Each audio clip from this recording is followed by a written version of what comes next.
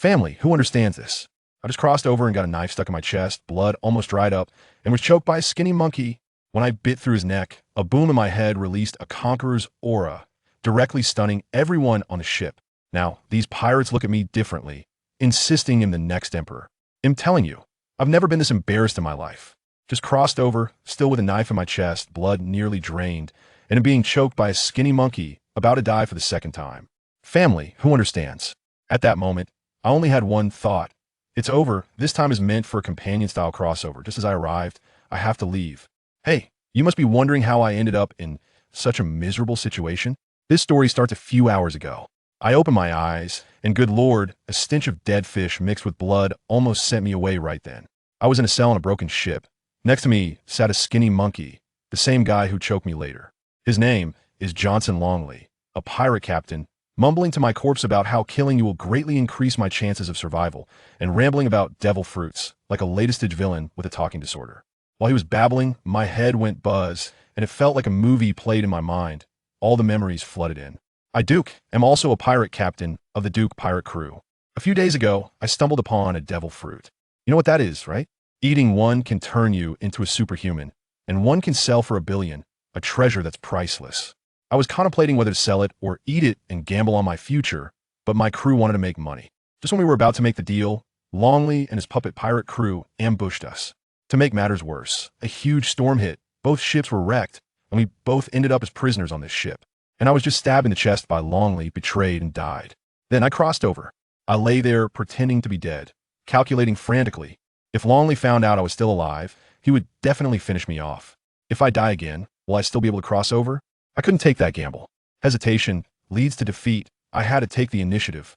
Just as I was thinking about how to counterattack, this son of a gun stood up, muttered, "Let's do it," and walked towards me. Damn, alarm bells went off in my head, and I quickly closed my eyes to continue pretending to be dead. He got closer and closer, that stench of dead fish hitting me hard, and then I heard him chuckle, saying, "Captain Duke, too bad you don't know how to hide a knife." Saying that, his hand reached for the dagger in my chest, ready to pull it out. Let me tell you, this was my only chance. As soon as his hand touched the hilt, I suddenly opened my eyes, using all my strength to kick him to the ground. Taking advantage of him being startled by my resurrection, I clamped my legs around his neck like crab claws and strangled him for dear life. I was seriously injured and barely had any strength left. But Longley was careless. My kick stunned him, and he lost his advantage in an instant. His eyes were filled with terror, probably wondering if I had eaten some resurrection fruit. He struggled while shouting, "Duke, if I can kill you once, I can kill you 100 times. Good lord, he was stronger than me, and I felt like my legs were about to be pried open. Despair engulfed me. That feeling of seeing hope, just to have it snuffed out, was too suffocating. I steel my heart. Damn it, I was all in. I suddenly let go of my legs, shot up, and bit down hard on the artery in his neck. In that moment, the pain drove him insane. He grabbed my hair and slammed my head against the ground. My head was buzzing, everything was spinning, but I wouldn't let go. Just die. I was roaring in my heart. Just when I was about to give in, family, who understands? I felt a string in my mind snap with a bang. An indescribable power exploded from my body, like an invisible shockwave. Longley's hands that were still hitting my head instantly went limp. His whole body rolled back, eyes rolling back, foam at the mouth, and he passed out cold. At the time, I had no idea what happened. I thought I had bitten hard enough, until footsteps approached outside the cell, and I finally let go. It was the captain of this ship, named Known, a man in his 30s with a serious face, looking at me like I was a dead man. Behind him were a few subordinates. A poor guard named Jordan, who was asleep, actually knocked out by me, was sentenced to death by Known with a throw him to the sea to feed the fish. The oil lamp was lit, and the cell became a bit brighter. Known glanced at me, then at the unconscious Longley on the ground. "He's dead," I said, panting. Having experienced life and death, I felt my mindset had elevated. Known seemed interested. "You killed him?" "He stabbed me. I bit his neck off," I replied concisely. Surprisingly, Known clapped his hands, saying, "The struggle of a cornered beast must have been spectacular. Too bad I didn't see it." He glanced at my chest wound and said, "This dagger is too small. It didn't go deep enough otherwise. You would have died sooner. But it's close." I looked at him and directly made an offer. "Save me. I'm useful." He chuckled. "Medicine is expensive. Using it on you isn't worth it." I felt reassured if he could save me. That was enough. I stared at him and said word by word, "I have a devil fruit. Using it to exchange for my life. Is it worth it?" As soon as I said this, his subordinates exploded in discussion, chattering away. Known's gaze sharpened, asking if Longley killed me for that reason. I answered yes. He began to ponder, but I didn't have time to wait. I felt like I was bleeding out. I directly raised the stakes. Am dying using a bit of medicine to gamble on a devil fruit. Isn't it worth a try? No one was interrupted by me and looked a bit displeased, but finally pretended to say, compared to the ethereal, medicine is more practical, then turned to leave. I'm telling you, this was all strategy. If he really didn't want it, he would have sliced me up long ago. I gambled that he would come back. Sure enough, just as my consciousness was fading, I heard None outside ordering his men. Call the ship's doctor, save him. He also casually had that useless guard who failed to find Longley's hidden dagger thrown to the sea to feed the fish. When I woke up again, I was already in the medical room. The ship's doctor said I was lucky if the dagger had gone in half an inch deeper, I would have been done for. Then a sailor walked in. Guess who? It was that poor guard Jordan. He actually survived, saying he was lucky to escape the plank. I knew exactly what was going on. What good luck.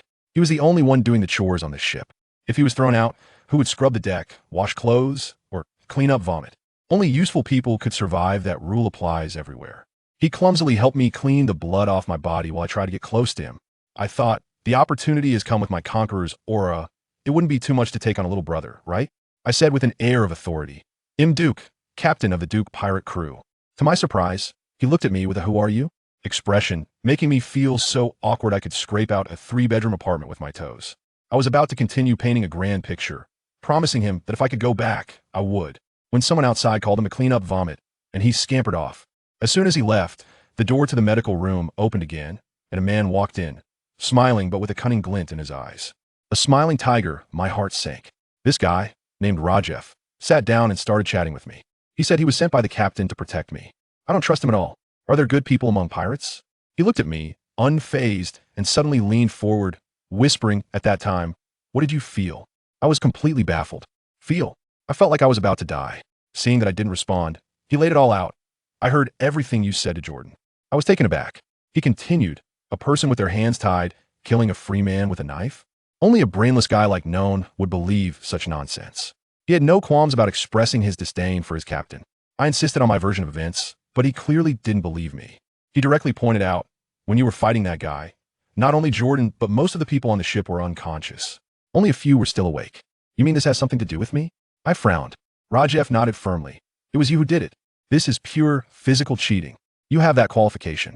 Seeing my confusion, he took a deep breath and uttered a term I had never heard before. Conqueror's Haki. He said this was a qualification exclusive to kings, capable of knocking out people around you instantly. The recently widely reported new Emperor red-haired Shanks had been mentioned in connection with this. Suddenly, everything clicked in my mind. I realized that the reason Langley had suddenly let go was that I had knocked him out, and then I had bitten him to death. As I looked at Rajef, who was getting closer to me, I asked what exactly he wanted. He chuckled and said, "Looks like we can get to the main topic now. This so-called main topic, let me tell you, is just the daily madness of these pirates." Just as I dragged a drunkard away, someone over there had started acting up. 2 guys on the left were using 10,000 berries as a bet, playing a game of stabbing fingers with a knife. Goodness, that was thrilling. All about if I hurt others, I hurt myself, afraid they wouldn't be able to use their hands to eat for the rest of their lives. On the right, 3 others were even more ridiculous, playing poker with money piled on the table that I estimated could buy a small broken island. Sure enough, in no time, the tall guy playing with the knife let out a howl, a classic phrase burst out, and he cut himself. His short opponent chuckled and took the money. I understand, this tall guy lost money and had nowhere to vent his anger. He spat out a mouthful of thick phlegm onto the floor I just cleaned and shouted at me. "You white ass, come over here and clean it up." "Great, it's me again. This Scarface guy is called Taster, and I'm the only one on the whole ship he calls that. He's completely nuts. What can I do?" I can only force a smile and say, "Sure thing, brother, I'll be right there." But he wasn't satisfied and yelled even louder. "What do you mean by right there? Do you dare not listen to me now?" His scarred face twisted up like a centipede. I had no choice but to rush over with my weapon, wearing that kind of harmless smile on my face, as it is my survival rule. I had just started to speak. "Mr. Taster," I came to. Before I could finish my sentence, a big slap landed on my face with a loud smack, and the entire lounge fell silent. The others glanced over, as if watching a show, then continued with their own activities as if nothing had happened. The short guy who was winning money even scooted back a bit, afraid of getting blood on him. I tell you, that slap made my head buzz like a symphony concert. But what could I do? I could only cover my stinging face and force out a smile that looked worse than crying. Asking him, "Bro, did I do something wrong to make you angry?" I was just short of offering the other side of my face. Maybe my pathetic appearance threw him off. He originally wanted to hit me a few more times, but suddenly lost interest, irritably waving his hand and saying, "Get lost." So damn boring. After that, he ignored me and went straight to the deck to smoke. He spat a mouthful into the sea, glancing around, then lo and behold, his gaze locked onto the closed door of the medical room. He was probably thinking that the new guy in the medical room would be more entertaining than me.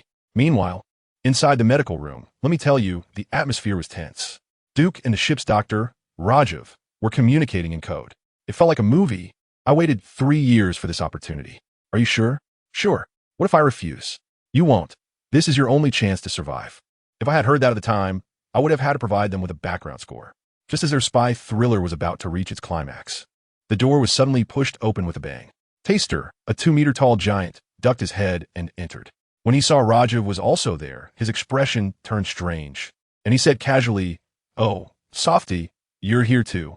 Rajiv remained calm and replied, "The captain asked me to see if he is still breathing." Taster walked to the bedside, and his figure seemed like a mountain to the lying Duke. He clicked his tongue and scrutinized Duke, saying, "You look a bit familiar." Duke, with his unkempt beard, looked like a wild man, but his eyes were steady, and he directly asked, "I'm Duke. Do you know me?" Duke. As soon as that name came out, Taster seemed to be electrocuted, suddenly realizing, and then he began to sneer, his scarred face nearly splitting open. "Ha ha, so it's you. Captain Duke of the Duke pirate crew. No wonder you look so familiar. That scar on my face was given to me by you, Captain Duke." Before he finished speaking, he suddenly drew the curved knife from his waist and slashed down at Duke on the bed. But Duke wasn't a pushover. He had been prepared and rolled to the ground to dodge. Taster's slash missed, and just as he was about to swing again, Rajiv suddenly stood up and shouted, "Taster, are you crazy? This is the person the captain wants to save." Taster was already agitated and snapped back, "Don't use the captain to pressure me. Even if the king himself came today, he couldn't save him." Guess what happened next? Rajiv suddenly smiled and walked towards Taster, asking, "Really?" Taster was taken aback. "You soft to dare to move against me?" Rajiv said nothing, casually resting his hand on the knife handle, his knees slightly bending. The next second, a flash of silver light passed by, and I doubted whether I was seeing things. When I could see clearly, a line of blood had already appeared on Taster's neck. He looked at Rajiv in disbelief, his mouth opened, unable to say a word, and then that 2-meter-tall body crashed down. From a moment he entered until he kicked the bucket, it didn't take more than 3 minutes. Duke was dumbfounded. On one hand, he was shocked by Rajiv's strength, and on the other hand, how the hell to deal with this? He stood up and asked, "Why did you kill him?" Rajiv handed the bloodied knife to Duke and smiled lightly. "You killed him." Duke's mind was quick, and he immediately understood. He took the knife and said, "I heard him before. He came to take revenge, and in a moment of desperation, I took your knife and killed him." Rajiv nodded. "That's right." Soon, everyone on the deck was called out. Captain Noah looked at Taster's corpse and remained silent for a long time before finally asking slowly, "Oh, is that so?" Duke threw the knife down, extremely calm. "Yes, that's how it is." Noah's gaze was like an eagle's, sweeping back and forth between the two, clearly not believing. A wounded man who can't even walk properly could take your knife and kill him? Saying this, he looked at Rajiv. Before long, panic appeared on Rajiv's face, and Noah immediately became smug, walking up to him and saying ominously, "Rajiv, my boy, tell me, what happened? To be honest, I want to kill you."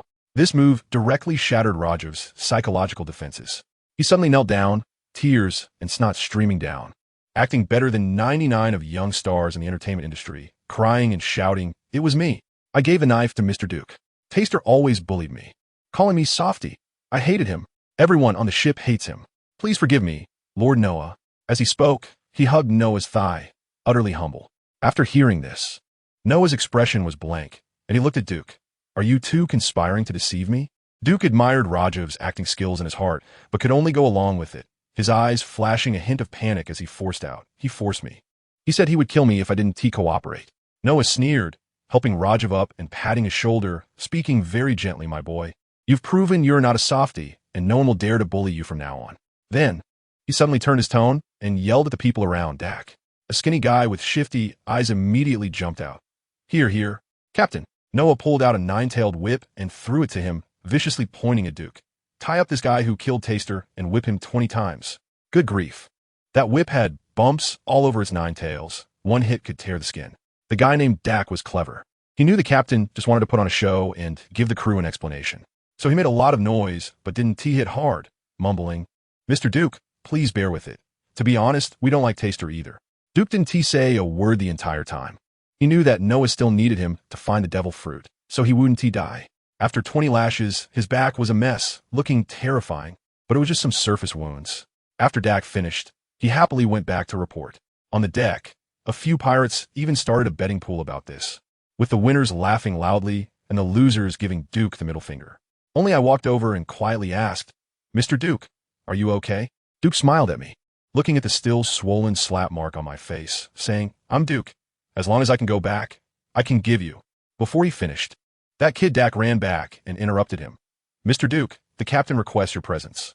Entering the captain's cabin, Captain Noah started his act again, adopting a serious tone. "After all, Taster was my man. I can't punish you without a way to explain to the brothers. You have to understand." Slapping once and giving a sweet date, classic manipulation.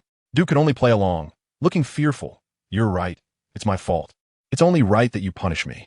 Noah feigned politeness for a few moments before finally revealing his true intentions. "So, Duke, where is the devil fruit?" Duke told him it was on an unmarked island, sailing 3 o'clock east from Burrowtown. Upon hearing this, Noah's eyes lit up, and he started to paint a grand picture. "Duke, join us. Once we find the fruit and sell it, we'll each get billions. How about that?" Duke remained silent for a few seconds, probably tired of acting and too lazy to pretend anymore.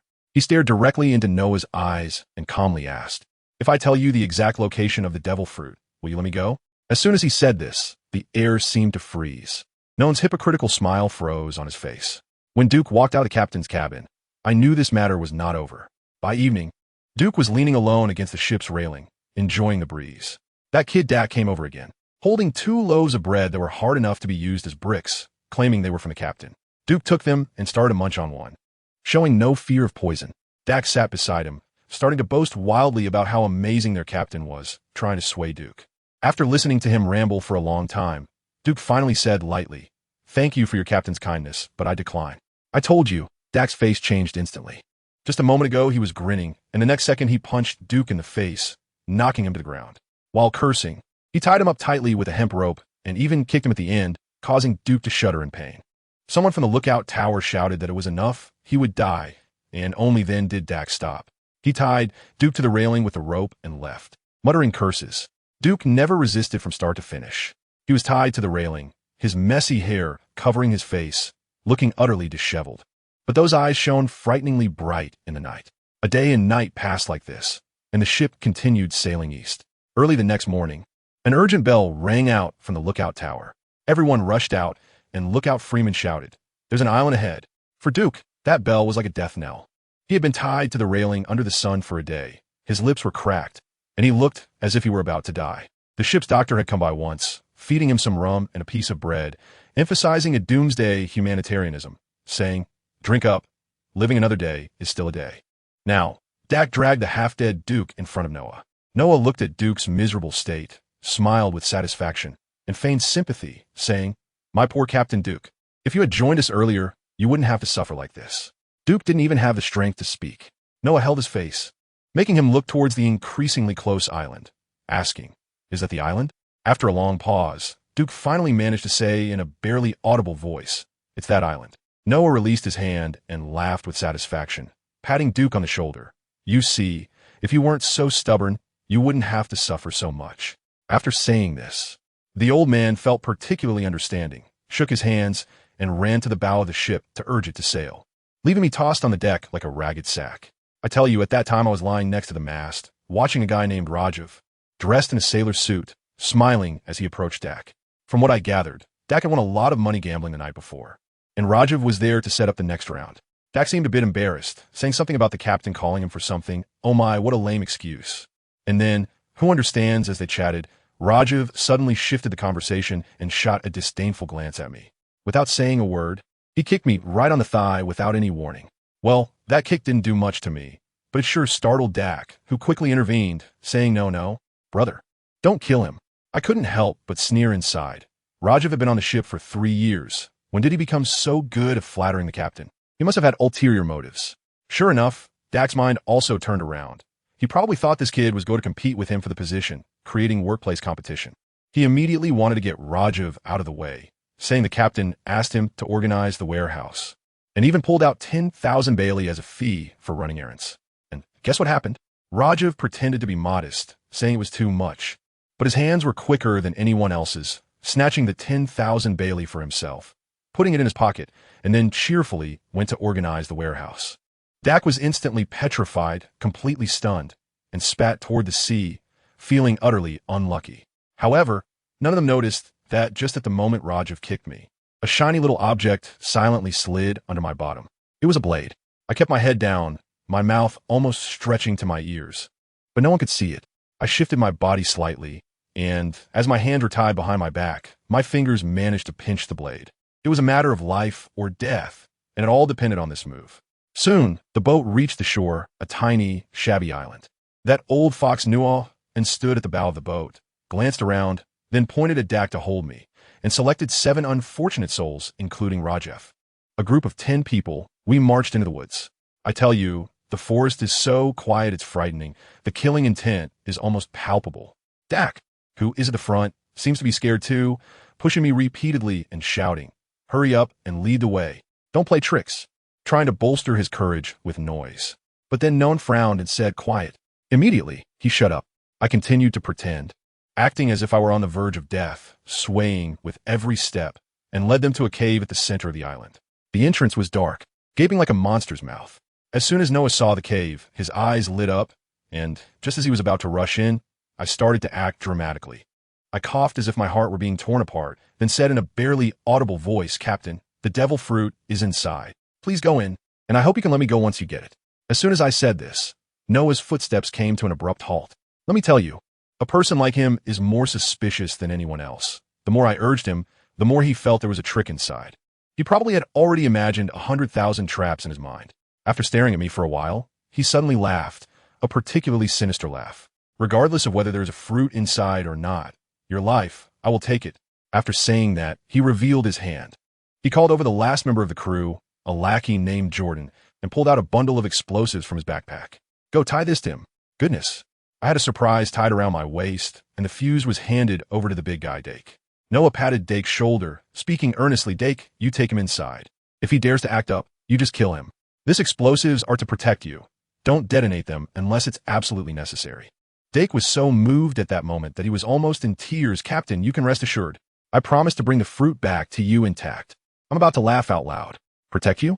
That old fox is afraid of danger inside, and he's also worried that if he sends too many people, they might fight among themselves over the spoils. That's why he sent Dak, the most foolish and loyal one, along with the weak fighter Jordan as a monitor. I can hear his calculations all the way from the Eastern Hemisphere. So, Dak pushed me forward, with Jordan holding a torch behind us, and the 3 of us entered the dark cave. As soon as we stepped in, I started to ramp up the intensity. I said softly, "Mr. Dak, you see how it is? My hands are still tied.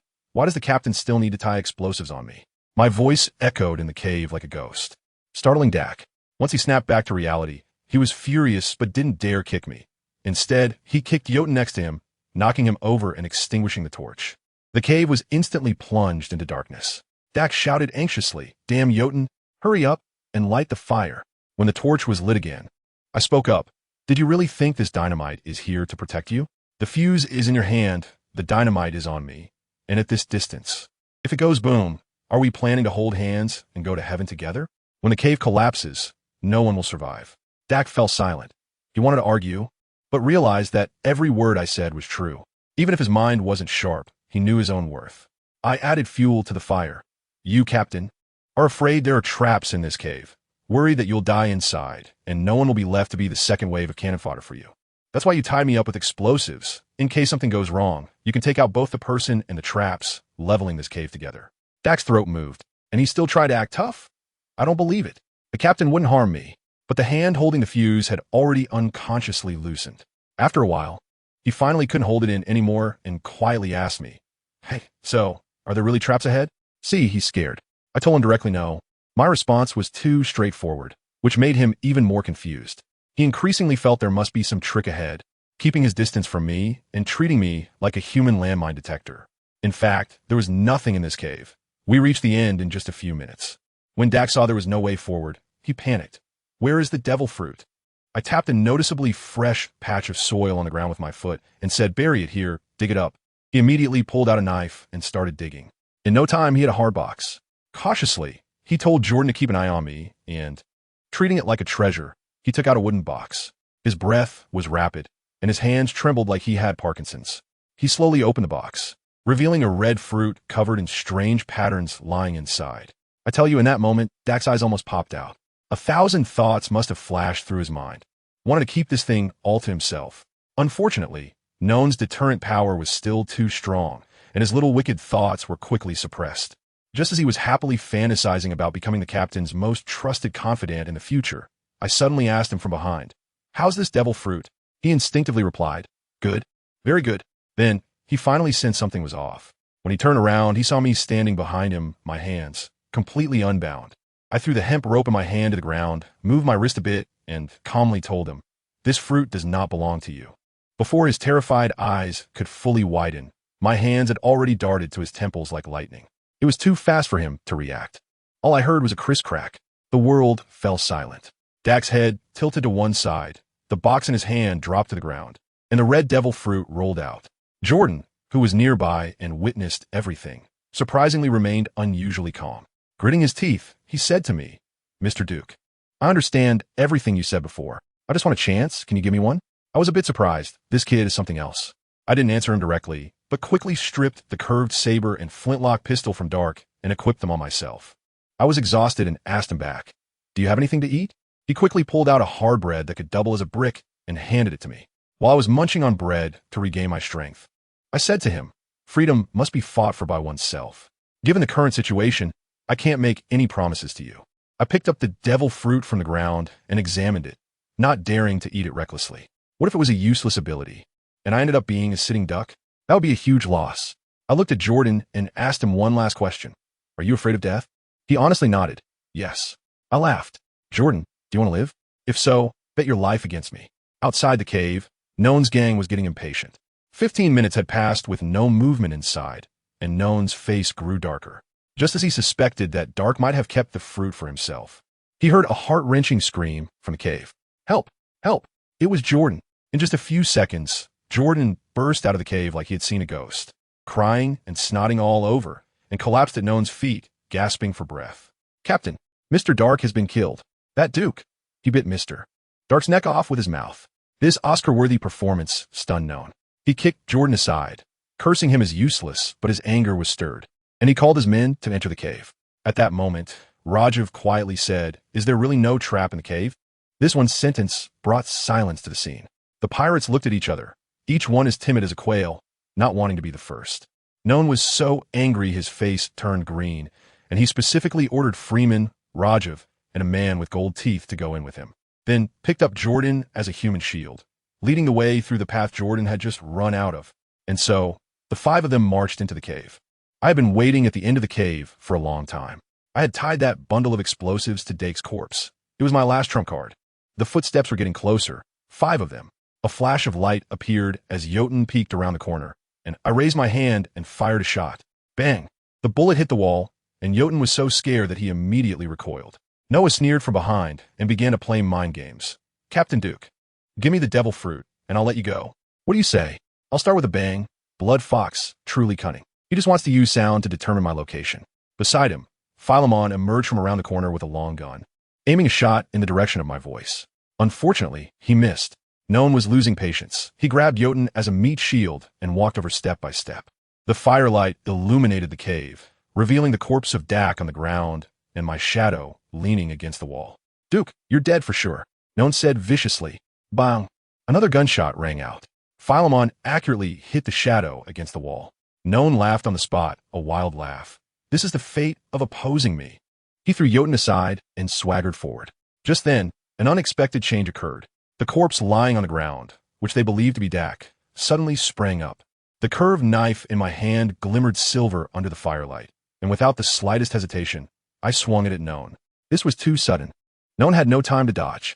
Instinctively, he raised his hand to block it, and the curved knife plunged into his arm, lodged in the bone. He screamed in pain and finally saw that it was me. "It's you, Duke. You actually pretended to be Dak's corpse." I drew my knife and stepped back a few paces, shouting behind him, Opportunity? Noah still didn't understand what I meant, but Rajiv had already moved. He drew his curved blade and, in a flash, stabbed it into Fryman's heart, followed by a swift slash that cut the throat of the golden-toothed pirate. The momentum of attack and defense reversed in an instant. Rajiv took the torch and walked towards Noah, smiling at me, saying, "Captain Duke, can you rest easy now?" Noah looked at the two of us, trembling with anger. "Rajiv, why betray me?" Rajiv's eyes turned red, and he shouted, "3 years ago, my village, my entire family, were slaughtered by your blood fox pirates. I boarded your ship just to kill you." Noah was still arguing, but Rajiv had gone mad, charging at him with his knife. Unfortunately, blinded by hatred, he lost all sense of strategy. Although Noah had lost one hand, he easily dodged and swung his knife to strike Rajiv. At that critical moment, I raised a flintlock in my hand. Bang! The gunshot rang out, and the bullet flew who knows where, but it successfully distracted Noah. His strike was avoided by Rajiv. In a fit of rage, Noah kicked Rajiv in the stomach, then swung his knife, creating a deep, bone-exposing wound on Rajiv's chest. Noah leaned in, swinging another horizontal cut, looking ready to cleave Rajiv in half. But guess what? He actually didn't bring the knife down. I tell you, just at that critical moment, Duke, who had been pretending to be a corpse beside me, suddenly sprang up. The curved blade in his hand was faster than Rajiv's, and he slashed directly at Noan. But Noan was no pushover. Despite growing up in the sword dojo of Frost Moon Village and later becoming a pirate, his swordsmanship was still sharp. Even with his right hand out of commission, he wielded his knife skillfully with his left. He quickly retracted his knife and moved back, executing a clean and swift motion to block Duke's surprise attack. Duke was also a tough character. Seeing that his first strike failed and they were less than a meter apart, he raised his left hand, pulled out a pistol, and aimed it right at Noan's face. Ready to shoot. Goodness, at this distance, I would have wet myself. But Noan? He didn't even blink, made an extreme low dive, and the bullet grazed his scalp as it flew past. Immediately, he lunged forward, executing a forward slash aimed at Duke's kidneys. This move is called a Iato slash, which emphasizes a single, lethal strike. Unfortunately, since it was with his left hand, the motion was slightly deformed, and the speed was half a beat slower. Even so, Duke couldn't completely dodge it, and a gash was made on his waist, but fortunately, it was just a superficial wound. At this point, both of them became cautious, starting to circle each other in a standoff, resembling a samurai duel from a movie. Duke was anxious. He knew he couldn't drag this out, as those pirates outside might burst in at any moment. But the one-armed Noan was indeed a tough nut to crack. Suddenly, Duke stopped moving, turned to Noan with a smile, and said a penetrating remark. "You want to run?" I tell you, as they turned around, their positions had already changed, with Noah's back facing the cave exit just right. Now that his thoughts had been exposed, Noah couldn't maintain his composure, and he spouted harsh words. "I'll slaughter all of you and leave you without a complete corpse." But in reality, he knew very well that with his severed arm bleeding profusely, if he continued to hold on, he would be the first to kick the bucket. Both of them understood each other like a mirror, but neither spoke it out loud. Just at that moment, when the atmosphere was tense to the extreme, Duke laughed again, leisurely asking, "Aren't you curious where that devil fruit went?" Upon hearing this, Noah was stunned. Right? If Duke had eaten the fruit, how could he not use his abilities during a life-and-death struggle? Unless the fruit he ate was a useless garbage ability. Thinking of this, Noah immediately mocked him. "That broken fruit must be as useless as you." But Duke didn't get angry at all. Instead, he responded with a faint remark. "Why do you think I ate the devil fruit?" After saying that, he glanced behind Noah.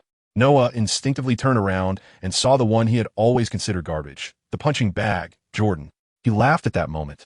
Realizing that Duke's trump card was just this useless guy, it was simply laughable. He didn't even want to run away anymore.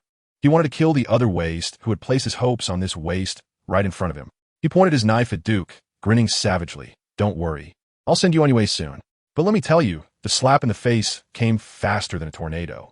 Jordan, the one who had always been bullied and used like a dog, the one who had been a shield, suddenly had red eyes. At that moment, all the scenes of being bullied, beaten, and ignored flashed through his mind. Why? Why should I be bullied just because I'm weak? A torrent of resentment and anger erupted from his body in an instant. His mouth began to elongate, sharp fangs growing out, his eyes turning into beastly vertical pupils. And his whole body crackled as it expanded, bursting forth with yellow-black patterns. His hands and feet transformed into sharp claws. Goodness, the guy directly awakened his second form. In just a few seconds, a living person turned into a ferocious beast half the height of a person. Noah was dumbfounded, completely focused on Duke. With no defense against what was behind him, when he sensed something was wrong and turned around, he saw a massive bloody mouth lunging at him.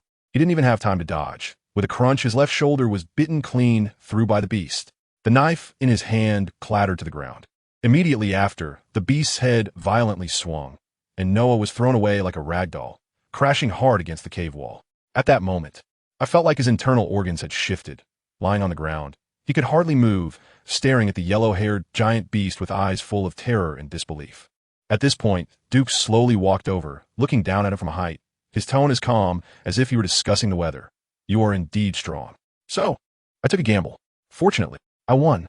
He pointed his curved blade at Noah's neck, declaring that in this desperate struggle, the one who survived was him. Done. Let me tell you, Duke is truly ruthless. After dealing with Noah, he turned around, rummaged through the corpse for explosives, and slipped out to the cave entrance. The 4 pirates outside were still waiting foolishly. Then came a loud bang, shaking the entire cave. By the time Duke returned, it was already quiet outside. It was a classic case of physical exorcism. Who understands, right? The 3 of us quickly cleaned up the battlefield, and Duke casually took Noan's katana and strapped it to his waist. Back on the ship, Rajiv and Jordan swiftly dealt with a few remaining pirates. Just when we thought we had accomplished our mission, a person staggered out from the cabin. It was the ship's doctor, Hippocrates. He had somehow survived by hiding in the captain's quarters. This guy was quite resourceful. Clutching a pile of sea charts and a compass, he trembled and threatened us, saying, "Don't kill me, or I'll burn all of this." Duke found it amusing and approached him, sincerely saying, "Doctor, you saved my life. How could I possibly harm you?" A few words convinced the poor doctor to comply, and he willingly released the hostage. Later, when we counted the loot, we found nearly 3 million berries in cash on the ship. Duke immediately decided that we should find a safe place, split the money 4 ways, and then each go back to our own homes. I tell you, when those words came out, Rajiv, Jotan, and the ship's doctor were all moved to the point of tears. Even capitalists would shed tears. They had never seen such a generous leader before. As a result, Rajiv and Jotan immediately declared that they wouldn't leave and wanted to follow Mr. Duke. This might be what they call the legendary companionship. The ship's doctor, on the other hand, wanted to go home, and we promised to take him to a nearby town. So, a new question arose: where to go next? Duke thought for a moment and decided not to rush into recruiting soldiers. One must be strong oneself before forging iron. He planned to go to the place where he learned his skills, Frostmoon Village, to properly learn swordsmanship. So we took down the pirate flag and sailed quietly. 3 days later, we finally arrived at this place called Frostmoon Village. It was nestled between mountains and rivers, resembling a paradise. After inquiring around, we quickly found a most famous Isen dojo in the village. The 3 of us pretended to be passing merchants who came to learn swordsmanship.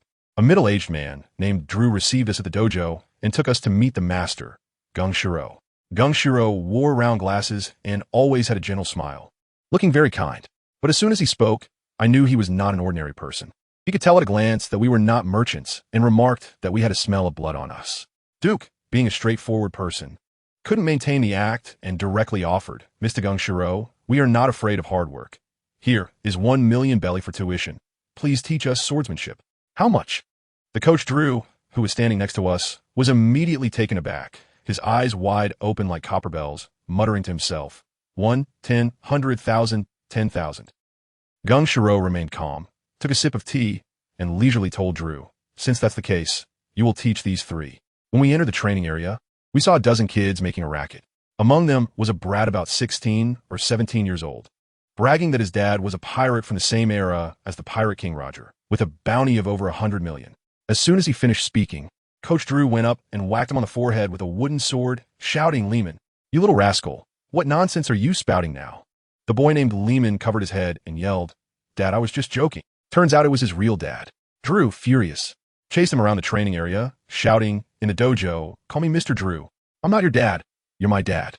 After this farce ended, Drew assigned his unruly son Lehman to teach us 3 newcomers basic swordsmanship.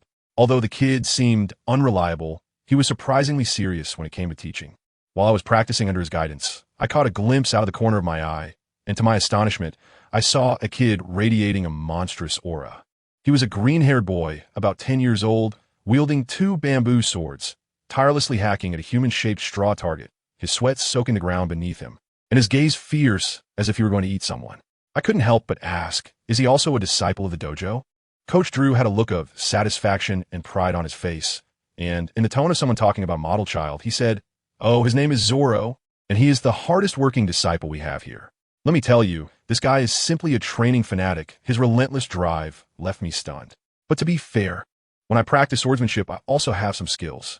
After all, I have an adult's mature brain, not something these little kids can compare to. I can grasp the key movements of basic sword techniques after just one look, and I perform them perfectly. The only issue is that it needs to become muscle memory. In real combat, who has the time to think about how to hold the sword? So, I need to keep practicing." After a day of training, that little adult Lehman, the guy who's this relative, came over and patted me on the shoulder, acting like a big brother giving me a lesson. He said, "Junior, you have exceptional talent. But remember, only through 10 years of relentless training can you become a master. Don't ever be arrogant." I almost couldn't hold back my laughter at that moment. Let me tell you, the tone and the words were just like his dad drew, molded from the same template. I shot back at him with one sentence. "This is something your dad taught you to say, right?" Wow. The surprised look on his face was like he had seen a ghost. "How did you know?" I laughed and casually asked him, "Your dad's name is Drew. Why are you called Lehman?" He looked at me with a "what kind of question is that?" expression and said, "My dad's full name is Henry Drew, and I'm called Henry Lehman. Do you think I was picked out of a trash can?" After that, he packed up his things, shouted that he would be late for dinner, and ran off in a flash. Once most people had left, I suddenly remembered a crucial question. I turned to Rajiv and Jordan and asked, "Where? Are we staying?" The air instantly froze. Jordan exclaimed, almost performing a slide on his knees, "It's all my fault. I forgot to find a place to stay. I'm going to do it right now." Rajiv grabbed him and said, "Dude, it's already dark, and we're in an unfamiliar place. Where are you going to find a place? If we can't find a place, we'll have to look for you everywhere."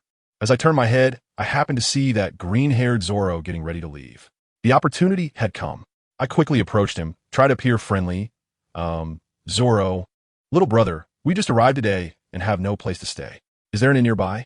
At that time, Zoro was only about 13 or 14 years old, not even as tall as my waist. He looked us over and said, "There are empty rooms at the back of the dojo. You can stay there."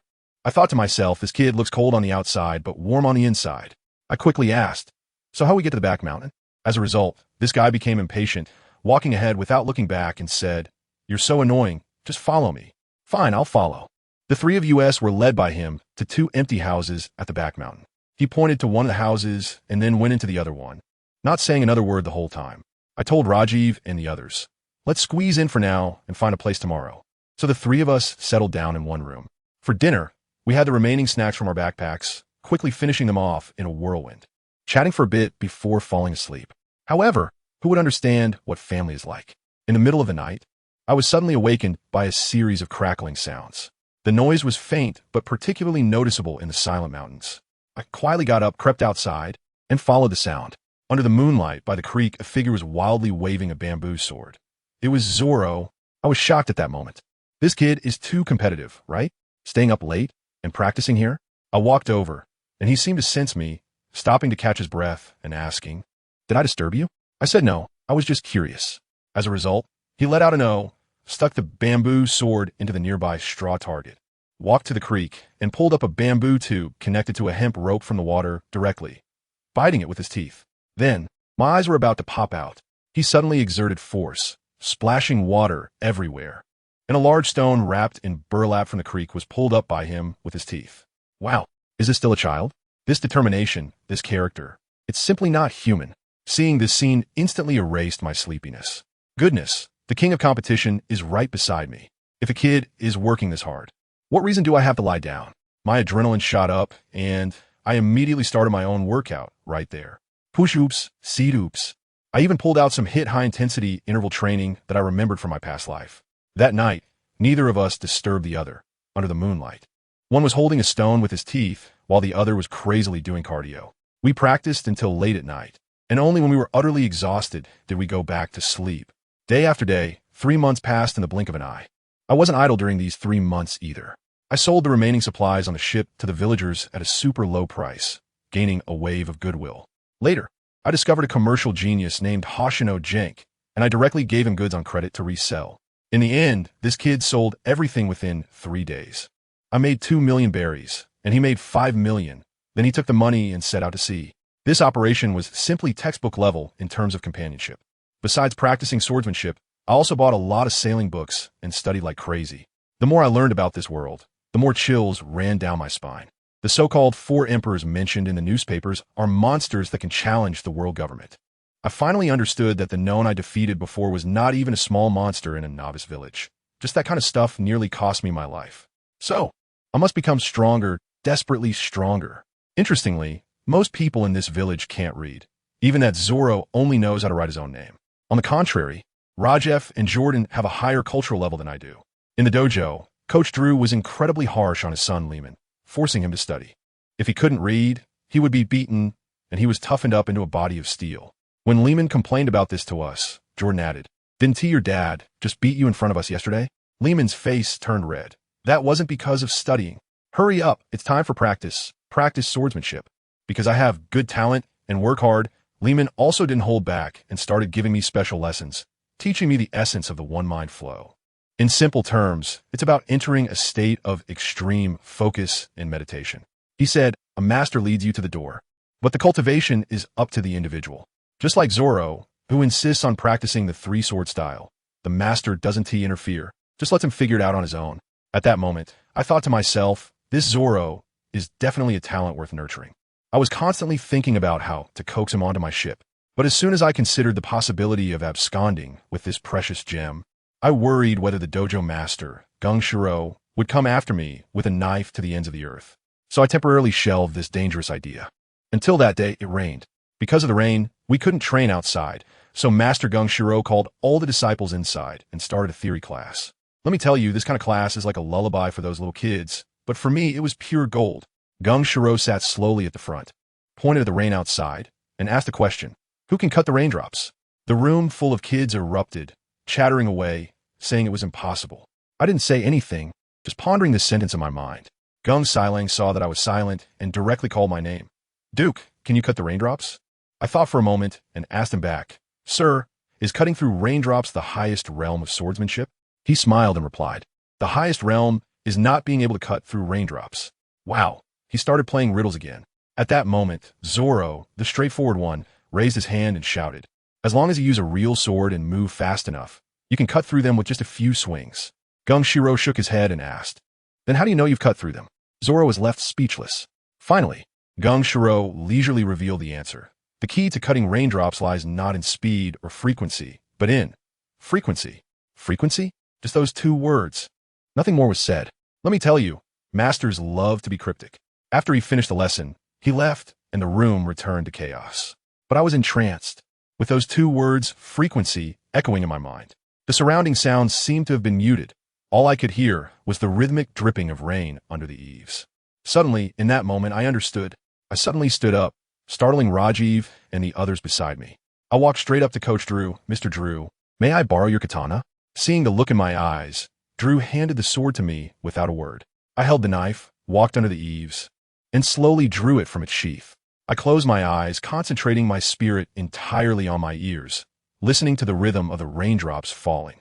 Suddenly, I opened my eyes and swung the knife. The speed was not fast, even a bit slow, but at the very moment the blade passed, a raindrop fell, hitting my blade precisely, and with a pop, it was cleanly split in 2. Drew immediately applauded. "Duke, you truly have extraordinary talent." The others looked bewildered.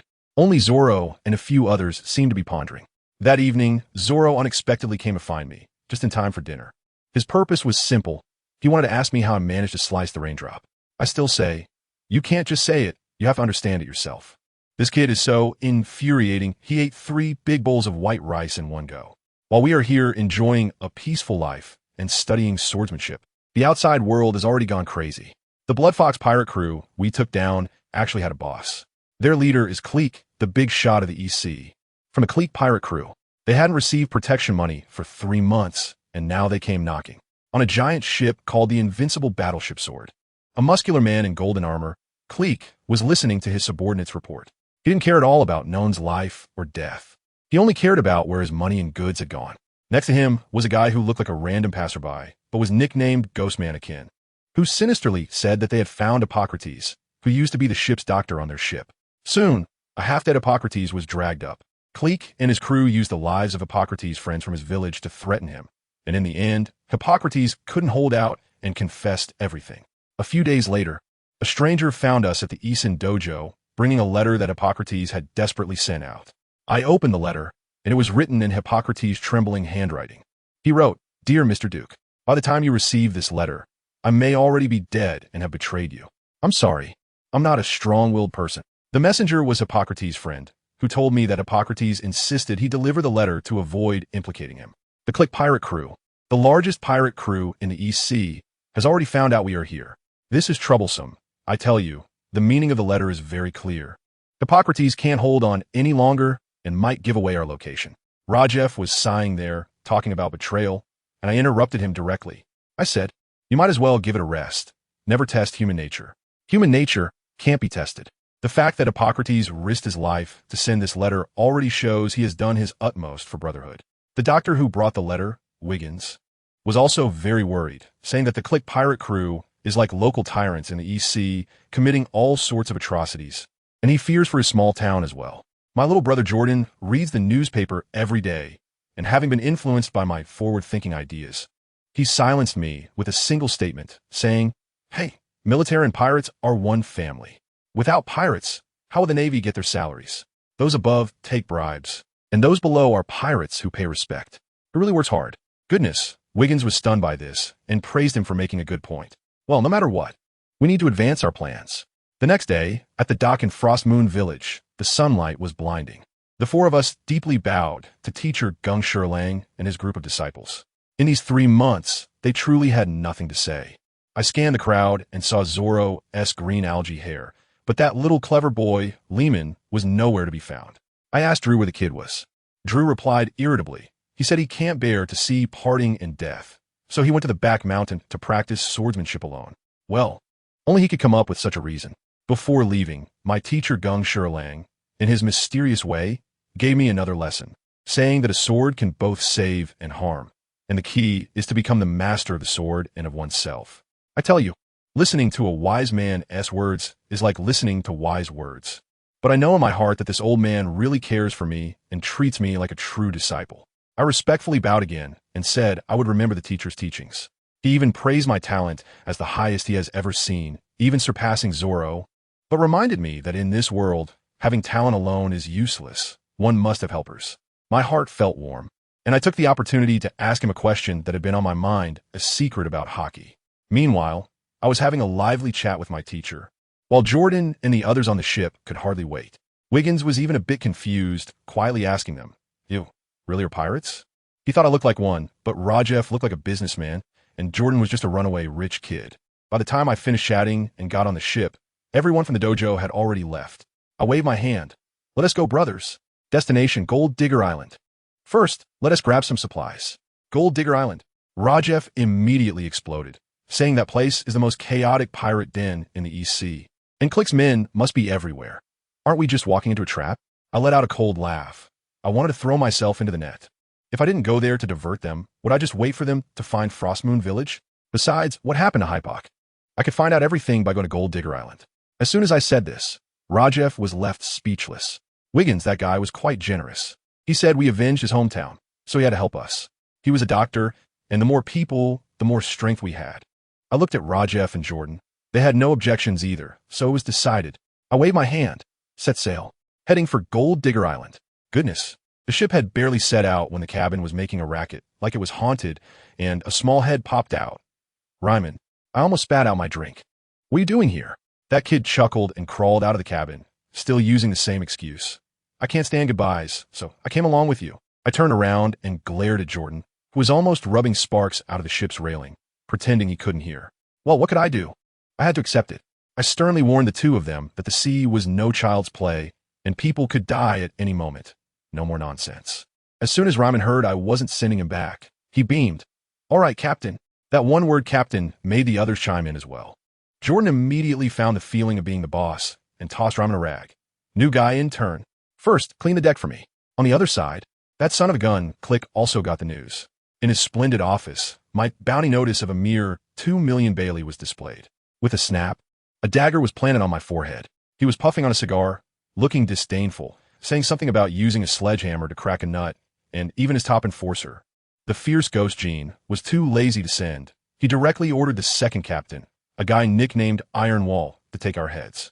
Iron Wall was quite excited, thinking he had a chance to show off, and patted his chest, promising to bring our heads back. His ship was originally chugging towards Frostmoon Village, with the navigator saying it would take 5 days to arrive. Iron Wall was jumping up and down in frustration. Then halfway through, the phone bug rang. It was Gene calling with just one sentence. The target is at Gold Digger Dead Island. Upon hearing this, Iron Wall was thrilled. It only took 2 days to get to Gold Digger Island, and he immediately ordered to turn the ship around. We arrived at Treasure Island ahead of schedule. Let me tell you, as soon as we got off the boat, there was a strong smell of fish, alcohol, and all sorts of mixed odors.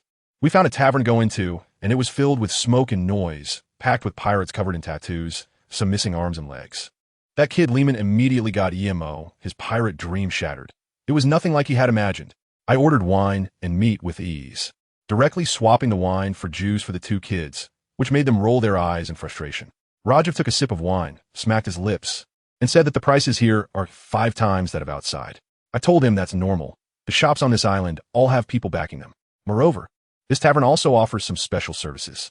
Joden, not knowing where he heard it from, leaned in and whispered something in Lehman's ear, causing Lehman's face to turn bright red. I smiled and asked him, "Is it still too late to regret? Mixing with me could cost you your life at any moment."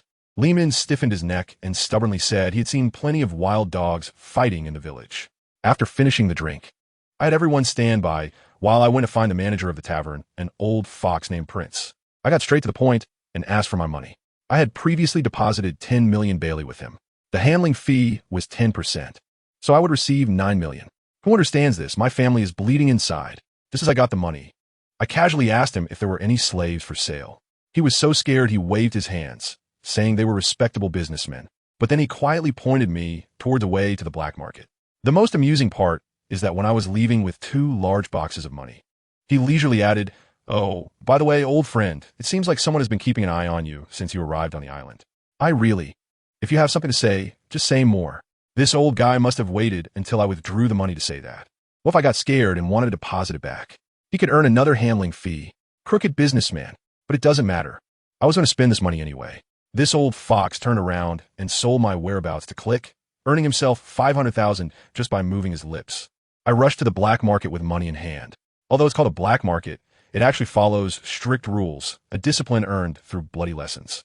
I casually walked into a shop called Treasure Bag and directly asked the owner if he had any slaves. The one-armed owner didn't even raise an eyebrow. No. Get lost. There was no choice. I activated my cash power and slammed 100,000 berries on the counter.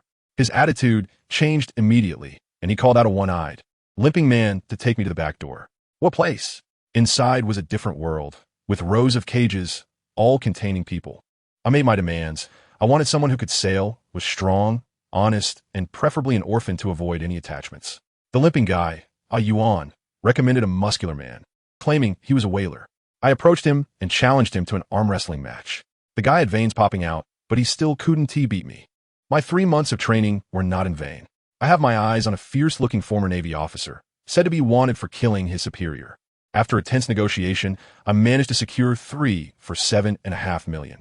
One is a tough whaler, another is a rebellious ex-Navy, and the last is a little helmsman sold off because his dad got high. Just as I got my 9 million, it quickly dwindled down to 1.5 million. This money really doesn't last. After I finished explaining things to the 3 of them, I returned to our stay at the Black Butterfly Inn. As soon as I walked in, Rajef and the others turned pale and said that they had just gone out and discovered that there were eyes everywhere. At least 7 or 8 groups were watching us. My heart sank for a moment. This is solid evidence. I looked at Wiggins and sighed. "I'm sorry, Hypoc. I'm afraid something really has happened." As soon as I said that, Wiggins' face instantly fell, and he looked like a deflated basketball, visibly shriveling down, trembling all over. I tell you, it wasn't just cold. It was a kind of despair seeping from his bones. Over the past few years, he had probably been holding on to the thought of his sister to survive. Now that string snapped with a crack. His voice was as rough as sandpaper, almost pleading with us. "Brothers, I'm begging you, just kill a few pirates. I'll do anything you ask. I'll give you anything." Goodness, the atmosphere dropped to freezing point in an instant. But the problem is, we are pirates, not some righteous partners. We came together purely because we had a common enemy, like a temporary team for a dungeon raid. I sighed and had to say the harsh truth up front. Brother, I'm sorry, but we can only help ourselves. There are no saviors in this world. The only one who can save you is yourself. This wasn't just for him.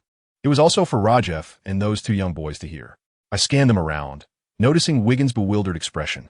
I shifted my tone and added something even harsher, but don't think too much about it. Everyone knows what kind of people those guys from Click are. If you're caught by them, don't even think about surviving. If you can leave with your whole body intact, consider it their kindness. So, everyone needs to get their spirits up. This is not a sparring match. It's a life-and-death war.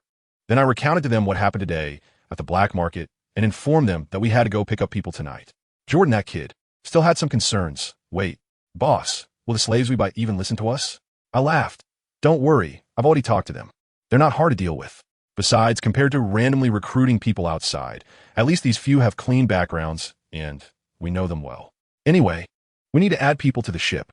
With just us few, one doctor, two kids, and a half-baked pirate named Jeff, our team's setup is, to put it bluntly, likely to capsize if we hit a big wave at sea. However, I knocked on the table and said that before bringing in new people, we need to clear away the few tails behind us. As soon as I finished speaking, both Jordan and Lehman lit up, their hands tightening around the knife handles. Clearly excited. Seeing their expressions, I couldn't help but hold my forehead and start assigning tasks. Rajef, you take Jordan. I'll take Lehman. Mr. Wiggins, could you please change into my clothes and act as bait? The sky quickly darkened, and the sunset looked like spilled ketchup, staining half the sky red. A good show has begun here. In a dark alley, two pirates were peeking around, fixated on me, the bait disguised as Wiggins, on the main road. These two guys were quite bold. They had followed me all the way and didn't sense anything amiss. One of them, wearing a leather vest, said, "Up ahead is the black market. Since there's no one around, let's take him out." The other seasoned pirate shook his head directly. "What's the rush? Our mission is to follow, not to fight. Besides, if you kill him, the credit goes to Captain Baloo. What's in it for us? In this line of work, there's no need to be so reckless. Playing it cool is the way to go." Upon hearing this, the vest-wearing pirate exclaimed, "Hey, you're right, senior. I was wondering why no one else made a move after following him all day.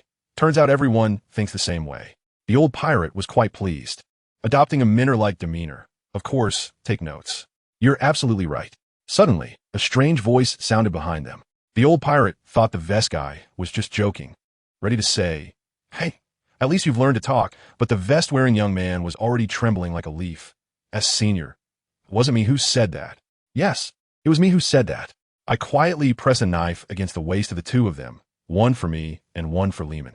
They instantly became timid, raising their hands faster than anyone else. The old pirate, even more of a drama queen, cried with snot and tears, "Sir, please spare my life. I have elders above me and young ones below me. I'm just trying to make a living. We haven't done anything." I ignored him completely, my gaze cold. I covered his mouth with one hand, while the other hand swiftly plunged the knife into his heart. The entire process was clean and efficient. Next to me, Lehman mimicked my actions. Although his hand trembled a bit, he still covered another's mouth and stabbed him in. We gently laid the body down and dragged it into the depths of the alley. I asked him, "How is it?" Lehman swallowed hard. His face turned pale, but he forced himself to say, "It's very exciting." I couldn't be bothered to criticize him, so I directly went ahead and stripped the old pirate of his clothes to wear them, and Lehman did the same. Soon, two more pirate heads popped out from the alley. I squeezed my throat and mimicked the old slicker's accent, shouting, "The people have gone far. Why aren't you following?" As soon as I finished speaking, four pirates swayed out from across the street. The one in the lead, seeing us still standing there, opened his mouth to curse. "Damn it, Girton, what are you two dawdling for? Hurry up and follow." I replied with my hoarse voice, "I'm scared." "Hey, you coward." The leader cursed as he walked towards us. It was dark, and he couldn't see clearly. It wasn't until he got right in front of me and saw my face that his insults came to an abrupt halt, like a tape that had jammed. I didn't give him any time to react. With a swift motion, the knife in my hand pierced through his neck, and I instinctively supported his falling body. The three people behind also sensed that something was wrong and cautiously surrounded me. I said to Lehman without looking back, "It's you and me, one for each of us." "All right." Lehman's voice was trembling. I estimated the distance, and at the moment those three people got closer, I silently counted 3, 2. Kill. I suddenly pushed the corpse in my hand forward, and my whole body surged out like a cheetah from the side. One pirate reacted the fastest, raising his hand and firing a shot. Bang! The gun went off, But let me tell you, I'm not the same me as before. I could even feel the trajectory of the bullet. With an extreme sidestep, the bullet whizzed past my clothes.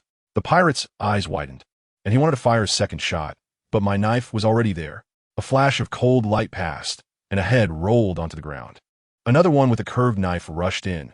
I directly blocked, advanced, and the blade slid against his blade. With a whoosh, his neck was also severed. On the other side, Lehman was dealing with the last one and was actually at a disadvantage. Just as I was about to help, I saw this guy suddenly jump back, followed by a dive forward, delivering a beautiful horizontal slash that directly cut the pirate's waist in half. The pirate fell to the ground, screaming in agony, and Lehman seemed to have lost his mind, raising his knife to go in for the kill. I immediately shouted, "Go!"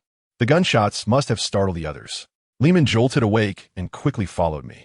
Just as we left, a dozen pirates rushed in. Their faces darkened as they looked at the corpses scattered on the ground. When the 5 of us regrouped in the backyard of the treasure shop, Lehman was still excited, giving Jordan a 6-sign with great pride.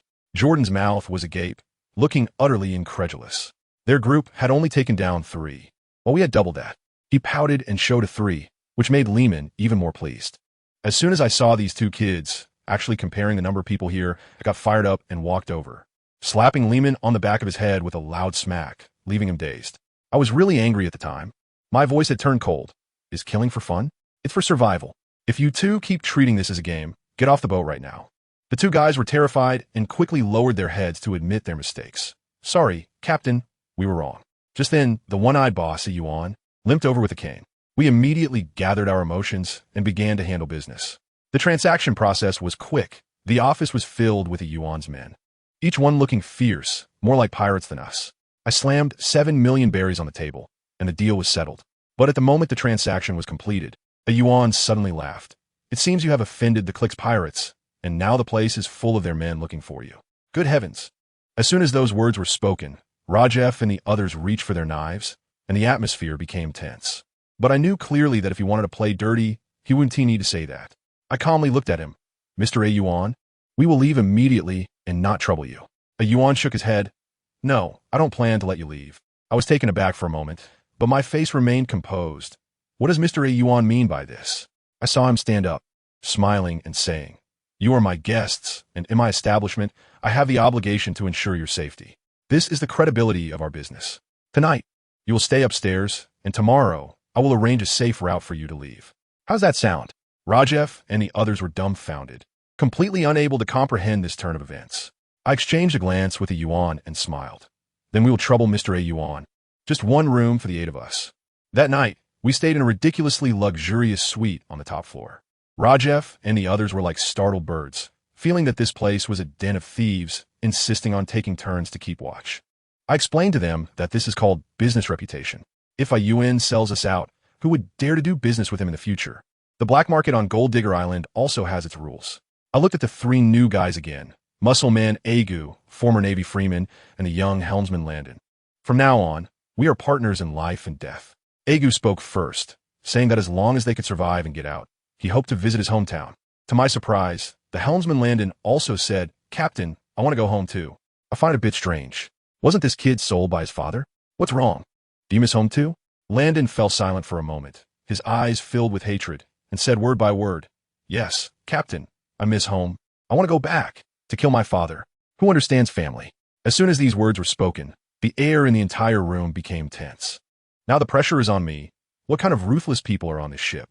I was taken aback for a moment, but finally nodded. Okay, if we can all leave Gold Digger Island alive.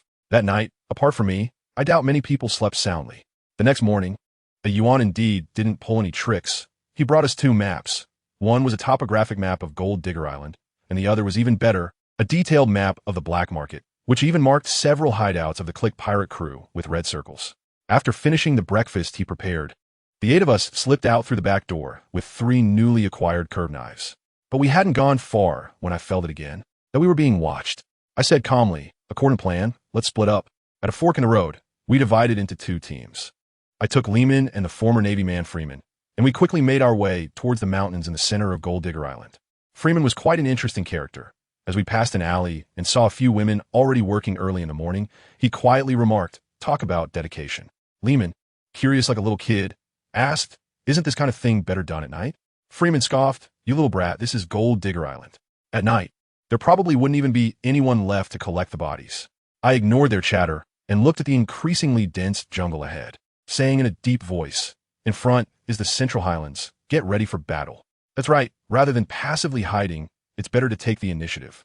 According to Yuan's intelligence, there were only about 12 cliques left on the island. 8 against 12, the advantage is mine. However, at that time, I didn't know that a ship carrying over 50 cliques pirates had already landed and was marching towards us in an overwhelming manner. As the 3 of us entered the forest, Six Tails indeed followed us from behind. These 6 pirates were quite confident, thinking that 6 against 3 was a sure win, and they were chatting and joking away. Do you think those 3 guys noticed us? It was like a stroll in the park for them. But who cares? Captain Barrow had already brought his men, and today they wouldn't be able to escape. Little did they know, I was already lurking in a tree above them, like a cheetah. When the 6 of them walked beneath the tree, I silently dropped down. Just as they were getting more and more into their conversation and starting to feel something was off about the 3 of us ahead, I sprang up from behind them. Drawing my sword, I slashed horizontally, cutting down 3 pirates in the blink of an eye before they could even let out a scream. The remaining 3 were completely stunned. They couldn't fathom how one of us could appear from behind them when they had been watching the 3 in front. It was like seeing a ghost. Once the 3 of them reacted, they pulled out their guns and started shooting wildly at me. But I'd already slipped behind a tree. As the gunfire erupted, Freeman and Raymond in front immediately discarded the dummy they had propped up with clothes and branches and charged back with their swords drawn. Soon, the 3 of us formed a triangle, surrounding the remaining 3 pirates. One pirate was still shouting madly, "You wait. Lord Barrow will be here soon to chop you into pieces." I leaned against the tree and caught the key information. Barrow? He is already at Digger Island. A few minutes later, there were 2 more corpses on the ground, leaving only a guy named Bieber kneeling on the ground, his head banging like garlic. Please spare me. I'm just a gopher. The one who was shouting just now has already been killed by you. It wasn't me. I crouched down, patted him on the shoulder, and kindly asked, if you answer a few questions for me, I won't kill you. How about that? Really? Really? A gentleman's word is hard to retract. So, this guy spilled everything he knew. Baloo is the 2nd squad captain of the Clique Pirates, leading a crew of over 50 people, and they landed on the island early this morning. He also mentioned the 1st squad captain, the Demon Mannequin, who is said to be stronger than Clique himself. After I squeezed out all the information, I stood up. Bibber's eyes were filled with hope for survival. Sir, I've told you everything I know. You promised to let me go. I smiled at him and said, yes, I said I wouldn't kill you.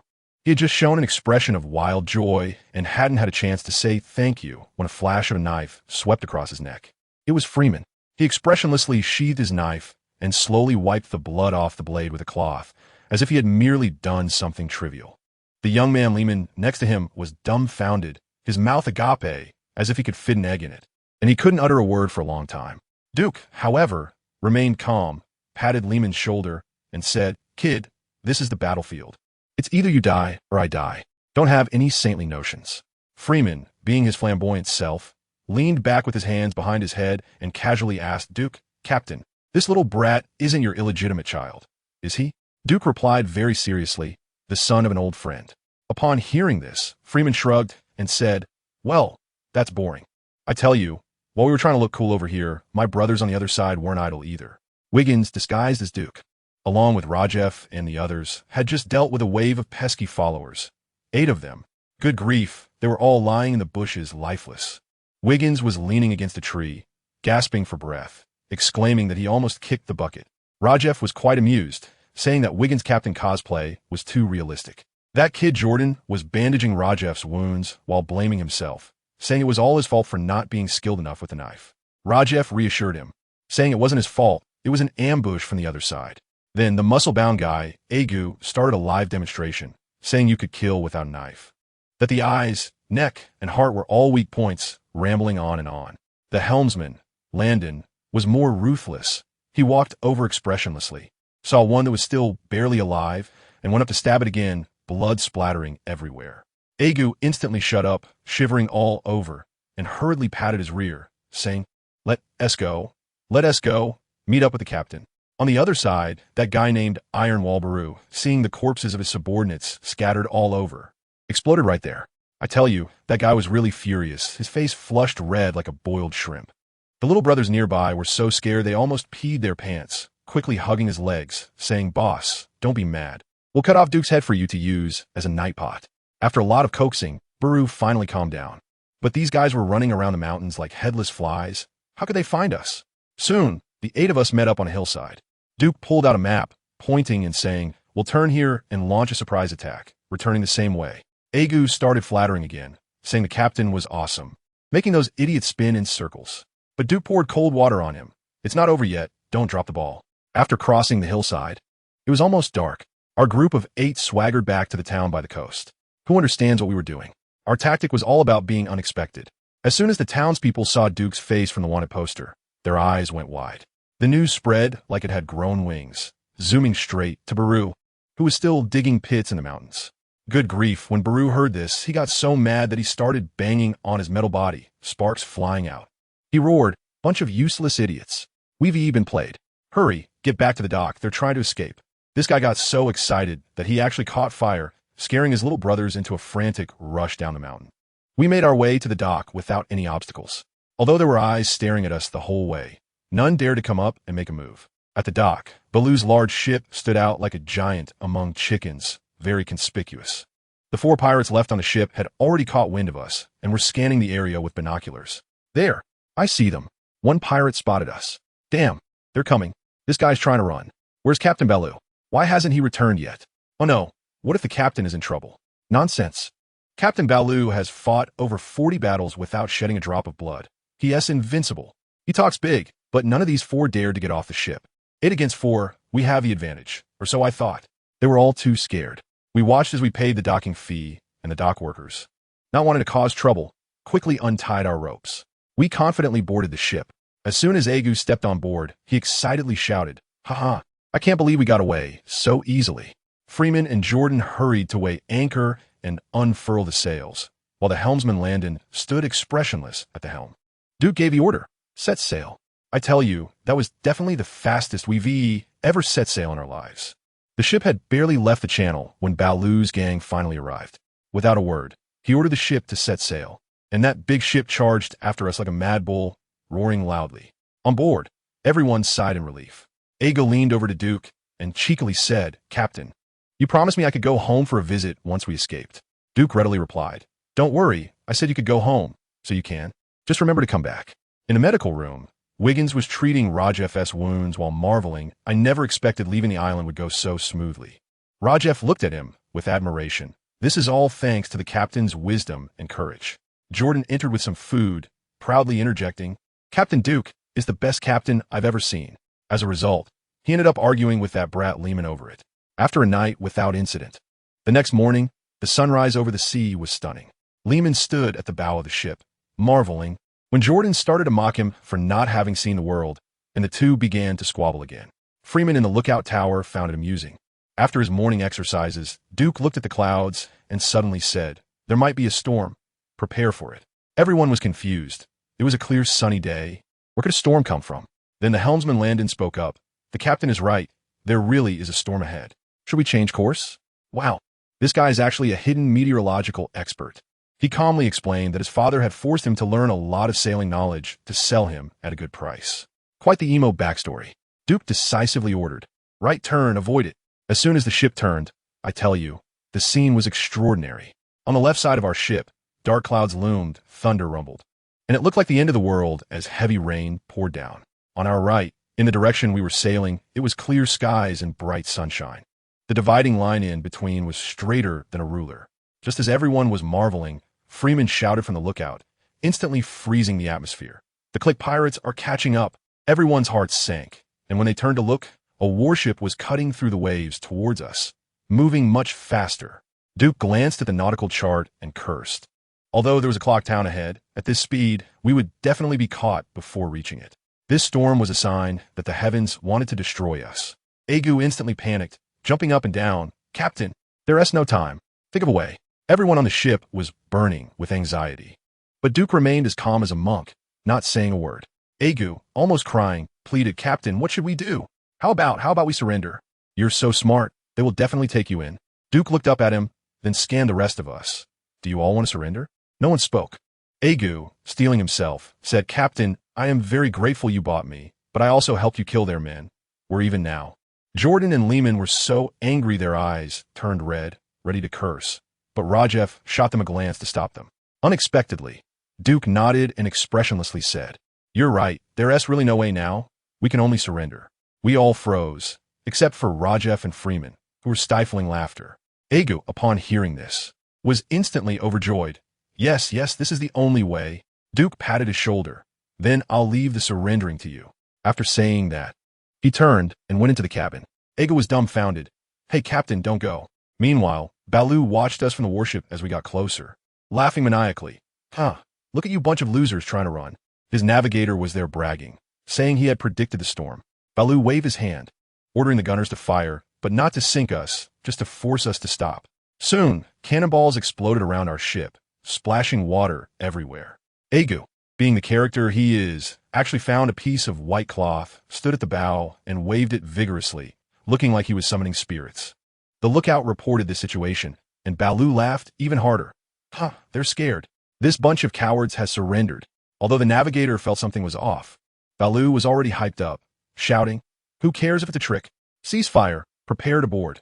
Let us slaughter them all." When the cannon fire stopped, Rajef looked at Agu, who was still energetically waving the white flag, in disbelief. Does this really work? Duke walked out of the cabin, looking at the massive warship charging towards us, and shook his head. "Give up on fantasies, prepare for battle." Freeman downed the last drop of rum, tossed the bottle into the sea, and leaned against the railing, saying, "If you die, I'll jump into the sea and run away." That's not too much to ask, is it? Duke remained calm. "You can leave at any time." No. Freeman pointed at Agu. "I'm not like that guy. I'm righteous." A Marine who had killed his superior and defected, calling himself righteous. I thought the world was truly strange. Just then, the warship crashed into us with a loud bang. Our little ship was nearly smashed to pieces. A huge hole was knocked into its hull. People on the ship stumbled around. If Agu hadn't held on tight, he would have probably been thrown off. Then, a massive gangplank slammed onto our deck, and the pirates on the opposite side came rushing over like dumplings, shouting. The experienced old hands even swung over with grappling hooks, clearly battle-hardened. Baloo was banging on the tin of the opposite ship, shouting, "Kill! Annihilate them all!" Agu, who had initially wanted to plead for mercy, turned pale at this and did a flip to try to hide. But the ship was so small, where could he hide? A few pirates saw that he was tall and strong, but a coward, and laughed as they chased after him. The boarding battle was imminent. Wiggins, the ship's doctor, grabbed a curved knife and stood at the door of the medical room, using it like a scalpel, taking down enemies one by one, targeting their vital points. Landon also drew his knife and joined the fight. Lehman was at the bow, chanting one heart, to force himself to calm down, and he really had the stance of a warrior. As soon as 7 or 8 pirates boarded, they rushed straight for Duke, all wanting to claim the first kill. Duke was terrifyingly calm, using the narrow steps to move around, waiting for the right moment to strike without lingering in any battle. One pirate tried to pull a gun to shoot him at close range, but Duke flipped over and circled behind him, directly slitting his throat. On the other side, Rajiv and Jotan fought back to back, but Rajiv was always worried about Jotan being distracted. As a result, he let his guard down and got slashed on the shoulder. Then he was hit again on the arm, his strength gradually fading. Jotan sensed something was wrong behind him, and when he turned around, he saw Rajiv covered in blood. His eyes red, shouting out loud. Rajiv, still enduring the pain, warned him to be careful behind. It was too late. In that moment of distraction, Jotan was viciously slashed in the back, blood gushing everywhere. Meanwhile, Rajiv was also stabbed in the waist by another pirate. He gritted his teeth and killed that man, but he could no longer stand. Jotan went completely berserk, screaming without care. Rajiv. The several pirates behind him grinned and swung their knives simultaneously, ready to finish off the little brat. But a strange scene occurred. Their blades hit Jotan's back as if striking steel, producing a clanging sound. In that moment of confusion, Jotan's back suddenly arched, tearing through his clothes, sprouting light yellow tiger-striped fur. His legs thickened, and his feet transformed into claws, turning him into a half-human, half-tiger monster. A roar echoed, shaking the entire area. This guy's awakening ability was something else. Ignoring the enemies behind him, he charged like a madman towards Rajiv, one claw shattering the weapons of nearby pirates, and with another claw, he tore them all apart and sent them flying. All the pirates were dumbfounded, watching this humanoid tiger retreat step by step. On the warship, Baru was also stunned. He never expected there was a devil fruit user on this ship. Animal type, tiger form. He quickly shouted, "Don't panic. Fire." Blast him into the sea. But it was too late. In his human tiger form, Jotan had already plunged in a crowd, unstoppable like a tiger among sheep. Duke saw the chaotic scene and thought the opportunity had come. Capture the thief by capturing the king. He flipped over and jumped onto the ship's railing, running swiftly along it, using the plank to charge straight towards Baru on the warship. Baru, seeing it was Duke, was not surprised but rather pleased, grinning as he approached. "You foolish guy, watch me kill you myself." I was puzzled at that moment. This guy was covered in iron armor, his defense was maxed out, but he moved as slowly as a turtle. And the most ridiculous part was, how could he leave his head and neck exposed while being armored like this? Winning over 40 battles relying on this? His opponents must have been terrible. Duke's eyes sharpened, instantly entering a strange state where everything around him slowed down. Baru raised his hand. His forward motion looked like it was in slow motion in Duke's eyes. Now's the time. Duke lunged forward, gripping the hilt of his sword. One sword style, Iato slash. A blinding light flashed before Baru's eyes, and in the blink of an eye, Duke was already behind him. The gunners on the ship pointed in horror at Baru. "Lord Baru, behind you." Baru tried to turn around, but found his neck wouldn't respond. Duke's cold voice reached him. "Wearing armor, yet leaving your head and neck unprotected. How foolish." As soon as the words left his mouth, Baru's head rolled off his neck. Silence fell over the entire area. With the commander dead, Baru's subordinates instantly lost all morale, clattering as they dropped their weapons, either surrendering or jumping into the sea to escape. The remaining navigators and gunners on the warship, seeing Duke sheathing his sword, knelt down with a thud, raising their hands in surrender. The battle was over. Everyone on our side was wounded, with Rajiv sustaining the heaviest injuries, urgently being carried into the medical room by the transformed Jotan. Agu, that guy, brought a few captives and hurriedly ran to Duke to take credit. "He, Captain, you were amazing. You have a devil fruit user among your crew. Why didn't you say so earlier? If I had known, I wouldn't have surrendered." Duke ignored him and asked, "What should we do with these captives?" Agu thought for a moment, made a gesture across his throat, and said with a fierce look, "Captain, I think it's better to." "You're right," Duke smiled, but what?" Agu was taken aback. Behind him, Freeman coldly interjected, "But first, we need to take care of you." Before the words were finished, Freeman swiftly struck, piercing Agu's chest with a knife. Agu spat blood, grasping the blade in his trembling hands, saying, I just wanted to go home." Freeman scoffed, dragging his large corpse to the edge of the ship. "Now you can go home." Then he kicked him into the sea. He turned to Duke and said, "Captain, this mussel is a cheap meal for the fish. It's a pity about the belly you spent on him." Duke chuckled. "Investments always have losses. But with you and Landon, this investment has already made a profit." The remaining captives trembled in fear at this scene, not daring to breathe. Duke glanced at them, smiling like a devil. "I'm a principled person. I'm friendly to friends and ruthless to enemies. Do you want to be my friends or my enemies?" The captives dared not say no, crying and begging to be friends. "Who is the living leader?" Duke asked. Everyone's gaze turned to the navigator. That guy was skinny, with triangular eyes, looking, how to put it, just short of having "I am the strategist" written on his face. "I told you." Duke squatted down at that moment, straightforwardly asking him his name. That guy's name was Cole, and he stammered while reporting it. Duke's next question was a bombshell. He asked, "Do you know someone named Hippick?" Goodness, I watched Cole's face turn pale, whiter than paper. His expression like someone who had just shown off a big answer in a defense. Duke saw this and understood, directly asking, "Is he dead?" Cole nodded vigorously, looking completely defeated, as if all the bones in his body had been taken out. Just at this tense moment, guess what? The phone on the ship started ringing. I thought to myself, who is this? Picking such a timing? Duke squinted his eyes and pointed at Cole. "You go answer it." Freeman took Cole over, and when the call connected, it was the ghostly Akin on the other end. Cole was sweating profusely, forcing himself to say, "Captain Akin, we're chasing Duke right now. He's quite cunning." But Akin didn't listen at all and directly asked, "Where's Barrow? Have him report back." Cole's mind was racing, and he immediately replied, "Captain Barrow, he's drinking with the brothers. He's quite tipsy right now. I tell you, this lie was full of holes." Akin was silent for a few seconds, then coldly said, "Got it," and hung up. Cole was still there trying to take credit, looking at Duke with a flattering expression. "Lord Duke, you see, I didn't say anything." Duke nodded and asked some internal matters about the Click Pirate crew. Cole was open about everything, but when it came to specific route maps, he started to play dumb, wanting to use this as a lifesaver. And guess how Duke responded? After hearing this, his expression was calm, and he simply said, "Throw them all into the sea to feed the fish." Who understands this, huh? I was shocked. Cole broke down on the spot, howling that Duke was not honorable, and then he was thrown down by Freeman. Freeman was a bit puzzled and asked Duke why, as this guy seemed useful. Duke just said one sentence, which I remember to this day: "Trust those you use, and do not use those you doubt." That phone call made me uncomfortable. Just because I felt uncomfortable, I wiped out the opposition.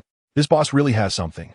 On the other side, on Akin's ship, after hanging up the phone, his face was as dark as a pot bottom. He told his subordinates, "Barrow is in trouble."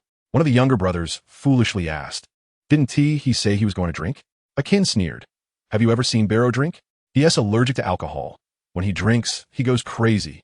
His whole body burns up. He hates drinking himself, let alone during a mission."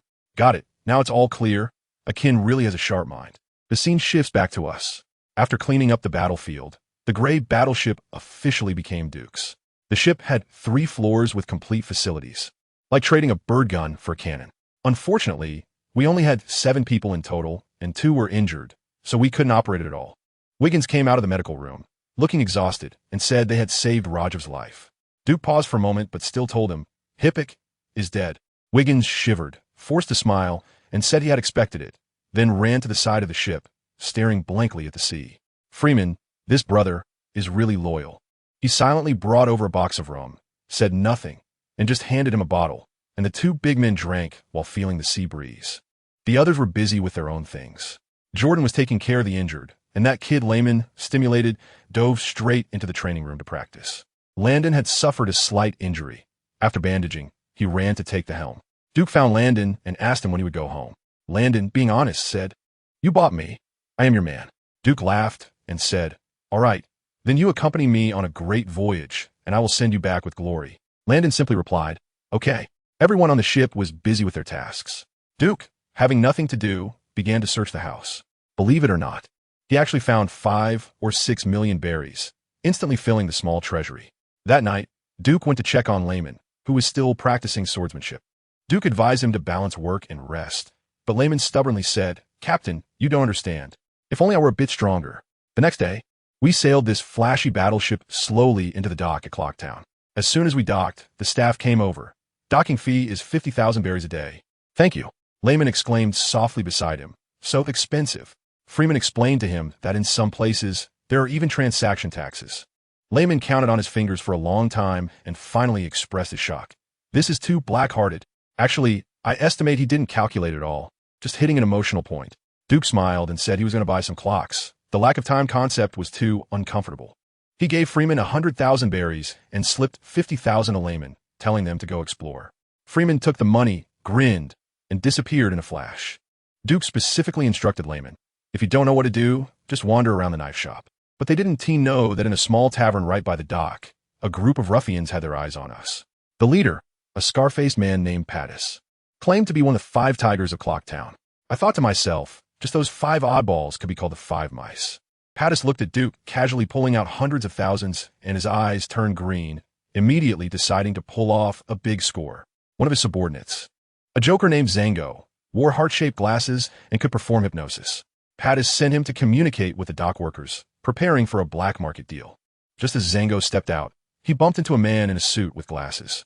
The bespectacled man adjusted his glasses and said, "I overheard. You're going to rob that battleship." Zango was startled. The man introduced himself. "I'm Kuro, captain of the Black Cat Pirates." "Oh my Kuro. He.S. a big pirate with a bounty of 10 million berries in the East Sea." Zango's legs went weak. Kuro told him, "That ship belongs to Duke. He just took out Barrow from the Click Pirate crew. He.S. not a softie." Kuro even tried to recruit Zango, and when he saw that he didn't believe him, he threw out a special line. "If you can survive, I'll come back to save you." After saying that, he left. Zango was left in a flurry, but thinking about tens of millions of berries, his mind heated up, and he charged toward the dock.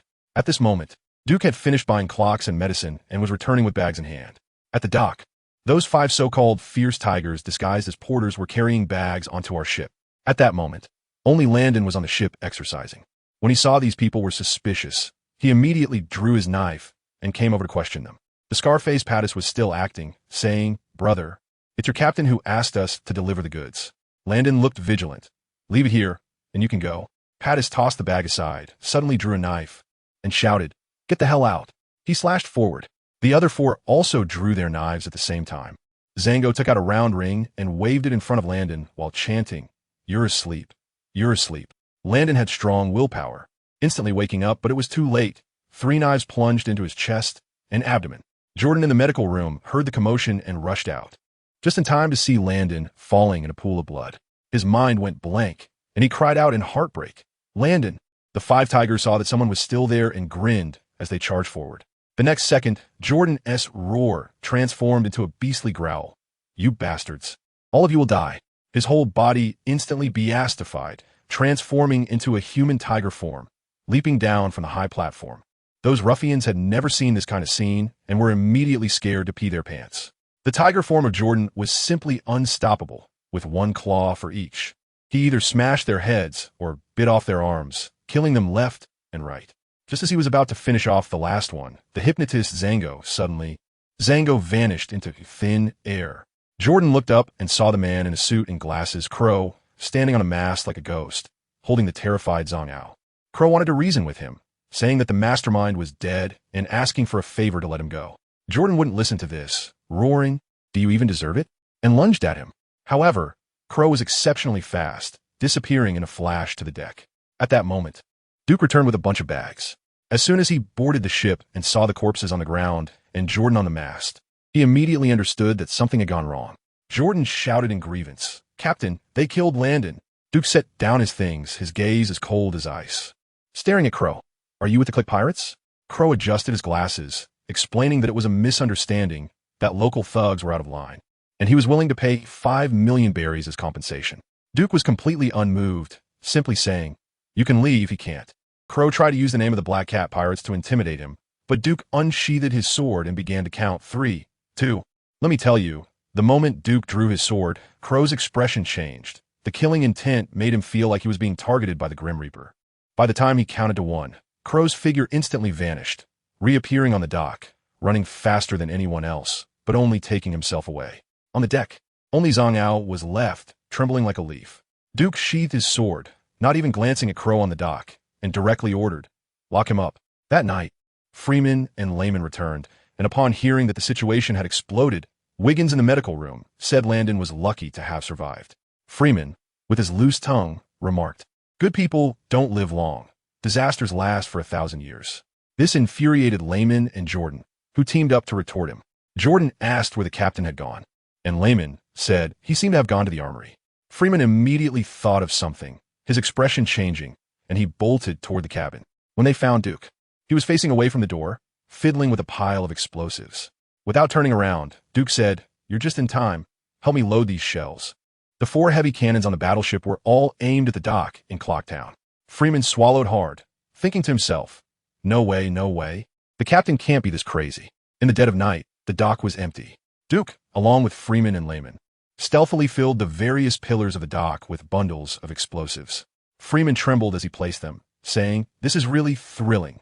Later, when the night patrol came, Duke used money to pave the way. They accepted the bribe and immediately turned a blind eye. Duke even acted like a tragic figure, telling them that he had to rush home because his father was gravely ill.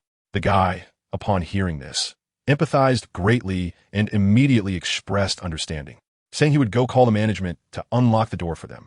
Duke casually pointed to the largest ship. Goodness, Layman was almost choking on his own throat, fearing that this guy would look at him for too long. "I'm telling you, Duke is really something. He told me that most of the troubles in this world can be solved with money."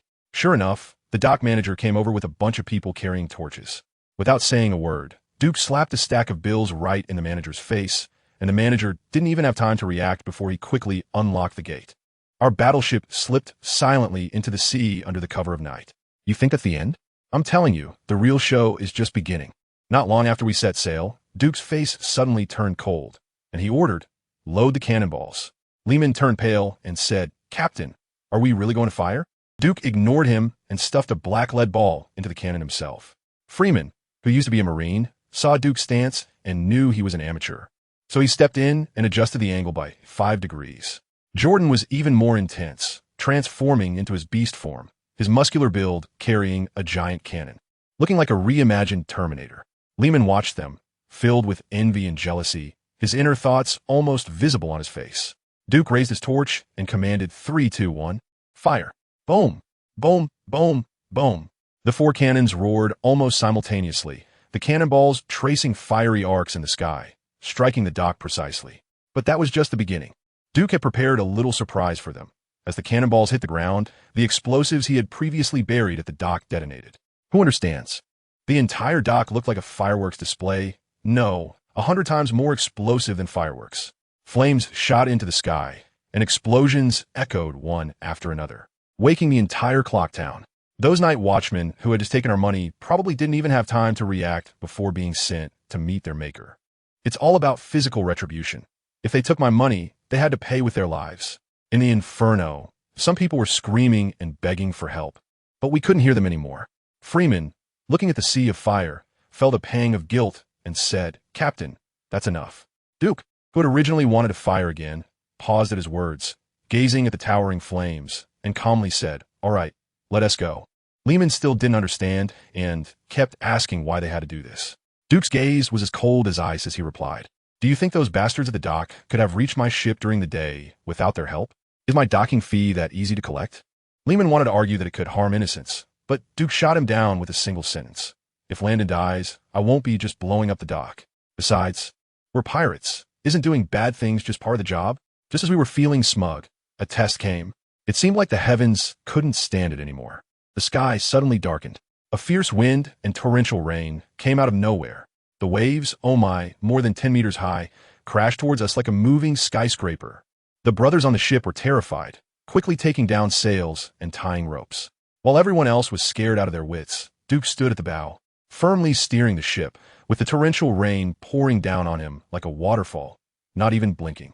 A bolt of lightning struck, illuminating the sea in front of him, and a massive wave was already crashing towards him. I tell you, at that moment, I thought we were done for. But Duke didn't back down. He charged straight into the giant wave, laughing and shouting, "Come on, bring it on. I'm not afraid of anyone." In that instant, the entire ship was swallowed by the giant wave. On the deck, Jordan and the others held onto the ropes for dear life, feeling like they were in a tumble dryer.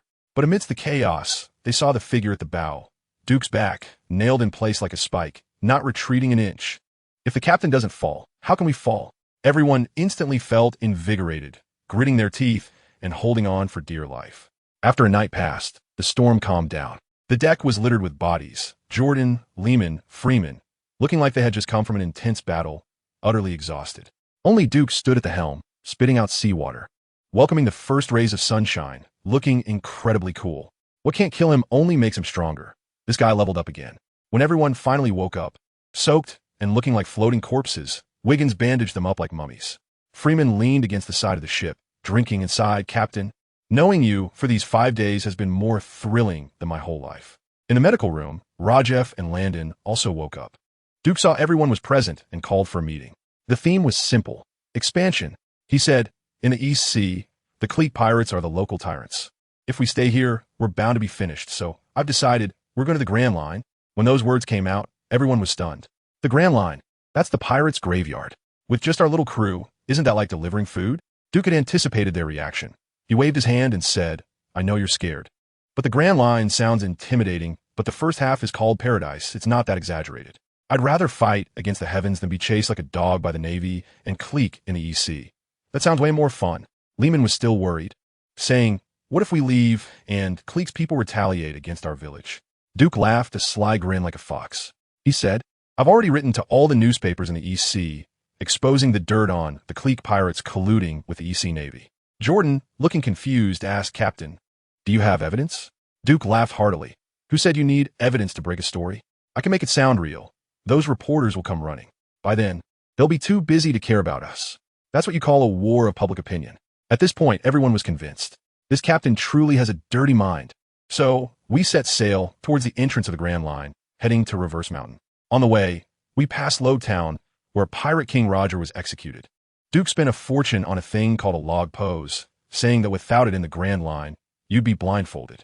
Finally, we arrived. Who understands? The water on Reverse Mountain flows upward. Our ship was sucked into the narrow waterway by a massive force. Landon was at the helm, and the wheel shook like it had Parkinson's. Everyone felt they needed to go slow and steady, but Duke went the opposite direction, shouting, "Everyone, pedal hard in the engine room, floor the gas, and charge ahead. The more dangerous it is, the faster we go." As soon as the ship entered, it was like being in a washing machine. With a loud crash, we slammed into something, almost throwing people off. Landon was using all his strength, but still couldn't steady the wheel. Duke dashed over, and together they barely managed to control it. But just then, there was a creaking sound, and I thought we were in trouble. The steering wheel cracked. The ship surged forward like it was flying, rushing up the waterfall, the sensation pushing us back, making our souls almost fly away. But the creaking sound grew louder, and Landon shouted, "The wheel is going to break." Just then, Jordan excitedly shouted, "Captain, I see the top of the mountain." As soon as I saw it, the mountaintop was right in front of me. Just one last push to go. But the ship's rudder definitely wouldn't last until then. Duke made a quick decision, grabbed Jordan, and rushed to the bottom of the cabin, shouting up, "Landon, if the rudder breaks, shoot. One shot to the right, 2 shots to the left." They made their way directly to the transmission shaft connected to the rudder, and Jordan instantly transformed into his tiger form. Duke asked him, "Are you scared?" Jordan shook his head. "Not with the captain here." Just as he finished speaking, the ship suddenly jolted, and the rudder snapped with a crack, completely broken. Without a second thought, Duke and Jordan clung tightly to the wildly spinning shaft wheel. "Damn, that thing is made of iron." In an instant, their hands were bloodied and mangled. The excruciating pain was so intense I could feel it from afar. Just then, bang, a gunshot. It was Landon's signal. Duke's face twisted in pain as he shouted with all his might, "Turn." The two of them, for bloodied hands, desperately managed to turn that several hundred-pound transmission shaft to the right. There was a loud crash, and let me tell you, that impact made the entire ship bounce like it had springs, almost throwing me straight out. Then we heard a roar from the bottom of the cabin. "Captain, we did it." We entered the waters of the Grand Line. Goodness, in that moment, everyone collapsed on the deck, gasping for air as if they had survived a disaster. I tell you, it felt like a second chance at life. Landon quickly took people to fix the rudder, dismantling the broken parts and replacing them with spares. Wiggins didn't even take a break, rushing to tend to Duke and Jordan's bloody hands. Those weren't hands. They looked like 2 freshly cooked, red-braised pig trotters, bloodied and swollen beyond recognition. It was painful to look at. Once the ship finally stabilized, everyone stood on the deck, gazing at the winding waterway ahead, feeling an overwhelming sense of emotion. We survived. Duke smiled too, even though his hands were wrapped like a mummy. He still took Freeman's binoculars, squinting towards the end of the waterway. In the distance, he spotted 2 tiny black dots. "Family, get ready." His voice was filled with uncontainable excitement. "Down there is Twin Cape. We are entering the Grand Line." Once we entered Twin Cape, I tell you, the feeling was completely different. Duke was rambling for a long time, saying the newspaper mentioned a whale as big as an island here, which would crash its head against the red Earth continent every day, but we saw nothing, just 2 lonely lighthouses. He guessed the whale must have taken a day off. Once the recording pointer stabilized, we chose a route, heading straight for Water City. The following days were thrilling. On the first day, we landed on an animal island. And goodness, the animals, they were like they were on steroids, taller than humans, almost treating us like a buffet. On the third day, a giant sea lion jumped out of the water, and we all sprang into action, using all our might to subdue it. On the fourth day, we landed on a jungle island and encountered a group of primitive people. Although we couldn't communicate, they were quite friendly and gifted us a bunch of roasted meat. By the 8th day, we arrived at a place called Carnival City, and, oh my, it was a place of bright lights and wine, practically a paradise for adults. Unfortunately, Duke clutched his wallet tightly, saying we needed to save money to modify the ship, and painted a big picture of taking us to rent the whole place when we had money in the future. However, it wasn't all in vain. He discovered a sea train track, with the final destination being Water City. This was great. It was like a highway straight to our destination. So we drifted along the track for another 8 days, until the 16th day, when Freeman started screaming like crazy from the lookout. "Water City. I see Water City." I tell you, that scene, really, people who haven't seen it can't even imagine. A huge city just floats on the water, with waterways spreading throughout like a spider web. And there's a kind of mount called Nyoyu, cowfish, weaving through the water. It's simply a different world version of Venice Promax. Duke came this time with a clear goal, which is to find the best shipyard in the world, the Conqueror Company, to completely remodel the ship we snatched from Click. In his words, this ship has to have our own imprint. It has to be our home. Otherwise, it always feels like someone else's, and it's uncomfortable. A guide boat came over, and a guy with a big afro jumped onto our ship, chewing gum and asking what we were here for. Duke said we were here to remodel the ship, and when that guy heard this, his jaw practically hit the sky. He proudly said, "What is the greatest maritime route? That is the best career company in the world. All right, you're the best." Then he took us into the legendary #1 dock. Wow. As soon as we entered, we a bunch of bumpkins from the East China Sea were stunned.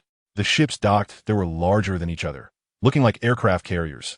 And when our ship parked there, it instantly looked like a toy. Lehman and Jordan had their mouths agape, big enough to fit an egg, exclaiming, "My gosh, this ship is too big." Freeman was joking beside them. "Maybe they all belong to Click. We can snatch another one later." Just as we were looking around like Lu Lao Lao entering the Grandview Garden, a muscular man covered in tattoos walked over. This guy's name is Thurston, and he is a foreman. Before he even spoke, Lehman, unable to hold back, whispered from behind, "Wow, tattoos." That foreman had sharp ears and immediately glared. "What is wrong with tattoos? Haven't you seen them before?" Lehman dared to retort. "So what if I haven't seen them?" Just as it looked like the two were about to fight, Duke quickly stepped in to mediate. "Shipwright, we are here to remodel the ship." Upon hearing it was a serious matter, Thurston calmed down, but still looked at our ship with a displeased expression. "The remodeling fee is very high. Do you have enough money?" Duke smiled and said yes.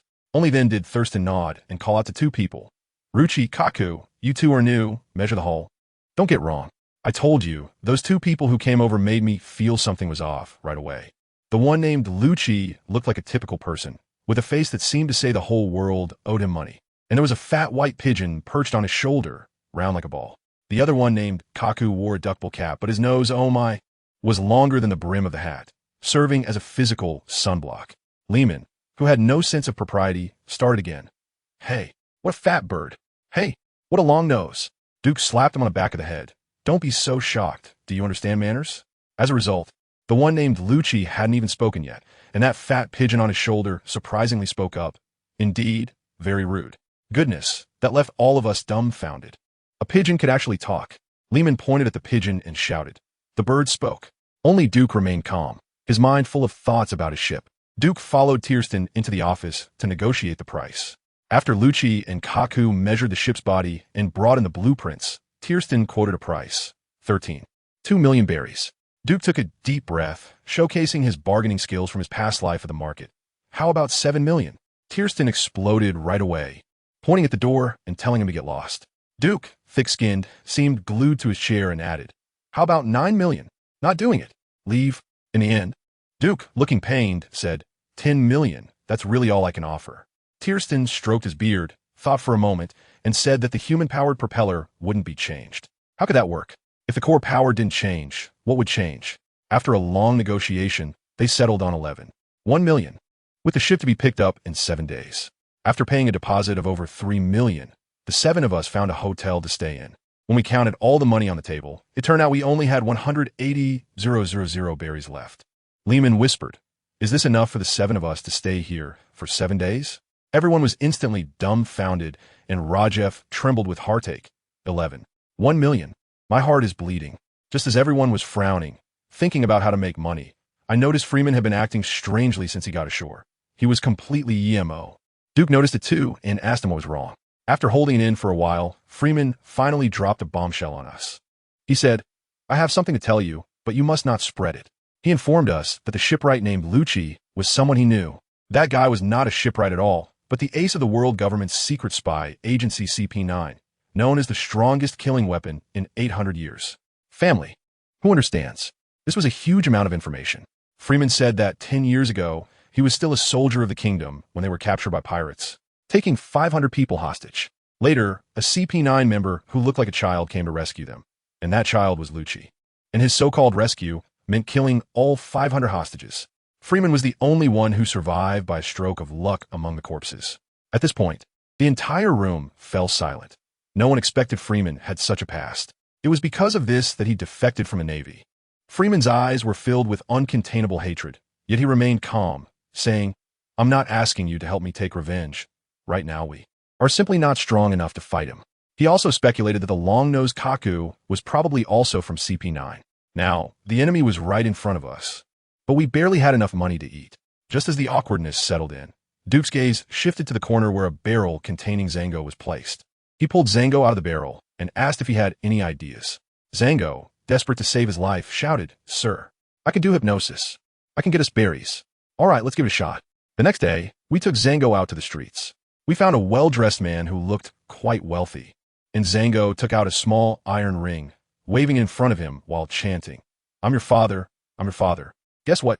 The well-dressed man's eyes became dazed, but the next second, he went berserk and punched Zango away, cursing, "Damn old man, why didn't you divide the property for me?" Well, he stepped right on a landmine there. The first operation declared a failure, and we dejectedly found a newly opened bar to drink and plan for the long term. Duke, while drinking, pondered for a moment and said, "Let's go to the casino tonight. That's where you shine." While we were drinking at this bar called Bruno's, none of us knew that upstairs in a private room, Lucci, Kaku, and a blonde beauty were having a meeting. It turned out that the bar's owner, Bruno, was also their accomplice. They were discussing how to approach the mayor of Water City, who was also the owner of Carrera Company, Espagu. The blonde beauty, named Califa, had her eyes on a foreman named Barry who worked under Espagu. He was a gambling addict and deeply in debt. They were planning to go to a place called Spinach Casino tonight to make a move on Barry. As for us, after finishing our drinks, Duke slammed the table and decided on our target for the night, the casino. Thus, as night fell, our group of 6, taking various twists and turns, finally arrived at the discreet entrance of Spinach Casino. Once inside, it was bustling with noise and smoke. Duke patted Zango on the shoulder and lowered his voice. "Keep an eye on the target. Don't mess it up again." Zango adjusted his heart-shaped glasses and confidently assured, "Don't worry, sir. This time there will be no problem." We began to search the noisy crowd for our lucky target for the night. And guess what? The casino was full of all kinds of people. But there was one guy who stood out like a firefly in the dark, seemingly afraid we wouldn't see him. I'll tell you, that guy has a hedgehog hairstyle. And on the table in front of him, there's a pile of chips stacked up like a small mountain. A rough glance shows at least 20 million. Goodness. He has practically a walking mobile ATM. Duke's eyes lit up, just like a hungry wolf seeing meat, and he immediately made the call. "Zhang Ao, it's him." Zhang Ao, that little guy, also understood the situation and lowered his voice to say, "Got it, Duke. I'll make sure to arrange everything clearly as soon as he is alone." Just as we locked onto our target, that sharp-eyed Lehman suddenly tugged at Duke and said, "Captain, look at that guy. Isn't he the dock worker we met at the shipyard?" We looked in the direction he pointed, and wow. There was a square-faced buzz-cut guy dancing around a big or small betting table. "Isn't that the boatman named Bari?" Duke waved his hand, indicating he didn't know him and didn't want to get involved. But Rajiv, this kid, got itchy hands and insisted he hadn't played in a long time and wanted to have a go. Freeman was teasing him from the side. "Do you have money, kid?" Rajiv's face turned red, and he stubbornly said he could play with a few thousand Bailey. Duke was also troubled and waved his hand. "Go ahead. Just go to Bari's table and join the fun." Let me tell you, we were really poor back then. Our pockets were cleaner than our faces. Letting him go is just for a little thrill. Rajiv scampered over. The table was lively. The dealer was shaking the dice cup, betting big or small. Bets are closed. It was a heart-wrenching shout. Buzz-cut Bari was in a dilemma, and Rajiv was quite noticeable. So he leaned over and whispered, "Bet big." And guess what happened? Bari was a stubborn guy. "Hey, you want me to bet big? I'm going to bet small instead." Bang! He slammed his money on small. We were all amused watching from behind. The dealer opened the cup. 3, 5, 6, 14 points big. Bari's 100,000 Bailey instantly went down the drain. Goodness. He wasn't done yet, turned around and spat at Rajiv. "It's all your fault. I was going to bet big, but you influenced my thinking." A big-toothed guy next to him, who had just won money, cheerfully advised him, "Listen to advice? Eat your fill, Bari. You just don't listen." Bari couldn't be bothered with them and waved his hand at Rajiv. "Go away. Don't annoy me." A new round started, and the big-toothed guy was quite friendly, smiling and asking Rajiv, "Brother, what do you say we bet this round?" Rajiv's ears perked up, as if he was listening to the sound of the dice. But he hesitated a bit. Just then, Duke walked up from behind, whispered 2 words in his ear, and then stuffed our last 50,000 Bailey into his hands. Family. Who understands? That was our last possession. If we lost, we would have to beg for food tomorrow. Rajiv held the money, his hands trembling a bit. And under the dealer's urging, he gritted his teeth and pushed all 50,000 Bailey onto the highest odds leopard pattern. Wow. Everyone around was stunned. The big-toothed guy was so scared he waved his hands. "Young people are too gambling. I'm not in on this." He quickly bet on small instead. Bari also curled his lips, betting another 100,000 Bailey on big. The dealer opened the cup, and the whole venue fell silent. 3 4s a leopard. Wow. The whole place exploded. It's a leopard. With odds of 1 to 10, 50,000 instantly turned into 500,000. Rajef was so stunned, holding the 500,000 in his hands, trembling, and gave it all to Duke. Duke was generous too, giving 10,000 each to Rajef and Freeman to have some fun, then took Zhang Yao and continued to keep an eye on our big fish worth 20 million. Time flew by, and soon it was 2:30 in the morning. These gamblers really had spirit. We were almost falling asleep standing up when Lehman suddenly ran over and said he found out that the guy with the hedgehog head is called John Bai, and he is from the Frankie family, dealing with ship dismantling. Just as he was saying that, Jean Bai stood up. Finally, he moved. He asked his little brother to collect the money and staggered off to the restroom by himself. Duke gave Zhang Yao a wink to follow. In the restroom, Lehman and Jordan were on lookout outside. Zhang Yao entered first, pretending to pee in the urinal next to Jean Bai. Duke followed in, and when he saw that it was just the three of them, it was a golden opportunity. Duke pretended to walk by and casually struck up a conversation. Bro, you won quite a bit tonight, huh? Jean Bai was quite pleased, laughing heartily. Just around 20 million, pocket change. Duke complimented him with a smile, then suddenly tilted his head. Look to your right. Jean Bai instinctively turned his head, and wow, Zhang Yao's signature hypnotic ring was swaying right in front of him. He could also hear the mesmerizing chant, all you're mine, all you're mine. By the time we slipped out of the casino with 4 heavy boxes, it was exhilarating. Duke had Lehman and Jordan take the money back to the hotel first, while he took Zhang Yao back to find Rajef and the others still partying inside. As soon as he walked in, I was stunned. Rajef had already evolved from a gambling freak to a gambling saint, leading Barry and the others to wreak havoc. Winning from 100,000 to 5 million, the casino turned pale, and a seasoned manager in a suit was brought in to stabilize the situation. The manager's dice-rolling technique was simply dazzling. Rajef closed his eyes and listened for a long time, but couldn't figure it out, and sweat was pouring down his forehead. The manager saw he didn't dare to bet and coldly smiled. You lost. Just then, Duke stepped forward expressionlessly and pushed the entire 5 million onto the leopard. Betting on the leopard, what is there to hesitate about? The whole place went wild. 5 million on the leopard? What kind of divine operation is this? Duke completely ignored the gasps around him and stared at the manager. 2 sixes, and there's 1 die still spinning, a 1 in 6 chance to gamble for 50 million. Aren't you going to join? Are you stupid? The manager's expression changed, and under everyone's gaze, he slowly opened the dice cup. Wow, really? 2 sixes, and their S8 die spinning wildly on the table. After a long time, that die wobbled and finally, amidst everyone's shouts of 3 of kind. 3 of kind. It plopped down and landed firmly on 6. 3 sixes. 3 of a kind. 5 million turns into 50 million. The whole place erupted. And guess what the manager said? He raised his hand to check the time, smiled, and said, sorry, time's up. According to the rules, this round is a draw. Huh. Can't play. The gamblers around started to make a fuss, but Duke just smiled, patted Rajiv on the shoulder, and left. Making a scene wouldn't do us any good. Anyway, the money was already in hand. We had just walked a short distance when the boatman Barry came panting after us, insisting on becoming sworn brothers and learning gambling skills from us. He patted his chest, claiming that the renovation of our boat was his responsibility. While we were chatting, suddenly, a muffled sound echoed in the air, and a black shadow appeared out of nowhere, as fast as lightning, punching Freeman away, causing blood to spray everywhere. Duke reacted the fastest, instantly drawing his sword and charging forward. But the speed of that shadow was simply outrageous, as if it had teleported.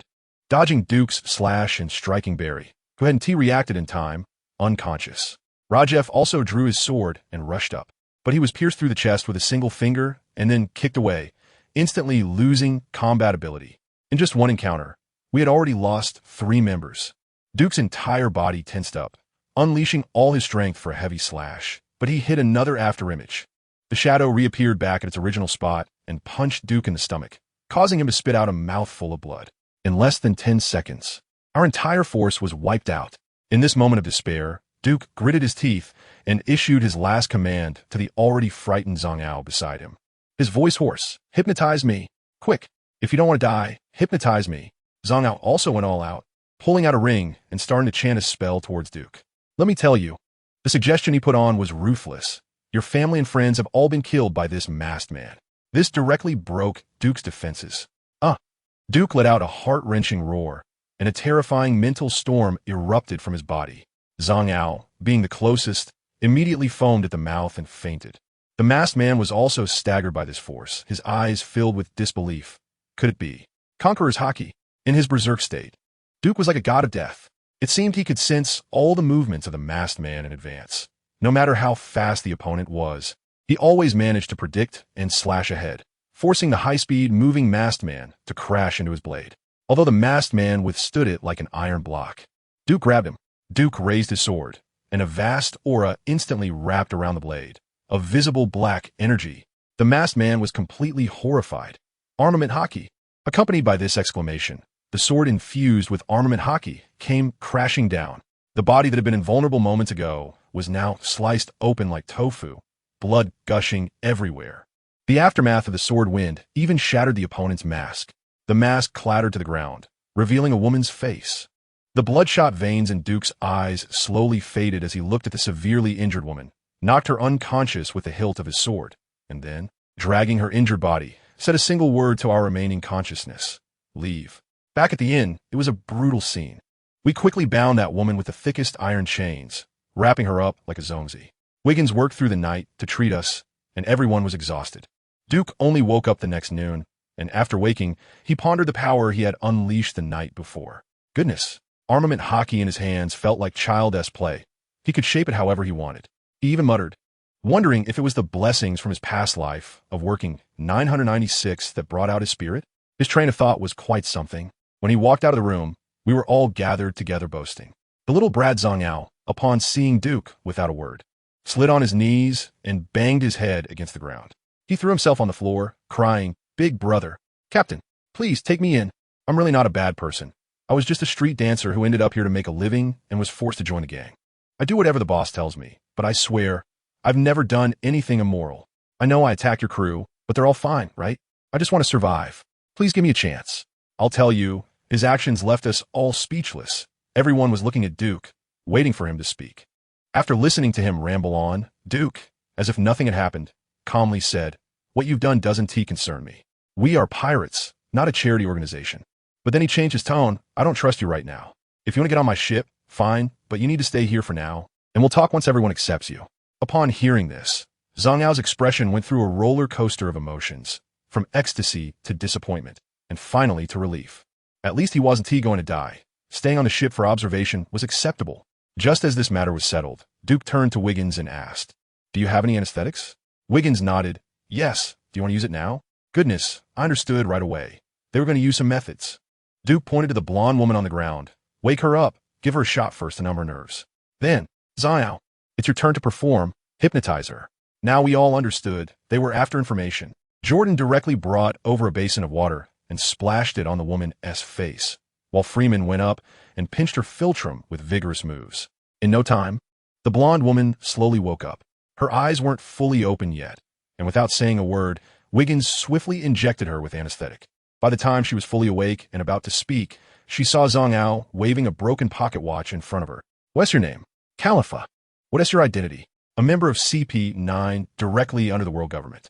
Damn, I was shocked at that moment. CP9, the legendary spy organization. "How many of you are there in Water 7? 4. Rob Lucci, Kaku, Bruno, and me. What is the purpose of coming here?" "To find." Just then, guess what?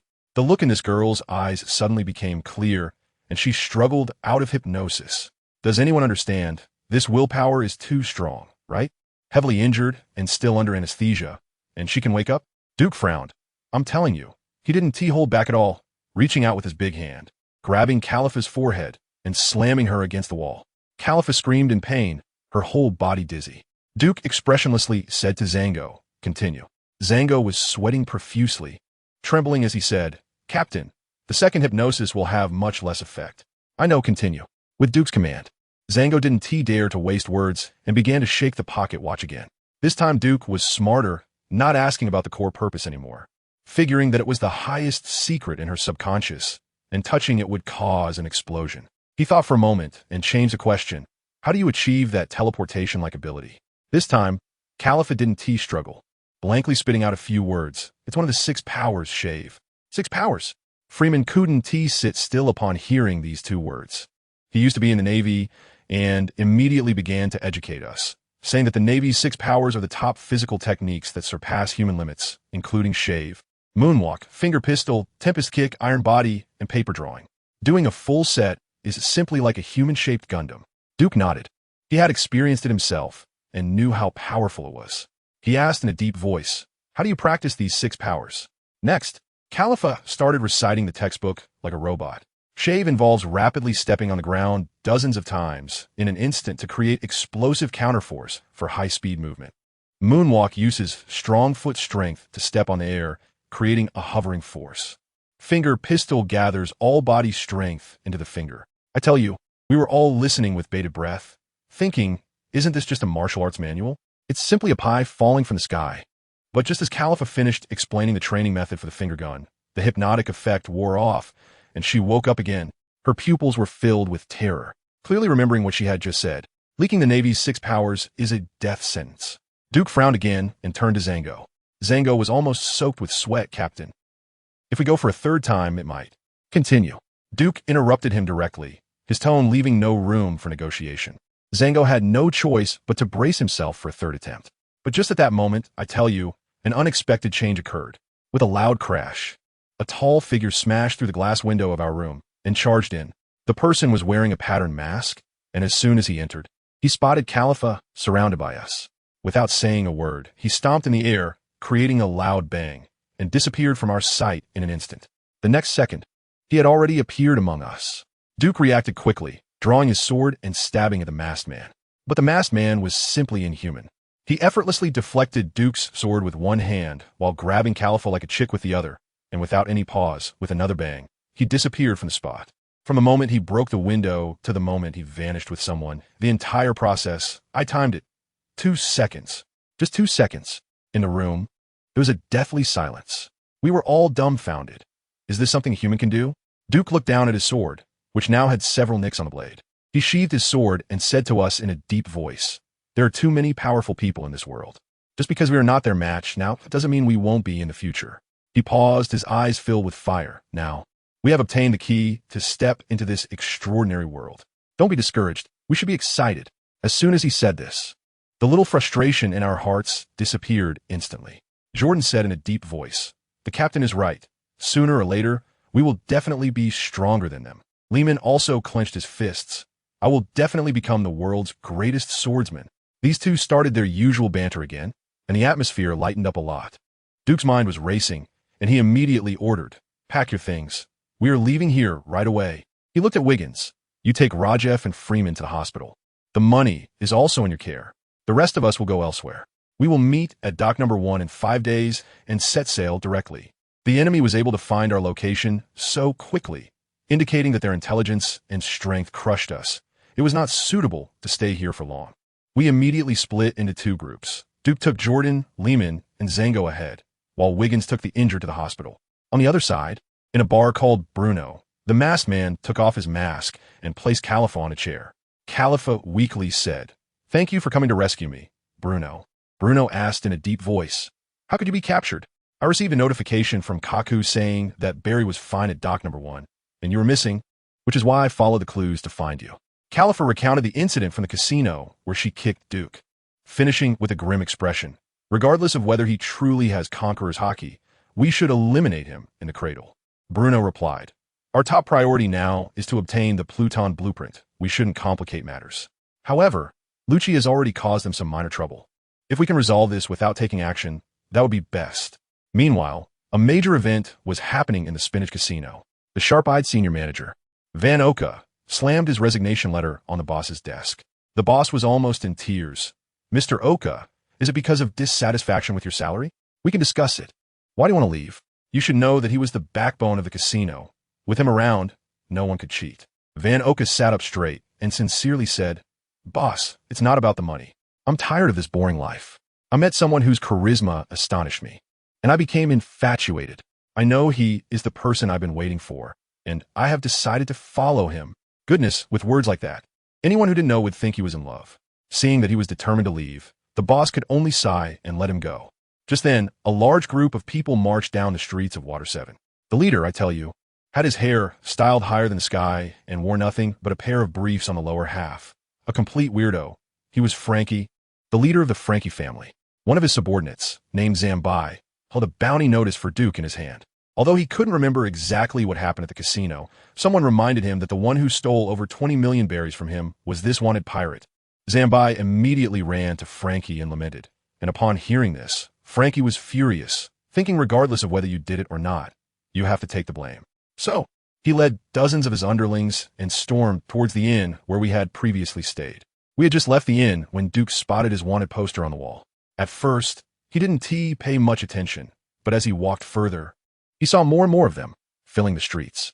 That's when he realized something was off. Was a mere 2 million berries enough to make him seem like a public enemy of the city? Even Zhang Yao noticed, Captain, this doesn't seem right. There are only a few with bounties over 10 million in the East Blue. So how could your 2 million be plastered everywhere? Duke knew in his heart that someone was pulling strings behind the scenes. Those CP9, we quickened our pace and headed towards a less crowded area. As soon as we turned into a secluded alley, we unexpectedly ran into Frankie and his gang. Zambai recognized Zango, who was wearing heart-shaped glasses, at a glance and shouted at him, "Boss, they're the ones who robbed me." The two groups instantly froze.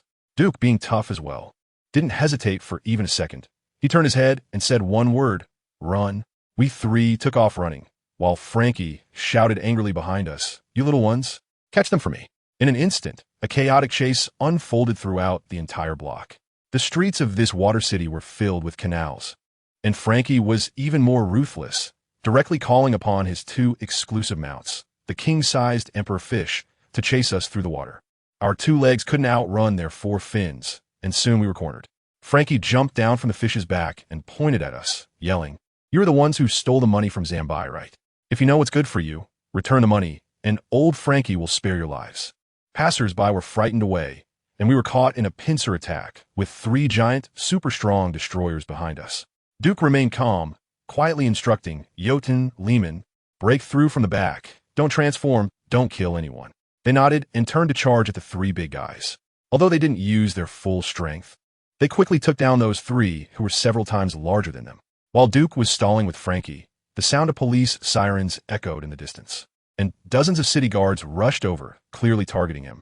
Duke had a sudden idea and quickly retreated to Zhang Yao's side, lowering his voice to say, "You guys aren't wanted. Just say you were passing by and don't know me. Listen, being locked up is safer than being out here right now. Take care of Jotun and Lehman." After saying that, Duke jumped across the riverbank and instantly disappeared into the crowd. City Guard Captain Loud came over, watching Duke slip away in frustration. He already knew Frankie and confronted him. "Frankie, you're bullying people again." Frankie shouted his innocence, but Loud didn't believe him at all. At this moment, Zhang Yao, being a clever little guy, rubbed his hands and approached Loud with a flattering demeanor, crying, saying we were poor travelers from out of town being bullied by Frankie, and secretly slipped a wad of cash to him. Loud accepted the money and scolded Frankie and his crew to leave. Frankie was furious, but couldn't do anything about it since Loud was connected to the mayor. So he left in a huff. Once everyone dispersed, Loud looked at Zhang Yao and his 2 companions, smiling as he said, "Your captain probably offended some big shot. You 3 better behave and leave quickly when you're done playing." Zhang Yao knew it was dangerous outside and recalled Duke's instructions, his eyes turning as he discreetly slipped another large wad of cash in Loud's hand. "Sir, I'm afraid if you leave, those people will come looking for trouble again. So, could you do us a favor and take us 3 into custody?" Meanwhile, Duke was hiding alone on an empty beach, reviewing what had happened in the past 2 days. He thought this place was secluded enough, but surprisingly, the senior manager of the casino, Van Oka, seemed to have opened his third eye and found him directly. Upon meeting, I tell you, that guy immediately started reciting poetry. "Ah, Your Highness Duke, my admiration for you is like the surging waves, unstoppable." Hearing this made Duke's skin crawl, and he hurriedly waved his hand to interrupt. All right, speak normally. Just talk like you do at the casino." Van Oka then straightened up and said he had excellent eyesight and had seen Duke's every move from a high point. Duke directly asked him, "What is your purpose?" Van Oka replied seriously, Van Oka, swear by my life that I wish to join your team and become one of your subordinates." Duke was completely stunned, thinking, do we really gamble that much? Is it necessary? He emphasized it's a pirate crew. "Yes, I want to join your pirate crew," Van Oka answered without hesitation. Duke couldn't understand and decided to lay it all out. "You should know my current situation." Van Oka nodded. "Your wanted poster is plastered all over the city. Clearly, someone wants to harm you. The enemy is hidden while you are exposed. I suggest you take the initiative." "How do I take the initiative? I don't even know how many waves of enemies there are." Van Oka picked up a teacup and confidently said, "The buzzcut man who was previously by your side, Barry. is a capable subordinate of Mayor Spaku. You can meet the mayor through him. Duke was taken aback. Pirates meeting the mayor? Isn't that walking into a trap? But Van Oka continued. Spaku is not only the mayor, but also the president of Carrera Company. He is currently acquiring shipyards all over the city. But it's not going well. Pirates and gangsters are just different names for the same thing. If you can help the mayor solve these troubles, why wouldn't he be willing to protect you?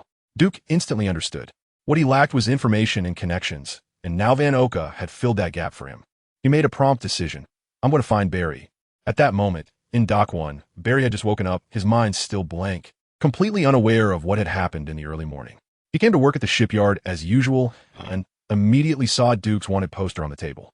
A pirate? He glanced at the bounty amount, 200,000 berries. Just this? Barry couldn't help but mutter. At that moment, his colleague Tailstone walked over and said, "Oh, he's one of my customers. He wants to modify a ship, but this morning I saw his wanted poster all over the streets." Barry grumbled, 200,000 berries.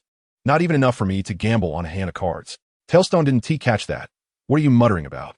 Barry snapped back to reality, pointed at the wanted poster, and changed the subject. So what are you planning to do? Let me tell you, Tirestone was so calm. He threw the towel against the wall and gave me a glance, as if to say I was making a fuss over nothing. He said, "What can we do?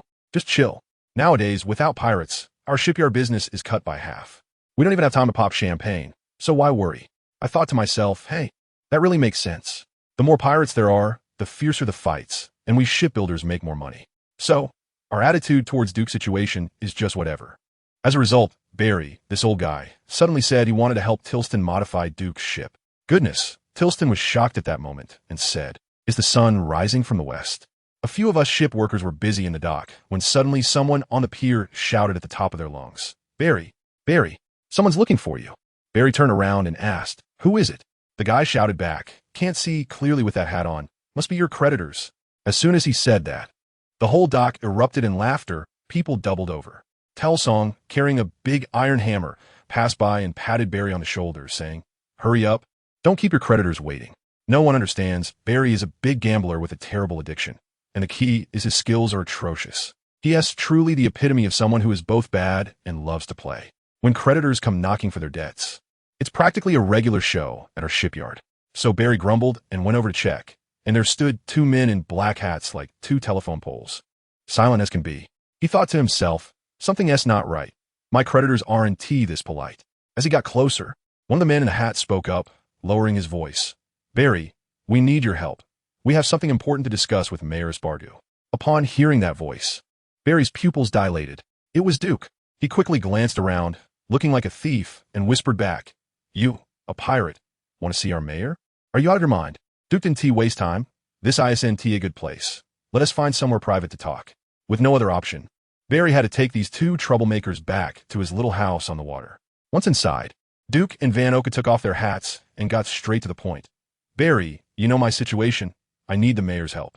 At the same time, I have something monumental to discuss that concerns the safety of the entire water city, and it must be told to him. Let me tell you."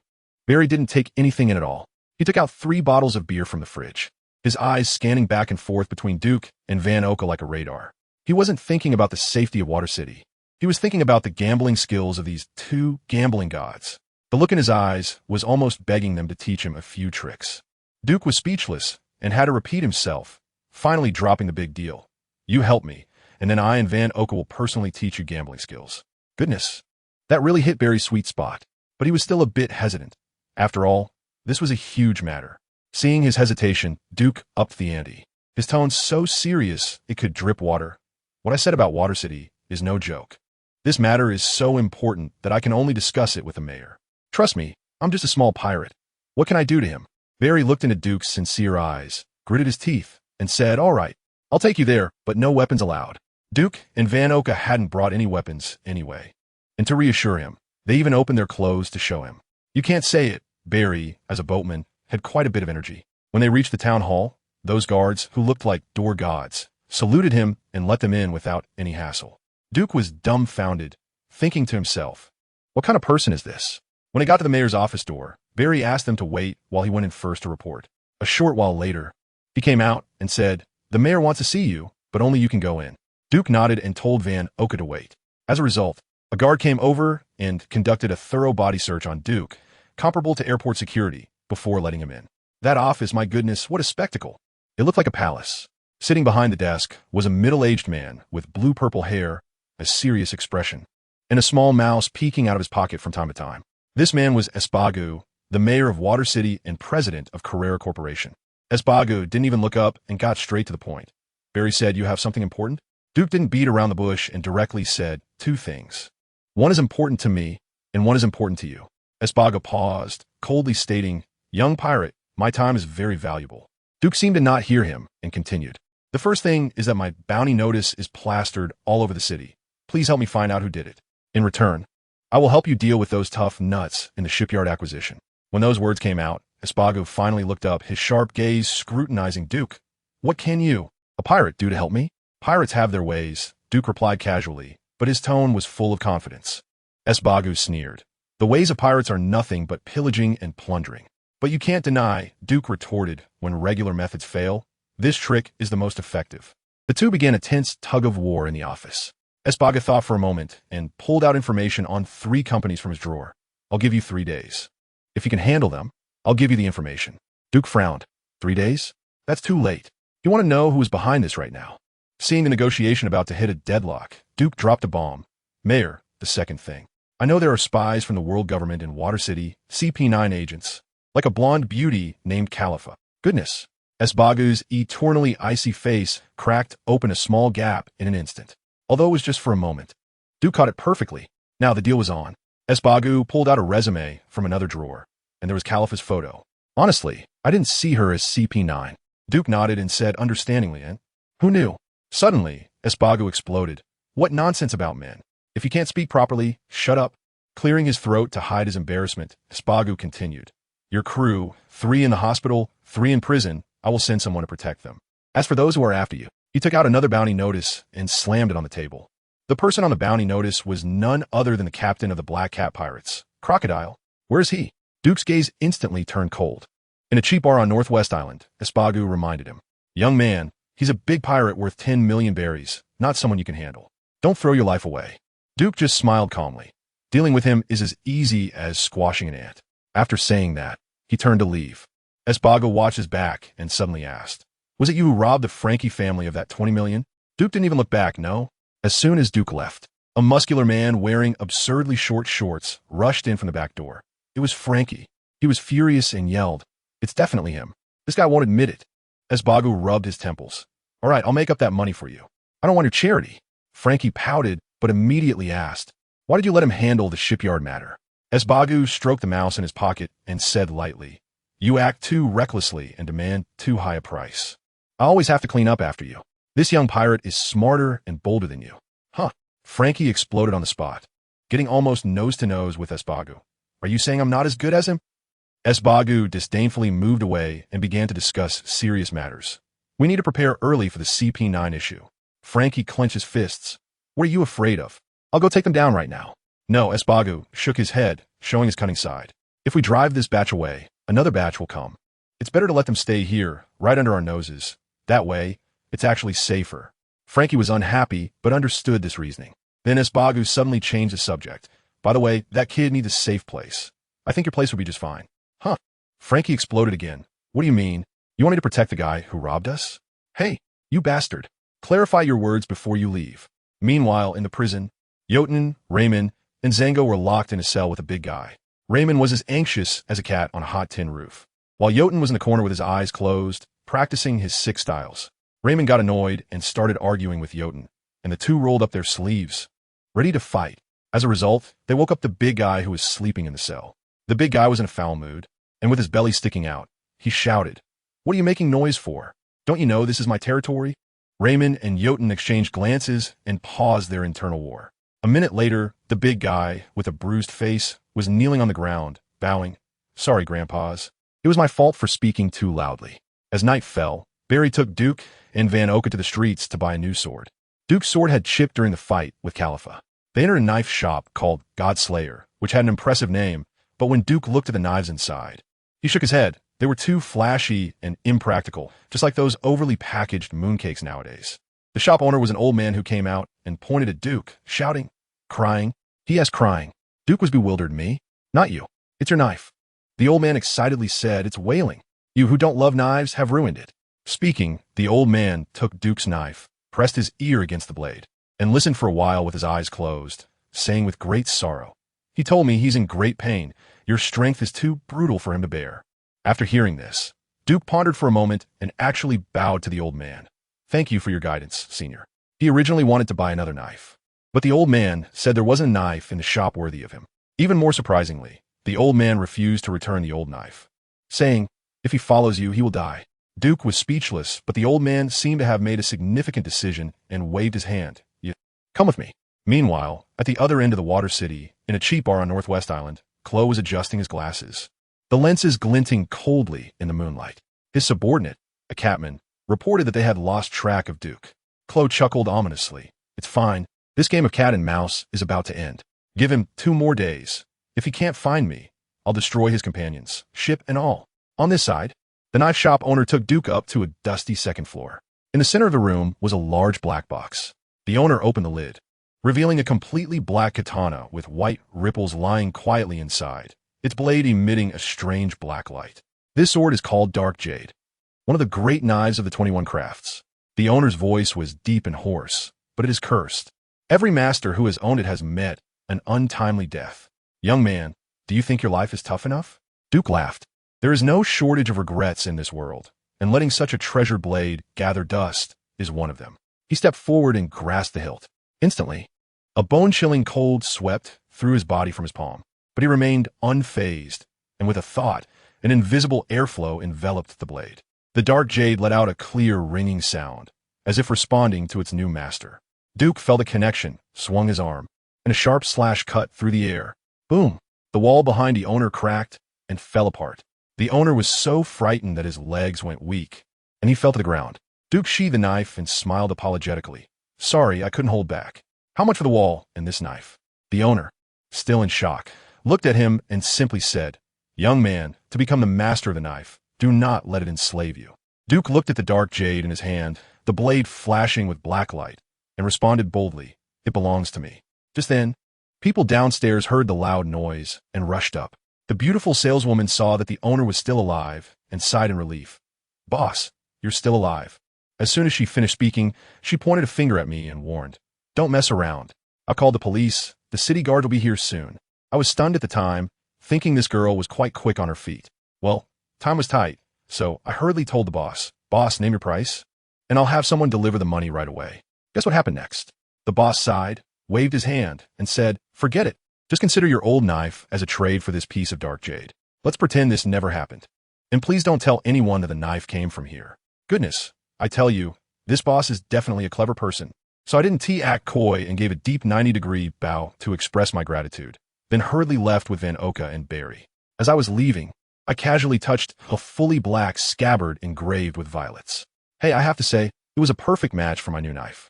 As soon as we got outside, that guy Barry couldn't hold back anymore and burst out laughing. "You really did it. You tried every scabbard in the store, and now it's a mess like a dog-ass den. The boss will probably be furious when he sees it." I tell you, at that moment, I did turn the store upside down to match that scabbard, but I confidently replied, "The boss will understand my artistic pursuit." Van Oka, being more serious, asked me, "Your Highness, are we going to Northwest Island now?" I shook my head. Although that last strike felt great, it exposed my issues. My control over the new knife and my dominance was still far from adequate, so I needed to take it slow. I said, "No rush. Let's rest for the night and go tomorrow." As soon as Barry heard about Northwest Island, his eyes lit up, and he came over like a husky. "Take me with you. Take me with you. I'm familiar with Northwest Island. I can be your guide." Van Oka pointed out bluntly, "You're familiar with the casinos there, right?" Barry chuckled, his thick skin showing. "I can help you gather information too. That's useful, right? Just let me join in." I thought about it and realized it was indeed necessary to build a good relationship with this local snake, so I nodded in agreement. On the other side, in the god-slaying knife shop, the owner looked at the mess on the floor, his eyelids twitching. The city guard arrived late, and he pointed at the door, shouting, "Sir, you must catch that pirate for me." The city guards were taking notes and asked him what he had lost. After the beautiful salesgirl counted, she said with a strange expression, "Boss, we are missing a sheath." The next day, we arrived at Northwest Island in the City of Water. Let me tell you, this place is practically a lawless slum. Every year, it gets washed away by tsunamis, so the houses are all makeshift, broken, and dilapidated. And human life here is thinner than paper. As soon as we entered an alley, we saw a little boy, thin as a monkey, running for his life with a warm loaf of bread in his arms. Behind him, a baker was chasing him with a carving knife, cursing and saying that this little rascal was stealing again. The boy ran as fast as he could, splashing mud all over his face. With only one thought in his mind, the bread had to be clean. Franny was still waiting. Just as he was about to turn into a complicated alley to shake off his pursuer, he accidentally collided with us. Bang! The child was stunned, and the bread fell into a puddle. He didn't take care about the pain, quickly got up, picked up the bread, wiped it off, and wanted to keep running, but it was too late. The baker grabbed him by the back of the neck, and his knife was about to stab down. Barry was startled and stepped forward to grab the baker's wrist, shouting, "What are you doing? Killing someone in the street?" The baker grimaced in pain and said that this little brat came to steal from him every day, and he was just mad enough to want to teach him a lesson. During this delay, the little boy slipped away like an eel and disappeared. Barry then released his grip and huffed. "No matter what, you can't use a knife on a child." The baker then complained, "You're playing the good guy. But what about my business?" The first time I felt sorry for him and gave him food. The second time he squatted at my shop door. The third time he stole directly. How many times has this happened? Upon hearing this, Barry was at a loss for words, scratched his head, and took out 100,000 bellies from his pocket to give to the baker, saying, "Is this enough?" When the baker saw the money, the wrinkles on his face broke into a smile. "That's enough, enough. That little brat is just lucky." As soon as I saw that this matter was settled, I urged Barry to hurry and leave, not to meddle. But Barry asked the baker again, "Where's the bar here?" The baker took the money, and his attitude was quite good. "There's only one bar here, over by the Windbreak Rock. But recently, a group of pirates called the Black Cat and Black Dog have taken it over." Upon hearing this, Barry frowned. "You know they're pirates? Why don't you report it?" The baker laughed. "Big brother, you really are clever. If we report it, the city guards will come, and the pirates will run away.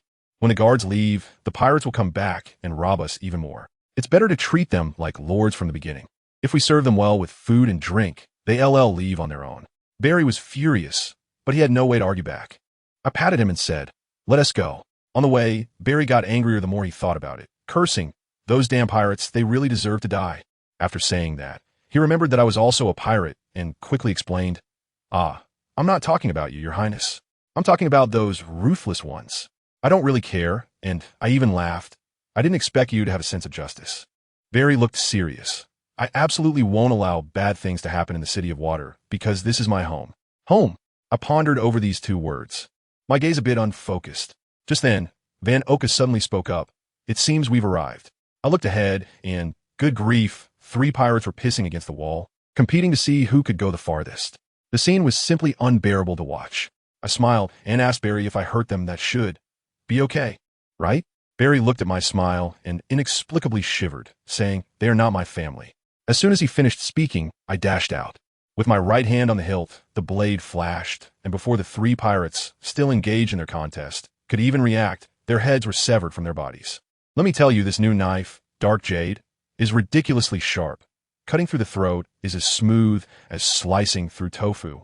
Barry looked at the 3 corpses lying in a pool of blood. His face turned pale. It was his first time witnessing such swift brutality. He instinctively took 2 steps back, probably thinking to himself, "Is this what real pirates are like?" I sheathed my sword, the blade not stained with a drop of blood, and looked at him, asking, "What's wrong, scared?" He gulped and asked me, "Are you going to kill them all?"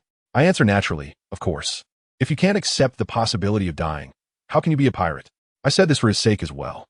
Fan Oka, however, seemed unfazed and casually added, "Your Highness, this kind of life is much more interesting than the casino." Barry looked at me, then at Fan Oka, and after a long pause, he couldn't find his words. I could only comfort him by saying, "Don't worry, I'm not a psychopath. I can handle killing a few people, but if I kill too many, I might throw up." It seemed that my words didn't provide much comfort. Fan Oka had already taken a running leap onto the rooftop to scout ahead. He quickly reported back, "There are about 15 people outside, but it's hard to see clearly inside the bar." I nodded to Barry and said, "You don't need to lead the way anymore. Just be careful." After that, I walked on the ground with Van Oka while he stealthily moved on the roof, making our way toward the bar. Soon we spotted that group of pirates, along with their captain, Kuro from the Black Cat Pirates. He was standing on a rock, gazing out at the sea with a face full of despair, as if contemplating life. Just as he was trying to look profound, one of his subordinates shouted like he had seen a ghost, Captain, Captain, it's Duke. He's here. Kuro turned around and our eyes met. He adjusted his glasses and suddenly burst out laughing. Ha ha, Captain Duke, I didn't expect you to actually find your way here. It seems this game won't be too boring after all. I stood by the wall, listening to him talk about some game, utterly disdainful. I directly mocked him. It's just some lowly tricks. A notorious pirate with a bounty of 10 million berries can only resort to such schemes? His men, probably around 40 to 50, all rushed out of the bar, glaring at me menacingly. However, Klo was not provoked. While equipping his claw weapons, he leisurely said, Captain Duke, your words can't anger me. I'm curious. How did you find me? You went to the town hall yesterday and found me here today. Could it be? He was guessing to himself, and I ignored him, stepping forward in front of over 40 people. I calculated the distance and found a wooden board to use as cover about 50 meters away, just enough to peek and observe. This distance was right at the edge of their musketeers' range. If they fired in unison, the bullets would rain down, and I couldn't withstand that. But I wasn't in a hurry because I wasn't fighting alone. Hundreds of meters away on a rooftop, Van Oka had already set up his precious long gun. Let me tell you, my brother is like a human AWM. Through the scope, he locked onto the first unlucky guy's head. Bang! With the sound of a gunshot. 400 meters away, a pirate's head exploded like a watermelon.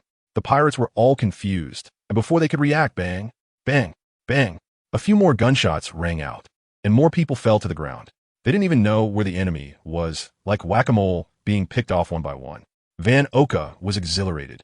This was his first real kill, much more thrilling than shooting targets.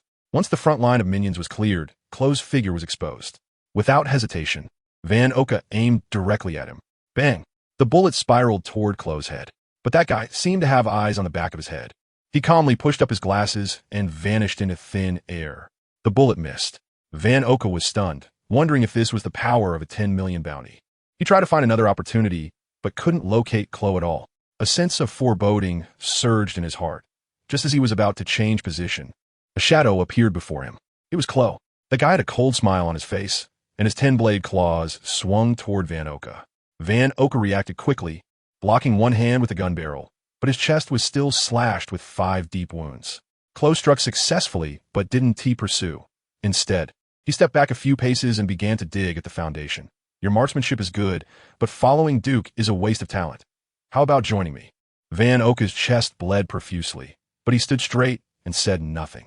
Klo saw that he was ungrateful. His eyes hardened, and his figure disappeared again. Behind you. A cold voice echoed behind Van Oka, and the claws pierced directly into his back. Van Oka was horrified and tried to roll away, but there was no time. Just at that critical moment, a dart shot through the air, aimed at Klo's back. It was Barry. He had timely intervened from the opposite rooftop. Klo had no choice but to abandon the attack and turn to knock away the dart. Van Oka seized the chance to create some distance, and Barry, panting heavily, shouted, You bastards! Get out of Water City! Klo frowned and sneered. Weaklings have no right to leave. Before he finished speaking, he had already appeared behind Barry, and with a swift motion, 10 bloody wounds appeared on Barry's back. Bang! Van Oka took the opportunity to fire again, but Klo easily dodged it. Barry's face twisted in pain, but he endured it and threw the rope like a net. However, Klo was too fast, darting around the rooftop like a ghost. They couldn't catch him. In just a few seconds, Klo found the opportunity and dealt a fatal blow aimed at Van Oka's heart. Van Oka's pupils constricted sharply. In that moment, he felt as if he couldn't even move, only able to close his eyes and wait for death. Suddenly, a violent gust of wind howled by. A force faster than Klo surged between him and Van Oka. Klo was forced to stop, looking uncertainly toward the other side of the rooftop. I, holding the dark jade, walked over step by step. I glanced at the injuries of Van Oka and Barry, then fixed my gaze on Klo, the tip of my knife pointing directly at him. Captain Klo, your men are all dead now. It's time for you to go down and join them. Giloesh pupils constricted. But he quickly laughed. Captain Duke, don't play such lowly tricks. He calculated in his mind that he had only fought with Van Oka and the others for less than 3 minutes. How could I possibly deal with his 40 subordinates in that time? It was simply a fantasy. He thought I was trying to shake him with words. Haha, how naive. I couldn't be bothered to waste words with him. Taking a deep breath, I fixed my gaze on him. Kuro immediately felt an invisible pressure weighing down on him, making it hard for him to breathe. He panicked, and to break free from this suffocating feeling, he unleashed his ultimate move, moving at high speed. So fast that he could barely control himself. I'm a pirate with a bounty of 10 million berries. How could I be afraid of a small fry like you? His voice echoed everywhere, and he used his signature move, Shock of Death. This move was absurdly fast, but its flaw was that it was an indiscriminate attack, and he didn't even know who he would hit. However, I had anticipated this. I closed my eyes and focused on sensing everything around me. In my mind, Kuro's erratic movements became clear, just as he uncontrollably flashed in front of me, his 10 blades swinging towards my head. The dark jade in my hand glimmered with a hint of black light, and a lightning-fast slash cut through the air. In an instant, Kuro's high-speed figure froze, then slowly fell.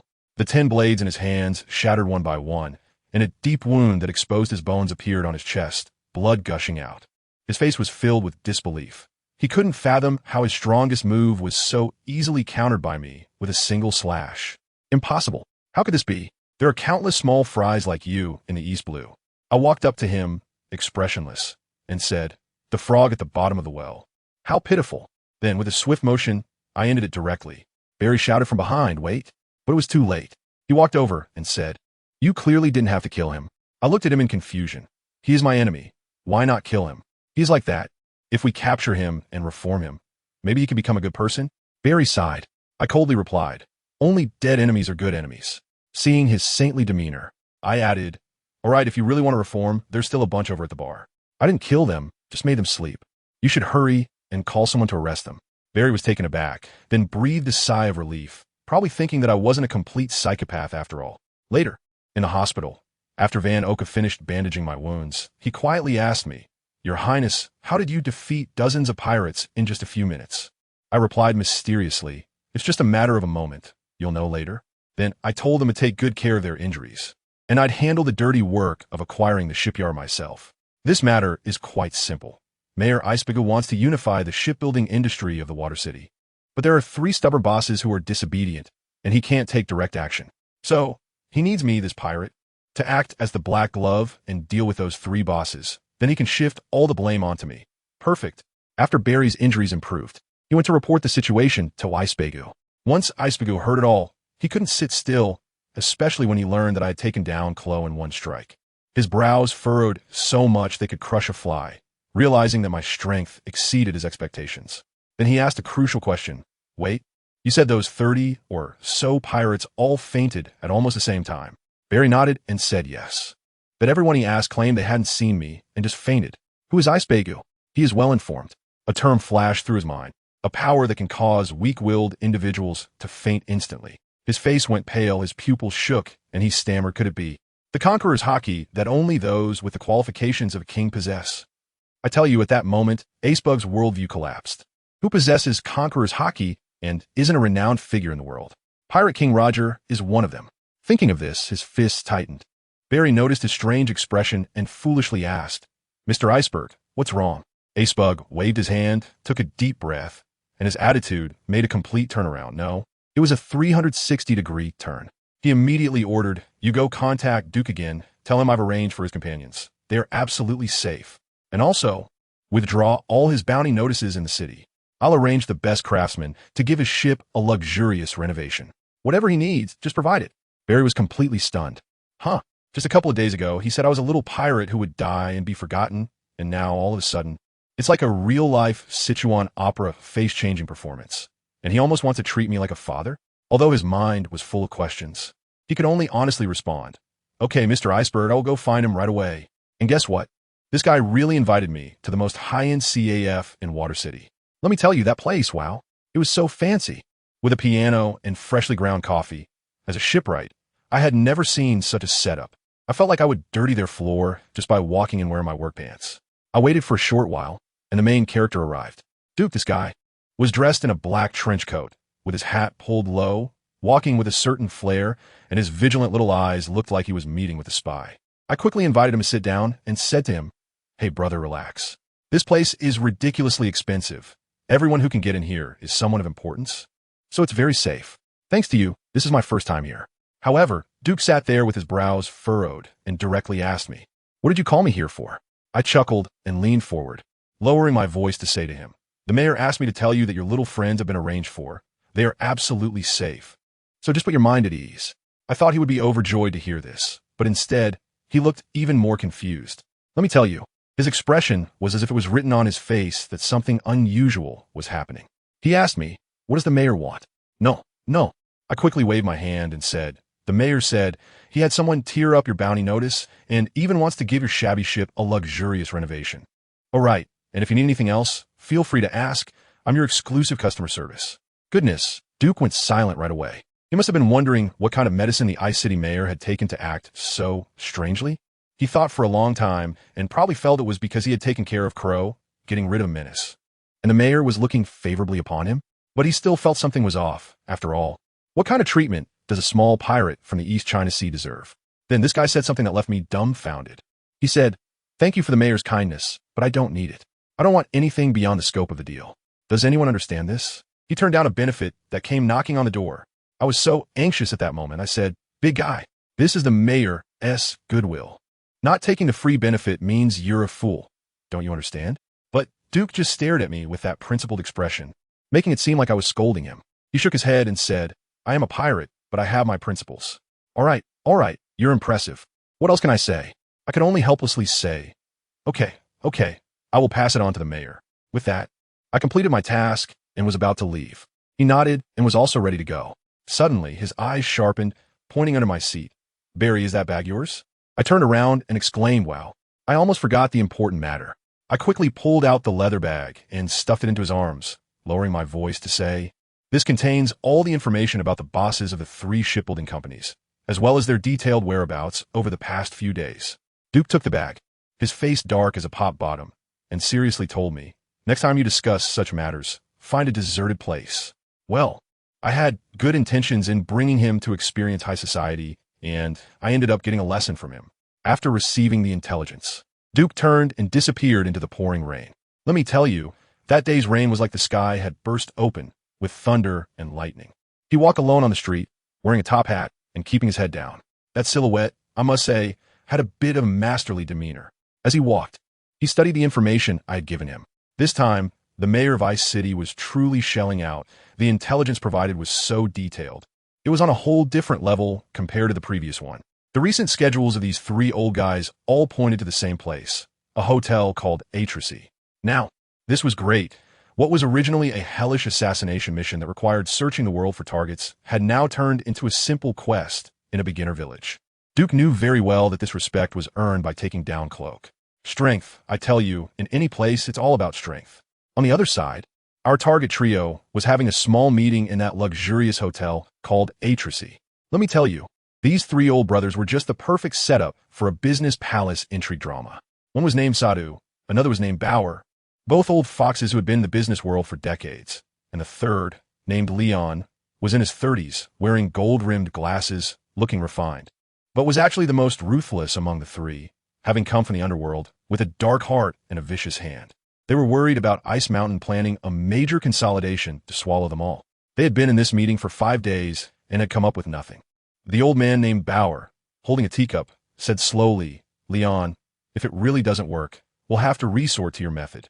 It turned out that Leon had suggested on the first day not to engage in any frivolous activities, but to directly send people into the city hall to take care of Ice Mountain and then frame it on the pirates, ending it all at once.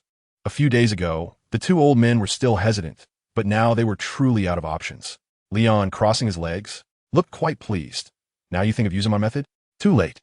The 2 old men quickly said they could frame the incident on a pirate named Duke, who was wanted all over the city. Upon hearing this, Leon laughed and said, "That's exactly what I was thinking. A little pirate with a 2 million bounty. Why is the whole city in an uproar? Because he killed a mayor, right? This plot is so reasonable." Then came the most exciting part. Leon said, "But since I'm doing the dirty work, you 2 can't just sit back and enjoy the show, right?" The 2 old foxes understood. Sadhu immediately spoke up, 500 million berries. Bauer followed suit. "I'll also put in 500 million, a total of 1 billion, enough to buy Ice Mountain's life." Right? Good heavens, I thought 1 billion berries. But guess what? Leon let out a laugh, full of disdain. He said he was already numb to money. It was just a number. What he wanted was something that money couldn't buy. He looked at the 2 old men as if they were country bumpkins and laid it all out. "I want 30% of each of your companies." Sadhu exploded on the spot, slamming the table and shouting, "Impossible. You're dreaming. 30% of the shares means the company will be renamed to Leon." The two old men originally wanted to drive away the tiger and swallow the wolf, but they didn't expect this was directly inviting the wolf into the house. Leon was calm and composed. He stood up, hands in his pockets, looking down at them from a height, saying, "Gentlemen, you are getting old. You've lost that adventurous spirit.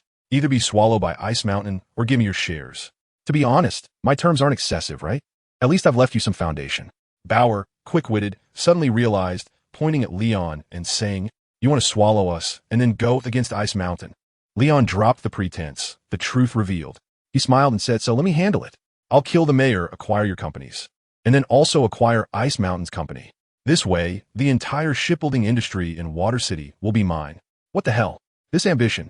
The two old men gasped in shock, realizing that the young man in front of them intended to become the king of the Water City. Leon glanced at his watch and issued a final ultimatum. 5 minutes. Either give me shares or get lost. Just as the two old men were being pushed into a corner and were ready to compromise, there was a click and the office door opened. The person who walked in was none other than Duke. He had braved the heavy rain to arrive at this Atries Hotel, a high-end club with a membership system, soaked to the bone. As soon as he entered, a blonde waitress approached him, politely blocking his way and saying that only members were allowed in. But she could offer him an umbrella. Duke had initially planned to find a way to sneak in, but the waitress's attitude left him speechless. He quickly scanned the hall, spotting a few bodyguards and several waitstaff, and asked directly, "Is Mr. Williamsada here?" The waitress was taken aback and said she couldn't disclose member information. Duke nodded. "Oh, so he must be here then." It was only then that the waitress realized he was looking for trouble. Just as she was about to shout, she suddenly recognized Duke's face. It was the pirate from the wanted poster. She was so scared that she stumbled back, pointing at Duke and screaming, "Pirate! The pirate is here!" The several suited bodyguards in the hall immediately pulled out their weapons and surrounded him. And guess what happened next? Duke narrowed his eyes. Just that one glare. An invisible aura spread out, and everyone in the hall, whether waitstaff or bodyguards, collapsed like a set of dominoes, fainting all at once. He rushed over and caught the blonde waitress, who was about to fall, gently placing her on the sofa while mumbling, "With your service attitude, you must get a 5-star review." Having secured the hall, he headed upstairs, searching floor by floor. Finally, on the 3rd floor, he heard voices coming from a room. Without hesitation, he twisted the doorknob and pushed the door open. He took off his top hat and bowed to the 3 bewildered big shots inside, smiling as he said, "Oh, you 3 are all here. You really made it easy for me to find you." Inside the office, the 3 men were stunned. Leon was the first to recognize Duke. He retreated cautiously and asked warily, "How did you find this place?" The other 2 old men were still confused, and Paul directly asked, "Your name is Duke, right? What do you want from us?" Duke hung his top hat on the coat rack, as if he were at home, and smiled. "As a pirate, what could I want from 3 big bosses?" Paul's heart sank, but he relaxed, thinking Duke was here to demand money. He said, "Name your price, and we'll have the money delivered tomorrow." Duke laughed. "You really understand people. If I wanted money, I'd definitely come to you next time. Of course, that's assuming you have a next time." Upon hearing this, Paul turned pale. Leon immediately understood the implication and coldly said, "Did Iceberg send you? How much did he offer you?" "We'll pay 5 times that." Duke glanced at Leon, a bit surprised that the kid was quick on the uptake. But he shook his head. "Sorry, the thing I want you can't provide. Only the mayor can give it to me." As soon as he finished speaking, accompanied by a loud thunder, Leon suddenly drew a gun from behind his waist. Bang! The gun fired. My heart jumped into my throat. And what happened? Duke just tilted his head slightly, dodging the bullet as if avoiding a fly. The bullet grazing his hair. Seeing his sneak attack fail, Leon turned to jump out the window and escape. But could he get away? Duke followed in a single step, and with a flash of his knife, a deep gash appeared on Leon's back, visible to the bone, and with a thud, he collapsed to the ground, convulsed a couple of times, and lay still. The once mighty tyrant of the Water City was gone, just like that. The remaining 2 old men were so scared they nearly urinated themselves, their legs trembling. As they saw Duke approaching with the knife, Paul shouted at the top of his lungs, I'll transfer the company to Iceberg." The other Sadhu quickly chimed in, "I'll transfer too." Duke heard this, sheathed his knife with a swish, and put on that neighborly boyish smile. "If you had said so earlier, why would we need to resort to violence?" The 2 old men didn't dare to speak, staring at Leon's corpse on the ground, nearly losing their minds. Then, a scene that terrified them even more unfolded. Duke crouched down and rummaged through Leon's corpse, collecting his handgun, dagger, lighter, and bullets, stuffing them into his own pockets. Finally, he sighed in disdain. What a miser. Not a penny in cash. How do you spend money when you go out? Scanning the room, he stood up ready to leave, but before he did, he turned back to the two old men and said, "It's 3 of your companies, including this recently deceased friend." The two old men nodded like chicks pecking at rice. "Don't worry. All 3 companies agree. We'll take care of his body. We'll also take care of the bodies in the hall." Duke waved his hand, leaving them with a remark. "I'm a kind pirate, but I do not kill innocents indiscriminately." After saying that, he vanished out the door. When Duke reappeared, it was at the door of my little seaside cabin. He was drenched, playing with the classic flintlock pistol he had taken from Leon, which was ornately designed and clearly worth a lot. With matters settled, he needed me to take him to meet the mayor for a debriefing. I heard a knock on the door and cautiously asked, "Who is it?" "Me." As soon as I heard it was Duke, I quickly opened the door. Goodness, he looked like he had just come out of the water. I hurriedly let him in. It was much warmer inside. He took off his coat and top hat, shook his wet hair, and immediately asked, "Is there hot water for a shower?" I let out a sound of surprise, looking at him as if he were a fool. "We're out at sea. There's only cold water. Are you going to wash or not?"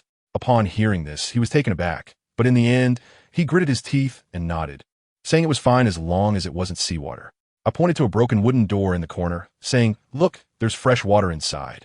You can use the white towel, but don't touch the red one. It's my zodiac year, and it brings bad luck." Goodness, this guy must have really been holding it in. He went in and took a quick shower, in and out in less than 10 minutes.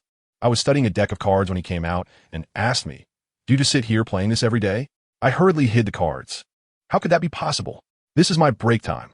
Do you understand the balance between work and rest?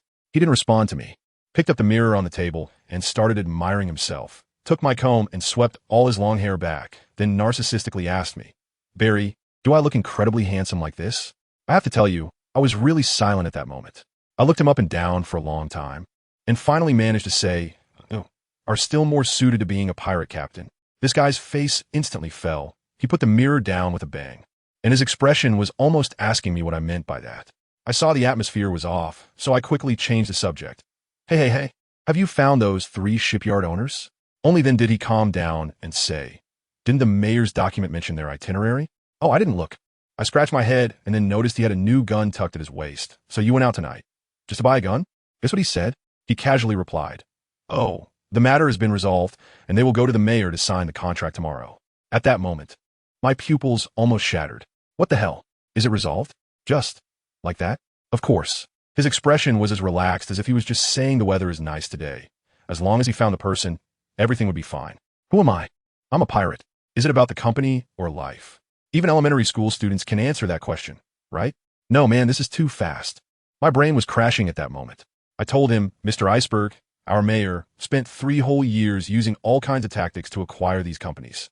3 years. And he only managed to secure 4. And this guy, he handled the remaining 3 tough nuts in just 2 days. I was so excited that my voice trembled. Is it true? Did those 3 old stubborn ones really agree? He nodded, very calm. You'll know tomorrow. That night, I tossed and turned on the sofa, making pancakes while I let him have the bed. This guy was also carefree, probably exhausted. He fell asleep as soon as he touched the bed, and not even thunder could wake him. Early the next morning, the wind stopped and the rain ceased. The sun came out. I was awakened by his thunderous snoring, rubbed my ears, got up, and saw him sleeping like a pig, so I didn't wake him. After washing up, I stepped out of the wooden cabin to get some fresh air. As soon as I stepped outside, guess what I saw? This guy was standing on the boardwalk, facing the sea breeze, gazing at the ocean, striking a melancholic pose at a 45-degree angle, looking up at the sky. Goodness, was he cosplaying as a literary youth here? At that moment, I thought to myself, there must be a little princess living in his heart. I stood there watching him for a long time, and he was still lost in thought. I couldn't help it anymore, so I yawned and walked over. "Hey, get ready. It's time to go to the town hall." He slowly turned around, looking at me with an expression that said I didn't understand him, and sighed. "Let's go." I was wondering what was wrong with this person, so I asked him, "What's up? Do you have something on your mind?" But he just waved his hand and said, "You wouldn't understand if I told you. Forget it. Let's go." Does anyone get it? I was really thrown off. He kept mumbling behind me, "Not that old." Acting like an adult. Yeah, if you don't say anything, how would I understand? I swear my fists were clenched, and the veins on my forehead were popping. If I could take him, I would definitely make him understand why the flowers are so red. I suppressed the urge to hit him and watch him go inside to put on his clothes. Because he got caught in the rain yesterday, he was wearing one of my outfits, which was tight on him, making him look like a spirited young man. however, with a big coat on top. It was hard to tell. We had a local specialty dish called shui roe, and drank some sparkling wine. Then we leisurely made our way to the town hall. As soon as we arrived, the guard at the entrance quietly informed us that the two bosses, Shun Yang and Yuan Hang, had already been inside talking to the mayor for over an hour. Duke and I exchanged a glance, and we were both shocked. What efficiency! Did they come here on a rocket? It's worth noting that in the past, whenever the mayor invited them, it was either a meeting today or diarrhea tomorrow, with plenty of excuses. I was curious and asked Duke, didn't they say there were 3 bosses? Where's the other one? He came back yesterday and went straight to sleep without saying a word, which made me really curious. Then he quietly said, oh, there's another boss who has made a very significant contribution to these 2 bosses. What contribution? I pressed on. Just as he was about to say a contribution to life, the meeting room door opened. The 2 bosses, Sadu and Bear, walked out with cheerful expressions, followed by Mayor's Bagu, who was also smiling like a flower. I could hear them from far away chatting about how great things were, how hard they worked, and a bunch of empty pleasantries. After the formalities, the 2 bosses started to walk out, their smiles still on their faces. But as soon as they turned the corner and saw Duke sitting on the sofa in the break area, their smiles froze instantly, as if they had seen a ghost. However, they reacted quickly, regained their composure, and didn't come over to greet him. Their footsteps noticeably quickened, as if they were being chased by a dog. I waved my hand in front of Duke. What are you looking at? Let's go. Once in the conference room, Mayor Isbarg had already put away his formal smile and resumed his usual seriousness. He pointed to the chairs, indicating for us to sit. Mr. Duke, the mayor began, his voice uniquely magnetic. I originally thought you would just kill them directly, and I would handle the aftermath. I didn't expect you to do much better than I imagined. Duke remained quite calm.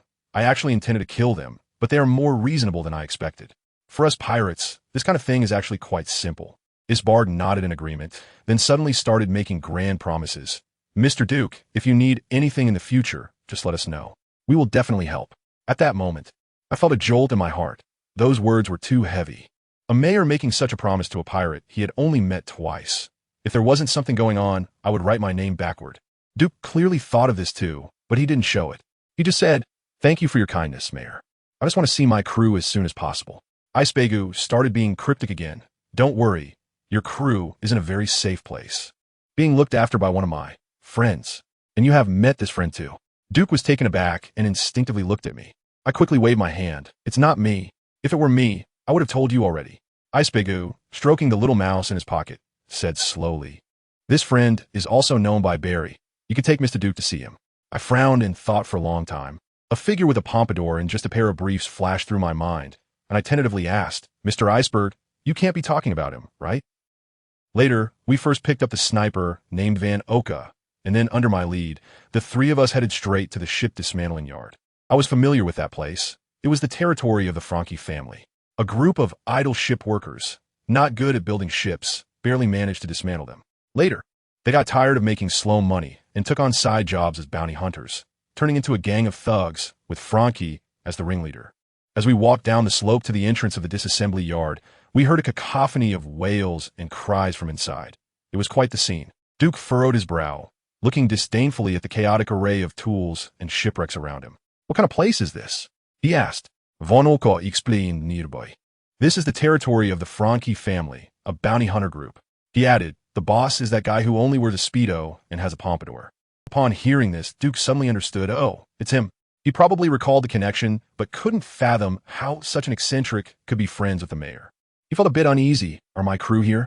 I hurriedly patted my chest and assured, don't worry, with the mayor's word, that bastard Frankie won't dare to act recklessly.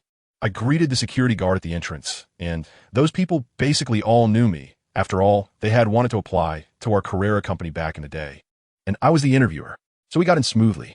Once inside, wow, there was a huge crowd with people surrounding the area, shouting Franchi. Franchi!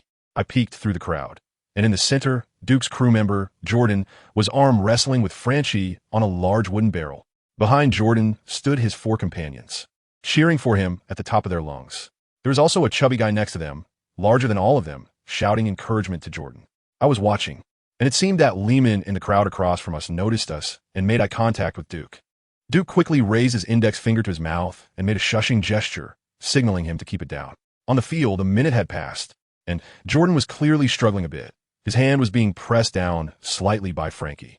Frankie seized the opportunity, and with a sudden burst of strength from his barrel-sized arms, he slammed Jordan's arm down hard onto the wooden barrel. Jordan lost. After Frankie won, he was so pleased with himself, raising his hands to enjoy the cheers from his little brothers. Jordan was not convinced and shouted, "I've beaten all 8 of you already, and you've only beaten me once. What's there to brag about?" Frankie, hands on his hips and pouting, retorted, "A win is a win, and a loss is a loss. Don't make excuses." The two looked like they were about to fight. Rajiv quickly pulled Jordan back and advised him to let it go. Just then, the 3 of us squeezed in from the side. "Oh, I was worried something happened to you guys, but it seems you're having a great time here," Duke said, smiling at them. Jordan's eyes lit up as soon as he saw him. "Captain, you finally made it." However, before he could finish his sentence, Frankie, with his conspicuous physique, jumped out, hands on his hips, blocking him in a way he thought was cool, and shouted, "Hey, with the atmosphere like this, are you going to let him end it? Save the reminiscing for after the fight." His little brothers chimed in. "The fight continues. The fight continues." Frankie tossed his head back and shouted in his unique, tongue-clicking voice, "Who dares to fight me?" The atmosphere instantly heated up. Lehman tugged on Duke's sleeve, encouraging him. "Captain, you have the most strength. You should compete with him." Duke was both amused and exasperated. "What's the benefit of winning?" Nothing," Frankie with sharp ears immediately chimed in. "If you beat me, you'll gain the friendship of the Frankie family." Duke's expression was such that it almost screamed, "I don't need it." Just as he was about to refuse, saying there were serious matters to attend to, Frankie's little brother Zambai ran over and loudly said, "If you can beat our boss, the 2 million berries you stole from me before will be wiped clean." Duke remained stoic. "I didn't steal your money." Frankie gave him the middle finger with a disdainful look. Then Zambai whispered something in Frankie's ear, and Frankie's eyes lit up. He pointed to the big, chubby guy Anuno and said to Duke, "Anuno wants to go on an adventure with you. If you can beat me, I'll let him join you." Jordan quietly explained to Duke that this fat guy came out of prison with them and was a shipwright who wanted to join them. Duke quietly asked them, "What's this guy like?" "He's pretty obedient, just eats a lot." "But Captain, we also need a shipwright, right?" The big guy Anuno grinned at us. Duke, probably considering the shipwright profession, believed Jordan's words and finally looked up at Frankie and said one word, "Come." Instantly, the whole place erupted. The two sat on either side of the barrel, and it was like a concert on Frankie's side, with cheers echoing everywhere. His modified arm was significantly thicker than Duke's, and he confidently declared, "You absolutely can't beat me." Duke quietly sat there, extended his hand, and grasped Frankie's large hand. They didn't need anyone to shout start. They began to subtly compete. I watched as neither of their expressions changed, but the wooden barrel lid they were leaning on creaked and cracked. Frankie, being cunning, seized the moment when the lid was about to give way and exerted force, hoping to take advantage of the lid's breaking momentum to win. But who was Duke? He had already anticipated this move. The instant Frankie pushed, Duke also pushed back with all his might. Boom! The barrel lid could no longer hold, and the entire barrel exploded into flying wood chips. The crowd fell silent. Everyone was dumbfounded. Although the barrel had exploded, they were still seated with their hands suspended in the air, unmoving. Slowly, Frankie's arm began to tremble, and veins popped on Duke's face. This was a pure test of strength. Duke twisted at the waist, and a tremendous force pushed Frankie's arm down. Frankie quickly used his other hand to support his thigh, exerting all his strength to push back. Just then, Duke suddenly eased off a little, causing Frankie to overexert himself and lose control. In that moment, Duke seized the opportunity. All his strength exploded forth like a bamboo shoot through the ground. With a loud bang, he directly toppled Frankie, slamming his hand back down hard onto the ground. The whole place was silent. Frankie's little brothers were wide-eyed. It was Jordan and the others who first reacted, excitedly shouting, "The captain won." Frankie got up from the ground, gritting his teeth. "You played dirty. You're not a real man." Duke loosened his wrist and said, "Same to you." Frankie was momentarily at a loss for words, shouting that he wanted a rematch. Jordan chimed in mockingly, "Oh, who just said that a loss is a loss and not to make excuses? I'll count that as you winning." Frankie was so angry that he waved his hand. "Go back to work. I'm not playing with this guy." The little brothers dispersed, and our group finally had a chance to talk properly. We found a dormitory room, which was where Rajiv and the others had been staying for the past few days. Rajiv briefly explained the situation, mentioning that the other 2 crew members, Wiggins and Landon, were still in the hospital. Then Duke introduced everyone to Vinoka and me. With many people, it quickly became lively. As we chatted, Duke suddenly remembered the big fat guy. "What's the deal with that Anuno?" Someone tell me about him. Jordan and Lehman exchanged glances and both looked at Zambai. Zambai, with a, explained the situation. It turned out that this fat guy shared a cell with them, and upon hearing they were pirates, insisted on joining. However, the truth was, Jordan and Lehman had beaten him up, and after realizing he was a shipwright, they forced him to join. Duke's face darkened after hearing this, scolding them that the most important thing for a team is cohesion and not to casually recruit people. Lehman quickly added, "We've observed him for a few days. He's a good guy, just can eat a lot. Plus, he's willing to go out to sea with us." "Why was he in prison?" Duke asked. "For dining and dashing." I almost laughed out loud. Freeman chimed in next to me. "These two kids are painting a big picture with Nuno, saying that everything delicious on the sea is free," and he actually believed it. Duke rubbed his temples, looking pained, and could only coldly say, "This won't happen again." Then, this guy started his usual routine, painting a big picture. He seriously told everyone that what he wanted were partners he could entrust his life to, and that in the future, everyone would become capable captains. So the foundation of the team had to be solid, blah, blah, blah. You know what? Even though there are only a few of us now, he painted that picture so big and round that Jordan and Lehman, those two silly kids, listened with shining eyes, already fantasizing about themselves as captains. By evening, Frankie seemed to have calmed down and was quite loyal, especially setting up an office for us to hold a banquet. Wiggins and Landon, who had just returned from the hospital, also arrived, and everyone gathered around a large table filled with food and drank heartily. But for some reason, the dozen or so big eyes were so focused on eating that no one was talking, and the atmosphere was a bit dull. Duke started introducing everyone one by one, letting Wiggins and Landon meet their new companions. These two new guys, one is named Van Oka and the other Nuno. Let me tell you, at this dinner table, there are two extremes. The one named Nuno, he's a bottomless pit. Duke's appetite is already considerable among us, but good grief. Nuno alone has already eaten about 10 times what Duke has, and from the looks of him, he's clearly still holding back, afraid of making us go broke from eating. His whole demeanor exuding awkwardness. No kidding, with that appetite, it would be strange if he didn't eat for free. Who could afford to feed him? The other Van Oka was much more composed, chatting casually with Barry about gambling. Seeing that the atmosphere was still a bit dull, I, Duke, raised my glass to say a few words and lighten the mood. However, as soon as I opened my mouth, well, these guys immediately put down their chopsticks and sat up straight, like elementary school students in class. I just said a couple of simple things. First, welcoming the newcomers, and second, that we would all be brothers from now on. As soon as I finished speaking, Freeman's mouth was relentless, directly firing back. "Is that a captain?" I thought the leader was going to give an important speech, but it feels like we're in a class meeting. His words made everyone laugh, and the atmosphere instantly lifted. Lehman and Jordan, those two clowns, started competing to see who could chew their bread faster, and Nuno wanted to join in, but was mercilessly rejected. So he had to pitifully find another socially anxious partner to chat with. Just when we were enjoying ourselves, Rajev pulled out a newspaper from who knows where, and the headline was explosive. Shocking. Moral decay or human distortion. The East Sea Navy has actually become accomplices of pirates. I leaned over to take a look, and good grief, isn't this just the whistleblower letter I wrote? It was leaked by a small newspaper called Dongfang Xinhai Bao, and they added embellishments, including a bunch of pictures. They edited our hometown, Frostmoon Village, to look like a post-war ruin and even gave a close-up of my senior practicing three-sword style, claiming it was the revenge path of the Frostmoon youth. I was like an old man on the subway looking at my phone, thinking, what the hell is this? This newspaper is even better at making things up than I am. They really know how to hype things up. I asked Rajev if there was any news from the Navy. He said he didn't know much, but there was some huge news. Navy hero Admiral Karp had returned to the East Sea from headquarters. This was no small matter.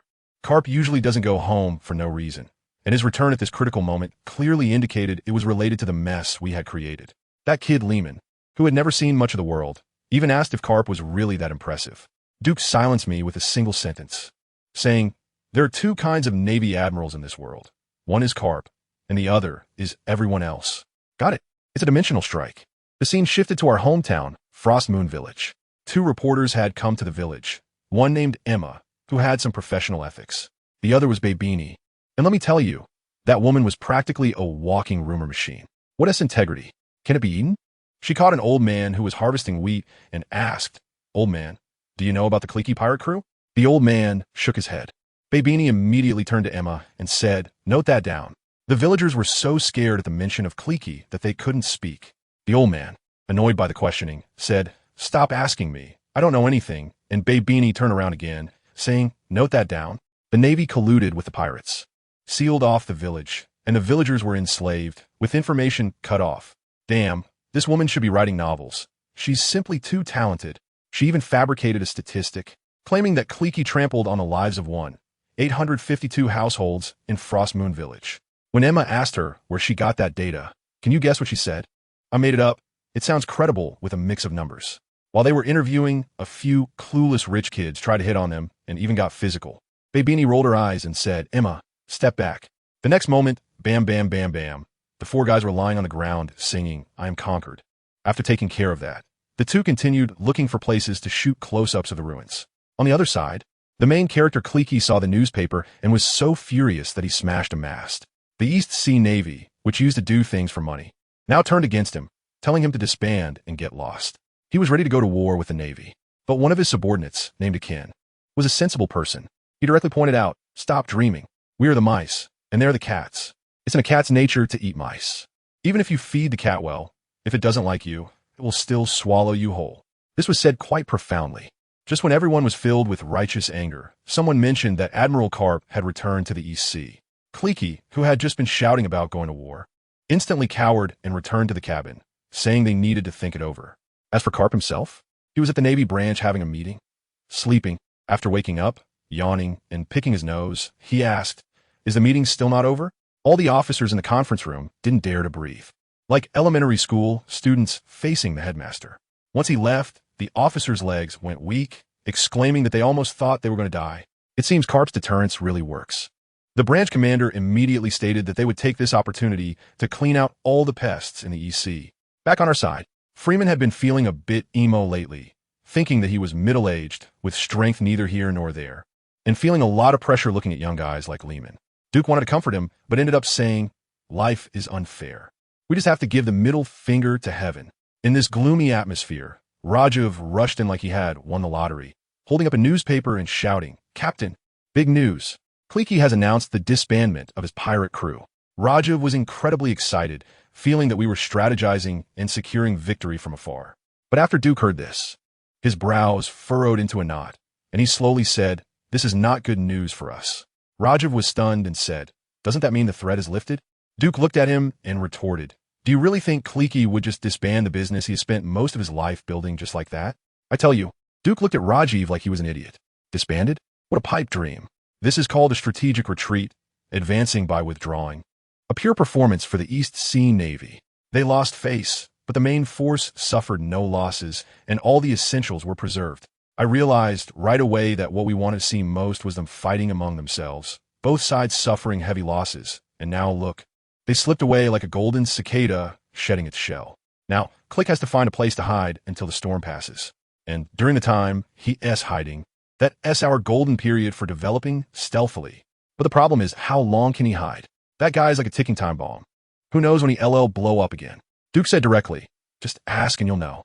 Freeman and I said in unison, who to ask? The next second, Duke directly took out the phone bug and dialed a number. I thought to myself, who are you going to ask? Is there an insider in the Navy? As soon as the call connected, a sweet female voice came through. Moshi Moshi, this is Donghai Daily. How can I help you? I just burst out laughing at that moment. Good Lord, are you here to hit the news hotline? Duke's acting came right up, his voice deep and serious, delivering that official tone perfectly. Let me ask, is the news you reported about the Clique pirate crew disbanding true or not? If it's fake news, we will have to report it to our superiors. The girl on the other end of the phone was completely taken aback. Superiors? Which superiors? Let me tell you, that girl was also a seasoned veteran, playing it cool, saying, oh, sir, our reporters are still following up on this. So I can't give you a definite answer for now. Duke frowned and continued to apply pressure. The newspapers are already printed, and you tell me you don't know if it's true or not. The girl started to go in circles, saying it might be true or it might not. But she wouldn't give a straight answer. I swear, I was listening nearby, and my fists were clenched. These two were like a textbook example of extreme tug-of-war. Duke was silent for several seconds, then suddenly changed his tone. Are you the editor-in-chief or an assistant? I'm the editor-in-chief, Babeanie. All right, editor-in-chief Babeanie. I need first-hand real-time information on the Clique pirate crew. The editor-in-chief probably felt overwhelmed and said, I already told you I don't know. Then Duke played his trump card, saying, I know some secrets about the EC that your newspaper would be very interested in. Now it was the editor-in-chief's turn to be silent. She was probably calculating who this mysterious caller was. Seeing her bite, Duke went all in. The captain of the Black Cat pirate crew in the East Sea, Baiji Kluo, was killed in Water City on the Grand Line, and all his subordinates were captured. Oh my gosh. Once this news breaks, the entire East Sea is going to explode. The editor Babini clearly understands the value of this news, but she still has some doubts. Then, let me tell you, I will never forget what happened next. In order to make the news even more explosive, Duke started freestyling right on the spot. He said that Chloe is actually a lovesick fool. Upon hearing that his childhood sweetheart in the Water City of the East Sea was getting married, traveled a long way through the upside-down mountain just to crash the wedding. But he was too late. His sweetheart was already a married woman. Heartbroken, he caused a scene, and in the end, he was shot multiple times, yet still wanted to escape with his beloved, ultimately dying from exhaustion. I was standing by, utterly dumbfounded, while Rajef and Freeman had their mouths agape, as if they could fit an egg inside. Who understands the family dynamics? The Oscars owe Duke a little golden statue. He told the story with such passion and eloquence, yet his face showed not a ripple of emotion. On the other end of the phone, Babini was completely fooled, her voice even tinged with tears as she asked, "Mr. York, a name Duke made up, is this story true?" Duke calmly replied with 2 words, "False. I made it up." There was a deathly silence on the other end of the line. I felt like I could hear Babini rolling her eyes. But then Duke added, "Chloe is dead. The crew was captured. That part is true." At this, Babini instantly understood. Everyone was dead, so she could make up anything about the process. This was practically a guaranteed blockbuster. She immediately exchanged private contact information with Duke, and the matter was settled. With the information source secured, we were also ready to set sail. At Carrera Company's Dock Number 1, our ship, oh my god, it was simply transformed. A deep crimson body paired with ivory white, adorned with swirling cloud patterns. It looked stunning. It was leagues ahead of everything else. The ship workers returned from the trial run, saying everything was fine. Foreman Tillstone conducted a final inspection, rang the bell to announce the completion of the modifications, and even gave everyone 2 days off. The ship workers cheered, some even shouting about wanting to have children with the foreman, creating a very joyous scene. But among this cheerful crowd, 2 guys were completely off. It was Lucci and Kaku. They had sneaked into the empty changing room, whispering to each other. Let me tell you, these 2 are not ship workers at all. They're undercover agents from CP9, who had previously been outsmarted by us and were planning to catch up and eliminate us once we set sail. Their plan was looking great. But then the doors suddenly swung open, and Barry's booming voice came in. "Hey, you 2 are here. Perfect timing. Congratulations. You are now officially ship workers of Carrera." The expressions on Lucci and Kaku's faces at that moment must have been something like 1,000 alpacas running through their minds. The worst was yet to come. As Barry excitedly said, "Our president, the mayor of Water City, Mr. Espagu, wants to meet you." This was it. This completely disrupted all their plans. They tried to find an excuse to slip away, but Lucci's pigeon on his shoulder even started talking, saying they just arrived in Water City and wanted to check out some houses first. Barry, however, was overly enthusiastic, slapping his chest. "Hey, no big deal. My friend is a realtor, a seaside villa, 10 minutes from the dock. I guarantee you, 50% off." Lucci and Kaku were completely at a loss, being half pushed and half dragged by Barry to meet the mayor. We had no idea about this behind-the-scenes drama and were happily bidding farewell at the dock. Frankie still had that proud look, hands on his hips, saying he would protect us as we left Water City. Foreman Tillstone even gifted Duke a big bag, mysteriously saying to open it after we set sail. The ship slowly departed from Water City, and we stood at the stern, watching the beautiful city grow smaller. Duke stroked the brand new mast and seriously told us that he wanted to have a home of our own on this sea. Then he announced that from today onward, this ship will be called the Hope Home. Everyone was quite moved, expressing their thoughts excitedly. Just at the right moment, Duke opened the bag that Tillstone had given him. Inside was a piece of black cloth, and when unfolded, we were all stunned. It was a pirate flag. On the black flag, there was a skull wearing a crown that looked strikingly like Duke, with a cross katana and a handgun behind it. Cool. Explosive. Everyone was incredibly excited, and Van Oka felt that this flag matched Duke perfectly. But after Duke took a look, without a word, he directly put the flag away. We were all dumbfounded, asking him why. Duke looked at us with a very serious expression. "This flag is imposing, but with our current strength, if we dare to hang this thing out, I guarantee that tomorrow we will be fish food along with the ship." Once he said that, everyone calmed down. Indeed, without the right tools, one shouldn't take on delicate work. Then Duke seized the moment and established 10 rules on the spot, known as the 10 Commandments. Rules like no betrayal, no gambling, no indiscriminate killing, and all loot must be surrendered, each clearly outlined. For the next 3 days, everyone got familiar with the new rules and trained. Let me tell you, that glutton Nanuno's first act upon receiving the rules was to check if there was anything that prohibited him from eating, which had us laughing to death. Duke and Lehman were practicing sword in the training room, sweating profusely. Lehman was almost depressed, saying Duke was improving too quickly, and he couldn't keep up. Duke told him not to compare himself to others and to carve his own path. Just then Oka walked in, his voice steady. "Your Highness, we've spotted Champion Island." "All right, I forgot to mention, we changed our course." Barry had secretly told Duke that there was a Champion Island southwest of Water City, where a fighting competition is held every year, and the ultimate winner can obtain a devil fruit. Who could resist that? We had to check it out. As the ship slowly approached, the island looked like a banana, with a peak in the middle and a gigantic muscular statue on top, shining brightly, with words carved on its thigh. "Faster, higher, stronger." Freeman shouted from the lookout, "Captain, it seems there's someone drifting in the sea ahead. Should we rescue them?" We brought the boat closer, and sure enough, it was a man shouting for help while holding onto a piece of wood. That big guy, Nuno, really had a knack for throwing ropes. In a flash, he had the man all tied up. The man was pulled onto the deck, soaked to the bone. But it was clear he had an amazing physique with 8-pack abs. The most ridiculous thing was his long arms. Gasping for breath, he said, "My name is Eddie O, and I'm from the Long Arm tribe. I came to participate in the Unlimited Sea Fighting Championship. But this Champion Island is nothing like what the newspapers said." Let me tell you, when I heard that, I was completely thrown off. This guy's name is Eddie. He's part of the Long Arm tribe, with 2 elbow joints in his arms, looking like a rubber man, but with his full beard and dark circles under his eyes. He tells me he's only 17? Who understands this? He looks way too rushed in his development. He saw the doubt on our faces and thought we didn't believe his story. So he yelled at the top of his lungs, "That Championship Island Sea Battle Competition is a huge scam. What the newspapers say about the devil fruit as a prize is all nonsense. They just want to catch us and exchange us for a bounty." As soon as I heard it, I thought, oh, interesting. Isn't this just like telecom fraud, luring the fish into the net and then closing it? Eddie was there getting all excited. "You all better not go. There isn't a single good person on this island." Just because he said the words good person, fine. I believe you're 17. It really is clear foolishness. I asked him how he managed to escape alone, and he said that he originally came with a crew called the Pick Pirates. Let me tell you, the Pick Pirates are no small fry. Their captain has a bounty of 60 million, and the total bounty for the whole crew is over 200 million. They are quite well known on the Grand Line as a sort of internet celebrity crew. And what happened?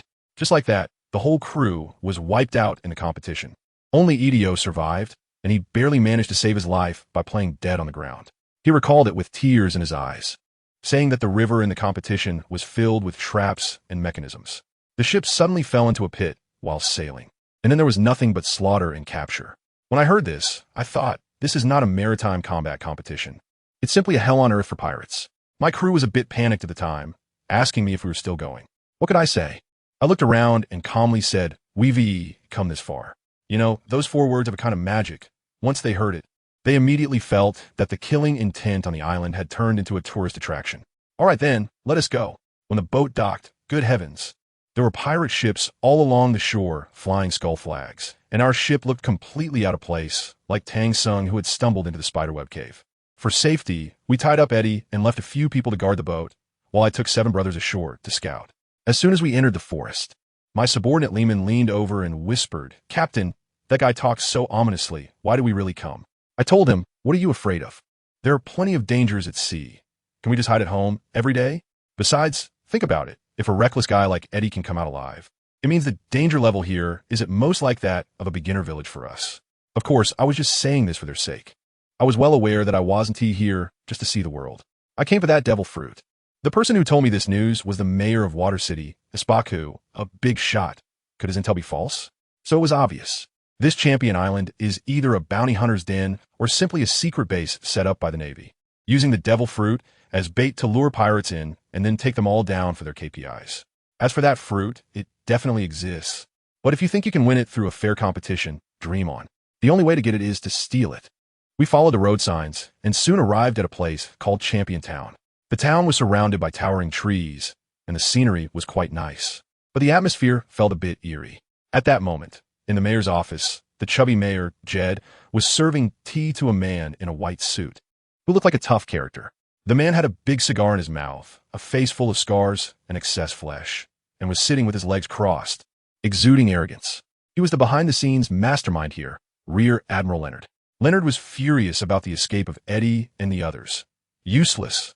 Can't even keep track of a few pirates. I'm going to get scolded again. Jed was trembling in fear and quickly reported on the next fishing plan. Don't worry, Mr. Leonard. There's another one in 3 days. This time, for pirate crews are coming, with a total bounty of 900 million. The leader is Captain Miyazaki of the Black Crow Pirates, with a bounty of 80 million. Upon hearing the name Miyazaki, Leonard frowned. This guy was a user of the crow fruit ability, capable of flying. Those river traps would be like a bath for him, and he couldn't handle it himself. So he hurriedly kicked the mayor out, secretly took out a din mushy, and directly contacted his superior, Vice Admiral Guillaume. As soon as the call connected, Leonard started to cry. Vice Admiral Guillaume, we have a big problem. There's a flying guy, and we can't handle it. If you don't come, what if he actually wins the competition? Are we really going to give him that devil fruit? We are completely unaware of all this. As soon as I entered the town, I noticed something was off. The streets were filled with fierce-looking pirates, strutting around as if they were afraid others wouldn't know they were there to rob. This place is way too bold, isn't it?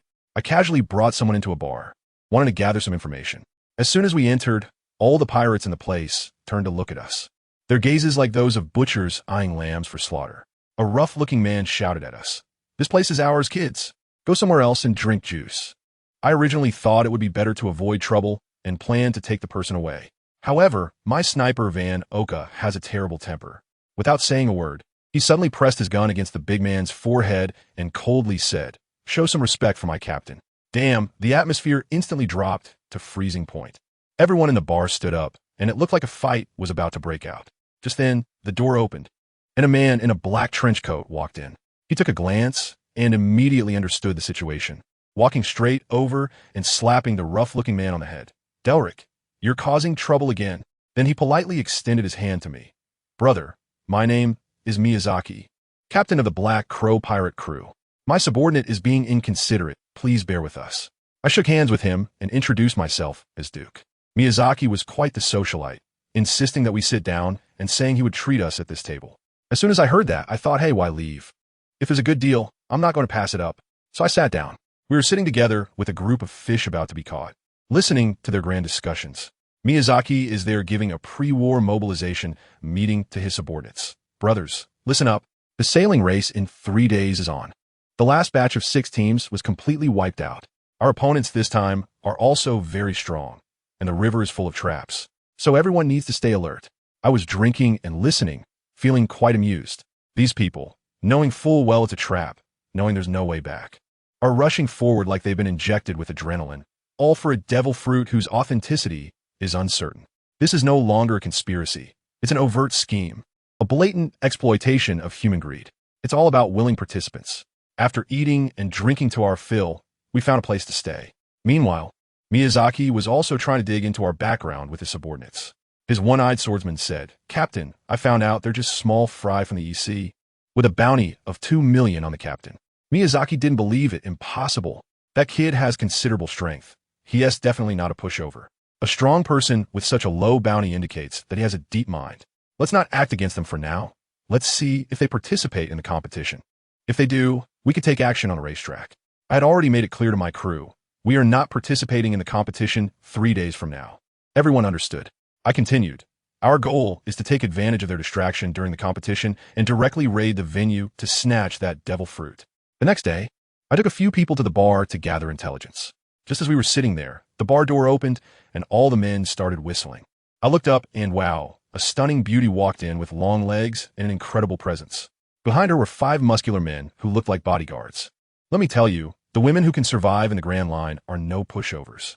As soon as this beauty walked in, she completely ignored the loudmouths and headed straight for the quiet corner of our table. My little swordsman, Lehman, was so stunned that he whispered to me, "Captain, this sister is a really strong swordsman." Just as he finished speaking, the beautiful woman had already walked up to our table, smiling and saying, "Little brother, you have such sweet words. Would you mind sharing a table?" Lehman's face turned red. He didn't expect that his quiet remark would be overheard. The woman sat down and started chatting with us casually, even kindly advising us not to participate in the competition. I only responded politely a few times and couldn't be bothered to say another word. Seeing that I wasn't opening up, she turned to tease Lehman. You're a swordsman too? Who's your teacher? Lehman, being naive, was about to answer when I immediately interrupted him. Lehman. Then I stood up and took him away, leaving the woman looking bewildered. No way I was going to waste time talking to a woman with an unknown background. Back at the inn, Jordan, who I had sent out to gather information, returned. He had spent money to buy intel from the bartender. The competition was at the river office near the mayor's house. And that devil fruit had only shown up during the first match and hadn't appeared since. That made sense. The fruit was real, but it had definitely been hidden. Where could it be hidden? Everyone started speculating, some saying it was with the mayor, others saying it was in the hands of the Navy. Just when we were at a loss, our ship's glutton, Anuno, rubbed his belly and asked Devil Fruit, "Is it tasty?" Jordan laughed. "Not tasty. It's said to be disgusting." Anuno made a face of disdain. "Oh, if it's something that tastes bad, I would just throw it away." As soon as I heard this, a brilliant plan popped into my mind. I patted Anuno on the shoulder. "Anuno, I have a task for you. If you complete it, I'll buy you anything you want to eat." Anuno's eyes lit up. "Really, Captain?" "I promised to complete the task," I said with a smile. "It's simple. You just go to the mayor's house and walk right in." And so, this scene appeared on the main street of Champion Town. Our tall and stout Anuno swaggered up to the heavily guarded mayor's residence. The guard at the entrance immediately drew his gun and warned, "Mayor's residence. No entry for idle people." As a result, Anuno patted his big belly and said earnestly, "I'm here to find a job. No pay needed, just feed me well." I'll tell you, when the guard heard this, his face turned green, waving his hands like shooing away flies. "Get out of here with your weight. You'll eat up the mayor's entire fortune." Good grief, Anuno's little temper flared up right away, his eyes bulging. "I won't leave. I'm hungry. I want to eat." One of the guards got really angry and was about to pull out his weapon. Hey, I thought in this day and age, finding a job is a gamble for your life, right? Luckily, his colleague was clear-headed and pressed him down. "Are you crazy? This isn't good for us." The guy who was about to draw his gun reluctantly lowered it, but his mouth was still unforgiving. "Get lost. If you don't leave, I'll really shoot." So, guess what happened? Anuno completely ignored him and directly executed Plan B that I taught him.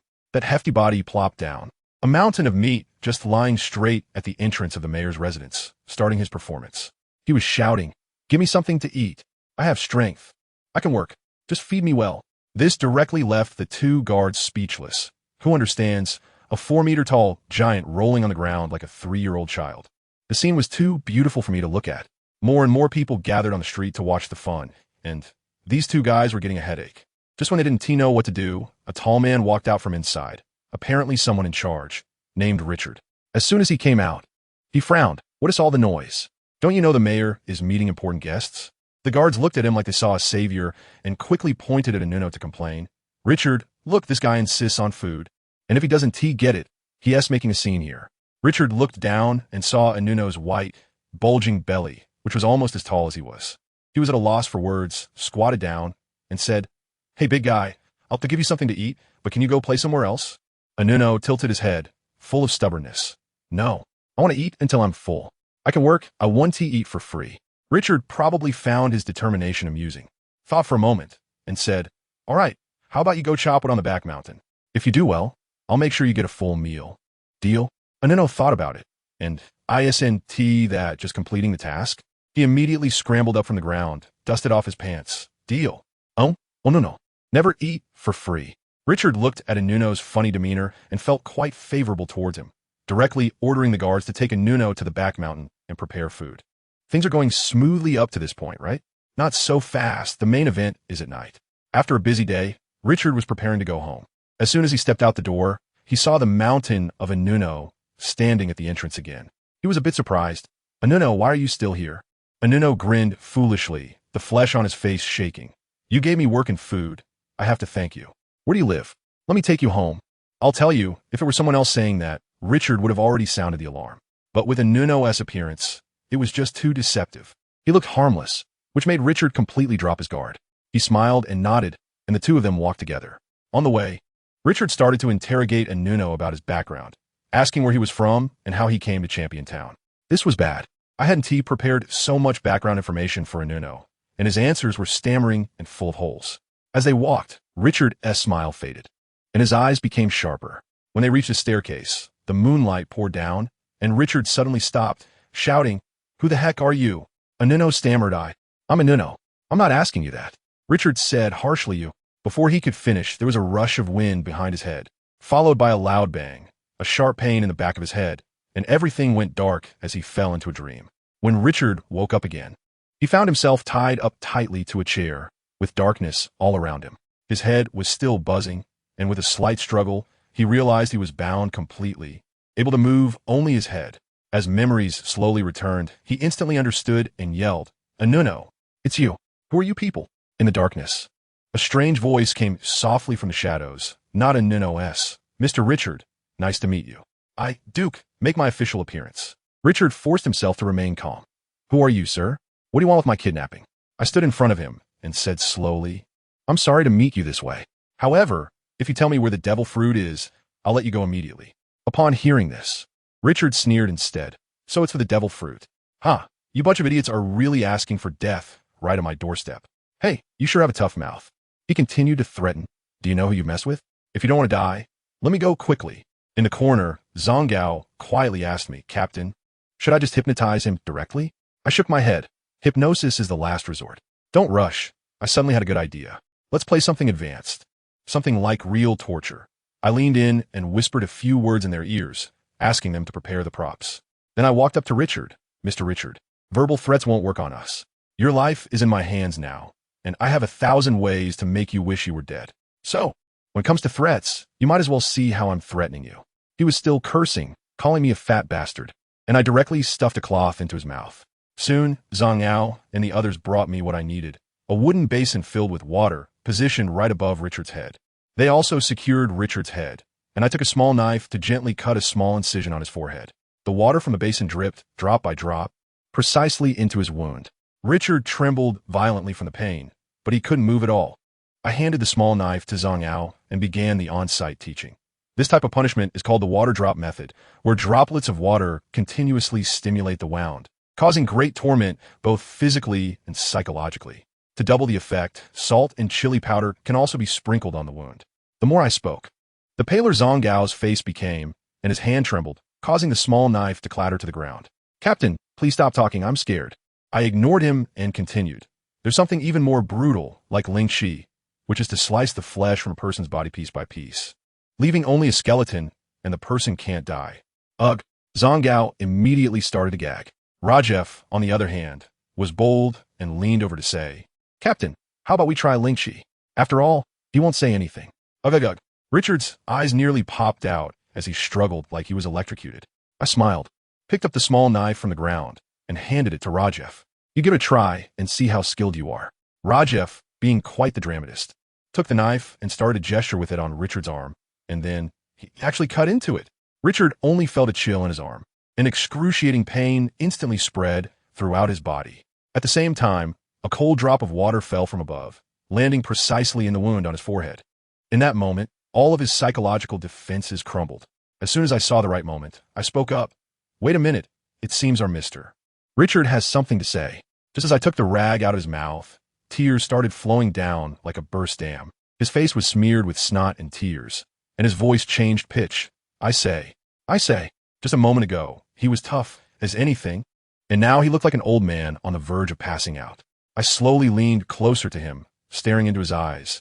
"Then please tell me, where's the devil fruit?" He gasped for breath and said, "It's at the mayor's mansion, in the hands of someone named Leonard." I saw the mayor hand the fruit to him with my own eyes. Who is Leonard? I don't know. All I know is that the mayor always closes the door when he talks to him, not even letting me in. I asked a few key questions, such as whether this Leonard was a naval officer and what his strength was. Richard said he didn't know, just that the guy seemed like a local thug. But Freeman analyzed from the side, saying that anyone who could create such a big scene must definitely be from the Navy. After asking all the information, I smiled at him like a gentleman. "Thank you for your cooperation, Mr. Richard. We won't kill you, but you have to write a letter to the mayor asking for 2 days off. After the sailing competition starts in 2 days, we'll let you go." Richard dared not refuse, nodding like a chick pecking at rice. Okay, I will cooperate. Just don't use those things again."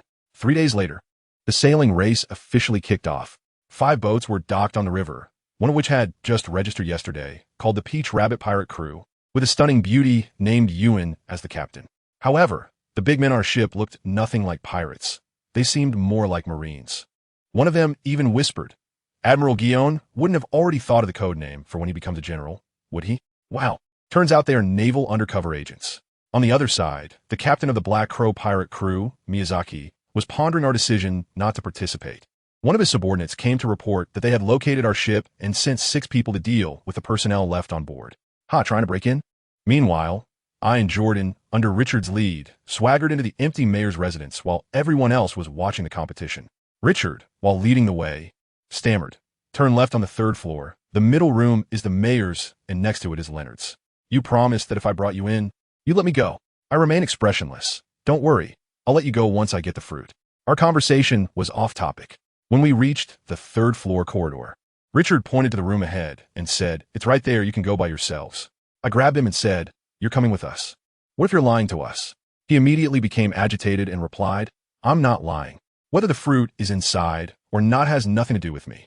My gaze turned cold, and my right hand was already reaching for the hilt of my knife. At that moment, in the room, Leonard was leisurely listening to music, sipping whiskey, and watching the match outside the window. He was toying with a walnut-wood box, inside, which was our target this time, the devil fruit. He looked at the pirates in the river fighting desperately for the fruit, feeling like a god, controlling everything. The competition in the river had intensified. Miyazaki transformed directly into a crow form and flew over the fault trap with his ship. Then, with a swift motion, he kicked his biggest rival, the beautiful sword pirates, into the abyss. He was proudly soaring in the air, shouting that the devil fruit users were the kings of the sea. Suddenly, a cool female voice rang out behind him. Oh, is that so? Miyazaki turned around to see the beautiful captain of the Peach Rabbit Pirates, who had appeared out of nowhere, moving so fast that he couldn't react at all. A flash of blade light passed, and before Miyazaki could even see how she attacked, he felt a searing pain all over his body, instantly being cut into a bloody rain and falling into the fault. The Navy on the ship shouted, Boss Enko is mighty. Leonard upstairs watched this scene, took a satisfied sip of his drink, and thought, Fortunately, General Guion is here. Otherwise, this crow will be tough to deal with. He, being a commanding vice admiral, feels great. Just as he was daydreaming, preparing to put away the devil fruit, the door was kicked open with a loud bang. Who? He exclaimed, alert. Jordan and I walked in, our eyes locking directly onto the wooden box in his hands. Who are you? Get out. We exchanged a glance and couldn't be bothered to talk. In an instant, we sprang into action from both sides. With a swift slash, as fast as lightning, Jotun transformed into a human tiger form, a hungry tiger pouncing on its prey. Leonard could only shout iron block. Before my blade had already cut through his throat, the armed color Haki directly tearing through his defenses. Immediately after, Jotun's claws slammed down on him, smashing him against the wall like a rag doll. You all, General Guion, won't let this go.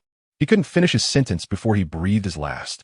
I walked over, opened the wooden box, and a purple fruit with a hook pattern lay quietly inside. Snap! I closed the lid and uttered a single word, go. On the riverbank, the competition had already ended. Guion was holding the phone bug, but couldn't reach Leonard no matter what. A bad premonition suddenly gripped her heart. The call finally connected, but it was the terrified voice of the mayor. Mr. Leonard is dead. The devil fruit has also been stolen. Guion's expression darkened as she quickly interrogated. When she heard the guard describe the suspects, a nearly 4-meter tall super fat man, a man with long black hair and very distinctive eyes, and a young boy with short hair who looked quite tender, her pupils suddenly constricted. Wasn't that the group of people she encountered at the bar that day? Search the entire town. Guion hung up the phone and ordered sharply, immediately go to the other side of the coast.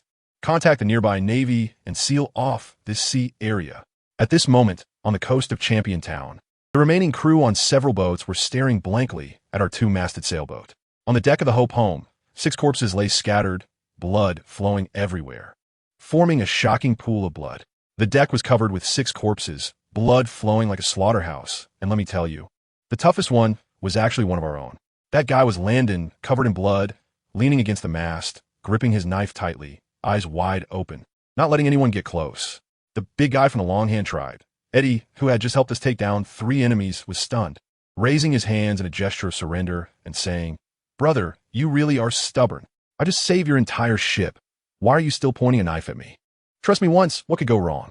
The hypnotist Zhang Ao was getting anxious, saying, Landon, wake up. Yes, a good guy.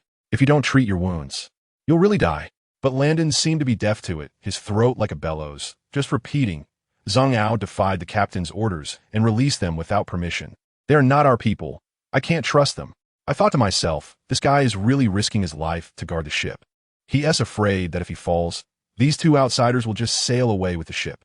Eddie scratched his head, probably never having seen someone so stubborn in his life. Zhang Ao, seeing that he was about to pull out his hypnotic ring, at that moment, a savior arrived. Captain Duke and the others returned from the woods.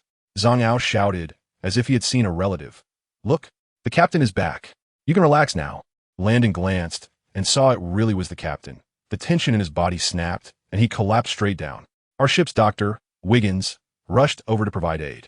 As soon as Captain Duke boarded the ship and saw the chaos, his brow furrowed enough to crush a fly. Without saying a word, he immediately ordered, "Set sail. Leave this cursed place at full speed." The efficiency was astonishing.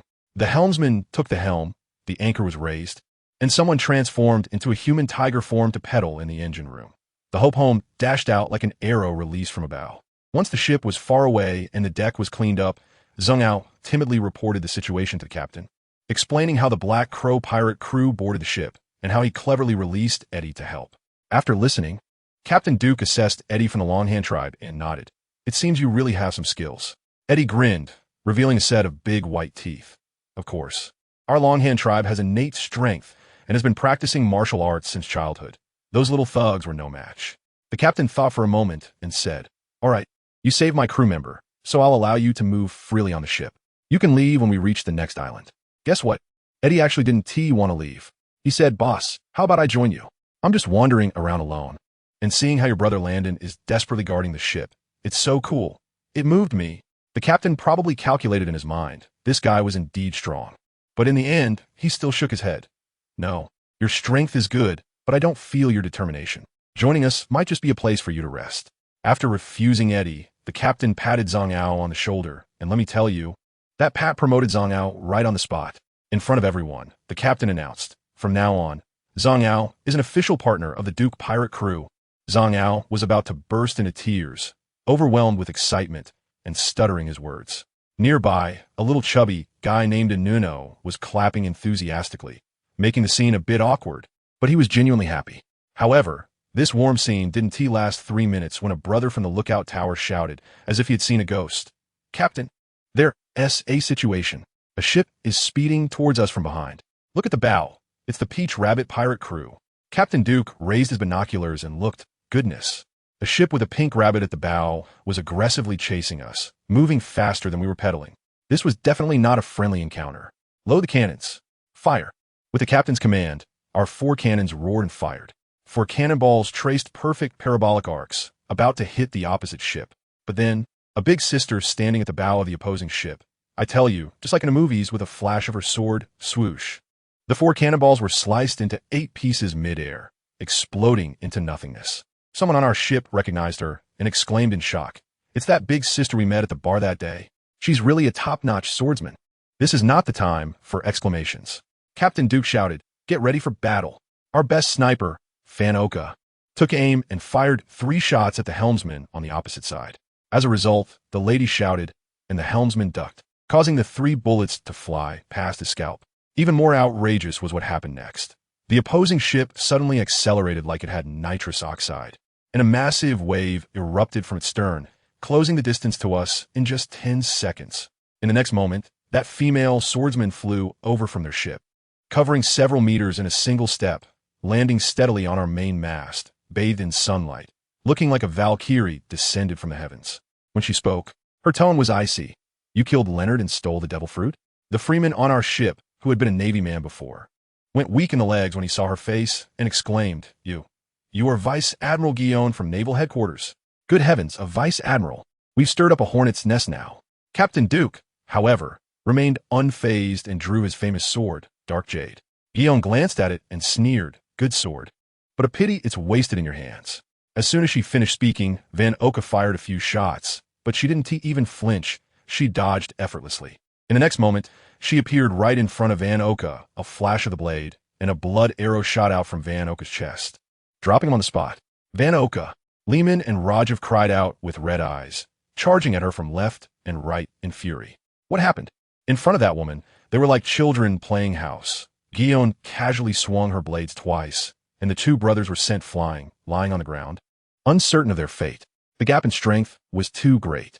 Duke descended from the sky, delivering a powerful strike, and the two swords clashed with a loud hum, sending shockwaves that toppled everyone around. But with just one move, Duke was forced back, and moments later, a deep wound, exposing bone, appeared on his chest and abdomen. At that moment, I felt despair. It was a sense of powerlessness. No matter how hard you tried, you couldn't even reach a single hair of the opponent. Freeman crawled to Duke's side and growled, "Captain, eat that devil fruit. This is our only chance." Guion's ears perked up, her gaze turning even colder. "So it's you. In that case, be prepared to die." Just when we thought we were about to be wiped out, Captain Duke suddenly shouted, "Zhang Yao, I have to tell you." The hope of the entire ship unexpectedly fell on this seemingly unreliable man. Zhang Gaoxin understood the situation, pressed down his hat brim, and a metal ring slipped from his hand, beginning to sway gently. Who understands family members? He began to hypnotize with that extremely magnetic voice. Your relatives and friends have all been killed by this woman. This was repeated 3 times. Damn, those injured brothers on the ground suddenly had their eyes turn red, as if they had gone berserk, each one bouncing up from the ground and rushing towards Guion without regard for their lives. Even that chubby guy, Nuno, picked up a cannon as a weapon, screaming as he charged in. Guion was clearly taken aback for a moment, but she was too strong. In an instant, a flash of her blade filled the air with sword shadows, and those who charged in were instantly cut to pieces, falling back in droves.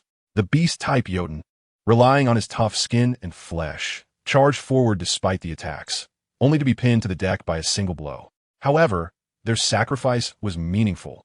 Just at the moment Guion was entangled by this group of frenzied warriors, Captain Duke, who had been motionless, moved. He stomped his foot on the deck, and with a bang, he vanished from the spot. Guion had actually been focused on Duke all along, and upon seeing this scene, her face turned pale, instinctively murmuring, "Shave? Moonwalk?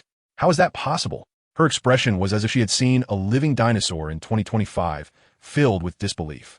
By the time she reacted, Duke had already used the moonwalk to leap onto her ship. "You bastard, how dare you!"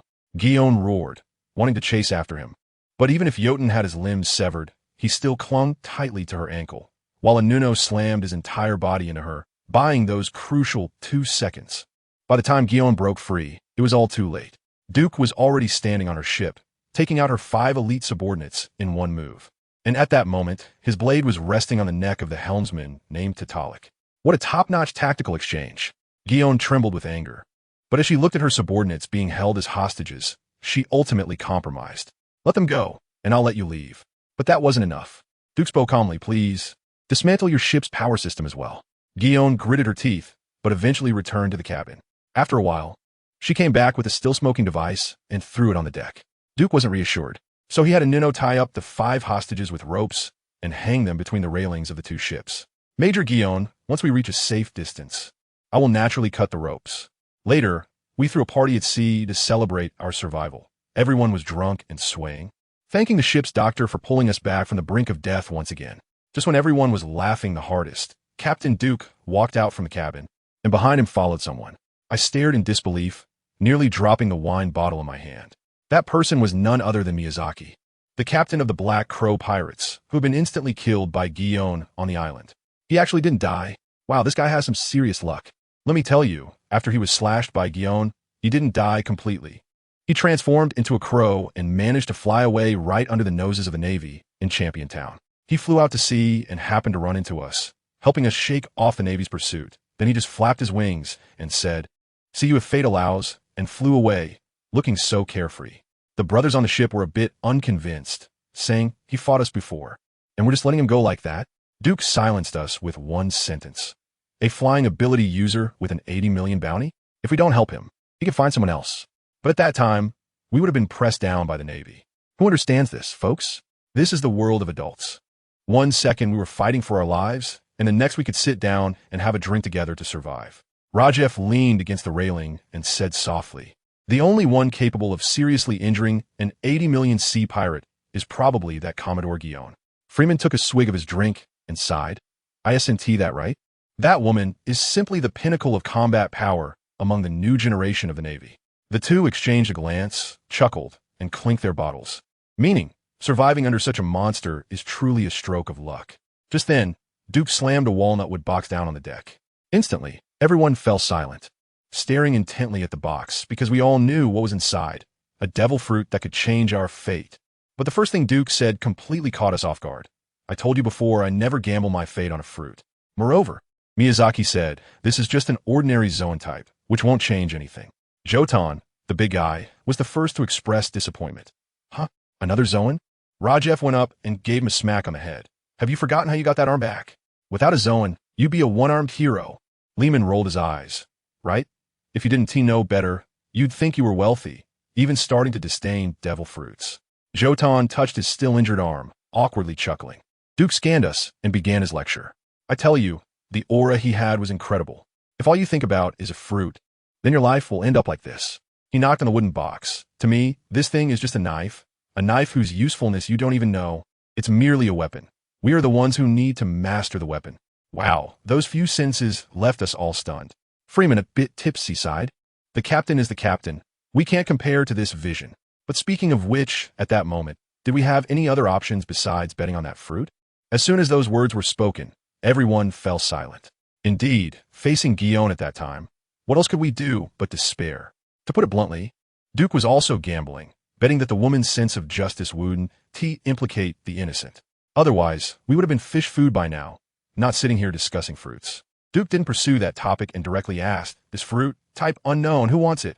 We were all shocked. Captain, aren't you going to eat? Duke shook his head. Looking carefree, you need it more than I do. But remember, anyone can eat it, just don't rely on it too much. I later realized that Duke was quite clever. First, once you eat it, you become like a dried duck, and you still have to fear the sea tower stone. Second, you need to spend time developing your abilities, which is a setback for someone like him who specializes in body techniques and swordsmanship. Just think about it. That Guillaume didn't eat the fruit, yet he still beat us down. So Duke's goal was very clear. If you're going to eat, it has to be something like thunder at that level, or a phantom beast type. Otherwise, it's better not to eat and focus on training your. So who wants it? Duke asked again. The deck was so quiet you could hear a pin drop. Although Duke was asking, we all knew clearly in our hearts that this thing should rightfully belong to Rajiv. In the end, that silly Anuno really thought it was a free-for-all and directly said, Jotun said that thing tastes terrible, I don't want it. We all burst into laughter, and the atmosphere lightened considerably. Rajiv leaned against the railing, gazing at the stars in the sky, stretched lazily, and said, I don't want it either. Whoever wants to eat it can eat it. This time we were genuinely shocked. Even Duke didn't expect this and directly asked, why? Rajiv laughed and replied, I still want to swim freely in the sea. I don't want to be a landlubber. Besides, what if I end up with some ability to turn into a pig, cow, or horse? I find that embarrassing. All right, that reason was hard to refute. We all started laughing again. Duke then turned his gaze to Lehman. Lehman was lost in thought, startled when he noticed us, and nervously asked, Huh? What's wrong? Did the meeting end? We were speechless. Duke sighed. Do you want this fruit? Lehman didn't think twice, straightened his back, and dramatically declared, I am a swordsman, a future great sword master. No. Duke looked at said, what on earth am I dealing with? And complained, you all don't want the treasure of the sea? I just wanted you not to rely too much, not that you can't eat it. In the end, Duke got tired of asking and directly took the fruit out of the box, and with a whoosh, threw it to Freeman. Freeman fumbled to catch it, his heart racing as if he had a rabbit in his hands, fearing it would fall into the sea. Duke looked at Rajiv and Freeman and said seriously, the Zoan-type fruit is the most straightforward enhancement for ordinary people like us. Freeman, don't let Rajiv's kindness go to waste. So, we all gathered in the cabin to watch Freeman eat. No, I mean eat the fruit. Jotun, the experienced one, seriously shared his advice. Let me tell you, this thing is super disgusting, gross enough to make you want to throw up your stomach. And you have to eat it all to gain the complete ability. Freeman believed him at that moment, his expression akin to a warrior heading to battle. Clutching the deep purple fruit, opened his mouth wide, and chomped down half of it. Before the other half could react, he stuffed it in. Instantly, his face turned all sorts of colors, trembling all over. He held on his neck and forced it down. Then he broke down. So disgusting. I'm going to die. Alcohol. Quickly, give me alcohol. Rajiv laughed and handed him a bottle of rum.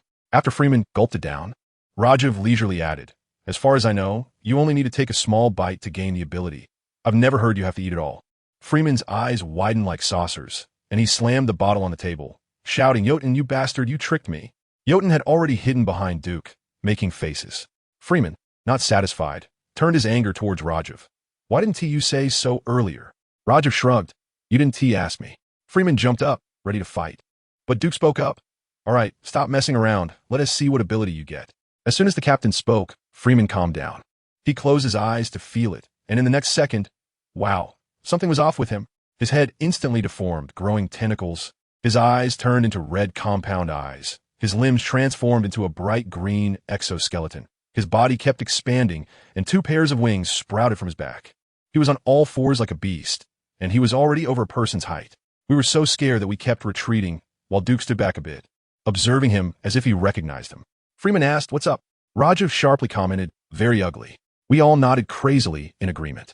Duke pondered for a moment and said, "According to the naming conventions of this world, this fruit of yours should be called animal-type bug fruit, locust form."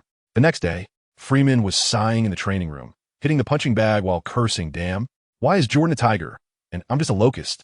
Jordan, smirking nearby, replied, "Who told you to have bad luck?" After finishing his workout, Duke wiped his sweat and said, "Don't be discouraged. In my hometown, there's a hero based on locusts. They call him Kamen Rider." Freeman's eyes lit up. Kamen Rider? That sounds pretty cool. All right, from now on, I'll call myself Kamen Rider when I transform. Jordan chimed in to tease him. "You can't even control your half-beast form, and you want to be Kamen Rider? I think Locust man suits you better." The 2 of them started bickering again. At that moment, Eddie, who had temporarily boarded the ship, said enviously, "The atmosphere on your ship is really nice." Duke, wanting to keep him around, sat down to talk to him and asked what he really wanted to do. Eddie, only 17 years old, fell silent for a while before starting to share his own story. On the deck, Freeman found Rajiv with a bottle of wine and poured him a glass, saying, "Thanks, brother." Rajiv, looking at the newspaper, smiled and said, "I wasn't planning to eat anyway. If you want to thank someone, thank Lehman." Freeman laughed heartily. Then as the third heir, "I have to thank all of you." As they chatted, Freeman couldn't help but ask, "But I'm really curious. Why don't you want that fruit?" Rajiv just smiled. "I have my own thoughts." Freeman seemed to suddenly understand. "You want to be someone like the captain?" Saying this, he became excited, his voice changing. "Don't get ahead of yourself, Rajiv. Do you think the captain is an ordinary person? That kind of talent is something we can compare to? I've been in the Navy for 10 years, training hard, and I only made it to a first-class soldier in the end. What 6 styles? I've never even heard of them. My 10 years don't compare to a month of the captain's. We are in completely different worlds. For ordinary people like us, the devil fruit is the only way out." I have to say, Freeman's words were particularly realistic and heart-wrenching. After listening, Rajiv silently finished his drink. He understood everything, but he just didn't want to admit it. He looked at us, at the ship, and softly said, "Just let me be romantic for a moment." Freeman was taken aback. "What?" Rajiv laughed, and there was an indescribable feeling in that smile. "I want to die romantically. Before the captain falls, I will go first." Freeman exploded, slamming the table and shouting, You idiot. Hopeless." After scolding, he snatched the bottle and stormed off. 7 days later, we finally arrived at a place called St. Popula Island, nicknamed the City of the Spring Queen. This place was bustling, a huge resort island with bars, casinos, amusement parks, and everything. However, as soon as we docked, we were stunned. The port administrator, like an AI customer service, rattled off a list of fees, saying that the cost of docking for a day was 35,000 berries. If we exceeded the weight limit for our goods, we had to pay extra taxes. It was simply highway robbery. Walking down the street, we found this place even more ridiculous. Marines and pirates were actually shopping together, laughing and chatting. Rajiv glanced at a newspaper and said that the street we were on was the famous red light district. Duke glanced at us and said, "All right, I'll give you 3 days off. Go have fun, but don't cause any trouble." Then he handed each of us 500,000 berries, saying that if we ran out, we would have to beg for food. Eddie joked, "If I don't come back in 3 days, Captain, you'll lose 50,000. Duke completely ignored him, waved his hand, and told us to get lost. We all left, but Rajiv stayed behind. Duke saw him standing still and asked why he wasn't going to have fun. Rajiv countered, "Captain, do you have something personal going on? Or are you also addressing a man's needs?" Duke was momentarily taken aback and said with a mix of laughter and frustration, "Since you're so curious, come with me." Guess what happened next? This guy wasn't going to have fun at all. He dragged Rajiv straight to a place, the second largest slave auction house in the world. It turned out he had already seen in the newspaper that there was a big auction here tomorrow, and today he was here to scout the location. The 2 of them wandered around the auction house like agents, observing the crowd and recording everything, bored out of their minds. In the evening, they found a nearby bar. drinking while continuing to gather information. Duke was pondering. The bartender said tomorrow's finale would be a giant slave, but that thing is too big. Our ship can't hold it, mainly because we don't have enough money. Sigh. If only I had brought Zhang out. Rajiv was speechless, pointing to the bar stage and said, Captain, stop thinking about that. Look over there. There's a super beautiful woman. Duke didn't even look up. Stop messing around. Rajiv got anxious. Really? Look, all the men in the bar are practically enchanted by her. Only then did Duke lift his head to look. Wow. The woman in the center of the stage had short golden curls, blue eyes, big red lips, wearing a white mini skirt and lace stockings. She danced with an incredible charm. But Duke, that old guy, only glanced at her before looking away, commenting, This woman dances so intensely and doesn't even catch her breath. She's a pro. Rajiv was completely impressed. At that moment, the beauty finished her dance, smiled, and took a bow. The crowd below started to yell her name wildly. Stussy, Stussy. Some even threw money onto the stage. Rajiv was curious and pulled a guy from the table next to them to ask. That guy was a fanatic, saying he came here every day just to watch Stussy dance. He also mysteriously told them, Let me tell you, Stussy is not simple. Some say she is the queen of this Joy Street, and there are rumors that she is the emperor of the Dark World. As soon as Duke heard the words Dark World Emperor, his eyes instantly lit up. He snapped his fingers and called over a waiter to bring the most expensive bottle of wine in the bar, clearly intending to get all the information out of the big guy. However, the big guy immediately waved his hands and said, Oh no, buddy, I can't do that. I'm just a lowly news runner. I don't know much. But hey, while he was saying no, his body was being quite honest. Once the extremely expensive wine called Spring Peach was served, the bar host took the microphone and praised us, saying we were esteemed guests. Goodness.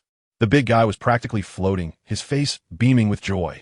After downing a glass, he couldn't stop talking. He smacked his lips and spilled some tea, saying that Stussy was not just the queen of the pleasure district on this island. Can you believe it? In the entire first half of the Grand Line, all the places with pleasure district in their name are backed by her.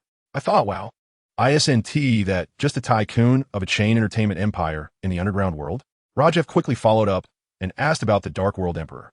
The big guy, looking profound and inscrutable, nodded but fell silent. I tell you, this so-called Dark World is just a lawless underground black market where they dare to sell anything.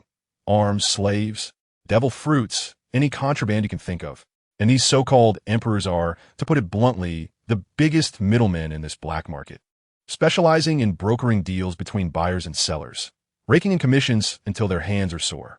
Duke, quick on the uptake, immediately compared it to a deluxe version of a real estate agent in the underground world, specifically flipping those life-threatening properties. Duke joked that the title of emperor was quite intimidating. The big guy immediately shushed him, clearly nervous, and said, Hey, keep your voice down. If someone with bad intentions hears this, we'll be in deep trouble. Rajiv, being clever, kept pouring him more wine while trying to extract information, asking what he did to be so well-informed. The big guy chuckled and said he was the editor-in-chief of Gigi Waji News Agency. I almost spat out my drink at that ridiculous name. When Duke heard he was the editor-in-chief, his eyes sparkled even more, directly steering the conversation to tomorrow's Anubai auction house. The big guy slapped his thigh and said he'd been waiting there for a month just for this auction. Goodness. He had just claimed it was to see Stussy. Men, huh? He said the highlight of this auction, besides the giants and fishmen slaves, was rumored to possibly include devil fruit users. My goodness, a person with abilities. This thing is worth nothing on the black market. It's a priceless treasure. If it's real, then this auction would definitely be huge news. Duke was tapping his fingers on the table, obviously excited, but unfortunately his pockets were emptier than his face, so he could only dream. Just think about it. The highest bid for a giant slave was 100 million berries. How much would a person with abilities be worth? It's almost unimaginable. Just when we were marveling at how amazing this auction house was, the editor, a bit tipsy, suddenly hiccuped and blurted out something shocking. He said, but if the person with abilities dies, what would happen to the devil fruit? I tell you, Duke's pupils shook at that moment. There's more to this than meets the eye. Rajiv wanted to keep pouring him drinks to get more information, but after saying this, the guy just crashed down on the table drunk. Who knows if it was real or fake? But anyway, no more information was coming out. We exchanged glances, and Duke got up and left. That unfinished bottle of Spring Peach, I gave it to him as a tip for the information. As soon as we left, guess what? That brother sat up slowly, red-faced, grinning to himself, muttering that this information was worth a bottle of Spring Peach, right? Who understands? This brother is just playing around here. The next day, we headed straight to the Anubis auction house. We only had 20 million berries in our pockets. Purely going to join the fun and maybe pick up a bargain. But as soon as we reached the entrance, I stood there dumbfounded. A team of bodyguards in black suits pushed the pedestrians aside like street cleaners, and then a muscular man with a chain around his neck crawled on the ground like a dog, with a woman sitting on his back. The woman wore a bubble headgear and a mink coat, her high heels trampling directly on the man's back, looking utterly arrogant. The wealthy people around, who had been cursing just moments ago, were suddenly silenced, their faces filled with fear. When I heard the people around gasp, shouting heavenly dragon people, I finally understood. The world's nobility, these trash who claim to be descendants of creators. The woman even disdainfully told the dog her father to crawl faster. That scene was literally anti-humanism carved on her face. Rajef turned pale, repeatedly advising Duke not to act impulsively, saying if he offended the heavenly dragon people, the whole world would hunt him down. Duke shot him a sideways glance and calmly said, "Do you think I'm stupid?" And he took me inside, saying we were going to watch a good show. Inside the auction house, it was dazzlingly magnificent, since we only had 20 million as a deposit. We were arranged in seats 154 and 155, pure spectators. Next to us sat a big brother, his 5 fingers adorned with big gold rings, looking like a total nouveau riche. He took the initiative to talk to us, claiming to be the president of the Peacock Chamber of Commerce, named Leviathan. Duke, being an old hand, immediately introduced himself as Mariki, the editor-in-chief of the news agency from yesterday. They started a mutual flattery session that was just so hypocritical. The auction soon began, and they auctioned off more than a dozen slaves. Honestly, it was quite boring, mostly the wealthy people in the front row playing around. Leviathan remained silent until the 15th item, a killer named Assassin. The guy looked ordinary, like a telephone pole, but the auctioneer praised him to the skies, claiming he was from an assassination organization and had achieved 100 kills. The starting price shot up to 8 million. Just as it was about to be sold, Leviathan's somewhat awkward-looking son, Behemoth, suddenly raised his paddle, shouting 10 million. The whole room was shocked. And guess what? Duke, with instincts sharper than radar, felt something was off. Without thinking, he raised his paddle and followed up with 11 million. Leviathan glanced at him, smiling, and said, "Little brother, your bid has alerted everyone. It might not end well." Duke smiled back, saying, "We're sitting so far back, they might think we're just pawns." As it turned out, no one else dared to bid. The auctioneer struck the hammer, and Duke won the killer for 11 million. I felt something was off. This old fox wouldn't be setting us up, would he? Duke also had a confused look, feeling like he might have lost out. The subsequent auction had nothing to do with us. When the Giants took the stage as the final act, the whole venue fell silent. In the second floor box, that heavenly dragon woman's voice floated down like ice. "I want this slave." The auctioneer still wanted to follow the rules and asked her to make an offer, but she simply stated 100 million berries, silencing everyone. The last item was a mysterious auction item, a devil fruit user. A man as thin as a ghost was pushed up in a cage. The crowd went wild, and that damned heavenly dragon person spoke again. 500 million berries. "Whoever dares to compete with me, I'll add another 100 million. With that one sentence, she KO'd the entire auction. Family. This is what you call cash power plus authority. After the auction ended, we went backstage to pay and collect the person. Duke had Rajef go get the money, while he went in to talk to the killer named Assassin. Duke got straight to the point. "Buddy, I'm Duke. I bought you. I can give you freedom, but you have to create equivalent value for me. ISNT, that the most popular concept of value exchange in 2025? Assassin, being tough, directly asked what he wanted. Duke bluntly said, "I don't know if you're worth this price, but that old fox named Leviathan thinks you are. So I bought you." Assassin fell silent for a moment and then dropped a bombshell. He said he was betrayed by his junior, Mossad, who not only defeated him, but sold him into slavery and stole the organization's assassination secret scroll. Duke's eyes lit up upon hearing this, and he immediately negotiated. "I'll help you kill your junior, and the scroll belongs to me. How about that?" Assassin refused, saying the scroll couldn't be given to outsiders. Duke quickly came up with another plan. "All right, then let us trade your freedom for the scroll. With a scroll, you have to give me one, otherwise I'll offend someone and spend a lot of money with nothing to gain.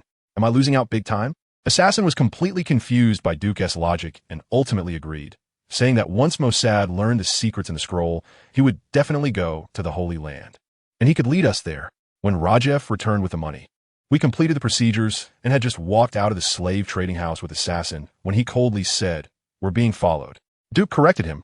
You should say we. The three of us immediately ducked into a nearby alley, which turned out to be a dead end. At the alley entrance, 6 burly men with fierce faces blocked our way. Rajev joked that the captain was having bad luck. Duke turned around, looked at the 6 men calmly, and said, "It's not my luck that S bad, it's their luck that S bad." I have to tell you, that scene was like professional players entering a novice village, slaughtering everyone. In the blink of an eye, Assassin and Duke took down 5 of them, leaving only one alive. Duke stepped on that guy's chest, the tip of his knife against his throat, and coldly asked, "Who sent you?" The bald man was so scared he nearly wet himself, trembling as he confessed. It was Leviathan, the president of the Peacock Chamber of Commerce. Duke then asked, "What does he want?" "To kill you and take the slaves." "That slave is very important to him?" I don't know." Duke asked again, "How many of you are there?" The guy hurriedly replied, "We are all under the president. I don't know the exact number, but I know the president has 10 executives. All slaves bought from the auction house in recent years." The bald man trembled and said, "My boss is one of the executives, and you've already killed him. The other executives are either protecting merchant ships or are by the president's side. I don't know the specifics either." Duke narrowed his eyes and said, "You can go. I want to kill you." The bald man quickly got up, overjoyed, and said, "Thank you, thank you." Then he scrambled and ran out of the alley. "You're quite impressive." Assassin looked at Duke's display of power and sincerely sighed, feeling more at ease about their deal. However, letting him go is quite irrational. Duke turned to look at Assassin and said, "Since you know it's irrational, why not chase after him?" Chapter 88. Kill the Bald Man ran frantically, turning at the end of Summer Blossom Road and rushing into Autumn Rose Road. At a luxurious hotel, he hurriedly climbed the steps and quickly arrived at a room. Gasping for breath, ready to knock on the door. In the suite's conference room, there were 6 high-backed ergonomic chairs. Each chair had a man sitting in it, and on their fingers, they wore an agate ring engraved with a peacock design. The man sitting in the middle, in addition to wearing a peacock ring, had his other hand adorned with golden rings. He was Leviathan, the president of the Peacock Chamber of Commerce, and his son Behemoth sat beside him. "It was my fault that Assassin was snatched away," Leviathan said in a deep voice. Was he really snatched away? Or did the president not want to spend the berry to buy Assassin? A man dressed very simply, wearing a white cloth hat and a striped long shirt, said with a sinister smile. His name was Jet, a former member of an assassination organization who grew tired of the killer's life and left the organization with his good brother Abdullah to become a bounty hunter. However, due to their despicable and treacherous style, they offended a great pirate on the Grand Line. That pirate defeated them and sold them to the Anubis auction house, where they were bought by Leviathan. After Jet finished speaking, his good brother Abdullah added, "Assassin is our leader's prized disciple. How could you not buy him?" Jet and Abdullah were ugly and treacherous in character, but they were indeed powerful.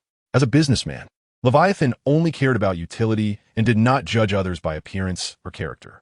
At that time, the bidding had already reached 11 million berry. "We just thought it wasn't worth it," Behemoth said in a hoarse voice, expressionless. "Moreover, I have already sent Executive Angel to follow them. As long as they leave the port, you can ambush them and retrieve Assassin. You merchants really know how to engage in killing and plundering more than pirates." Jet extended his long tongue to lick his lips, and his sinister laughter filled the entire conference room. Leviathan fiddled with the golden rings in his hand and said slowly, "Mr. Jet, Mr. Abdullah, if you had told me earlier the reason to buy Assassin, perhaps it wouldn't be so troublesome now." Jet and Abdullah exchanged glances and said, "Didn't we tell the president long ago that Assassin is our former organization leader's prized disciple, and his strength is definitely worth that price?" Leviathan looked down at the golden ring spinning in his hand, having navigated the business world for many years.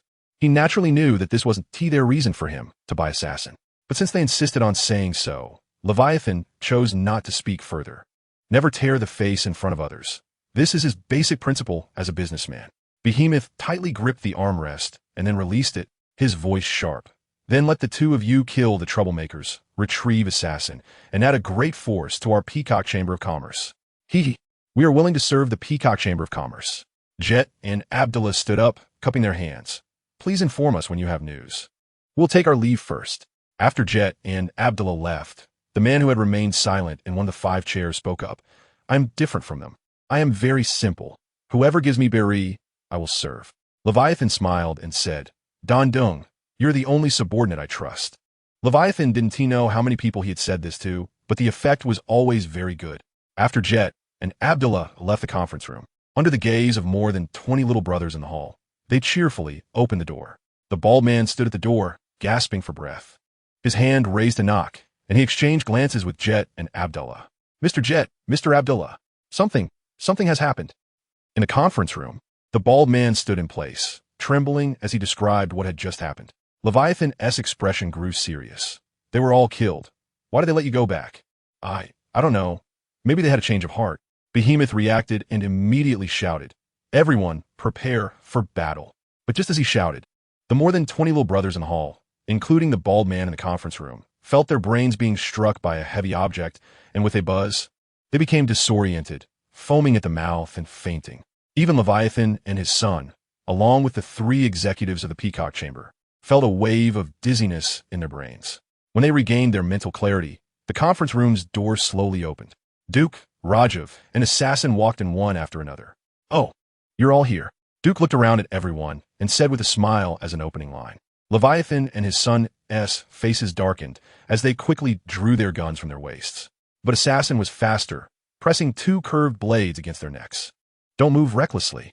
Assassin's voice was hoarse, as if countless steel needles had pierced Leviathan and his son's hearts.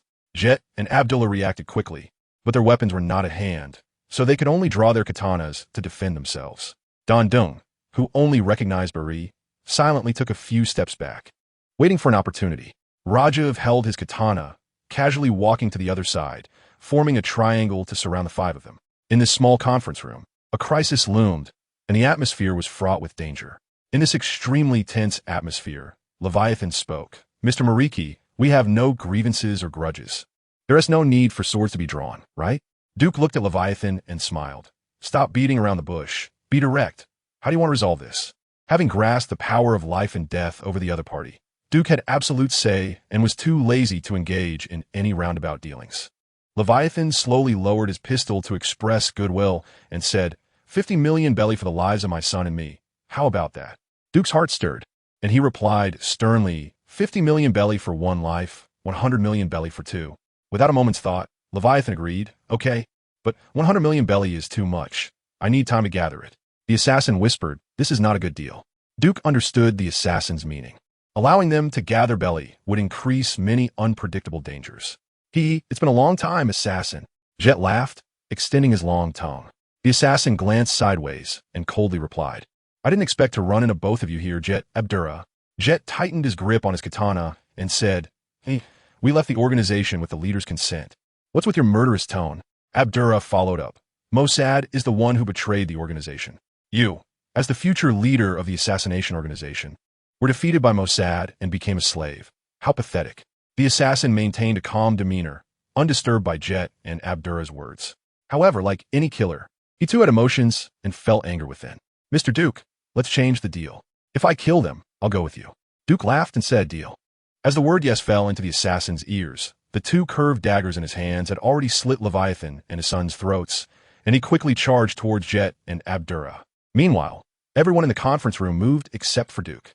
Jet and Abdurrah teamed up to attack the nearest Rajiv, but Rajiv skillfully blocked their strikes.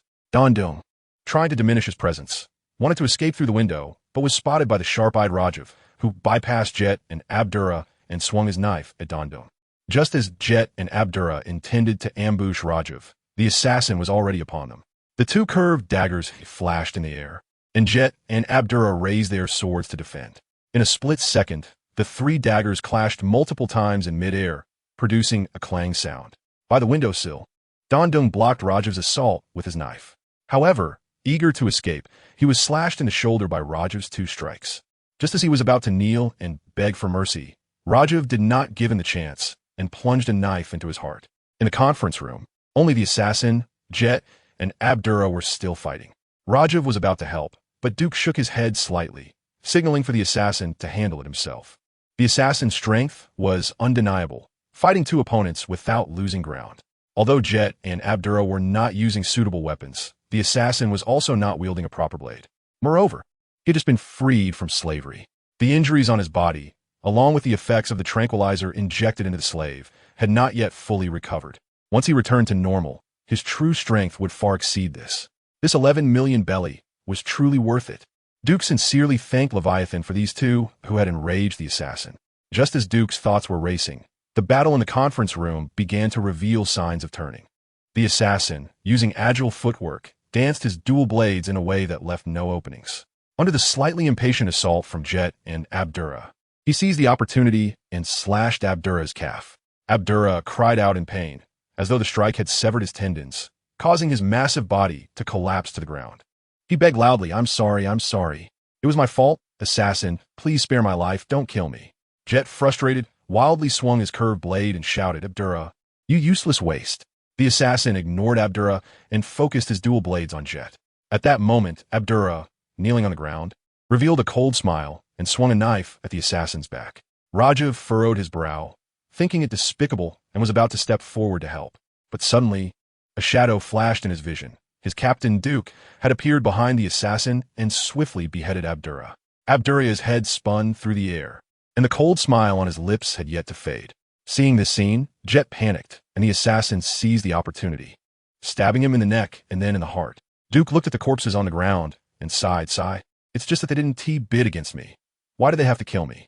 After confirming Jet's death, the assassin panted and said, Let us go. Captain Duke, not in a hurry. Let me check a body. You guys don't just stand there. Come help. This guy's golden ring is really tight. Chapter 89, Doberman. This technique is really cool. On the street, Rajiv sighed. Why can't I learn it? Duke quietly counted the rings in his hand. 5 peacock agate rings and 5 golden rings. Moreover, he had found over 2 million belly in the suite, feeling quite pleased. Hearing Rajiv's lament, he snapped back to reality and said, In a world of martial arts, only speed is invincible, indestructible. Rajiv was taken aback and asked, What does that mean? Duke thought for a moment and replied, It means if I'm faster than you, I'm stronger than you. Rajiv thought to himself, Isn't that obvious? The key issue is how he could achieve invincibility through speed and learn the Navy's 6 style, shave. It's been so long, and I still haven't grasped the trick to it, Captain. Why could you master it in such a short time? Duke put away the 10 rings in his hand, preparing to find a pawn shop to sell them for belly. After a while, Duke said seriously, Rajiv, you're the only one among my crew who thinks critically. By thinking critically, I mean considering the source of strength, techniques, and events. That is a good thing. However, sometimes if you overthink something, it can be like taking shortcuts. For example, asking for the trick to shave is looking for a shortcut. Duke took Rajiv and the assassin to a high-end private hospital. When the 3 of them entered the private hospital, a sweet and lovely nurse approached to inquire. Duke pointed at the assassin and discreetly handed the sweet nurse 100,000 belly, saying, Please use the best medical techniques to treat his injuries, no matter the cost. The sweet nurse's heart leaped with joy. It seemed like they had a big client. She quickly called the front desk and opened the back door for the assassin. The assassin didn't have to wait in line and directly entered the best treatment process in the hospital. Duke and Rajiv sat on the empty bench in the corridor, continuing their previous conversation. But the grand way is simple. There are no shortcuts in anything. Only through day-to-day training, even dreaming of training, can one find that wonderful feeling, whether you call it power technique or knack. Only by touching that mysterious sensation and mastering it can you undergo a transformation. If one must use a term to describe this feeling, it might be enlightenment or awakening. In a hotel room, several Navy officers sealed off the scene. A man clad in a justice cloak stood with his hands in his pockets, coldly observing the 5 corpses in the conference room. Brigadier Zweig, it's confirmed. The deceased are Leviathan and his son from the Peacock Chamber of Commerce, along with 3 chamber officials and a subordinate. The more than 20 people in the hall have merely fainted. A Marine quickly reported the situation. Have the people in the hotel been interrogated? The Marine hesitated before replying. Most of the people in this hotel have fainted. The reason is currently unknown. It could be a power user. Zweig's face darkened. A power user? What kind of power user could render everyone in the hotel unconscious in such a short time? Or possibly at the same time? Zweig thought of the possibility of a power that could silently incapacitate everyone in the vicinity. He decisively took out a phone bug and reported the situation to the person in charge of the area. Buzz, buzz, buzz. Buzz, buzz, buzz. Hello. This is Guillaume. What is the matter? Vice Admiral Guillaume. This is Brigadier Zweig. We have discovered a deliberate murder case in Spring Queen City. The deceased are Leviathan and his son from the Peacock Chamber of Commerce. The suspect likely possesses Conqueror's Haki. Conqueror's Haki. In the Navy headquarters office, Guillaume, who was handling official business, suddenly stopped writing and looked intently What exactly is going on? Brigadier Zweig detailed the situation in the hotel over the phone. After hanging up, Guillaume stood up and walked into an office. Mr. Dauberman, I need to set sail. Please approve. As soon as he entered the office, Guillaume said to Dauberman, who was working at the desk. Dauberman had no pupils in his left eye, and his face bore 4 X-shaped scars, with 2 more on his neck. His curled mustache and brown flowing hair cascaded down to his shoulders. He was a vice admiral in the Navy headquarters, of the same rank as Guillaume, but with much deeper experience, being Guillaume Sr. Vice Admiral Guillaume, you acted without headquarters approval earlier, and now you want to bypass the pirate bounty approval process to raise the bounty of a pirate from the EC, who only had a bounty of 2 million berries to 100 million berries. Dauberman said, his voice like thunder, word by word. Guillaume fell helpless and explained, Mr. Dauberman, please refer to me as Vice Admiral. Vice Admiral Dauberman, the situation was urgent. There were only 2 days, and yet you still let Black Crow Kinesaki escape. That was because a group of pirates killed Leonard and stole the devil fruit. I went to pursue them, which allowed Black Crow Kinesaki to escape. And what happened? Black Crow Kinesaki got away, and the pirate you were pursuing, named Duke, also escaped. You still want to raise his bounty to 100 million berries. Dauberman's face turned ashen, his attitude firm, and his voice extremely serious. Do you understand what a 100 million berry bounty means? It indicates that a notorious pirate has appeared in the Grand Line, and we need to allocate more military forces to capture him. But this pirate was merely a small-time thief in the EC, wanted for robbing a merchant ship with a bounty of 2 million berries. And you, Vice Admiral Guillaume, your actions and decisions have been too reckless. Guillaume sincerely accepted Dauberman's criticism. She had heard similar words from him countless times before. However, there was no other way. If Dauberman wouldn't accommodate her, she would be unable to set sail unless she sought out Vice Admiral Tsuru and used her connections to go to sea. Seeking connections was clearly not something the proud Guillaume was willing to do. She preferred to stay and accept Dauberman's criticism, waiting for him to cool down before discussing serious matters. Dauberman spoke earnestly, Guillaume, you are a rising star among the new generation of Navy Vice Admirals. We all have high hopes for you, and we understand your eagerness to achieve something. But the sea is far more complicated than you imagine. Guillaume raised her head, her ice crystal amber eyes staring directly at Dauberman, saying, everything I do is in the name of justice, not for personal gain. Vice Admiral Dauberman, I need to set sail because of an incident related to Conqueror's Haki. Although it's only a possibility, it is definitely a matter of great importance. Conqueror's Haki. The 4 X-shaped scars on Dauberman's face twisted. Throughout his years in the Navy, he had encountered a few powerful individuals with Conqueror's Haki, all of whom were rulers of the sea. You think there's a pirate with Conqueror's Haki in the Grand Line? Yes, Vice Admiral Dauberman, based on this incident. I believe this pirate is likely an emerging pirate, as their motive for the crime seems to be purely for robbery, too simple. Not at all like a pirate who has already claimed dominance. Dauberman pondered in silence, then took out an approval document and handed it to Guillaume. Take this approval to Colonel Casino and have him prepare a naval ship for you. Chapter 90. 7 Warlords Breaking News. In a private hospital, Rajev hurried into an independent ward, whispering, big news, big news. The celestial dragon Cecily's palace has had an incident. Duke was chatting with the assassin, lying in the hospital bed, when he heard Rajev's words, his pupils slightly dilating. What happened? Rajev sat next to Duke and quickly said, just this morning, the ship of Cecily's palace hadn't even set sail when suddenly a wave struck and capsized the ship. Cecily's palace was rescued, but the giant slaves and the power user slaves on board sank into the sea and disappeared. In the calm harbor, why would a wave suddenly strike? Duke was puzzled. And how powerful must the wave be to capsize a ship carrying giants and sweep away those 2 slaves? Rajev shook his head vigorously. Having not seen the situation at the harbor himself, he couldn't possibly know the answer. Anyway, the people in Spring Queen City were all talking about this matter, each one reveling in the misfortune. Ordinary people have long harbored resentment against the celestial dragons, although they dare not voice their anger. They still take delight in the misfortunes of the celestial dragons. Duke pondered, it's very likely man-made, harnessing natural forces to destroy the celestial dragon's ship and abduct the slaves. Rajev followed Duke's line of thought. Captain, do you think there are power users targeting the celestial dragons? Not necessarily power users. Mermaids and fishmen, they are children of the sea and can summon waves. The assassin suddenly said. Duke's expression turned serious, The giant slaves and power user slaves lost to the sea is a disgrace for the Celestial Dragons. I'm afraid the Celestial Dragons will call the Navy to investigate this matter, and then we'll be in trouble. Raja smiled and said, "Don't worry, Captain. The Navy probably won't even glance at your 2 million berry bounty."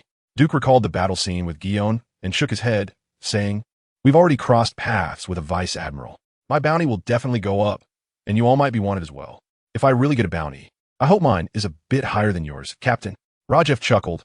"I hope to see the day when your bounty surpasses mine," Duke said meaningfully, then stood up and looked out the window. Outside on the street, a group of people walked together, forming a long parade. They sang and danced, filled with laughter. Some played the saxophone, others the violin, and there were various unknown instruments, creating a wonderful combination of melodies. "What day is it today?" Rajef shook his head. There were many festivals in Spring Queen City, but only a few were detailed in the newspapers as significant events. The joyful group outside seemed more like a spontaneous gathering without much preparation. Assassin looked at the almost empty foredrip and said, "The treatment is over. We can go out and take a look." Duke glanced at the medical bag hanging on the forepole and said, "No rush. This is a special medicine that can clear the tranquilizer residue from your body and restore your nervous system. This little bit costs tens of thousands of berries." In Spring Queen City, on a certain street, under the sun, a huge humanoid shadow slowly walked into the street. The pedestrians on both sides stepped back in shock after seeing the figure's face, screaming, "Fishman! It's a fishman! The fishmen are invading!" They shouted as they hurriedly fled. Soon, they collided with the parade coming from the opposite direction, causing chaos and confusion. "Fishman! A fishman is invading Spring Queen City. What are you all still celebrating for? Run!" A man shouted in panic, quickly getting up and running away. "Fishman! How could there be a fishman invasion in Spring Queen City? We have the Navy heavily guarding this place. How could there be a fishman invasion? Don't joke around." "Yeah, do the fishmen want to fight the Navy?" People exchanged words, not believing the nonsense of those who had run away.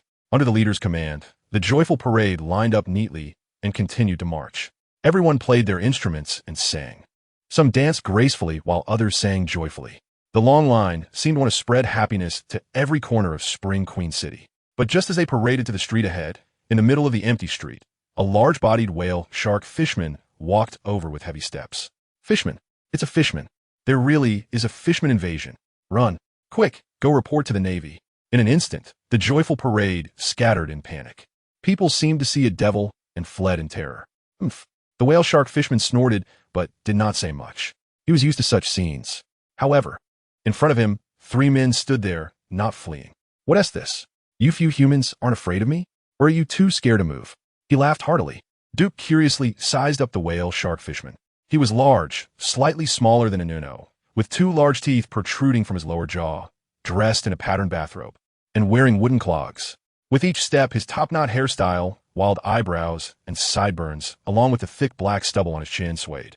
There was also a lightning-shaped scar at the corner of his left eye, which was quite unique. Duke placed his left hand on the sword sheath and said, "My name is Duke, and these 2 are my companions, Rajef and Assassin. May I ask your esteemed name?" The whale shark fishman coldly snorted, 7 warlords, Jinbei. The 7 warlords of the sea, known as the Warlords of the Sea, are one of the 3 major powers alongside the 4 emperors and the Navy headquarters in the Grand Line. They are 7 notorious pirates recognized by the world government, possessing catastrophic destructive power and combat strength that rivals nations. Only those pirates with high notoriety or combat power capable of intimidating others are qualified to be selected as warlords of the sea. Naturally, Duke had a deep understanding of this renowned force of the world government. He just didn't expect to encounter one of the most unique warlords of the sea in paradise of the Grand Line. The fishman, Jinbei. Duke was astonished, recalling the scene at the port of Spring Queen City in the morning when a celestial dragon slave ship was capsized by sudden waves. In the afternoon, a fishman appeared in Spring Queen City, and he was one of the warlords of the sea, Jinbei. Everything seemed too coincidental. But if it were Duke who had capsized the celestial dragon's ship, he would have kept far away from Spring Queen City, instead of striding in like Jinbei. "Human, do you know where the Embody auction house is?" Jinbei's voice was deep and resonant, giving a mature and steady impression. Duke speculated about Jinbei's purpose for coming to Spring Queen City and slowly said, "Mr. Jinbei, the auction at Embody auction house ended yesterday." Jinbei replied nonchalantly, "Just tell me how to get to the Embody auction house." Duke lowered his left hand that was gripping the sword sheath and said, You're looking for the Anubai auction house to inquire about the whereabouts of fishermen slaves, right? Jinbei looked down at Duke, his sharp eyes seeming to pierce through Duke's heart. Human, showing off your cleverness is not a good thing. Duke smiled slightly and said, you have the privileges of a warlord of the sea, but some matters can still be troublesome to handle. I can offer you a bit of minor assistance. Mr. Jinbei, this isn't a place for conversation. Just call me Jinbei. Chapter 91. Winds of change on the street. Brigadier General Zweig led a team of sailors, rushing over quickly. But there was no one here, only various musical instruments and props scattered on the ground. Where are the fishmen? Where are the invading fishmen? Zweig said solemnly. A bespectacled sailor led a civilian and asked, Sir, is the fishman you mentioned that invaded Spring Queen City here? The civilian panicked and said, Yes, maybe, sir. He is very big, with 2 sharp teeth, like he has eaten people. Many of us saw him chasing after us, and we ran away in a frenzy. The bespectacled sailor adjusted his glasses and said to Zweig, Generally, fishmen are not so bold as to invade human cities. Could it be that esteemed individual? Zweig recalled the scene in the morning when the celestial dragon ship was capsized by the waves and said solemnly, if it's that esteemed individual, it would be even more troublesome. The bespectacled sailor smiled wryly. Every incident is a big deal, and they all happen at once. Behind Zweig, a sturdy sailor stepped forward, holding a den mushy. Brigadier General, it's Mayor Castile. Castile, the mayor of Spring Queen City, is 35 years old. From a young age, she demonstrated exceptional governing talent, becoming the port manager of Spring Queen City at 18 and ascending to the position of mayor at 30. Mayor, I am Brigadier General Zweig from the Great Route Navy Branch. On the other end of the phone, a beautiful woman sat at her desk, angrily speaking into the phone bug. Brigadier General Zweig, hello. You are truly excellent. With you here, our city guards and police in Spring Queen City can all resign. Zweig was silent for a moment and slowly replied, Mayor, everything I do is within the Navy's duties. There is no overreach. Within the Navy's duties? Castile sneered and said loudly, arresting our tourists everywhere, searching hotels arrogantly, driving away guests and blocking streets. This is your duty? Zweig responded indifferently. There are too many pirates in Spring Queen City, Mayor. The Navy's arrest of pirates is a just duty. It's a fundamental stance. You can catch pirates, but why disturb the normal lives of our citizens? Castile slammed the table and shouted angrily, in the month you've been here, our city hall has received nearly 1,000 complaint letters. I will report all of this to your Navy headquarters and hope that by then you can still say this is your justice. A crack appeared in Zweig's resolute face, but after a moment of loosening, he returned to normal. The main reason is that we received news that the notorious pirate Black Crow Miyazaki, with a bounty of 80 million berries, is hiding here. To ensure the safety of Spring Queen City, we had to conduct a strict search. I don't care who you were searching for. In 7 days, I hope you disappear from Spring Queen City. With a snap, the phone bug was hung up. Zweig clenched his right hand, his face twisted in anger as he muttered, this woman. In the mayor's office, Castile appeared calm. Beside her, her secretary, Sisyphus, expressed concern. Mayor, offending the Navy like this might bring unnecessary trouble, right? Castile smiled and said, they're soldiers. What do they know about politics? A clear threat is the most useful. He has been here for a month, and the economy of Spring Queen City has directly dropped by half. The complaints for shop owners are increasing. This is simply a fact. But Sisyphus said he has Navy authorization. It is a legal search and capture of pirates. Castile replied softly, since the world government implemented the maritime ban, there are only 3 types of people in these waters. Sisyphus understood what Castile meant, but still asked in confusion. What 3 types of people? The Navy, merchants, and pirates. Castile's expression became serious, disliking the world government's one-size-fits-all policy. Although many of her own policies in Spring Queen City are also one-size-fits-all, anyone who goes to sea without following the world government's requirements is classified as a pirate. There are countless pirates in these waters. Can the Navy catch them all? Moreover, without these pirates, what will we eat? In a hotel suite, Rajef led a man dressed in a red checkered suit into the room, saying, he is the auctioneer from Anubis Auction House. The auctioneer looked timidly at Duke and Assassin in the room, displaying a smile that was more painful than crying. Auctioneer, you don't have to be afraid. We are all good citizens and won't do anything to you, Duke said with a slight smile, kindly. Rajef silently withdrew the curved blade pressed against the suit man's back, leaning against the door with his arms crossed. Feeling the hard object behind him disappear, the auctioneer trembled and said, Sir, how may I serve you? I want to know who bought the fisherman slave at yesterday's auction. Duke said straightforwardly. The auctioneer's eyes darted, sweat beading on his forehead as he stammered, "Sir, according to our industry rules, we cannot disclose buyer information casually." Cannot disclose casually means you can disclose it, Duke chuckled, patting the auctioneer's shoulder, and said in a deep voice, "You can name your price." The auctioneer gritted his teeth and shook his head. "Sir, it really can't be done. It's our industry rule. 100,000 berries. No, sir, we can't do this. 500,000 berries. Sir, it's not a matter of berries. 1,000,000 berries. No more than that. Sir, I absolutely will not tell you that those two buyers are from the Wilson Trading Company." Duke stuffed 1,000,000 berries into the auctioneer's arms, and the auctioneer hurriedly left without looking back. "Really gave it?" Rajeff exclaimed in surprise. "In life, the most important thing is to keep one's word," Duke said as he finished up and stood up, clapping his hands. Rajeff thought to himself that if the captain were a person who keeps his word, he would be off to the Celestial Dragons to be their dog. Having followed Duke for so long, Rajeff clearly understood his character. However, Assassin was different. He had only recently met Duke, and seeing Duke's actions made him more reassured about their transaction. Captain Duke is indeed a trustworthy person, even if the other party is just an insignificant weakling. In the bedroom, Jinbe could easily sense what was happening in the hall. He walked out and said to Duke, "There are very few pirates like you now." Duke smiled slightly, thinking that the 1,000,000 berries was truly worth it. Rajeff looked at the three with a strange expression, feeling like he had something to say but couldn't, which made him feel very uncomfortable. Jinbe muttered Wilson Trading Company and said to Duke, "I owe you a favor. If you encounter fishmen in the future, just mention my name." Duke replied nonchalantly, "I just hope the owners of Wilson Trading Company haven't left Spring Queen City." Rajeff looked at the tall Jinbe and said, "Mr. Jinbe, if you go looking for Wilson Trading Company, it might cause unnecessary panic." Jinbe pondered for a moment and said, "No problem. As a warlord of the sea, I still have some privileges. If I hadn't encountered you, I would have gone to find the Navy. The warlords of the sea can't even protect their own kin from becoming slaves," Assassin said quietly. Jinbe frowned, a terrifying aura pressing towards Assassin. Assassin's hair stood on end. His body tensed, and the instinct of a killer made him instinctively grip his twin knives at his waist. Duke quickly said, "What he means is that the world government and the Navy are also untrustworthy. They only grant you privileges verbally, while in reality, your kin still lack protection." Jinbe snorted coldly and rationally said, "The sea is so vast that the Navy will always have places they can't manage. The current situation is already much better for us." Duke remained non-committal and said to Rajeff, "You go back to the ship, extend the dock fee for another 3 days, and wait for the crew to return. Let them help find the Wilson Trading Company." Rajeff nodded and quickly left under Duke's instructions. Jinbe watched Rajeff's departing figure and said meaningfully, "If everyone in this world were like you, no one would persecute our fisherman tribe." After saying that, he walked into the bedroom. Duke looked at the assassin and asked, "Are you okay?" The assassin's back was completely soaked, and his face was covered with fine beads of sweat. He was strong, extraordinarily strong, unlike the intimidation of Conqueror's Haki.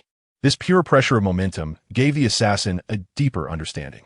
Duke pondered, if momentum can substantially pressure a person, then could his Conqueror's Haki also be directed at just one person? With this thought, he strode into Jinbe's bedroom. Chapter 92, Wilson.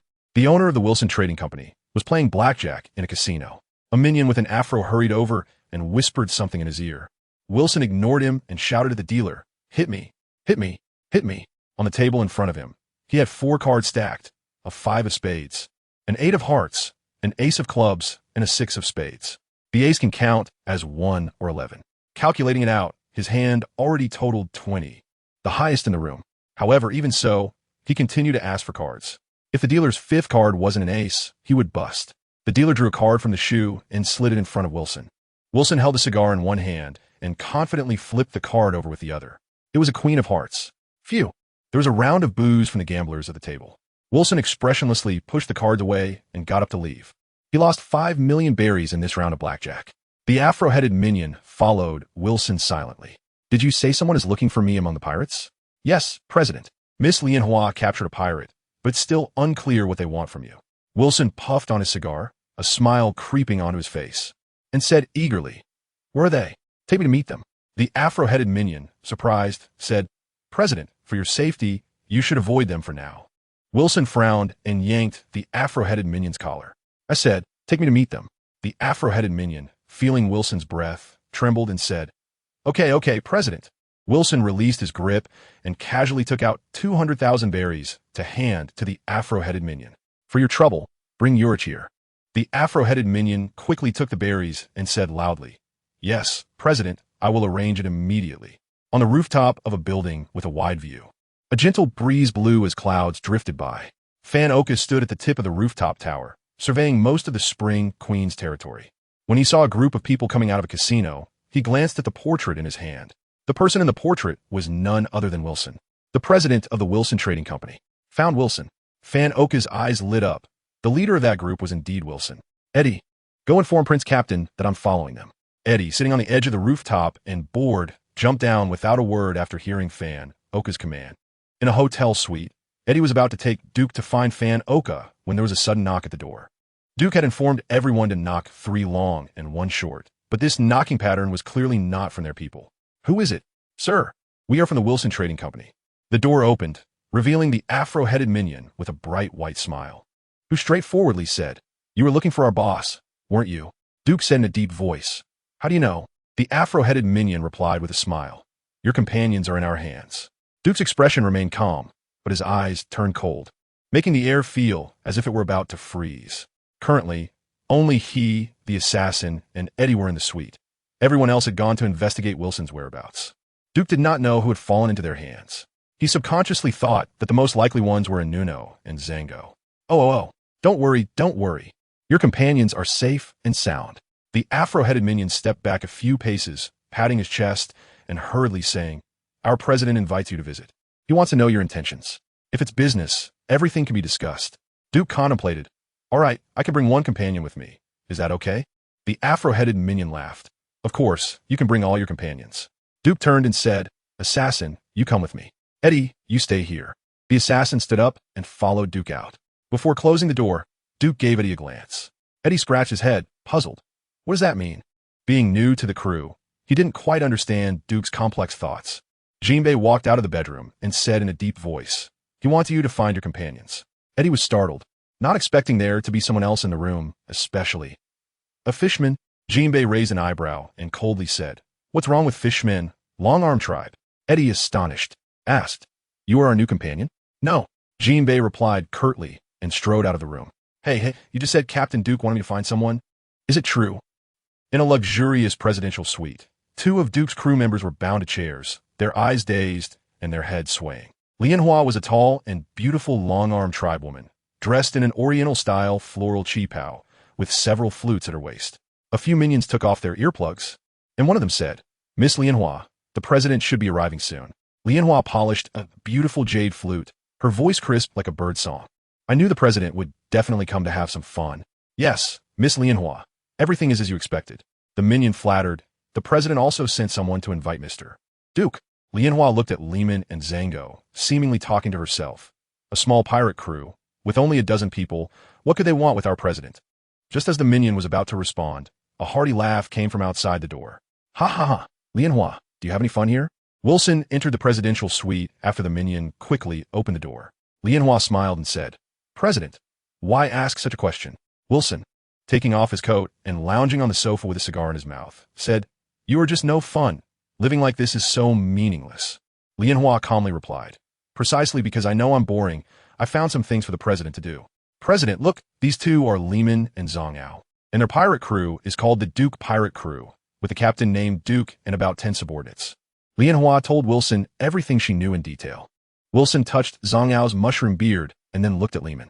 After hearing Lianhua's words, he was surprised and said, There are 2 devil fruit users in a crew of 10? Yes, one is named Jotun, a Zoan-type user of the cat fruit, tiger form. The other is named Freeman, a Zoan-type user of the bug fruit, locust form. Most of them are small pirates from the East Blue. Wilson narrowed his eyes, pondering for a moment, and exhaled smoke, saying, Don't underestimate the East Blue. This crew configuration is already quite impressive. It's interesting that they remain unknown. Lianhua suddenly glanced toward the door and whispered, They're here. They're here? Wilson asked with great interest. Lianhua shook her head and said, No, it's Yorichi who's coming. Ah, Yorichi. As she spoke, a gust of wind suddenly swept through the closed living room, scattering the ash from Wilson's cigar. A tall man, nearly 2 meters, abruptly appeared before Wilson. Lianhua angrily said, Yorichi, Dare you disrespect the president? Yorchi chuckled and suddenly distanced himself from Wilson. Wilson didn't mind and said, looks like you quite like this ability. Sorry, President. I still haven't fully mastered the speed fruit's ability. Yorchi said, casually grabbing an apple from a table 3 meters away, returning to his spot, and taking a bite. This series of actions was completed just as Wilson was about to say something. A few guests will come later, all pirates. I wonder what they want from me. Yorchi said while biting the apple. With Lianhua here, isn't that enough? I still haven't trained that fishman's slave well. Wilson frowned and said, you haven't trained him well in a day? He's tough-skinned and thick-fleshed, not afraid of knives or guns. The only way is to inject medicine into his major arteries. But if that's the case, he'll be done for. If he doesn't listen, let him be done for. Yorchi exclaimed, President, that's 46 million berries. You can't just say done for like that. Wilson, with a nouveau riche expression, said, who cares how many berries it is? A disobedient slave. Even if it's 100 million berries, let him be done for. As they spoke, Yorchi and Lianhua simultaneously looked towards the door and said in unison, they're here. Chapter 93. Bloodshed led by the man with the explosive hairstyle. Duke and Assassin entered the luxurious suite, standing opposite Wilson and the others. When Duke saw Lehman and Zhang Yao tied to the chairs, his heart skipped a beat. He tried hard to control his expression, calming his breath, and pretended to be nonchalant. Wilson sat in a leather chair, looking at Duke as he pointed his cigar fingers at him. I guess you're the captain of the Duke pirate crew, Mr. Duke. Duke's expression was solemn. He wasn't well known, and few people knew him. He was certain he had never seen Wilson before, so how did Wilson know about him? He carefully observed the tied-up Lehman and Zhang Yao behind him. Their dazed appearance was due to some ability. He also noticed the subordinates standing on either side of Wilson, one a long-handed beauty and the other an unremarkable man. His intuition told him these two were the most dangerous in the room.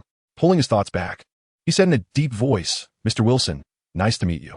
Wilson crossed his legs, his gaze wandering over Duke without restraint, casually saying, you came to see me for something? Duke forced a smile and said, we wanted to discuss a business deal with you, but you don't seem very friendly. Business? Wilson's mouth curled up. What kind of business can pirates have with a businessman? Just as Duke was about to speak, Wilson suddenly raised his hand and said, hey, I don't deal with businesses under 100 million berries. Mr. Wilson, the business I'm discussing with you is worth several times more than 100 million berries. Perhaps even dozens of times more, Duke said calmly. Wilson burst into laughter, clapping his hands. All right, then tell me, what is this business worth billions of berries? Duke also smiled, but unlike Wilson's hearty laughter, his laughter was very dry and fake. Your life. Duke said these words flatly. Wilson was stunned, thinking he misheard. But his subordinates, Yorchi and Lianhua, reacted immediately. In Duke's gaze, it seemed like Yorchi suddenly disappeared, appearing right before him in the blink of an eye. However, he had experienced this disappearing act countless times and had long been prepared. The moment Yorchi vanished, his perception heightened to the utmost. In his observation, Haki sharply captured Yorchi's presence. It was speed, not teleportation. As his thoughts whirled, Duke's left hand reached for his sword sheath. But just as his fingers spread, Yorchi had already appeared in front of him, delivering a punch wrapped in fierce wind straight to his face. Duke turned his head to the side, and the fierce wind grazed past him. Yorchi's eyes widened in surprise. He hadn't expected his quick strike to miss. Their eyes met. A pair of calm brown-black pupils faced a pair of incredibly surprised green eyes. Yorchi was greatly shocked and instinctively sprinted to create distance, standing 5 meters away from Duke. He frowned. Had this guy dodged his attack by coincidence? Or could he keep up with his speed? Reflecting on the gaze they shared moments ago, Yorchi hesitated. Lianhua didn't know what had just happened and thought Yorchi was playing some trick. She coldly said, Yorchi, what are you doing? The president bought you and even gave you the devil fruit. Not to let you play around here. Yorchi's expression was serious, ignoring Lianhua. Suddenly, a loud bang echoed. Somewhere in the presidential suite, there was a violent explosion, shaking the floor. Wilson frowned and asked, what happened? More than a dozen subordinates surrounded him. Though they couldn't figure out what was happening, they were all on high alert, staring around. Lianhua waved her hand, pointing at Lehman and Zhang Yao, and commanded, kill them. 2 subordinates obediently pulled out handguns from their pockets, aiming at Lehman and Zhang Yao. Just as they clicked off the safety and prepared to pull the trigger, 2 brass-cased bullets shattered the living room glass, accurately shooting into the foreheads of the 2 subordinates. Everyone was taken aback, and Lianhua angrily shouted, there's a sniper. Protect Mr. Wilson. Wilson realized he might be in trouble and quickly said, Mr. Duke, We should be amicable in business negotiations. But what answered him was another loud bang. The side wall of the living room exploded, stones flying and dust billowing. A figure emerged from the dust. He had a forehead with horn-like blades, deep red compound eyes, and his entire body was covered in insect-like nodules, with thick exoskeletons on his arms and legs, muscles taut and textured, and 2 pairs of buzzing compound wings on his back. He saw Lehman and Zhang Ao at first glance, and quickly ran over to block the two with his body. Sorry, I entered the wrong room. Luckily, Van Oka provided remote support. It almost caused a disaster. Duke was quite surprised as he examined Freeman's locust form. This form resembled the masked rider from his past life, and perhaps even surpassed it. The people on Wilson's side were exceptionally shocked. This was the 12th floor, nearly 30 meters high. Could the animal-type ability user in front of them be a rare species that could fly? When they finally got a clear view of Freeman's figure, the slightly vibrating cicada wings on his back relieved them. However, the sudden intrusion of this ability user was a very bad thing for them. Assassin drew his dual blades, standing behind Duke, and said in a deep voice, "Shall we go in now?" Duke regained the initiative and relaxed a bit. He shook his head slightly, signaling not to rush, then turned to Wilson and said, "Now, can we discuss business?" Wilson, who had seen all kinds of storms, quickly calmed down. He rarely showed a serious expression and, after a moment of contemplation, chuckled. "Captain Duke has both courage and insight. I, Wilson, admire you. When it comes to wielding knives and guns, it's you bloodthirsty pirates that are truly formidable. I, on the other hand, am more suited for business." Duke smiled coldly and said, "Where are the fishermen slaves you bought?" Wilson suddenly realized that these guys were probing for information about the fishermen slaves he had purchased. "Ha, so it's just this. Why didn't you say so earlier? I thought it was something big. Yorich, take them to where the fishermen slaves are held." Yorich spread his hands and pretended to be relaxed.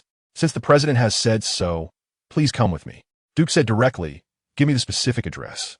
Yorich hesitated. "They're on our merchant ship, and there are many sailors on board. They won't recognize strangers you send." Duke ignored him and turned to look outside. A huge shadow had already disappeared before Yorich finished speaking. Duke turned back, his gaze piercing as he scanned Wilson and his subordinates. "The second thing is, how did you know about capturing my crew and our information?" Wilson frowned. This was not like doing business at all, but more like being interrogated. He had navigated the commercial seas for over 20 years and had never experienced such a thing. However, as a businessman, he understood the importance of patience and the principle of preserving the Green Mountains. One need not fear the lack of firewood. His wealth was substantial, and he had many subordinates. This time he had only brought Lianhua and Yorich out for leisure. Once he returned to the trading company, he would play with the Duke pirates properly. But right now, the most important thing was to get through the current predicament. A group of bloodthirsty pirates might resort to violence at any moment. "My subordinate Lianhua has eaten the sleep fruit and can hypnotize others." Wilson pointed to Lianhua beside him, revealing her abilities. Lianhua had a blank expression, her long arms gently swaying, one hand caressing a jade flute. A cold light flashed in Duke's eyes as he said coldly, "Madam, I advise you not to make any small moves." Lianhua's eyes blazed with fire, completely ignoring Duke's words. She raised her hand, bringing the jade flute to her lips. Her mouth and fingers were poised at the flute's mouth. She puffed up her cheeks and blew into the flute. The first clear and bright note resonated, rich in penetrating power, as Lianhua unleashed her sleep fruit ability through the sound, just as she thought she could hypnotize everyone. Her flute sound was abruptly covered by a loud, jarring sound explosion. In front of her, Duke, with a cold expression, supported the sword sheath with his left hand while gripping the sword hilt with his right. A cold gleam flashed by, wrapped in armament Haki. The dark jade blade in Duke's hand effortlessly sliced through Lianhua's tender neck. The sound of the jade flute came to an abrupt halt. Chapter 94. Making a deal with the tiger, Yorich's pupils shook as he suddenly activated the speed fruit ability, dashing wildly around the room. As Lianhua's head fell to the ground, the subordinates protecting Wilson looked terrified, each pulling out their guns and wildly shooting at Duke and Freeman. Instantly, gunfire erupted in the room, bullets flying everywhere. Duke weaved through the incoming bullets, untouched. Freeman tore apart the ropes binding Lehman and Zhang Ao, pulling them into his embrace. His back, with its delicate wings, trembled slightly, dissipating the bullet's powerful momentum. In his deep red compound eyes, a shadow sped towards him. He instinctively held Lehman and Zhang Ao tightly as the shadow, accompanied by a fierce wind, crashed towards his head. Bang, bang, bang. A series of fierce winds struck every part of his body, each blow carrying immense force, causing blood to drip from the corners of his mouth. He could see a shadow moving at high speed in his eyes, but his physical abilities couldn't keep up with the opponent's movements. He could only desperately shield Lehman and Zhang Yao with his body, silently bearing the blows. Yorich unleashed a flurry of strikes at Freeman in his locust form, under extreme speed. Each attack felt like a nail driven into Freeman's body. But this guy's flesh and will were harder than he had imagined. His plan to take Lehman and Zhang Yao hostage as bargaining chips seemed to be falling apart. Escape. After assessing the battlefield, Yorich was left with just one thought: to escape quickly. But just as he stepped forward towards the hole in the guest room wall, a voice like the sound of death echoed. Duke's figure suddenly appeared in front of the wall hole. A massive hand slowly emerged into Yorich's view, but quickly grabbed his neck. With a loud thud, his entire body was lifted and slammed against the wall, immobilizing him. You have a lot of small moves too. Duke's face was icy as he held Yorich's neck, lifting him into the air. In a speed contest, whether long range or short range, Duke had no chance against Yorich, who had eaten the speed fruit. But Duke could sense Yorich's movements and predict his next step. In a short-distance speed comparison, Duke's shave was just slightly slower than Yorich's speed. However, with his predictions, Duke seized the initiative and acted first. This made everyone present feel that his speed was even faster than Yorich's. Yorich thought so too. He clawed at Duke's arm with both hands, but couldn't budge Duke's arm at all. His face was filled with disbelief as he struggled to say this. "It's impossible." Duke sneered. "Do you think that eating a devil fruit makes you invincible? Help me." Yorich cried out in desperation. But in the luxurious presidential suite, the gunfire and cries had already ceased, leaving only a ghostly silence. Assassins stood among several corpses with slit throats, holding bloodied dual blades. There were also a few corpses with small blood holes in their foreheads, lying on the ground with unclosed eyes. Assassin raised the bloodied katana against Wilson's neck. Duke controlled Yorich and turned to Wilson, saying, "Mr. Wilson, I heard that your Wilson Trading Company is one of the top 10 trading companies on the Grand Line. You must have many treasures, right?" Wilson wiped the sweat from his forehead and forced a calm demeanor, saying, Yes. We have great swords like the Good Fast Sword Wind, the Great Fast Sword Red Lotus, and the Dragon Slayer Swordgram. Whatever you want, I can get it for you." In this world, the ranking of famous swords is classified as Supreme Great Fast Sword 12 Craftsmanship, Great Fast Sword 21 Craftsmanship, and Good Fast Sword 50 Craftsmanship. Although 12 Craftsmanship, 21 Craftsmanship, and 50 Craftsmanship are merely levels of assessment, craftsmen in later generations will still create excellent famous swords. However, the excellent famous swords forged still need to be baptized by powerful masters before they can slowly be included in the rankings. Therefore, the number of famous swords has hardly changed for hundreds of years. For example, the famous sword Griffin of the Four Emperors, red-haired Shanks, the Cherry Blossom and Shikoku of the Golden Lion, and the Dragon Slayer Swordgram that Wilson mentioned, all have various reasons for not being included in the rankings. Duke glanced sideways and exchanged a look with the assassin. After thinking for a moment, he asked, "Mr. Wilson, will you report our information to the Navy?" Wilson quickly shook his head and said, "Captain Duke, rest assured, I'm not foolish enough to hand my life over to the Navy." Duke laughed and said slowly, "You really are quite generous." Without thinking, Wilson agreed. He wasn't afraid of Duke having demands. He was afraid of Duke being indifferent. "It's a small matter. Whatever you need, as long as I can obtain it, I can get it for you." Duke pondered and said, "For example, devil fruits?" Wilson fell silent for a moment, then bitterly smiled and said, "Devil fruits are priceless, yet hard to find.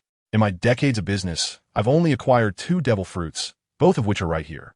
One is the Lotus ability user, whose head is rolling on the ground, and the other is the speed ability user, Yorich, who is being lifted in the air. One was killed by you, and the other was subdued by you. As a businessman, credibility is paramount, especially when it concerns my life." Wilson continued, "As long as Mr. Duke's requests are reasonable, I will certainly take on the responsibility to fulfill them." Duke felt disdain in his heart. What credibility could a businessman have? They were just a group of cunning and sly individuals, even more treacherous than pirates. Wilson could sell out his subordinate, Lotus, without hesitation in an unfavorable situation. So he could certainly smile in front of Duke while stabbing him in the back. Duke suddenly felt as if he was trying to skin a tiger. But now that he had considerable strength, and each crew member had their own unique skills, he seemed no longer in need of such caution. With this thought in mind, Duke stated his demands: 2 famous swords, 9 famous knives, 1 long-barrel musket, and various maritime navigation supplies, including recording pointers, permanent recording pointers, sea charts, and treasure maps. Wilson listened as Duke enumerated his requests like a list of family heirlooms, slowly falling into silence. After a pause, Duke continued within 3 days, "Get these ready for me, and in addition, 100 million berries to buy both of your lives. For a company president as big as yours. This request shouldn't be excessive, right?" At the port of Queen Spring City, the calm harbor suddenly erupted with waves.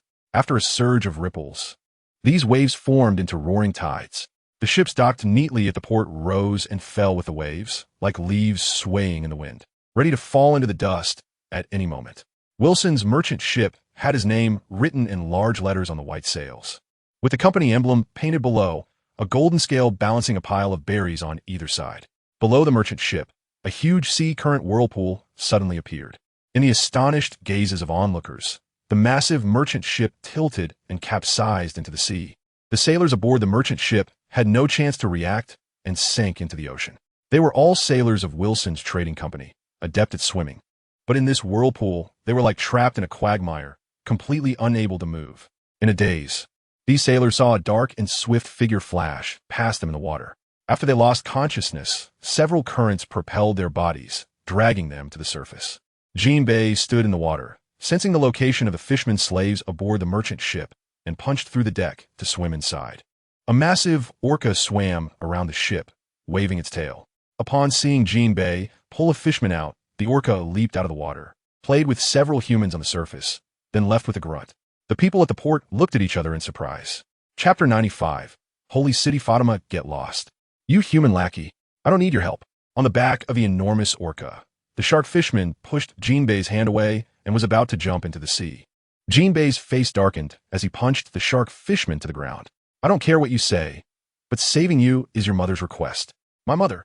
The shark fishman got up, one hand touching the red mark on his face, his expression dark and uncertain. "Cetus, you've been messing around outside for too long. It's time to go home," Jinbei said sternly. "Go back to Fishman Island. Your mother is very worried about you." Cetus's eyes darted around, and after a long time, he gritted his teeth and said, "I will not go back. Because of you, the Fishman tribe has lost all face. I want to use my own strength to reclaim the glory that belongs to the Fishman tribe, not to be treated like a pet by humans like now." The conflict between the Fishman tribe and humans has a long history, dating back to the era of the Celestial Dragons.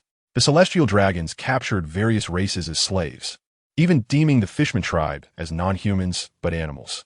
Driven by various interests, human pirates plundered Fishman Island, slaughtering and capturing fishmen for special privileges. Only in modern times, with the Dragon Palace Kingdom joining the world government, and with the efforts of Princess Otoheim, Fisher Tiger, and the current strongest of the Fishman tribe, Jinbei, has the living environment of the Fishman tribe greatly improved.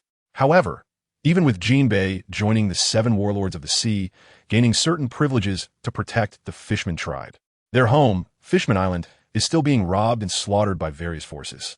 It wasn't until the world's strongest pirate, the Yonko Whitebeard Edward Newgate, included Fishman Island in his territory that it regained peace. However, some misinformed fishmen believe that Jinbei has become a human lackey, which has brought shame to their tribe. Suffering humiliation.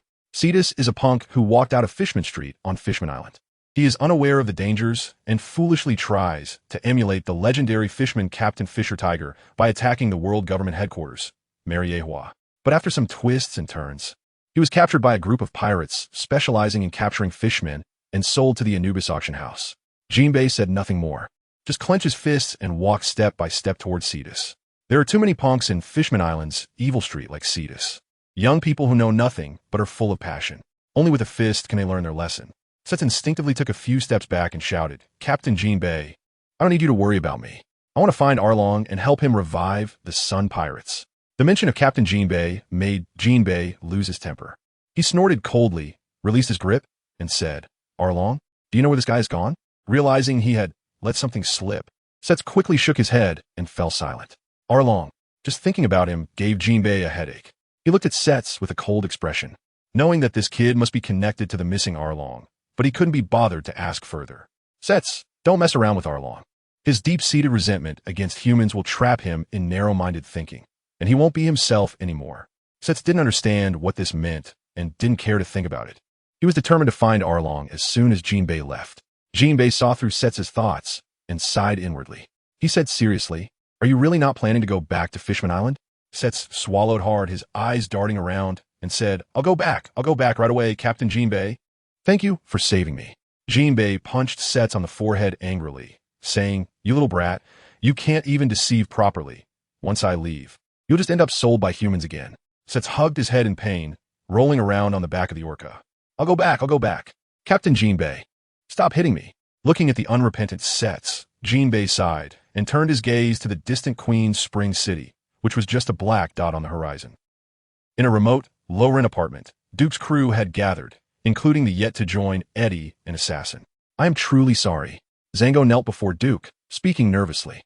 "We were looking for news about Wilson, but ended up tricked into an alley, and when we heard some music, we became disoriented." Duke frowned and said, "Get up. Do you enjoy kneeling to others?" Zango quickly got up, clasping his hands together, standing awkwardly beside Duke. Duke didn't blame them. The world was dangerous, and being hypnotized by someone with abilities was understandable. "On my ship, I don't want anyone who only kneels." Duke looked around seriously and said, "The world is treacherous. You learn from your mistakes. Whether it's Layman, Zango, or you, remember not to be reckless just because you have courage. There are always stronger people out there." The crew members looked at each other and replied in unison, "Yes, Captain." Layman scratched his head and said, "Actually, I did feel like I was being hypnotized. My mind felt heavy, like being awake during sleep but unable to open my eyes." Jordan crossed his arms and leaned against the wall, gloating. "Good thing they were just merchants. If they were pirates, you guys would be in trouble. All right, let's get down to business." Duke spoke, stopping Layman, who was about to argue with Jordan. As soon as business was mentioned, everyone straightened up and quietly looked at Duke. "First matter, Eddie, welcome aboard. I hope your heart will also be here." Eddie smiled widely, wrapping his arms around his head casually, and said, "Everyone, please take care of me from now on." The crew looked at Eddie and welcomed him in their own way. For them, Eddie joining the crew was not unexpected. In the past few days, Duke had communicated deeply with him, and they had gone through many experiences together, forming a certain bond. If Eddie chose not to join after all that, that would have been surprising. Second matter, this is Assassin, a killer from an assassination organization. Duke looked at Assassin and introduced him to the crew, also mentioning their transaction. Once the transaction is complete, he will join our crew as a companion. Rajef asked, "By the way, we still don't know the name of Assassin's assassination organization. And where is this so-called Holy City?" Assassin replied, "An organization is just an organization. It has no name. The Holy City is called Fatima, located among a group of islands near the doldrums. The magnetic field there is chaotic, without someone familiar to guide you. You'll find it as difficult to enter and exit as a maze." Layman's eyes sparkled as he looked up and down at the tall assassin, saying, "A killer, how cool. Can you guys kill without a trace and disappear into the darkness with just a few moves?" After a moment of silence, Assassin said, "What you're describing is more likely an assassin. We are killers. Although we do the same business, the nature is different. My junior brother, Mossad, is more like an assassin. He betrayed the organization, stole the assassination secret scroll, and established the Shadow Kill Pirates to create a killer organization to overthrow ours." Van Oka rested his chin on his hand and said, "So the Holy City Fatima is your organization's base?" Assassin nodded. Freeman was very interested in this plot of brotherly betrayal. He approached Assassin and asked, "Let me guess, is it because your leader wanted to pass the position to you, and your junior brother felt he was stronger, thinking the leader was biased, so he betrayed the organization?" Assassin replied expressionlessly, "That's a good story.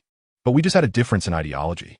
"Difference in ideology?" "Yes, Mossad believes that killers should abandon emotions. Emotions only become a weakness, making people cowardly." Assassin's eyes flickered, as if recalling something. After organizing his words, he continued, "The Holy City Fatima is a town with thousands of people, basically isolated from the outside world. Only our assassination organization engages in various external activities and tasks, killing to earn berries to provide a living guarantee for the residents of Fatima." Duke thought to himself that it was ironic for an assassination organization to protect its residents. No wonder your junior brother Mossad would betray the organization. Assassin looked at Duke and calmly asked, "Do you think he is right?" Duke smiled and said, "You said it was a difference in ideology. If that's the case, does right or wrong even matter?" Assassin pondered and replied, "Indeed, whoever is stronger is the truth." Duke didn't want to argue over such meaningless matters, raising his hand and saying, "Third matter, the Wilson Trading Company." Chapter 96. The advancing Zweig in a luxurious presidential suite. Navy Brigadier General Zweig looked at the pile of corpses on the floor, remaining indifferent. All fatal wounds. They are dead beyond recovery, reported the glasses-wearing Marine after checking the scene. Zweig asked, "Have you identified the deceased?" Matthew pushed his glasses and said, "They are all from a Wilson trading company, and President Wilson has likely been kidnapped. Moreover, their merchant ship capsized and sank in the harbor, and the fishermen slaves have disappeared without a trace. Has there been any investigation on Wilson's recent whereabouts? He has been at the casino lately, but I've heard someone is probing for news about him." "Who?" Matthew took out a photo which showed the faces of Layman and Zango. "I checked the bounty notices from the Grand Line and the Four Seas, but I couldn't find any pirates that resemble them." Zweig held a photograph, pondered for a moment, and said, "Gather the crew and head to the port. Ask the port manager if he has seen them. I've already paid for 3 more days of docking fees. Why not play for another couple of days? What a waste," Rajeff said, carrying a large bag. Freeman, with a heavy box of wine on his back, said with a solemn gait, "You really care for the captain." Duke raised an eyebrow and pointed at the two, saying, "Playing is one thing, causing trouble is another.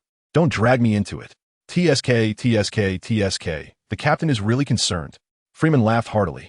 "You didn't frown when spending hundreds of thousands or millions of Bailey, but you get anxious over a few thousand or 10,000. Ha ha ha." The crew burst into laughter. Their captain, Duke, was meticulous with big matters, but absent-minded with small ones. Duke's face turned ashen, and he said nothing, merely quickening his pace towards the port. Lehman quietly said to Assassin, "Our captain is a good person. He just cares too much about the Bailey." He was too embarrassed to say Duke was stingy, so he used a different term. Assassin agreed with Duke on this point. Without being in charge, one wouldn't know the value of money. Their assassination organization earned Bailey with their lives while supporting the residents of the holy city of Fatima. When the market was bad, their income plummeted, and they wished they could split every Bailey in half. Your captain spends what needs to be spent. He just considers whether it's worth it. Lehman was taken aback and said, "You really understand our captain? The ship supplies you bought cost at least hundreds of thousands of Bailey, and a single journey would cost at least millions without any income source. Relying solely on plunder isn't a long-term solution," Assassin said seriously, making Lehman begin to ponder. Wiggins sighed. "Indeed, using Bailey feels like it flows away like water, but earning it back is as hard as climbing to the sky.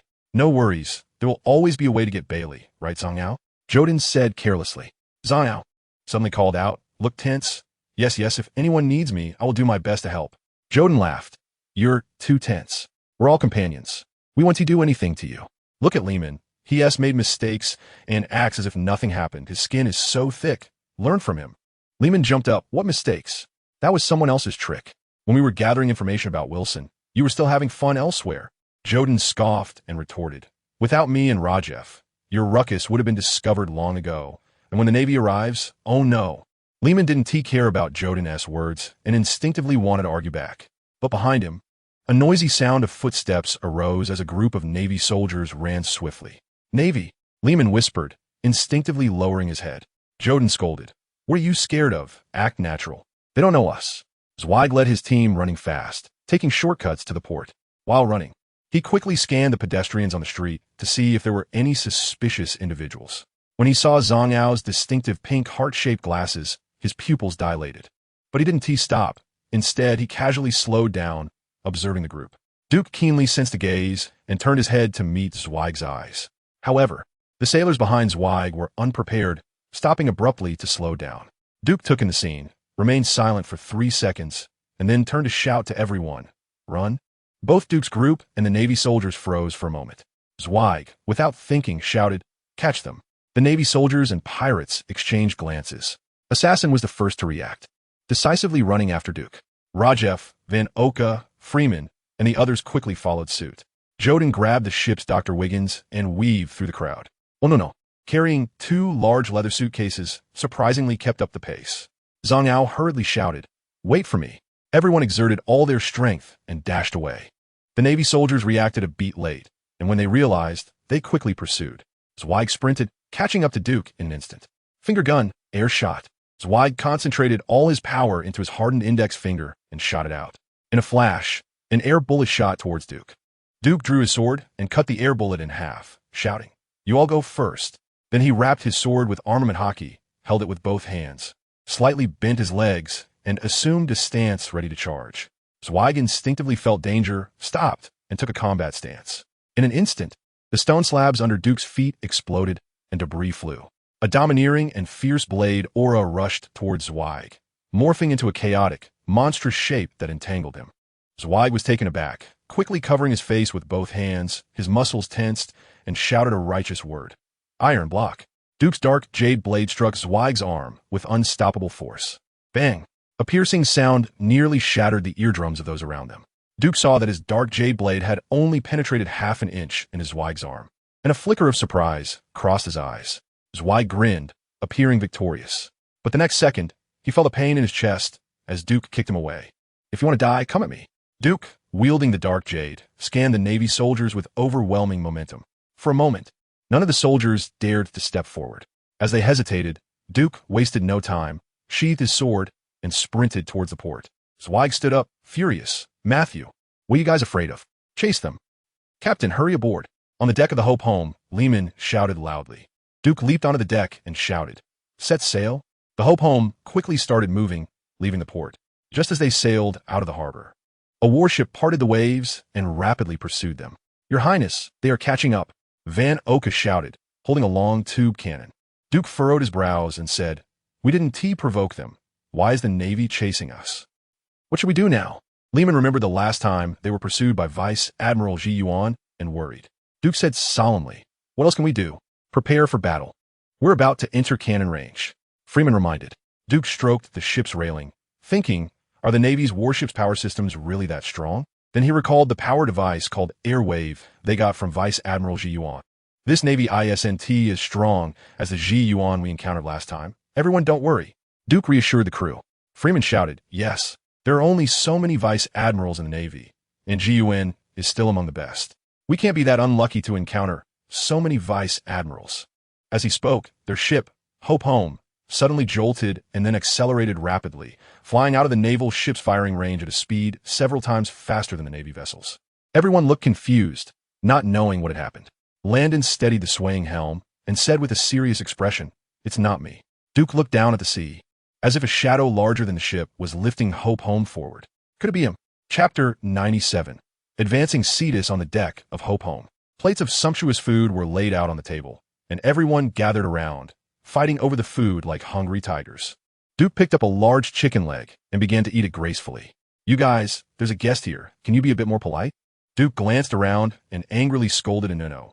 What are you hoarding all this food for? It's not like there's none for you. Next time, you can eat alone at the table. Anuno, feeling wronged, placed the food he had grabbed back on the table, thinking it wasn't just him taking it. So why was the captain only scolding him? Jinbei laughed heartily and said, This guy's even bigger than me. He definitely needs to eat more. Eating is fine. It's not like he's not allowed to eat, but grabbing food is a bad habit. Duke sighed, then handed Jinbei a plate of strawberry pie. Mr. Jinbei, try this. It's a specialty from Queen's Spring City. Jinbei nodded slightly and said, Then I won't be polite. He took half of the strawberry pie and placed it in front of Cetus.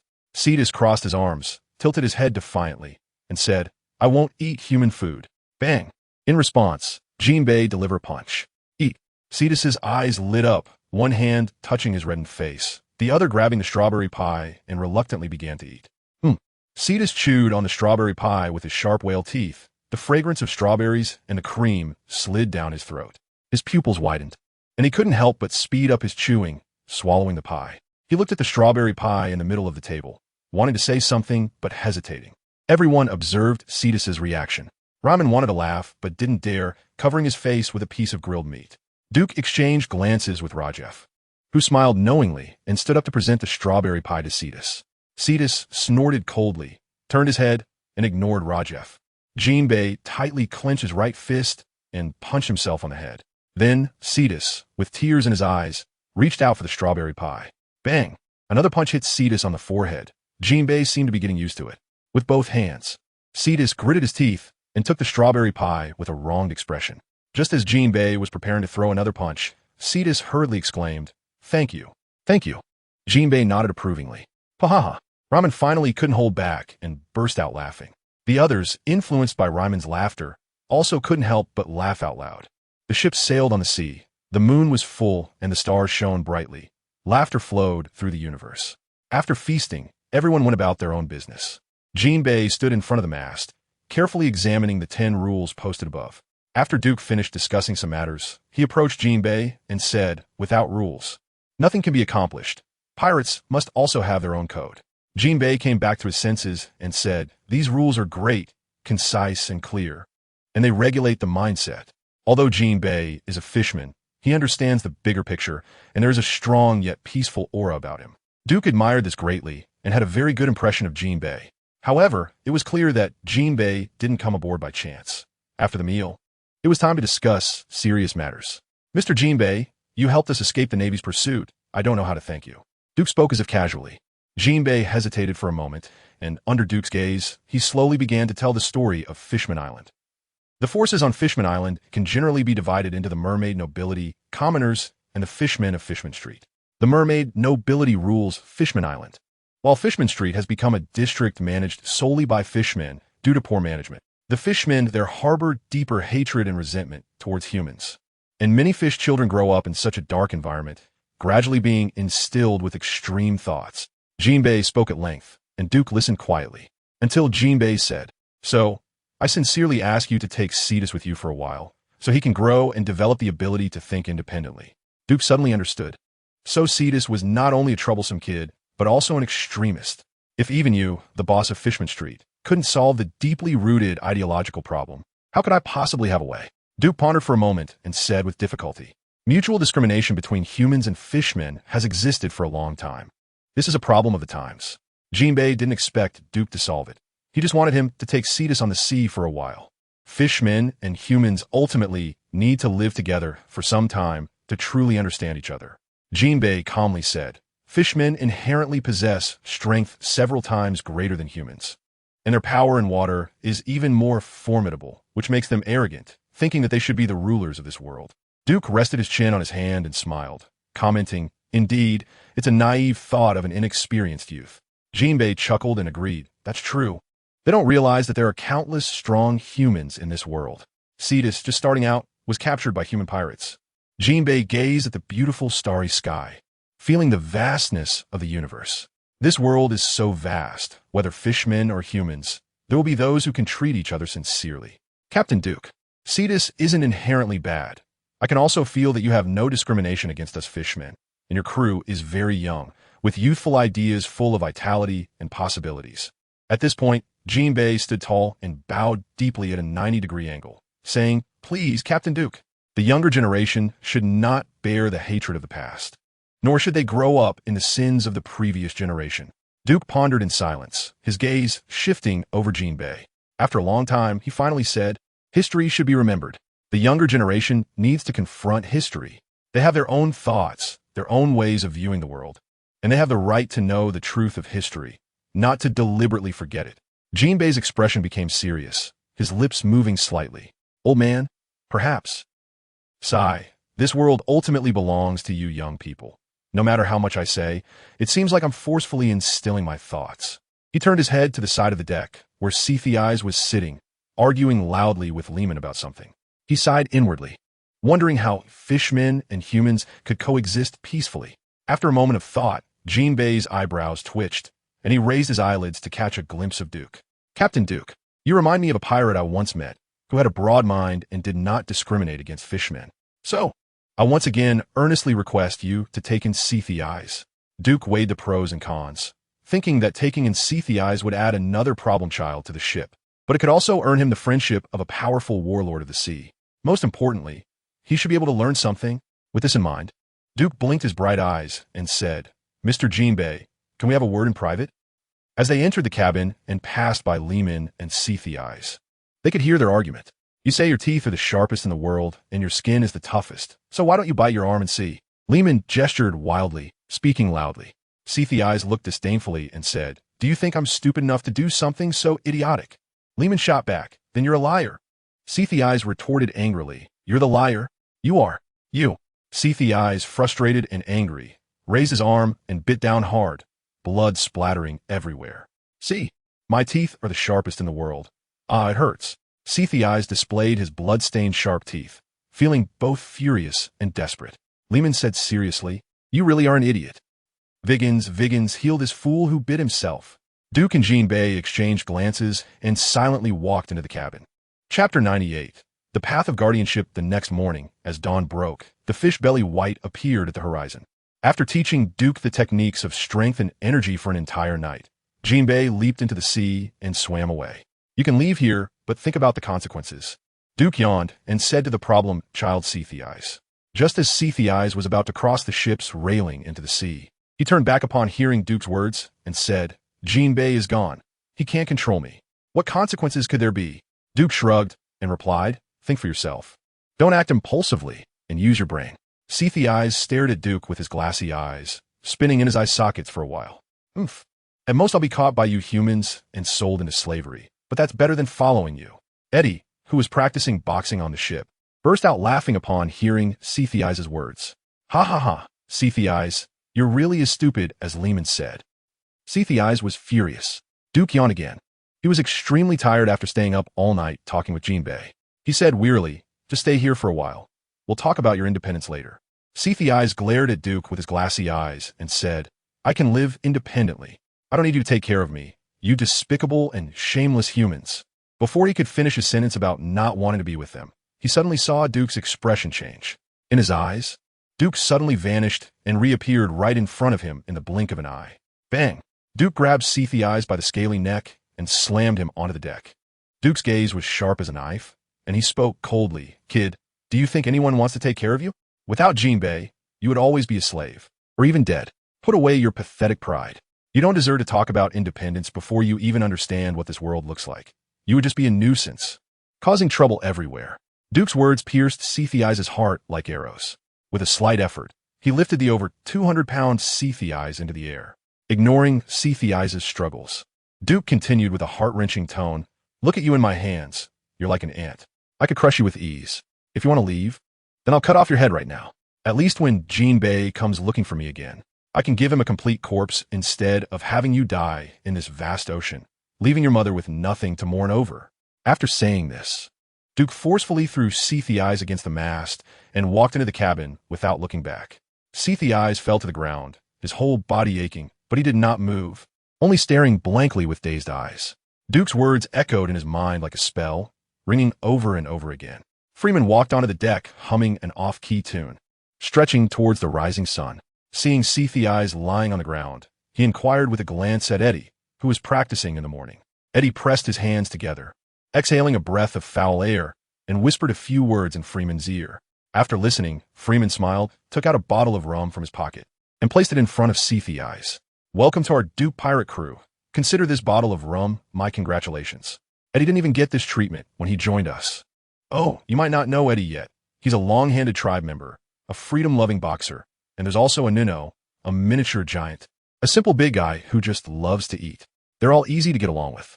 Eddie spread his hands, indicating that he hadn't offended anyone. In the training room, the sound of metal clashing echoed, creating sparks as blades collided. Two figures filled every corner of the training room, with blades dancing and glinting.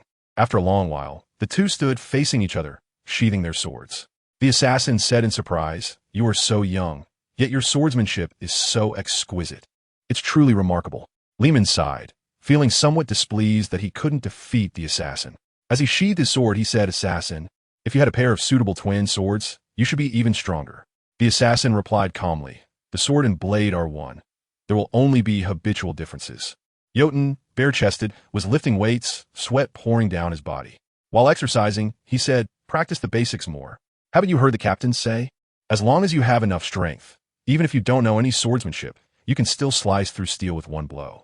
Lehman scoffed. That sword would be ruined. Besides, that's just the captain comforting you, a guy with no talent for swordsmanship. And you actually believed it. The assassin asked curiously, "Captain Duke is your teacher?" Lehman thought for a moment and said, "Not exactly. He's a swordsman with great talent for swordsmanship. You could say he's a genius among geniuses." "A genius among geniuses?" "Yes, because I am a genius, but the captain is stronger than me. So he is the genius among geniuses." Jotun chimed in, "The captain not only has high talent in swordsmanship, but seems to be talented in everything." The assassin smiled slightly and said, "It seems Captain Duke is a very intelligent person. Yes, very smart. He can quickly understand, accept, and master anything. Lehman picked up the milk on the table and took a big gulp, exclaiming with satisfaction before continuing, "Assassin, how many people are there in your Fatima assassination organization?" "About 30. Why?" "Well, I'm just curious. How many missions do you need to complete to support the residents of Fatima?" After pondering for a moment, the assassin replied, "There are about 4,000 residents in Fatima. Our assassination organization's members are carefully selected from these 4,000, with the leader being the leader of Fatima itself. This is our responsibility and our duty." Lehman asked in confusion, "Why do members of the assassination organization have to bear such a responsibility?" The assassin fell silent, unable to answer such a question. If there had to be an answer, what they did resembled a kind of destiny, a fate of being Fatima people. Yes, destiny. The assassin suddenly had a flash of insight and said solemnly, "Mossad said when he betrayed the organization that he would come back to personally destroy Fatima. I never understood why he would betray the organization. If it was just a disagreement in ideology, we as brothers could have sat down and talked it out. Even for the position of leader, I could have given it to him. He was already stronger and more visionary than I was. But now I might understand. What he wanted was not to abandon emotions, but to sever destiny. Only by completely destroying Fatima could he free himself from the cycle of destiny." Lehman and Jordan exchanged glances, somewhat comprehending the assassin's words. Rajiv appeared in the training room at some point, holding a newspaper as usual.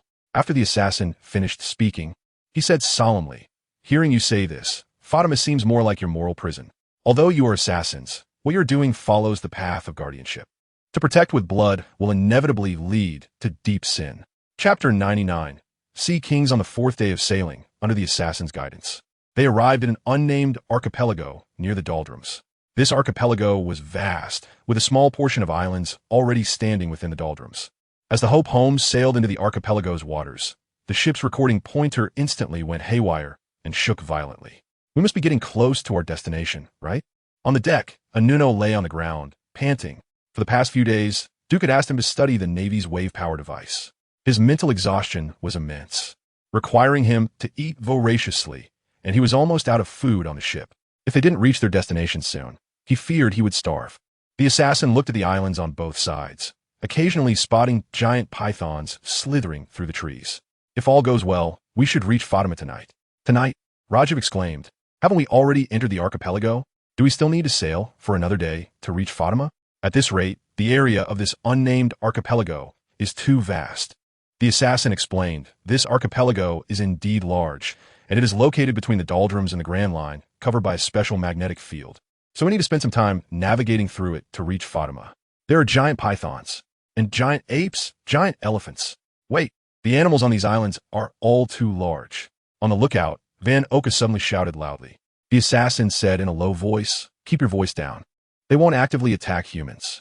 Lehman whispered, "What about attacking fishmen?" Sets. After being lectured by Duke, he had been obediently staying on the ship. Most fishmen are muscular and simple-minded. They despise humans but revere brute strength, which relates to their living environment. On Fishman Island's Fishman Street, they resemble a group of refugees. Having no opportunity for education and thus lacking the ability to sit down and talk, they solve everything with force. Remembering Duke's intimidating gaze and aura, he still felt uneasy, spending these days turning over thoughts he hadn't used in a long time about whether to stay or leave.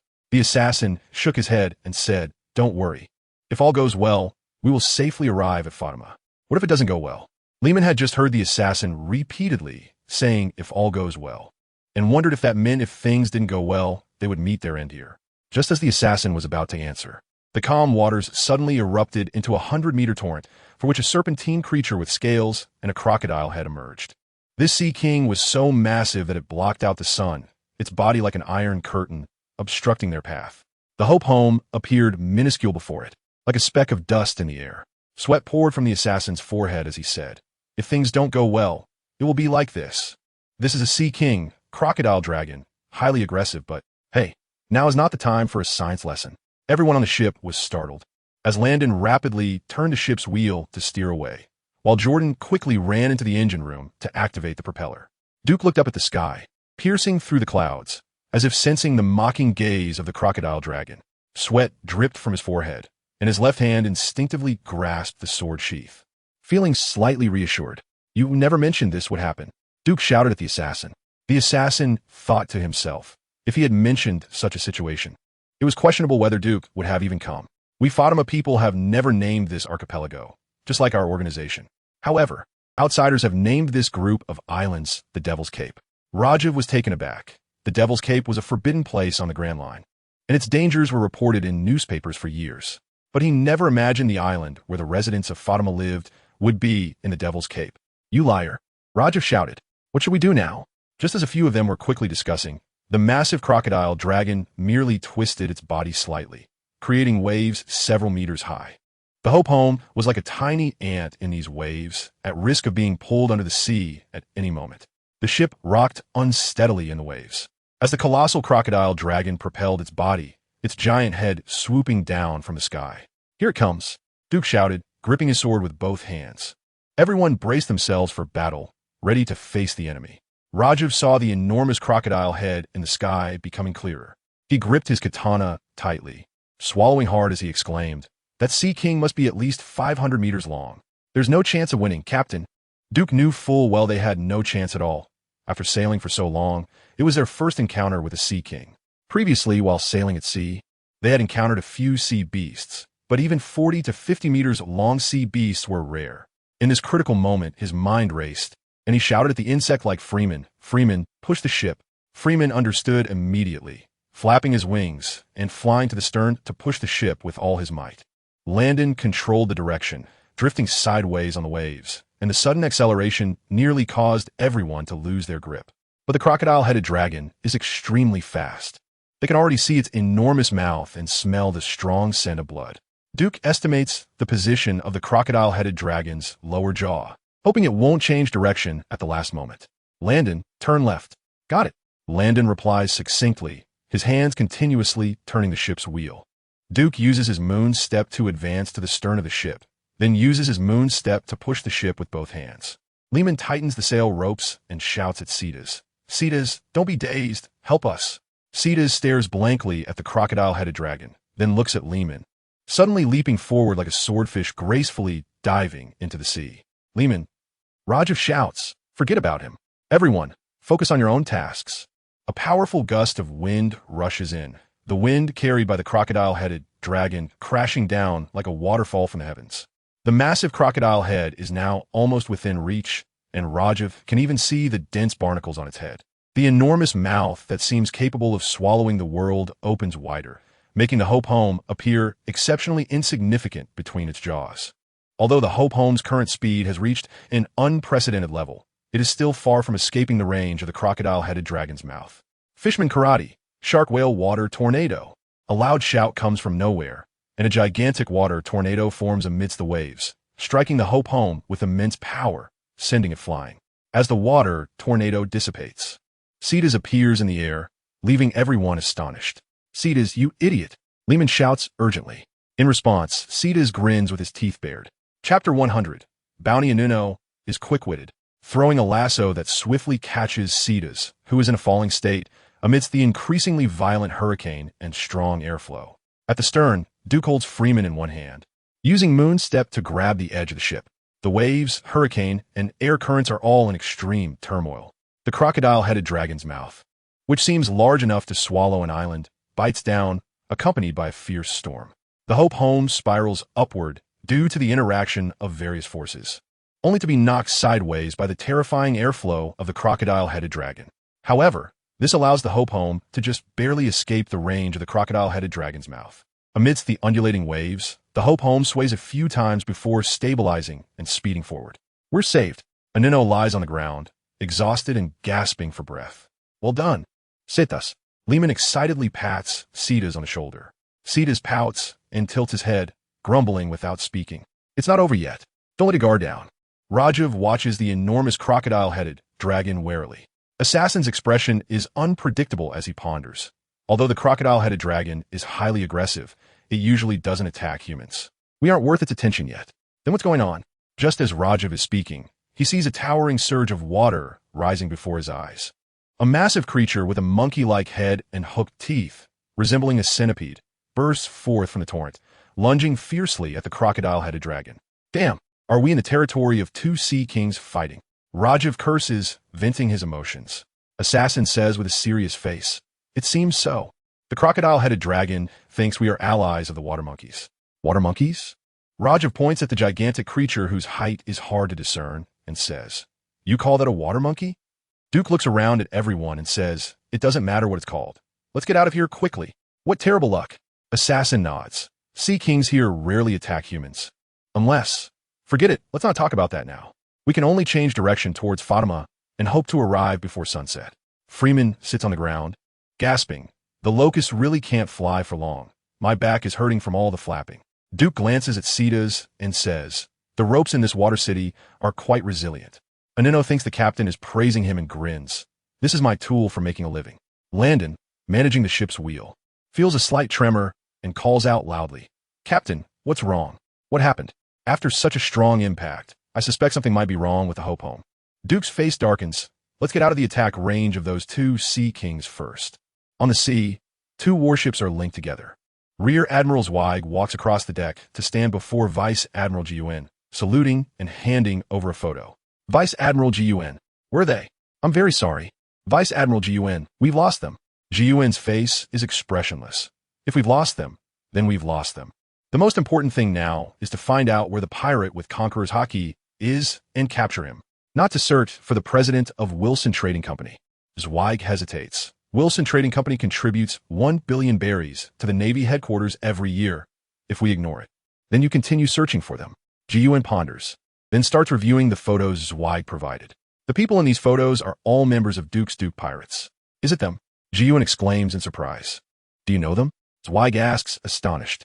"They've actually made it to Spring Queen City." Gun gazes thoughtfully for a moment, then slowly nods and asks, "How did they escape your pursuit?" Zweig shakes his head. "It's still unclear for now. Their ship's sailing speed is incredibly fast. They shook us off in just a few seconds." "A few seconds?" "Yes, this obscure little pirate ship is even faster than our Navy's warships. It's truly unbelievable." Gun stares at Duke's portrait and says, "He's not a small pirate. Didn't you have a confrontation with him?" Zweig moves his injured arm and lowers his head. "Caught off guard, he injured me." Gun shakes his head. "This guy Zweig is just too proud for his own good." However, the Duke pirates, "Duke, this time, fortune is on my side, allowing me to have a record of your offenses, which means I can increase your bounty through the pirate bounty process." Gun thinks to himself, saying to Zweig, "Make the record of his crimes as detailed as possible. Confirm it repeatedly before submitting it to headquarters. Also, it's best to link him with the Conqueror's Haki user in Spring Queen City." The pirate bounty process is based on personal and group strength, as well as the severity and impact of the events committed. Zweig's investigation report will effectively set the charges against Duke. Wilson is a major financier of the Navy. How much bounty can be placed on the kidnapper of the Navy's financier? Gun suddenly feels a sense of anticipation. Pulling Duke out of the darkness and bringing him into the sunlight gave Gun an inexplicable sense of accomplishment. Zweig nodded and said, "I understand." At the Navy headquarters, a document was sent directly to the Heavenly Listening. In the solemn and serious conference room, Fleet Admiral Sengoku reviewed the document and handed it to Carp, who was eating a donut nearby. "Carp, the pirates from the East Blue have kidnapped the president of our Wilson Trading Company." Carp glanced at the document, looked at Duke holding the famous Sword Dark Jade, and laughed heartily. "Looks pretty cool." Sengoku angrily retorted, "Is this a matter of looking cool? You were sent to the East Blue to deal with pirates and restore order, and what happened? You went for half a month and did nothing." Carp chuckled and said, "Hey Sengoku, I've visited all the Navy bases in the East Blue, and I even got the biggest pirate crew, the Clique Pirates, to disband." Carp's words only made Sengoku more furious. He slammed the table and shouted, "You bastard! All you did at each base was sleep. You didn't manage anything. The Clique Pirates disbanded on their own, and as soon as you left, they regrouped into a new force. What the hell are you doing, you old fool?" Carp, with his pinky finger digging in his nose, replied nonchalantly, "Capturing pirates is the Navy's job in the East Blue. If I solve everything, what use are they?" Sengoku, too lazy to argue with this disobedient guy, sat down in his chair, sulking. "Don't be angry. It's not a big deal." Carp waved his hand, picked up the document, and glanced at it. "I see this East Blue pirate is named Duke from the Duke Pirates, with a bounty of 80 million berries. Hey, are you serious? This is a big deal." Sengoku replied curtly, "It's just for show for our sponsors." Originally, this pirate had a bounty of only 200,000 berries, and suddenly it was raised by 80 million, which is unprecedented. It should give those merchants some face. Carp took a bite of his donut and chewed, saying, "The merchants got their face, but how is this little guy supposed to live?" Sengoku's anger flared up again like a powder keg. "Carp, watch your position. He is a pirate. A pirate. It's because of your thoughts that the East Blue has become chaotic again." Hey, we were talking about Duke. How did the topic shift back to the East Blue? Carp felt a headache coming on, so he stuffed his mouth full of donut and stopped speaking. Sengoku, gritting his teeth in anger, snatched the donut from Carp's hand and angrily took a big bite, as if the donut itself was Carp. Chapter 101 Fatima Zaira under the cover of night. The interior of the Devil's Cape Islands appeared particularly eerie. The cries of various animals, the rustling of the wind, and the swaying leaves created a cacophony of sounds, making everyone look around anxiously. Finally, after circling around a patch of tree islands, they saw flickering lights in the distance. The holy city of Fatima resembled a stone city with ancient Egyptian architecture. The tallest structure was a stone pyramid located in the center of the city, surrounded by uneven residential houses. As the Hope Home approached Fatima, a melodious whistle sounded. Assassin brought his thumb and index finger together and whistled back in a rhythmic manner. "Is that Assassin?" On the island's edge, a man wrapped in a feathered robe looked overjoyed. Assassin leaped onto the shore and said, "It's great that you're all safe." The robed man replied in surprise, "What could have happened to us? But you've been gone for so long. We were all worried about you." Assassin pointed to the Hope Home, which had anchored steadily, and briefly introduced Duke and the others. "We need to see the leader." The leader of the assassination organization was also the lord of the holy city of Fatima. "Now," the robed man hesitated, "the leader has been very busy these days. You know how it is with the high priest and the others. Let's talk about it tomorrow." Assassin shook his head. "It's urgent. I will take them to meet the leader." Just as the robed man was about to speak, Duke and his group had already disembarked. Seeing a dozen outsiders, the robed man instinctively reached for his long sword at his waist. But seeing Assassin there, he relaxed his grip and worriedly said, "Assassin, bringing so many outsiders will cause unnecessary trouble." Assassin thought to himself that not bringing them would lead to even greater trouble for Fatima, even a disaster. But he didn't share these thoughts with the robed man. Instead, he turned and led Duke and his group onward. "Is it too urgent to meet the leader now?" Duke asked in surprise. Assassin, with a sense of urgency, replied, "The leader has many offerings that you can eat." The night in Fatima was silent, except for the 8 symmetrical fire pillars on either side of the pyramid steps. The steps led straight to the temple at the top, where a statue of a serpent-bodied, winged human stood at the entrance. The statue held fire in one hand and a spear in the other, looking up to the heavens as if in prayer. The people of Fatima worshipped the feathered serpent god, but after several periods of hunger and cold, their faith gradually diminished, Assassin explained. "Do you worship the feathered serpent god?" Lehman asked. Assassin did not answer. After communicating with the 2 guards at the door, they entered the temple. The interior of the temple was divided by a stone door into 2 rooms, one for offerings and the other for the leader's residence. "You want us to eat this as an offering to the feathered serpent god?" Duke felt it was outrageous. This was clearly a sacrificial offering. "I never said it was for the leader," Assassin said seriously. Anuno's stomach was already growling, and he didn't care what it was. He grabbed a strangely shaped fruit and stuffed it into his mouth. Rajef clasped his hands together, closed his eyes in prayer, muttering Amen, and began eating the offering to the feathered serpent god. Jotun and Lehman also ignored which god the Amen was for and followed suit. Assassin pretended not to notice their haphazard prayers, leading Duke into another room. This was the room of the Lord of Fatima, the leader of the assassination organization. The room was very simple, containing only a stone bed, a stone table, and a stone chair. The stone bed was covered with a sheer curtain, behind which a figure flickered in the dim light of the fire. Assassin knelt on one knee, placed his right hand on his left chest, and bowed his head, saying, "Leader, I have failed." A hollow voice came from the stone bed. "Has Mossad become stronger than you?"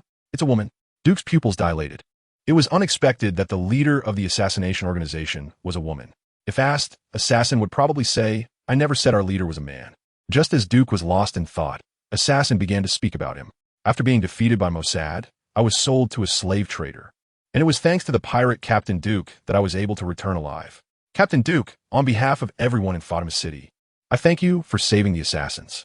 The leader's voice was gentle and melodious, yet carried a unique charm. Duke inwardly scoffed, thinking that he didn't need the gratitude of everyone in the city. He just wanted the assassins. "You're welcome, you're welcome. It is the duty of a righteous person to help those in need," Duke replied. The assassin lowered his head in silence.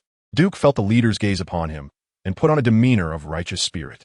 The leader slowly spoke. My name is Zera, the Saintess of Fatima City, the city lord and the leader of the assassination organization. This title kept growing, from merely the leader of the assassination organization to the city lord of Fatima, and then to the Saintess. If Zera were to add the title of the feathered serpent priestess, Duke figured he would be numb to it. Zera suddenly asked, Captain Duke, do you believe in God? Yes, Duke replied without hesitation. In his past life, he would never have believed. But after crossing into this world, he realized he needed to have reverence for everything. Zera asked again, then, do you believe in fate? Duke pondered for a moment and shook his head. My fate is determined by me, not by heaven. If fate makes my life difficult, I will definitely draw my sword against the heavens and cut through the universe. Zera expressed disappointment. Captain Duke still does not believe in God. Duke wanted to say that God and fate were two different things, but this abstract concept was hard to articulate clearly. He chose to remain silent and not respond further. The assassin intervened. Leader, Mossad has already formed a pirate crew and will surely attack the holy city. Please prepare early. Zera replied lightly. If he intends to destroy Fatima, then that is our fate. The last time Duke felt this speechless was in the City of Water. No wonder Zera asked him about God and fate. Perhaps it was all to set the stage for this moment? Did she already know that Mossad would come to destroy Fatima?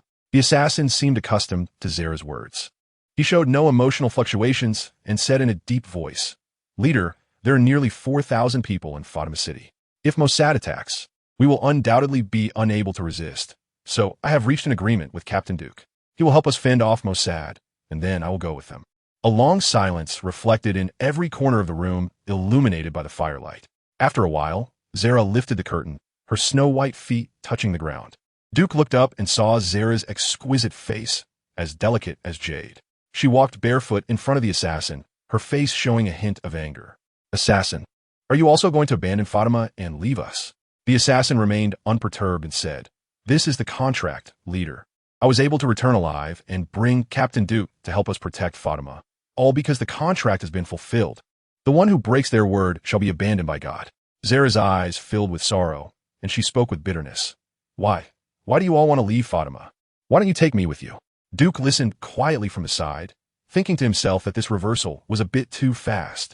It seemed that Fatima wasn't as wonderful as imagined. The model of the assassination organization doing missions and earning a living for the people of Fatima clearly wasn't working anymore. Even the city lord, the saintess, and the leader had begun to vent their emotions recklessly in front of him, an outsider. Duke wondered how oppressive life in Fatima City really was. Connecting it to what Zera said earlier about it all being fate, he was suddenly alarmed. Could it be that Zera had long desired for Fatima to be destroyed? Chapter 102. Reaction in the morning. Light dispelled the dark haze. Sunlight played on the windowsill, and the scenery outside was clear and bright. Duke got up from his stone bed and, as usual, began his basic training. After sweating profusely and feeling invigorated, he washed up with a basin of clean water and a towel on the table. Captain, Rajef, Jordan, Raymond, and Freeman came in a group. Duke was washing his hair when he saw their anxious expressions and asked, What's wrong? Rajef spread the newspaper he held on the table. His face serious. Look at this newspaper. The stone house where Duke stayed was somewhat away from the main city, and the lighting was not very good. He dried his hair and looked at the newspaper under few beams of sunlight. After a while, his expression gradually became serious, and he lowered his head without speaking. Rajef, Raymond, Jordan, and Freeman exchanged glances, silently urging one another to break the eerie silence. In the end, three of them turned their gazes towards Raymond. Raymond sneaked a glance at Duke's expression and cautiously said, Captain, it might be because of me and Zango that everyone is in trouble. The newspaper was bought by Rajef for the News Gull. The News Gull was a bird responsible for delivering newspapers, flying to inhabited places around the world to deliver them. But the cost of the newspapers was relatively several times higher. The name of the newspaper was Great Route, Navy Report, and it featured information about Duke kidnapping Wilson, the president of the Wilson Trading Company, in the city of the Spring Queen. His portrait was prominently displayed in the center of the newspaper, with the caption, Captain of the Duke pirate crew, Helios Duke, bounty 80 million berries. On the back of the newspaper, the portraits and information of the Duke pirate crew members were listed. Most of their information was very brief. For newcomers like Rajef, Jordan, and Raymond, the name section was marked as no information, but the bounty was noted as 5 million berries. Freeman was explicitly named, with his crimes and a bounty of 10 million berries. The most surprising was the assassin, as the Navy clearly had his specific information. With a bounty of 25 million berries, Duke sat in the stone chair, looking at Raymond, who stood before him with his head down, fidgeting like a child who had made a mistake. He smiled and said, "The height of the bounty has its pros and cons. Everyone has their way of surviving. However, my bounty has risen from 2 million to 80 million. It really is impressive what the Navy can do." Duke scanned the contents of the newspaper one more time, finally pausing at his own portrait and slowly said, "The angle of this photo is wrong. It makes me look ugly." Raymond looked up, pursed his lips, and said, "I think so too. The captain is clearly so handsome." Jordan scoffed. "That sounds a bit insincere." Duke frowned. "Jordan, I'll give you a chance to rephrase that." Jordan quickly lowered his head and said loudly, "Captain, I was wrong." Rajef chuckled. "I didn't expect this Wilson to be a backer of the Navy. You've kicked a steel plate this time." Duke set the newspaper aside and said, "Now we are all villains and need to be more careful. Let's go have breakfast and then call everyone for a meeting." Great Route Paradise, Judicial Island. Judicial Island is the headquarters of CP9. CP1 to CP9 operates independently of the Navy and is directly led by the world government, serving as a secret intelligence agency under the world government. Inside the conference hall of Judicial Island, 3 CP9 members, Gabra, Lion Sorrow, and Owl, sit on the sofa. On the coffee table lies the bounty notice for Duke, the captain of the Duke pirates, and his crew. Did Lucci send us to kill them? Is this considered a mission? Lion Sorrow, a large man with long white hair and a face painted with white makeup, speaks theatrically. Gabra, crossing his legs, disdainfully replies, "Who's he think he is? Just because he says so, we're supposed to go?" Owl, who has a round body and head resembling an owl, has a unique zipper for a mouth, which remains closed until he opens it to reveal a large mouth. "Lucci is definitely our boss." Gabra, "It doesn't team matter if you disagree. You can't beat Lucci, and Commander Spandam will surely listen to him, no matter the reason for killing Duke and his crew." Gabra angrily retorts, "Who says I can't beat Lucci? If he's so capable, let him come." Saying that in front of Lucci would be more convincing. Owl opens his mouth slightly and then closes it again. "Oh no, my temper." Gabra rolls up his sleeves, ready to fight. Lion Sorrow waves his hand and says, "Stop arguing. Instead of thinking about that, why not consider how to find them?" Gabra sits back on the sofa and coldly huffs. "Once the Navy finds them, we'll naturally get their information." At that moment, CP9 Commander Spandam walks in, holding a stack of documents, and says to the 3, "Mission, find the Duke pirates and eliminate all of them." Gabra rolls his eyes and bluntly states, "Commander, your notification is a bit late." Spandam chuckles and looks at Duke's bounty on the coffee table, saying, "It seems you all already know about the mission. You're truly my good subordinates. I don't have to worry." On an island town in the Grand Line, Black Crow Miyazaki sits on a wooden crate at the dock, laughing heartily at the bounty notice for Duke in his hand. His newly recruited crew members are busy loading supplies onto the ship. Hearing their captain's laughter, they turn to look. "Captain, is there something to be so happy about?" Black Crow Miyazaki cryptically replies, "I see a friend being targeted by the Navy." A burly man, nearly 3 meters tall, says, "Captain, we've also been targeted by the Navy for a long time. We need to leave here quickly." Black Crow Miyazaki stands up and asks, "Is everything packed? If it's ready, let's set sail." The burly man steps onto the ship, where over 20 pirates wave and shout, "Captain, hurry aboard, we're setting sail." Black Crow Miyazaki has the ability of the Zoan-type crow fruit, enjoying transforming into a crow to fly aboard the ship. Just as he is about to transform, a figure catches his eye. The figure is tall, with a round face and a bald head, draped in a black feather coat. Approaching Black Crow Miyazaki slowly yet quickly. "You are Mr. Miyazaki, correct?" The bald man's voice is low, and Miyazaki can barely make it out. His instincts tell him this bald man is dangerous, and he cautiously asks, "What do you want?" The bald man's expression remains unchanged, but a strange smile creeps onto his face. "Let me introduce myself. I'm a member of the Revolutionary Army. I need your devil fruit ability." Black Crow Miyazaki's pupils dilate sharply. Upon hearing Revolutionary Army, he instantly transforms into crow form and takes to the sky. The bald man's speed is astonishing. As Miyazaki spreads his wings, the man is already in front of him. A massive hand, resembling an unbreakable chain, captures his claw. Bang! The bald man slams Black Crow Miyazaki down, shattering the stone floor like eggshells. Blood spills from Miyazaki's mouth as he prepares to resist, but the bald man's large hand grips his neck, immobilizing him completely. "Your devil fruit ability is impressive, but you Haven T developed it well. Just hand it over to me." Chapter 103. The past of Fatima. Fatima is a society of a small nation with a sparse population. There are only about 4,000 people on the island. They work from sunrise to sunset, planting fruit trees, raising silkworms, and livestock. However, the island's resources cannot sustain all the inhabitants, leading to the emergence of assassination organizations. In the Devil's Sea archipelago, humanity is insignificant. The surrounding islands and waters are home to giant creatures, even colossal sea kings that block out the sun. The people of Fatima live in such a harsh environment, battling both the elements and the surrounding creatures. For 500 years, the Fatima people have survived in this highly dangerous environment, living each day in fear. Only those chosen as members of the assassination organization during Fatima's holy calling can enter the Devil's Sea, earning belly to buy supplies for their survival. However, the ninth leader of Fatima City and head of the assassination organization, Fatima Zaira, seems to have finally snapped after years of tension. What I have told you about the assassins is roughly this. I hope he doesn't come out with something he didn't ask about later. Duke briefly describes the situation in Fatima to all members. Freeman thinks for a moment and says, since their leader can't hold it together, why not let Mossad destroy Fatima? It would be a release for them as well. You're really cruel. Layman shoots a disdainful glance at Freeman. Yoda nods. Cruel. Don't you think so, Inuno? Oh no.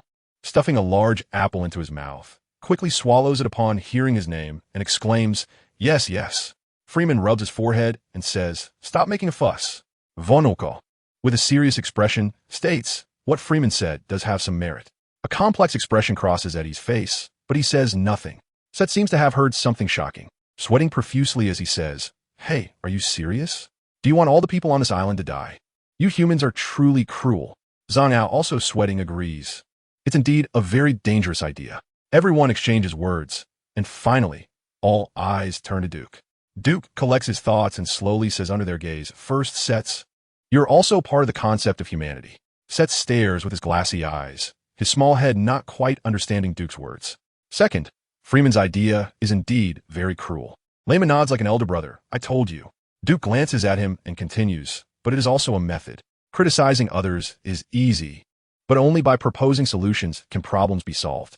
Lehman lowered his head, and Jordan covered his face with his hand, pretending not to be seen.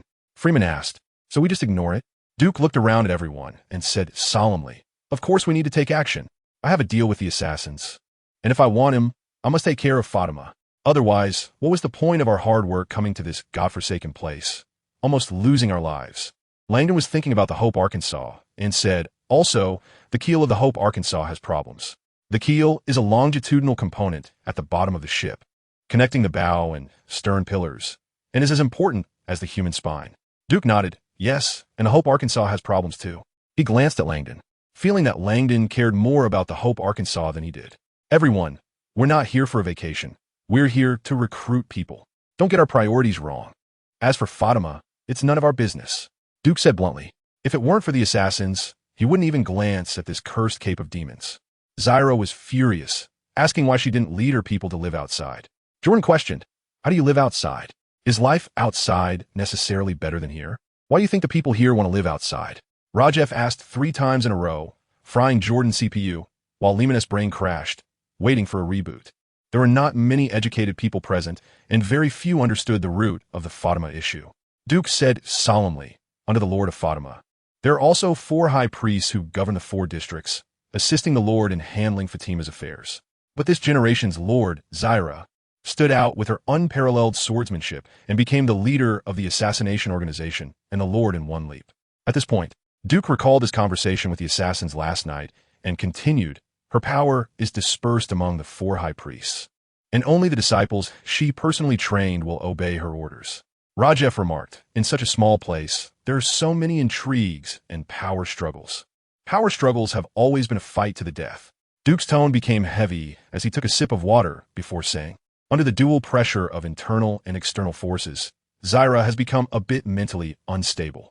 Freeman stroked his chin and said, is Zaira beautiful? The saintess should be very beautiful. Everyone's gaze suddenly turned to Freeman. Freeman hurriedly explained, what I mean is if she's beautiful, there might be a dramatic rivalry among the brothers for the master's affection. Think about it, all young and passionate men, spending all day together teaching and learning swordsmanship. Wouldn't some sparks fly beyond the master-disciple relationship? After hearing Freeman's words, everyone thought about it and felt there might be some truth to what he said. Duke pondered for a moment, hoping there wouldn't be such a tragic master-disciple romance like in a classic tale, or else it would make it even harder to take the assassins away. In any case, this is all a matter for the Fatima people. We just need to wait for Mossad to arrive, take him down, and bring the assassins with us. But what if it's not that simple? Rajef smiled and said, the assassins always only say half of what they mean. The disagreement in ideology is probably just a superficial reason. Captain, you need to be careful. Duke was pondering when he suddenly heard a series of cries from outside. He frowned, stood up, and quickly walked outside. The others didn't know what was happening, but seeing the captain walk out, they followed him. Their housing was arranged in a few remote stone houses outside the city, and looking towards the main urban area. Thick smoke was rising, gradually covering the entire district. Flames shot into the sky, like a giant red flame burning everything in Fatima, and explosions echoed continuously, destroying various tall buildings. Fan Oka's gaze fixed on the distance. He could clearly see a few agile men leaping across rooftops amidst the billowing black smoke, throwing bundles of explosives around. Enemy attack. I don't know if it's Mossad, Fan Oka said in a deep voice. Duke immediately said to Langdon, ship. Without hesitation, Langdon ran towards the dock. Freeman, Lehman, Edio, Anuno, you go too. The four immediately followed Langdon's pace upon hearing the captain's order. Duke led the remaining 6 towards the main urban area. Chapter 104. Destruction. A sudden fire disrupted the peaceful life of Fatima. A group of strangers appeared in Fatima City, recklessly throwing explosives and bombing urban buildings. Innocent residents were blown to pieces, blood and flesh flying everywhere. At this moment, for the people of Fatima, it felt like the earth was shaking, rivers were misaligned, and the sky and earth had changed color. The islands that once provided them shelter, the Cape of Demons, became a prison with no escape the moment these strangers invaded and attacked them. Years ago, the people of Fatima experienced a rare natural disaster. They planted crops, but reaped nothing. Members of the assassination organization were mostly lost with no return, and giant creatures occasionally invaded, crashing into their homes. They worshipped the feathered serpent god, begging for divine favor, but the god did not respond to their prayers. In the end, they could only gnaw on tree bark, eat roots and weeds, and even resort to cannibalism. It wasn't until Zyra returned from outside with a ship full of food that they barely survived. Bundles of explosives were ignited, descending upon every corner of Fatima. Boom! With a series of loud bangs. Several altars that had weathered the passage of time instantly turned into ruins. The cries for help, screams, and pleas of the people echoed, and the heavens seemed to condense everything together. Minutes later, the streets were littered with corpses. Among the ruins of demolished buildings, the injured were trapped beneath, moaning in agony, while the dead were bloodied and dismembered. Suddenly, a cry came from the side of the ruins. A baby, ragged and with several wounds on its body, was crying, possibly from pain or perhaps frightened by the disaster. A stone several times larger than the baby was blasted down. Just as the giant rock was about to crush the baby to pieces, Duke's figure suddenly appeared, armed with Haki covering his fist and with a powerful punch. He shattered the giant rock. He wrapped the baby in his coat and handed it to Sets. Sets hurriedly received the baby, his whole body feeling like it had been cast under a pause spell, not daring to move. Hey, what are you giving him to me for? I'm not his father. No one responded to him, because in front of them appeared 5 men dressed in black, carrying swords on their backs. From your attire, you don't look like Fatima people. The leader drew his sword and stared at Duke and the others. Shadow kill pirate crew? Duke asked. The leader sneered. Didn't expect you to know our pirate crew. No matter who you are, the captain's orders are clear. Leave no one alive on the island. Duke said nothing, drew his sword, and with a swift step, slashed forward. A simple yet powerful strike aimed directly at the leader's head. The leader reacted quickly, instinctively raising his sword to block Duke's attack. But Duke's immense, slashing power forced him to stumble back several steps, even causing blood to spill from the tiger's mouth that gripped the sword. Rajef drew his sword and stepped forward, saying, Captain, you go first. Duke showed no hesitation, passing through the 5-man group and heading straight for the Pyramid Temple in the center of the city. Surprisingly, the 5-man group did not stop him, allowing him to leave. Jotun walked forward while transforming into his human tiger form.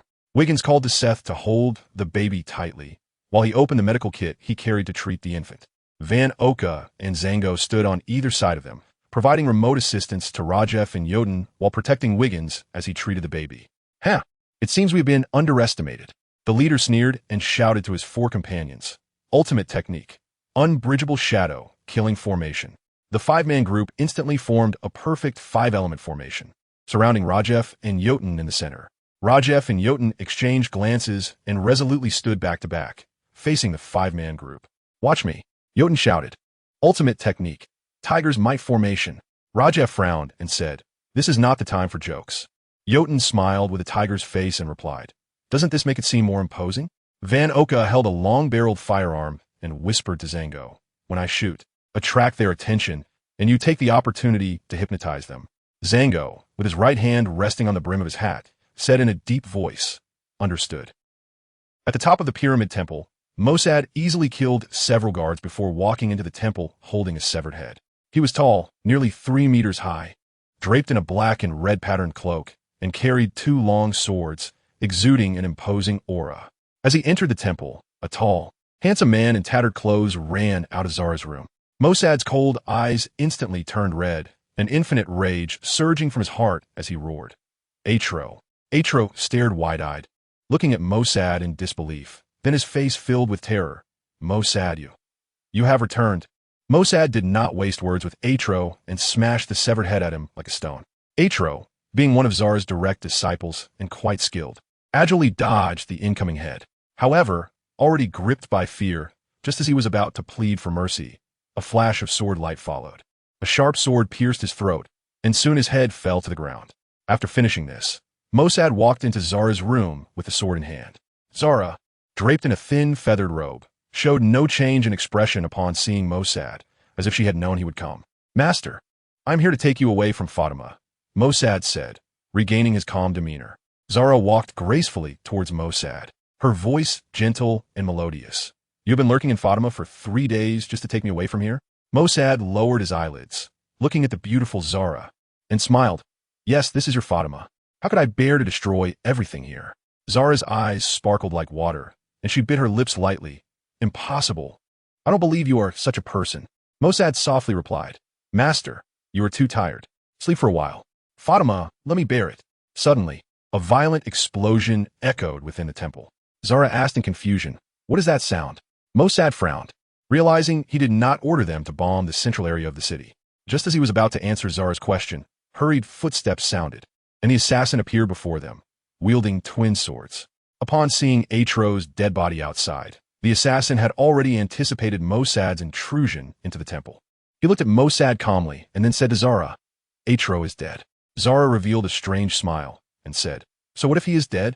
Everyone here deserves to die. Master, we will spare no effort to help you. Please, do not fall any further, the assassin said earnestly. Zara seemed to murmur to herself, it's too late. Everything is too late. Mossad suddenly interjected, brother, you cannot do it. No matter how hard you try, it will be in vain. Those old stubborn people will not give up their power, nor will they listen to the master's commands. Besides, didn't you want to leave Fatima long ago? Chapter 105. The carousel the assassin fell silent, and another violent explosion sounded, clearer and louder than before. What was that sound? Zara asked again. The assassin answered truthfully. It's Mossad's people using explosives to bomb Fatima. Zara was slightly taken aback, then burst into laughter. Mossad, why are you lying to me? You are clearly destroying Fatima. Mossad remained silent and stepped in front of the seemingly mad Zara, stabbing a sword cleanly into her heart. Sleep now, master. You are too tired. Mossad softly repeated his earlier words. Zara's mouth bled, her face reflecting confusion, bewilderment, and pain, which ultimately transformed into relief as she fell into a deep sleep. The assassin was in disbelief, blood vessels appearing in his eyes as he shouted, Master! Mossad! How dare you? How dare you kill your teacher? Saying this, he swung his twin swords and charged at Mossad. Mossad held Zara's corpse in one arm and wielded his sword steadily, blocking the assassin's fierce attacks with ease. Anger will only cause you to lose your composure, brother. While single-handedly defending against the assassin's onslaught, Mossad still had the energy to lecture him. Emotion will only become your weakness, making you weaker. Shut up, the assassin shouted angrily, crossing his swords to unleash a cross-shaped light blade towards Mossad. Mossad thrust his sword directly, firmly striking the intersection of the cross light blade, countering the assassin's twin swords. Brother, your sword techniques are getting weaker. Mossad reversed his grip on the sword, and a crescent arc fell. At such a close distance, the assassin had no way to dodge and could only defend with both swords. However, Mossad's strike was incredibly heavy, causing him to be knocked back several steps. Mossad reprimanded the assassin like a teacher. Your sword is too straightforward, too rigid, completely lacking adaptability and change, just like this decaying Fatima. Only through the baptism of blood can it regain its youth. The assassin gripped his twin swords tightly, although he and Mossad learned the same dual-wielding sword techniques. The strike Mossad just executed was something he had never seen before. He gritted his teeth and said, "You learned the secret techniques from the assassination scroll?" Mossad sneered, "I not only learned them all, but I also integrated those techniques into my moonlight swordsmanship. I thought they were some forbidden arts, but they're merely outdated things from which I can extract a bit of essence for my use." Mossad was a once-in-a-century genius of Fatima. He possessed a clever mind, learning any sword technique effortlessly and understanding it thoroughly, and he often contemplated the meaning of life, reflecting on the relationship between Fatima and himself and the outside world. Now, what he needs to do is to destroy everything related to Fatima. His teacher, the 4 high priests, and the ugly Fatimans, all must be destroyed. Senior brother, the pirates you called seem to be of no use. Mossad has been lurking in Fatima for 3 days and naturally knows about the assassins who entered Fatima last night along with the group of pirates they brought. He gently placed Zera's corpse on the bed and said softly, "Once I handle everything here, I will take you away for Fatima." Then, he drew another sword from his back and walked towards the assassin while saying, "It's been so long. That group of pirates hasn't arrived. They're probably all dead at the hands of my subordinates, so you can go die with them." The assassin remained silent, swaying his waist as he drew both swords. A clear ringing sword chant resonating as swift sword light suddenly shot towards Mossad like a flurry of cold gleams. Mossad drew both swords and wielded the same sword techniques as the assassin. However, his sword light was faster, stronger, like countless stars that devoured the faint cold gleam.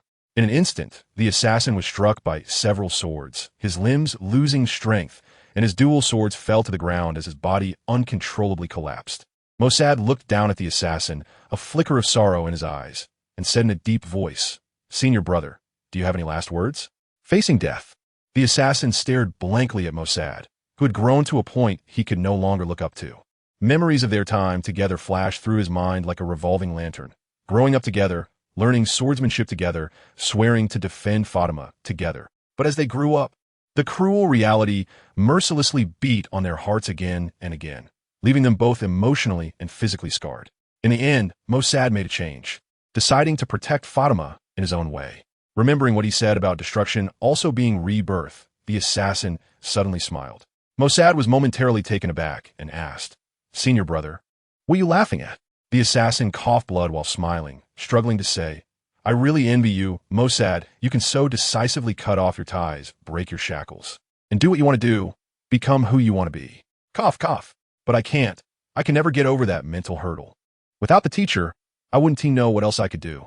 Cough, cough. "Why'd I have to meet Captain Duke? I'd rather have remained a slave forever. At least that would be an easier way to live."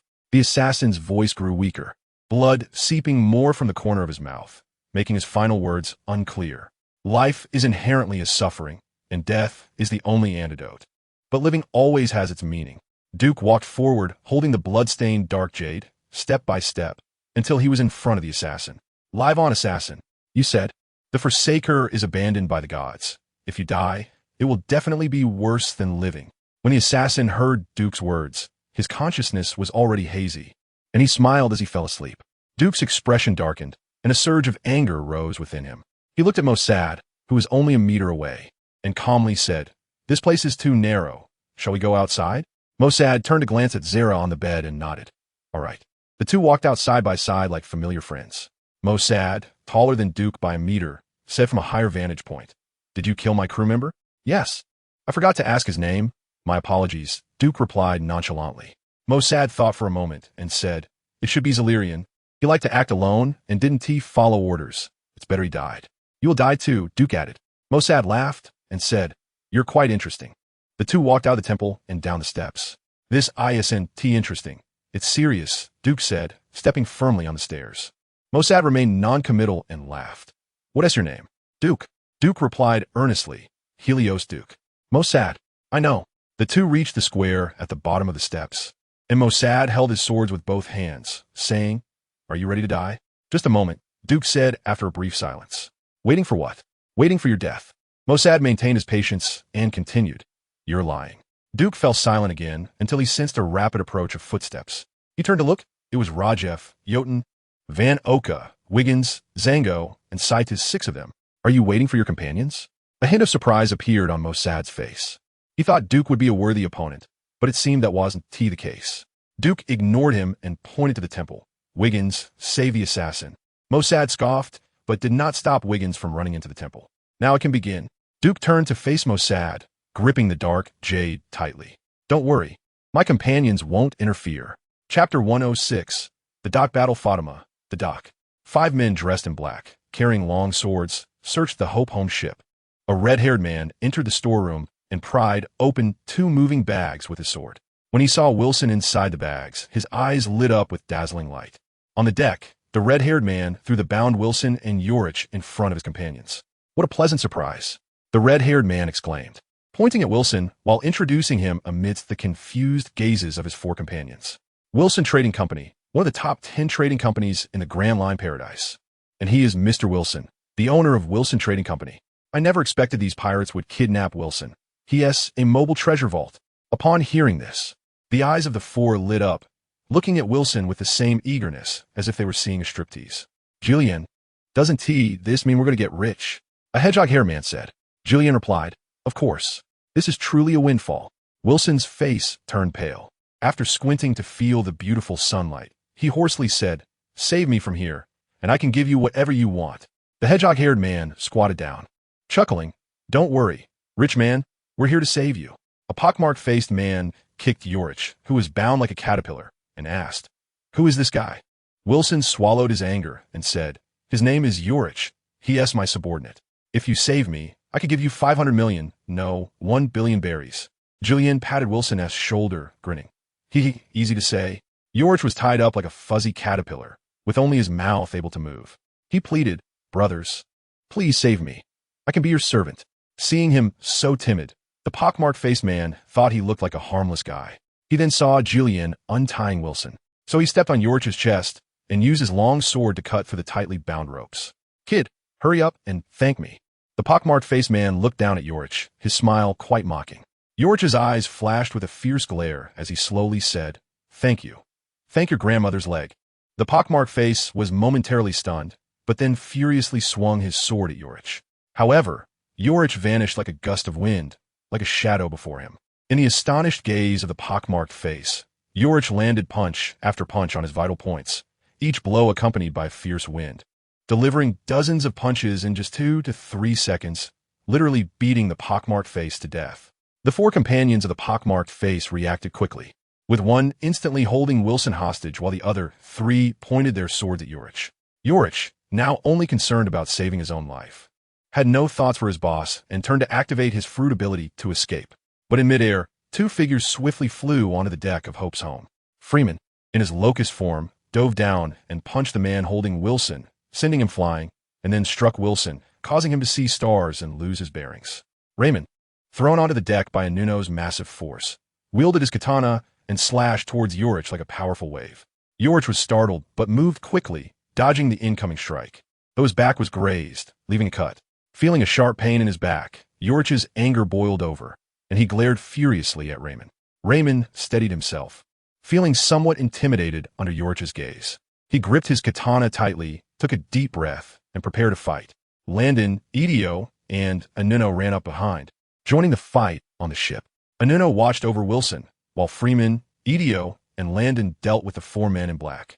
On the left side of the deck, Yorich loosened his joints, and the sound of cracking bones echoed. After a wave of soreness, his cold gaze slithered over Raymond like a snake. "I may not be your captain's match, but that doesn't mean I can't take you down." Yorich steeled his heart, deciding to kill Raymond before escaping. Activating the speed fruit's ability, to Raymond, Yorich appeared as a fleeting shadow, rushing in with the sound of howling wind. Raymond felt the flow of the wind, but hadn't yet sensed Yorich's figure when he was struck by a punch that seemed to come from nowhere, sending him tumbling down.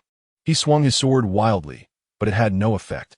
Yorich's second punch followed immediately, hitting Raymond squarely in the face, the force behind it making Raymond's head ring. The third, fourth, fifth punches. Countless fists struck Raymond's body like invisible compressed air bullets, pounding him relentlessly. Yorich vented his anger and hatred, wanting nothing more than to torment Raymond to death with one punch after another. In a daze, Raymond seemed to hear his father Drew's call, his deceased mother urging him to live well, and the Captain Duke's earnest words. Your sword is your weapon. Without it, you are nothing, so you are one. Raymond, combining theory with practice, fought with all his heart. Raymond suddenly opened his eyes and, almost unconsciously, swung his sword at the rapidly moving Yorich. Yorich hurriedly retreated, dodging the strike. Raymond spat out a mouthful of blood, his breathing becoming labored, but his world was eerily quiet. So quiet that he could hear the thumping of Yorich's heart.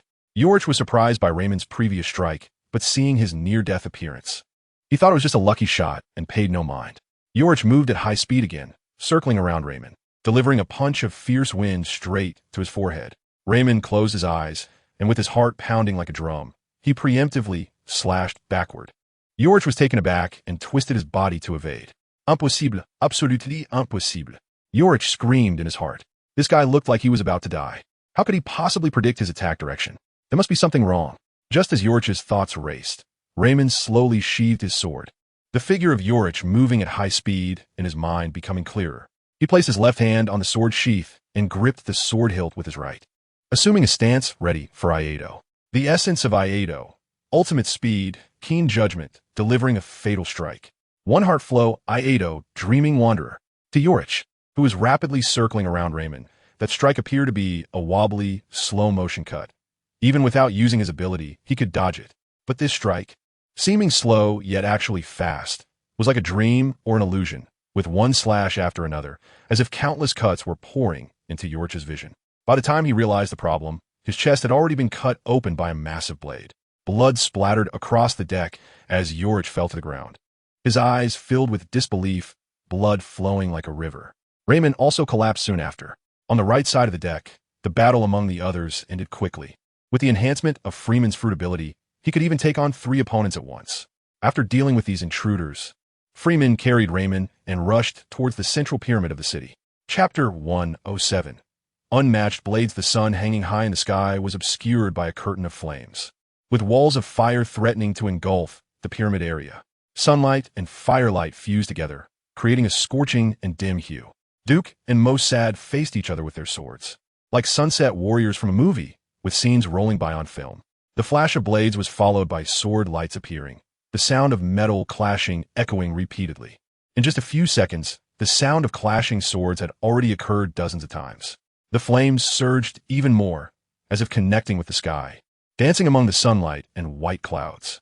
The figures of the two moved continuously under the fiery curtain, as if the movie was jumping forward rapidly. Raj F. Jordan and others stood nearby, their eyes glued to the two in the center of the battlefield, as if they were truly watching a spectacular film. However, the danger of this film was extraordinary. Occasionally, a stray sword energy would slip by and slightly injure them as spectators. They instinctively stood a bit farther back, recognizing that watching the duel was important, but preserving their lives was even more crucial. On the square, Duke had already clashed with Mossad for hundreds of exchanges. This was a rare opponent of equal strength that he had encountered during his long time at sea. His blood was boiling and burning, his fighting spirit soaring, and the dark jade in his hand vibrated slightly, as if it had longed for such a battle. Several flashes of blade light slashed out like chaotic waves towards Mossad. Mossad, with dual swords in hand, created layers of sword shadows, intertwining with Duke's strikes like flowing moonlight.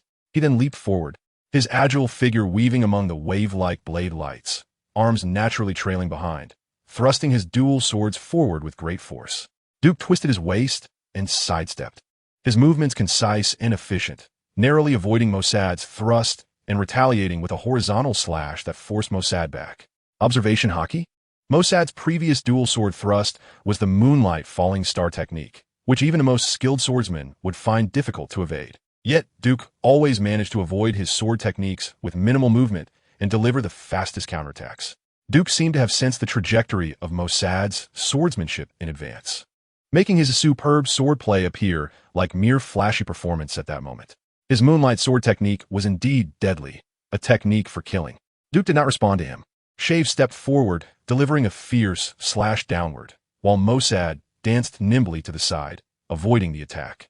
The fierce sword energy struck the ground, cracking the stony surface.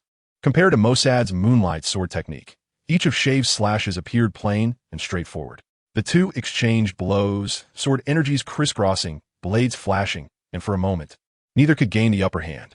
Outside the arena, the spectators watching their duel struggled to keep up with their speed. In the flashes of their figures and the rapid swings of their swords, Rajef felt dizzy.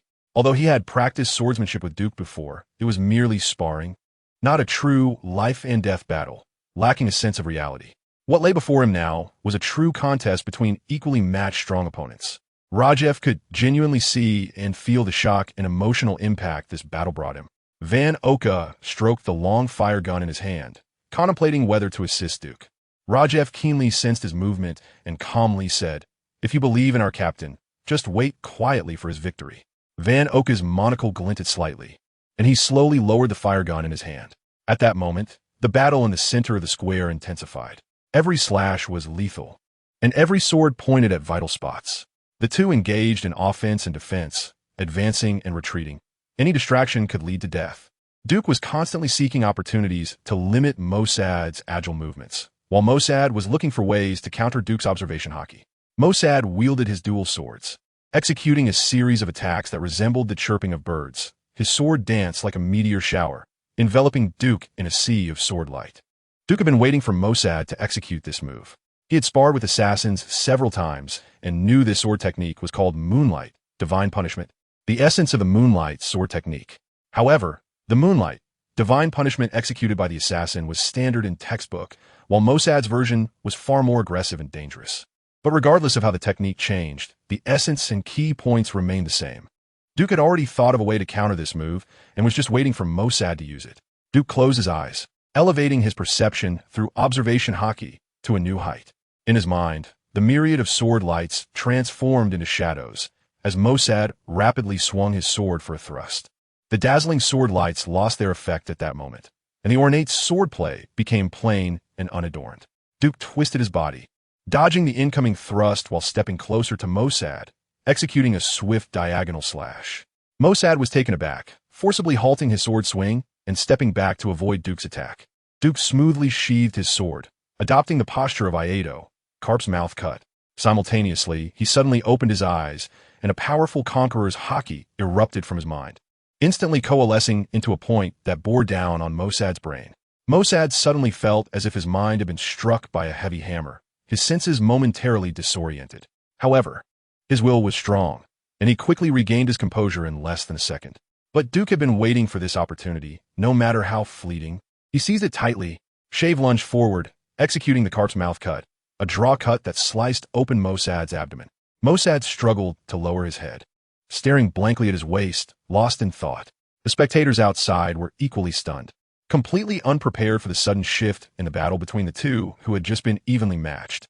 Duke held his sword to the side, tilting the blade, and blood dripped from the edge like raindrops, just as Mossad's life was gradually ebbing away. "Any last words?" Duke asked. Mossad, leaning on his swords, turned with difficulty to face Duke, a painful expression mixed with a hint of relief. He managed to say, "The assassin should still be saved. Let him carry Fatima and live on." Duke shook his head. "No, he's mine. Even if the King of Heaven comes, he has to follow me." Mossad paused, revealing a smile more grotesque than crying, and said haltingly, "Then for Fatima, only destruction is rebirth." Bang! After saying this, Mossad's life plummeted to the ground like a shooting star. The crowd rushed over, surrounding Duke, all excitedly exclaiming, "Captain, you're incredible." Duke did not show any expression. He closed his eyes to reflect on the battle, just fought before speaking slowly. He was a strong opponent. I was prepared to defeat him in one move. He looked at Mossad's corpse and suddenly thought of the assassination secret scroll, saying to the crowd, "Rajef, Jotun, Van Oka, you three go find their ship. See if there's an assassination secret scroll on board." Rajef, Jotun, and Van Oka exchanged glances, nodded, and ran towards the dock. Duke, along with Sethes and Zango, entered the temple at the top of the pyramid. Chapter 108, The High Priest. Sigh. Wiggins let out a heavy sigh. The hearts of the crowd rose to their throats. Duke frowned and said, "Wiggins, is there any hope for him? Just say something." Wiggins wiped the sweat from his forehead and replied slowly, his injuries are severe. But fortunately, they aren't fatal. Duke's anxious heart relaxed, and he gritted his teeth, saying, why do you have to breathe so heavily when you speak? Wiggins chuckled and said, healing is very energy-consuming, just making a joke to relieve some pressure. Duke looked at the unconscious assassin and thought to himself that Mossad had twice refrained from killing him, still remembering their brotherhood. Tap, tap, tap. A flurry of hurried footsteps approached, and more than a dozen sword-wielding men in colorful feathered robes entered the room. When they saw the bloodied assassin on the ground and the similarly bloodied Zara on the bed, they instantly became furious, drawing their swords and pointing them at Duke and the others. The leader was a middle-aged man wearing a white cloth hat with a colorful feather stuck in it. He charged in and shouted angrily, "You despicable outsiders dare to kill the city lord and the assassin. I've always said outsiders cannot be trusted. They're all a bunch of demons. Children, kill these demons to avenge the city lord and your good brother, the assassin." His words ignited the anger of the more than 10 men behind him. Spurred on by the white-hatted man, they charged at Duke with their swords. They were all members of the assassination organization, trained swordsmen taught by Zara. However, in the power struggle for Fatima, they had sided with this white-hatted man. He was one of the 4 high priests of Fatima Nadot. Duke did not hesitate at all. The moment the dozen men charged, his pupils shook, and a chilling mental ripple struck all of them. The trained members of the assassination organization only felt a sudden buzzing sound in their minds. Immediately, their brains went blank, and they collapsed, rolling their eyes. Only the high priest Nadot and a swordsman remained relatively conscious, barely holding up their bodies. This bizarre scene exceeded Nadot's understanding. The anger on his face transformed into incredulous fear as over a dozen swordsmen fell to the ground. He trembled as he pointed at Duke, exclaiming, "Demon, what have you done to my children?" Duke's expression was cold and emotionless as he replied, "Did you not see the body of Mossad in the square? I killed him. I saved you." The body of Mossad was quite conspicuous in the square, and Nadot could not have missed it, especially since he had already ordered for Mossad's body to be taken away. After a few changes in his expression, he pointed at the assassins and Zahira, asking, "Then what is going on here?" "It was all Mossad who killed them. We were saving the assassins." Nadot suddenly leaned against the wall and angrily shouted, "You're lying. You deceitful demon. Mossad could never be a match for the assassins and the city lord. They must have killed Mossad, and then you ambushed and killed them. You despicable outsiders. I have said it before." Nadot's voice was loud and passionate, making it sound almost believable. Duke was quite curious, given his current situation. He was clearly in a weak position, so why was this man still so defiant, making up stories in front of him? Was this white hat man not afraid of the consequences of angering him? Just as Duke could no longer tolerate Nadot's noisy voice and his nonsensical claims of "I have said it before," and was about to take action against him, the conscious swordsman stopped Nadot's impassioned speech. "High Priest, they have no need to lie to us." Nadot's voice abruptly stopped, and he turned to shout in anger, "Twilight, how could you speak for outsiders?" Duke furrowed his brows, thinking that this person was toxic. Suddenly, a powerful aura erupted in his mind, directly locking onto Nadot. Nadot felt as if an invisible hand had gripped his throat. He could neither speak nor breathe, trembling all over as Duke's Conqueror's Haki overwhelmed him, causing his legs to give way, and he knelt on the ground. "You're too loud. Get outside and don't disturb us while we save the assassins." As he spoke, Duke grabbed Nadot's robe and threw him out. Twilight remained silent at the side. Duke's actions were a huge insult to the High Priest. He wanted to maintain the High Priest's dignity, but he wanted to live even more. Duke had released Conqueror's Haki twice in succession and was feeling fatigued. Leaning against the wall, he said, "I'm not interested in your Fatima affairs, but if you dare to attack us, be ready for death." Twilight paused for a moment, nodded to Duke, and then carried the unconscious members out. "By the way, take this baby. He belongs to you." Duke pointed at the baby who was already asleep in Seth's arms. Seth felt a sense of relief wash over him, feeling lighthearted. At that moment, Freeman rushed into the temple, carrying the barely alive Lehman. In the afternoon, Rajef, Van Oka, and Jotan returned, accompanied by Eddie, who brought a large amount of medical supplies. They searched along the island's coast and found the Shadow Kill pirate group's ship near a patch of woods. The ship had come ashore and was hidden by the trees, and they had put in great effort to find it. "Captain, look, is this it?" Rajef handed a large scroll to Duke. Inside Zahira's room, Duke opened the scroll, laid it flat on the table, and began to read by the dim light of the fire pit.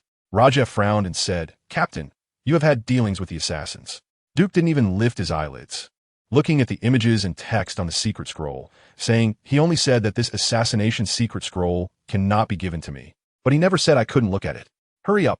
Come and take a look. It's rare to have a systematic martial arts manual. Once the assassins wake up, it will be hard to see it. A group of people immediately gathered around the table, eagerly looking at the contents of the secret scroll.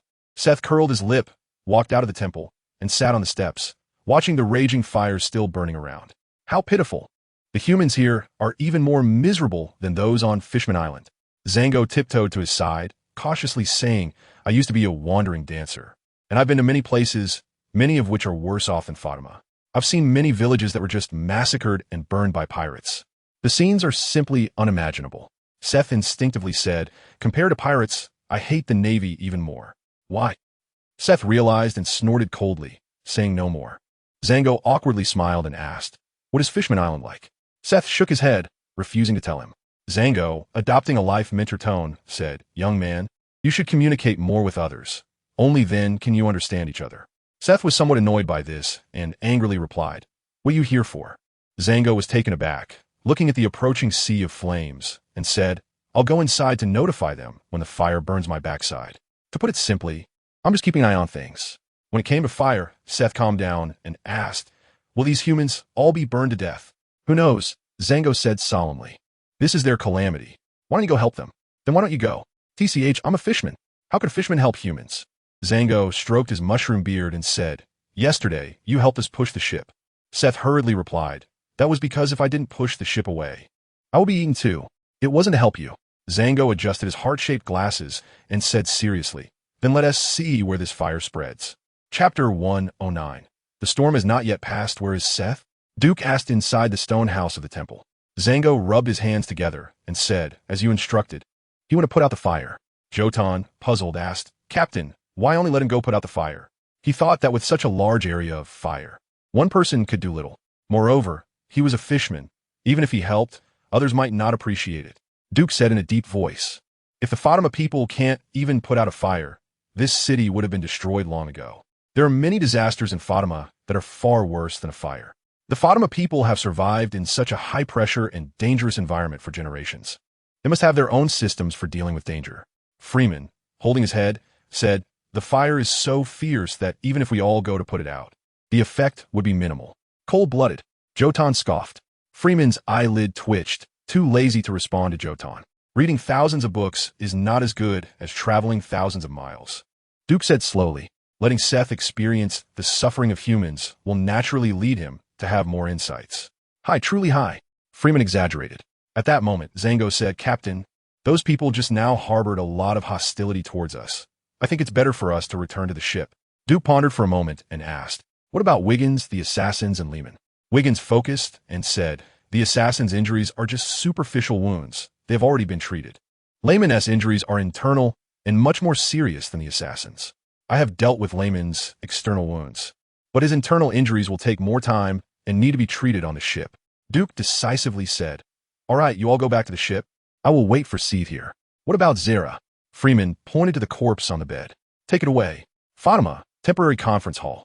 Nadot and High Priest Risos sat on either side of the stone table, listening to their subordinate Twilight's report.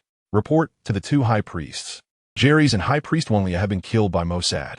Nadot and Risos exchanged glances, both seeing a hint of joy in each other's eyes. But they pretended to be extremely sorrowful. Nadot bellowed, as usual with his huge voice. My poor old friends, having met their demise by poison. I have long said not to teach Mossad swordsmanship. I regret that I did not heed my own advice. If the saint had listened to my suggestion earlier, how could she have perished? Risos quietly watched Nadot's performance, and when he finished, he slowly said, has the fire been extinguished? Twilight knelt on one knee and said, the fire has been controlled. Fortunately, our residences are all stone houses, so there wasn't much damage, but many places have been buried with explosives, and the altar was destroyed. I suspect someone has been in contact with Mossad. Risos said solemnly, after the fire, we need to resettle the residents, provide compensation to the widows, and adopt orphans. These are very important matters. Mossad is dead, and anything related to him should be left behind. Nadot's eyes widened, and he shouted, how can we just let it go like this? It must be the assassin and the group of pirates he brought who colluded with Mossad, which led to the attack on our Fatima. I have long said not to bring outsiders to Fatima. These young kids, they just wouldn't listen.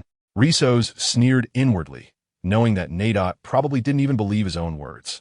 He just wanted to find an excuse to eliminate the assassin. With 2 high priests dead, if they also eliminate the assassin, who maintains the balance of power in Fatima, it would be the time when he and Nadot show their true intentions. Once the balance is broken, bloody war will be laid out before them. Risos did not wish to see such a scene. After thinking for a moment, he said, Nadot, the assassin's loyalty to Fatima is beyond doubt. He will be our next city lord and the leader of the assassination organization. He cannot collude with Mossad and do anything detrimental to Fatima. Nadot slammed the table and shouted, the assassin killed Mossad and also killed Zera. He can't wait to inherit the position of city lord and leader. His wolfish ambition is evident. Such a person absolutely cannot become our city lord and leader. Risos remained unmoved, calmly saying, whether the assassin has betrayed Fatima needs to be investigated thoroughly before we can know. Nadot retorted angrily, I saw it with my own eyes. Twilight was also present. The pirates he brought attacked us and threatened me and Twilight. If you don't believe me, ask him. Twilight trembled slightly, his body kneeling lower. Risos squinted at Twilight and said slowly, Nadot, I believe the most important thing now is to use divination to select 2 priests to fill the priest positions. Nadot's pupils dilated, his expression fluctuating. He knew Risos was deliberately saying this to him. If he insisted on executing the assassin, Risos would surely initiate the divination ritual to select 2 priests to balance the power. He gritted his teeth and said, the assassin can be set aside for now. But that group of pirates must be executed. They, like Mossad, are the culprits of this disaster. 500 residents of Fatima have died or been injured in this severe disaster, and all major buildings have been destroyed. Even the holy hall where the 4 high priests meet has turned into ruins. Meetings can only be held in this temporary conference hall. Such a large-scale bombing could not have been accomplished without internal and external collusion with Mossad. But with the culprit Mossad dead, the rest do not matter anymore. What is most important now is to appease the residents, provide them with an outlet for their post-disaster emotions, and at the same time win their hearts and increase his own prestige. Although Nadot's words were shameless, his actions were the most beneficial to him. This matter was also advantageous for Risos. After pondering for a moment, Risos agreed to his resolution. Twilight's hands were on the ground, and he was visibly trembling. At night, on the Hope home, in the medical room, the assassin woke up from a state of confusion. The soft light, the oak ceiling, and a strong but not pungent smell of disinfectant alcohol. These real sensations were conveying a message to his brain. He was still alive. He slightly turned his head and saw a layman on the adjacent sickbed and Wiggins sitting in a chair with his back to him. You're awake? Wiggins was preparing a vial of reagent and said calmly upon hearing the movement behind him, You're very lucky, although you were stabbed multiple times. They were all superficial wounds. You just lost too much blood and fainted. The assassin felt weak all over and slightly opened his mouth, producing a very faint sound. I wandered in hell for a long time. Wiggins chuckled and said, Then you should thank me for pulling you back from hell. But you don't seem happy to be alive. The assassin was speechless, and Wiggins continued to talk to himself. The injuries on your body are easy to heal, but the wounds in your heart are beyond my ability. What happened to Mossad? He is dead. Wiggins said the captain killed him, but he also brought serious destruction to Fatima. Thank you. Wiggins smiled and said, No need to thank me. If you want to thank someone, go thank the captain. He has been worried about you for a long time. If you had died, everything he did would have been in vain. Suddenly, the door of the medical room opened, and Jotan walked in. The captain said the assassin has awakened. Wiggins was slightly taken aback and said, Yes, but he needs some time to recover before he can get out of bed. There's something urgent that requires the assassin's decision, Jotan said. Wiggins immediately said, Take him away. At least he can speak now. Thanks to Sword Immortal by Yujing for the reward. I will work hard today to try for an extra chapter. Chapter 110 Blood Baptism on the Hope home. In the cabin conference room, Duke sat at the desk, with Rajef and other team members sitting on either side. Jotan carried the assassin into the conference room and placed the extremely weak him in a chair. When the assassin saw Twilight standing among the crowd, his pupils dilated sharply. Twilight nodded at the assassin and said, You're still alive. That's great. The assassin did not understand why Twilight was here.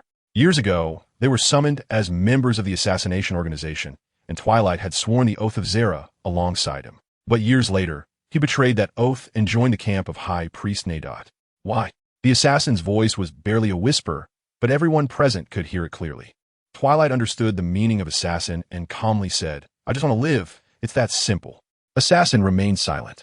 For them, the Fatima people, living was a heavy topic. Rajiv whispered, Twilight, said the priests of Fatima, blame all disasters on us.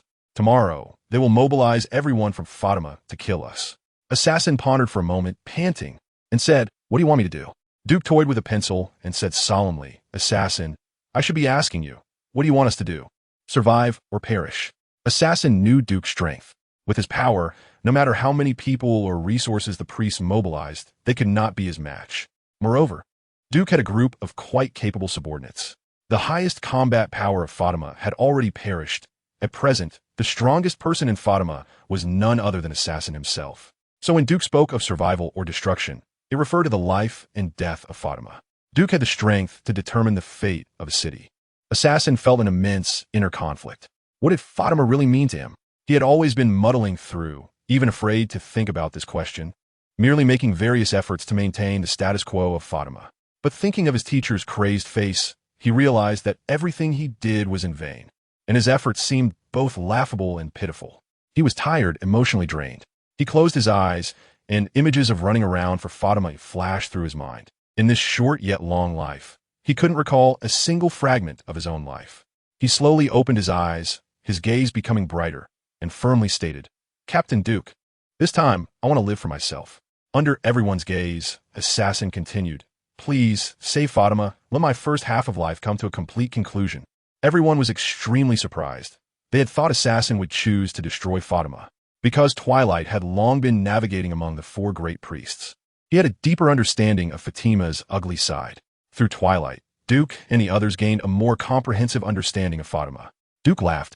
He could accept whatever decision Assassin made. Whether Fatima survived or perished was simple for him. Then I'll save you Fatima in my own way. But my way may not necessarily be a good one. Assassin smiled, handing over his burdens, and he instantly felt a release of his spirit, becoming incredibly relaxed. Captain, from now on my life is yours. Yet, Duke shook his head and said, You just said you want to live for yourself. Being my crew doesn't conflict with having your own life. Assassin nodded heavily, no longer speaking. Rajiv pondered, What can we do to save Fatima? Duke looked at Twilight and said, Those two priests will probably be together during the mobilization tomorrow. Where will that be? I want to talk to them. Twilight nodded. They will gather at the temporary assembly hall and then go to the central square for the general mobilization. TSK, TSK, TSK. Captain wants to reason with them? Freeman exclaimed. Reason? Duke recalled the high priest Nadot he met in the morning. So ignorant, weak, and foolish, yet acting like a local emperor, so arrogant. As the saying goes, you can see a leopard's spots through a narrow tube. The high priest appearance must be closely related to his usual tyrannical behavior. We are pirates. Duke sneered. Reasoning is what the righteous navy should do. We can just use weapons to communicate with them. Rajiv expressed concern. The priests of Fatima will stop at nothing for power. The remaining two priests are secretly vying for power under these circumstances, and they don't seem like the type to yield to a blade. Power is a product of human desire, and as long as humanity exists, power will never disappear. What Duke needed to do was to make power belong to this era. He wasn't clear on the structure of power and couldn't be sure if his methods could save Fatima, but once he decided to do so, he would go forward without hesitation. Just as Mossad said, destruction is also a rebirth. Only blood can cleanse decay. The next morning, under the pyramid, the central square was already filled with a large crowd. They quietly awaited the arrival of the high priest, seeking spiritual comfort and guidance for their lives. The temporary assembly hall was located about 500 meters from the central square. After enjoying a hearty breakfast, Nadot and Risos donned their priest robes, wearing white hats adorned with colorful feathers, and gathered in the temporary assembly hall. A few subordinates in uniform stood outside, guarding the safety of the two high priests. Twilight hurriedly arrived and said to the guards, Gentlemen, I apologize for being late. Leader, how could you be late at such a crucial moment? That's not like you. The guard smiled and urged Twilight to return to the team. Just as they were about to inquire about the man behind Twilight, they suddenly recalled the scene from yesterday in the Pyramid Temple. The guards recognized Duke, quickly drew their swords, and exclaimed in fear, Leader, you all. Twilight smiled apologetically at everyone and said, Please step aside. You. The guards were incredulous and shouted, This is betrayal. Twilight, you betrayed us. While they were speaking, Duke had already executed a double step and entered the temporary assembly hall. The temporary assembly hall was not large, about 100 square meters. Duke immediately spotted Nadot and Risos sitting at a round stone table. Nadot recognized Duke at a glance, the outsider who had humiliated him. Even if he turned to ash, he would recognize him. He roared, "Why is this guy here? Children, my children, come and kill him." Duke maintained a calm expression and said, "I'm here to talk to you, of course. It's fine if we can't come to an agreement." Risos sensed something was amiss, but Nadot stretched out his hands, adopting a godlike posture, and loudly proclaimed, "My children, my loyal and brave children, pick up your weapons and defend your high priest." Duke's expression darkened. Nadot's stance made him feel disgusted. But under his loud voice, the guards outside seemed to rush in as if summoned by his call. A guard shouted loudly, raising his sword over his head and charging forward. Duke turned around, his eyes flashing with a fierce light, and angrily said, "Get lost." The guard felt a thunderous shock in his brain, dropped his sword to the ground, and collapsed. The remaining guards, seeing that Duke's mere get lost had incapacitated their comrade, dare not approach. Nadot again assumed a godlike posture and addressed the guards. "My brave children, the Lord will protect you. The Lord is with you. Eradicate the evil ones. Glory be to the holy light." Duke could no longer tolerate Nadot's incessant noise. In one swift motion, he executed a sliding sweep, drawing his dark jade blade, and in an instant, it returned to its sheath. Nadot opened his mouth, but found he could not make a sound. Sitting opposite him, Lisos pointed in terror at his neck, wanting to remind him, only to realize that he too could not speak. It was then he realized that his neck seemed to be broken. The unfortunate Lisos died a step before Nadot, and upon seeing Lisos's head roll onto the ground, Nadot's neck spurted blood, and his head slowly fell to the ground as well. Chapter 111. Pirates are unreasonable. Fatima. In the central square, thousands of people dressed in gray robes clasped their hands together, placing them on their chests, bowing their heads in devout prayer. Although this disaster was brief, it was too sudden. Caught off guard, the subordinates of Mossad inflicted great casualties and losses upon them. They quietly waited for the arrival of the high priests, hoping that they would soothe their fragile hearts as before. In their hearts, the high priests were embodiments of the divine, real existences who could lead them out of their troubles and guide them forward. Suddenly, a commotion arose in the crowd as more than 10 men pushed through the densely packed people. All of these men were outsiders whom they did not recognize. Among these men, a long-haired man swaggered onto the circular platform in the central square, holding 2 still bleeding heads in his hands. Soon, all of them stood on the platform. The Fatima people in the front row were about to reproach them for intruding into the high priest's space. But they were shocked to find that the heads the long-haired man was holding were unmistakably those of their high priests, Nadot and Lisos. The front row of people instantly fell into a state of panic, shouting for members of the assassination organization, but no one responded despite their cries. The long-haired man holding the 2 heads was, of course, Duke. Standing beside him were his crew members. Duke raised the 2 heads, displaying them before everyone. Under the blinding sunlight, the lifeless faces of the 2 high priests, Nadot and Lisos, reflected in everyone's eyes. Blood slowly dripped from the severed necks onto the ground. The crowd immediately erupted into chaos, with various voices spilling out. Some cursed Duke and the others. Some shouted for vengeance for the high priests, while others were frightened and fled quickly, but no one attacked Duke and his group. Duke observed the crowd's reaction in the central square. Bang!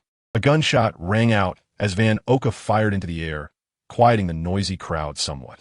Then, Rajiv, Jotun, Freeman, and the other 10 held flintlock pistols, aiming them at the crowd. In an instant, the central square fell silent, so quiet that one could hear a pin drop.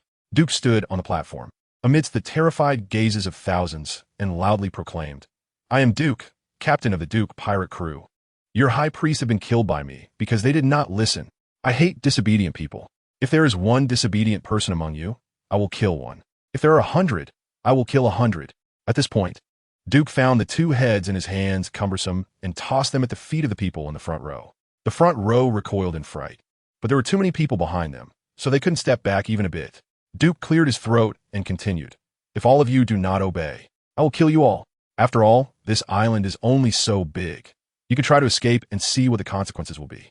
During Duke's speech, some people began to flee, but upon hearing his last words, some suddenly stopped and ran back, shouting, "Lord Duke, we are very poor. We have nothing. Please spare us." Their words caused another uproar in the crowd. A brown-haired man angrily shouted, "You coward! What are you afraid of? We Fatima have thousands of people. There are only a dozen. We could drown them with a spit." As soon as he finished speaking, gunfire erupted. A brass-cased bullet accurately struck the brown-haired man's forehead. He fell to the ground, and the people around him panicked, pushing and shoving to distance themselves from his corpse. Van Oka silently wiped his long gun, his eyes like an eagle, scanning every person in the crowd. Silence, Freeman shouted, and the entire central square quieted down once more. Duke finally understood why Nadot's voice was so loud. If faced with such scenes for years, he felt his voice would have to be as loud as Nadot's. What this man said is very true. You have 4,000 people. Subtracting the elderly, children, and women, there are about 1,500 adult males left. I will give you 1 day to organize. At this time tomorrow, we 10 will fight all of you. The people in the central square looked at each other, whispering among themselves, but in the end, not a single person responded to Duke's challenge. Duke was a bit curious. Were the children of those he killed not present?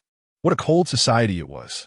Duke spread his hands in disappointment and said, "Since none of you dare, then you should obediently follow my orders. If anyone disobeys my command, then I'm sorry. I can only ask you to disappear from this world." Although Duke and his group only numbered a little over 10, their momentum had completely overwhelmed the thousands present. No matter how many sheep there were, they would be frightened to flee by a single wolf. The Fatima sheep had no place to escape. An elderly man with white hair trembled and asked, "What do you want us to do?" Duke looked around and shouted, "I will give you 7 days to build ships that can carry all of you, and then everyone must leave Fatima by boat." The crowd erupted into chaos again. Although they were a rabble, they still had some intelligence. Duke's intentions were clear, to make them leave the homeland that raised them and go live in the outside world. Why would an outsider want them to do this? They did not understand. The white-haired elder trembled all over, pointing at Duke and cursing, inciting his family members to join in cursing Duke and these bastard pirates. "Kill." Duke looked at the elder and his family, coldly stating. Gunfire erupted once more. Each shot signified a life extinguished. In less than a second, the white-haired elder and 5 family members were all shot dead. This bloody scene made the people of Fatima realize that those on the platform were not benevolent believers, but a group of cold-blooded pirates. Duke sneered. "Whoever is unconvinced, just step forward." "I'm unconvinced," a middle-aged man shouted, but gunfire rang out, and a bullet swiftly ended his life. Duke then said, "Who else is unconvinced?" The square of thousands fell silent once more. Only the sound of the wind blowing could be heard. In a temporary assembly hall, Duke and his members, along with over 10 members of the assassination organization, including Assassin and Twilight, were gathered together.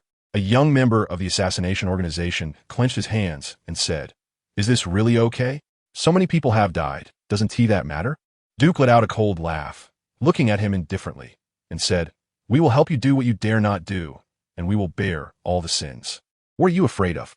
Twilight used his gaze to calm everyone down and then said, "Building enough ships to carry over 3,000 people within 7 days will be quite difficult. Rafts or sailboats. As long as they can carry people out to sea, anything will do." Duke said decisively, "You only have 7 days. After 7 days, those who remain on the island can just wait to die." Assassin coughed, his pale face rarely showing any color.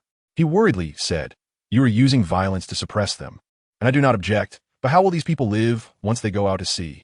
They have no experience of living in the outside world." The Mountain Man has his own clever plan. Duke teased, "You don't need to worry about that. Just take care of your health." He then said to Twilight, "You guys just need to arrange and allocate manpower and resources and build the ships that can go to sea as quickly as possible." Twilight nodded, saying no more. He closed his eyes and thought for a moment. Members of the assassination organization have long been going out to sea for missions, and the ships they used were all made by the Fatima people. Most adult males have shipbuilding experience, and there are more than 10 spare ships on the island. As long as the division of labor is clear, it seems feasible to build ships capable of carrying all the Fatima people out to sea within 7 days. Duke pointed to Anuno beside him and said, "He is an employee of the Water City shipyard and has excellent shipbuilding skills. I will have him help you, so you can rest assured." Anuno stared blankly at Duke, looking around a few times, but did not speak. He is indeed an employee of the Water City shipyard, but that is a ship dismantling factory, and he works on disassembling ships without any experience in building them. However, in the subconscious of Assassin and Twilight, who have been out to sea, the iconic shipyard in Water City is the Conqueror Company. As a strong crew member of Duke, Anuno must be an excellent shipbuilder from Conqueror Company. Immediately, their gazes towards the silly Anuno became more respectful. "Mr. Anuno, we will trouble you then." Chapter 112. Moshi Moshi, additional update for Sword Immortal by Yujing. BRRR. The phone bug made a sound, and, after a while, a large hand picked up the phone. Hello, is this Mr. York? Is this Baybini? At the East Sea Daily News Agency, in the studio, the beautiful girl Baybini had her long legs on the table, speaking into the phone bug. Mr. York, long time no see. The name York was casually chosen by Duke during their information exchange. So when Baybini mentioned York, Duke immediately thought of her. Indeed, it's been a long time. Baybini smiled and said, Mr. York, have you seen the recent follow-up reports on the Click Pirate Group? I have, but there wasn't any useful information. Since the East Sea Daily began tracking the Click Pirate Group, most of the news articles have been politically correct content, merely to enhance the image of the East Sea Navy, without any substantial information. Of course, this is normal. Click isn't stupid. He wouldn't let these reporters understand their true situation. However, Baybini calling clearly indicated she had some useful information and was not just looking to hear Duke tell another sad story. Although the story of Chloe that Duke shared last time sold very well after her embellishment, and even someone wrote to her sharing Chloe's unfair experiences. It seemed to come from a little girl named Koya from Cocoa Village, truly pure and adorable. Mr. York, I have some information about the Click Pirate Group. Duke understood Baybini's intention, wanting to exchange useful information for this piece of information. Previously, to gain trust, Duke had given her information about Chloe. Chloe is a pirate from the East Sea, and she is a reporter from the East Sea, so the weight of the information would be heavier. However, this time, he thought for a moment and found no information about East Sea pirates in his mind. Duke paused for a moment, and Baybini's voice came from the phone bug. Mr. York, are you still there? Under Baybini's urging, Duke suddenly had a flash of inspiration and then smiled bitterly. It seemed he could only use his own information to concoct a story. He cleared his throat and said solemnly, Captain of the East Sea Duke Pirates, Helios Duke. The bounty has skyrocketed from 200,000 bari to 80 million bari. He oppresses civilians, robs merchant ships, and massacres pirates. Baybini quickly took notes and asked, Is it true that this pirate's bounty has skyrocketed? She knew all the pirates in the East Sea with bounties over 10 million, and she completely did not recognize Duke.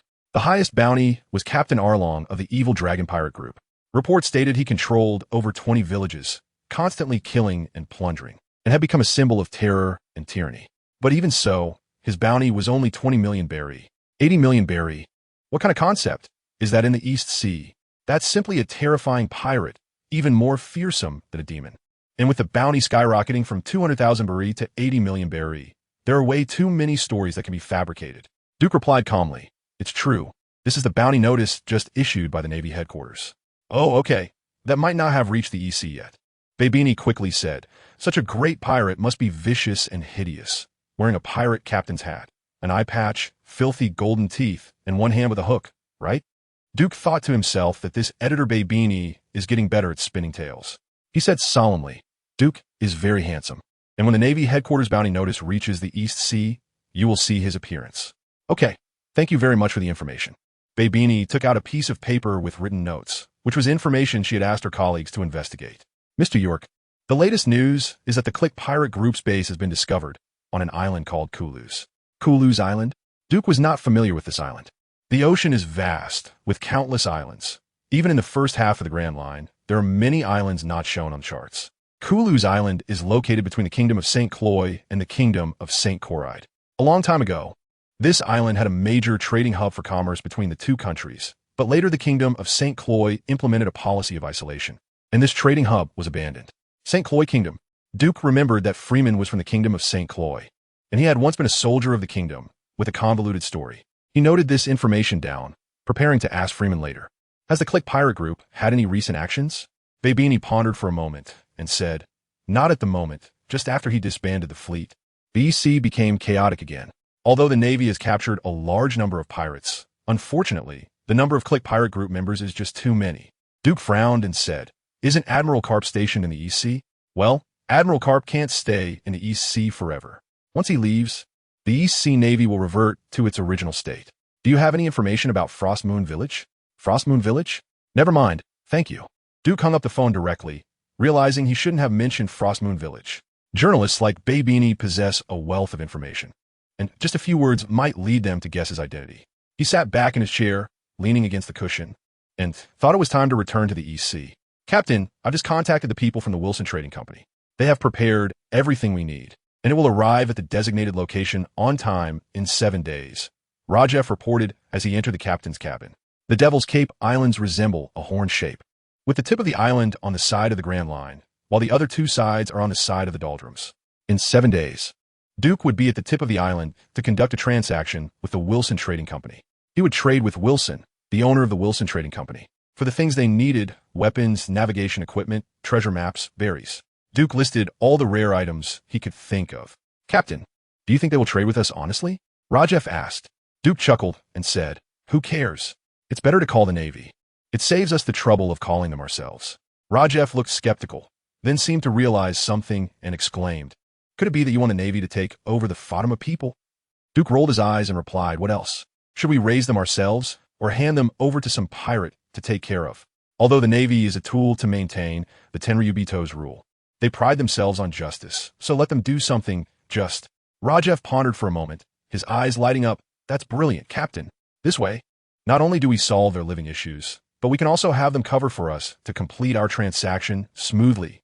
It's our duty to have the just Navy practice humanitarianism, and we can contact some journalists to report on it, so the Navy can better carry out their humanitarian care." Duke smiled and, thinking of his conversation with Babini, said to Rajef, "Go call Freeman over. I have something to ask him." Chapter 113. A mob. 7 days passed in the blink of an eye. During these 7 days, the assassins buried Zara and Mossad deep in the soil of Fatima, along with several sharp swords. The assassination scroll that had been passed down through generations was burned by the assassins, and the ashes were scattered in Zara's grave. Duke felt relieved that he had seen the contents of the assassination scroll at the first opportunity and had recorded the important parts. Duke's old six behavior was not over yet. Anuno was originally an employee at a ship dismantling factory, only experienced in dismantling ships, having only seen his family's elder brother, Frankie, build them. However, having absorbed some knowledge, he had some understanding of shipbuilding. He was assigned by Duke to help the Fatima people build ships and became the chief commander of Fatima shipbuilding. At the same time, Duke had him study the Navy's wave device to see if it could be installed on the Hope Home. However, such a high-precision device was clearly beyond his current capabilities. But under Duke's repeated encouragement of "I'll buy you whatever you want," Anuno gradually lost himself and actually developed a power system. This power system was simplified based on the wave device and integrated into the existing human-powered propeller system. Anuno named it drainage, which simply means that as the propeller rotates, the seawater would assist in pushing the propeller, allowing it to spin at a higher speed. To achieve this effect, all that was needed was to disassemble a few core parts of the wave device and modify the propeller. Duke was overjoyed and rewarded Anuno with a roast lamb that night. This lamb was discovered by Duke while exploring nearby islands. It stood nearly 10 meters tall, with knife-like sharp double horns covered in foul-smelling blood. When Duke found it, it was gnawing on a rotting animal carcass. Duke ambushed it, and with two powerful armed color Haki slashes, its feet and head fell to the ground. During these 7 days, Duke also encountered many gigantic beasts. Most of these beasts bore no hostility towards Duke and would not attack him unless they had a strong territorial instinct. In the end, they all became food for him. The Fatima people were also extremely busy during these 7 days, working day and night to build ships, effectively using 24 hours without rest. Even capitalists would silently shed tears and give Duke a thumbs up. During this time, some people organized resistance, while others wished to return to their roots. But they gradually disappeared from this world. Once the bow is drawn, there's no turning back. Duke would not give anyone hope of living on this island. Under the pressure of death, the Fatima people ultimately built more than 30 large and small ships, truly utilizing all available resources. In addition to Fatima's spare ships, and the two-masted sailing ship that Duke had stripped clean from the Shadow Kill pirates, there were a total of 42 ships capable of carrying people out to sea. At the same time, members of the Twilight and other assassination organizations had concocted a foul-smelling spray based on ancient recipes. This spray could drive away beasts and sea monsters, but had little effect on sea kings. Duke was very interested in this spray that even his own people would faint from the smell and specifically requested the formula, as it might be useful in the future. On the 8th day, as dawn broke, a morning star hung high in the sky, guiding people in the world.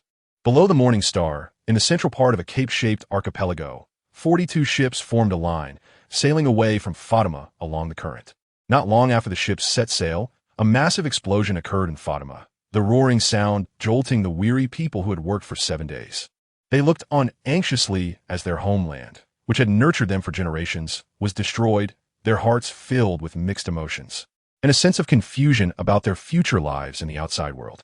On the leading ship, the Hope Home, everyone stood on the deck. "Captain, did you really blow up Fatima?" The severely injured Lehman exclaimed as he looked at the flames shooting into the sky. Duke casually replied, "Just putting on a show," cutting off their desire to return to Fatima. Freeman stretched and said, "Fortunately, there were some explosives left on the Shadow Kill Pirates ship, or we wouldn't have been able to put on a complete show." Assassin sighed, but his mood became increasingly relaxed. The shackles in his heart gradually dissipated amidst the sounds of explosions. "Captain, I want to thank you," Assassin said sincerely. Duke smiled and replied, "Your moral standards are too high. You're clearly a killer, so why act so righteous?" Assassin forced a smile. "It's just that my hometown is too heavy. I can't bear it. Now you can be free. The captain has taken on those burdens for you." Rajev patted him on the shoulder and pointed at the seemingly endless line of long ships. "Look, under violent rule, they are so obedient. Even with 3,000 or 4,000 people, there is no need to worry about their resistance. Duke, as an outsider, bears the burden for the assassins without any hesitation. Killing a few people and shedding a bit of blood is what Duke believes to be the simplest and most effective way to make them obey. Moreover, a bunch of rabble, lacking capable leaders, is meaningless no matter how many there are. During this power vacuum, directly handing them over to the Navy, allowing the just power to take over, is the best way for them to catch up with the times." Duke looked at the people on the ship. From initially just him, Rajev, and Jordan, they had quickly grown to 13 people in just a few months. Although the number was still small, they already had the foundational structure of a fleet. Furthermore, all 13 were elites, each with exceptional talents, and one could say the future was promising. Duke felt quite gratified and then said loudly, "Thank you all for your hard work these days, but the matter is not over yet, and everyone needs to remain highly vigilant." "Understood, Captain," everyone replied in unison. Duke glanced at Lehman and waved him over. The assassin looked at the brightest morning star in the sky and said, "If all goes well, we should arrive at our destination by afternoon." Jordan suggested, "There is no need to add the first half of that sentence." "Haha." The crowd laughed and returned to their tasks. In the ship's training room, Lehman shared his experiences during the fight with Yorich. "I can sense the flow of the wind, the movement of the air, as well as his breathing, heartbeat, and every movement he makes. I can clearly capture the trajectory of his running and punches." Duke looked at Lehman, lost in thought, making Lehman a bit uneasy. He hurriedly asked, "Captain, what is wrong? Is there a problem?" Duke's calm face broke into a slight smile as he said, "Your description is very much like observation Haki." Observation Haki? Lehman was no longer the Na'vi boy from Frostmoon Village. He had long been familiar with the 3 types of Haki. Observation Haki is the ability to sense the presence around you, allowing one to detect enemies outside of their line of sight and predict their next moves. Lehman was overjoyed and said with a silly grin, "So, Captain, am I the first person on this ship to comprehend observation Haki besides you?" Duke's expression darkened. If Lehman hadn't just recovered, he would have given him a good scolding. What you need to do now is to grasp that feeling, solidify and skillfully use observation Haki, rather than think about being the first or anything like that. Lehman crossed his arms and lowered his head, looking pitiful. "I understand, Captain. Remember, do not become arrogant. Keep a humble and respectful heart, or you will never become powerful." Lehman nodded seriously and declared, "I will definitely become a sword master. Oh, by the way, Captain, what about armament Haki?" Duke couldn't help but punch Lehman on the forehead, saying, "First, focus on mastering observation Haki." Chapter 114. Negotiation at dusk. 42 ships of various sizes, filled with homeless people, arrived at the outer corner island of the archipelago. The Wilson Trading Company's ship had been waiting there for a long time. A giant merchant ship nearly 30 meters long bore the conspicuous Wilson Trading Company logo, featuring a scale symbol. On the merchant ship, nearly 100 sailors stood on the deck, ready for action, with 8 heavy cannons placed at both ends of the ship's cabin. Doug Moe, the person in charge of Wilson Trading Company, held a transponder snail in his arms, looking deeply troubled. Boss, they're out. The lookout shouted in surprise, pointing into the distance. It was a dark fleet of ships, appearing like a black fortress on the sea under the dimming sky. Moe adjusted his glasses and took an 8-fold telescope from his subordinate. In an instant, his pupils dilated, filled with shock. This Duke pirate group has such an immense power. Who exactly is their captain, Duke? In the first half of the Grand Line, in the waters guarded by the Navy headquarters, there are actually pirates who can develop such a large scale. It's truly unbelievable. To rescue Boss Wilson. It seems the situation is dire. Moe sighed inwardly, preparing for the worst. On the Hope home, Finoka gazed far into the distance and saw the merchant ship docked at the shore of the outer corner island. He looked further out and saw that aside from the merchant ship, there was nothing else in the boundless sea. Your Highness, I did not spot the Navy fleet. Duke thought to himself, could the Wilson Trading Company's people be so honest, really only bringing one ship for the transaction? After a moment's thought, Duke put himself in the shoes of the Wilson Trading Company personnel. If it were him dealing with such matters, what would he do? As Duke walked on the deck, his thoughts gradually became clear amidst the sound of waves crashing against the ship. He smiled and said, no matter whether they're Navy ships or not, we just need to be fully prepared. Freeman brought Wilson onto the deck. Rajiv was polishing his katana, and Finoka aimed his gun at Moe on the merchant ship. Soon, the Hope home and the merchant ship were alongside each other. In front of the merchant ship, the Hope home appeared small, and its personnel and weaponry could not be compared to those on the merchant ship at all. Yet Duke, without hesitation, led everyone directly onto the merchant ship. The more than 100 sailors on the merchant ship looked at each other, instinctively parting to create a path. Moe never expected these pirates to be so bold as to come over directly and bring Wilson aboard. But the more Duke did this, the more vigilant he became, not daring to act rashly. Moe, help me. In the silence on the ship, Wilson began to shout loudly. Freeman pressed the gun against his forehead and said viciously, if you keep shouting, I'll blow your head off. Wilson immediately fell silent. Duke smiled and said to the blond man in front of him, you see, your boss is perfectly fine, full of life. This proves that I am a very trustworthy pirate. Moe crossed his arms and said politely, due to time constraints, we could only gather 4 of the 9 fine swords you require. The good knife Gale, the Moonlight, and the Snow Flurry, but the great knife Crimson Lotus, the famous sword Grammar, and the Skewin are all ready. For the missing good knives, we hope to compensate with 200 million berries, preparing a total of 300 million berries for you. What do you think? Hearing Moe's words, Duke's mind surged with excitement, a bit lost in the ocean of hundreds of millions of berries. Rajiv cleared his throat, snapping Duke back to reality, and he replied amiably, no problem. It seems Mr. Moe is also quite trustworthy. Rajiv Assassin, please verify these swords, berries, and navigational instruments, treasure maps, etc., and take them away. Following the order, Rajiv and Assassin began to inspect the items on the deck. After confirming they were all genuine, they moved the items back onto the ship. Then, Moe respectfully asked, so, Mr. Duke, can you return Mr. Wilson to us? Duke approached Moe, put his arm around his shoulder in a familiar manner, and laughed. Mr. Moe, you are really straightforward. I still want to chat with you and make a friend. Moe tried to shake off Duke's arm, but Duke's strength was immense. He exerted all his effort, but it felt like a stone sinking into the sea. With no response, Duke's arm showed no signs of loosening. Moe could only grit his teeth and force a smile as he said, as long as you release Mr. Wilson, if there's anything you need from us at sea in the future, just let us know. Duke laughed. Pirates and merchants are actually the same kind of people, both trying to make a living at sea. So I won't make it difficult for you. Let the real boss behind you come out to speak. The smile on Moe's face froze, and he slowly said, my real boss is Mr. Wilson. I don't understand what Captain Duke means. Oh, is that so? Duke said in a deep voice, and in an instant, his smiling face turned icy. Is Mr. Moe still unwilling to tell the truth? Moe felt a terrifying aura pressing down on him, making it hard for him to breathe. As the person in charge of Wilson Trading Company, he had dealt with pirates in his maritime trade business, but the pressure emanating from Duke felt like a demon from hell, gripping his neck with icy hands, making it hard for him to breathe, even giving him the feeling that he could be killed at any moment. This terrifying feeling was something he had never experienced with other pirates. See, Captain Duke. Moe stammered. The Navy has surrounded you. Duke raised an eyebrow. He didn't know if Moe had really called the Navy, but it didn't hurt to bluff a little, and to his surprise, this bluff actually yielded unexpected results. He released Moe and burst into laughter. In front of Moe and the hundreds of sailors, he laughed without restraint, as if he completely disregarded these people. As the laughter subsided, Duke asked, where is the Navy? Moe was taken aback and trembled. I don't know, but they must have surrounded you. Before he could finish his sentence, a faint sound came from his chest. Duke focused and listened, only to hear a curse. Moe, you idiot.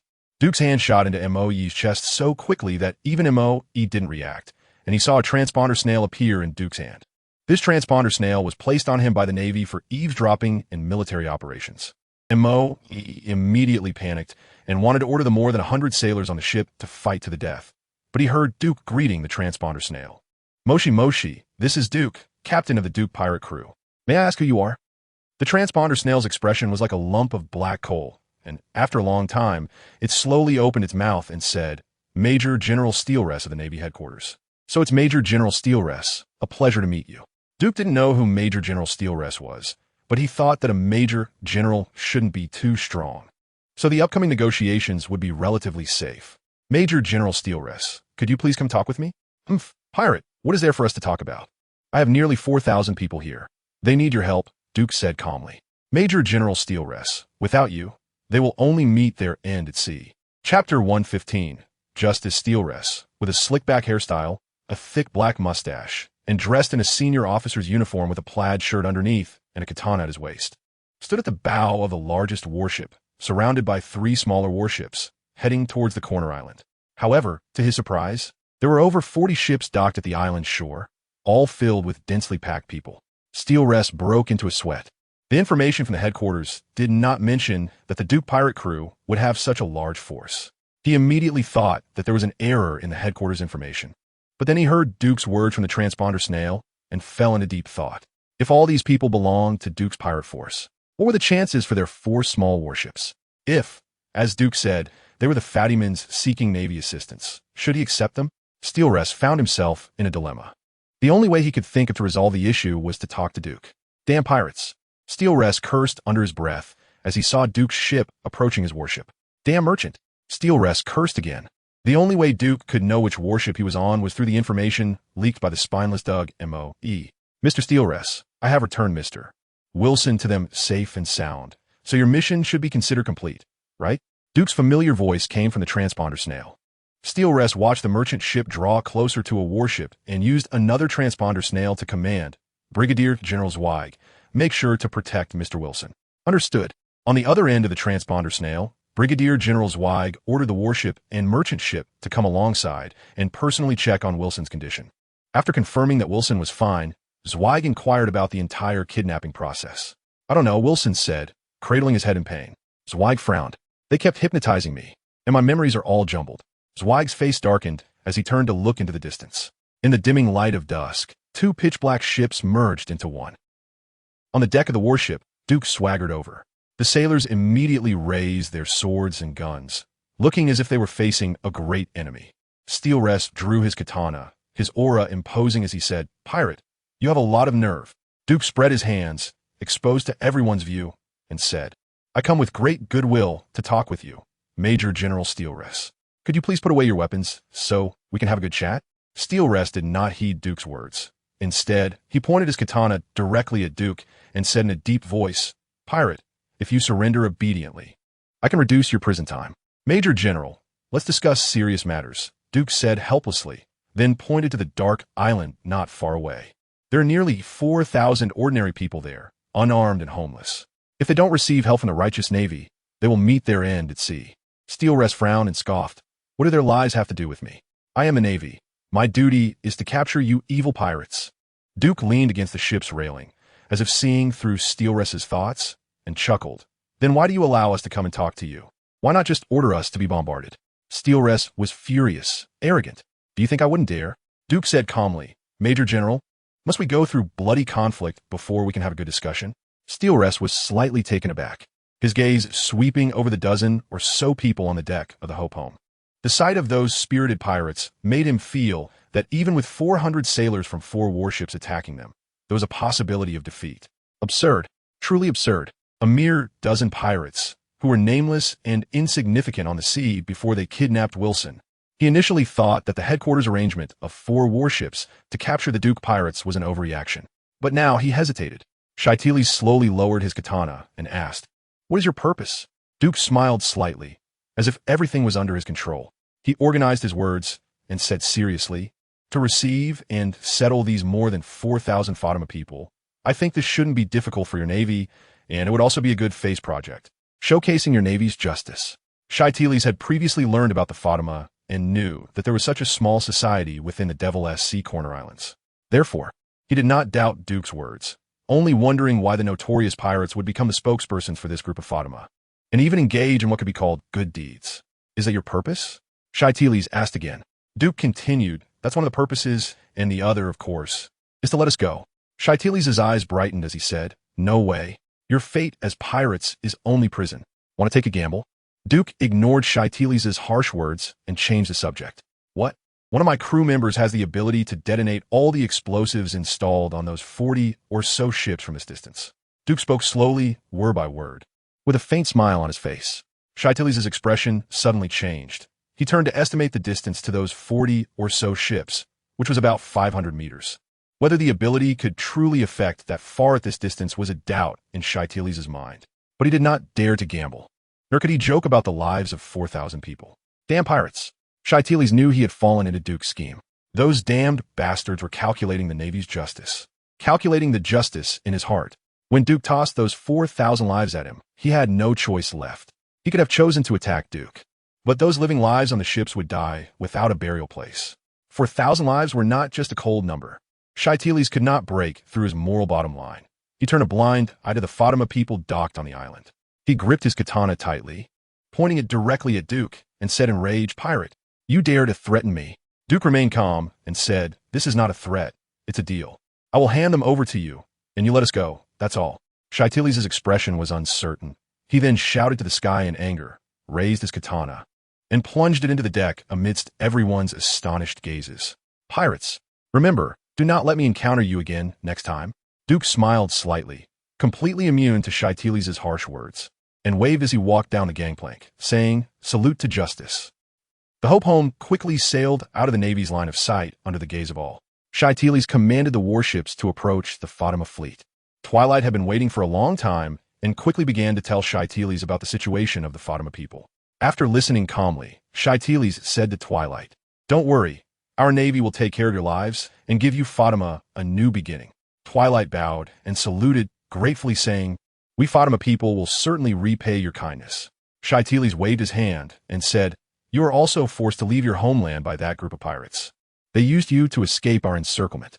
Twilight's face was expressionless, but waves stirred in her heart.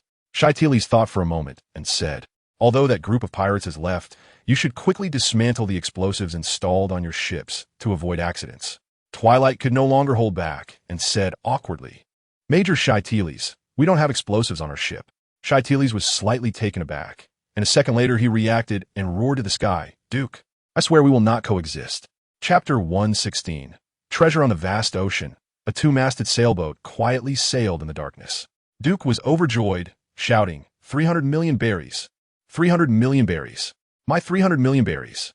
Suddenly, he couldn't help but sneeze and wondered who was thinking of him. The face of Shaitiles involuntarily appeared in his mind. He steadied himself and said, fortunately, that Navy major is cold on the outside but warm on the inside. Otherwise, we would be in trouble. Freeman, sipping rum while lounging on a bamboo chair, admired the beautiful starry sky and casually said, there are only a few cold-blooded guys in the Navy headquarters. Most of them have their own sense of justice. Otherwise, they wouldn't join the Navy and become high-ranking officers.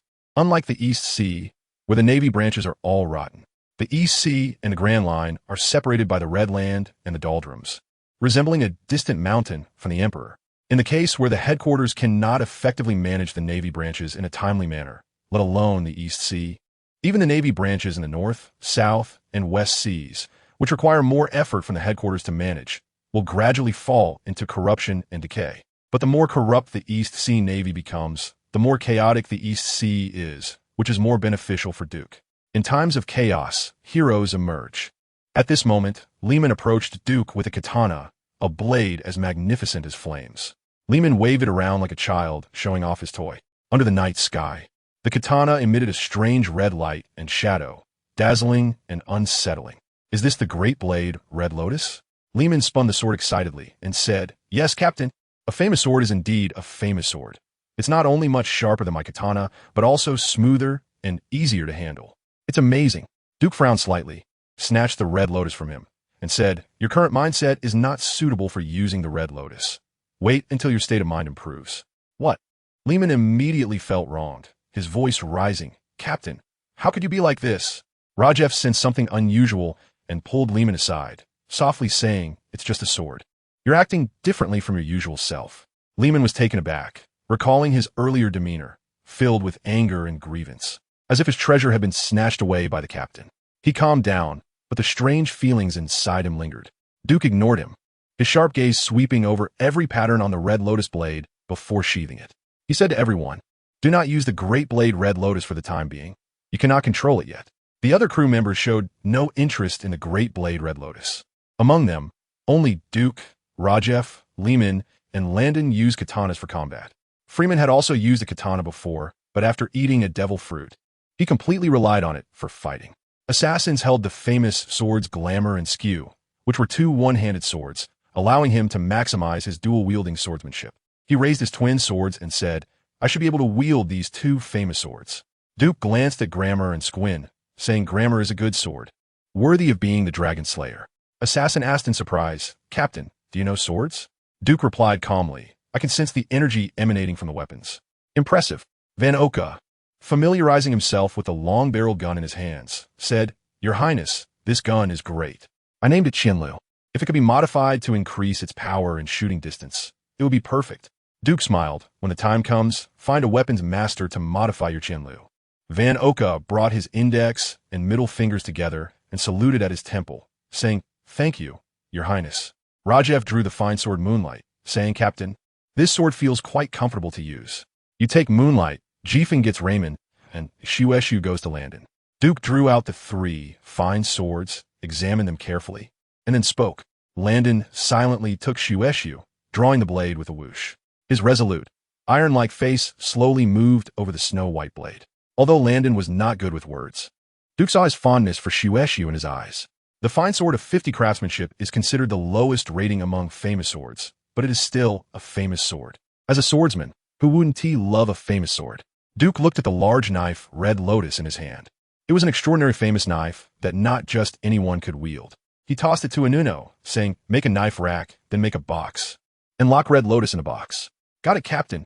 Zhang Ao brought over a book on devil fruits, saying, "The abilities of devil fruits on this sea are truly bizarre.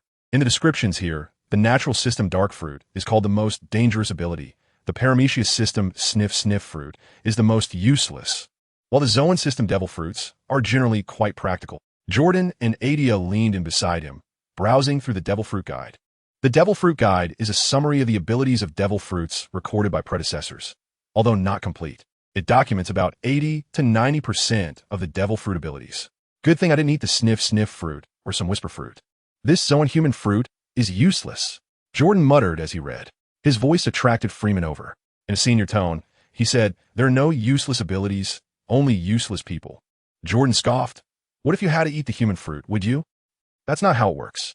Freeman was rendered speechless and could only drink rum to mask his embarrassment. Duke smiled. "The abilities of devil fruits vary in strength, and how users utilize these abilities will also differ. However, powerful abilities matched with powerful people will undoubtedly elevate the strong even further, while useless abilities can only be a burden." Jordan eagerly asked, "Captain, what do you think of my current use of devil fruit abilities?" Duke shook his head. "I don't know much about devil fruits. The guide is here. You should read more news and newspapers about those navies and pirates and do your own research." Freeman said sternly, "People and abilities complement each other. If your own strength is too weak, you surely won't develop the devil fruit abilities well." Jordan gritted his teeth in anger, nearly turning into a tiger to bite him. Adia pointed to a fruit in the Devil Fruit Guide, saying, "I think the captain would be very suitable for the natural system air fruit." Zhang Ao quickly responded, "The air fruit only exists in legends. The guide doesn't even show the fruit's shape." Adia chuckled foolishly. "Oh, I see, I just thought it sounded impressive." Jordan listened to their conversation, thought for a moment, and asked, "Captain, what kind of ability fruit would you want to eat?" Duke crossed his arms, thought for a moment, and said seriously, "I would like to eat a fruit that can replicate all devil fruit abilities." Everyone's eyes widened as they shouted, "That's too overpowered, Captain. How could there be such a devil fruit?" Duke shrugged nonchalantly. "If there isn't one, then I won't eat it." No, Captain, say something more normal." Everyone's gaze turned to Duke, who smiled bitterly and said, "Then at least it has to be able to fly and go underwater. I will only consider eating a devil fruit that meets these two criteria. It has to be able to fly and go underwater. Captain, your requirements are too high." On the sea, a small exquisite motorboat was stealthily moving through the darkness. "Are we following?" On the boat, Gabra, dressed in a suit and sporting a gored hairstyle, asked. Lion was driving the boat, staring at the blurred large shadow through the telescope, saying, "According to the information provided by the Navy, the ship ahead is the Duke pirates." The Silent Owl unzipped his mouth and said quickly, "The strongest pirate in the Duke pirates should be Captain Duke, followed by the assassin and the defector Freeman. They say they also have users of abilities, but the information is unreliable." Gabra's lips curled into a cruel smile as he said, "Leave their captain to me. You two can deal with the other lackeys as quickly as possible." Chapter 117. Attack in the early morning, just before dawn, thick fog began to rise. Floating on the surface of the sea, hazy and deep, making it impossible to see. Freeman held a plate of cream bread and handed it to Landon, who had been steering the ship all night. "You go rest." Landon took the bread and slowly said, "The fog is thick. Be careful while navigating." "Oh, come on. Go get your sleep." Freeman gestured an okay sign. Landon walked down the stairs to the ship's entrance near the railing, when suddenly he heard a gust of wind. His ears twitched as he cautiously looked around. However, the thick fog on the ship was so dense that he couldn't see anything at all. Landon silently walked into the ship's cabin. After he left, 3 shadows of varying sizes suddenly appeared on the railing. Gabra, Lion, and Owl stood with their hands in their pockets, standing tall on the railing. This guy has quite a high alertness. Gabra stroked his goatee while observing the surroundings. However, the thick sea fog helped them easily board the Hope home, but it also prevented them from seeing the situation on the ship.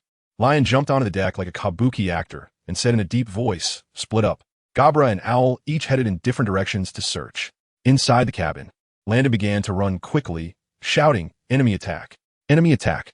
The still sleeping crew instantly woke up and hurried over to Landon. "There are people on the deck, number unknown," Landon said as soon as he saw Duke. Duke had already woken up when Landon shouted about the enemy attack. He simply put on a coat, held the large knife Dark Jade, and looked around at everyone. "Where's Seth?" Zhang Ao quickly replied, "He went for a morning swim." Duke nodded slightly and said, "Rajef, take a team and search the stern."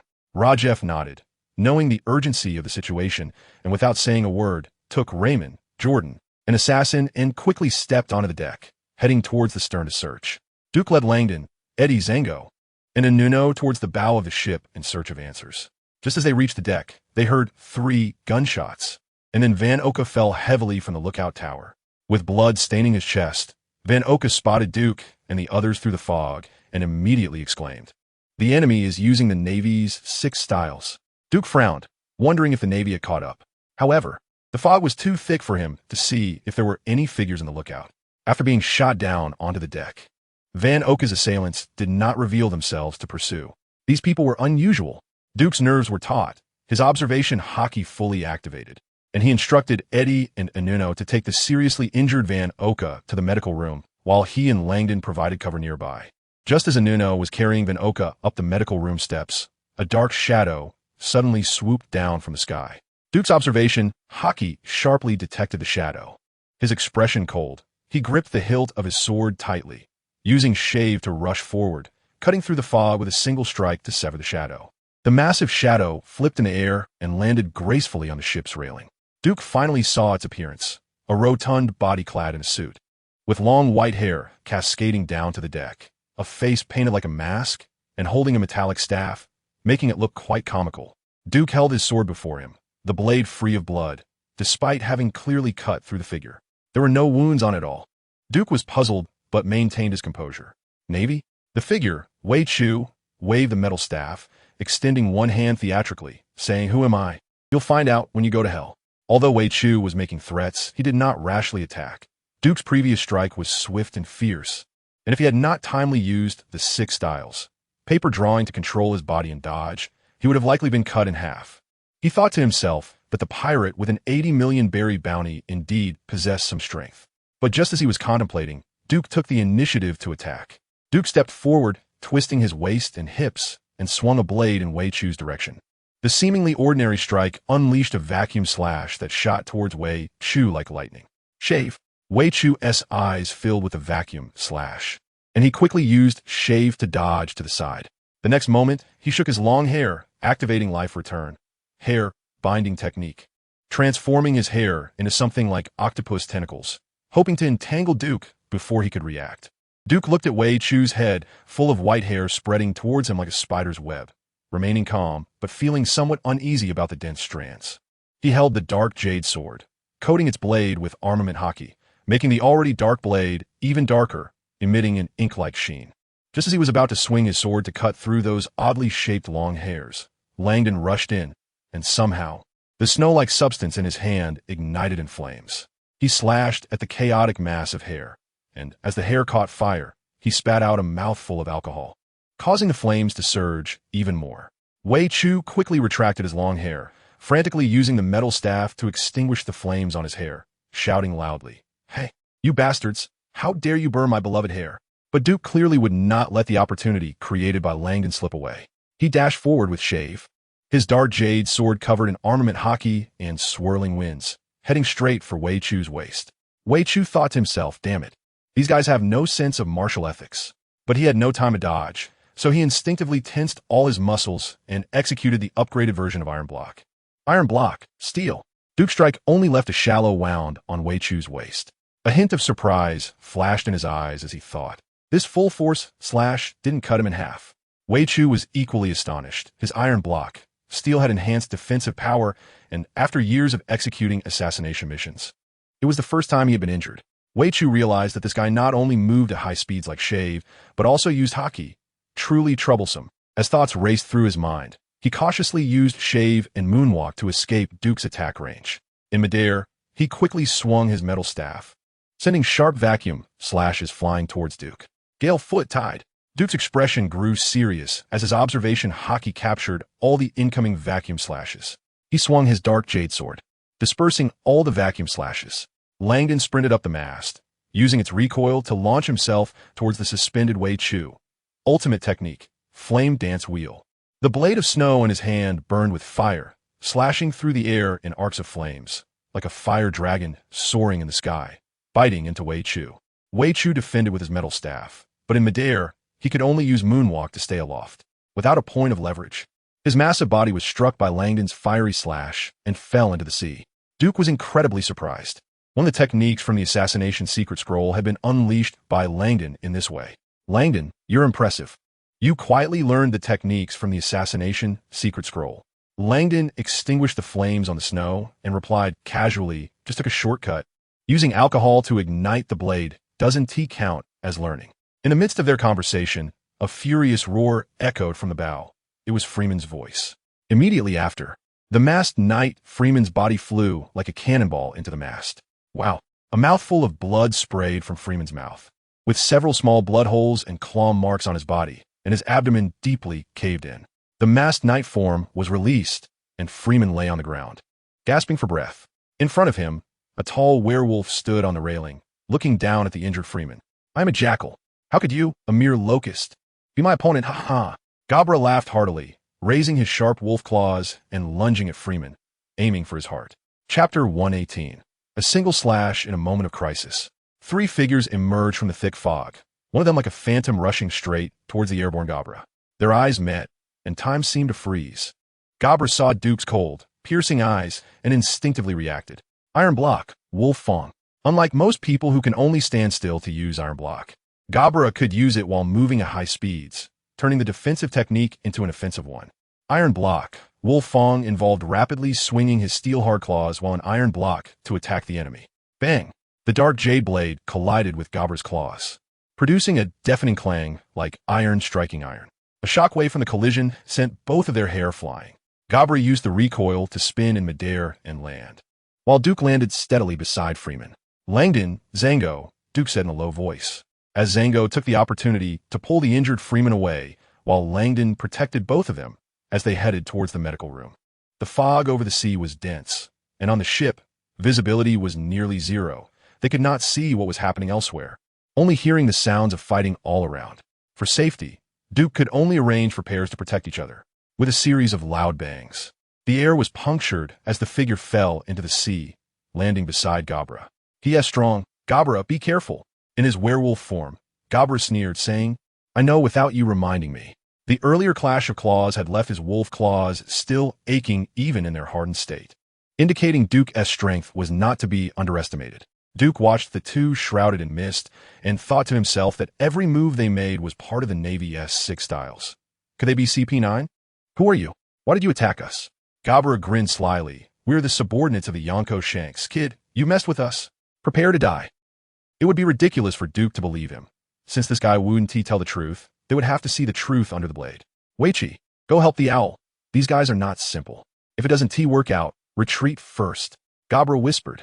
Though the CP9 members bickered and fought among themselves, their external relations seemed poor. They were actually very united internally. Weichi didn't say a word, simply nodded and dashed toward the stern. Duke only glanced at Weichi, and Gabra seized the opportunity to attack. He bent his fingers slightly and clapped his hands together in a palm gesture, launching a shot faster than a finger gun. Finger gun, cross gun. A glint flashed in Duke's eyes as he looked up at Gabra diving down from above, and he coldly snorted, despicable. Haha, despicable? This is called all fair in war, kid. Gabra's eyes sparkled with excitement, laughing triumphantly, as if he could already see Duke dead at his hands.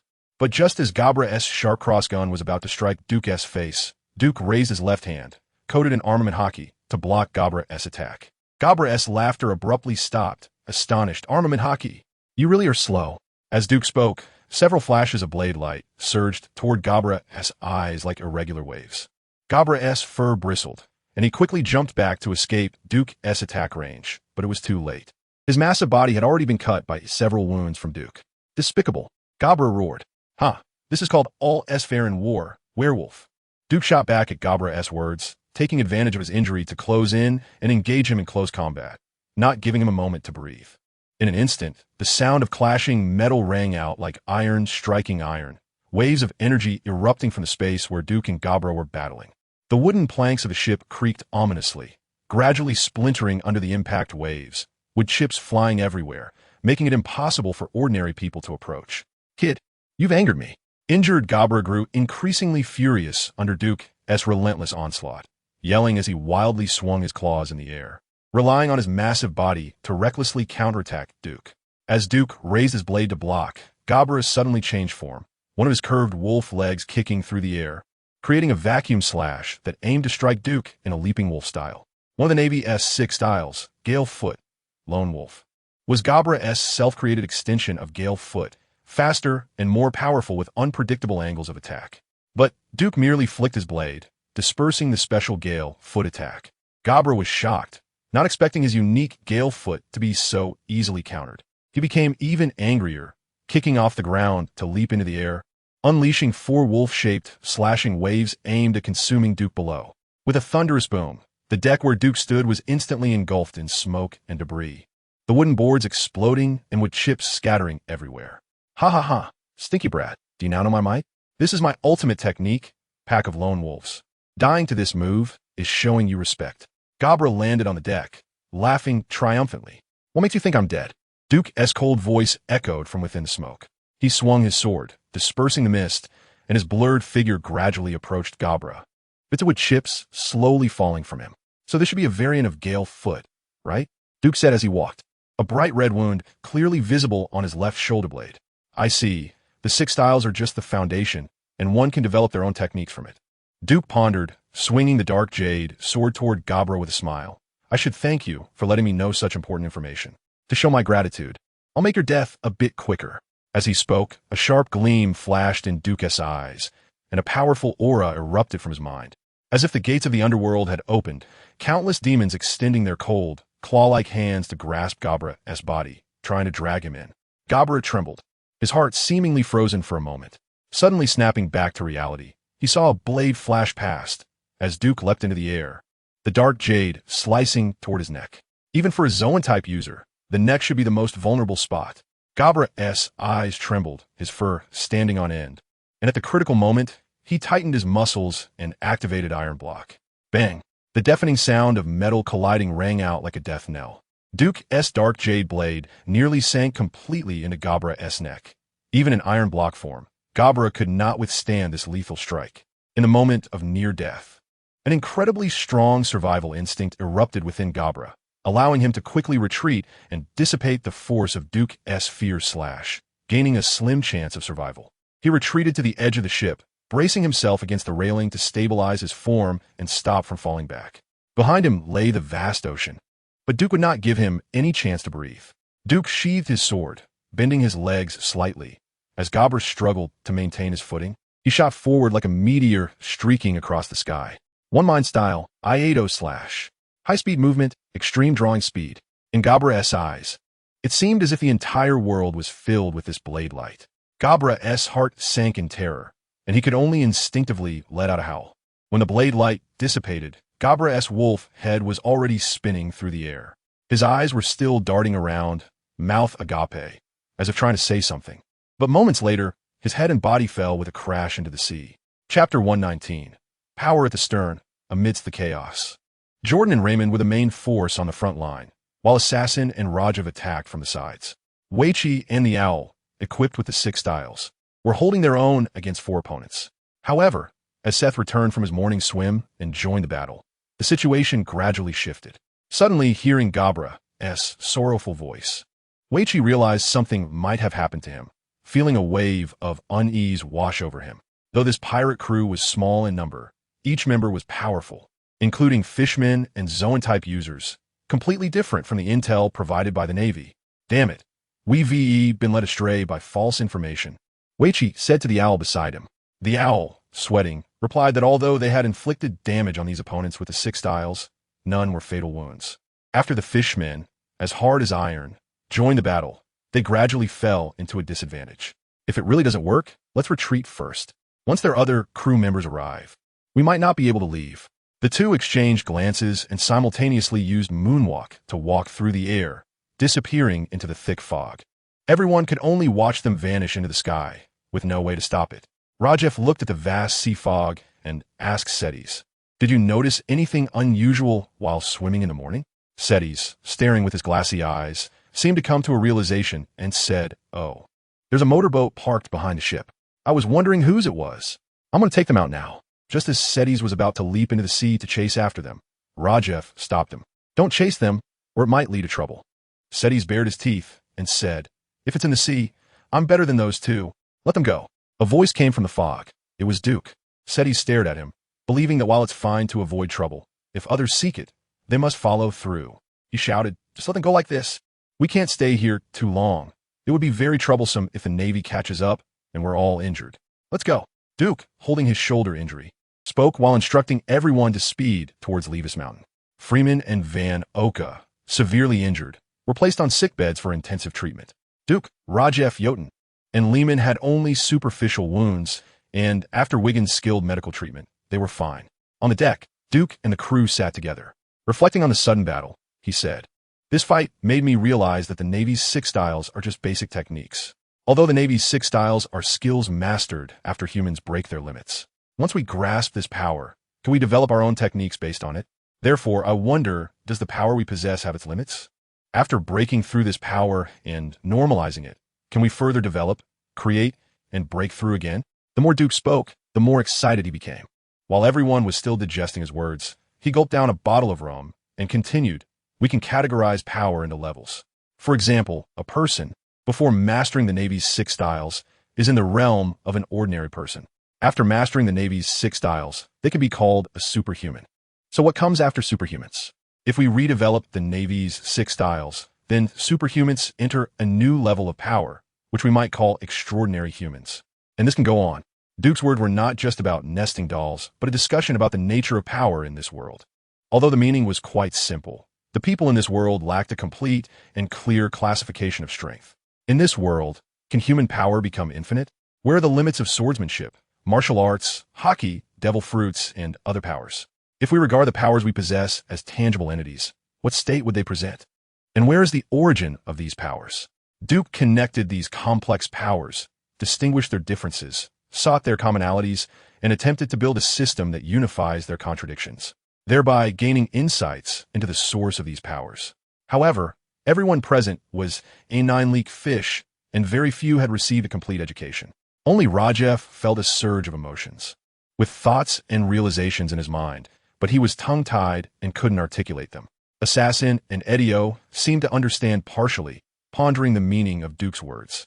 The others were baffled, staring wide-eyed as if listening to a foreign language. not knowing what Duke was rambling about.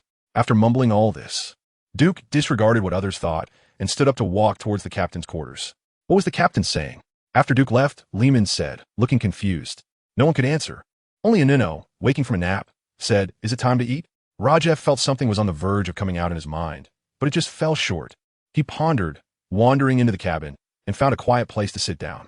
Jotun, as the third in command on the ship, took on the responsibility of managing the vessel when both the captain and Rajef were lost in thought.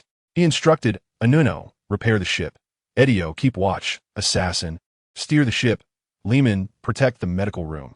Bloop, bloop, bloop. A motorboat sailing on the sea. Al held a transponder snail and exclaimed loudly as it connected, "Gabura is dead. Lucci." There was silence on the other end of the line. "Hello, Lucci, are you listening?" Lucci's cold voice came through. "Death is the fate of the weak." Al broke into a sweat and stammered, but, Weichi, bandaging his injured waist and abdomen, angrily shouted after hearing Lucci's merciless words, "Our partner, who fought with us." Lucci shouted back, "Stop with this childish talk. CP9 that fails to complete its mission has no right to be my companions." Kaku advised from the side, "Lucci, calm down. You all need to calm down. This is not the time to argue." Lucci was just angry and saying these things. "Don't take it personally." Owl and Wei Chi exchanged glances and slowly said, "The Duke pirates only have a little over 10 people, but their captain is very powerful, with swordsmanship, haki, and speed like shaving. Moreover, his subordinates are also very skilled in swordsmanship, and there are 2 Zoan-type devil fruit users, including a fishman who can withstand even bullets." There was another silence on the other end of the line, and then Kaku said through the transponder snail, "Is there an error in the Navy's intelligence? They originally thought Duke was just a trivial little pirate from the East Sea, lucky to have arrived at the Grand Line, as there are many such fortunate pirates. After abducting the owner of Wilson Trading Company, the bounty skyrocketed from 2 million to 80 million. In their eyes, Duke and his crew were like little ants that could be crushed at any time. They just didn't expect that this time they would end up being pecked instead of catching the goose. We understand now. You all come back." Kaku's calm voice came through. Al anxiously said, "Aren't you coming? We're about to lose track of them. Who knows when we'll find them again? It will take us at least 3 days to get there." Kaku calmly analyzed, "And they have fishmen. It's dangerous for you to follow them. Prioritize retreat." Lucci's cold voice came through, "Retreat. You don't need to worry about anything else." Owl and Wei Chi sighed helplessly, turned around, and quickly left. Chapter 120, Bartolomeo. The entrance to the Grand Line from the Four Seas, Levis Mountain, is also the entrance for returning from the Grand Line to the Four Seas. During the day, the ocean currents of the Four Seas flow upstream to the top of Levis Mountain, and during the few hours of night, the ocean currents of the Grand Line surge back towards the Four Seas. Levis Mountain churns the ocean currents back and forth like the inversion of day and night. But the inverted currents at night are undoubtedly more dangerous. So few pirates entering the Grand Line ever return to the Four Seas. However, Duke has a reason to go back. They have grown stronger in the Grand Line to return to the East Sea to confront the East Sea overlord, the Click Pirates. Although under his scheme, the East Sea has been thrown into chaos, and the Click Pirates have settled down, the living Click is clearly an unstable factor. There's a saying, "It takes 1,000 days to be a thief, but only 1 day to catch a thief." 5 days later, the Hope Home ship passed by Twin Cape. On the opposing mountains of Twin Cape, lights flickered dimly, and an old man with graying hair sat in a lounge chair reading a newspaper. A sound, ethereal and unknown in origin, resonated through the heavens and the earth. For those with deep-sea phobia, just hearing this sound would cause their hearts to race. It was the call of a whale. Seth stood by the ship's railing, feeling an impulse to leap into the sea. Layman said beside him, "Don't jump in. We're about to enter the inverted mountain current." Seth snorted, "I'm not stupid enough to jump into the sea right now." Layman stared at Seth with wide eyes, looking skeptical. Seth angrily retorted, "What kind of look is that? Do you believe I'll flatten you?" Layman chuckled, "You're getting anxious." Seth's anger flared, rolling up his sleeves ready to fight Layman. However, at that moment, the ship suddenly shook, promptly halting his impulse. "We're entering the waterway. Everyone get ready," Duke shouted. Everyone stood alert, ready to respond to any unexpected situations. But Duke's team had changed significantly. The last time they entered the Grand Line, they were nearly shipwrecked. This time, their team was much stronger, and most had experience dealing with inverted waterways. Even in the more dangerous night, they were capable enough to navigate the Hope Home ship safely through Levis Mountain. The sea level grew distant, the brilliant starry sky drew closer, and after a series of ups and downs to the mountain peak, It felt like riding a roller coaster as they plunged downwards. Finally, the Hope Home ship smoothly landed on the sea surface, returning to the embrace of the East Sea. Exciting. Really exciting. Seth wiped the tears from his eyes, tears blown out by the rapid airflow. Duke took off his goggles, savoring the familiar scent, and said, "The East Sea is much more reassuring." Eddie, who had never been to the East Sea, had only heard that it was the weakest sea among the four seas. He asked, "Is it because the East Sea is more peaceful?" "That is part of the reason," Duke smiled. "But the most important thing is that this is considered my hometown. It gives me a feeling of nostalgia and homesickness." Eddie shrugged, unable to relate, and said nothing. After several days of treatment, Freeman was able to get out of bed and walk.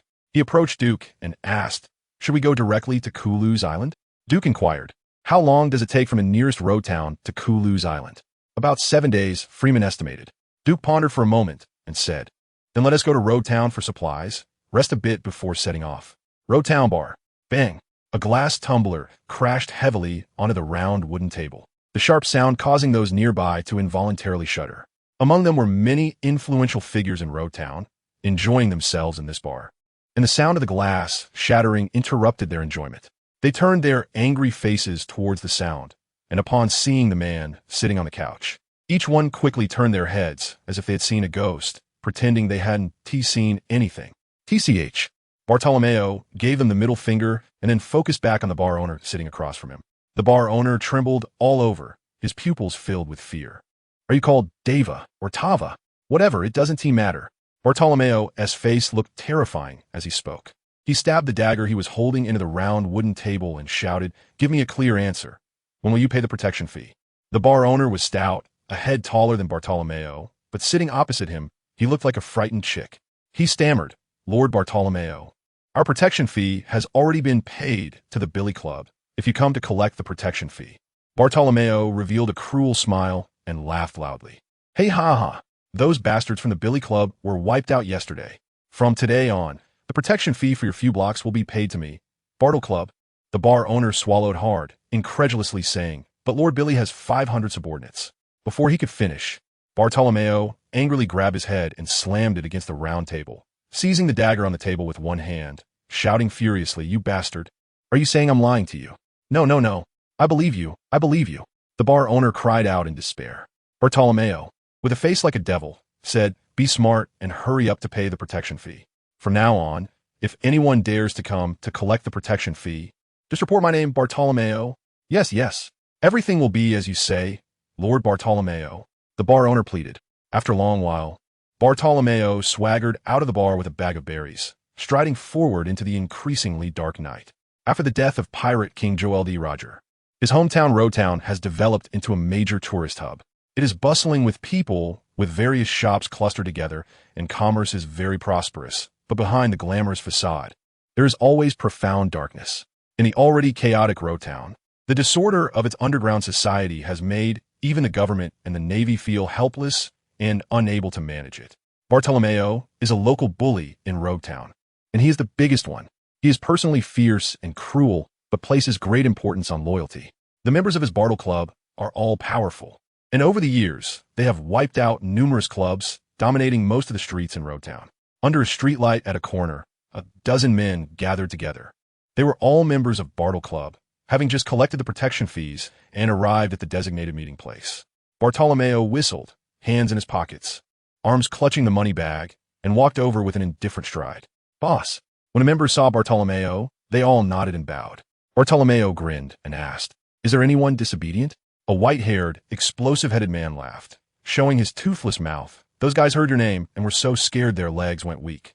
Who would dare to say a word against you?" The other members echoed in agreement. "Hey ha ha, it's really boring without anyone who knows how to be ungrateful. Let us go, let us go." Bartolomeo waved his hand, signaling everyone to disperse.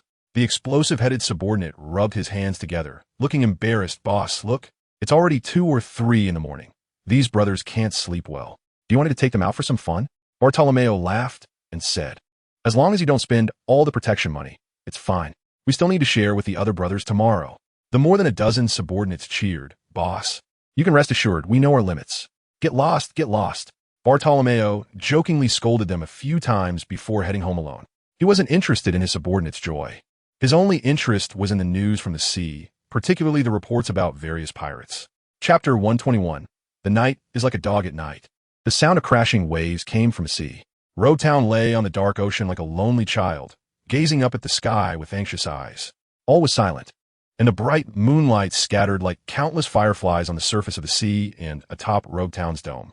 In the darkness, only the lighthouse's light on the coastline outside Roadtown still shone. Ever since the pirate King Gold Roger died, a lighthouse had been erected here, standing tall on the coastline. Perhaps it was to guide ships passing through this area of reefs, or to lead the people of Roadtown to that legendary place. The sound of the waves rose and fell, playing a melody for this lonely night. Bartolomeo swaggered down the street at 3 a.m. The night was a silent dog, waiting to tear apart people's loneliness the moment they noticed it. The vast Roadtown had more than 190 blocks, and all the lively alleys had quieted down. A few minutes later, Bartolomeo reached a corner and was met by a group of over a dozen men of varying heights and builds. These men appeared exceptionally spirited, exuding an unusual aura. Even the most notorious person in Roadtown, Bartolomeo, couldn't help but feel a tremor in his heart, influenced by their presence. "Captain, there's someone ahead. Should we ask for directions?" Layman pointed at Bartolomeo, and as they got closer, he saw Bartolomeo's exaggerated grass-green mohawk and his ugly face that looked like a demon. A ghost. Layman was so scared he shivered. Upon hearing this, Bartolomeo instantly erupted in anger, his face contorting with rage. Though he was ugly, he was also someone who valued his pride and couldn't stand being called ugly. Under the flickering streetlights, Bartolomeo seemed like a demon crawling out of hell as he pulled out a dagger and charged at Layman. "You little brat, watch me kill you." Even facing over a dozen people alone, Bartolomeo showed no fear, cursing while rapidly waving his dagger. Just as Layman was about to draw his sword, a large hand accurately grabbed Bartolomeo's wrist.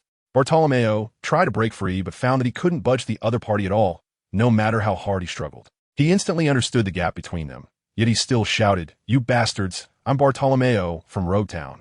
Just wait until my little brothers come and take care of you." Duke didn't understand the significance of such childish threats and couldn't be bothered with Bartolomeo, casually pushing him aside. "We just want to find a hotel. Sorry for the disturbance. We're leaving now." Bartolomeo staggered back a few steps and angrily shouted, "If you have the guts, don't leave." The group ignored him and quickly followed Duke. Only Freeman, passing by him, softly said, "You might die." Bartolomeo froze slightly, having been in Roadtown's underground society for many years. Controlling over 100 blocks with more than 200 fierce subordinates, he had seen all sorts of people. This was the first time he encountered someone who threatened his life. Moreover, this seemingly joking whisper actually instilled a hint of fear in his heart. Impossible. How could this be? Bartolomeo thought to himself, wondering who these guys really were. "Layman, watch your mouth next time. Trouble comes from what you say," Duke said in a deep voice. Layman thought, who told that green-haired mohawk to look so scary? He's even uglier than Seth. But he wouldn't voice these thoughts, knowing it would only earn him a scolding. "Got it, Captain. I promise not to judge by appearances in the future." Jordan scoffed and said, "You're just curious about everything. Can't you be a bit steadier like me?" Layman huffed, "You're just pretending to be serious. It's so fake." Freeman laughed and stopped their bickering, saying, "At this hour, the ones out on the streets are usually troublemakers, so you all need to be careful." The group chatted back and forth, and before long, they spotted a hotel. Duke said to everyone, "Enjoy land life for a bit, take a hot shower, relax, and we'll gather supplies and leave tomorrow." Bartolomeo returned to the club feeling very displeased. He sat in his office, recalling the earlier scene, feeling frustrated and angrier the more he thought about it. "Damn it, I've sunk this low. How can I still be so aggrieved?" Bartolomeo shouted loudly, calling several cadres over. "Go get the brothers and find a group of people for me. Even if I have to turn Roadtown upside down, I want to find them." A sharp-faced cadre asked sleepily, "Boss, who is so bold as to provoke you?" "Cut the crap. Hurry up and find them." The scar-faced cadre, now awake, said, "Boss, how many of them are there, and what do they look like?" Bartolomeo, frustrated, slapped his head and said, "I'm so angry, I can't think straight. There are about 11 of them. The leader is around 2 meters tall, has long black hair, very unique eyes, and carries a sword at his waist." As Bartolomeo described their appearances, when he mentioned that one of them wore heart-shaped glasses and had a mushroom-like mustache, the scar-faced cadre's pupil shook. He quickly pulled a newspaper and several bounty notices from a drawer, handing them to Bartolomeo. "Boss, you're not talking about them, are you?" Bartolomeo took the newspaper, looked closely and shouted, "Yes, it's them." The scar-faced cadre's expression became strange. Boss, are you sure you want to mess with them? Huh? What are you talking about? Bartolomeo looked at the newspaper with great displeasure, but the more he looked, the more wrong it felt, until he frantically flipped through the bounty notices, sweating profusely and exclaiming in shock, Captain Duke of the Duke Pirates, with an 80 million bounty? Hey, is this a mistake? Why does a pirate from EC have such a high bounty?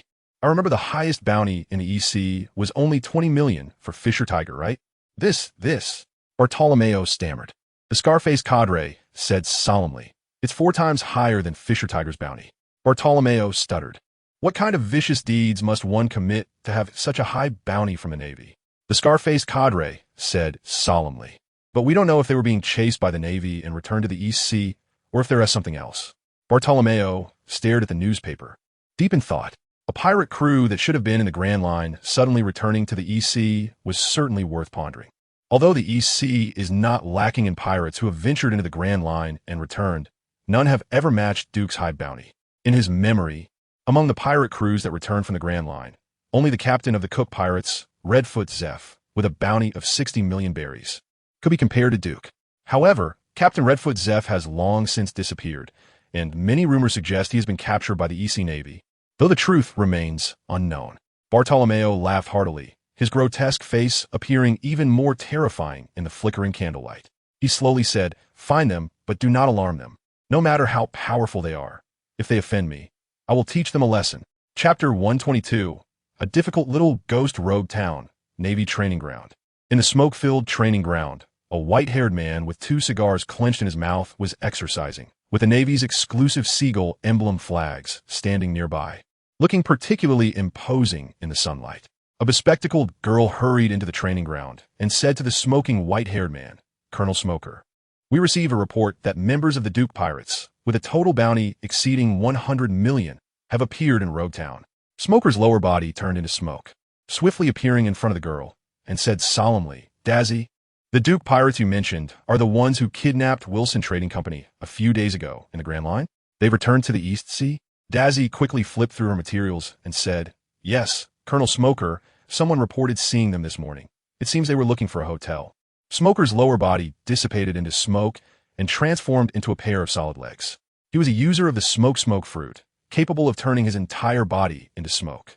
Immediately have Tina search all hotels in Road Town, and you take a team to seal off the harbor.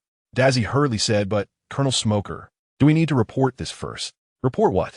By the time we report it to the branch base, it will be too late. Act immediately, and we'll talk about capturing these pirates later. Smoker's voice was so authoritative that it left no room for rebuttal. Dazzy quickly saluted and rushed off to carry out the orders. On the street, the crowd was like a tide. Even in the early morning, Road Town's most famous execution platform square was bustling with people shoulder to shoulder. Duke had been to Road Town once before, but hadn't properly explored it. Today, he was just taking some time to stroll around, waiting for his crew to finish their supply purchases before they set sail. Duke, Jotun, and Raymond wore round hats and gazed at the execution platform. This platform, after years of exposure to the sun and rain, had become rusty at its joints. Although the town government had special maintenance, it was visibly old, as if filled with stories. Duke had never seen the Pirate King Gold, Roger, in person, but when he looked at the top of the execution platform, images of the Pirate King's execution naturally surfaced in his mind. Want my treasure? If you want it, I'll give it all to you. Go and find it. The Grand Line. I put everything in the world there. The man who possessed wealth, fame, and power, after saying this, was immediately executed. Yet, people around the world flocked to the sea because of these words, starting a new chapter in this world. The age of exploration. I will definitely become the Pirate King. Gold. Roger, your treasure will be inherited by me, the 5th Emperor Eustace. In the bustling crowd, a tall man in a straw hat shouted excitedly. The square immediately fell silent, and everyone around stared blankly at Eustace. Ha ha! What nonsense is this little pirate talking about? Ha ha! I thought I misheard. So funny. 5th Emperor? Inherit? What does this guy get the face to say such things? Laughter and mockery erupted all around. Eustace seemed to have anticipated this scene.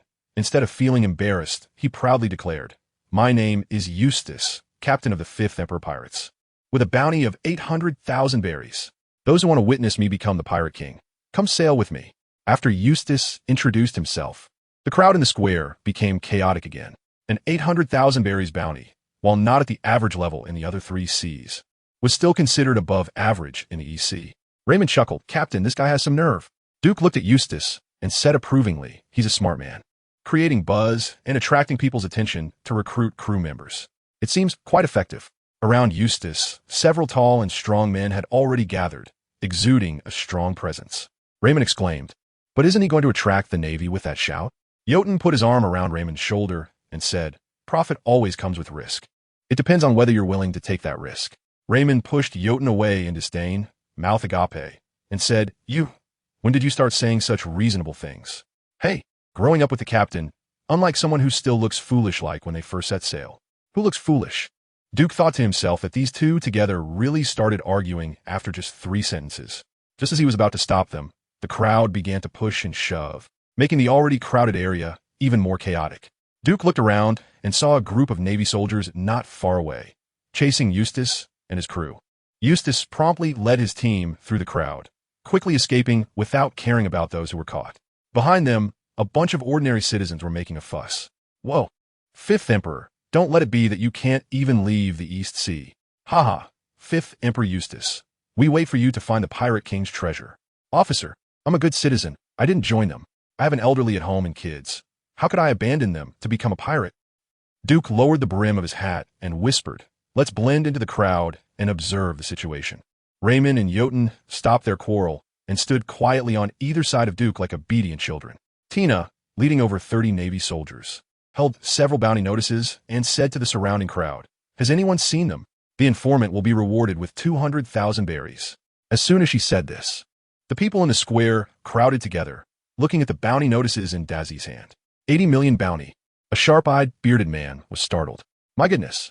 Even if I knew where this pirate was, I wouldn't dare say it. It's not worth losing my life for 200,000 berries. People around him quickly echoed in agreement.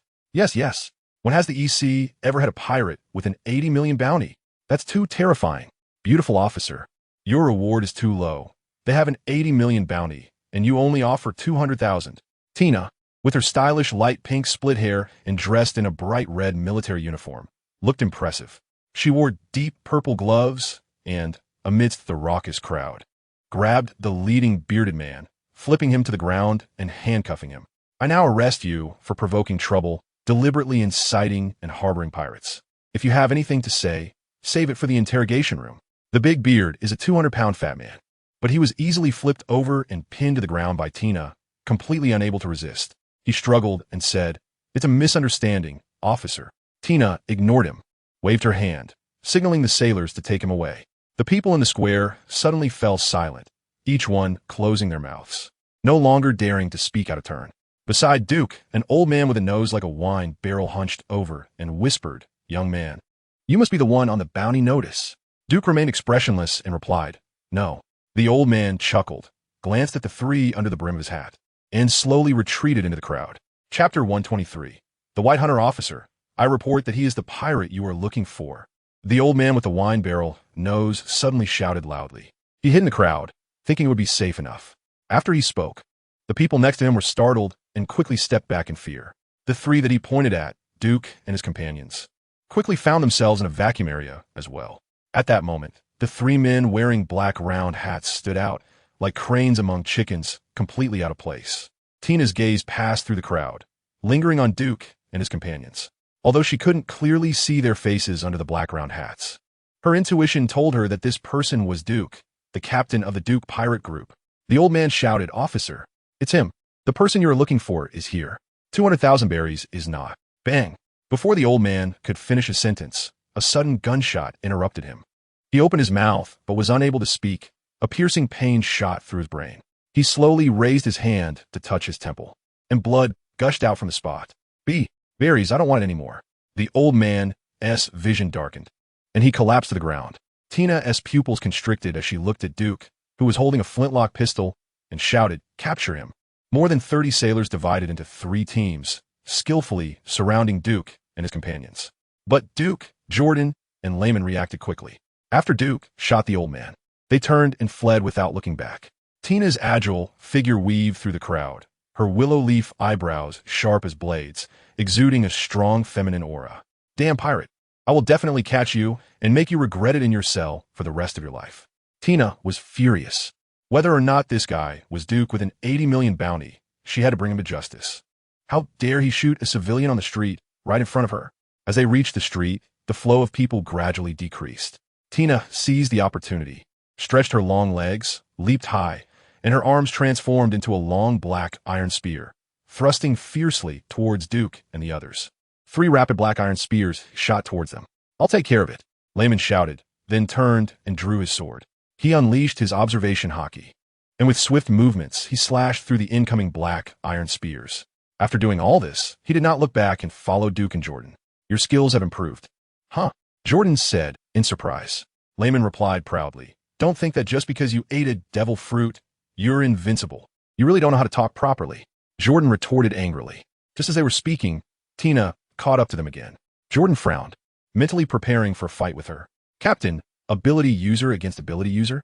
Duke furrowed his brows and shook his head, saying, I heard that the Navy station in Lowtown is an ability user of the smoke fruit. This woman's ability seems to turn her body into iron, and she doesn't look easy to deal with. Jordan dismissed the idea of fighting, but Tina was still hot on their tail. Though there were few pedestrians on both sides of the street, it still restricted Tina's movements. She thought to herself, this is troublesome. When a gust of smoke rushed past her, she was also a smoker and was very familiar with the rich smell of smoke, shouting, Smoker, there are civilians around. Be careful. The head of Smoker materialized from the smoke. He was holding 2 cigars, and although he didn't speak, he had already reigned in his abilities. Just as I was talking about him, here he comes. Duke looked back, and the person in the smoke was none other than the Navy colonel known as the White Hunter, Smoker. From the thick smoke, several smoke ropes flew out. Layman swung his sword to cut them, but the smoke ropes were unaffected and emerged again from the broken ends, entangling the 3 of them. 2 of the smoke ropes transformed into hands, grabbing Duke's arms. Layman reacted quickly, his sword light dancing through the smoke. Just as he was about to cut the hands, they transformed back into smoke and dispersed. Duke thought to himself, natural type ability users are indeed tricky. Layman, Jordan, you 2 go together, don't get into a prolonged fight. Get to the ship quickly. What about you, Captain? Don't talk nonsense. Yes. Layman and Jordan quickened their pace, sprinting towards the port, while Duke turned around, drew his sword, and with a swift and fierce slash, split the thick smoke in half. Smoker's upper and lower body reformed from the divided smoke, quickly merging back together. Smoker took out his jit, his arms turning into smoke, propelling his jit straight towards Duke. How fast? Just as he made his move, Duke's expression became serious, and he slashed the jit aside, retreating swiftly. The White Hunter truly lives up to his name. Smoker's expression was grim as he snorted coldly, retracting his smoke arm. Tina caught up, running past Smoker. I'll leave him to you. I'll catch the others. Smoker said in a deep voice. Don't let the target get away and end up getting hurt yourself. Tina rolled her eyes while running and muttered, Straight man. Smoker couldn't hear Tina's murmurs. His focus entirely on Duke. His legs transformed into smoke. Only his upper body remained solid, wielding the jit while the smoke surrounded him, blocking Duke's line of sight as he charged forward. Duke unleashed his observation Haki, sidestepping Smoker's attack, and with a swift upward slash, he smoothly cut through Smoker's upper body. Though he successfully countered, Duke frowned. The blade of his dark jade sword met no flesh or bone resistance. There wasn't even a tangible feeling of cutting through clothing. He lowered his gaze, seeing the upper body that had been sliced in half turn into a vague, swirling white smoke, drifting in the gentle breeze. Natural type. Smoke fruit users can turn their bodies into smoke, making them the nemesis of those who cannot use Haki. In the first half of the Grand Line, natural type users can be considered absolute powerhouses. However, in reality, natural paramecia and zoan-type devil fruits all have their strengths. It's not the fruit's power that counts, but the strength of the user. If Smoker's base strength is not strong, then the smoke he releases will be thin and ineffective at controlling others, let alone directing smoke towards them. Smoker, with 2 cigars in his mouth, let out a cold snort. From the smoke, 2 hands formed. One grabbed Duke's arm, while the other wielded a jit, lunging towards Duke's chest. It was Duke's first battle against a Logia user, and in a moment of panic, his pupils were filled with the sight of the incoming jit. At the critical moment, Duke unleashed his Busashoka Haki, the transparent aura quickly enveloping his entire body, including the blade of his dark jade sword, forming what appeared to be an invisible shield. Smoker's jit was instantly repelled by the Busashoka Haki. and a look of astonishment appeared on his face, as if something had deflected his certain hit. Seizing the opportunity, Duke swung his shimmering dark jade sword, cutting through the smoke that bound him, retreating several meters like a meteor. However, what Duke did not expect was that his slash through the smoke actually caused Smoker to cry out in pain. He saw a clear, bloody gash on Smoker's arm where the smoke had been retracted. Duke thought to himself, can Busashoku Haki actually hurt him? Can Busashoku Haki attack Logia users? Chapter 124, Cataclysmic / the Great Knife, Dark Jade, began to flow like waves of ink. Duke's gaze moved along the blade, the irregular patterns on the edge resembling lively lines of waves. Duke released the Busashoku Haki, covering his body, and focused it on the Dark Jade sword. Each person's Busashoku Haki has a limited amount, which can only be increased through continuous training, and its use consumes a significant amount of physical strength and energy. He could use the Busashoku / 2 more times. Duke estimated in his mind. Earlier, he had released a large amount of Busashoku Haki to protect himself, resulting in insufficient reserves. Normally, Duke could use the Busashoku / about 10 times in a single fight. 2 attacks should be enough to take him down. Duke's expression sharpened, an invisible killing intent forcing the surrounding Marines to hesitate. Everyone fall back, protect the civilians. Smoker, one hand on his wound, stepped forward. Once Duke was able to attack his elemental form, Smoker realized that his opponent could use Busashoku Haki. As such, one of the characteristics of Logia users, elementalization, was rendered ineffective in front of Duke, unless he possessed Kinbunchaku Haki to sense his attacks in advance. However, cultivating Kinbunchaku or Busashoku Haki requires not only extraordinary effort, but also exceptional talent. The former was something Smoker could achieve, but the latter was not something one could simply decide to accomplish. Damn it! Smoker, still holding 2 cigars, drew the smoke back into his body and approached Duke. Duke, why have you returned to the East Blue? Duke smiled slightly and replied, Captain, I am a good citizen. Smoker, biting down on his cigar, gripped his jit tightly, clearly ready to attack at any moment. Duke held the sword in front, still smiling. Captain, I don't want to cause trouble. I just came to pay respects to the hometown of the Pirate King. Have a heart and let us leave. Smoker coldly snorted, dream on. Since you become a pirate, you should be prepared to go to prison. What a merciful justice. Duke sighed. We pirates are all prepared for death, with no common ground for discussion. Smoker launched the first attack. He hurled his jit at Duke with force, then transformed his lower body into smoke, following the thrown jit like a flying sword, engaging in close combat with Duke as he approached. Duke swung his sword to block all of Smoker's attacks without leaving any openings. In just a few moments, they had exchanged dozens of blows, the clashing sounds relentless, sparks flying. While defending against Smoker's attacks, Duke steadily retreated into a narrow alley. Smoker seemed to sense Duke's intentions, furrowing his brow and gripping his jit tighter, launching a flurry of attacks like a rain of pear blossoms. But just as he prepared a powerful strike with the jit, Duke seized the opportunity, agilely sidestepping and darting into the alley. Smoker smirked coldly, thinking Duke's intent to escape was too obvious. His charged attack was merely to give Duke the chance to run into the alley. Soru. Smoker stomped the ground multiple times, generating powerful recoil for high-speed movement.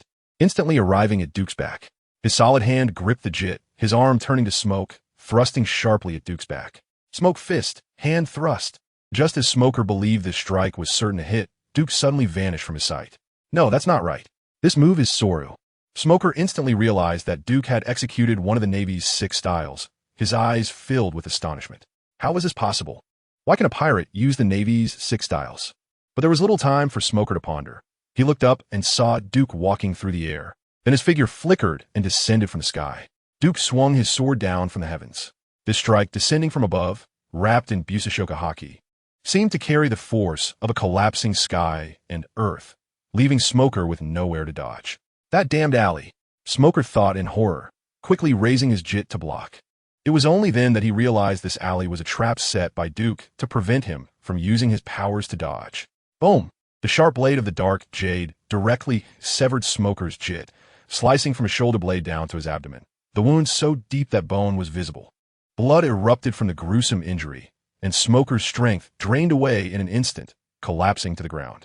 His consciousness hazy, the figure of Duke gradually blurred in his eyes until it faded into darkness. Duke raised his sword, wiping the blood off the blade, and lifted Smoker from the alley, heading toward the port. The Marines on the street, seeing their Captain Smoker in such a state, displayed immense fear on their faces. In their minds, Smoker was the war god of the East Blue, the white hunter who made pirates tremble at the sound of his name. Why? How could it come to this? The Marines gritted their teeth, tears in their eyes, gripping their weapons tightly, ready to fight Duke to avenge their captain. Duke walked while laughing. Men don't shed tears easily. Your captain is just injured, not dead yet. I avoided the vital organs, so don't worry. In this world, as long as it wasn't the heart, neck, or head, fatal areas, timely treatment could generally save someone. Even if limbs were severed, they could be reattached in a short time, returning to normal. You bastard pirate. Don't think you can fool us. Captain Smoker is this badly injured. How could he still be alive? A middle-aged Marine shouted, aiming his gun at Duke. Duke replied calmly, I plan to use him as a hostage to let us leave Lowtown safely. If that's the case, would you believe he's still alive? The middle-aged Marine gritted his teeth. You better be telling the truth. He then waved his hand, shouting loudly, everyone step back. Let this guy get to the port quickly. You bastard, hurry up. A young Marine's eyes were filled with tears as he shouted. Colonel Smoker has lost so much blood. Let's stop the bleeding first. Get your medics here. Duke glanced at the barely conscious Smoker and said as he walked, a medic is coming. A medic quickly ran over and began treating Smoker while shouting, Colonel Smoker is still alive. The Marines felt a weight lift from their hearts and collectively sighed in relief. Duke dragged Smoker along as the medic continued to apply first aid. Before long, they reached the port, which was now surrounded by hundreds of Marines, making it impossible to escape. Lehman, Jotun, Rajiv, Assassin, Edo, and Cetus, along with Landon and Freeman from the ship, formed teams, back-to-back, fighting against the Marines. Make way! Make way! A middle-aged Marine shouted through the crowd. Let them go! Let them go! The surrounding Marines felt confused by the middle-aged Marine's demands and were about to angrily reprimand him for wanting to let the pirates go when they saw Duke dragging Smoker from the back. Tina's left hand transformed into a sharp black iron spear, ready to throw it, but upon seeing the horrific state of Smoker, her spirit instantly deflated. Smoker was defeated. How could this be possible? Doubts rose in Tina's heart, shared by all the Marines. How could anyone defeat Smoker, who had eaten the Logia smoke fruit? In the East Blue? Unless Tina, being a close friend of Smoker, was well aware of his strength and had trusted him to take on Duke one-on-one. To defeat Smoker, one would need to master Haki or possess Sea Prism Stone. Only then could they harm a Logia user. But regardless of the circumstances, Smoker was in this state, and there was no hope of capturing this group of pirates now. Stop it, Marines! Tina shouted. The surrounded Rajiv and others, unsure of what was happening, saw the encirclement open up as Duke dragged Smoker over. Dasky was greatly shocked, causing her glasses to wobble, instinctively gripping her sword tightly. She prepared to attack Duke to rescue Smoker. But there was no need for Duke to act. The Marines blocked her reckless behavior. How could an 80 million bounty pirate be foolish enough to give them the chance to rescue Colonel Smoker? Captain, everyone shouted excitedly. Duke scanned the crowd and asked, has everything been purchased? Rajiv nodded. The things Anino bought are enough for us to eat for 10 days or half a month. Good. Then let's board the ship and prepare to set sail. Duke waved his hand, and everyone swaggered through the Marine crowd onto the Hope Home. On the ship, dozens of Marines continued to come down, carrying several corpses. Tina furrowed her brows and approached Duke, saying, can we let Smoker go now? Duke replied, Logia user, don't come near me. Tina scoffed, taking a few steps back, reluctantly saying, is it okay now? I haven't boarded yet, so I can't let him go. Duke laughed. Tina bit her lip in frustration, anger burning in her heart as she spat out each word. Then hurry up and get on the ship. Chapter 125. The Homesick Child on the Sea. The Hope Home sped away from Roadtown. Its speed was so fast that the naval ships from Roadtown were left far behind. So annoying. Jotun leaned against the ship's railing, gazing at the vanishing Roadtown, sighing. We've been so careful just to resupply, and we haven't even stayed a day. Jotun continued to complain. The experience of being captured by the Navy as soon as they arrived was indeed uncomfortable. Raja pondered.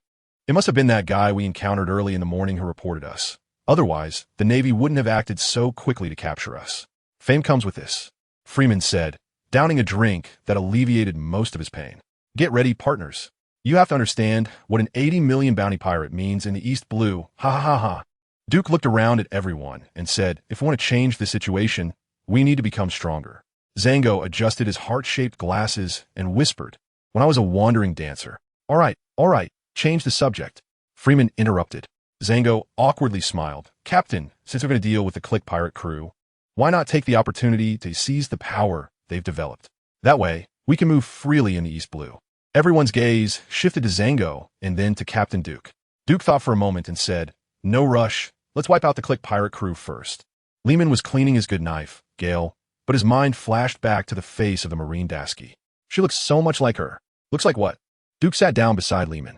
Lehman snapped back to reality and slowly said, "Captain, do you remember Teacher Gung Shirling?" Duke jokingly scolded, "Isn't that obvious? What, are you homesick?" Lehman shook his head and continued, "Teacher has a daughter named Kuna, who died in an accident many years ago. Teacher said she slipped on the stairs and hit her head, resulting in her death. We were all heartbroken, but the one most affected was Zoro. Ever since that day, he seemed to have become a different person, practicing swordsmanship nonstop with an intensity that was hard to imagine." Duke remembered Gung Shirlang, Zoro, and many people from Frost Moon Village, but it was the first time he heard about Gung Shirlang's daughter's death. It seemed that Kuina's death had become a taboo topic at the One Heart Dojo. "Why are you suddenly telling me this?" Lehman recalled. "Among the Marines we fought earlier, there was a girl who looked so much like the deceased Kuina that for a moment, I thought it was her." Duke looked at the bandage wrapped around Lehman's arm and asked, "Is this how you got injured?" Lehman's eyes filled with sadness as he said, "Captain, I miss home. It's been 3 or 4 months since we left. We should go back, or your father will start worrying about you," Duke said. Lehman was taken aback and quickly replied, "Captain, I never said I wanted to go back. If I just go back like this, it would be so embarrassing. You brat, still concerned about your image." Duke laughed heartily, then added, "I need to deal with the Click Pirate crew. Their influence is significant. Even if they lost power under the Navy's pressure, a dead camel is bigger than a horse, and they might be even harder to deal with than before. So to be safe, I hope you can return to Frost Moon Village and protect the village." Lehman lowered his head in thought for a moment and said, "Am I going back alone?" Duke smiled. "Raja will return with you. I feel more at ease with him accompanying you." Lehman pouted and sighed. "Then I feel more at ease too. Ha ha ha." Jordan eavesdropped for half a day and couldn't help but burst into laughter. Lehman blushed and angrily said, "What are you laughing at, you guy?" Duke quickly waved his hand and said, "Get ready, before we reach Cruise Island. We will have a transfer point where you can take a merchant ship back to Frost Moon Village." "Captain, I also want to go home," said Seth, standing in the captain's room. Duke, who was drinking milk, almost choked on hearing Seth's words. He coughed a few times and said, "You didn't want to go back during the Grand Line? Now that you're in the East Sea, you want to go back?" If Lehman were here, he would definitely say otherwise. How could Seth be so foolish? Seth's glassy eyes darted around, and he awkwardly said, I miss home." Duke, being perceptive, could tell from Seth's awkwardness that he was lying. Remembering Jinbei's instructions, he said seriously, "You need to honestly tell me. What exactly do you want to do?" Seth's forehead broke out in a sweat, and he opened his mouth several times but couldn't say anything. Forget it. I won't go home." After saying that, Seth was about to leave, but Duke sternly called him back. "I'll give you 1 minute to think. Tell me, where do you really want to go? And what do you want to do?" Seth scratched his head and said helplessly, "I want to find Arlong." Duke frowned and said, "Is it the captain of the Arlong pirates? Arlong?" Seth nodded. Duke didn't directly agree or refuse, but said solemnly, according to news reports, "The Arlong pirates have been committing evil deeds in the East Sea, harming innocent people, attacking merchant ships, and robbing villages. It's very wicked. You want to find your fisherman companions. That's understandable, but you need to think carefully about what kind of person you will become in such a criminal environment." Duke took a sip of milk and, seeing that Seth seemed to be thinking, continued, "You fishmen have grievances and hatred. I understand that. But you need to first clarify who the object of your hatred should be, instead of indiscriminately killing innocents to vent your anger. That's a coward's behavior. This is the second time you've said you want to leave. I won't stop you, but I want you to know that you must take responsibility for your choices and for your life." Seth was silent for a moment, and it was only when Freeman walked in that he said in a muffled voice, "I will think it through." Watching Seth leave, Freeman asked in confusion, "What's wrong?" "It's nothing," Duke said. "Do you have something?" Freeman chuckled and said, "A little bit. You don't want to go home too, do you?" Freeman quickly waved his hand, saying, "Of course not. Although Cruise Island is near the kingdom of St. Croix, my kingdom has long since become a shell of its former self. I don't miss it." Duke had asked Freeman before. His hometown, the kingdom of St. Croix, had been usurped by a powerful group of pirates many years ago. Over the years, this group of pirates transformed into the kings and nobles of the kingdom of St. Croix, controlling the entire kingdom. They closed off the country, did not communicate with the outside world, and sever trade relations with the kingdom of St. Careed, becoming one of many isolated society kingdoms. So what do you want to do? Freeman sighed and said, although I ate a devil fruit, it hasn't given me the powerful strength I imagined. At most, I'm tougher and harder to kill. But I want more and stronger power that can help me defeat those guys from CP9. Duke said solemnly, the devil fruit has already become part of your power. You have no other choice. This path must be followed to the end. Captain, you misunderstand. I know, I must rely on the power of the devil fruit. I train my body every day, thinking about how to develop stronger power, but the results are not satisfactory. Freeman recalled being beaten up by the werewolf Gabra and thought to himself, how can the difference be so great? Even though we both ate Zoan-type devil fruits? Freeman steadied his mind and said resolutely, Captain, I hope you can lend me a helping hand. Chapter 126. Establishing a separate faction, East Sea, Frostmoon Village.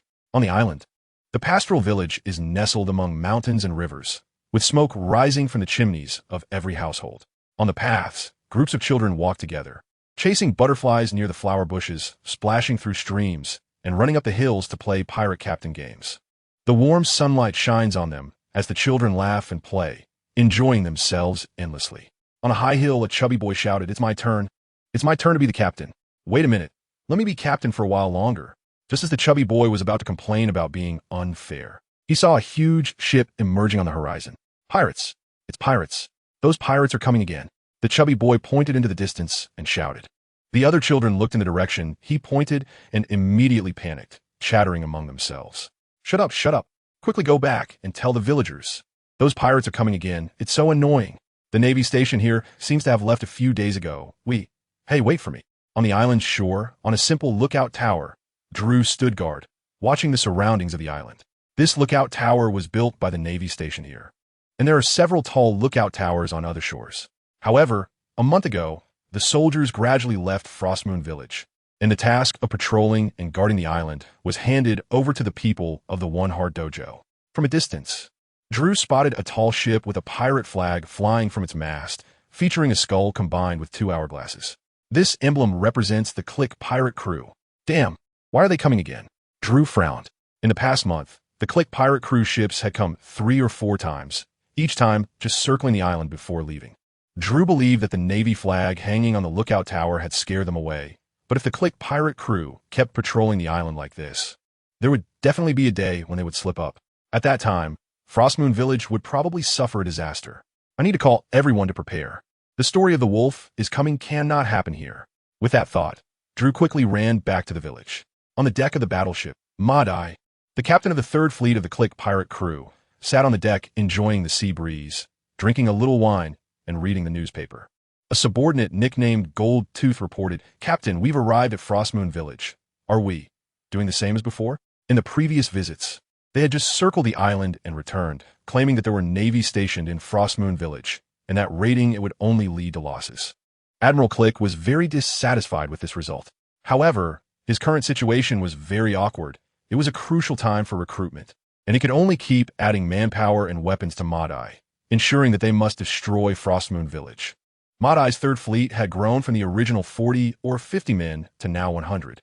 He shook the newspaper in his hand and said leisurely, Let the brothers check if there are any Navy flags on the island. If there are, retreat. Jinya's face showed concern as he whispered, Some brothers on the ship are the Admiral's eyes and ears. If the Admiral finds out that you haven't taken his orders seriously, I'm afraid. Madia sneered. How could I not know about the eyes and ears Clique has put in place? But so what? Over 3 months ago, Clique led his men to negotiate with the Eastern Sea Navy, but the process was predictably unpleasant. His warship, the Fearless class sword, was destroyed in a single punch by the naval hero Carp, turning it into a pile of scrap metal that sank to the seabed. Clique fled in panic under the cover of his men. He then held a press conference, announcing the dissolution of the fleet and giving up on years of maritime trade, retreating to the isolated cruise island. Carp's punch shattered Clique's ambition to dominate the Eastern Sea. From that moment on, he realized that sheer numbers meant nothing. Only personal strength was the true path. So he shrank back to Cruise Island, streamlining his fleet to less than 500 men while training day and night to enhance his strength. Meanwhile, all matters at sea were left to Akin, Eddie Man, and him to handle. Tell me, what's more important, power or personal strength? Madia suddenly asked. Jinya was slightly taken aback, as if he understood something, and sweat appeared on his forehead as he said, Captain, You really know how to bring up the wrong topic. If you keep this up, we could lose our lives. Madia ignored him and continued, if everyone in this world were like Admiral Carp, then this world would be chaotic and disorderly, which is why power exists to stabilize it. But strong individuals like Admiral Carp are 1 in a million. An ordinary person might not even compare to his finger after a lifetime of hard training. Don't you think? Sweat streamed down Jinya's face like raindrops. Not caring about what was right or wrong, he hurriedly said, Captain, please stop talking. We can still tell the Admiral you were just speaking out of turn after drinking. Madia smiled and said, you followed me for 3 years. I can see your loyalty. Those people. He pointed to the nearly 100 pirates on the deck and continued, I can see their hearts, but none are as loyal as you. Jinya, come here. Jinya didn't understand what was wrong with the captain today, talking about things he couldn't comprehend, but he obediently leaned in. Madia whispered a few words in his ear. Jinya's expression changed dramatically, and finally, in great fear, he said, Captain, are we really going to do this? What scared? My life was given by the captain. At worst, I'll have a scar the size of a bowl. What is there to be afraid of? After speaking, Jinya steeled himself and gained immense courage. He took a few of his subordinates and captured the 5 pirates that Madia had just quietly told him about, binding them in front of Madia. The 5 bound pirates struggled and shouted, Captain, what are you doing? Why are you capturing us? Yeah, Captain. We're all on the same side. Why are you doing this? It's so annoying.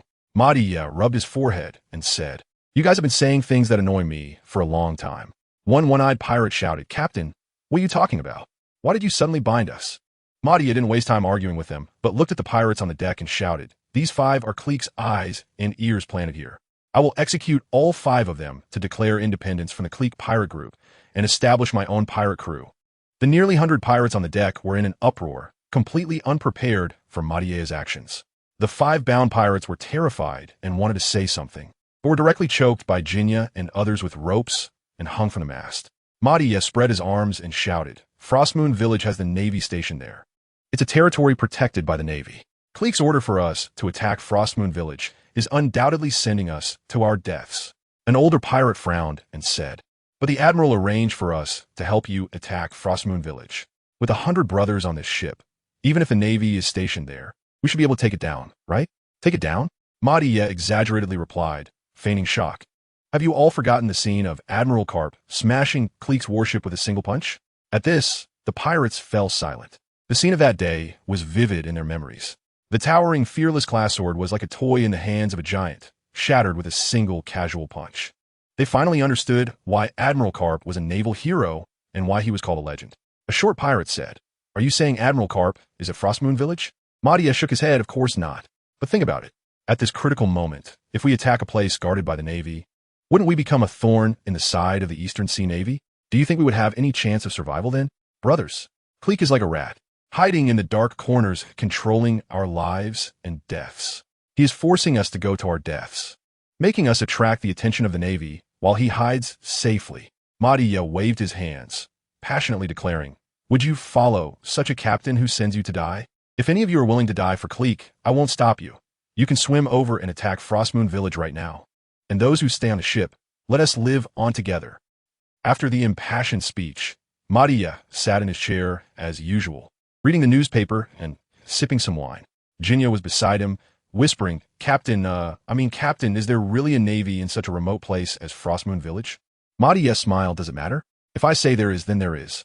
I'm just afraid someone will actually swim to Frostmoon Village. Jinya chuckled. No need to worry. Who would serve a cold-hearted guy like Clique? Madia said nonchalantly, let's first rob a few merchant ships along the route and then go to Gold Digger Island to recruit more brothers. All right, Captain, Jinya shouted, suddenly spotting a merchant ship slowly approaching on the horizon. His eyes brightened, and he quickly said, Captain, you really are amazing. Whatever you say comes true. Madia was also surprised that there would be merchant ships passing through this remote area. Since it's a gift of belly, let's not turn it down. Chapter 127. King of Sea Merchants. Golden sunlight shone over the sea, with rays of light and heat flowing freely across the waves, creating a sparkling scene. A small merchant ship was sailing along the route to Frostmoon Village, its deck piled high with goods. After the sailors checked that the cargo was secured, they began to enjoy the sea breeze and the warmth of the sun. The owner of the merchant ship was named Hoshino Jank. More than 3 months ago, he was just an ordinary commoner, but after selling all of Duke's goods, he earned enough capital to venture out to sea for business. He aspired to be the king of sea merchants, but the experiences of the past 3 months had left him somewhat disheartened. Without powerful strength and influence, engaging in maritime trade has become mere talk. The competition on the main trade routes is too fierce, while the auxiliary routes are too dangerous, leaving him to make a simple living on these remote lines. Rajef and Lehman both knew Hoshino Jank. On a transit island, they were fortunate to wait for a merchant ship passing through Frost Moon Village. Meeting an old friend in a foreign land, Hoshino Jank excitedly embraced Rajef and Lehman. Then, with tears in his eyes, he recounted the hardships he had faced over the past 3 months. Rajef and Lehman listened and comforted him. Although you have been robbed 3 times in these 3 months, at least you are still alive, and more importantly, you have gained experience in maritime trade. It was better not to mention it. Once he started, Hoshino Jank became even more sorrowful. It's good that you two are back in the village. But in the past month, there have been pirate ships near the village. I went to the nearest branch for help not long ago, but I didn't even see their commander. It's really embarrassing. Lehman's heart tightened, and he quickly asked, "Is the village okay?" Hoshino Jank sighed. "For now, it's fine." "That's good. Your sigh almost made my heart stop." Lehman rolled his eyes. Hoshino Jank laughed heartily. Sorry. Life at sea is quite boring. I can only joke around." Rajef smiled. "A merchant's tongue should be quite sharp, right?" Hoshino Jank sighed again. "A merchant who just talks is ultimately inferior, like me. Not only do I have to talk, but I also have to lose face, deal with the naval forces above, manage the subordinates below, and constantly worry about being robbed by pirates. How miserable." Lehman sighed. "Isn't it?" Hoshino Jank said some more, then suddenly changed the subject. "How's your life at sea?" Rajef and Lehman exchanged glances and fell silent. "I'm just asking. Don't overthink it." Hoshino Jank looked around and whispered, "Your bounty is spread throughout the East Sea. Mr. Duke, with a bounty of 80 million, is regarded as a demon. Rumors say that a demon has invaded the East Sea for the great treasure."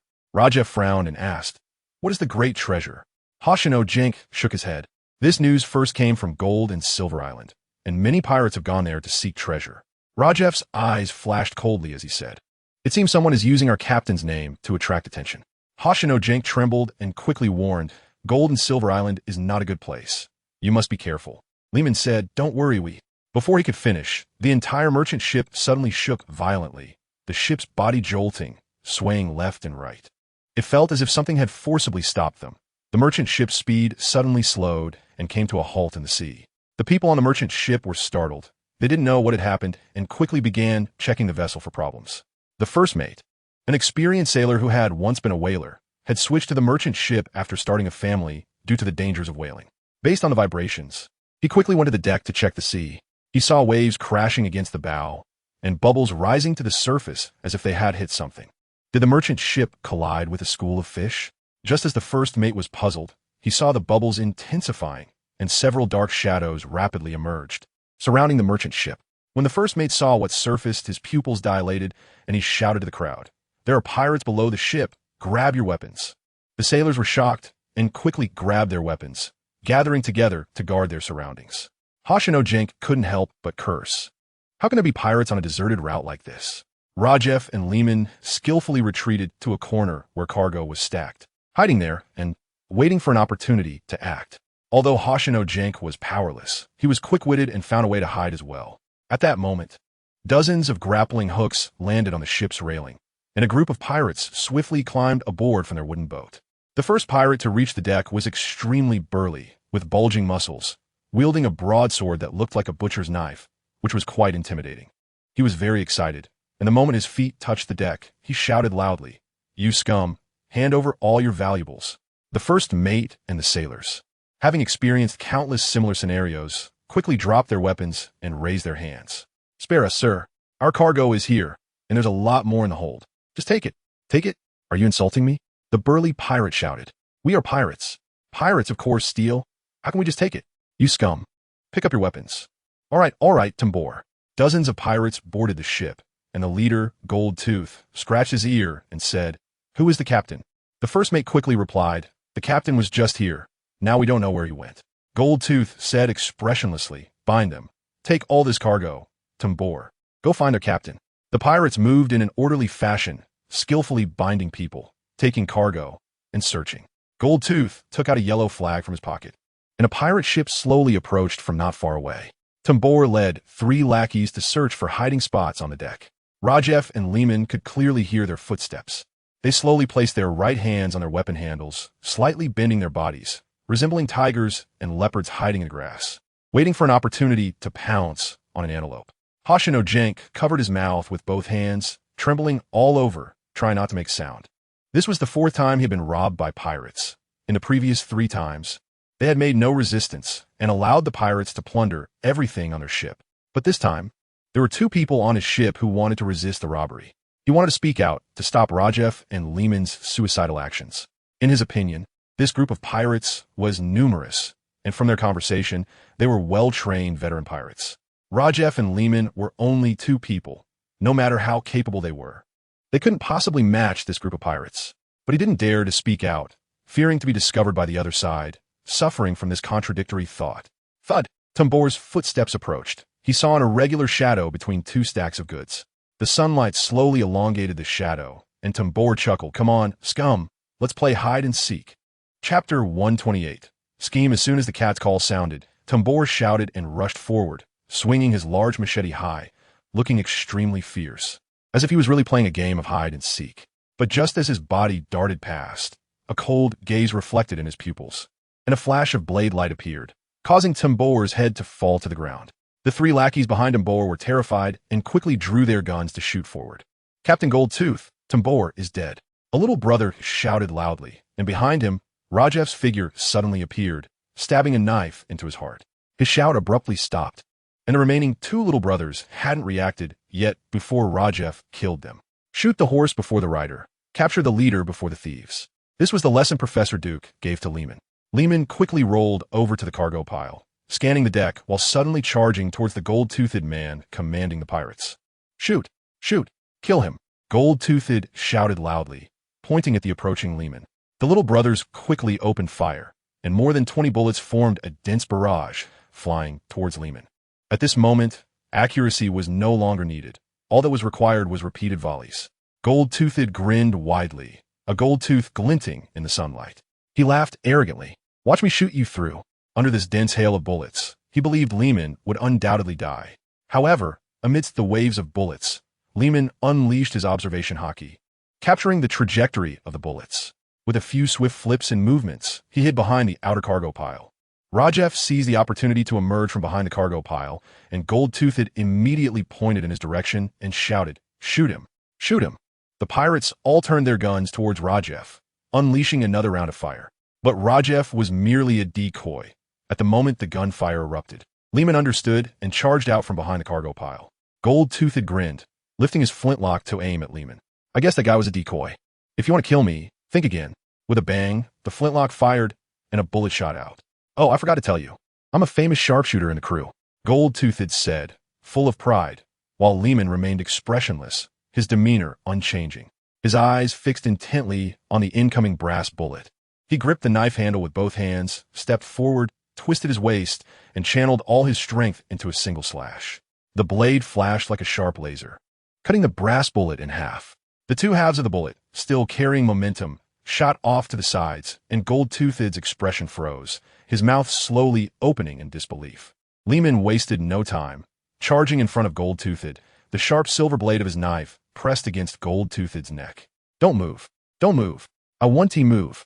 Gold-Toothed snapped back to reality, swallowing hard, and quickly raised his hands, dropping his flintlock to the ground. He hurriedly shouted, "Everyone stop. Don't move. Put down your weapons." Seeing their captain captured, the pirates had no choice but to surrender. Rajef stepped forward and coldly said, "You're quite sensible." Gold-Toothed forced a smile. "Brothers, we all understand the rules. You want to kill us after confiscating our weapons, right?" Rajef untied the sailors and said, "If you want to live, follow my orders." The dozen sailors, impressed by their bravery, quickly said, "What do you need us to do? Tie them up?" Rajef said, glancing at the approaching pirate ship, an idea forming in his mind. He approached Hoshino Jenk and whispered, "Put the pirates in the cabin, have the sailors change into their clothes, and move the cargo on deck." The 2 ships docked, and Madai led a group onto the merchant ship's deck. Seeing the little brothers moving the cargo, he was quite satisfied and was about to praise everyone when his brow suddenly furrowed, and he discreetly stepped back towards the gangplank. Seeing Madai retreat, Rajef thought that his plan might have been uncovered. However, as long as they could trick them onto the ship, that would be enough. Lehman, Rajef shouted, throwing down the cargo and charging fiercely at Madai. Lehman, already prepared, rushed forward alongside Rajef. Madai quickly shouted, "Brothers, kill them. They're imposters, not our brothers." The pirates were stunned for a moment, and by the time they reacted, the sailors had already ignited a cannon, aiming at the gangplank and firing. Just as Madai tried to retreat onto the ship, the gangplank was blown apart. The first few pirates to react were all cut down by Rajef and Lehman. Rushing straight to Madai, the two swords, Gale and Moonlight, were pointed at Madai's heart and neck. Madai, unwilling to accept his fate, had just left Klee Klee to form his own pirate crew, and he hadn't even decided on a name yet before he was met with an untimely death. "Spare me, please." On the deck, Madai was tied to the mast. Rajef held up a pirate flag and said in surprise, "You are from the Klee Klee pirates?" Madai thought for a moment and slowly explained how he had distanced himself from the Klee Klee pirates. Such things could be easily verified by asking other pirates. There was no need to hide. Rajef chuckled, thinking that it was quite a coincidence. They were still planning to return to Frostmoon Village to organize the village's defense and protection, not expecting to run into them at sea. "What is the situation with your pirate crew, specifically the Klee Klee?" Madai's expression was complex, and suddenly he thought of something, exclaiming, You are a member of the Duke pirates?" "Answer my question," Rajef said coldly. Madai recalled the recent buzz about the Duke pirates in the EC. Although he didn't know Rajef, combining what Rajef might be thinking, he guessed Rajef's identity pretty accurately. Madai quickly said, "Brother, we are all pirates. Give me some face. We can cooperate, and I can help you deal with Klee Klee." Rajef thought to himself that this person was really long-winded. If the captain were here, he would definitely use torture before asking questions. With that thought, he recalled what the captain said about Ling Shi, slicing the flesh of a living person into fish slices while ensuring they remained conscious and alive. Rajef shuddered and dismissed the idea of Ling Shi. Just as he was about to speak, Madai suddenly shouted in terror, "Don't do Ling Shi on me. I'll tell you everything." Rajef frowned. "How do you know about Ling Shi?" "No. How do you know what I'm thinking?" Madai suddenly realized he had misspoken. He opened his mouth but hesitated to speak. Seeing Madai's expression, Rajef's gaze grew serious as he considered a possibility.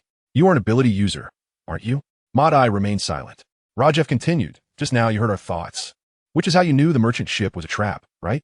His mind raced, and the more he spoke, the clearer his thoughts became, feeling like an answer was just within reach. A flash of inspiration struck him as he said, "Your ability allows you to hear our thoughts. But the range is very small, or perhaps you can only hear each other's thoughts face to face." Madai thought to himself, damn it, because he said the wrong thing. His secret was completely exposed to the opponent.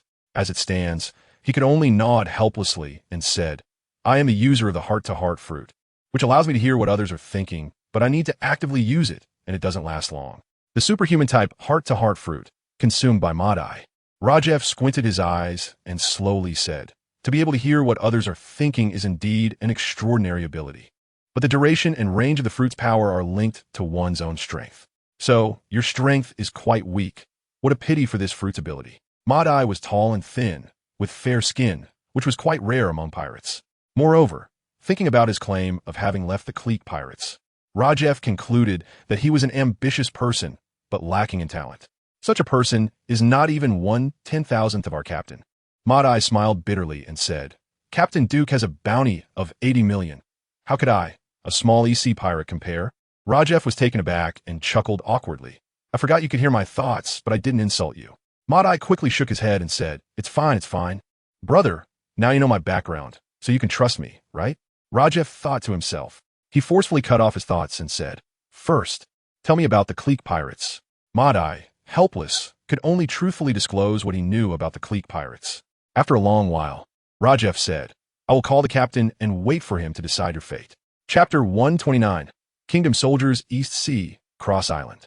After the two countries terminated foreign trade, the once prosperous trade town gradually declined. The world is bustling, all for profit. The world is in turmoil, all for gain, especially for merchants engaged in maritime trade. Nowadays, Cross Island's town has 10 empty houses out of 10, with only some elderly and children left behind in the empty nest. However, over 3 months ago, Kleek led pirates to occupy this place and quickly built a distillery to continue the business of smuggling alcoholic beverages. Smuggling alcoholic beverages has already developed into a mature business with specific channels for safe sales. As long as production is controlled, one can earn a fortune in berry. Once, Clique alone earned nearly 2 billion berry each year just from smuggling alcohol, but after paying off various expenses, including bribes, member costs, warship construction, and weapon development, there was hardly anything left at the end of the year. Now, he has streamlined the team to just under 400 to 500 people. Moreover, he no longer has to deal with bribes. With fewer mouths to feed, the revenue from smuggling alcohol has decreased by more than half. But the pure profit is even higher. He reinvested all the berry back into weapon development, hiring a dozen top weapon researchers from various parts of the EC to continue designing and developing weapons for him. The distillery is managed by Akin, while the smuggling of alcoholic beverages is handled by Eddie Man. You two are the only subordinates I trust the most. In a luxurious suite, Clique said to Akin and Eddie Man, who were sitting on the sofas to his left and right. Akin is a powerful commander, and Eddie Man is Clique's top advisor. His other subordinate, Madai, has already drawn his ire due to repeated disobedience to his orders. Eddie Man shook his head and said, like a clever military strategist, it's easy to share wealth, but difficult to share hardships. The Admiral is currently losing power.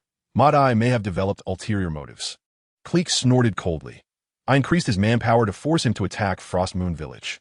If he continues to disobey my orders, then I have reason to make an example of him. Eddie Man hesitated.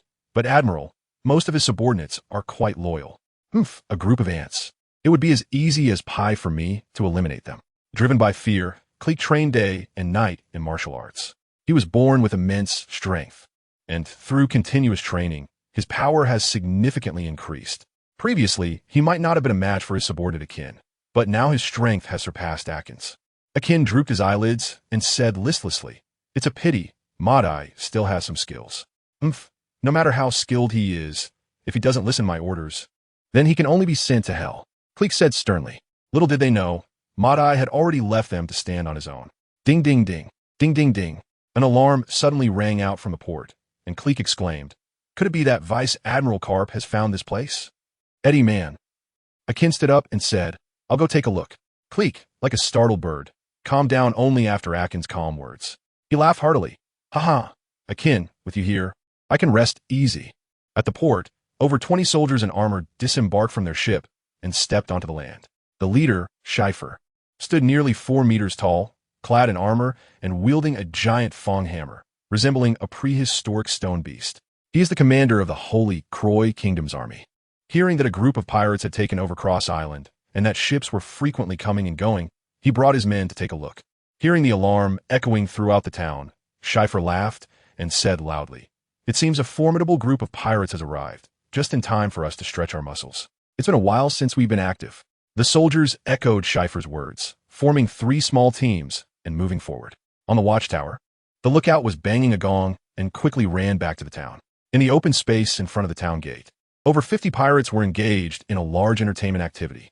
Hearing the alarm and the returning lookout, they all grabbed their weapons and asked what was happening.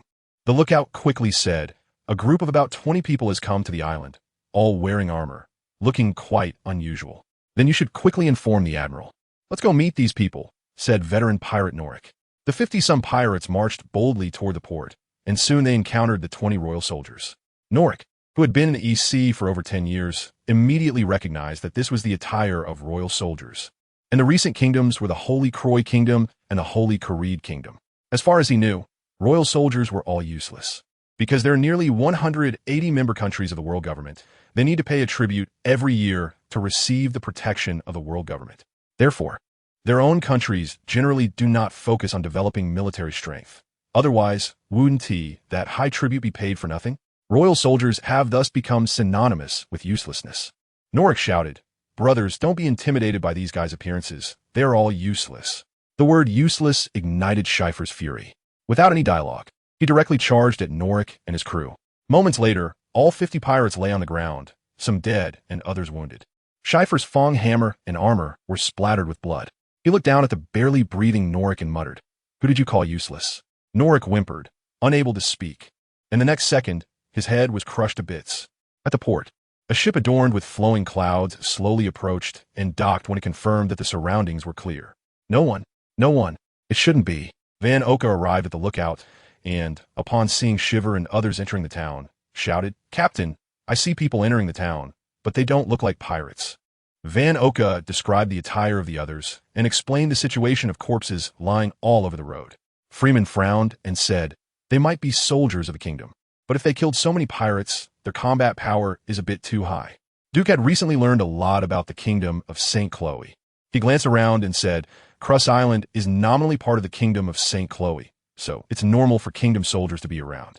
Freeman said heavily, "The kingdom of St. Chloe is no longer what it used to be. Now, it is a country controlled by pirates." Everyone looked at Freeman, and Duke interrupted his lament. "Landon, Van Oka, Anuno, and Wiggins stay on the ship.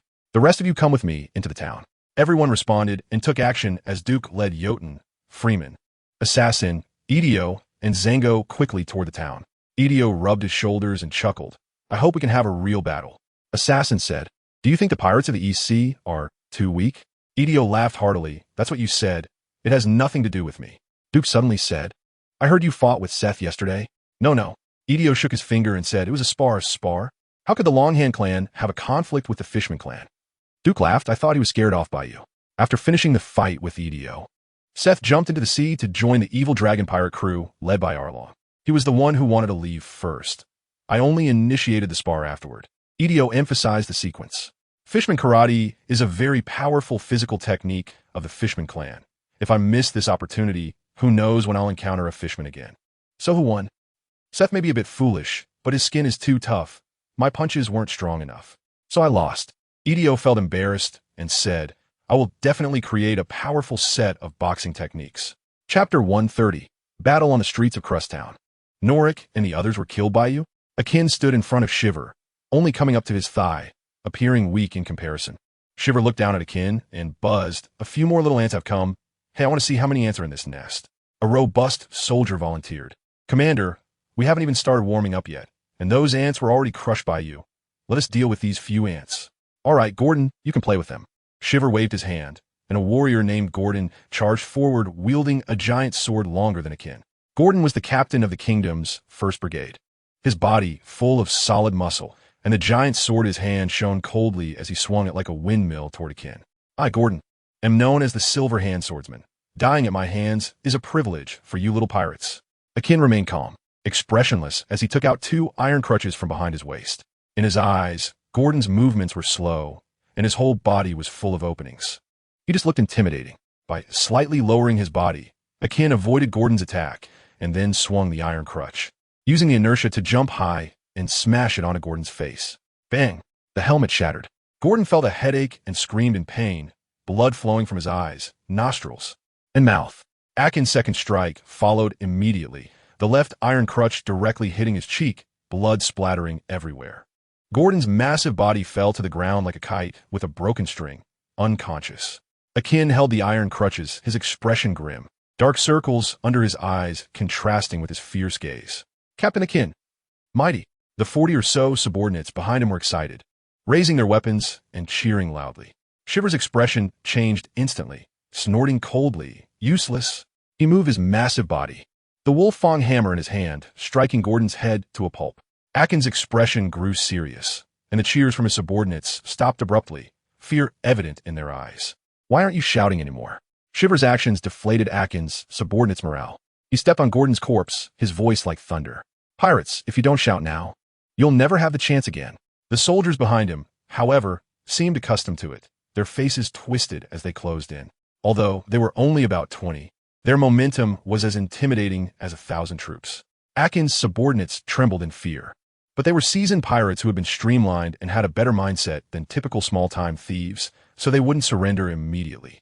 Akin said nothing throughout, but his actions inspired their morale. In the eyes of his subordinates, Akin moved swiftly, and when Shiver was caught off guard, he struck Shiver's leg with an iron crutch. Shiver let out an angry roar, kicking out and swinging the wolf fang hammer at Akin. Akin moved gracefully, dodging Shiver's attacks with ease. "Captain." Akin's subordinates admired his bravery and character, which is why they became his followers. Now that their captain was fighting alone, how could they stand by? Fire. They spontaneously organized and opened fire on the kingdom soldiers. Bang, bang, bang. Smoke filled the air as waves of bullets poured out. These bullets hit the kingdom soldiers' armor, but didn't even break the outer layer. Only a few bullets hit a soldier's eye, causing him to scream in pain. Kill! Kill all these ants! The kingdom soldiers charged toward the pirates, and the two sides immediately clashed in close combat. Shiver roared, gripping the Wolfong hammer and smashing it toward Akin. Akin did not confront him head-on, but utilized his advantages, moving with agile steps and dodging around Shiver, attacking during the gaps. The two exchanged blows, neither able to gain the upper hand for the moment.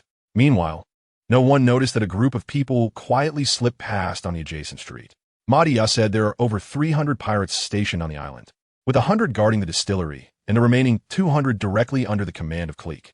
Duke said while sneaking, "That man wielding the double iron crutches must be their captain and combatant Akin, cold-blooded but loyal, deeply loved by his subordinates." Jotun exclaimed, "That armor guy fighting him looks even bigger and more powerful than Inuno. He's nearly 4 meters tall, his waist thicker than 2 trees, and with that armor. Just his physique is terrifying." Freeman sighed. Duke commented, "Being big has its drawbacks. The food expenses alone would cost hundreds of thousands of berries a month." Jordan covered his mouth, stifling a laugh, and said, "Captain, we need to make money quickly, or we'll be bankrupted by Nuno." Eddie looked a bit nervous and said, "You guys don't seem like you're here for revenge. You look more like tourists." The assassin felt the same, and the serious mood dissipated with their brief exchange. Duke smiled and was about to speak when he suddenly heard a rustling sound. His expression changed, and with his observation Haki activated, he whispered, "There are people ahead. 3 of them. Leave one alive." The others' expressions grew serious as they cautiously approached. 3 against 2. Should we? No way, right? Big hand. Damn, Oribin. You lucky bastard, you've got 6 wins in a row, right? You're not cheating, are you? Stop talking nonsense. I'm on a lucky streak today. Even my underwear is red. What do you have to fight me with? Duke gestured for the assassin and Eddie to flank left and right, while he climbed over a low, dilapidated house to launch a surprise attack from above. The 3 exchanged glances. Duke controlled his strength to climb onto the roof without making a sound, while Eddie and the assassin flanked from the sides. At the sound of rubble falling to the ground, the 3 appeared simultaneously. Duke dropped from above and slashed down at the person beneath him, while the assassin dashed in from the left, piercing the heart of the person in front of him. At the same time, Eddie reached out with both hands to restrain the last remaining person. Oribin was terrified and couldn't make a sound. Duke put his finger to his lips, and Oribin trembled, quieting down. "I'll ask, you answer. If you understand, blink." Oribin blinked frantically, the speed astonishing. Eddie slowly released Oribin, who trembled and said, "Big brother, I understand the rules. I will definitely speak honestly. When the Cleek pirates were at their peak, they could roam the East Sea freely, but after their decline, the pirates they had previously offended came looking for them one by one. Oribin had long been mentally prepared. Being a pirate meant that one day, they would have to pay back what they owed. He looked at his 2 dead card partners and thought to himself that today was truly his lucky day. "You're lucky. You had a 1 in 3 chance and survived." Duke casually pocketed a stack of berries from the table and continued, "You need to seize the opportunity to stay alive." Oribin swallowed hard, drenched in cold sweat. Yes. Don't worry, sir, I understand." Duke cut to the chase. "Take us to find Cleek." "Sir, are you going to kill the Admiral? Just these few people?" As soon as Oribin said this, he realized he had misspoken and immediately knelt down, saying, I'm sorry, I'm so scared, so nervous." "Shut up," Freeman shouted, saying, "Open your eyes and see who our captain is." Oribin, who usually didn't read newspapers or listen to gossip, only liked to play cards and drink on his little patch of land, truly didn't recognize Duke and his group, trembling with fear and saying, "Sir, you have grievances and debts have their owners. I'm just a small-time thug." Duke patted Freeman on the shoulder and smiled. "I'm just a small pirate. Not everyone knows me." He squatted down and said to Oribin, "Since you say that, you must know where Cleek is, right?" Oribin slowly nodded, hesitating and saying, "Brothers, the Admiral is very strong, and he has 200 men under him. You only need to take us there." Oribin thought to himself, "If I take you to see the Admiral and you get killed, then I can't escape death either." The more he thought about it, the worse he felt. No matter how he chose, it was just a matter of dying sooner or later. Duke seemed to see through his thoughts and said, "Don't worry. We won joke with our lives and will ensure your safety." Oribin clearly didn't believe Duke's words, feeling extremely conflicted, as if choosing how to die. Jordan suddenly took out a newspaper from his pocket and showed Oribin the bounty information about Duke in the center of the page. Oribin's pupils widened suddenly. 80 million bounty. Chapter 131. Surrender is tradition in the center of Cruise Town, in a row of stone villas. Clique was madly training his martial arts. Whenever he stopped, the face of Navy Admiral Carp would appear in his mind. He still remembered the incredible power of that punch. This intense fear of death forced him to keep training and strengthen his abilities. He vowed to himself that he could never escape like a helpless ant again. He let out an angry shout and punched a steel plate, leaving an imprint of a steel fist. "Admiral, Admiral, something's wrong." A subordinate rushed in quickly, shouting. Clique frowned and stopped his movements, saying in a deep voice, "What's the rush? Is that old man Carp here?" The subordinate hurriedly replied, "No, no." A few people broke in. "Our men can't stop them." "A few people?" Clique shouted. "What are you hundreds of men doing? You can't stop a few people?" The subordinate was sweating, trembling as he said, "The distillery is on fire. Captain Idiman has called for people to put it out. On fire." Clique was furious and cursed. "A bunch of useless fools. This is the enemy's trick to lure us away." Near the distillery. "Fire! Fire! Come, I'll put it out." Dozens of pirates guarding the distillery rushed out, looking around in panic but seeing no flames. They turned to the sound and saw Eddie standing on the roof, shouting at the top of his lungs, "Fire! Fire! Everyone come help put it out." The pirates were furious, shouting, "Who the hell are you? Where's the fire? How dare you trick us? You want to die?" Eddie laughed, putting his hands in his waistband, saying, "Don't be anxious. I'll let it go now." The pirates were taken aback, then quickly realized their anger boiling over. "Bastard. What do you want to do? Kill him, shoot him." Gunfire erupted, bullets flying towards Eddie in waves. Eddie dodged swiftly, igniting the explosives in his hands and throwing them into the distillery. Boom! A loud explosion rang out, and bright red flames shot up into the sky with the blast. Eddie threw 4 bundles of explosives, blowing up all sides of the distillery. He clapped his hands and chuckled. Now it's on fire. But he had already shaken off the dozens of pirates, and there was no one around him. Only distant chaotic shouts could be heard. "Fire! Fire! Come help put it out." How could the distillery catch fire? What was that explosion just now? What? An unknown bastard blew up the distillery? What have you all been doing? Damn. If the Admiral finds out the distillery exploded, he'll skin me alive. Hurry and call for help. Don't just stand there. Get everyone out to put out the fire. Eddie O, following orders, blew up the distillery and slipped away. With his skills, it was extremely easy for him to escape. However, just as he darted into an alley, he was confronted by a man who seemed to have been waiting for him for a long time. "I am Haslu, the martial arts instructor of the Clique pirate crew."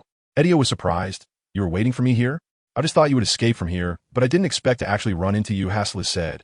Raising his fists seriously, "Please be prepared. I will kill you with my steel fists, even if you are a rare member of the Long R tribe." Eddie O took a fighting stance and said, "I have practiced the 8-armed fist, cicada fist, and long rock fist since I was a child." Click, dressed in heavy golden armor and holding a 1-ton golden spear, quickly walked out of the training room and saw a pile of his subordinates lying on the hall floor. Some dead, some injured. Blood pooled like black water, slowly seeping into the cracks in the ground. He scanned the room and saw 4 young men standing in the hall, 2 of whom were in the forms of beasts and insects. Zoan-type devil fruit users. 2 of them. Click's eyes darkened. He had been searching for the treasures of the sea, the legendary devil fruits, for many years in the East Sea. But after years of no progress, the only information he received about the devil fruit was from Madai, but it turned out to be nothing. "Who are you?" Click said coldly. Duke slowly turned around and said, "Mr. Click, although we have never met, you must have wanted to see me for a long time." Click's pupils contracted, and he exclaimed, "It's you." Duke, holding a piece of dark jade, said, "I'm here today for 2 things. First, to avenge Hypoc. Second, to restore peace to Frostmoon Village. And to accomplish these 2 things, I need to kill you." Click had made countless enemies throughout his life. In the East Sea, there were not 1,000, but at least 800 people wanting his head. He had long forgotten who Hypoc was. If it weren't for Duke killing his 2nd Fleet captain and the public attention surrounding Frostmoon Village, Click might not have remembered him at all. What truly left an impression on him was seeing Duke's bounty of 80 million berries in the newspaper a few days ago. "If you want my head, come and take it with your lives." Click roared, raising his arm, the golden shell on his hand transforming into a cannon mouth like a mechanical gear. MH5 poisonous gas. A scarlet bomb shot out, and in an instant, the gas spread throughout every corner of the hall. Click produced a gas mask from somewhere and put it on, laughing loudly. "Ha ha ha, Duke. What good is your bounty? As long as you are human, you cannot survive on my poisonous gas." The injured pirates in the hall looked terrified, crying out in pain, "Captain, we are still here. Save us. Captain, give us gas masks. Please, show mercy and give us a mask. Help! Is anyone there? Someone save us. The injured shouted helplessly, their voices filled with fear of death. However, the reality was cruel. Click didn't even glance at them. To him, subordinates were expendable, to be used or killed without any sentiment. He was a treacherous and ruthless pirate by nature. The subordinate who reported to Click fled quickly when he released the gas bomb. This highly toxic gas would cause dizziness with just a whiff, and prolonged exposure would lead to death. In a closed room, the gas's toxicity would be even stronger. Outside the door, Oribin shouted, "This is the captain's MH5 poisonous gas. You all better run." Oribin understood that they were all in the same boat now. If Duke died, he would also face execution later, so it was better to resist with them.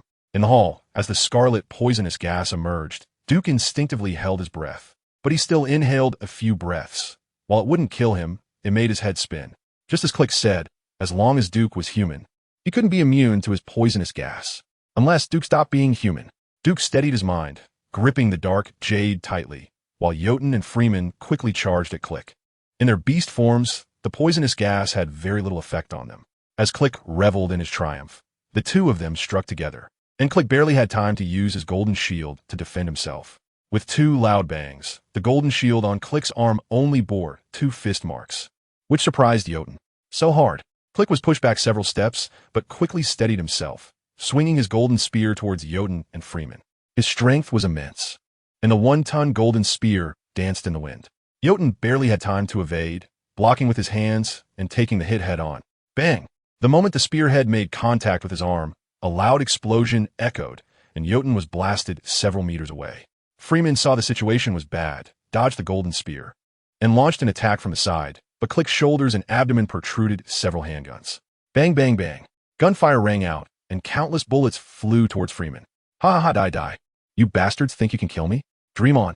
Click laughed maniacally as he shot, and Freeman could only dodge left and right, unable to approach him for a moment. Duke frowned, releasing his dual-colored Haki, and the dark jade buzzed in his hand. While Click was laughing madly, Duke appeared in front of him, delivering a swift slash that sliced through his golden shield and armor like cutting tofu. Click was startled, disregarding the pain on his body, and swung his golden spear at Duke. Freeman seized the opportunity to rush up and punched Click, causing him to see stars. The assassin moved like a snake, wielding dual swords, and stabbed towards Click's neck like a meteor. As Click retreated, he raised his damaged shield for defense. However, the damaged golden shield was pierced by the Dragon Slayer sword glamour with a clang. Click was alarmed and instinctively bent backward, avoiding the deadly sword strike. Damn it. Take another MH5 gas bomb. Click, in desperation, shot out 2 MH5 bombs stored his armor. But in the next second, Duke appeared behind him like a ghost, pressing down on the back of his head and smashing it into the ground. With a bang, several cracks appeared in the ground, and Click's gas mask shattered. Duke sneered. Let us see how it feels to be poisoned by your own gas. Blood flowed from Click's mouth, and the fear of death made him panic. He pleaded, I surrender. I surrender. Don't kill me. I have a lot of evidence of East Sea Navy's corruption. I can give it to you, and you can control the East Sea Navy. Chapter 132. Taking over Click, the captain of the Click pirate crew and once the overlord of the East Sea, had now become Duke's captive. In just over 3 months, Duke had rapidly grown to possess the strength to crush Click. Initially, he planned to use Conqueror's Haki to intimidate Click subordinates, but doing so would easily expose himself, and if the Navy found out, he would definitely be targeted. Duke would not easily use Conqueror's Haki unless absolutely necessary. If he had to use it, it would be directed at individuals. So, he arranged for Eddie to blow up the distillery to attract the attention of a large number of pirates, then led a team to storm the villa and easily took down Click. Akin quickly ran back to the villa with more than 30 pirates. He had not finished his battle with Schleifer when one of his men came to inform him that the headquarters was under attack. In a panic, he used a double-barreled pistol to sneak attack and hit Schleifer in the face, then rushed back with his surviving subordinates. He put on a gas mask and entered the hall, where the highly toxic MH5 gas was still floating in the air. However, among the corpses scattered on the ground, Click was nowhere to be seen. Captain, where is the captain? Why are all our men dead? The demon Akin lost his composure at that moment, furious. The captain is here with us. A figure emerged from the toxic gas. Akin was taken aback. His subordinates did not have gas masks and had not entered the hall. So this suddenly appearing figure was an enemy. He drew his double-barreled pistol and aimed at the shadow.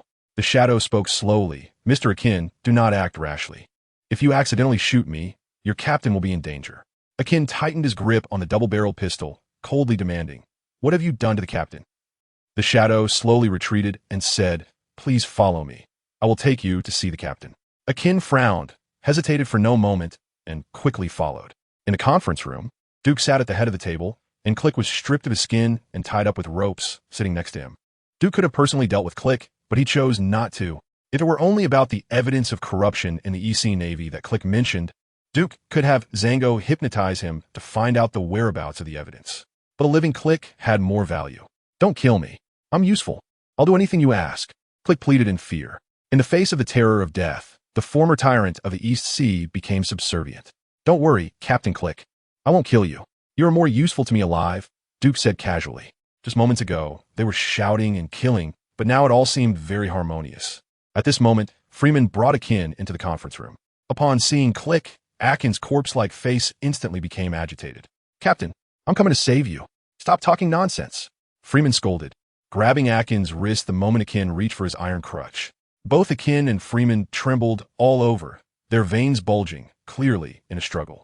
However, Freeman in a normal state was not Akin's match. He transformed his hands into a hard exoskeleton and managed to overpower Akin. A devil fruit user, Akin exclaimed in astonishment. After years of adventuring in the EC, this was his first encounter with a devil fruit user. That's enough, Freeman. Duke waved his hand, and Freeman finally released Akin. Duke sized up Akin, who calmed down and began to scrutinize Duke in return.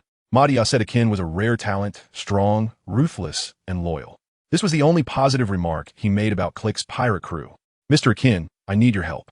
Akin's face turned ghostly pale. What do you want to do? Duke extended his finger and said slowly, very simple, have all your crew members lay down their weapons and surrender. Akin replied, impossible. As long as you dare to act against us, all our brothers will rush in and kill you. Freeman chuckled, don't get it wrong. Making your men surrender is because the captain doesn't want to commit more killings. As long as the captain is willing. Not to mention your 200 or 300 men here, even if it's 2,000 or 3,000, we can wipe them all out. Akin fell silent. If what Freeman said was true, then the many subordinates he relied on had lost their value. Bloop, bloop, bloop. Hearing this sound, Zango quickly took out a small transponder snail from his pocket and placed it in front of Duke. Your Highness, we have been attacked, Van Oka said through the transponder snail. Duke said solemnly, it must be that group of kingdom soldiers. What's the situation? Van Oka counted and said 12 killed, 3 captured, and their leader, named, Schiffer has escaped into the sea and is missing. Are you all okay? Duke asked. Landon and Anuno sustained minor injuries and are receiving treatment. That's good. Continue to guard the ship. We're almost done here. Duke spoke a few words with Van Oka before hanging up the call. Akin's eyes trembled. He deeply understood how formidable that group of kingdom soldiers was, yet his subordinates had managed to take them all down without a single casualty. How could this be possible? Were these people all as strong as Carp? The Click pirate crew dominated the East Sea by relying on their influence. Individual strength actually accounted for very little. Although Akin was strong, it was limited to this small territory of the East Sea. Carp's appearance shattered his worldview and made him realize how weak he truly was. He was like a frog in a well, always talking about the vast sky. Until Carp came and punched through the well, revealing the vast and boundless world before him. Akin was unwilling to accept defeat, unwilling to be at the mercy of others, but he currently had no way to ensure the captain's safety. He fought a mental battle in his heart and finally had no choice but to say, we all surrender. Will you let the captain go? Duke smiled kindly. As long as you all surrender, everything can be discussed. Akin sighed inwardly, closed his eyes, and said, I will make all my subordinates surrender. I hope you keep your promise. Duke did not comment, saying, Captain Click still has very important uses. People who are useful will not die. Akin glanced at Click, who at this moment had lost all semblance of a captain, looking submissive and resembling those irritating little people. But who could blame this man for being his captain? Akin exited the room and ran swiftly to the distillery. Truly loyal, Duke said to Click, if it were other pirates, they might have already run away to establish themselves as kings. Who would think of coming to save you? Captain Click, you have a good subordinate. Click nodded and bowed. Once they surrender, they will all be your subordinates, as long as you like them. Duke revealed a playful smile and said, Madia said you are selfish and indifferent to the lives of your subordinates. It seems he was quite right. Madia. Click's heart trembled, exclaiming in shock. but quickly regained his composure and said humbly, "Yes, yes, yes, he is right. Only you are the strong one worth following. From now on, I will be your advance guard, fighting for you in the East Sea, so you can rest easy." Chapter 133. Survive. The fire at the distillery was gradually extinguished with the help of nearly 200 pirates. The pirates were exhausted. Many of them had been called in the last minute to help put out the fire, not understanding why such a large fire had suddenly broken out. This distillery was not only their source of income, but also the lifeline of the admiral. If it was destroyed, they would all be in dire straits. Only a few dozen people knew the reason behind the fire, and they cursed loudly. "That damned bastard. If I find him, I will definitely skin him alive. Yes, we must make him wish he could live, but cannot die. Only then can we relieve the hatred in our hearts. Captain Akin is here. Get up. Stand straight. Look at you all. You don't look like elite pirates at all." Akin looked at the thick smoke still lingering above the distillery and realized Duke's cunning plan to draw them away. With a dark expression, he approached Eddie Man in the crowd and said in a low voice, "Let's talk." Eddie Man had a bad feeling and nodded. The two went to a quiet place. "The Admiral has been captured," Akin stated bluntly. Eddieman's face darkened. He had suspected something, but he didn't expect the fire at the distillery to be the enemy's scheme. "There are at least 200 people around the Admiral, and you are here. How can anything happen?"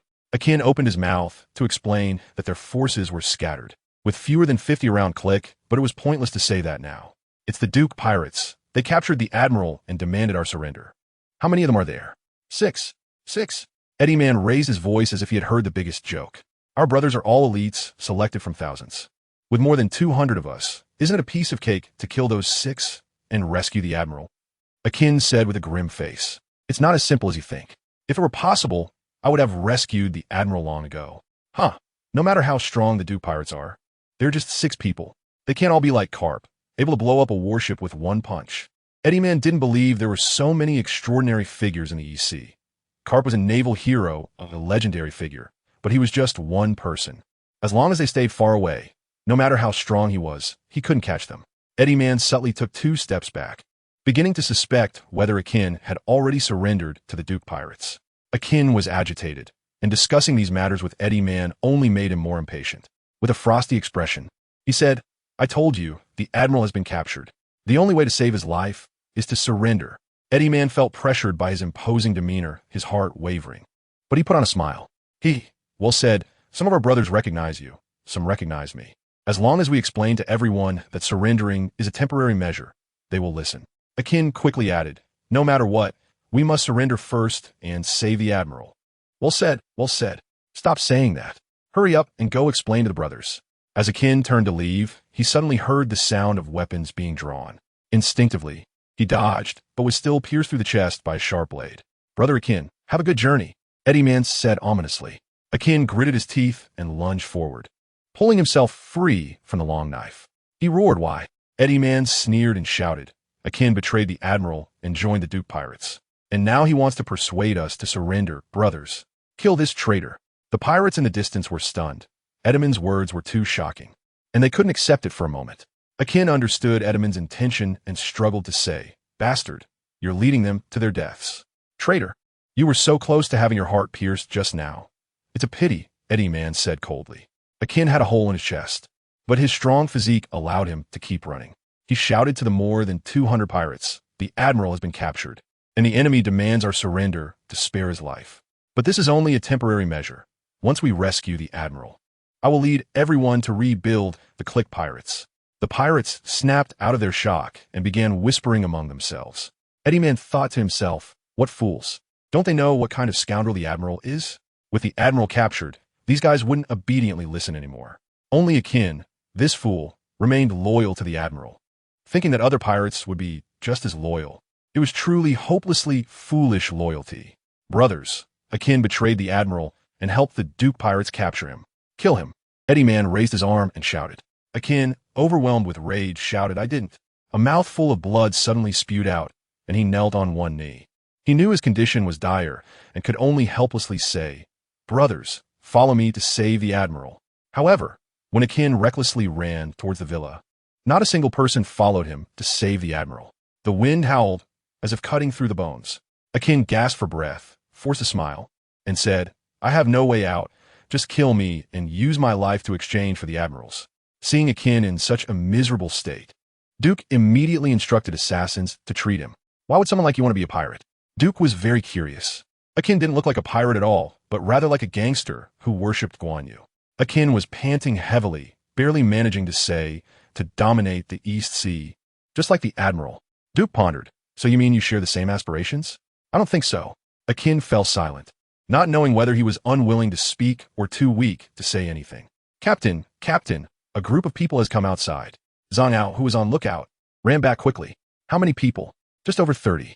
The lookout, Ori Bin, also ran back and said, Lord Duke, you should go outside and take a look. Outside the villa, more than 30 pirates knelt on ground. Behind them were a dozen men dressed in white coats, bound together. When Duke walked out, a bearded pirate recognized him as the captain of the Duke pirates, who had recently taken the East Sea by storm. Lord Duke, we surrender. Please spare the Admiral and Captain Akin. Led by the bearded pirate, the other pirates also shouted loudly, We surrender. Please spare the Admiral and Captain Akin. Duke looked around and sighed. In this day and age, there are still many loyal and righteous people. Freeman crossed his arms and said, But your worth is not enough. The bearded pirate hurriedly said, Eddie Man has taken a rest and fled. We couldn't stop them, but we captured these. The bearded pirate pointed to the 12 men behind him and said, They are the scientists who developed weapons and equipment for the Admiral. They should be very useful to you. Duke knew that Eddie Man was Click's strategist, who had always followed Click, and after the death of the second fleet captain, Brew, he had taken on that role. Duke's gaze lingered on the 12 people for a moment before he slowly said, My request is for all pirates to surrender.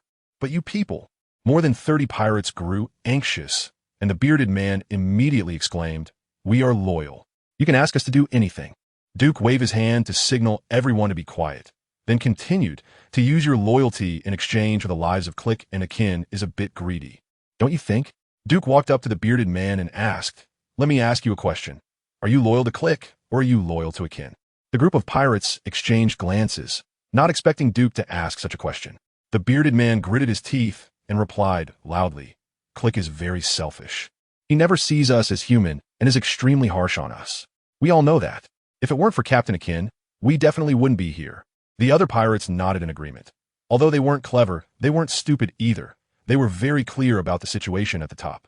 Duke pondered for a moment and smiled, saying, In life, many times it's about making choices. Now, I can offer you 2 choices. First, let Akin loyally surrender to me. Second, die alongside him. The bearded man's cheeks twitched a few times. He thought the choice was between saving Click or Akin, but he didn't expect it to be this choice. It seemed that Duke was quite optimistic about Captain Akin, while Click seemed doomed. We want to live alongside Captain Akin. Chapter 134. The Heavenly Gold in the Kingdom of St. Cloy.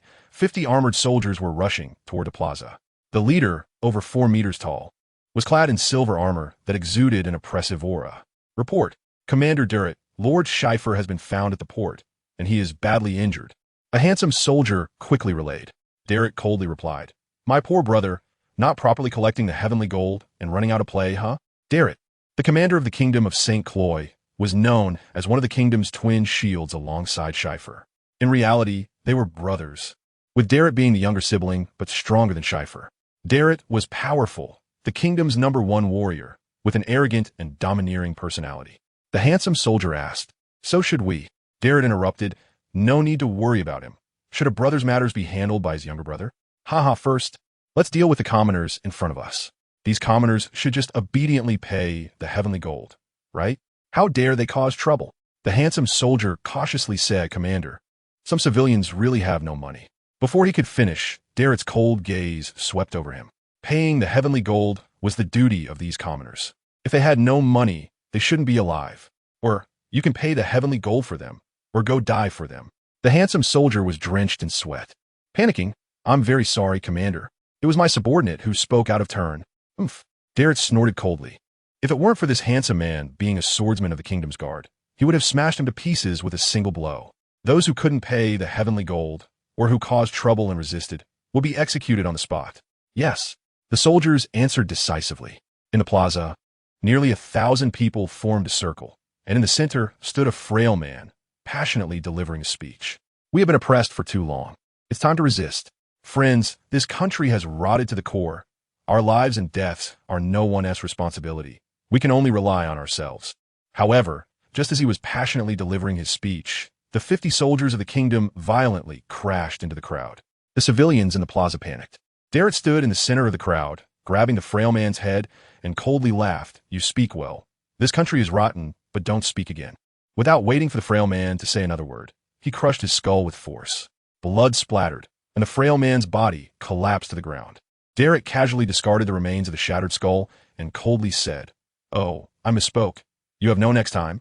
Over 1,000 civilians trembled in fear at this shocking and terrifying scene. A soldier handed Derek a towel, and he wiped the blood from his hands, loudly declaring, "By the king's order, anyone refusing to pay, underpaying the heavenly gold, or causing disturbances will be executed on the spot, with no mercy." The 50 kingdom soldiers lined up.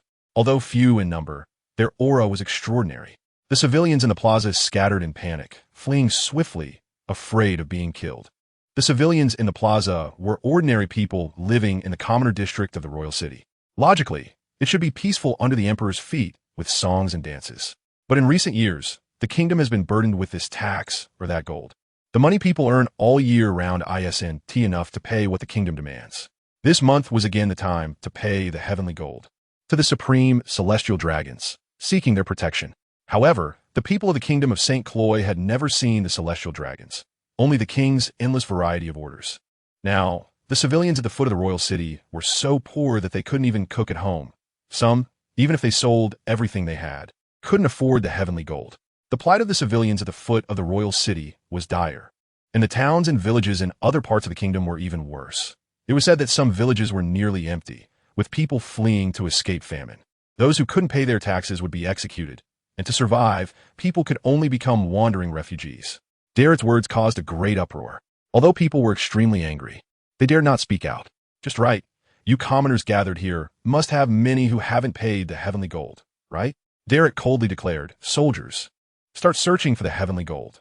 Those who try to escape, refuse to pay, or underpay will be killed without mercy." The hearts of the thousands of commoners were filled with rage, yet they were helpless. Anyone who dared to protest would be executed immediately. Over the years, tens of thousands have been killed in the kingdom of St. Cloy, and countless others have been displaced. The 50 kingdom soldiers were all elite handpicked by Derek.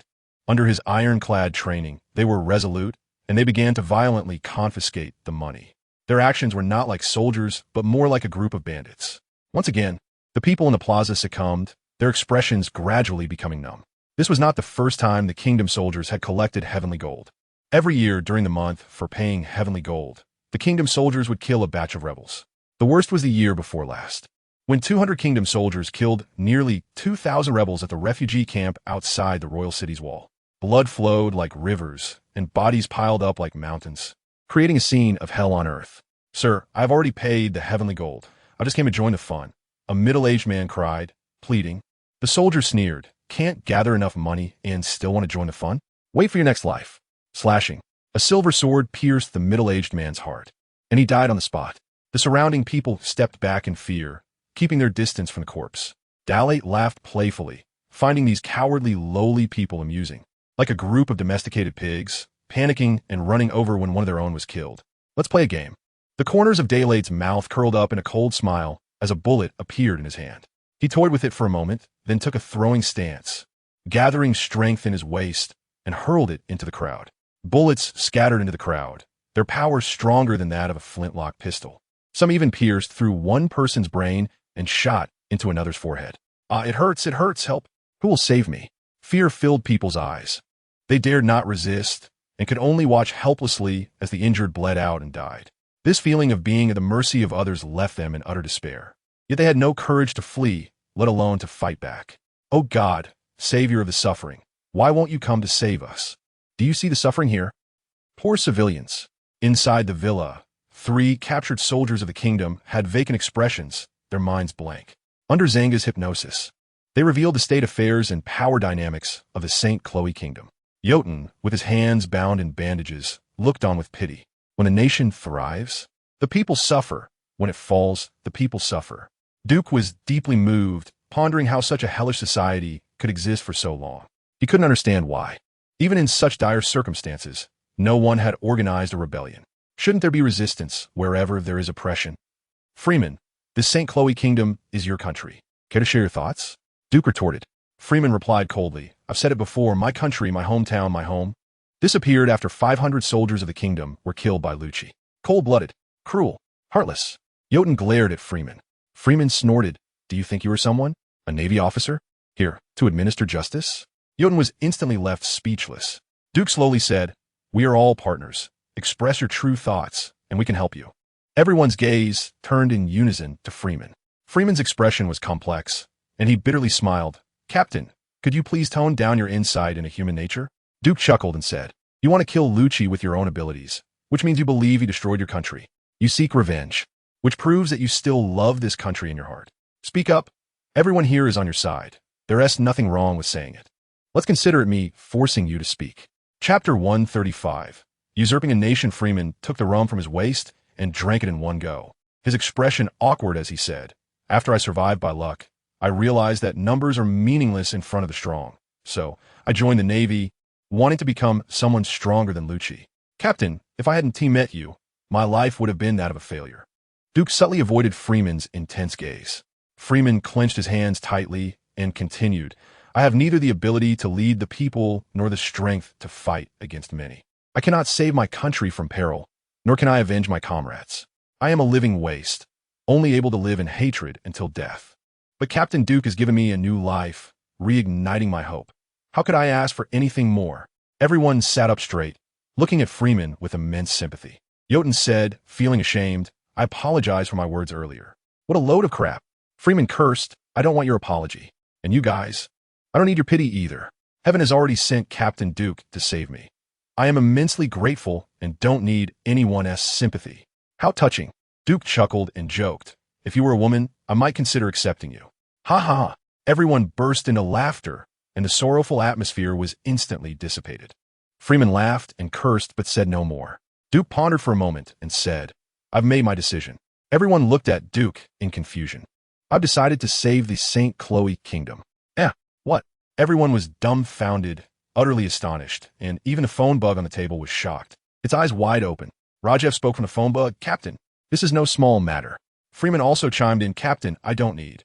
Duke waved his hand. This matter has nothing to do with you. Even without you, I would still make this decision. Put away your pride. Assassin teased, wow. The pirate is going to switch careers to become a Navy officer.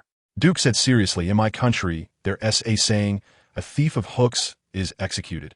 A thief of nations becomes a lord. It means that a person who steals a belt will be executed, but those who steal a nation can become kings and lords. The people present had limited education, and after Duke ensured they understood the meaning of this saying, he continued, we are thieves, robbing merchants, slaughtering villages, exploring for treasures. No matter how much we do, we are still just thieves. But if we can steal a nation, we can become kings and dominate. Become kings and dominate. The crew murmured, captivated by these two phrases from Duke. No one had ever thought about what their future would hold. That had always been the captain's concern. Every place they had visited so far was also the captain's decision. Even when they were still weak, when the captain decided to go to the Grand Line, they did so without hesitation. But stealing a nation was simply too shocking. They were completely unprepared. But, Jotun finally spoke up after a long pause. But Captain, we are good at being pirates, but we don't know how to usurp a nation. You can learn if you don't know. Duke replied calmly. Rajev shouted, stop joking. How can you learn such a thing? Captain, wait. Let us talk about this after we reach Cross Island. Duke looked around at everyone, his attitude resolute, saying, from now on, what you need to think about is how to usurp a nation. On one side is the St. Chloe kingdom, and on the other side is the St. Khalid kingdom. I want to take them all into our grasp. Duke's shocking words caused everyone present to gasp. Van Oka excitedly said, Your Highness, your decisions are always so unexpected yet thrilling. Assassin said solemnly, usurping a nation, interesting. Anuno blinked and said, after usurping a nation, will there be free food every day? Saying aside, eat, eat, eat. All you think about is eating. Rajev spoke from the phone bug, Captain, I support usurping a nation, but please wait until we reach Cross Island first. Rajev, don't worry. This is not a spur-of-the-moment decision. I bring it up hoping everyone will brainstorm together and come up with a plan. As Duke spoke, he looked towards the person sitting at the end. Akin, do you have any thoughts? Akin suddenly felt pressured, his expression complex.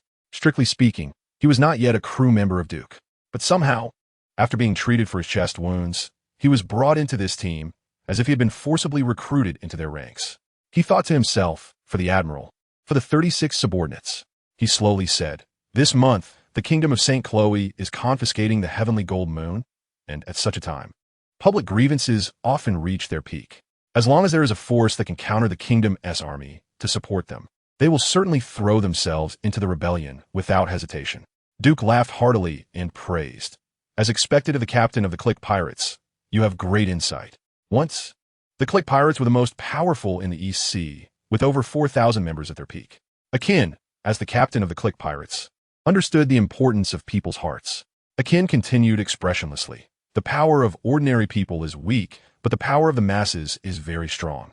As long as they are well led and utilized, they can unleash a strength that is not inferior to anyone. However, leaders are too scarce." Duke smiled and said, "Don't worry, no one is born a king. Everyone grows step by step, learning from experience and lessons. Friends, we must unite as one, ride the tide of the times, and reach the pinnacle of the world. Usurping the country is the first step to our dominance. Territory, power, strength. Not a single one can be missing." At night, Wiggins arrived at a small dark room. He carried a kerosene lamp, like a night watchman, slowly walking forward under the dim light. Click's face looked terrifying under the kerosene lamp, but Wiggins felt no fear. Instead, he was extremely excited. He was originally a doctor from a small town, a childhood friend of Hippocrates, and they had both learned medicine together in their town since childhood. However, years ago, the village was destroyed, and Hippocrates was taken aboard a pirate ship, becoming a ship's doctor. He thought he would never see Hippocrates again in this life, but unexpectedly, he met him again one deep night. However, the good times did not last long, as Hippocrates was captured by Click subordinates and died at their hands. Tears streamed down his face as he thought, "My old friend, I will avenge you." An ominous premonition rose in Click's heart. He struggled desperately, but his tendons and muscles had already been severed, and his mouth was stuffed with cloth, making it impossible to speak. The closer Wiggins got, the more terror filled Click's eyes. Wiggins placed the kerosene lamp on the table, opened a medical box, put on a mask and gloves, and took out a surgical knife that glimmered with silver. He spoke earnestly and focused, as if he were about to perform surgery. The captain said, "There's a kind of torture called Ling Chi, and I think it is very suitable for you and me." Outside the room, Duke and others sat together. Zango held a thick ledger and said, "Captain, this records all the Navy officials Click has bribed over the years, including high-ranking officials who have been seduced with sexual favors and laundry powder." "What is laundry powder?" Jordan asked. "Drugs." Freeman expressed his concern. "If we kill Click, Akin might rebel at any time." Duke's gaze was sharp. "No matter how talented a person is, if they cannot be used by him, then they can only," he said slowly, "if he rebels, kill him. Just protect those 12 scientists." Freeman nodded. "After Rajef arrives, shall we begin the coup?" Duke pondered. "Van Oka, you work hard these days. Monitor the sea area to prevent the kingdom of St. Chloe from seeking revenge." Van Oka said, "Understood, Your Highness, don't worry. Edio, you go guard the distillery, and be careful." "Okay." Duke looked at Zango and whispered a few instructions. Zango nodded repeatedly, saying, "I guarantee to complete the task." "Jordan, you accompany him." "Oh, what is going on?" Chapter 136, Steel Fist Method. Distillery. Edio brought some food to Haslu. "Eat up, and hurry up and leave after you finish." Haslu struggled to get up, feeling humiliated. "I am your defeated opponent. You bastard, why don't you kill me?" Edio grinned and said, "The feeling of fighting you is not bad. Although you are of average strength, your willpower is quite strong." Haslu gritted his teeth and said, "You are not allowed to insult me. I am the martial arts instructor of the Click Pirates." "Oh, martial arts instructor, your captain is dead, Akin has surrendered, and Adiman has fled. It seems no one cares about your life or death." Edio slowly said, and Haslu's expression changed, shocked. "Impossible. This is absolutely impossible. How could you? If you don't believe it, then don't. Just finish eating and leave. We are just opponents. There's no hatred, no need to kill you," Edio said with a smile. Haslu looked at the food box on the ground, tears streaming down his face as he shouted in anger, "You bastard! You bastard!" Akin angrily drew his double-barreled pistol, pointing it at Duke. In an instant, a long gun and 2 swords were aimed at him. Duke remained unfazed. "You can't kill me with that thing." Akin's face twisted, screaming in rage. "You clearly said you wouldn't kill the Admiral. What is the condition for keeping Click alive?"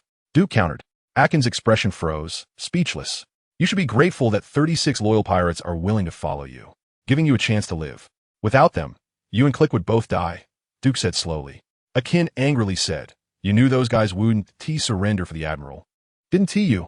You intentionally made that request, didn't you?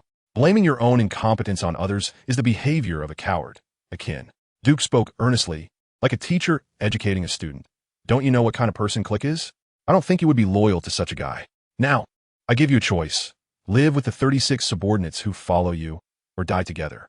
Akin's pupils trembled, inner turmoil surged, and the hand holding the double-barreled pistol slowly lowered. I learned some stories about you from your subordinates.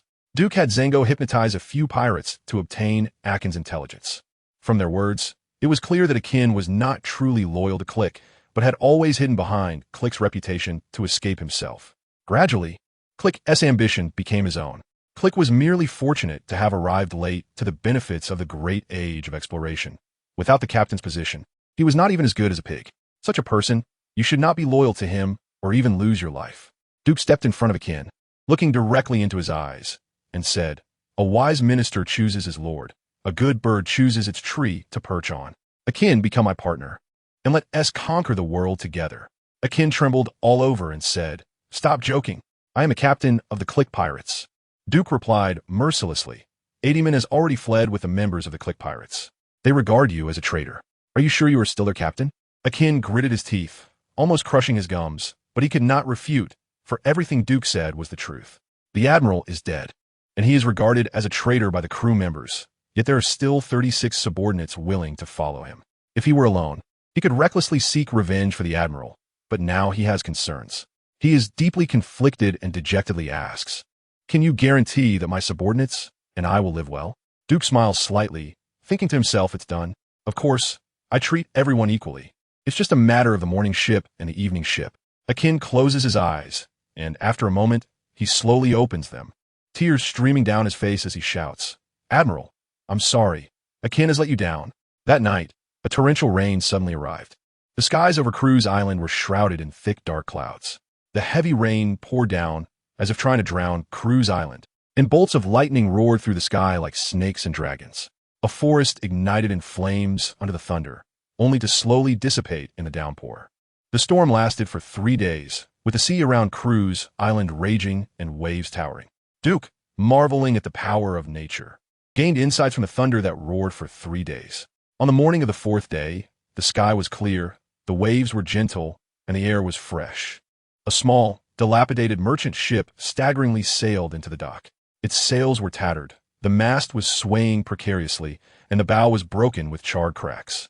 After reaching the dock, the life of the ship seemed to reach its end, slowly sinking into the sea. A group of more than 20 people hurriedly disembarked from the ship. This cursed weather is deadly. Lehman recalled the harrowing experience of the past 3 days at sea. Xingye Shuangwang sighed, my ship, my ship. Rajef, still trembling with fear, breathed a sigh of relief and said slowly, it's just a small merchant ship. We'll get you another one. You better mean it. Xingye Shuangwang replied aggrievedly. After witnessing Rajef and Lehman's strength, he had made up his mind to partner with them in business. A lone person causing minor disturbances at sea, accompanied by a group of sailors scraping by, would never amount to anything and would always face the threat of death. Given this, it would be better to cooperate with pirates, allowing them to provide protection in exchange for some fees. Furthermore, Rajef and Lehman's pirate crew was the Duke pirate crew, with a bounty exceeding 100 million, the most notorious in the East Sea. Anyone who heard their name would tremble in fear. Thus, Xingye Shuangwang decided to bring them to Cruz Island. Madai was bound by coarse ropes, returning to familiar ground with a completely different mindset. When the merchant ship was still drifting at sea, Fan Oka was the first to spot them. When they disembarked, Fan Oka greeted them from a distance. Hey Oka, long time no see. Lehman waved and shouted. He and Rajef had returned to Frostmoon Village and lingered at the dojo for a few days. It took them nearly half a month to reach Cruz Island. Long time no see, Fan Oka said as he approached with a smile. Is everything going smoothly? Rajef asked. So far, yes. Fan Oka glanced at the people behind him. Let us go. His Highness is worried about you. Seeing Fan Oka's distant demeanor, Xingye Shuangwang did not dare to introduce himself. He quietly asked from behind, who is His Highness? His Highness is our captain, Duke. He is the only one who addresses the captain this way. Rajef replied with a smile. I see. Xingye Shuangwang nodded. and said no more. Soon, they arrived at the villa in the town center. At the entrance, a group of unfamiliar pirates were grunting and exercising, training with punches and kicks. The leader was also a stranger. Rajef asked, who are they? Haslu, originally the martial arts instructor of the Click pirate crew, was recruited by Adia. They're all former members of the Click pirate crew. Now they have become martial arts instructors, Rajef said, looking at the serious Haslu, feeling a strange urge to laugh. Lehman quietly remarked, they don't look very impressive. Fan Oka nodded. They say it's the steel fist technique, which is refined through countless repetitions of 10 or so moves. All right, let us go in. The captain should be in the training room. In chapter 137, the training room was filled with various equipment, and at the far side stood a 600mm thick steel plate, comparable to tank armor from a past life. This steel plate was originally used by Click for training in martial arts, and it bore several deep and shallow fist marks. Now, in the center of this steel plate, a conspicuous crack had appeared. Duke stood before the steel plate, holding a dark jade and breathing heavily. He murmured, no, it shouldn't be like this. What exactly went wrong? Ever since he comprehended the three-color Haki, his strength had significantly increased, but his subsequent progress had been minimal, and he could never find the right method. Teacher Gung Shiro had once taught him the secret of cutting through steel. Everything emits corresponding energy. Only by feeling the energy fluctuations with one's life breath can one cut through steel. However, this was too profound. Even with the various martial arts philosophies from his past life, he could never grasp it. Although he could cut through steel with pure strength, that power was too crude and entirely different for what Teacher Gung Shiro described. Memories of that day flooded his mind when Teacher Gung Shiro spoke with him on the island shore. Teacher, do you know about Conqueror's Haki? Conqueror's Haki. That is an incredible life force. The power of life is humanity's strongest force. You must control it with your soul.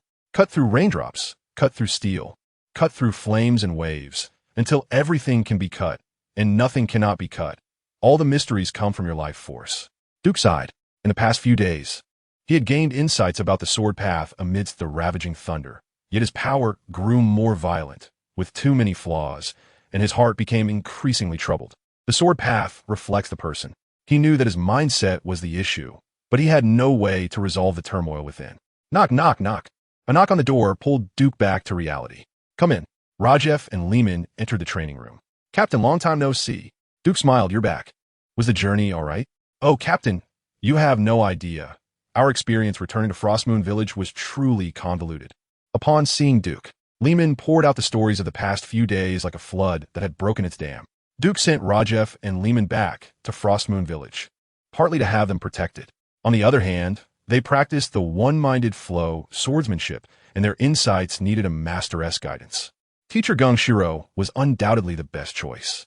Although he had various martial arts principles from his past life to apply in this reality, allowing his strength to grow rapidly, he increasingly felt that he was shackled by something within, needing a master to enlighten him. After Lehman finished his lengthy speech, Rajef took out an envelope from his pocket and handed it to Duke. Captain, this is a message from Teacher Gung Silang for you. He also said. Rajef cleared his throat and pretended to be profound, saying, strength, skill, and spirit have always complemented each other, and the strength of life comes from the emotions of all things in the world. Duke's expression grew serious and complex. The former part, he understood as the teacher urging him to develop in a balanced manner, not to focus solely on strength and spirit, and not to neglect the power of skill. Although the ultimate truth is simple, achieving true simplicity requires mastering complex skills before returning to the essence. However, the latter part was a riddle he couldn't comprehend. The turmoil in his heart grew stronger, as if countless threads of thought were tugging at his soul, tangled and unbreakable. Rajef continued.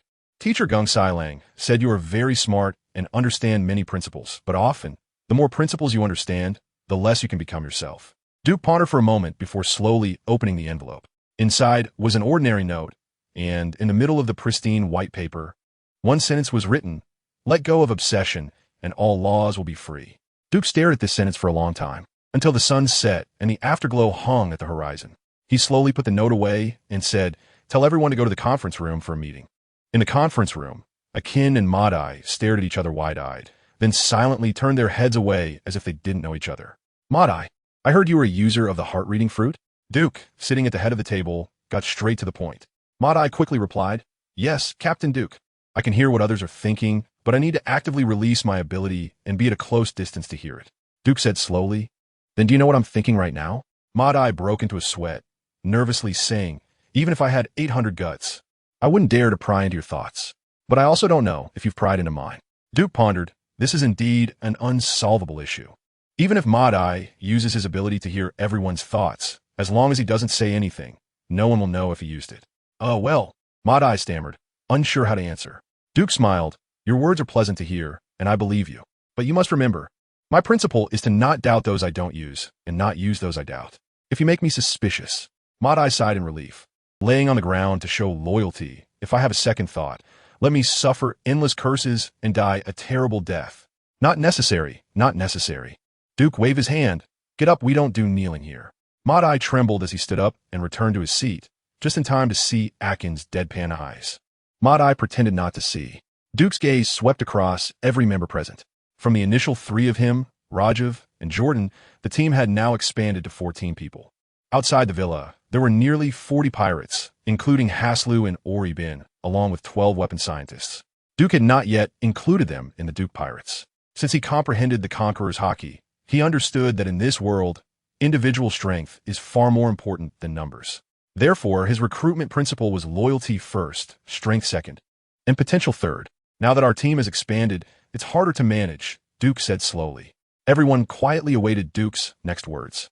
With 60 to 70 mouths waiting to be fed, if we keep bickering, we'll all starve to death. Starve to death. Upon hearing this, Anuno became anxious. Zango quickly grabbed him, whispering, it's not that we're really starving. Only then did Anuno breathe a sigh of relief. Duke smiled. So, I've decided to do 2 things. One is to overthrow a country, and the other is to do business. As for the country overthrowing plan, I already have some ideas. How about business? Does anyone have any thoughts? None of the people present had experience in business. Only Madai and Akin, who had been with the Click Pirate Group for many years, had rich knowledge of maritime trade. Madai, eager to show himself, quickly said, Captain, smuggling alcoholic beverages is relatively safe, and there are many channels to sell them, which can earn a lot of berries. Especially rum. A barrel of rum can earn between 50,000 to 100,000 berries on the black market. Click earns as much as 500 million berries a year from smuggling alcoholic drinks, accounting for 70% of total revenue. I'm not interested in smuggling alcoholic drinks. Duke said slowly, I want to do legitimate business. That's how we can last long. Madai was taken aback and said, smuggling alcoholic drinks is already a very mature business channel. Legitimate business is troublesome and doesn't make much money. Captain, think it over. Duke pondered for a moment and said, I want to engage in the arms trade. Arms not only come with quick profits, but also allow us to arm ourselves and further develop weapons. The dozen or so weapon researchers collected by Click can be utilized to develop high-performance weapons, which can then capture the market and create a positive cycle. Duke spoke confidently, leaving everyone stunned. Madai was dumbfounded, thinking this is what Captain Duke meant by legitimate and long-lasting business. Captain, how do you know everything? Lehman said with admiration, stars in his eyes. Madai followed Duke's line of thought and said, Click invests a lot in weapon research every year, but it's all for his own research. Like the Golden Explosive Gun, Golden Shield, Dark Thunder. His research direction has gone astray. I believe weapons should be high performance, low failure, and easy to operate. Only then can they sell well. Duke couldn't help but applaud, exclaiming, Madai is right. High performance, low failure, easy operation, plus low cost. This will be the focus of our weapon research in the future. As for the specifics, let those scientists handle it. Professionals do professional work. Madai was still unconvinced. Compared to the completely unfamiliar arms trade, he preferred the already mature alcoholic beverage industry. Although Click's long-standing winery and sales channels had been occupied by the Navy, he believed that with Duke's strength, along with his wisdom in navigating the Navy and the Navy's embezzlement accounts, the Duke pirates could become the new overlords of the East Sea. Captain, the arms trade has a very small market in the East Sea, far less than mature alcoholic smuggling, and the initial investment in arms is too high, making it hard to see results. If you give up this big cake of alcoholic drinks, that would really be. Van Oka's eyes flashed with a cold light. What exactly?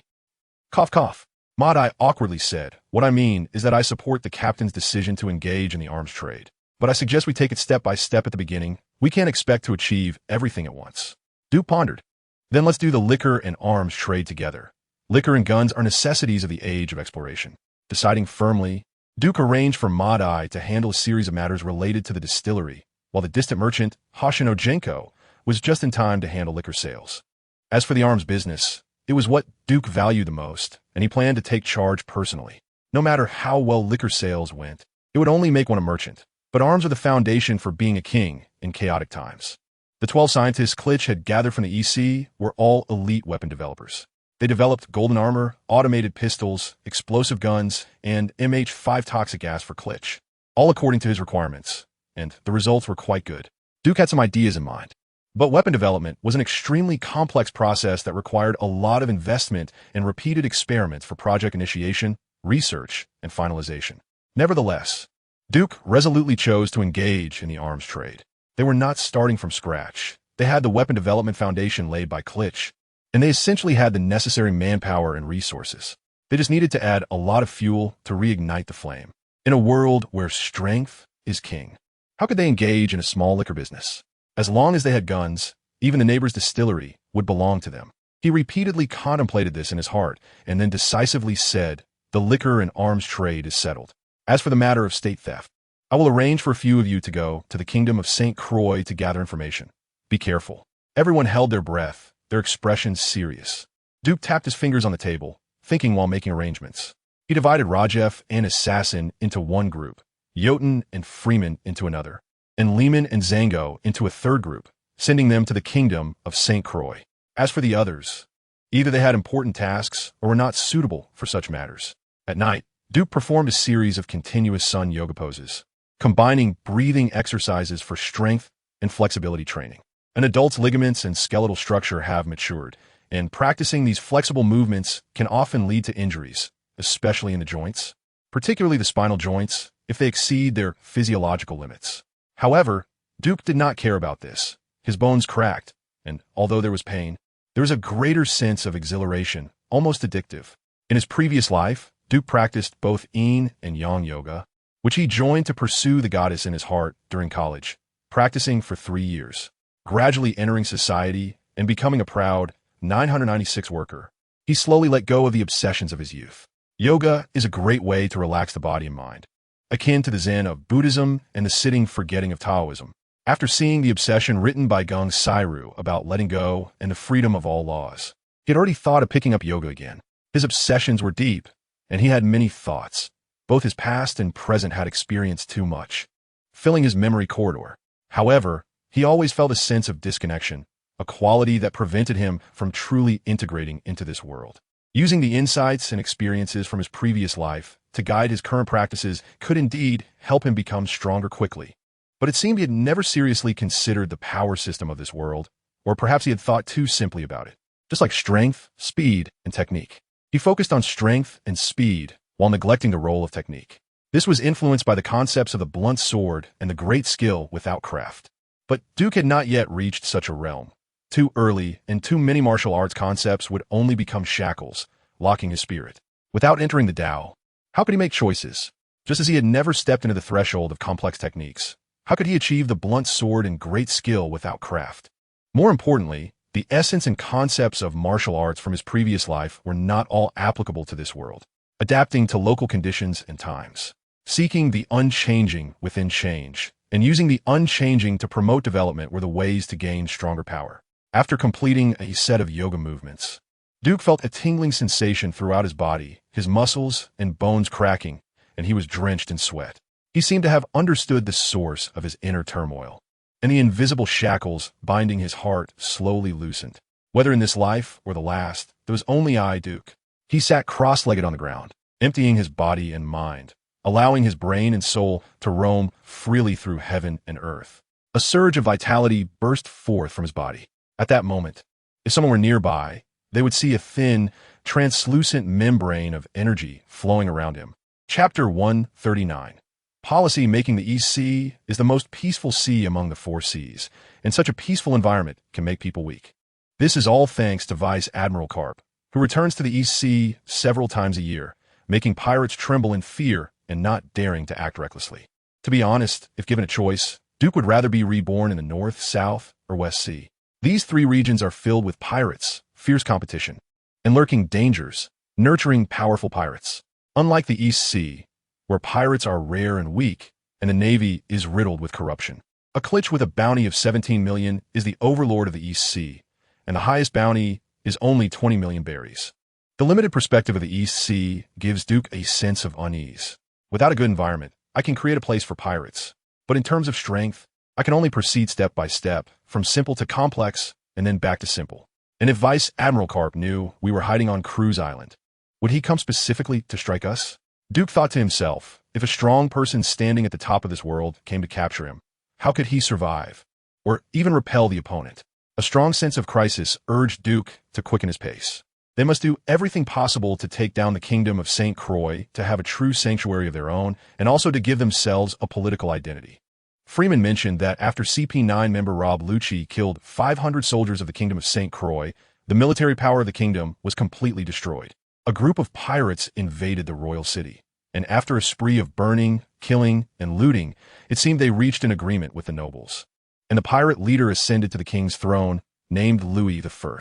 The current kingdom of St. Croix is a pirate nation, but the world government remains indifferent. The kings of the allied countries do not seek help. They will not care about the organization of that country. More importantly, as long as the allied countries pay their annual tribute of 10 billion berries on time, they will turn a blind eye to some matters. State theft is an urgent task. As long as the kingdom of St. Croix is stolen, all the ideas in his heart can unfold perfectly. In the training room, Duke sat on the ground, leaning against the wall, quietly contemplating. His eyes naturally closed, appearing to meditate, but his brain was operating at high speed, like a computer flashing light in the dark. He didn't know how long it had been when the phone bug next to him started buzzing. Duke slowly opened his eyes and answered the call with the hilt of his sword. "Is Mr. York there?" "It's me." On the other end of the phone, Babini excitedly said, "Mr. York, thank you very much for your information. The death of Clique and the downfall of the Clique pirates is huge news for the EC. Killing Clique is as simple as killing a chicken for Duke now. However, the civilians in the EC have long been overshadowed by the EC overlord and have come to fear him like a tiger. Clique's death is undoubtedly an exhilarating event for the civilians of the EC. They seem to see a vision of peace returning to the EC. But to achieve complete peace is simply a pipe dream. With the disbandment of the Clique pirates and the vacuum of pirate power, new pirate groups will inevitably emerge to fill the void. The EC Navy needs stability in the seas, and Bailey needs to maintain normal operations at the base. Merchants need to conduct trade in a stable environment, and various black markets in the EC need goods like tobacco, alcohol, and laundry powder. Interests drive the operation of the world. Ms. Babini, how much do you know about the EC Kingdom?" Duke said slowly. Babini flipped through a newspaper, the main section showing a group of black-robed figures preaching revolution in a kingdom. After hesitating for a moment, she said, "Mr. York, may I ask your true identity? There are some matters we prefer not to get involved in." Duke replied expressionlessly, "I need the power distribution map of the EC Kingdom." Babini fell silent. Duke's request exceeded what she could provide, and was a news segment she was unwilling to involve herself in. "Mr. York, I think our transaction must end here." Duke smiled and said, "Since it's a transaction, you still owe me a piece of information. And my request is simple. Give me the power distribution map of the EC Kingdom, and the transaction will end." Babini clenched her teeth and said, "Your request, I'm afraid I can't fulfill." "So, you intend to unilaterally breach the contract?" "Please think it over, Ms. Babini." Although they were miles apart, Babini felt an invisible pressure from the phone, making it hard for her to breathe.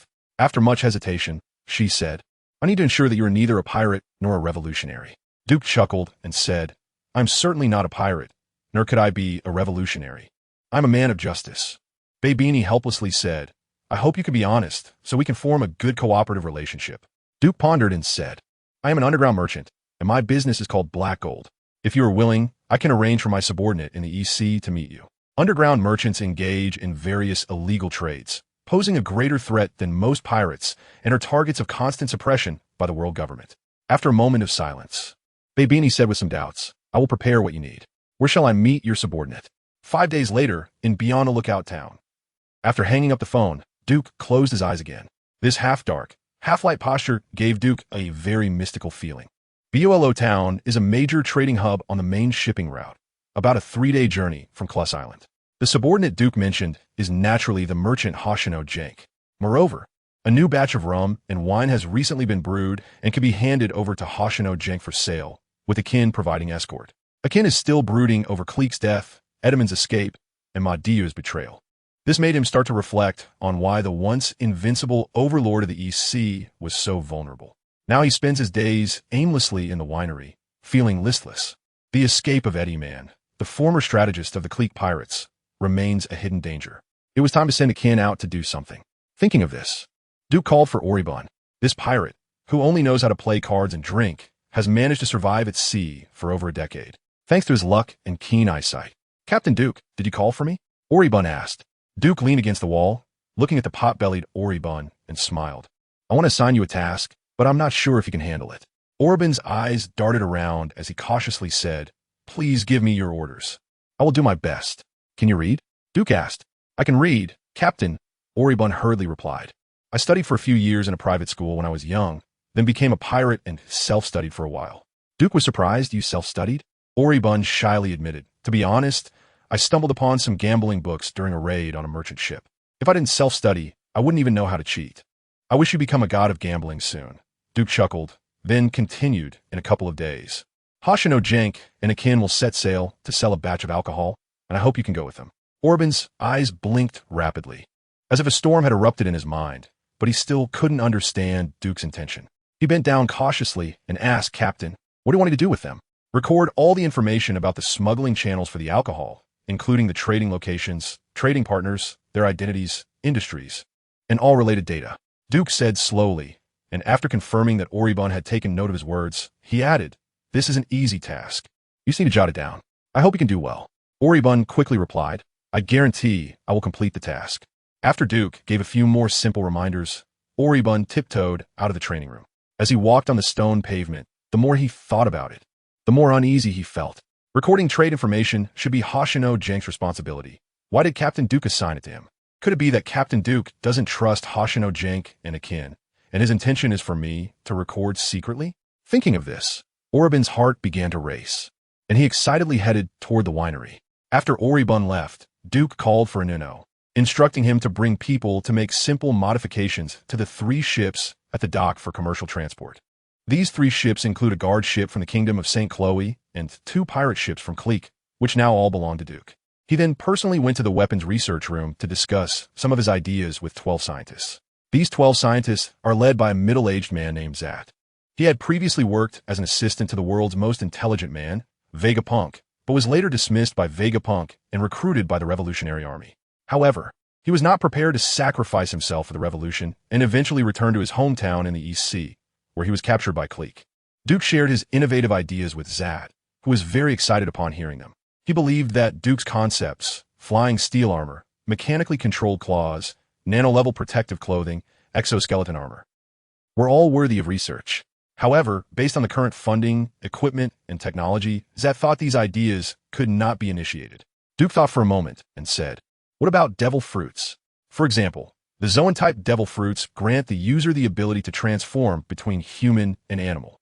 Is there a technology that can create a biological armor that significantly enhances physical abilities when worn?"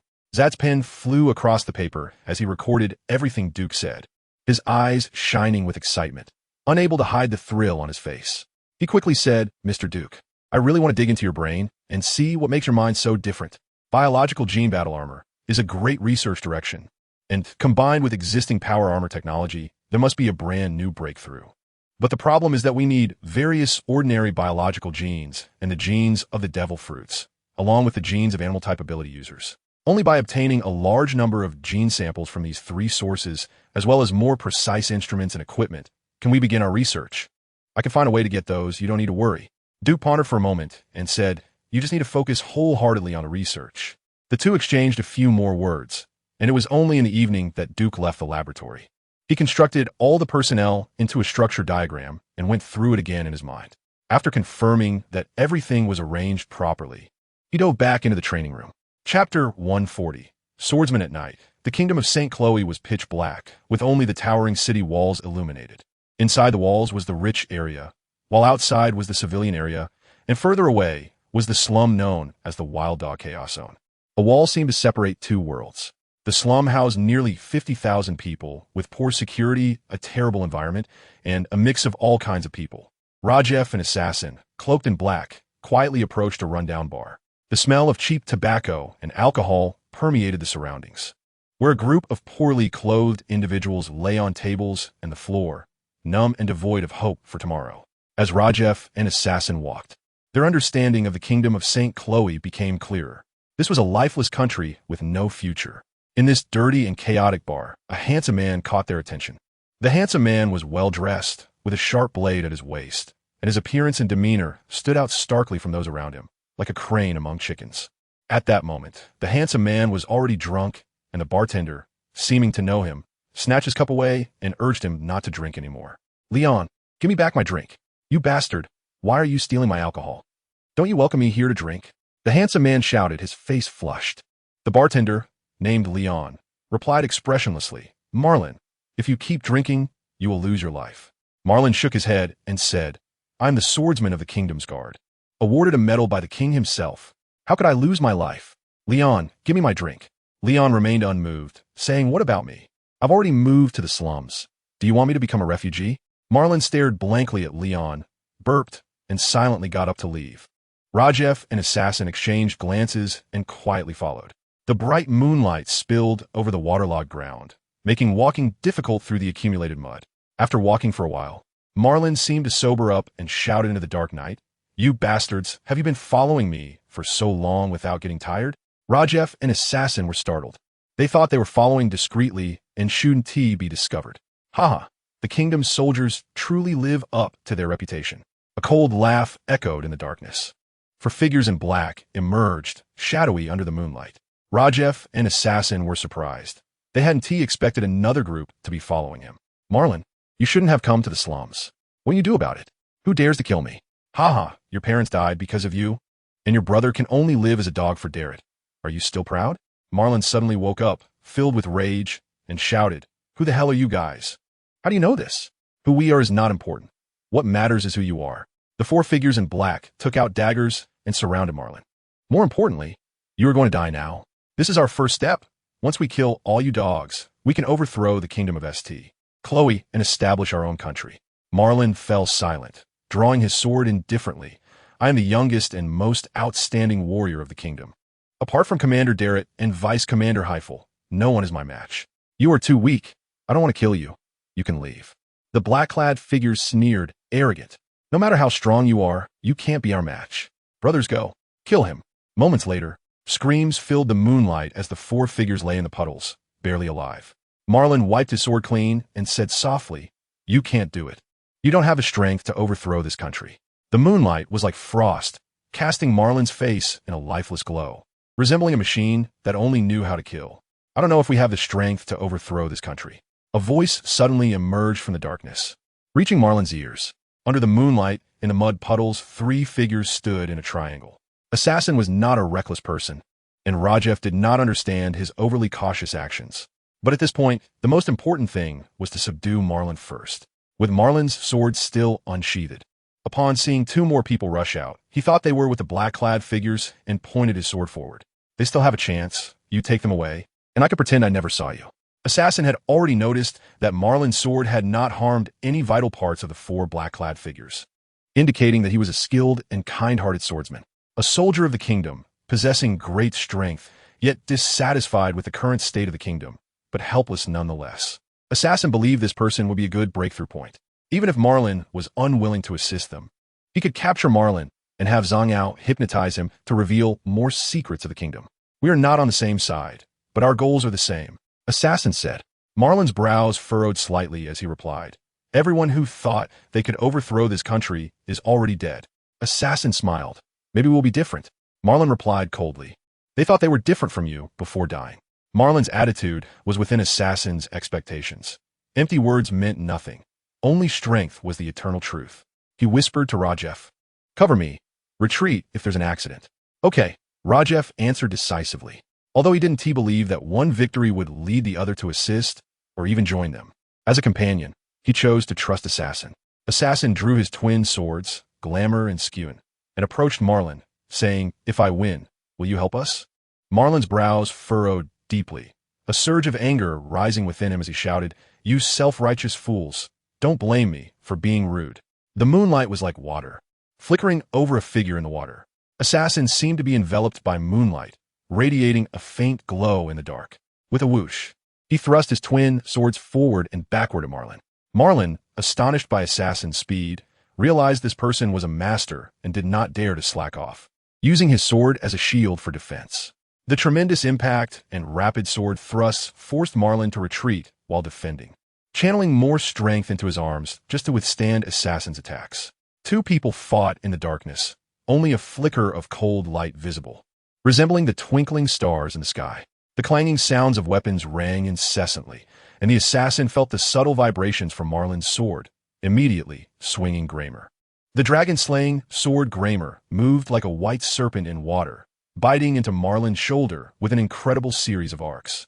Marlin was taken aback. The pain in his shoulder so intense that the remnants of his drunkenness faded away, and he became fully sober. Enduring the agony, he thrust his sword, and a beam of light shot towards the assassin like a long rainbow. The assassin crossed his twin swords to block Marlin's attack, then with a forceful swing, dissipated the energy before slashing again. Bang! The two swords clashed, and Marlin's guard sword suddenly broke. He was greatly alarmed, abandoning the honor of a swordsman, and without hesitation, turned to flee. A swordsman without a sword is like a lamb waiting to be slaughtered. Marlin did not wish to die without understanding. However, Rajef had already anticipated the battle situation and was lying in wait at Marlin's escape route. He kicked out, sending the disoriented Marlin tumbling to the ground. "Don't move. Be careful of your precious life," Rajef said coldly, pressing his knee against Marlin's back. Chapter 141. The Great Fire on the night of the second day. The violent sea winds swept through the island town, carrying massive waves. Cipher sat in a tavern, drinking away his sorrows. His body was wrapped in bandages. His left eye shot out, and there were 2 bullet-sized holes in his cheek. He wanted his brother Derek to take people to Cruz Island to help him take revenge. However, to his surprise, Derek not only did not help him, but also dismissed him from his position as deputy commander on charges of negligence. "This bastard. How dare he treat me like this? I am. Cipher wanted to say he was his brother, but that statement now felt ridiculous and sad. His enormous body slumped over the thick oak table, creaking as if reminding the bartender that if he didn't come to stop Cipher from drinking, the oak table and even the floor might shatter at any moment. The bartender and the waitress exchanged glances, keeping their distance from the notorious Cipher. However, 2 men wearing black top hats approached. "Cipher, hello," one of the men said politely. Cipher, with a face full of anger, growled, "Get lost, or I'll kill you." "How will you kill us?" the man in the black hat provocatively whispered. Anger surged in Cipher's heart, and he was about to crush the man's head with his massive palm. However, the man produced a swaying ring from his hand, and Cipher instinctively glanced at it. Feeling dizzy, "Please come with us," the man said. Cipher, like a robot, slowly stood up under the man's command and followed him outside. "Zhang Ao, your hypnosis skills are getting better," Lehman whispered. Zhang Ao humbly replied, "If I don't improve, you guys will leave me behind." Lehman and Zhang Ao had long been eyeing Cipher, the deputy commander of the kingdom who had escaped back to the kingdom of St. Chloe after an encounter on Cruz Island, was a perfect source of intelligence. Zhang Ao said quietly, "The hypnosis is time-limited. I'll ask you a question, then kill him." Lehman nodded slightly, his eyes showing no emotion. They reached a deserted alley, and Cipher's massive body struggled to move inside. Zhang Ao got straight to the point. "Who is the real power holder in the kingdom of St. Chloe?" "The Prime Minister. Duke Ross Charles," Cipher muttered. "Why can he hold real power? He has the celestial dragons behind him." Zhang Ao inhaled sharply. He knew very well what kind of existence the celestial dragons were. Lehman also had some understanding of the celestial dragons. Like everyone else, he despised them. Lehman asked, "Have the celestial dragons ever been to the kingdom of St. Chloe?" "I don't know." Zhang Ao pondered. "Who is Ross Charles's biggest political enemy?" "King Runi. Then who is Ross Charles's second biggest political enemy?" "The Minister of Finance, Count William Fuchber." Lehman quickly recorded this information with swift strokes, while also keeping an eye on the hypnotized Cipher. Suddenly, Cipher's massive body shook, as if waking from a cold shiver. Before he could clearly see the faces of the 2 men in front of him, a sharp blade sliced through his neck. As the massive corpse swayed and fell, Zhang Ao and Lehman quickly ran away, disappearing into the night. That bastard deserved to die, but will killing him alert others? This country is in such a terrible state. No one will be able to trace us. "Hey, Zhang Ao, look, there seems to be a fire over there." The moon shone with silver light, but the world was bathed in an amber glow. The light grew brighter, transforming into a curtain, as if it wanted to envelop the entire sky. Flames surged like a sea or a mountain, crazily sweeping through every corner of the slum under the assault of the raging wind. In a hidden corner, the assassin watched the people fleeing in all directions, feeling a wave of sadness, as if reminded of the Fatimids of the past. This fire is too sudden. It doesn't seem natural, Rajef said. Of course not. Marlin clenched his fists, his eyes reflecting the raging inferno. The assassin and Rajef looked at him in surprise. This guy had been captured by them for a day and had not spoken a word, but now he was finally speaking. Do you know the reason? Marlin said with a grim face. When the commoners pay the celestial gold, the king hands it over to the Navy's ships, transporting the celestial gold. It is said that Prime Minister Charles knows the celestial dragons, and perhaps a celestial dragon will arrive on the Navy ships to the kingdom to welcome the celestial dragons. It is only natural for a dirty and chaotic place like the slum to be burned to the ground. The assassin asked, "Have you seen the celestial dragons?" Marlin replied, "No. The celestial dragons love to make a grand entrance. If they come to the kingdom of St. Chloe, no one would be unaware." Rajef pondered. Marlin asked, "Have you seen the celestial dragons?" "I have seen them in the Grand Line. They treat people as newborns and use slaves as mounts," Rajef said indifferently. Marlin remained indifferent. He had been tied up here for a day and already knew that Rajef and the assassin were members of the notorious pirate Duke crew from the East Sea. A group of pirates wanting to save this country? It would only lead this country to repeat its mistakes. The flames shot into the sky, the raging fire like a fire giant incinerating everything in the slum, and the cries and wails merged into one. Faced with such a raging inferno, Rajef and the assassin were powerless. "This country is truly pitiful," the assassin said slowly, moved by the scene. Rajef sighed. As the captain said, "When the country prospers, the people suffer. When the country falls, the people suffer." Marlin knew that Rajef was saying this deliberately to highlight their captain's uniqueness. However, this statement did touch him, and after hesitating for a while, he said, "I want to meet your captain. If you cooperate with us, we will take you to meet the captain. I will decide whether to cooperate after meeting your captain." Rajef pressed his hand on the knife handle and said coldly, "You have no choice." Malone fell silent again, his handsome face appearing even more charming in the glow of the fire. "Ha ha ha! Go to hell, you worthless scum." 6 cavalrymen clad in silver armor quickly threw Molotov cocktails at the wooden houses on both sides of the street. The fleeing people on the street were completely disregarded by them. Some cavalrymen charged their heavy horses into the refugees, crushing them to pieces, while others drew their long swords, lances, or firearms, practicing their skills on the fleeing civilians. They deserved to die. The assassin's voice was cold. Rajev's face was indifferent, his grip on the knife handle tightening. But he shook his head and said, "No need to complicate things. If we kill them all, it wouldn't be complicating matters. We can save today, but not forever. Tomorrow, the day after tomorrow, someone will always come to burn down the slums and kill the people here. Let's say tonight first." Whoosh! The assassin moved swiftly, jumping down from the high building, slithering like a snake through the streets and alleys. Rajiv slowly released his grip on the knife handle and said to Malone, "He can only save these civilians for one night, but if you cooperate with us, we can save this country for a lifetime." Malone's pupils trembled as he said, "You are pirates. Pirates are also people. Human hearts are divided between good and evil. Can we make this country any worse?" Rajiv said solemnly. Malone was at a loss for words. How could this already rotten country become even worse? He clenched his teeth, seemingly struggling within himself for a long time, then slowly said, "I will cooperate with you, but you must promise me not to kill innocents indiscriminately." Rajiv smiled and said, "Many years later, when you look back at this choice, you will thank your present self for your wise decision that saved the country." At that moment, footsteps came from the stairwell, and the assassin walked up. He had 6 bloodied heads hanging from his waist and said, "If we kill them all, there will be no complications." Chapter 142. The Prime Minister of the night was hazy as 7 men of various shapes arrived at Cruz Island aboard a small sailing ship, led by Van Oka. They quickly entered the town and arrived at the villa's training room.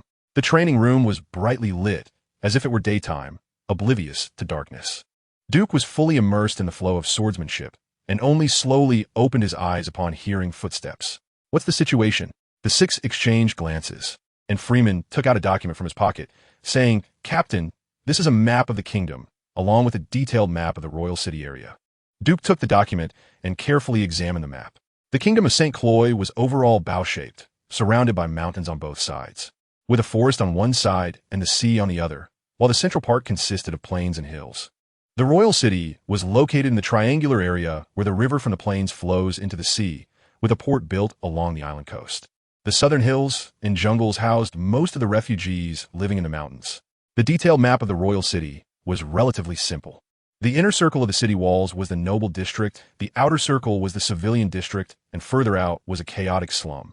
Lehman took out a notebook and said, "Captain, this is the intelligence we obtained after hypnotizing the deputy commander, Shiver."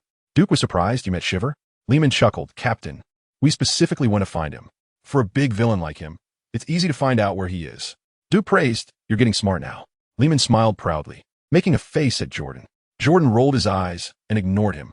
Duke opened the notebook, glanced at it for a moment, then looked at a handsome stranger with blonde hair and blue eyes. Rajiv timely said, "Captain, this is Malone, a swordman of the Royal Guard, willing to cooperate with us to overthrow the tyranny of King Rooney." Duke looked up and down at Malone and sneered. "You guys didn't just capture him because he looks good, did you?" Malone was instantly furious, clenching his fists and fiercely saying, "I thought the infamous pirate would be different.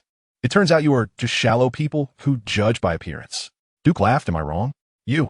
Malone was extremely angry. The thing he hated most in his life was when others talked about his looks. If it weren't for his sword being removed, he would have fought Duke on the spot. Duke then looked at Rajiv and the assassin, saying, "For matters of state, I won't cooperate with useless people." The assassin frowned. "Captain, I have fought against him. His strength is decent, and the Royal Guard swordman has certain authority." Before the assassin could finish, Malone's eyes reddened, and taking advantage of Rajiv's inattention, he snatched back his sword and charged at Duke. The assassin was greatly surprised. He didn't think Malone could easily take back the sword from Rajiv. When he turned to look at Rajiv, he saw him gesture for everyone to be quiet. Everyone then realized that the captain had deliberately provoked Malone. Malone swung his sword, thrusting it toward Duke like a roaring rainbow, a flicker of cold light flashing, accompanied by a sound of sword ringing. Duke slightly tilted his head and dodged Malone's thrust while not forgetting to taunt. "Is this the level of a Royal Guard swordman?" Malone's anger surged to his brain.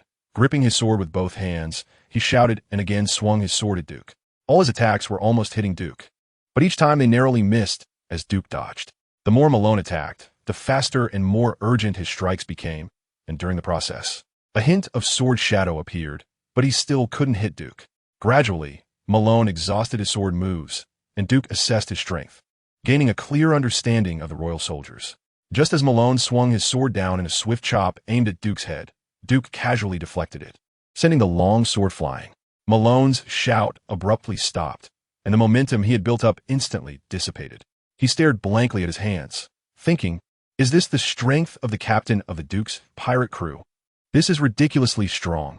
"Freeman, his strength is about the same as yours," Duke said. Freeman was taken aback, wondering why he was caught in the crossfire while being a bystander. "Captain, I haven't used weapons a long time." "Oh, then you're not as good as him." Freeman stuffed his hands in his pockets and awkwardly turned his face away. At 24, standing like a lackey, he vowed through tears that the world must remember him. Malone came back to his senses, looking like he was at the mercy of others, saying, "You can kill me, but you cannot insult me. Even if I'm not your opponent, I will not submit to you." Duke smiled. "Since you have the courage to face death, why not go overthrow your country?" Malone gritted his teeth. Overthrowing a country's regime is not something you can do just by thinking you have some strength. How many people like you are there in your kingdom? Duke ignored Malone's taunts and directly asked. Marlowe furrowed his brows and said in a deep voice, "The guard team is the force that protects the king, and the sword wielders are the strongest soldiers of the kingdom." Wielding swords for the king. Duke suddenly realized and asked, "So, does that mean there is no one stronger than you in the kingdom of St. Cloy?" Marlowe snorted coldly and replied, "I am just a soldier. There are also the commander and vice commander of the Legion, as well as 12 divisional commanders. Their strength is only greater than mine, not less." "Who lead your guard team?" "Commander Dalat." "Dalat? That name sounds familiar." Zango quickly added, "He is the brother of Vice Commander Heifel, commanding 1,000 soldiers nationwide, and is a trusted aide of Chancellor Charles." After Zango's reminder, Duke recalled that he had inquired about this information when he hypnotized 3 captured soldiers of the kingdom. However, this intelligence was insignificant. The most crucial question was, what was Dalat's strength like? If his strength was only slightly above that of Marlowe and Heifel, then Duke could easily kill them and seize the kingdom of St. Cloy, just like King Rooney I did when he was still a pirate. "Dalat is a devil fruit user. No one is his opponent," Marlowe said slowly after calming down. Everyone was already quite familiar with devil fruits and were no longer shocked by the abilities they might encounter. However, their reactions astonished Marlowe. He remembered the few men who once tried to recruit him into the resistance. They were all extremely shocked and terrified when they heard that Dalat was a devil fruit user. The Duke pirate crew, a notorious pirate crew with a bounty over 100 million, indeed consists of extraordinary individuals. What is his ability? Rajef asked. Marlowe shook his head and said, no one knows what ability he possesses because those who have challenged him have all died under the blows of his wolf's tooth hammer before they could force him to use his abilities. Duke pondered for a moment and said, the devil fruit merely offers a way to become stronger. The key is whether the user can develop it properly. Moreover, I have killed a powerful user before, so you need not worry. Marlowe looked at Duke with a complex expression in just a few words. He had assessed his strength and made this form of cooperation with them. Dalat was one aspect. The nobles also had private soldiers and kept slaves, many of whom were powerful, even including death warriors. After careful consideration, Duke said, the nobles have been keeping slaves since ancient times. Since Rooney could transform from a pirate into a king, it's unlikely that the nobles' slaves would be very strong. The biggest problem is the celestial dragons. I need to confirm whether Chancellor Charles truly has connections with them. Marlowe thought for a moment and seemed to agree. If the nobles' slaves were strong, the kingdom of St. Cloy would not have been occupied by pirates. He said solemnly, the Navy will probably arrive at the royal city by the end of this month to collect 100 billion sky gold. By then, we will know if Charles really knows the celestial dragons. Duke looked around at everyone and said, call Madia over. You should go to St. Cloy again together. Before the end of the month, I need you to accomplish 3 things. Chapter 143, blending in with the fake in the Chancellor's mansion. In an antique-style conference room, a sandalwood table was adorned with vintage silver lanterns, intricately engraved with patterns that resembled fish and dragons dancing in the light. Ross Charles, 56 years old, had graying hair at his temples. He appeared as an ordinary commoner at first glance, but his eyes were sharp like those of an eagle or a wolf. Across from him sat his eldest son, Louis, whose honest and simple appearance belied his position as the head of the news bureau, controlling all intelligence agencies in the kingdom. Father, Heifel is dead, and several soldiers responsible for burning down the slums have also died. We currently don't know who did it, Louis reported. Charles held his teacup and said slowly, death is death. It's insignificant. Louis paused before saying, every year during the Sky Gold Month, these vermin keep emerging. We can't kill them all, so why not? Louis whispered a few suggestions, but Charles shook his head and said, no, while the common people are a rabble, if our measures are too radical, the number of resistors will increase, and we could easily be counterattacked. Right now, we could suppress them in the name of the celestial dragons. But if they see no way out, those with malicious intent could use them to attack us, and the consequences would be unimaginable. Louis sneered. With us acting under the banner of the celestial dragons, even pirates would fear us. They're just a bunch of fools. The more we kill and the more extreme our actions, the more it will be seen as justified. The most important thing now is to create momentum. We need everyone in the kingdom to believe that the celestial dragons have arrived. Everything else can wait. As Charles spoke, he took a sip of tea and looked at the tea leaves standing in his cup, saying, are the Bubblehood celestial dragon outfits and those impersonating the celestial dragons ready? Louis nodded and replied, everything is prepared. There will be no mistakes, you can rest assured, Father. This is a major matter. You must keep a close eye throughout and cannot afford any carelessness, Charles instructed. After thinking for a moment, Louis added, apart from those impersonating the celestial dragons and the Navy's confidants, all other relevant personnel have been executed by me, leaving no omissions. Charles stared at Louis for a while and slowly smiled. My son, the future of the Ross family now rests on your shoulders. In a day and night of fire, the slum was burned to the ground, and ruins and corpses were cleaned up by a group of slaves, replaced by flowers, stone paths, and red carpets. The once filthy and chaotic slum seemed like it never existed. Tens of thousands of refugees were left homeless, unaware of the meaning of life. Nor did they have a path to death. Inside the royal city, however, there was music and dance, prosperity and beauty. People were joyful, wealthy, and healthy, living in a harmonious atmosphere. This atmosphere continued until the end of the month. On this day, a naval warship accompanied by a luxuriously decorated ship slowly sailed toward the port. Countless colorful ribbons floated in the air above the port, followed by bursts of fireworks. And the splendid fireworks resembled a rainbow bridge welcoming the arrival of the ships. Under the rainbow bridge, a group of adults and children smiled, holding flowers. waving quickly at the dock and loudly shouting, "Welcome, Celestial Dragon Lord, to our kingdom. Welcome, Celestial Dragon Lord, to our kingdom." King Rooney, I sat on the royal carriage, with Chancellor Charles and Finance Minister Fu Kai standing on either side, followed by a group of accompanying ministers. King Rooney, originally a tall and robust pirate, had gained weight over the years of being king, to the point where even a few steps would leave him gasping for breath. He held a retractable telescope, surveying the celestial dragons and a dozen slaves on the ship. "Duke, your celestial dragon friend has arrived." Charles smiled and said, "Your Majesty, the esteemed Lord Jedikiri has traveled a long way, a true blessing for the kingdom and also a great fortune for your Majesty." Finance Minister Fu Kai coldly remarked, "The esteemed celestial dragon has come from afar, yet there is only a naval warship for escort. If the celestial dragon suffers any loss, we cannot bear this enormous sin." Charles maintained his smile, calm and composed, and said, "With the fleet of the naval headquarters providing escort, Count Fu Kai need not worry." During the conversation, more than 20 Navy personnel and slaves, along with the protagonist, celestial dragon Jedekri Saint, stepped onto the red carpet. Chancellor Charles got off the royal carriage and led the way, kneeling down respectfully. The surrounding nobles, commoners, and soldiers followed Charles, all kneeling before Jedekri Saint. Jedekri Saint placed a hand on Charles's shoulder and laughed, "My friend, it's been a long time." King Rooney, and Count Fook exchanged glances, and then Rooney, dragging his heavy body, got down from the royal carriage and knelt on one knee. His ministers behind him quickly knelt down as well. Jedekri Saint arrogantly walked up to Rooney, and said haughtily, "Kneel, your Majesty the King." Rooney struggled internally for a moment, then slowly knelt down with his other knee. The more arrogant Jedekri Saint became, the more Rooney was convinced that he was indeed a celestial dragon. Jedekri Saint burst into laughter, casually grabbing the chain around a female slave's neck and pulling her in front of him. "Lie down." The female slave lay on the ground, her eyes blank, and Jedekri Saint stepped on her back as he sat on the royal carriage. "Change all these horses to my slaves. Let the slaves pull me into the city."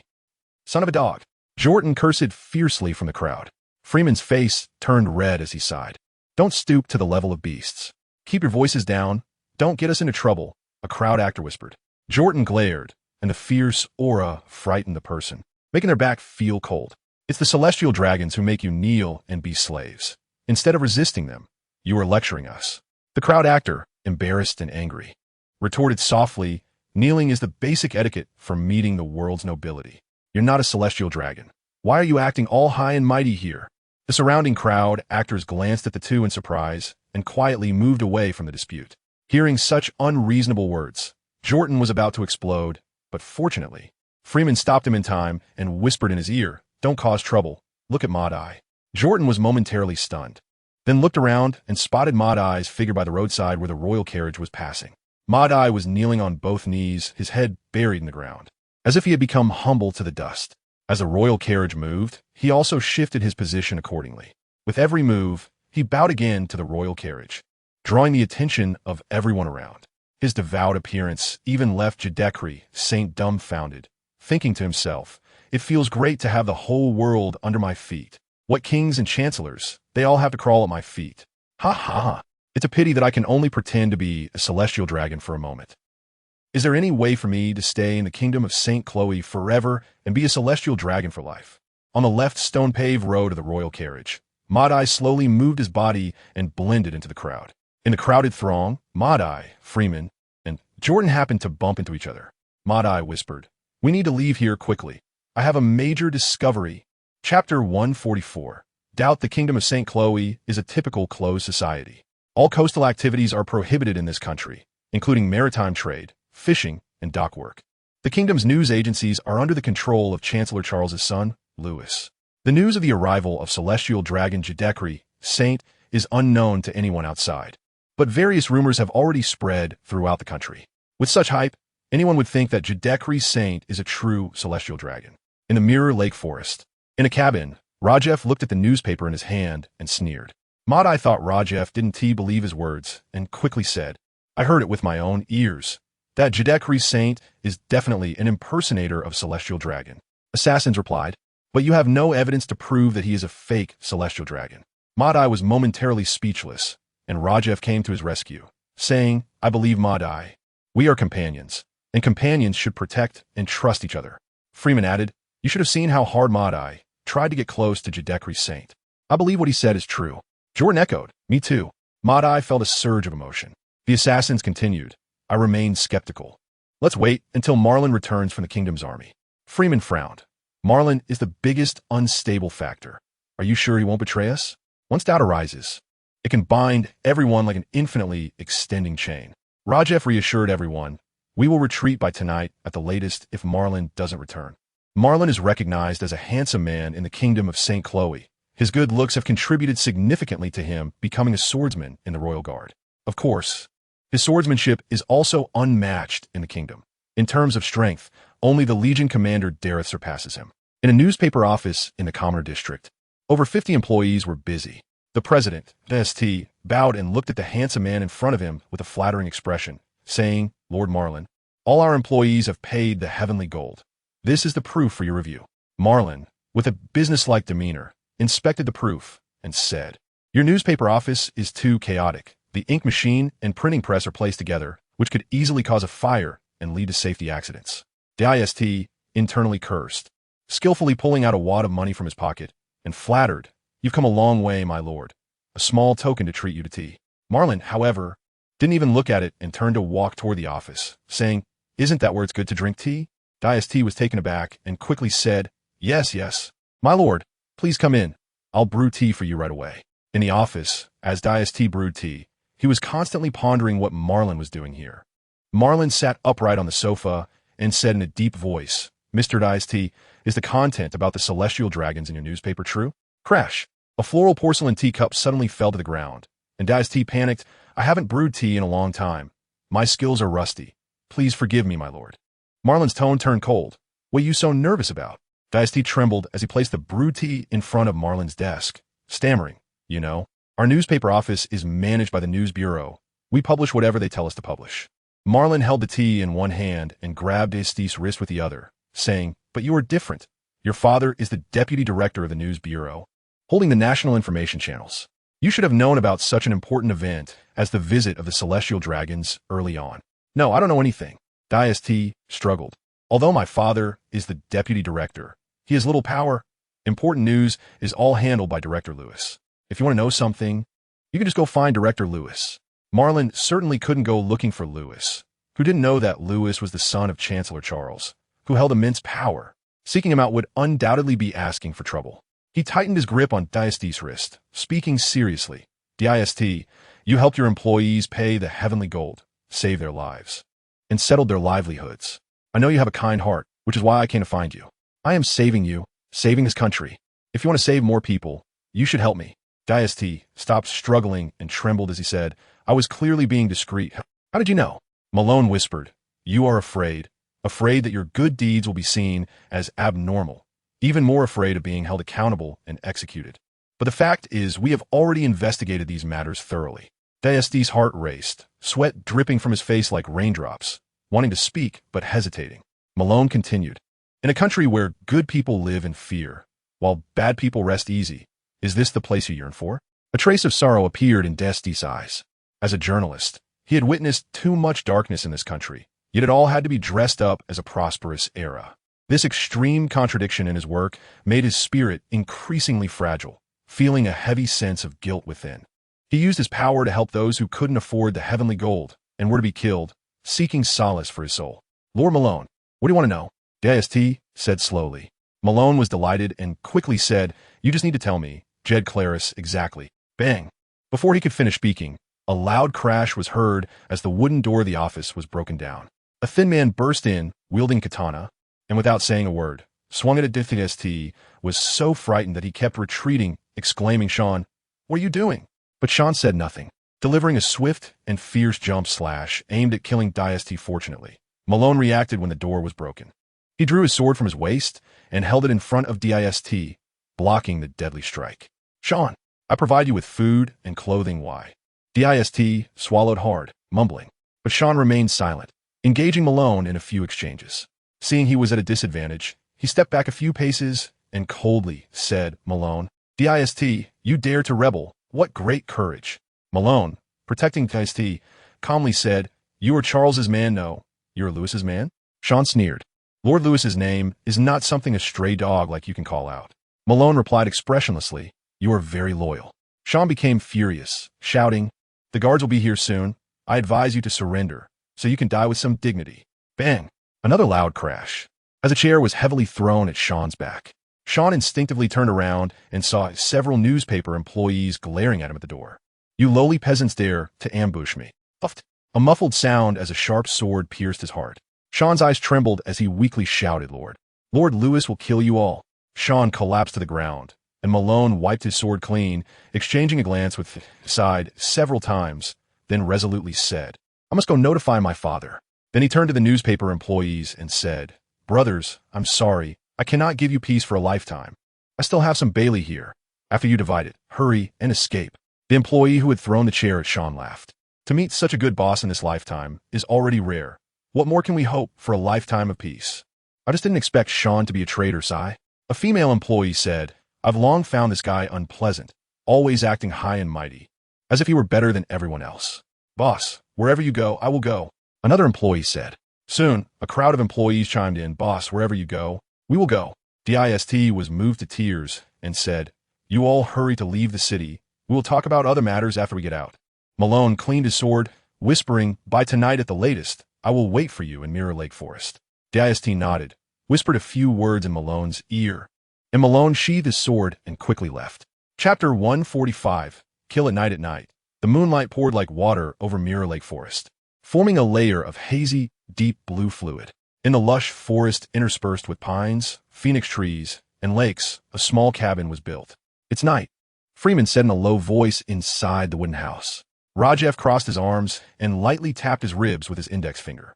"Just wait a little longer." Freeman said no more, and the others also fell silent, creating a quiet and eerie atmosphere in the wooden house. After an unknown amount of time, the door of the wooden house was suddenly flung open with a loud bang. Lehman burst in, panting heavily, and shouted, "We need to go." Something happened. Inside the cabin, Rajef, Assassin, Freeman, and Zango exchanged glances and grabbed their bags, rushing outside. "What happened?" Rajef asked. Lehman quickly replied, "Malone is rushing this way with many kingdom soldiers." Freeman cursed, "Damn it, this guy really betrayed us." Assassin looked at Rajef and said, "Since it has come to this, we should retreat first." Zango, sweating on his forehead, said, "Everything we've done is about to go to waste." Rajef decisively said, "Retreat." Wait. A figure resembling a human-tiger hybrid, Jotun, jumped down from a tree and landed in front of everyone. He said in a deep voice, "Malone seems to be being chased. Perhaps he didn't betray us." "Do we misjudge?" Lehman exclaimed, "Is that true?" Jotun nodded. "After I transformed, my night vision is several times better than ordinary people. I can see more clearly." Everyone looked at Rajef, who thought to himself, if the captain were here, would he choose to stay or leave? Rajef surveyed the crowd. Their combined strength might not be much in the Grand Line, but in the East Sea, they were absolutely a force to be reckoned with. The kingdom soldiers were not strong. Even if they faced 30 or 50, they would be confident of victory. "Jotun, lead the way. If Malone betrayed us, we will kill them." Jotun nodded without hesitation and led everyone through the dark forest. The forest was pitch black, and the bright moonlight was swallowed by the darkness. Flickering lights like fireflies could barely be seen within a meter radius. Only some faint and chaotic sounds gradually became clearer as time passed. "Quick, chase them. Don't let them escape. A bounty of 1 million Bailey for the one who kills Malone. Kill. Wipe them out." Rajef immediately said, "Madhya, if Malone has any ill intentions, inform us in time." Madhya responded, and everyone hid behind the trees, preparing for battle. The chaotic footsteps grew closer, accompanied by noisy shouts and curses in pursuit. Malone was fleeing through the forest with a dozen newspaper employees. A silver light flashed in his eyes, and he noticed that there were people in the bushes ahead. He speculated that the kingdom soldiers probably couldn't know they would come to Mirror Lake Forest, so the ones hiding in the bushes were likely Rajef and his group. Without caring who was hiding ahead, he quickly shouted, "The kingdom soldiers are chasing us. Help us." The silver light was intentionally shot into Marlin's eyes by Rajef. But despite Marlin's loud call for help, he made no move and instead looked at Madhya. Madhya activated his telepathy ability and heard Marlin's thoughts. Who could be hiding ahead? Hopefully it was Rajef and his group. With their strength, they should be able to deal with these kingdom soldiers, right? Madhya quickly said, "Marlin seems." not to have betrayed us. Rajef frowned and asked, what do you mean, seems? Madiya relayed Marlin's thoughts and explained, I can hear the others' thoughts, but they may not always be true. Rajef's mind turned, and he decisively said, save Marlin. Hearing this, Assassin drew out his twin swords, clashing them together 3 times. Marlin was overjoyed and called for the reporters following him to quickly run towards the bushes. However, Rajef and the others bypassed them and launched an attack from both sides against the kingdom soldiers chasing them from behind. The kingdom soldiers were taken by surprise, their torches falling to the ground as they hurriedly drew their swords to face the enemy. Rajef and his group charged in like tigers into a flock of sheep, and several soldiers on the outside were killed in a single encounter. There are ambushes. Ah, help. Ah, my hand. My hand. Bastards. I'll kill you. Help. Help. Don't kill me. The kingdom soldiers were thrown into chaos. Usually well-trained, they were all flustered when it came to real life-and-death battles. The battalion commander, hearing the screams of his men, knew he had to step in to stabilize the morale. Brothers, don't panic. Kill them all, and everyone will be rewarded with 1,000,000 Baileys, under the promise of heavy rewards. The soldiers seemed to regain their composure and began to counterattack in formation as they had been trained.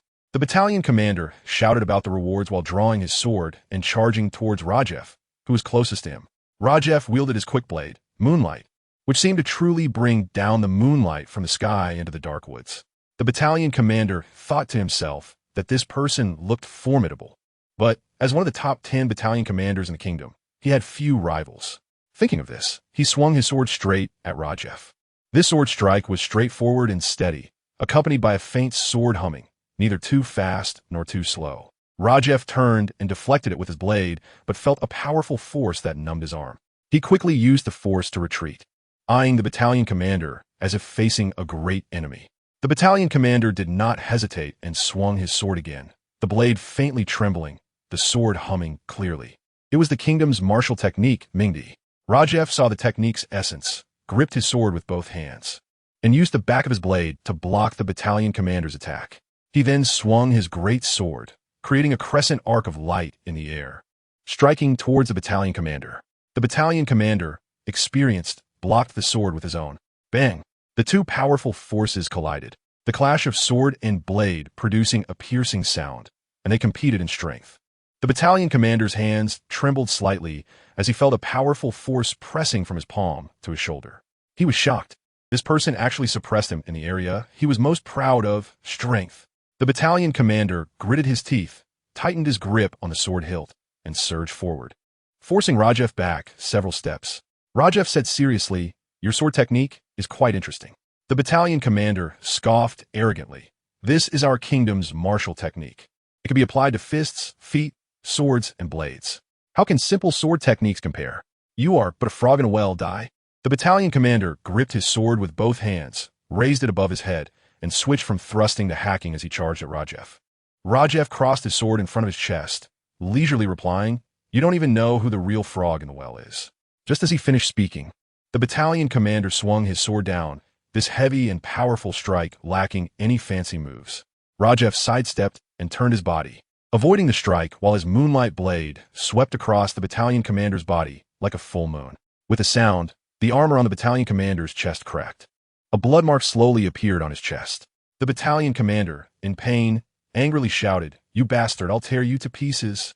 Rajef calmly replied, only a frog in a well would rage helplessly. The battalion commander grew even angrier, wildly swinging his long sword and launching a fierce attack towards Rajef. Rajef took a step back, bending his legs slightly, holding his sword at shoulder height, with the blade tip pointing towards the battalion commander. In the instant the battalion commander's long sword came down, Rajef flashed past like moonlight, so fast that the battalion commander couldn't react. One heart flow, moon mist. In that moment, the battalion commander felt an excruciating pain deep in his bones. He looked down at his chest, where the broken armor had blood gushing out like a flood, as if in a deep and dark hell crack. Countless demons were feasting on his blood and life. Bang! The battalion commander's vision blurred, and his heavy body collapsed to the ground like a stone wall. The several guards around him looked at the battalion commander's death, panic-stricken, none daring to step forward to avenge him. Madiya approached Rajef's side and whispered, the person you killed is the kingdom's battalion commander, their leader. Rajef raised an eyebrow, and in surprise, immediately severed his head, holding it up and shouting, The battalion commander is dead. Those who surrender will not be killed. A few guards, knowing that even if they escaped back, they would still face death, decisively dropped their weapons, knelt on the ground, raised their hands, and shouted, "We surrender! We surrender! Don't kill us!" Chapter 146. Tranquility. Several torches lit up the dark night, and a dozen kingdom soldiers were stripped bare, their hands bound with coarse ropes, kneeling on the ground and begging for mercy. Marlin informed everyone about what had happened along the way, and they finally understood. It turned out that after he and St separated, he took more than 20 reporters to Mirror Lake Forest. However, the kingdom's royal guard quickly caught up, and along the way, a few reporters were captured and killed, leaving only them alive to reach this place. "You agreed to meet Dist here tonight?" "Yes." Rajef took out his pocket watch. In the firelight, the second hand ticked away. 10:52. "We'll wait for another hour. If he doesn't come, we'll retreat." Just as Marlin was about to speak, several reporters interjected. "Our boss will definitely come. Even if we have to wait a lifetime, I want to see the boss." "Exactly. We're not leaving. If anyone else leaving, it's you." Marlin frowned slightly. It seemed this group of reporters still didn't understand who they were facing. Just as he was about to speak to ease the atmosphere, he saw Freeman walking over with a blank expression and thought to himself that it was bad, quickly blocking the way between him and the employees. "Freeman!" Rajef shouted softly, and Freeman finally cast a look of disdain at the employees before stepping aside. "TCH, what are you pretending for?" One of the employees with a pointed face, intimidated by Freeman's aura, regained his composure and stubbornly retorted. A person beside him tugged at him, signaling him not to speak out of turn, but the sharp-faced employee became more spirited and shouted a few more words. Malong's heart raced, and the air around him seemed to freeze in coldness. He hurriedly said, "He is a reporter. I'm just responsible for bringing them here. I don't know them." Rajef smiled, patted Malong's shoulder, and said, "You've worked hard this time. Take a break. It's just a few words exchanged. We won't take it to heart." Malong breathed a sigh of relief and said, "If Dist doesn't arrive in an hour, we retreat." Rajef nodded, then bypassed him and walked up to the sharp-faced employee. "Friend, you're so brave. Why didn't you resist these kingdom soldiers?" The sharp-faced employee's expression changed, and he stubbornly replied, "Isn't that what you guys should be doing?" Rajef laughed and said, "You have a point." The sharp-faced employee snorted coldly, looking proudly at his companions, as if he were the most handsome one in the crowd. But the next moment, a flash of a blade appeared, and a slit appeared in the sharp-faced employee's throat, blood gushing out. He stared wide-eyed, hands clutching his throat, mouth opening but unable to make sound. Rajef sheathed his knife, and his body fell to the ground. Shoo! As if he had done something trivial. Like swatting a noisy mosquito, Rajef then hushed the panicking crowd and slowly said, "First, don't speak out of turn. Second, listen to me." For a moment, more than a dozen reporters fell silent, closing their mouths in fear. Freeman chuckled and said, "Commoners, not wrong at all." Jordan shrugged and said, "A country is how its people are. It's not their fault." Freeman exclaimed, "Good kid, quite insightful. TCH, you think I'm a fool like Lehman?" Lehman, caught in the crossfire, angrily shouted, "You idiot, you only heard a few words from the captain. If you were to speak about something profound, you wouldn't know a thing." The two began bickering again. Freeman sighed and quickly left the scene. Rajef smiled, but in his heart, he pondered that a flourishing nation naturally has just and noble people, while a decaying nation will lead its people to become extreme and perverse. The only responsibility of the people in this nation is that when the country decays, they do not organize to overthrow it, but are slowly corroded in spirit by it. Heroes emerge in chaotic times, but to find a hero who can save the country and its people may take hundreds or even thousands of years. At 11:34, Dist arrived late with a group of reporters. Upon seeing Malong, he could no longer hide his grief, sorrowfully saying, "My father, mother, and siblings have all been captured." Malong's expression changed, wanting to comfort Dist, but unsure how to express it. Ignoring the sad atmosphere, Rajef said in a deep voice, "Then how did you escape here?" Dist let tears flow down his cheeks, crying, "My father used his connections to get us out, but why? Why? I really can't do anything. Malong, teach me how I can save my family." Madai nodded slightly, and after a moment of thought, Rajef said, "I have a way to save your family. But the premise is that you must listen to me." Dist seemed to grasp a lifeline, pleading, "Sir, as long as you can save my family, I will do anything." Rajef pushed his hand away, smiling, "I'm not your sir. Just behave and listen." Malong frowned, thinking that Chancellor Charles and his group were ruthless people. The fact that the kingdom soldiers would rather surrender than escape said all. Dist's family had fallen into their hands, and it was basically a matter of life and death. How could there be a way to save them? Ma Long thought Rajef was saying this on purpose to make Dist work for him. But seeing Rajef whisper a few words, Dist's expression gradually shifted from sorrow to excitement. Ma Long was astonished. Could Rajef really have a way to rescue Dist's family? Okay, I'll do it right away, Dist exclaimed excitedly. Rajef pressed his shoulder and said, Don't you see what time it is? We should leave here first. The next day at noon, the sunlight was like a golden skirt, swaying in the wind at the horizon. Duke hung up the phone from Rajef and carefully browsed the map of the Eastern Sea Kingdom on the table. There were nearly 50 kingdoms of various sizes in the Eastern Sea, with about 30 being member states of the world government like the Kingdom of St. Croix. Those non-member states did not need to pay the heavenly gold, but at the same time, they could not receive protection from the Navy, essentially being realms of crime and chaos. However, to Duke, these non-member states were like undeveloped treasures waiting for him to explore. He put away the Eastern Sea Kingdom map, picked up the dagger Dark Jade on the table, and walked out of the villa. The small town was as retro and old as ever, with moss and greenery covering several rows of stone houses. A slender green snake hissed and flicked its tongue, as if it had found a delicious prey, its body slithering like ripples. Duke's eyes glimmered, and a wave of refined, spiritual pressure seemed like an invisible hand crushing the green snake. The green snake writhed in pain, and after a few moments, it fainted, stopping its movements. Conqueror's Haki is formless and colorless. Only those with a firm will can resist it, while targeted attacks can unleash even greater power of Conqueror's Haki. As Duke walked, he thought that this was not the first time he had used Conqueror's Haki to exert mental pressure on animals to death. However, after countless days of training, the reserves of Conqueror's Haki never seemed to increase. Only the methods of usage changed. Unlike armament Haki and observation Haki, which can increase in quantity and quality through training, the difficulty of training Conqueror's Haki is ridiculously high. Duke secretly speculated whether it was that Conqueror's Haki could not be increased through training or that no method could increase its quantity and quality. This is not something that can be figured out in a short time. Duke now acts as he pleases, thinking of whatever comes to mind. And if he can't think of anything, he puts it aside to do something else. Perhaps one day he will suddenly have an epiphany. Let go of obsession. And all laws are free. One heart is like a mustard seed. One thought is like Mount Sumeru. Arriving at Landon's residence, Duke knocked on the door. Landon appeared before Duke, drenched in sweat, beads of sweat trickling down his muscular texture. Let us go. Take me to the Kingdom of St. Croix. Landon's eyes lit up, as the captain had told him that after stealing from the Kingdom of St. Croix, he would be allowed to return home. He panted and said, Now? Duke nodded, saying, Is it inconvenient for you?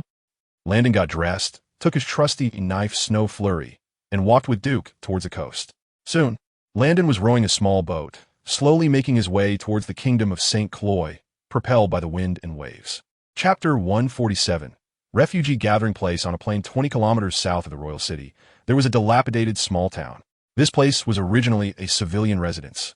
But under the tyranny of the kingdom, the burdened civilians fled the town, turning it into a refugee gathering place. The dirty and chaotic streets, dilapidated wooden houses, and ragged beggars lining the roadside displayed faces full of misery and suffering.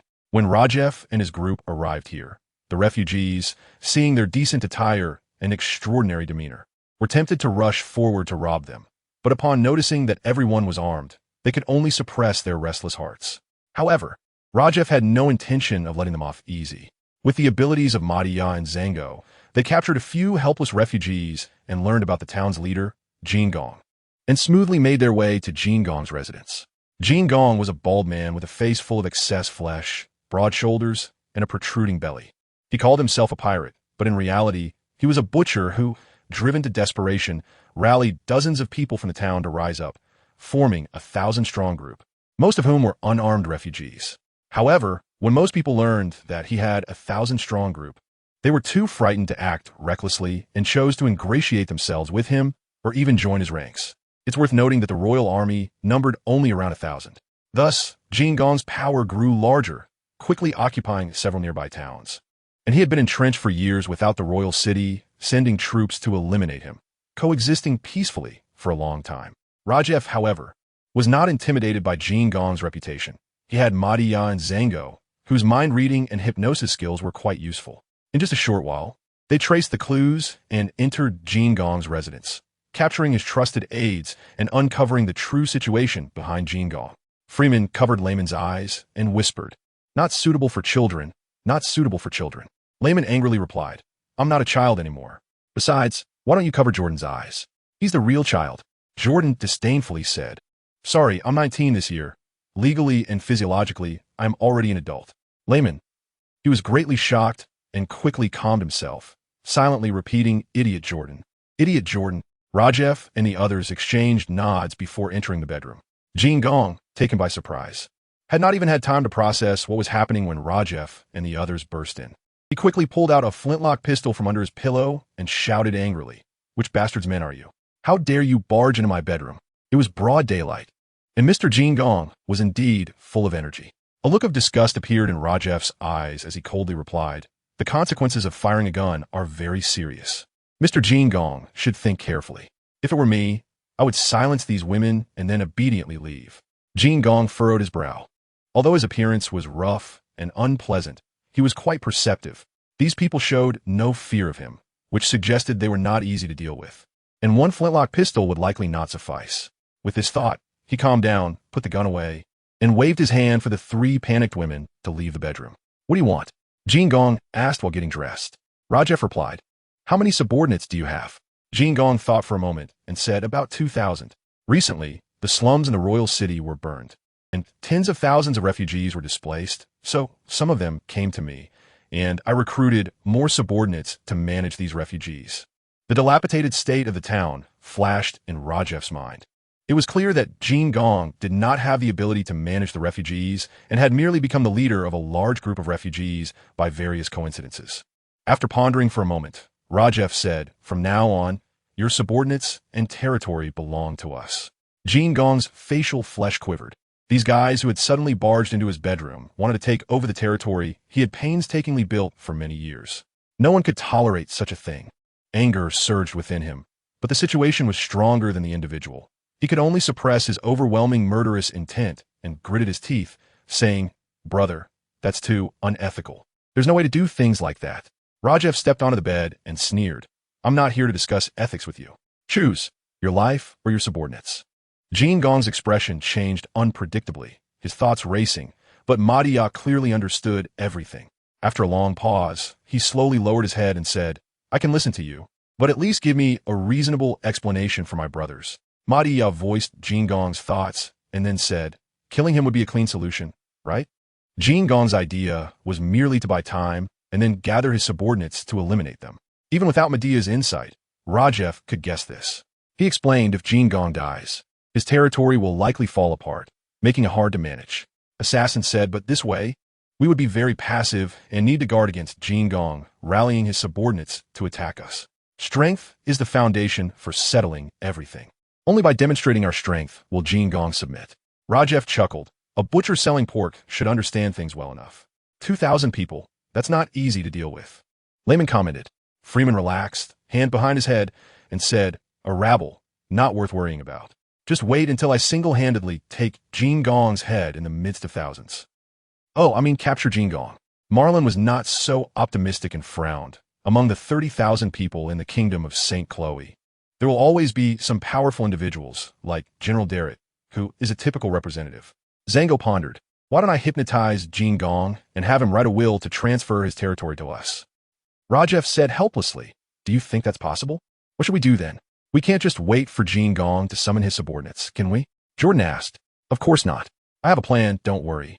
Rajef said solemnly, "The most important thing now is to collect the printing tools from the newspaper office and let DIST play his role. To accomplish this, Jin Gong's power is crucial."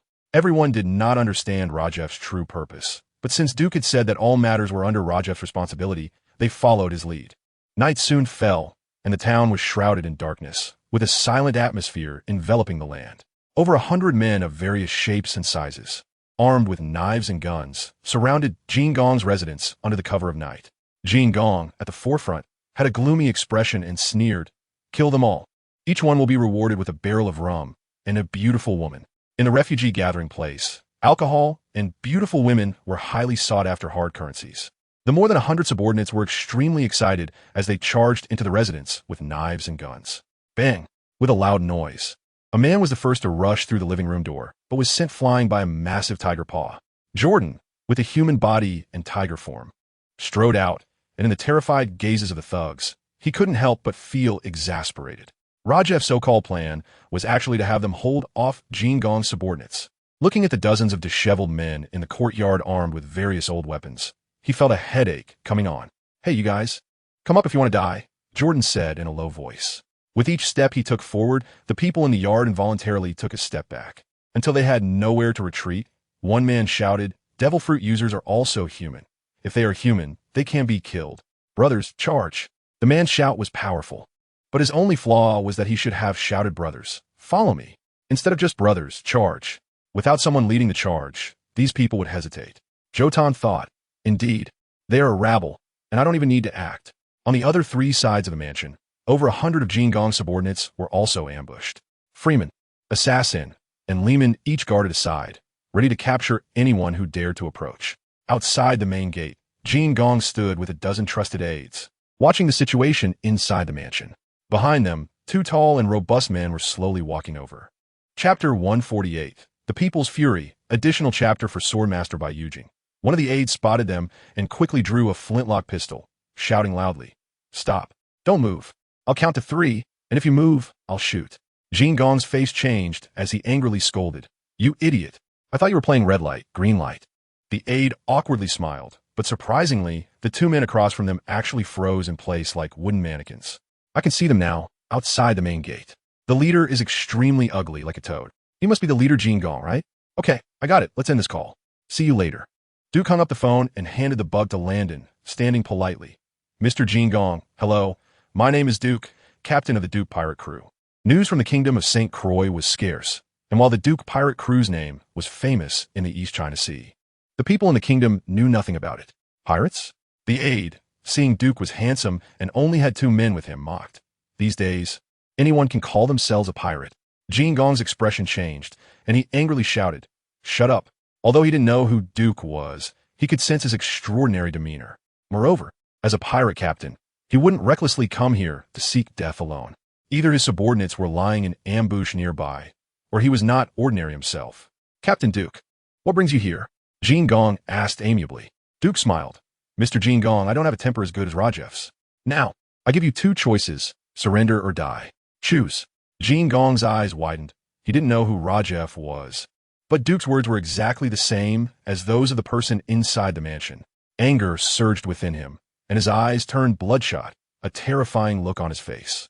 "Brothers, kill them. Reward 10 barrels of rum and 10 beauties." Jin Gong's furious roar shattered the silence of the night, and the dozen aides beside him were overjoyed, not expecting the boss to directly increase the reward tenfold. They were all elites carefully selected by Jin Gong from countless refugees. Each could handle over 10 refugees alone, and their strength was unquestionable. Among the aides, a pair of brothers immediately charged toward Duke. "Bro, 1 for each." He understood. The other aides, seeing this, cursed and rushed in as well, all wanting to claim a kill. Watching the pack of wolves rush at him, Landon gripped the handle of his snowflake knife. But Duke said, "I'll do it." Landon released his grip and silently stepped back a few paces. This action was misinterpreted by the charging dozen as fear. They arrogantly shouted, "Hey, rewards, don't run away. Haha, 2 useless fools, scared now. Too late. What choices? Haha, just trying to show off." Duke remained unfazed, slowly drawing the dark jade from its sheath, the sound of the blade unsheathing like shattered jade in a silent mountain, a phoenix's clear cry. A transparent flow of air swirled around the blade, dyeing it a pitch-black color. Duke held the sword with both hands, his body slightly turning, and as the dozen rushed toward him one after another, he unleashed a swift vacuum slash. One heart flow, Shin bird. A powerful airflow accompanied this slash, swirling and condensing into an unstoppable vacuum bird that tore all incoming enemies in half. The Shin bird flew straight toward Jin Gong. Jin Gong felt his eyes and mind consumed by this devouring bird. Before he even thought of dodging, the bird was already in front of him. Jin Gong stood frozen in place, waiting for death, but unexpectedly, the Shin bird flew over his head, soaring into the sky and slowly disappearing. Duke sheathed his sword. This move was a vacuum slash he created by combining one of the 6 styles, the secret technique from the assassination scroll, and the essence of the One Heart flow. The precision of the slash, the sharpness of the Xian bird, and the speed were all top-notch in swordsmanship. This move perfectly illustrated the concept of using a cannon to swat a fly. Jin Gong had a near-death experience, his face pale as he slumped to the ground. The bodies of his subordinates lying on the ground, the flowing dark red blood like the claws of vengeful souls trying to drag him down to hell. He shuddered, his heart racing, and his breathing quickened. Sir, whatever you say, I'll listen. Don't kill me. Don't kill me. Jin Gong pleaded on his knees. Kneel or die. Duke approached Jin Gong, exuding overwhelming power. Jin Gong raised his hands and shouted loudly, Sir, I surrender. Inside the mansion, Duke sat on the sofa, with Rajef, Jotan, Lehman, and others sitting on either side. In the middle, the leader of the refugee gathering, Jin Gong, spoke timidly about the situation in his area. He was originally a butcher selling pork, adaptable and able to see the situation clearly. After witnessing Duke's strength, he realized this was someone he couldn't provoke.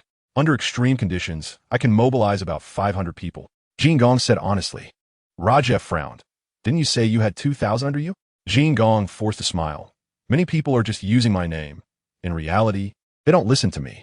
In the tide of the times, many people have been pushed to high positions due to various coincidences, but they have no real ability. Once they leave their position, they might not even be as good as pigs. Jin Gong was one of those people, but at least he had some ability. He could slaughter pigs and sell them. Duke said, It's not about how many people you have, but about how capable they are. As long as they are smart and clever, a few people can accomplish things that thousands can't. What you say is very true. In this era, numbers aren't important. Talent is the most important. Jin Gong quickly nodded. Lehman scoffed. Stop flattering. Hurry up and gather all your subordinates. Duke smiled. Mr. Jin Gong, I want to treat friends poorly, but my methods against enemies will be even more brutal than slaughtering pigs. If you are smart enough, we will become very good friends. The flesh on Jin Gong's face twitched uncontrollably, and he immediately pledged loyalty. Sir, from now on, whether you want me to climb a knife mountain or descend into a boiling pot, I won't even blink. Duke waved his hand with a smile. Thank you for your hard work tonight. Prepare all the things and personnel we need.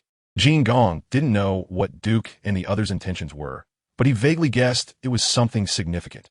He silently reminded himself not to ask what he shouldn't, not to think what he shouldn't, just to follow orders, and then he walked out of the living room with his strong legs, almost flying. Duke said to DIST, As the son of the deputy director of the news bureau, as long as you cooperate with us, I will make you the director of the news bureau of the kingdom of St. Chloe. DIST was slightly taken aback, then replied, I don't want to be a director. I just want you to save my family. DIST had completely lost faith in this country. His only wish was to rescue his parents and siblings and then escape from this nation. Duke didn't care. Anyway, making promises was easy and didn't cost him anything. He then said to Malone, I need you to quickly mark the important areas and paths in the royal city, as well as the appearances of the king, the chancellor, and the finance minister on the map. Malone nodded. He was already very familiar with the layout of the royal city and could sort it out in no time. Everyone felt a sense of impending storm, as if things were reaching a critical point. Rajiv thought, Malone has a way to let us secretly enter the royal city. As long as we can incite a riot there, we can storm the palace. It goes without saying what would happen after that. But Duke shook his head and said, What you are proposing is no different from being a pirate. Captain, everything we've been doing these days is to lay the groundwork for this very moment. Assassin voiced the doubt in everyone's minds. Duke clasped his hands together and said solemnly, Violence can only overthrow a country, but cannot bring about fundamental change. This country has already seen enough violence. The people are under violent rule and are filled with anger, resentment, and pain. What we need to do is to clear their hearts, help them sever ties with the past so that they can have a new future. We must guide the people's anger towards the nobility. That is our task. Chapter 149. Undercurrents on January 26, 1517, in the kingdom of St. Chloe. People dressed in black coats rushed to towns big and small throughout the kingdom, distributing newspapers in every corner of the towns before quickly leaving. The newspapers detailed the burning of slums in the royal city, the indiscriminate killings by the kingdom's soldiers, and the nobles' enslavement of people, among other inhumane events. After being artistically processed, these stories brought tears to the eyes of those who inadvertently saw the newspapers, who condemned the cruelty of the kingdom's nobility. Soon, the news in the newspapers spread rapidly, 10 to 1, 1 to 100, at a speed that even surprised Duke. In the kingdom of St. Chloe, news was scarce. The only way for people to obtain information was through newspapers. Mastering the news media could greatly incite the people's hearts, DIST said. After collecting all the equipment and materials needed for the newspaper, DIST and the newspaper staff immediately got to work, vowing to expose all the darkness of this country. Batch after batch of newspapers depicting the ugliness of the nobility were printed, and Duke's subordinates came and went, delivering copies to their target areas. An information machine was thus set in motion. DIST held a unique newspaper and approached Duke. This newspaper was one of a kind, with a template preserved but not yet mass-printed. He handed the newspaper to Duke and said, "Mr. Duke, what do you think of this?" The main headline on the newspaper was in capital letters, "True and False Celestial Dragons. The Chancellor Charles's Utter Lies." The text below was densely packed and included colorful images of Celestial Dragon Jadekri Saint, Chancellor Charles, and other high-ranking officials. If this newspaper were to spread nationwide, it would undoubtedly cause an uproar among the people and a political tsunami. Duke smiled and said, "I wonder how resilient the people of this country truly are? I will wait and see." DIST replied, "We have already added fuel to the fire of the people's anger in this country. The news in this newspaper will definitely be a trigger. The nobility's crimes are already well known among the kingdom's people, but they are powerless to resist and unable to organize themselves to fight back. Only by igniting their inner rage and letting them know that the nobility has used a tremendous lie to enslave them can we completely tear apart their psychological defenses. Let the bullets fly for a while." Duke looked at the newspaper and after a while said, "Let's go meet the Chancellor in the royal city." DIST was extremely excited. This newspaper was an important bargaining chip that could save their family. A piece of paper is worthless, but the information on it is worth its weight in gold. Malone, take us to the royal city," DIST shouted excitedly. The royal city of St. Chloe was about 20 kilometers from the refugee gathering place, which could be reached in 4 to 5 hours of normal walking. Night quietly fell, and under the bright moonlight, 5 men dressed in trench coats and wearing round hats walked along the muddy road, arriving at the foot of the royal city. The civilian area outside the royal city was pitch black, while the noble area at the center was brightly lit. Light and darkness formed a stark contrast, much like the two classes. Malone had said that he had a way to enter the royal city despite its martial law. Duke had expected some clever method, but when they arrived at city gate, Malone simply pulled out a thick stack of Bailey and handed it to the 4 guards. The 4 guards skillfully accepted the Bailey, waved their hands silently, and let them enter the noble area of the royal city. Duke lowered the brim of his hat and said, "Is this the method you mentioned?" Malone explained, "They earn just over 10,000 Bailey a month, which is barely enough for basic living expenses. Without extra income, they can't survive." DIST sighed, "With such a meager salary, how can we expect people to be dedicated and work hard?" Duke thought about it. That was indeed the case. Although Malone and DIST were fugitives, the city guards were ordinary people. Capturing fugitives not only had no rewards, but also posed a life-threatening risk. And with such low salaries, why would they risk their lives? Entering the noble area, Malone led the 2 through a sparsely populated alley and soon arrived at Chancellor Charles's residence. What came into Duke's view was a magnificent castle, resembling Gothic architecture from medieval Europe. Among the many villas in the noble area, this castle was impressive. This castle was built in the style of the royal palace, essentially a scaled-down version of it.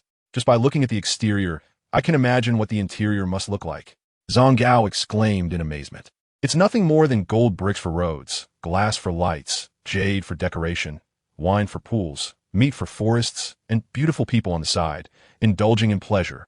Duke said with a smile. DIST was slightly taken aback and said, "It's not that extravagant." He had a vague sense of foreboding. If Duke really overthrew the rule of King Runyi, would he not be even more foolish, brutal, and extravagant? He silently prayed for this country. But even if Duke turned out to be more foolish, he felt powerless. He was just an ordinary person who wanted to save his family. Malone looked around and said quietly, "Captain Duke, it's time to see what you can do." Malone glanced at Madai and Zango. These 2 didn't seem like formidable characters, but Duke only brought them along to infiltrate the royal city, which suggested they had some exceptional qualities. Madai and Zango nodded at Duke, and the 3 of them remained silent as Malone circled around to the castle's back door. At the back door, 2 guards in silver armor stood on either side, resembling gatekeepers guarding the castle's safety. They were Charles's private guards, personally trained by the Legion Commander Derrit before being sent to Charles. However, under Zango's hypnotic spell, The two sturdy guards instantly turned into docile kittens. Whatever they asked, the guards answered, and then Zango instructed them to lead the way inside the castle. Inside the castle, soldiers were stationed and patrolling at various crucial points, while maids in uniforms hurried back and forth. Zango controlled the two guards as they moved forward, with the 5 of them cautiously taking down stationed soldiers along the way. After hypnotizing a few more maids, they finally determined Charles's current location. In the conference hall, Charles was discussing something with his eldest son, Louis. Father, many newspapers not belonging to the news bureau have appeared in the royal city today. Did you know? Louis said.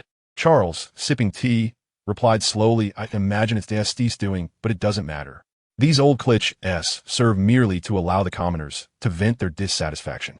Louis expressed his concern. These newspapers won't affect us much. I can promote the positive energy of the nobility to cover it up, but I'm worried that DST will fabricate stories about the celestial dragons. Charles frowned and said, controlling the news media allows for the creation of various public opinions. If DST resorts to unscrupulous means, it indeed becomes a problem. Did you kill his parents? Louis shook his head. I was worried that such a thing would happen and informed my subordinates to capture them alive at the first opportunity, but his sister and brother. Charles's face darkened as he said, the first opportunity, the second opportunity, those are all your responsibilities. If something goes wrong, you must take accountability, not use such words to evade responsibility. Louis felt ashamed. I will definitely teach and restrain my subordinates well. The betrayal of Malong and DST must have someone behind the scenes stirring the pot. The soldiers sent to capture them still had no news. They were likely met with misfortune. Louis said, it is very likely that the Revolutionary Army is at work. The Revolutionary Army has been very active in various places in the country in recent months. Don't tell me possibly. I want a definite answer, Charles stated. Those revolutionary armies are still very weak and cannot form a climate. You need to strengthen manpower and resources to crush them in the cradle. Louis thought to himself, I also want to crush them in the cradle, but those Revolutionary Army members are like rats. Every time we find a lead, they disappear. Louis even suspected that there might be spies within his ranks, allowing the Revolutionary Army to escape every time. However, he couldn't discuss these matters with Charles. Charles only cared about results. Saying too much without results would feel like complaining and would inevitably lead to another lecture. Louis felt distressed but kept it to himself. He composed himself and said, I understand, Father. I will handle the Revolutionary Army's influence. Just then, the two large doors of the conference hall slowly opened with a creaking sound that echoed in the empty hall. Charles and Louis instinctively looked towards the door to see a man with slick-back black hair, holding a round hat at his chest, his coat flared open, striding towards them with confidence. Good evening, gentlemen. Chapter 150. The heir of the Ross family is a noble family of the kingdom of St. Cloud, with 4 generations serving as the kingdom's chancellors, managing the kingdom for hundreds of years, their family influence being deeply intertwined and immensely powerful. It wasn't until the generation of Ross Charles that their power began to wane. 10 years ago, the pirate Rooney led a raid on the royal city, killing the king and a large number of nobles. Charles stepped up and reached a cooperative agreement with him. He helped Rooney become the king of St. Cloud, and Rooney allowed him to continue as the chancellor of the kingdom. However, after becoming king, Rooney was politically no match for Charles. His subordinates were easily swayed and bought off by Charles, and his power gradually became hollow, turning him into a well-known puppet. Charles not only controlled the military and financial power, but also recruited numerous private soldiers and slaves, wielding unmatched power. Duke looked at Chancellor Ross Charles, the real power holder of the kingdom of St. Cloud, who was also looking at him. The old and the young locked eyes, both revealing an indescribable meaning. Charles showed no signs of panic at Duke's sudden visit. Rather, it was his son Louis who jumped up, holding a beautifully crafted flintlock pistol, aiming the black barrel at Duke. Who are you to dare intrude into the conference hall? Duke replied casually, nice pistol, but I bet you can't hit me. Louis's expression changed. Beneath his naive face was a pair of sinister eyes. Without hesitation, he pulled the trigger, but Charles shouted loudly to stop him. Louis, violence is not your place. Louis shivered all over, silently retracting the pistol and saying, you're right, Father. Charles sighed inwardly, regretting letting him mix with Darrett, which led him to develop a bloodthirsty habit. After regaining his composure, Charles said expressionlessly, young man, how did you get here? Duke did not answer, but looked towards the curtain on the left side of the conference hall, sensing a faint breath moving behind it. The Chancellor seems very confident. I suppose you are relying on him? The air fell into silence, and there was no movement behind the curtain. However, Charles understood that Duke had already discovered his guards, and this was a show of force. His eagle-like eyes flickered, and he spoke. "What brings you here?" Duke smiled slightly, snapped his fingers, and Dist walked in from behind the door. Lewis immediately stood up again, glanced at his father Charles, hesitated for a moment, then sat back down. Duke approached the fragrant round table, pulled out a wooden chair, and sat down, appearing ready for negotiation. The appearance of Dist provided answers to many questions without needing to ask. Wise people often know the autumn is coming when they see a falling leaf.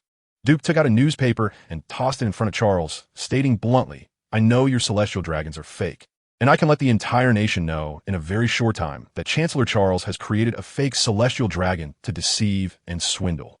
Even letting the whole world know that the Chancellor of a kingdom in the East Sea is bold enough to impersonate a celestial dragon." Within a day, several newspapers condemning the brutality of the nobility could spread throughout the country, serving as solid proof of Duke's words. Charles scanned the newspaper and calmly said, "I've experienced your abilities, young man. You're quite impressive. However, what is your goal?" Sticking to the principle of putting people first, Duke replied directly, "First, release Dist's family." Charles nodded. "That's acceptable, but how can I trust you that this newspaper won't appear in this country?" Duke smiled and said, "Wait until I explain my second point, and you'll get the answer. But for now, please release the prisoner first, Your Excellency." Charles remained unmoved and replied, "As a deal, this seems inappropriate." Duke's smile grew even brighter as he said, "Your Excellency, this is not a deal, but a threat." Charles's expression darkened, and Lewis's face changed dramatically as the curtain fluttered slightly. At the moment Duke finished speaking, Lewis had already drawn his gun and decisively shot Duke. Duke slightly tilted his head, avoiding the trajectory of the bullet, but his gaze was directed at the left curtain. A figure in black, masked and wielding dual swords, flew out like a ghost to strike at Duke. He exuded a fierce, killing intent, coalescing into a menacing black dragon that lunged at Duke with his swift and brutal slash. This was the black-clad man's ultimate technique, the dragon's soaring slash of the Nittany Ichiri. In a life-and-death duel, often a single move decides life or death. The black-clad man aimed to catch Duke off guard with a 4-dice throw, intending to finish him in one blow. However, Duke had already noticed him when he entered the conference hall and was prepared.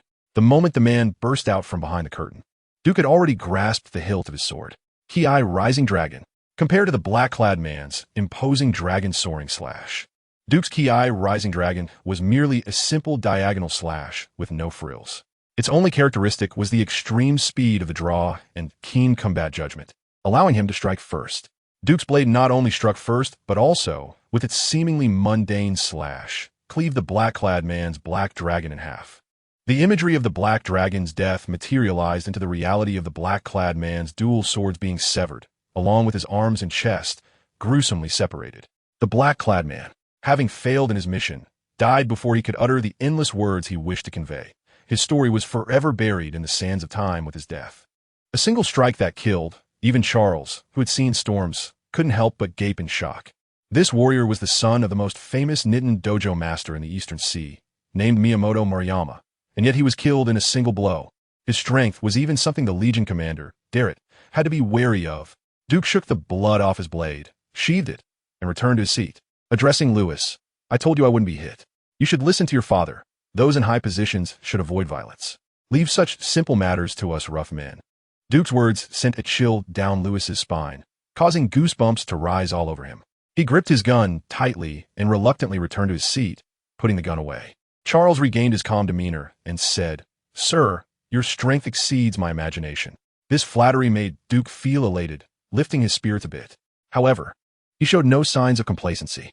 Although his observation Haki allowed him to sense the life energy of those around him and estimate their strength based on it, he knew that in a fight, one must always use their full strength.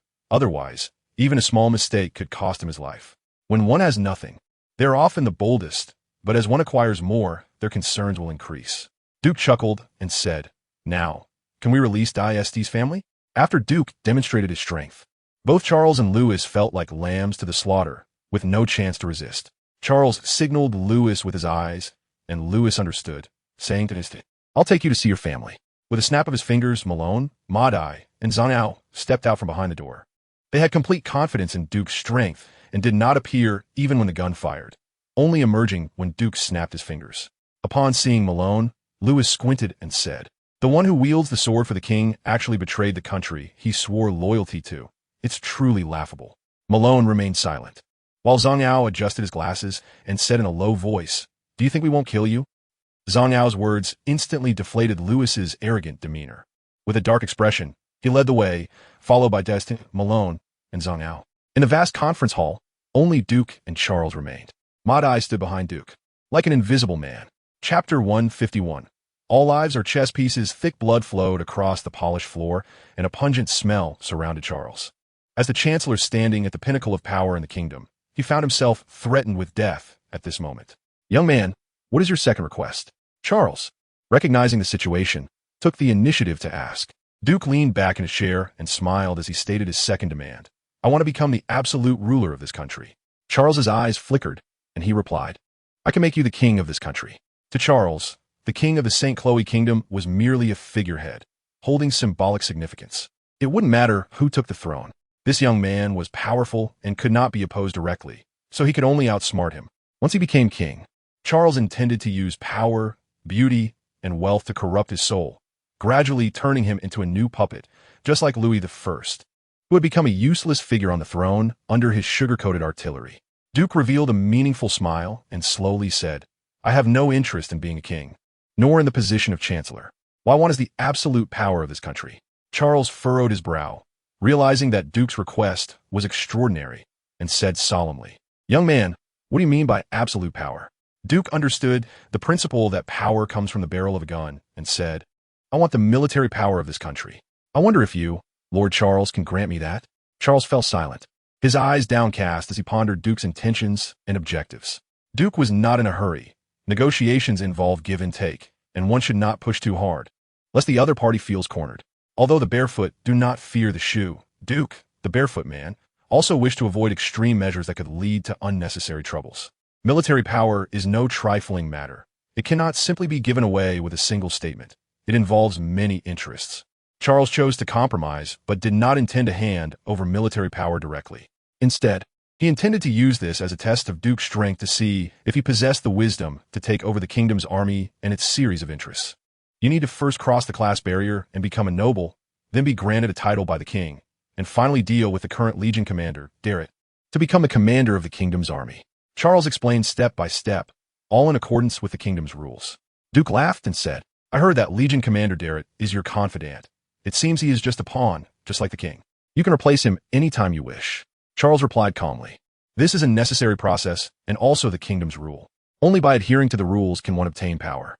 Duke laughed and said, "You are all playing political games within the rules, some as chess players, some as pawns, generation after generation, enjoying it immensely, but 2-0-6-8-5-6-0-5-3. Duke's tone shifted, and the smile on his face gradually faded, replaced by 3 parts nonchalance and 7 parts sarcasm. "The rules are made by people. You have been playing this game for hundreds of years, always the same old act, and, as an outsider, I'm sick of watching it. Lord Charles, I didn't come here to play chess with you. I came to overturn the chessboard and establish a board of my own. And you," Duke pointed a finger at Charles, his tone grave, "can choose to become the gravekeeper of the old era, or follow me and become the creator of a new era." Charles was stunned by Duke's words. The magnitude of his ambition was beyond his imagination. He now understood that military power was just the first step for Duke to encroach upon this country. Next, political power and financial power would all fall into his hands. Those who stand in the way of his annexation of this country would likely meet the same fate as Miyamoto Murayama, dead beyond recovery. Charles felt an inexplicable fatigue. Gripping the teacup in his hand, the wrinkles on the back of his hand making him look very old. This would be a formidable opponent. "Young man, your ambitions are great, but ambition needs strength to support it. It depends on whether you have that strength to create a new kingdom." The highest authority of the Order of St. Chloe, Chancellor Ross Charles, declared war on Duke. But this also meant that Charles would hand over the military power of the kingdom to him. Only by inviting the wolf into the house, and then using the old order to attack Duke, could there be a chance to politically defeat him. For Charles, this was a last resort. After all, his guards had been killed by Duke in an instant, leaving him trapped.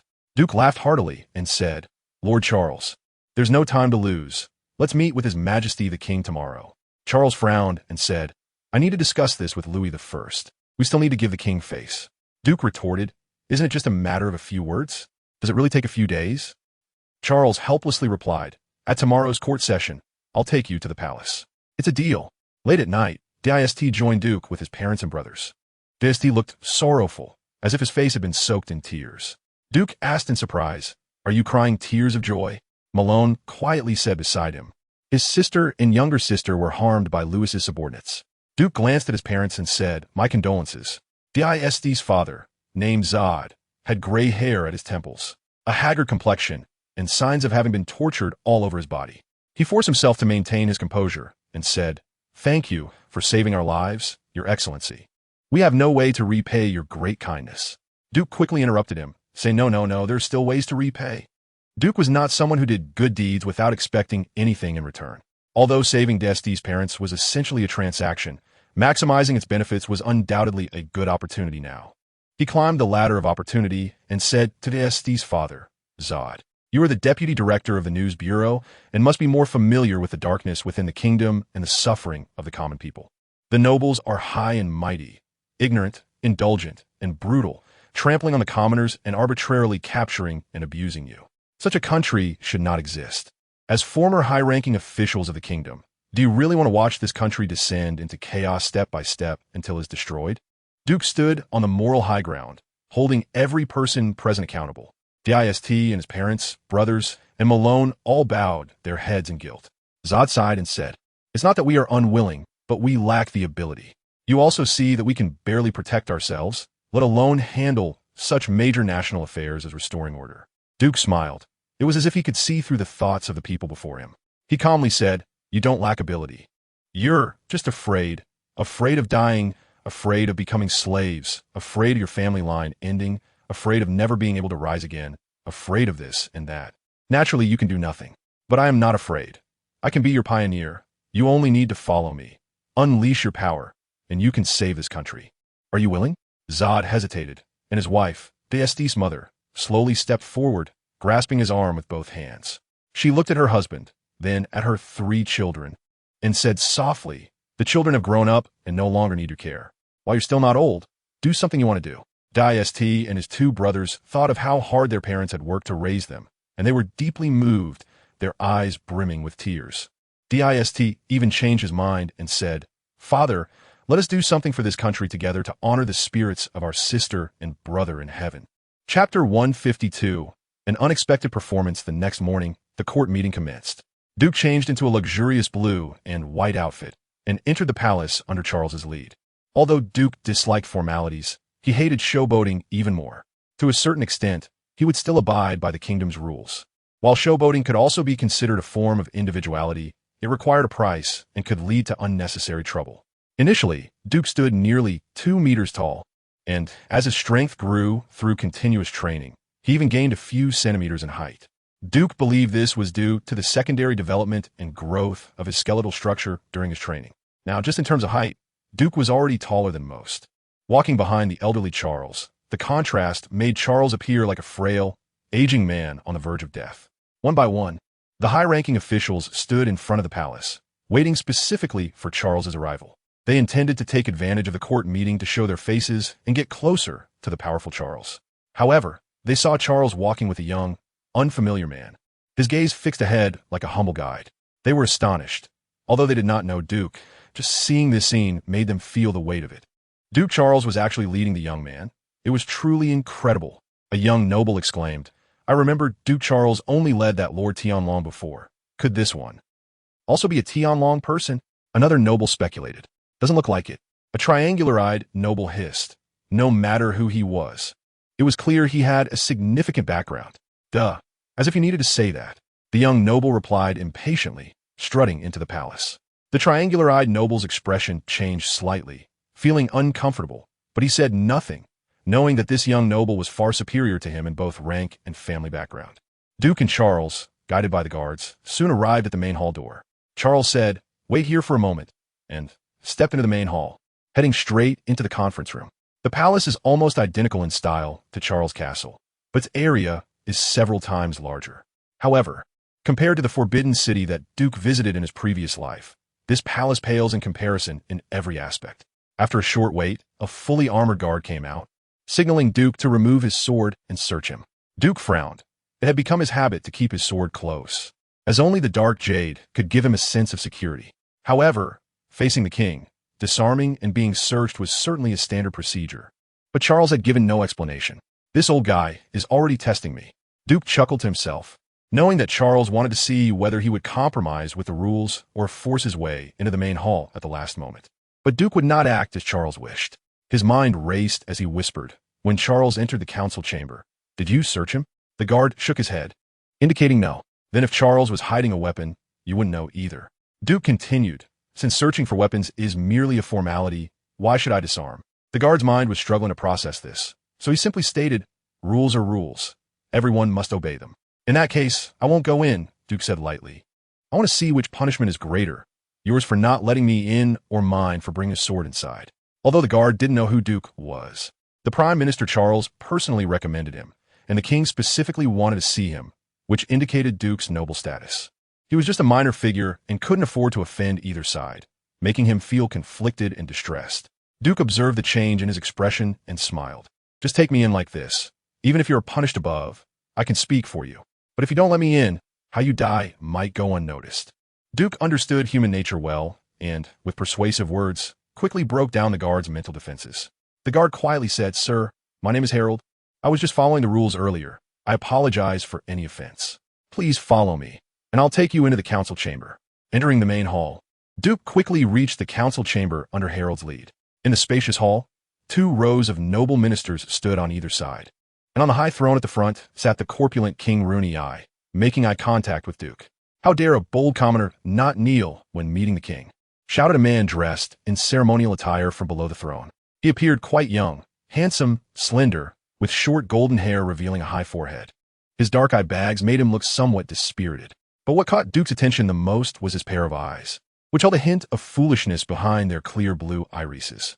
Duke remained silent, not moving, standing there with a distinct pressure. The Minister of Finance, Fook, changed his expression and was about to scold Duke for his rudeness. But fortunately, Charles intervened in time, defusing the situation, and the kneeling was thus dismissed. Duke looked at Charles ahead, revealing a meaningful smile.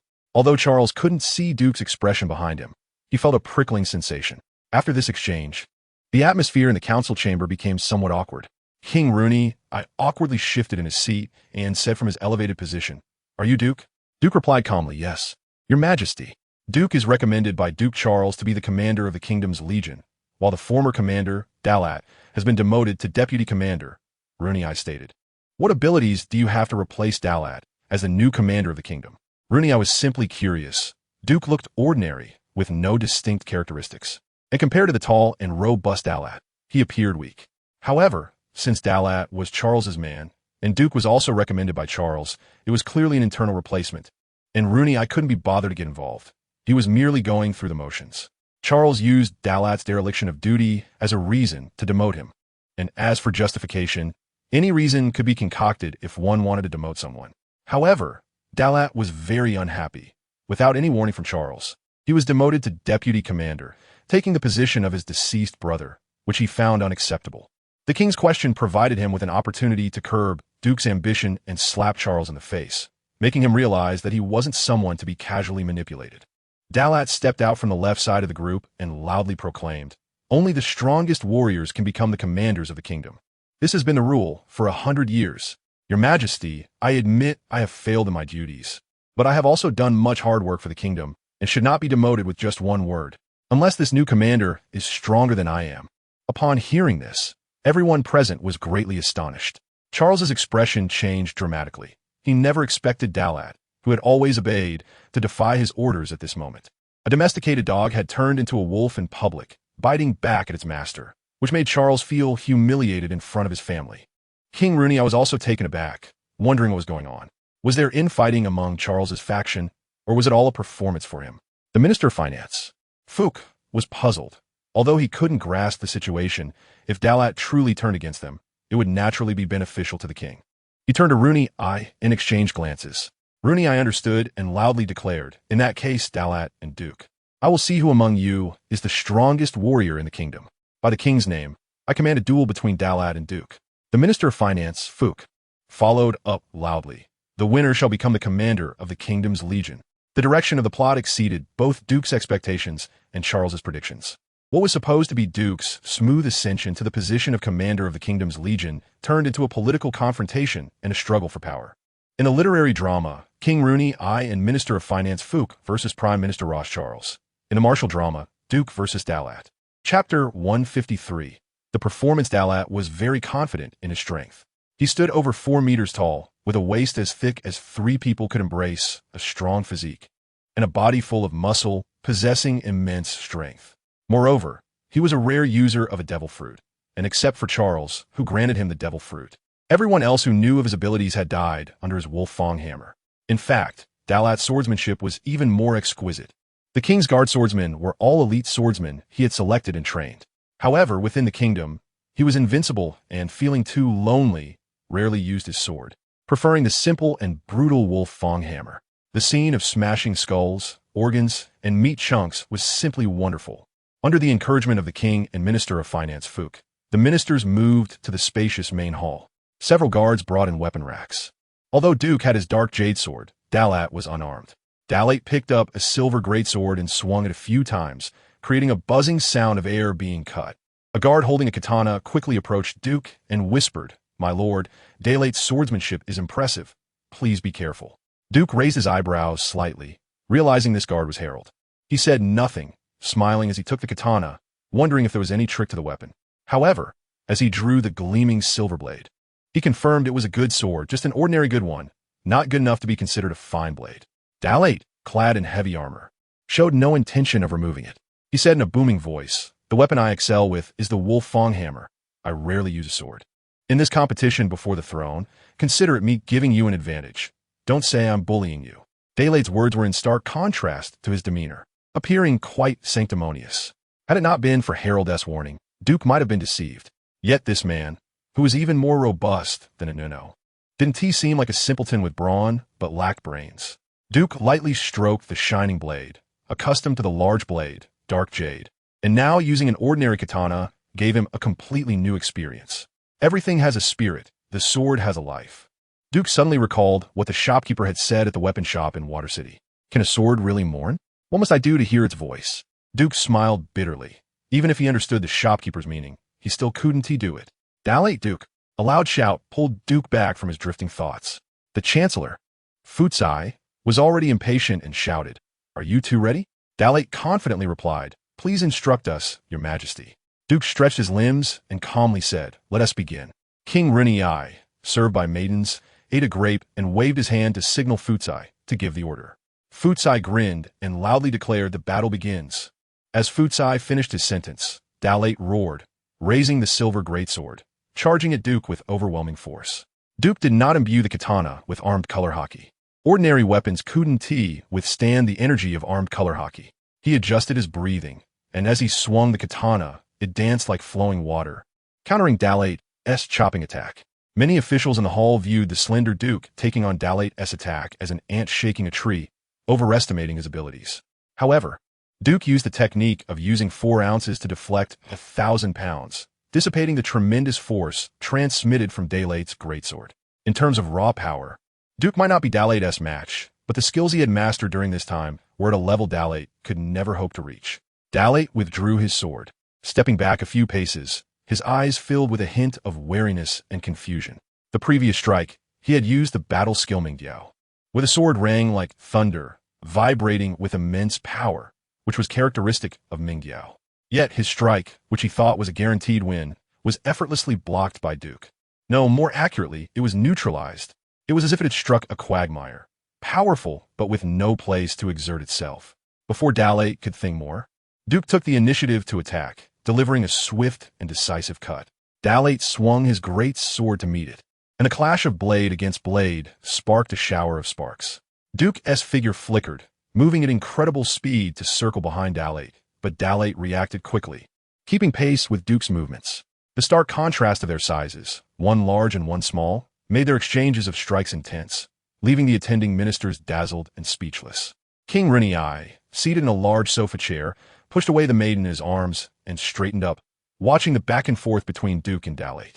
Memories of his past as a pirate captain, gallivanting across the East Sea, flooded back. He had once been a dreaming youth, embarking on the journey to find the Pirate King's treasure following the world-shocking declaration of Pirate King Roger. But alas, the past should not be mentioned. Time doesn't return. Rooney slumped back down, the fierce contest in the center of the hall, leaving him uninterested and bored. Charles had witnessed Duke's strength, vividly recalling the moment Duke defeated his strongest guard, Yamamoto Murayama, in a single strike.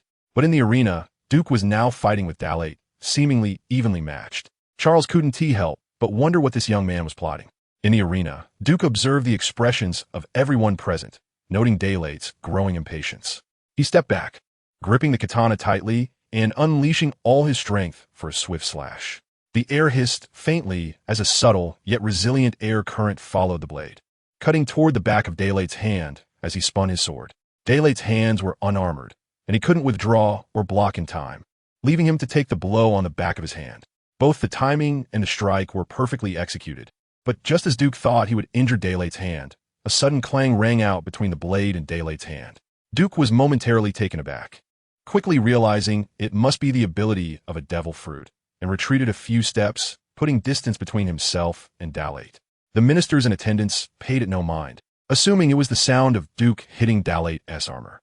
Duke looked at the nick on his katana and said, "You and I are evenly matched. It would be hard to determine a victor at this moment. Since we have already presented a magnificent duel to His Majesty, why not call a day?"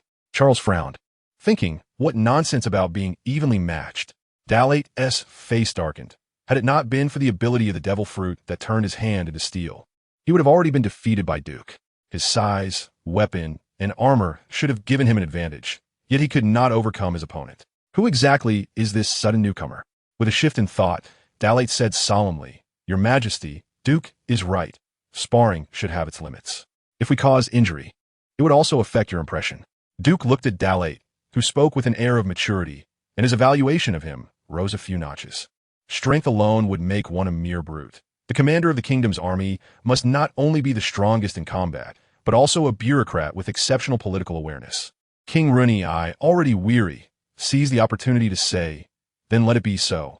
According to Count Charles, I hereby appoint Duke as a baron and promote him to the position of army commander, with Dalate as the vice commander." Chapter 154.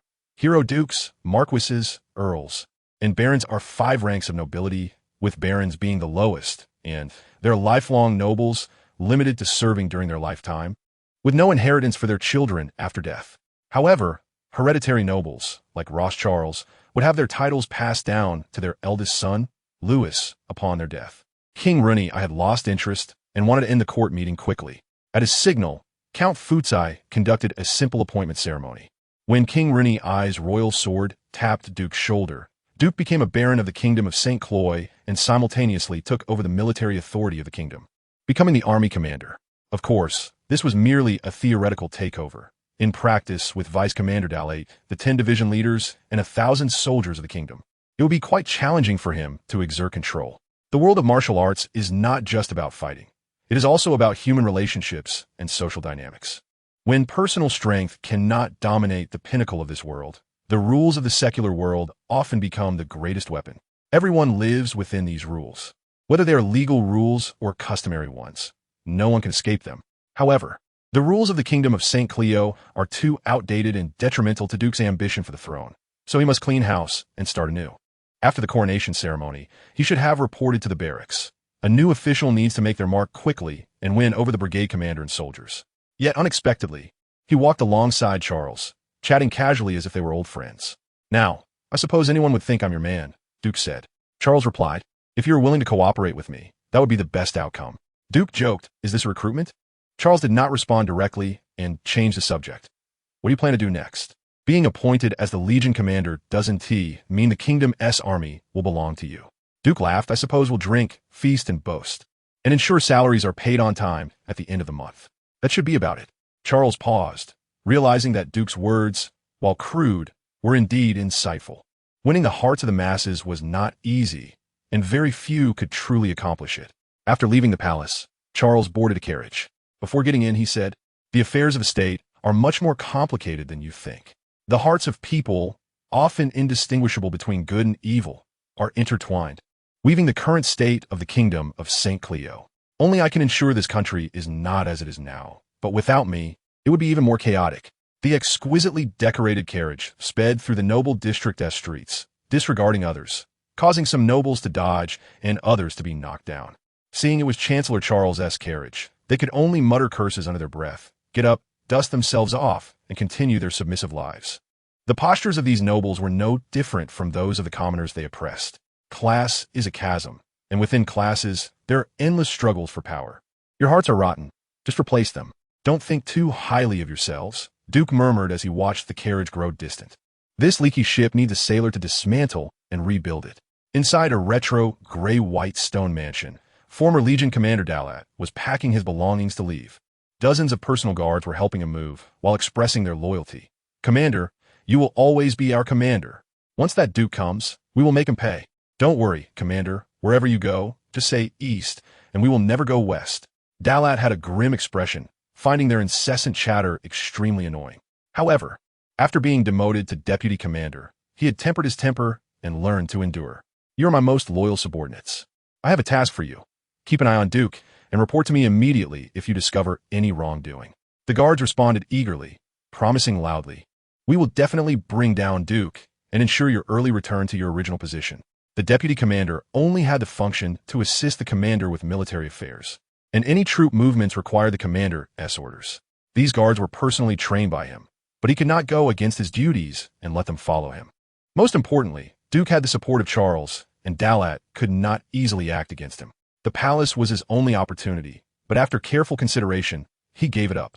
Now, as a stray dog, he needed to find Charles to clarify why he had suddenly been abandoned.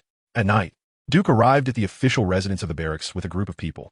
He had thought that there would be no one at the residence in the evening, but as he pushed open the large door, dozens of neatly dressed soldiers lined up, holding flowers and banners, loudly proclaiming, "Congratulations, Duke, on becoming the new Legion commander. Welcome."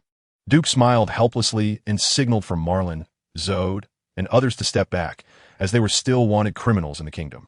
"Aren't you off duty yet?" The initiator of the welcome ceremony was a brigade commander with a pockmarked face and small eyes, who looked quite clever. He shouted, "If the commander doesn't say anything, we dare not leave our posts." Duke laughed. The flattery was just right and brought a pleasant mood. He surveyed the crowd and asked, "How many of you are here?" The pockmarked face replied loudly, "Commander, we have 50 here, and another 50 are patrolling the royal city." The so-called patrol in the royal city was limited to the noble area. If civilian areas were included, these 100 soldiers were completely insufficient. Duke thought for a moment, took out a stack of belly from his pocket, counted a few, and held a stack in each hand, saying, "Here, as a total of 1 million belly. You can split it among you 100. Duke's generosity shocked all the soldiers present. They had never seen such a spectacle. Although each person would only get 10,000 belly, which wasn't a lot, it was still more than half a month's salary for them. And having the new Legion commander hand out money upon their first meeting was a good omen. The pockmarked face's eyes lit up, cleverly saying, "Thank you for the reward, Commander. Wherever you go from now on, just say the word, and we will never go west." The other soldiers echoed loudly, "Thank you for the reward, Commander." Duke smiled. "From now on, following me means enjoying good food and drink. You will not be treated poorly." This simple method of winning over people was the most effective approach. The soldiers happily divided the money, while the remaining 500,000 belly were taken by the pockmarked face and a group of soldiers to distribute to those on patrol. Each of them was beaming with joy, seemingly envisioning a bright future ahead. In the office of the residence, Duke sat on the sofa while the members of the regiment stood or leaned around. Lehman touched the full set of armor in the corner and said, very imposing. The others ignored him, and Marlin looked at Duke, saying solemnly, "We are still wanted criminals. Entering the government office so brazenly is not good for your image." Duke shrugged it off, saying, "Whether wanted or a Legion commander, it's all just a matter of their words.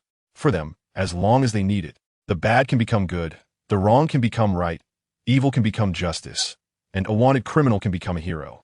Zode wholeheartedly agreed, saying that a single statement from above could determine a person's life and death, identity, and nature.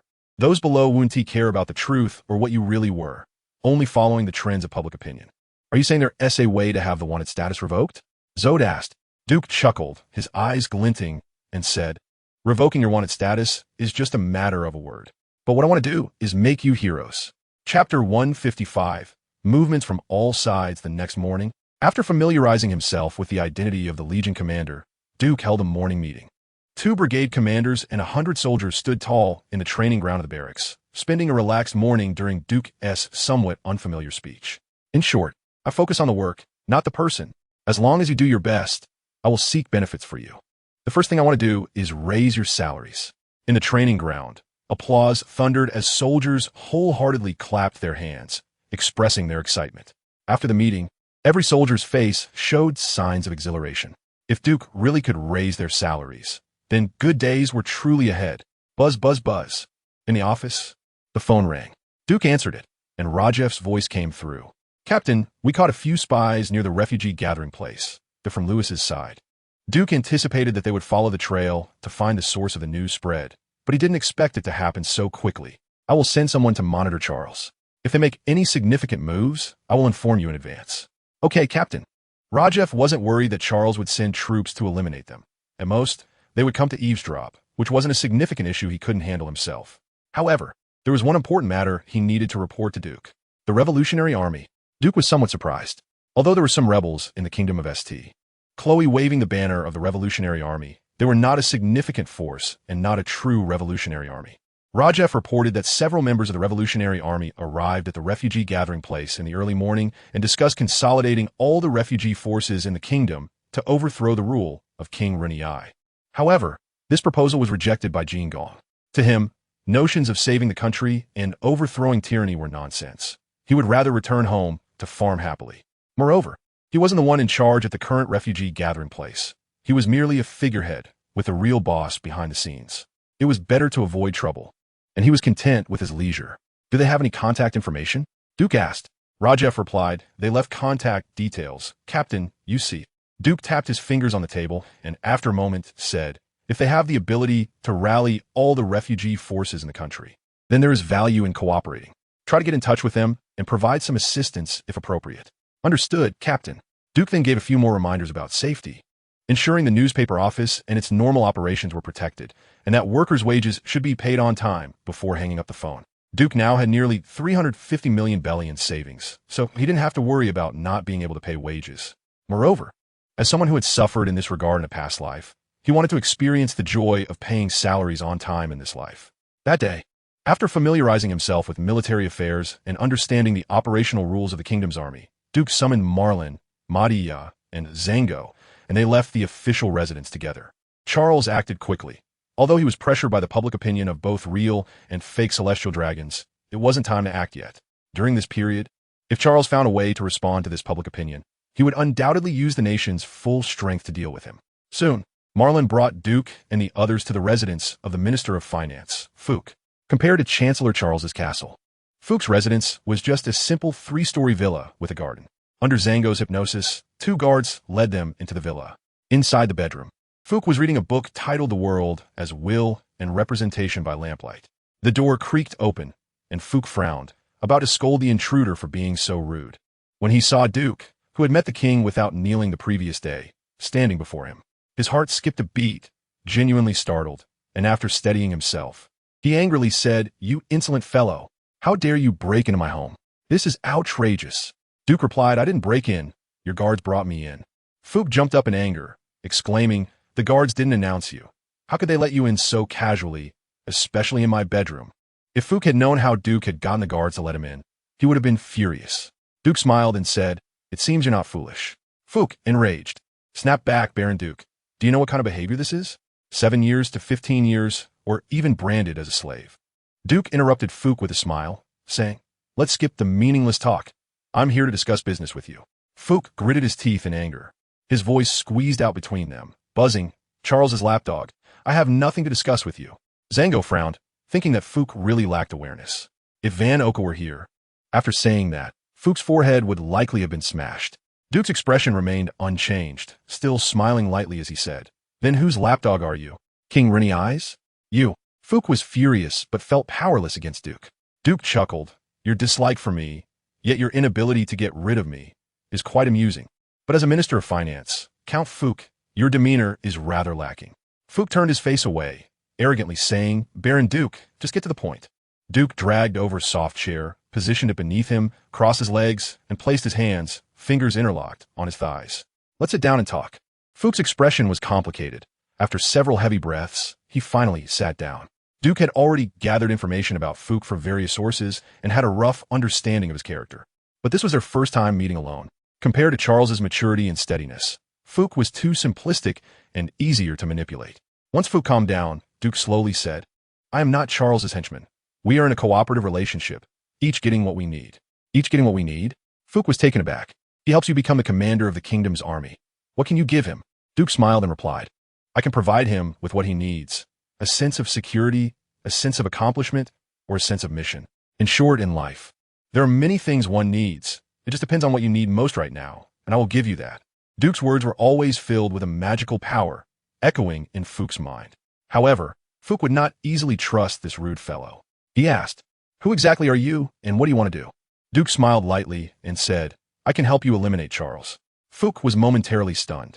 His brain had already crashed too many times that night, and he looked at Duke in disbelief, thinking he must have misheard. But Duke sat calmly before him, making Fuke certain he wasn't joking. Moreover, at 3:30 in the morning, a man breaking into his bedroom could not possibly be there to amuse him. Fuke calmly pondered. 3 statements to convince me of your sincerity. Duke was surprised in his heart. Fuke had taken the initiative with just 1 sentence. But that was fine. If Fuke were too foolish, the game would be too boring. He slowly opened his mouth, his voice deep and magnetic like a demon's whisper. Captivating Fuke's soul. At such a young age, you have become a minister under the king. Your future is undoubtedly limitless. I know you have great ambitions and talents, wanting to showcase your grand aspirations and save the country from peril. But in front of you stands the kingdom's most powerful minister, Charles, blocking your path. I can help you eliminate Charles, clear the obstacles in your path, and then you will be the chancellor, second only to the emperor, reforming the court, pacifying the chaos, comforting the displaced, and creating a prosperous dynasty that belongs to you. Just thinking about it paints a wonderful scene. As for me, I only need you to help me secure the position of the Legion commander, become a hereditary baron, raise the soldier salaries, grant me the right to expand the army, and provide a bit of gold and jewels. Chapter 156. The fox the more Duke asked for, the deeper Fuke's contempt became. But he increasingly believed that he was genuinely here to discuss cooperation. Eliminate Charles, such tempting words. Duke's 3 sentences ensnared Fuke. He dreamed of eliminating Charles, but had no way to do so. If Duke could really reach an agreement with him. Fuke's mind was in turmoil, torn between the ultimate temptation of eliminating Charles and the suspicion that Duke and Charles were conspiring to trap him. However, one of Duke's sentences tipped the balance in his mind. Charles holds immense power. If he truly wanted to deal with you, why would he go through so much trouble? Fuke then made up his mind and reached a cooperation agreement with Duke. The two discussed some details of their collaboration until the early hours of the morning, when Duke slowly took his leave. On the street, Marlin whispered, Someone is following us. Duke replied calmly, I know. Is it Charles's people? Madai responded, It should be. What do you think Charles's reaction would be if he knew I went to see Fuke? Duke asked with a smile. Marlin frowned. Are you intentionally letting him know you want to see Fuke? Smart, Duke praised. Charles keeps Fuke as his opponent to maintain a balance of power in the court, providing a sense of security for King Ren'ai. This is an old political tactic, but if I shift the balance towards Fuke, that delicate equilibrium will be broken. In a magnificent castle, in a bedroom filled with a fragrant mist, Charles, dressed in satin pajamas, sat on the bed, listening to Lewis's report with indifference. Father, Duke went to see Fuke. It's likely he wants to join forces against you. Charles took a deep breath and said, It's only been a few days, and he can't contain himself. Young people are always impatient, wanting to achieve everything in one step. It's not that easy. Lewis, with a worried expression, said, Although Dalat has been temporarily pacified, it will be difficult for me to recruit someone stronger than Duke for a while. Charles interrupted him, saying, If you can't find someone domestically, then look abroad. If you can't find someone in the East Sea, go to the Grand Line. You will always find someone stronger. Charles spoke lightly, but Duke's swift elimination of Miyamoto Maruyama raised the bar for Lewis's recruitment efforts. It would be hard to find someone who could match Duke in a short time, even within the East Sea. Within the East Sea, Lewis suddenly thought of something. Miyamoto Maruyama was the son of the master of the East Sea's Second Heaven Flow Dojo, exceptionally talented and skilled in swordsmanship. If the master learned that his son was killed by Duke, with this thought, Lewis suddenly had an idea, feeling somewhat relieved. He said, Father, I will contact the master of the Second Heaven Flow Dojo, Miyamoto Narutoyo, as soon as possible and join forces with Dalat to kill Duke. Charles nodded and said, "My son is still very clever. As long as you remain calm and think carefully, no one in the kingdom can rival us. Even if Duke and Fukai join forces. Strength is the foundation of all political maneuvers. Duke uses his strength as leverage to threaten Charles, leading him into the political arena. As long as Duke can be eliminated, all threats against Charles will vanish. As for Fukai, dealing with him is easy. Charles never worries that he will do anything earth-shattering. Only the king is someone Charles cannot easily touch, unless he wants the Ross family to bear the eternal sin of disrespecting the king and plotting to usurp the throne." At noon the next day, Charles sent a guard to invite Duke to the castle. Charles set up a banquet, warmly entertaining Duke. At a long round table that could seat more than 20 people, only Charles and Duke sat at opposite ends, as if looking across the sea. Duke was not worried at all that the food on the table contained poison, and he began to eat heartily without a care. After 3 rounds of wine and 5 dishes, amidst some pleasantries, Charles set down his wine glass, wiped his mouth with a warm towel, and slowly said, "This banquet is specially set for Baron Duke. Are you satisfied?" Duke smiled and replied, "We are all old acquaintances. There's no need to be so formal. Just say what you need to say." Charles thought to himself, "This young man is shameless when telling lies, not even bothering to prepare a script. Who do you think you are? An old acquaintance." His expression subtly twitched as he smiled and said, "I heard that last night. Baron Duke visited Count Fukai. Is that true?" Duke chuckled and candidly replied, "As fellow ministers of the court, it's natural to visit each other, to become familiar faces. That's what one should do." Charles was silent for a moment before suddenly asking, "You don't intend to join forces with Count Fukai against me, do you?" Duke's face showed surprise, and a hint of panic flashed in his eyes, perfectly captured by Charles. He regained his composure and pretended to be relaxed, saying, "Duke Charles, you really have a sense of humor. Count Fukai relies on the king's favor and doesn't think much of me at all. How can we cooperate?" Duke's lies were numerous, and Charles knew that his statements were almost entirely untrustworthy. However, such blatant lies are easy to identify, and Charles preferred to have an opponent like him. "You talked for half the night. Could it be just to get to know each other?" Duke exclaimed in surprise. "I didn't expect we talked for so long. It seems we hit it off and lost track of time." Charles said angrily, "Baron Duke, let's stop with the nonsense here." Duke looked at Charles, who was far away from him, the corners of his mouth curling up as he chuckled. "Fukai's power comes from the king. He can't meet my demands, so we have no cooperation." Charles was uncertain if this was Duke's true words, but at least this statement seemed more serious. His pale beard twitched slightly as he spoke. "What do you need? Feel free to say it. What Count Fukai can't satisfy you with, perhaps I can." Duke shook his wine glass, seeming to be deep in thought. After a long while, he made up his mind and laid out his requests from Fukai in detail. "My demands are actually quite simple, but I don't know if Count Fukai can't satisfy me or if he can't trust me." Charles lowered his eyes and pondered. "Except for the right to expand the army, everything else is negotiable." Duke was slightly taken aback, as if he didn't understand the meaning of Charles's words, and asked, "What are you saying?" Charles looked at Duke and said, "We have a basis for a transaction. We should be able to get along better. Aside from the matter of expanding the army, I can satisfy all your other requests, and you don't have to seek Count Fukai." Duke was quite surprised, saying, "Our previous transaction was quite unpleasant, and besides, I even killed one of your subordinates. How could I have the face to come back to you?" Charles chuckled and said, "In this country, what the king cannot give you, I can give you. What the king can give you, if I say no, then it's no." At that moment, Charles's authoritative demeanor was fully displayed. In the kingdom of St. Croix, he was a figure who could cover the sky with one hand. Had it not been for Duke's sudden appearance, the celestial dragon, Jadekri Saint, could have established a solid political foundation for him and the Ross family, making the Ross family an everlasting prime ministerial family in the kingdom of St. Croix. Charles's domineering words truly shocked Duke. At this moment, the power that all beings yearn for revealed its most direct side. Duke came back to his senses and said, "You are always at my beck and call, but you don't know what I should do." Charles could directly agree to all his requests except for military expansion, which was something Duke had not expected. Perhaps Charles wanted to numb him in this way, or maybe he had other purposes. No one knew what Charles was thinking. Duke thought to himself, "It would be great if Madai were here." Charles said, "I need you to do a small task for me. It should be very simple for you." "What task?" Duke asked. "Last month, a fire broke out in the slums outside the royal city, turning countless refugees into bandits who gathered in several small towns in the south of the city to cause trouble. I hope you can send troops to eliminate them." Charles replied, Duke laughed. Charles clearly knew that the refugee gathering place in the south was his territory, yet he still wanted him to do such things. This old fox is quite interesting, Charles said sternly. Only by eliminating the bandit threat and restoring order to the country can I seek rewards from His Majesty the King for you. Without a second thought, Duke agreed. One old fox and one young fox, both harboring their own agendas, raised their wine glasses and clinked them in the air. Duke downed his drink in one gulp, while Charles took a sip and then continued, as for Count Fook. Chapter 157. Idle Chest. The vast castle resembled a country within city. After discussing all matters with Charles, Duke walked towards the military camp. In an open training ground, 100 soldiers of the kingdom were lined up in 5 rows. Deputy Corps Commander Dalat shouted loudly, "Hurry up! Line up faster! Do you not want to work anymore? If you don't want to work, get lost early.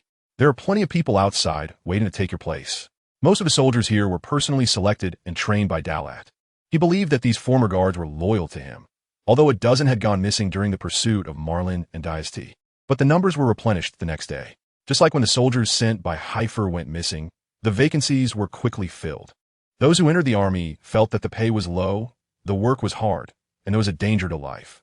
But people outside were eagerly hoping to become kingdom soldiers to be exempt from various taxes. Duke stood on the high platform, surrounded by Dalats shouting. But his thoughts had drifted far away. Why did Charles want him to lead troops to eliminate bandits when he clearly knew that the refugee gathering place in the south was his territory? Seeking rewards from the king under the pretext of eliminating bandits seemed reasonable, but for Charles, it was somewhat unnecessary. Moreover, if Charles did not grant him the right to expand the army, then he could not legitimately expand it. He was still wary of Duke completely controlling the kingdom's army. As for dealing with the bandits, both sides were his own men. The only variable was Deputy Corps Commander Dalat. Once the soldiers were organized, Dalat respectfully clasped his hands and said, "Commander, the troops are assembled. Please give your instructions." Duke stared at Dalat and asked, "How long does it take to reach the refugee gathering place?" Dalat, confused, replied honestly, "About 4 to 5 hours on foot." Duke suggested, 4 to 5 hours? By the time we arrive, it will be dark. It's too dangerous at night. Let's go eliminate the bandits tomorrow instead. Dalat's expression changed slightly as he said, "Commander, it's best to launch a surprise attack on those bandits under the cover of night and catch them all at once." Duke remained non-committal and said loudly, "Brothers, it's too dangerous in the dark. Just a few days ago, a squad leader and about 20 brothers went missing at night. I think it's better to set off tomorrow morning." In the training ground, the 100 soldiers dared not even breathe. When gods fight, mortals suffer. The conflict between the commander and the deputy commander was a concern, but as long as it didn't ignite a fire in their own ranks, it would be fine. For a moment, the surroundings fell silent, and no one responded to Duke's words. Duke suddenly felt awkward and embarrassed, unsure of what to do. Dalat secretly sneered. His intimidation was not something Duke could dispel with just a bit of Bailey. To think he could win people's hearts with Bailey was truly naive. Dalat turned around and faced the soldiers, loudly declaring, "Get ready, we will immediately leave the city to eliminate the bandits." The sound of armor clinking was like waves of pleasant music as rows of fully armed soldiers strode out of the training ground, heading towards the refugee gathering place in the south. Dalat felt quite pleased, but maintained a polite demeanor as he said, "Commander, in terms of personal bravery, you are indeed strong, but commanding troops and facing enemies is not as simple as it seems." Duke felt despondent and said, "Since that's the case, then I will leave this operation entirely in the hands of the deputy commander." Duke particularly emphasized the title deputy commander, making Dalat's heart feel even more amused. What a naive guy, using such childish behavior to vent his anger. "Haha, I will not fail the mission," Dalat declared loudly, clasped his hands, and left the training ground with the troops. After they left, Duke's dejected expression changed instantly, and he sat on the high platform with a smile. In the middle of the high platform, a wooden board slowly opened, and Madai crawled out from within, whispering a few words in Duke's ear. Duke paused for a moment, then smiled and said, "Interesting, truly interesting. It seems Charles is also quite quick to act. I just wonder how strong that Miyamoto Seiya is." Dalat's inner thoughts were complex, completely inconsistent with his outward demeanor. Madai listened for a long time and heard many secrets. Among them, the most important was that Miyamoto Seiya, the master of the second heaven flow, would soon arrive in the kingdom of St. Croix to join forces with Dalat against Duke. "Send someone to check on Miyamoto Seiya. See if he has any combat records," Duke said solemnly. Madai nodded and asked for insurance. "Do we need to take action first and deal with Dalat?" He just happens to be leading the team to the refugee gathering place, which gives us an opportunity. Duke shook his head and said, now is not the time. Charles is superficially letting me eliminate bandits, but in reality, he is likely letting Dalat destroy the refugee gathering place. Is it for the newspaper? Yes. If the newspaper is destroyed or cannot function for a short time, it will be advantageous for Charles. Madai realized he wants to buy time. As long as the newspapers regarding the true and false celestial dragons cannot be mass distributed across the country in a short time, by the time Yamato Seiya arrives, he will be able to. The rest of the words need not be said. Duke understood in his heart. Charles appeared to be accommodating on the surface, but secretly, he was calculating. However, with Madai's ability to read minds, Duke was not afraid of any schemes. Back in the office, Duke began preparing to deal with Charles's plans. Bang bang. Not long after, there was a knock on the office door. Duke, without raising his head, said, come in.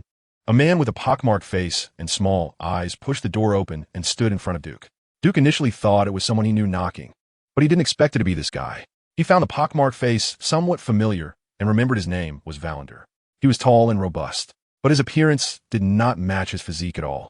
Legion Commander, I do have your back, but unfortunately, my arms can't twist around a thigh.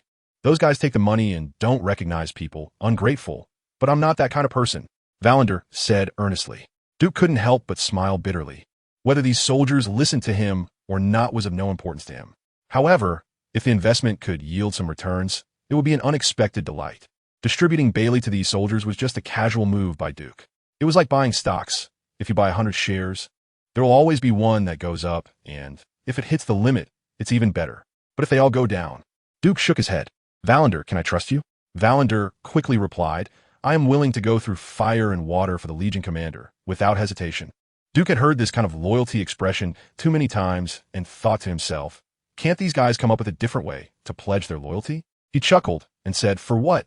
Just for the 10,000 Bailey I gave you? Valander was taken aback and replied seriously, it's for a bright future. Duke was investing, and Valander was also making investment.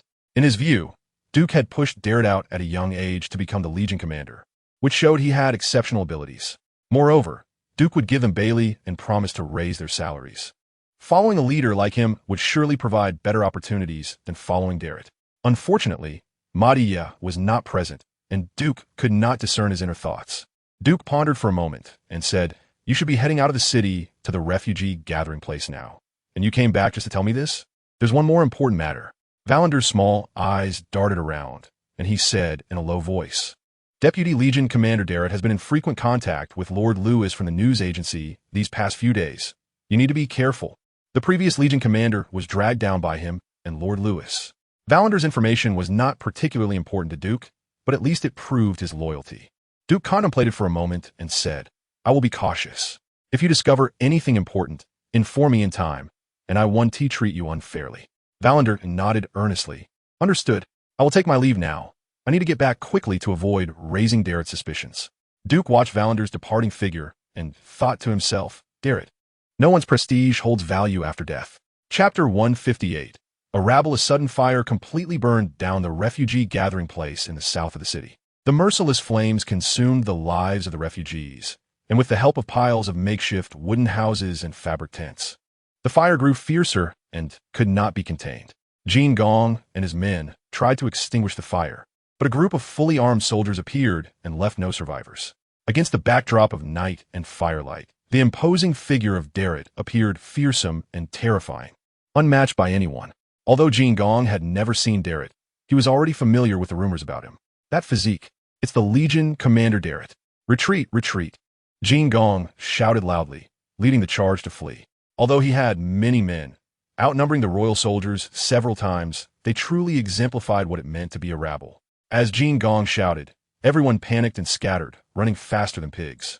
The night as fire nearly obliterated the refugee gathering place, and Jin Gong's stronghold became history.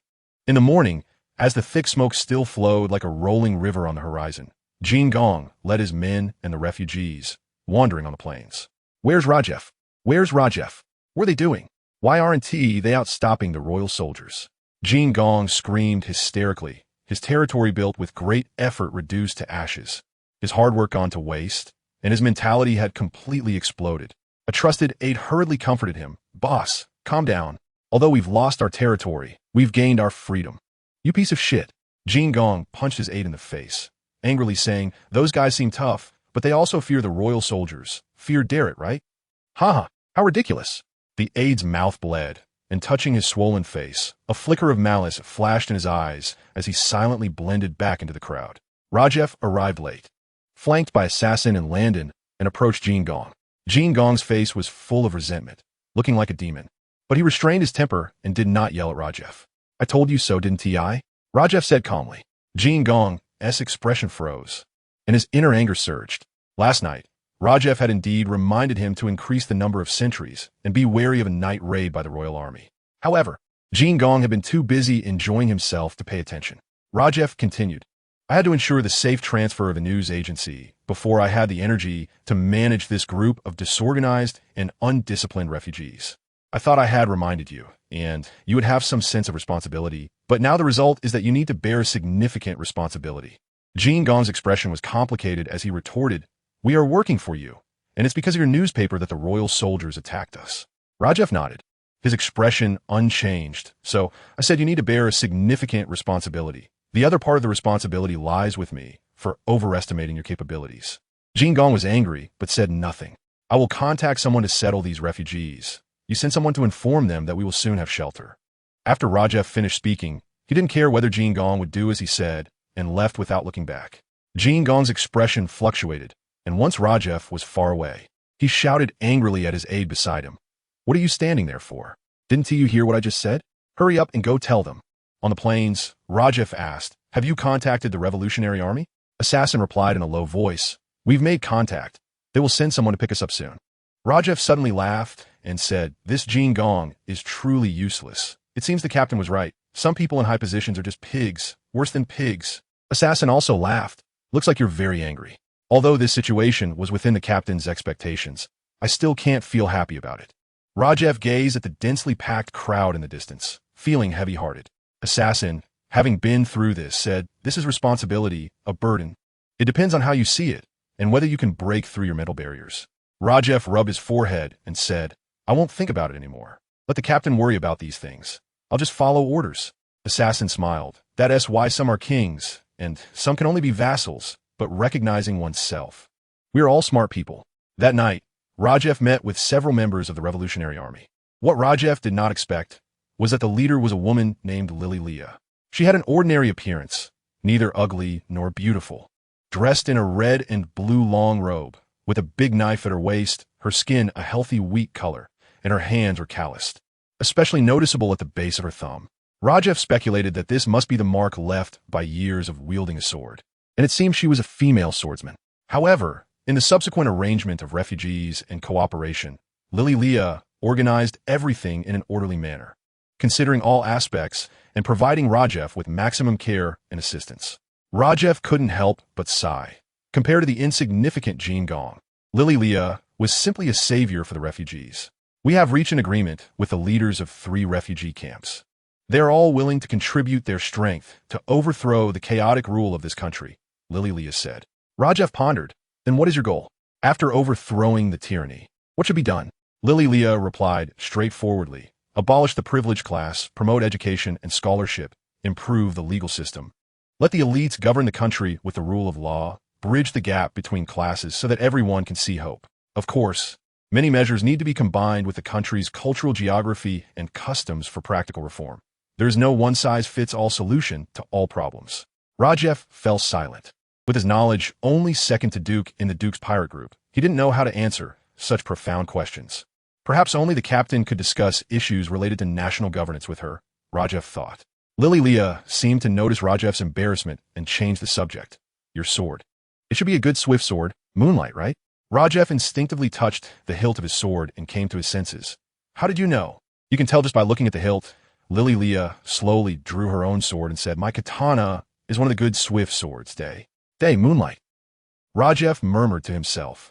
Lily Leah smiled slightly, about to speak when one of her companions rushed over and whispered a few words to her. Lily Leah immediately said, sorry, I have some matters to attend to. Please feel free. Rajef nodded, watching her capable and agile figure, lost in thought. Assassin, he chuckled. The person has already left. What are you still looking at?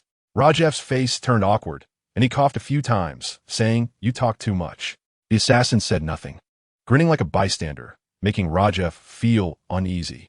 In a fit of anger and embarrassment, Rajef threw a pencil from the table at the assassin, but he caught it swiftly. Just as Rajef was about to throw again, a man with a swollen face approached. He whispered, "Lord Rajef, I have something very important to report to you." Rajef had never seen this person before and had no impression of him. "What is it?" His gaze shifted to the assassin, as if to say this matter was significant and should not have irrelevant people present. Rajef smiled and said, "We're all on the same side. You can rest assured." He lowered his eyelids and said in a deep voice, "Jin Gong secretly met with someone from the kingdom." Chapter 159, Betting on Both Sides in a Simple Tent.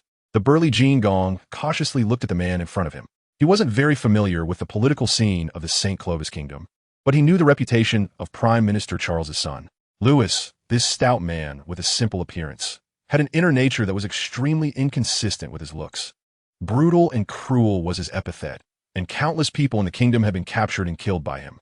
For the first time, Jin Gong witnessed a big shot from the kingdom, and his rural ambition was fully exposed. Without needing much persuasion from Louis, Jin Gong already had the intention to submit at his feet. Although Jin Gong had been the boss of the refugee camp for a long time and had enjoyed power, the gap in status felt as deep as an unfathomable trench when faced with true nobility. Louis showed a slight peaceful smile, which made the fidgeting Jin Gong breathe a sigh of relief. You can manage tens of thousands of refugees, which must mean you have your own fortune and ability. I admire you for rising from a commoner to a hero in troubled times, Louis said with a sincere tone. The kingdom is currently in need of talent. Do you have any thoughts on serving the kingdom? Jin Gong swallowed hard, thinking about how significant it was for the son of the prime minister, Louis, to personally recruit him. If he refused, wouldn't that be too ungrateful? Jin Gong hurriedly said, "My lord, I am willing to serve you in any way I can. Wherever you need me, I will do my utmost." Louis had heard such cliché words countless times and felt nothing in his heart. He revealed his trademark smile and continued, "It is for loyalty to the kingdom. Our Ross family is also dedicated to the kingdom." Yes, you are right, my lord," Jin Gong echoed. Louis added, "I need you to do one thing. If successful, wealth and treasures go without saying, and there is also the possibility of being granted titles. Are you willing? Titles. How many people dream of that?" In Jin Gong's heart, this was something he dared not even think about. Becoming an official of the kingdom, or even a knight, would mean rising above others, enjoying endless glory and wealth. A blatant desire appeared on his face as he nodded eagerly. "I am willing, my lord. I am willing." In the St. Clovis royal city, in the palace's conference hall, Charles's steady voice filled the entire hall. Baron Duke led the kingdom's elite to night raid the bandit camp near the royal city, burning their stronghold, killing hundreds of enemies, and relieving the worries of the royal city. "This is indeed a blessing for your majesty." King Runei yawned, indifferent to whether it was a blessing or misfortune, only wanted to end the court session quickly to play new games with his queens. Charles continued, "Since Baron Duke has made such great contributions as the newly appointed commander of the Legion, I believe he should be generously rewarded to show your majesty's care and to highlight your majesty's appreciation for talent, attracting more brave talents like Baron Duke to serve the kingdom." Charles spoke grandly, but Runei was already impatient, waving his hand and saying, "Whatever rewards Prime Minister, just handle it." The other ministers, seeing the king's demeanor, seemed to be used to it. This kingdom's conference hall felt more like Charles's stage alone. Finance Minister Fook was surprised but chose to observe silently. The old minister thought it was appropriate to grant Baron Duke hereditary titles, award him 50 million Bailey, and raise the monthly salary of the kingdom's soldiers to 20,000 Bailey. These powers and money were what Charles could give the Duke, but he could not grant him the core authority to expand the military. Duke remained unfazed. These rewards had already been agreed upon beforehand. Although not having the power to expand the military would pose some obstacles to his plans, it was not a major issue. Inside the hall, after Charles finished speaking, Runei wasn't even listening to what he was saying and was about to read out the usual approval, but from below the throne, Fook shouted, "Wait." All the ministers were startled. Although Earl Fook was a political rival of Duke, he rarely opposed him openly, so they had coexisted peacefully. But this time, why was Earl Fook going to tear his face with Duke over this matter? The ministers speculated, but what Fook said next surprised them. Even Charles was taken aback. "Your Majesty, while Baron Duke's eradication of the bandits near the royal city is certainly commendable, the internal banditry within the kingdom is on the rise. Relying solely on the 100 soldiers led by Baron Duke is probably insufficient to quell the unrest. Fukai glanced around at the ministers, his gaze passing over Duke's calm face, then turned to Emperor Runi I and cupped his hands, saying, "Your Majesty, I believe we should grant Baron Duke the authority to expand the military.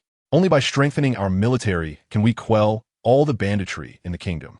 The ministers were taken aback. They hadn't expected Count Fukai to align with Duke Charles instead of opposing him, and even to grant Duke greater powers. After all, Duke was part of Charles's faction. What was going on with Count Fukai? Was he trying to curry favor with Duke Charles, or had he surrendered? The ministers were puzzled, but Duke, at the center of the storm, remained calm, watching the performance of Charles and Fukai. Charles was taken aback. When Fukai said hold on, he shared the same thoughts as the other ministers. But when Fukai requested Emperor Runi I to grant Duke military expansion rights, he realized the situation was dire. This little fox was betting on both sides. Emperor Runi I was uninterested in the twists and turns of the court. After all, Fukai would explain his actions to him once the court meeting was over. Just as he was about to speak, Charles suddenly shouted, "Hold on." Emperor Runi I, feeling impatient, thought to himself, "Are you all addicted to shouting hold on? Do you not regard me as your king?" The ministers widened their eyes, sensing something unusual, wondering what was going on. Today's political performance was quite extraordinary.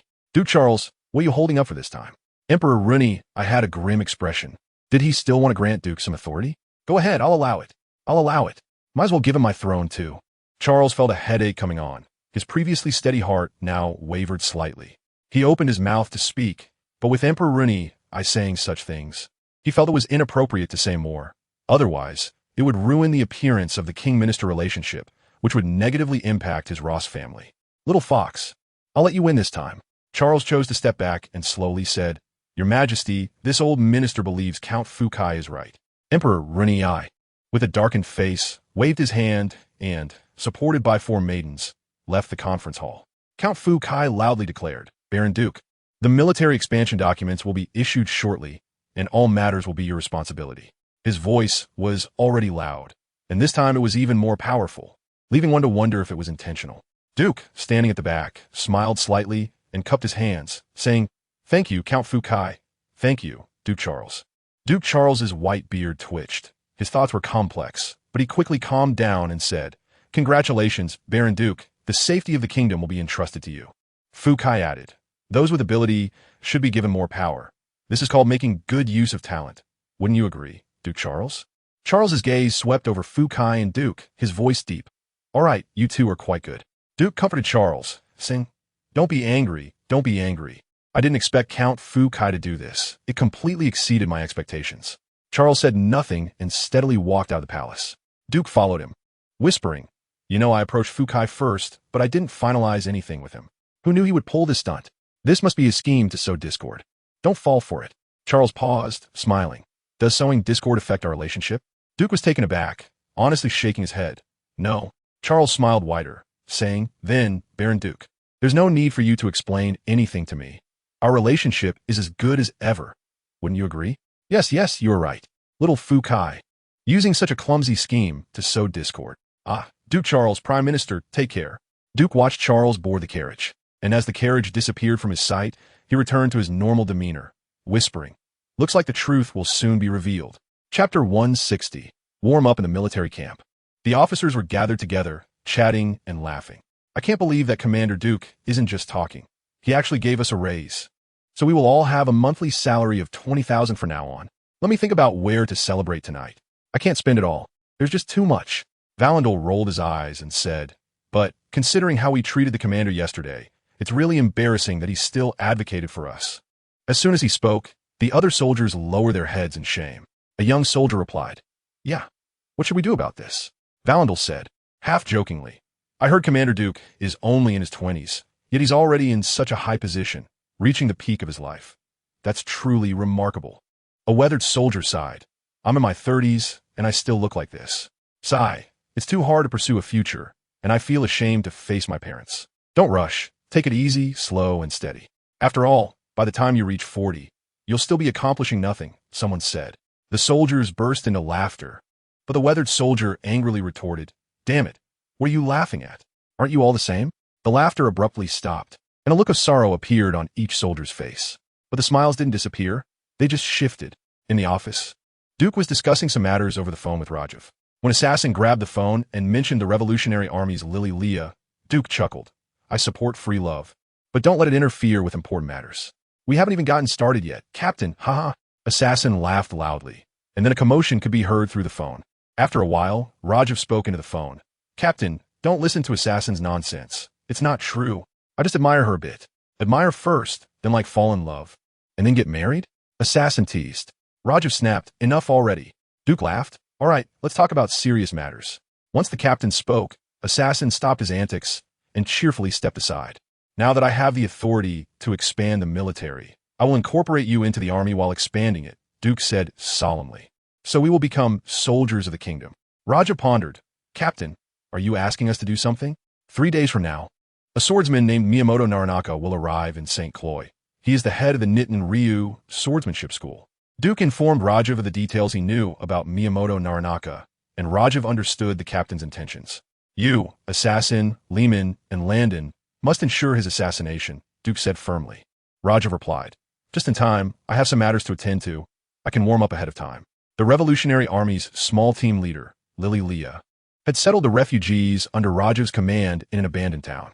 The town was called Natin, located between several small hills, with rugged roads and a harsh environment. Its only advantage was safety. The refugees had long been accustomed to surviving in various harsh conditions, and Natin town was already a very good place for them. Under the management and distribution of various gang groups, the refugees settled down and quickly adapted to life in Natin town. Jean resided in a well-maintained small villa, where his trusted aides had thoughtfully prepared delicious food and beautiful women to welcome him. But Jean Gong was not in the mood to enjoy it. Instead, he summoned all his subordinates and began to plot in whispers. I had a meeting with a big shot in the royal city, and he promised that as long as we eliminated the Revolutionary Army and destroyed the newspaper, we could go to the royal city to enjoy wealth and power. To become officials and nobles. Become officials and nobles? The allure of these words was immense, and the loyal followers were astonished, saying, Boss, can we also become nobles? Of course, whether it's being an official or a noble, it's all up to that big shot. Whoever performs well, I will recommend. Jean Gong chuckled. The loyal followers immediately became excited, each of them chattering. Boss, you know me, I've been loyal to you for years, working hard without complaint. Boss, you know me, I've killed for you, carried guns and shielded bullets. Boss, you know me. Jean Gong waved his hand. I know. I know you are all loyal and capable. As long as we achieve great results this time, we can all go to the royal city to enjoy. So what should we do? Boss, you command. Jean Gong pondered. Although Duke and the ability users are not here, the few remaining here are also quite powerful. We can't confront them head-on. We can only outsmart them, so you should do this. After a night of thinking, Jean Gong devised a foolproof plan and carefully explained it to his loyal followers. Outside the door downstairs, several subordinates stood listlessly at various key points, keeping watch over their surroundings. They had no idea what the people inside were doing, only being ordered to keep watch. From the east, 3 burly men swaggered over.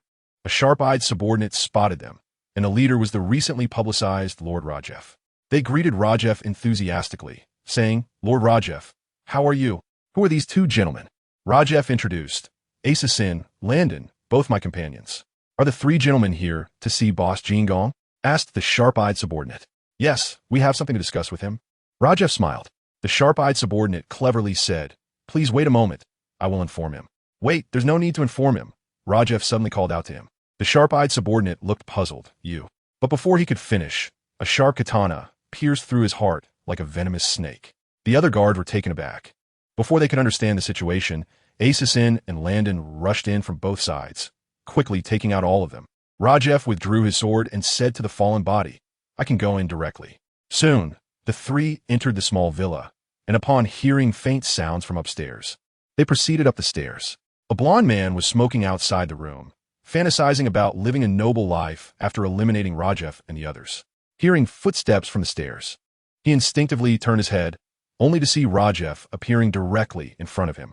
The blond man broke out in a cold sweat, retreating several steps, stammering, Lord Rajeff, what brings you here? Rajeff smiled. I came to see Jean Gong. The blond man was about to say that Jean Gong was inside when he suddenly noticed the blood-dripping katana in Rajeff's hand, and an ominous premonition surged in his heart. However, he did not raise the alarm, casually shifting his feet toward the door. Is Jean Gong inside? Rajef noticed his movement and asked directly. The blond man's eyes showed fear, and he turned to run while shouting, Rajef is coming to kill us. Rajef frowned. Just as he intended to chase and kill him, Landon quickly drew his gun and shot the blond man in the head. Without needing to say more, the three immediately rushed into the room, but a few of Jean Gong's loyal followers were sitting at the entrance.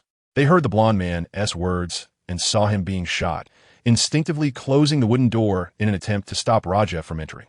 Just as the words were spoken, Landon reloaded and fired, the bullet piercing through the door, hitting the forehead of the man, trying to block the door with his strong body. But no matter how strong his body was, it could not withstand the power of the bullet. A bloody hole appeared on his forehead. The man's robust body crashed to the ground, and Rajef kicked the weak door handle, breaking it. The door creaked open, and three swift figures rushed into the room. Inside, Jean Gong's loyal followers had reacted, but Rajef, Assassin, and Landon's speed was too fast. They couldn't aim accurately with their guns. The sound of gunfire erupted like firecrackers during the new year. The room was not very large, with over 20 loyal followers gathered. In the chaos of shooting, they failed to hit the enemy, but ended up shooting a few of their own. Wailing and cries filled the air, tightening everyone's hearts. Before they could shout to stop shooting, several silver flashes darted past their eyes. Throat-cutting, heart-stabbing, decapitation.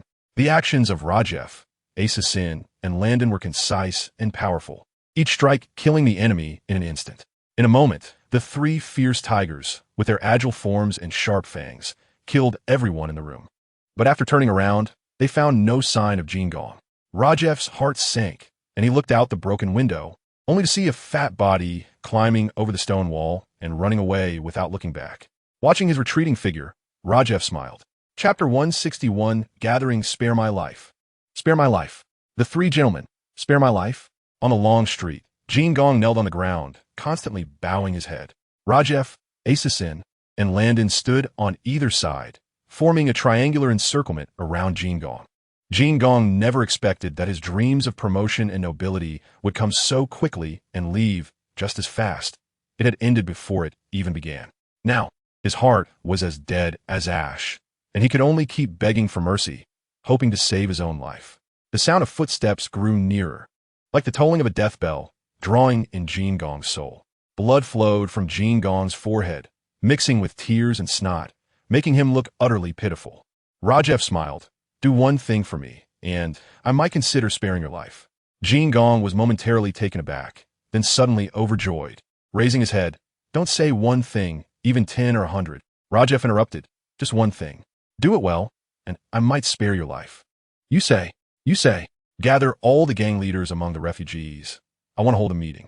Jean Gong's mind raced. These people are just using my name to form gangs, but they may not listen to me. Rajef smirked. So you want to die? Oh, no. Jean Gong swallowed hard, quickly saying, I'll send someone to contact them right away. At night, over 20 various gang leaders arrived at the town hall in the center of the town. This used to be the place where officials worked and handled affairs, but it had lost its function amid waves of refugee plundering. Oh, you're here too? A middle-aged man with a tattoo on his neck greeted a man with slicked back hair. The oil-headed man said, Who wouldn't come for good things? To put it nicely, it's about sharing the cake. To put it bluntly, it's about redividing the spheres of influence. Brothers, this isn't a good thing.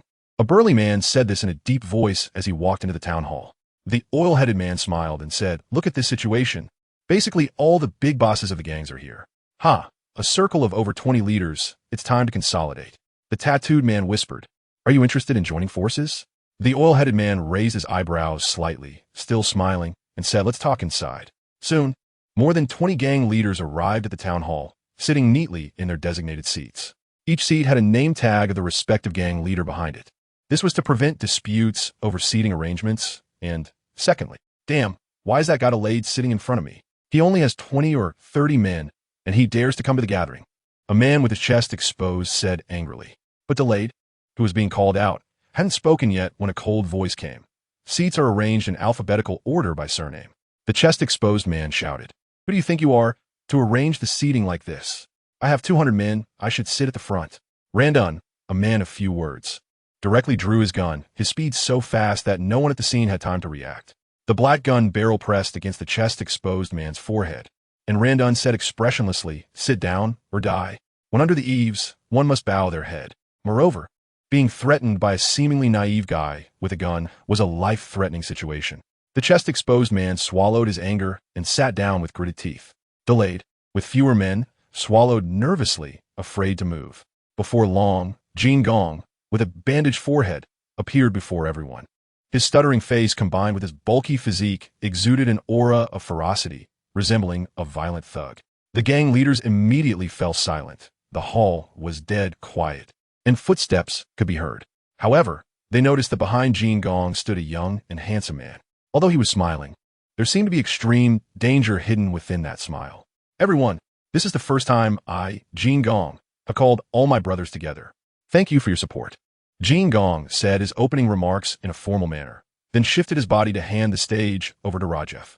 But today's main character isn't me. It's this gentleman.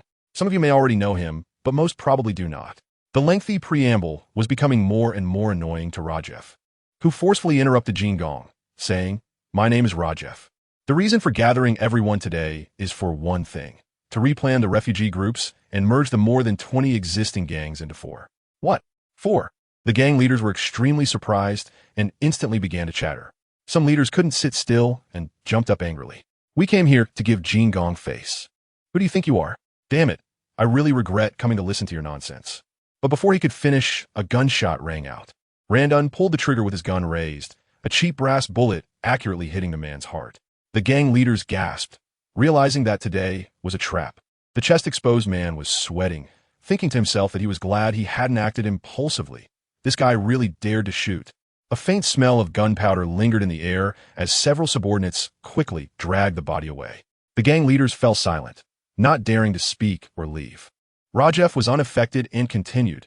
Merging is merging, but everyone's life can be guaranteed safety. Only disobedient leaders like the one just now, and those who did not attend the meeting. Leaders who did not attend. The leaders present were increasingly shocked, still reeling from the earlier surprise. Now hearing Rajef's words, they speculated that Rajef meant to kill the absent leaders. But they didn't need to think too much. Rajef soon clarified their doubts. Tomorrow, you will receive news of these people disappearing from the world. Rajef glanced around the crowd, feeling the timing was right, and said, "I didn't want to meet everyone in this way, but recent events have forced me to do this." No one applauded, and Rajef's words fell flat. But he was not embarrassed and continued. "Mr. Jin Gong met with a big shot from the capital yesterday, planning to betray us for the chance of promotions." This statement stirred up a storm in the hall once again. Jin Gong, who thought everything would be fine after this matter, never expected the fire would burn him. He hurriedly said, "No, that's not what he said. Everyone, let me explain. It's not like that. So what is it? Jin Gong, we provide for you, and you betray us. How could you forget who forced us to become what we are now?" Accusations flew, and Jin Gong was sweating profusely, not knowing how to explain, stuttering, and unable to speak. Rajef signaled for silence, then loudly declared, "Jin Gong is a traitor, and traitors are our enemies. Enemies must be executed." Jin Gong was stunned and terrified. "Rajef, you said you would let me go if I helped you with this." Rajef touched the hilt of his knife, smiling. "What I said was to consider it, but I've thought it through. You must die. You." The panic of death spread throughout Jin Gong's body, and without hesitation, he turned and ran. But his speed was no match for Rajef's, and moments later, his loathsome head was severed from his neck, falling to the ground along with his body. After completing this, Rajef wiped his knife and sheathed it, addressing the crowd. "I hope each of you can live well and not end up like Jin Gong, becoming my next victim." A new official takes office with 3 fires to demonstrate their talent and courage.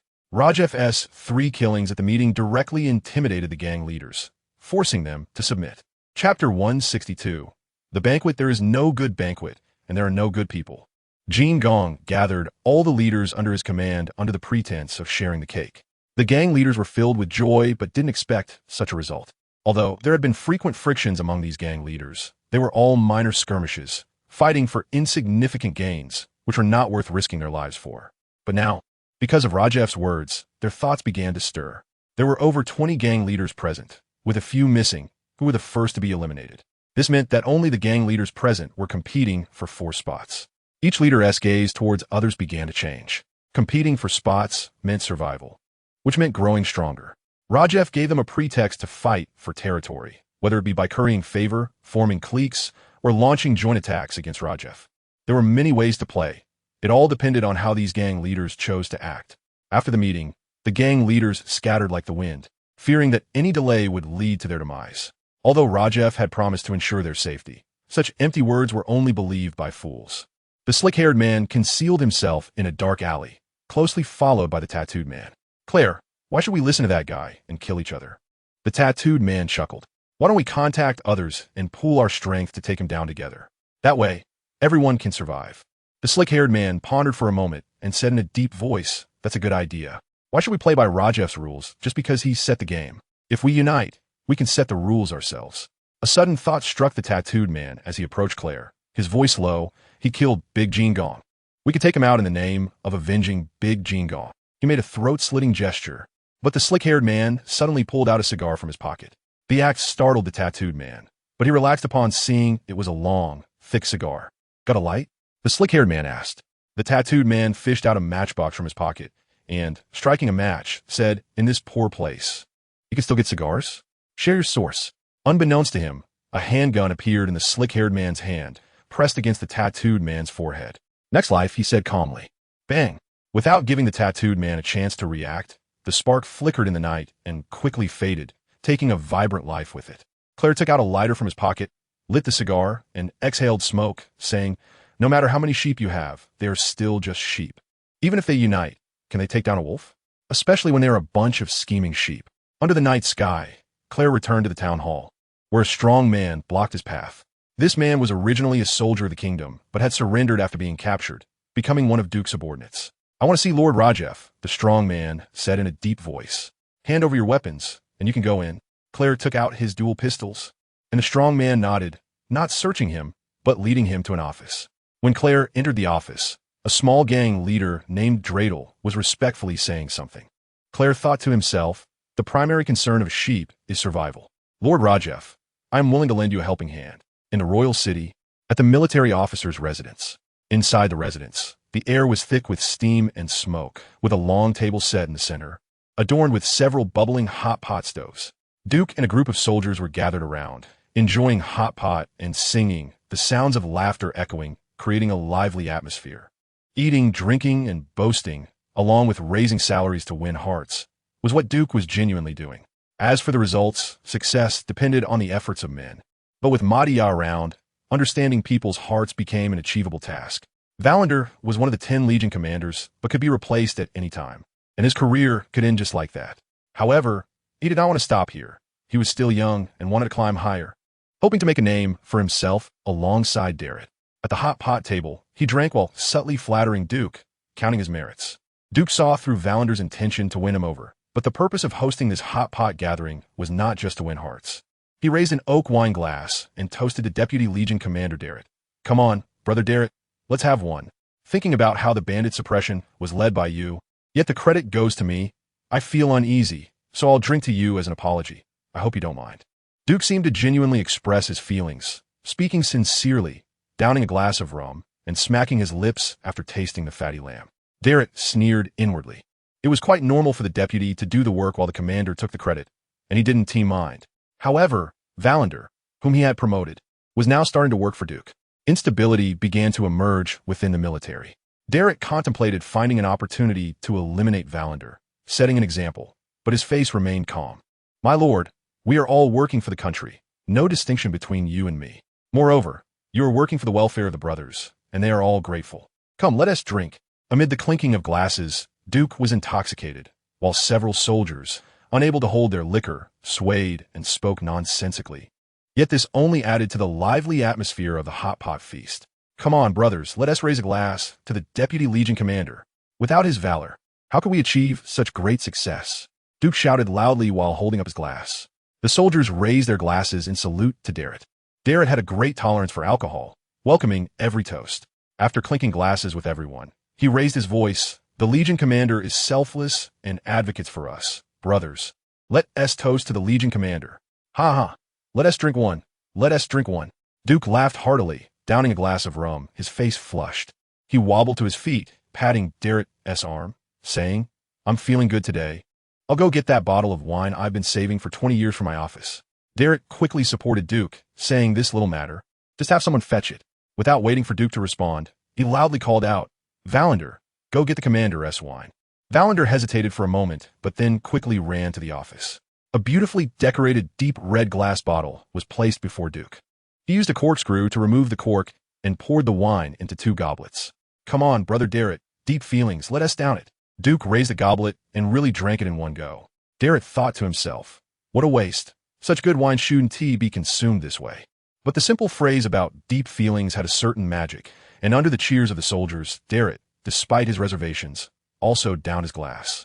As night fell and the moon rose higher, its center was visibly missing, as if it had been eaten by a celestial dog. Inside the military officer's residence, everyone was drunkenly sprawled over tables and lying on the floor, snoring loudly. Duke lay quietly on the table, while Darrett, still sober, took a few deep breaths to steady his mind. He had a good tolerance for alcohol, but he was not immune to drunkenness. Watching the inebriated Duke, a cold glint flashed in Darrett's eyes as he contemplated whether to take this opportunity to kill him. However, could a pirate with an 80 million bounty and a powerful swordsman really get so easily drunk? Darrett asked himself, in such an environment, could he afford to sleep off his drunkenness? The answer was obviously no. He calmed himself, calculating that Miyamoto Chinya would soon arrive by boat, and there was no need to take risks for dangerous actions now. He stood up, his large frame resembling a wall, casting a glance at Duke before slowly walking out of the residence. Duke is the captain of the Duke pirate crew, a pirate with an 80 million bounty, along with several companions with million-dollar bounties, which is the information Lewis relayed to him, and the fact that Duke killed Miyamoto Murayama in one strike, coupled with such a massive bounty, all indicate that Duke is a formidable opponent. Darrett did not dare to act recklessly, even though he was a devil fruit user. However, the devil fruit does not directly enhance the user's strength. It merely provides a more accessible path to becoming stronger. If you're a weakling, even if you eat the thunder fruit, you can only produce some sparks and spit. Moreover, as Darrett thought of his ability, he couldn't help but sigh. Although the steel fruit granted him the ability to partially turn his body into steel, it offered no substantial help in combat, serving only as a form of protection. Like in his confrontation with Duke, he hardened the back of his hand with his fruit ability, but using the ability would consume a lot of stamina and energy. If it dragged on, he would definitely lose. Damn, what a useless ability. Walking under the streetlight, Darrett cursed, entered an alley, and unbuckled his belt to relieve himself. Easing his mind, suddenly, a gust of wind rushed behind him, and a muscular arm, with veins like tree roots, struck through the wind. Chapter 163. Opening eyes to see the world clang. The crisp sound of steel clashing rang out. In the instant of the ambush, Darrett hardened the back of his head into steel, blocking this fatal blow. However, the violent impact left his head spinning, combined with the large amount of alcohol he had consumed, causing him to experience ringing in his ears and dizziness with a nauseous sensation. Damn, what a trash ability. He cursed as he turned around and saw that the ambusher was actually a humanoid beast monster, causing his heart to tighten, and he suddenly realized. Gloomily, a Zoan devil fruit user? Call me Kamen Rider, Freeman struck a cool pose, but his muscular, knotted body looked incredibly frightening under the night. His ability must be steel, right? On one side of the alley, a small-framed man slowly descended. Freeman rubbed his wrist and said, "It should be. Turn the body into steel." Darrett's eyes darted around, and he bluntly stated, "I am a user of the Paramecia steel fruit. You two are here to kill me on Duke's orders?" Freeman replied softly, "Dead men don't need to know these things." Darrett took a deep breath. The alcohol surged, as if an endless power flowed into his body. He stopped talking and suddenly lunged towards a small figure in the alley. However, the small figure suddenly grew to 3 or 4 meters tall, with a yellow face, tusks, a king character on his forehead, a muscular back, long hair, and a tail swaying between his legs, as if shadows were emerging. Darrett was astonished. This guy was also a Zoan fruit user, but the arrow was knocked. He had to shoot. Darrett clenched his fists, and his fists the size of sandbags instantly hardened, slamming towards the tiger-shaped humanoid Jotun. Jotun let out a low roar, and his sharp tiger paws rushed straight up to meet him. Boom! The two immense forces clashed, and the explosive sound shattered the night, waking everyone who had been asleep nearby. This explosive sound also instantly sobered Darrett. He had not expected that the ability user before him could match him in strength. The Paramecia steel fruit could not provide the user with a boost in strength. However, the Zoan devil fruit could grant the user the strength, speed, and extraordinary vitality and recovery of that animal. In this primal contest of strength, Darrett's ability to stand his ground against the tiger-human Jotun proved the magnitude of his power. Jotun was even more astonished. He felt worse. His hands were numb, and the blunt impact of the steel strike shook his mind, making him feel miserable. Fortunately, he was slightly stronger, allowing him to hold off Darrett even in his dazed state. At the moment Darrett charged at Jotun, Freeman also moved.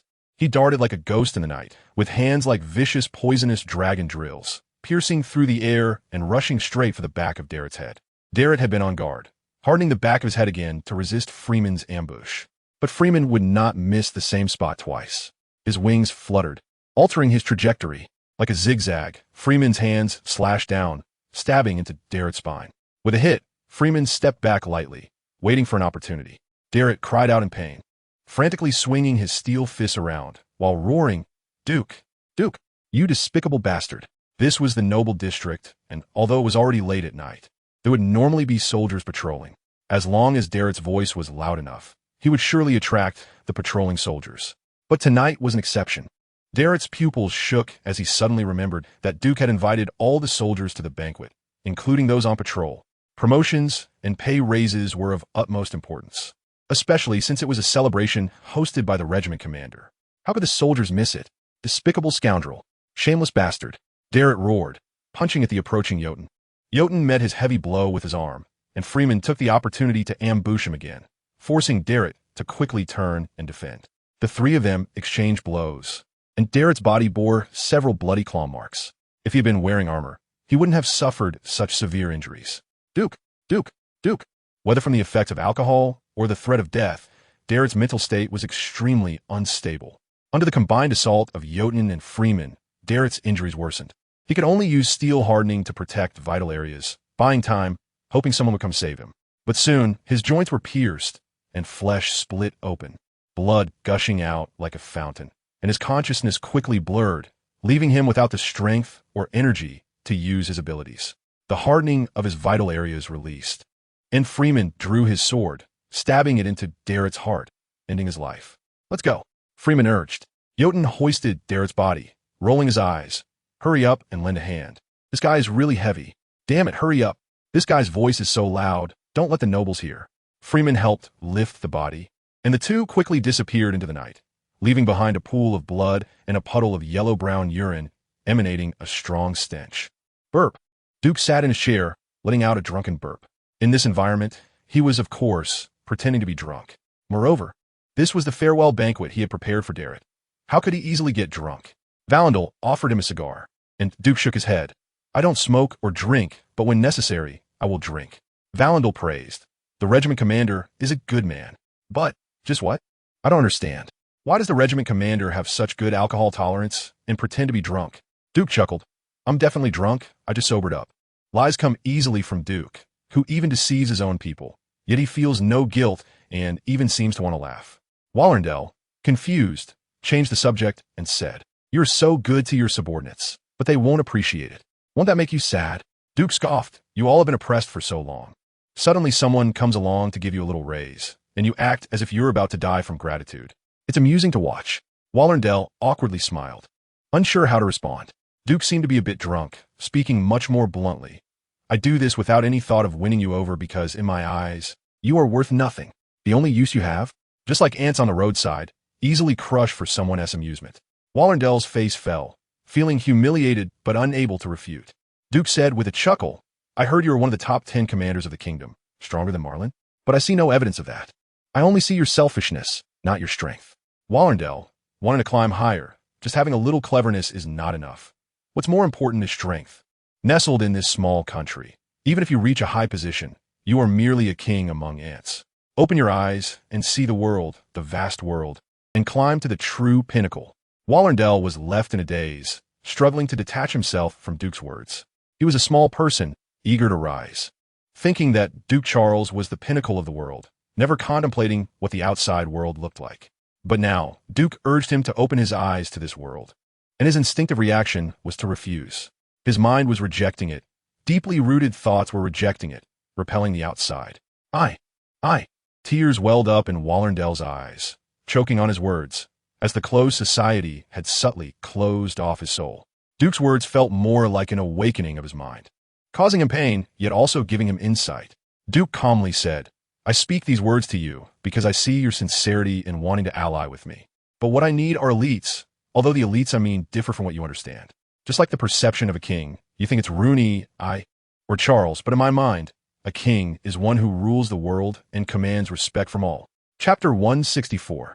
The Demon. The next day, rumors about the Demon Duke spread among the nobles in the royal city. Some nobles claimed Duke was a soul-stealing demon who haunted the night, while others said he was an apostle of Satan, collecting souls. Their accounts sounded so convincing that even the city constable was alarmed and inquired about Duke. But the nobles could not provide a clear explanation. Had they experienced a terrifying nightmare?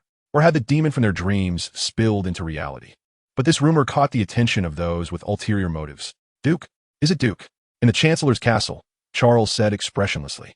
Lewis quickly replied, Father, based on the nobles' rumors, I narrowed down the search area and found a pool of blood in an alley. Charles pondered for a moment and asked, what was Duke doing last night? Hosting a hot pot dinner for all the kingdom's soldiers. What is hot pot? Using various seasonings to boil a soup base, while cooking meat or vegetables in the broth. Charles contemplated and said, was Derek there too? Yes, but today he has disappeared. Lewis's expression suddenly changed, exclaiming, Father, what about the pool of blood? Charles closed his eyes and said gravely, Derek is part of the plan. We cannot afford any mistakes. I will send someone to investigate immediately. When will Miyamoto Naratake arrive? Tomorrow. I've arranged for a trusted person to meet him at the port. Charles nodded, opening his sharp eyes. Miyamoto Naratake is the strongest swordsman in the East Sea, and Derek is a steel fruit user. With their combined strength, even pirates returning from the Grand Line would find it hard to deal with them. Lewis worriedly said, Father, if even they can't handle Duke. Charles smiled slightly. My son, I have already secretly contacted all the ministers to unify their private soldiers and slaves under my command. To deal with a petty thief with the strength of the entire nation is to underestimate him. Having you as a father is a blessing for the kingdom, Lewis reassured. Charles then resumed his serious expression, saying, Duke is 100 times more cunning than Rooney. We must not let our guard down until the very last moment. You must investigate Derek's situation immediately and contact Jin Gong to create trouble for him, so he has no time to spare. Lewis nodded. I will investigate right away. Report. At that moment, a guard knocked and announced, Come in. The guard entered the meeting room and said loudly, My lord. Baron Duke has sent word that he has dispatched Deputy Commander Derek to Notting Town to recruit soldiers. Notting Town? Lewis frowned and said quietly, Father, Notting Town is a hill city that was ravaged by bandits in the past. Now it has become a gathering place for refugees under Jin Gong's jurisdiction. They have been sent to Notting Town, and Duke is recruiting soldiers there. What does he want? Charles pondered.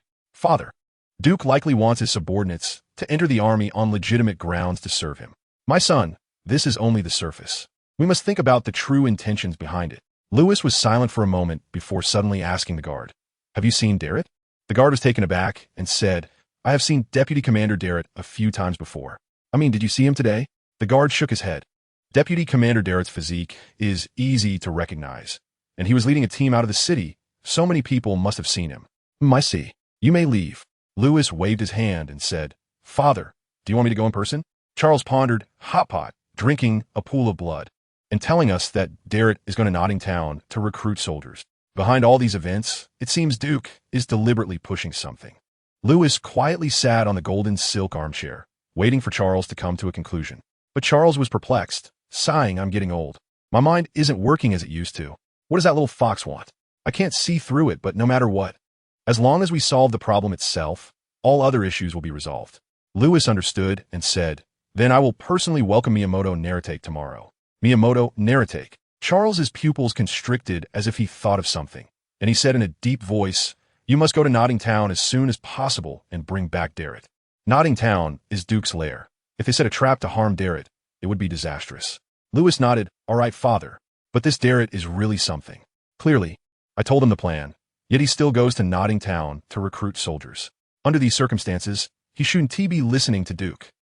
A muddy road, with sludge accumulating, each step could sink to the calves. A dozen armored soldiers were suffering, wishing they could take off their armor on the spot. The leading Derek was in great pain. He was enormous, weighing 400 to 500 pounds, burdened with heavy armor, leaving deep footprints with every step. Yet he never complained. Or more accurately, he remained silent, wearing a ghost mask that resembled a mountain spirit. However, Jordan and Freeman were by his side, timely lending a hand to support Derek. It was unclear how long they had been walking, but Derek could no longer hold back and quietly asked, "How much longer do we have to walk?" Freeman smiled and replied, "Not long, just hang in there a bit longer. I'm hungry." "Once we reach our destination, Rajef has prepared a lot of delicious food for you." "Really? More real than gold." Freeman deceived him. "Hurry, the soldiers are catching up." Derek asked, but continued trudging forward, while the soldiers behind him groaned, using all their strength to keep up. It wasn't until deep into the night that they finally trudged to Notting Town. The assassin had been waiting for a long time and brought them to meet Rajef. Inside the town hall, Rajef sat at his desk handling matters. Lehman was resting his chin on his hand in a daze, and Landon was carefully polishing a good quality knife. The assassin led everyone in and stood at the door. "Tomorrow we will go to the port to welcome Miyamoto Naratake as soldiers of the kingdom. Notting Town will be left to you," Rajef stated bluntly. Freeman and Jordan nodded and said, "The 2 days one flow is the strongest swordsmanship school in the Eastern Sea, and Miyamoto Naratake is hailed as the strongest swordsman in the Eastern Sea, so be extra careful." "Nonsense. That's only because they haven't encountered the One Heart flow. Otherwise, the strongest school in the Eastern Sea would definitely be ours," Lehman said proudly. Jordan rolled his eyes and mocked, "In life and death duels, stop boasting." Lehman pouted and said, "What do you know, you swordsmanship idiot? I'm not boasting." Rajef ignored the bickering of the two kids and said solemnly, "The four of us, myself, the assassin Lehman, and Landon, will deal with Miyamoto Naratake, and you three will be responsible for protecting the newspaper office." "Understood." Freeman and Jordan nodded. Derek took off his mask, revealing a Nuno's face, and while removing his heavy armor, he eagerly said, "Rajef, where's the food?" Freeman said, "You prepared a lot of good food for me." Freeman winked at Rajef, who smiled wryly. "It's still being prepared. Just wait a moment. It will be ready soon." "Oh, I'm hungry." "It will be ready soon. You should rest for a bit." "Okay." The assassin crossed his arms and leaned against the doorframe, saying, "If the four of us together are no match for Miyamoto Naratake, then it can only be said that there are hidden talents in the Eastern Sea." Rajef joked, "No worries. If we can't win, we'll escape. The captain will lend a hand."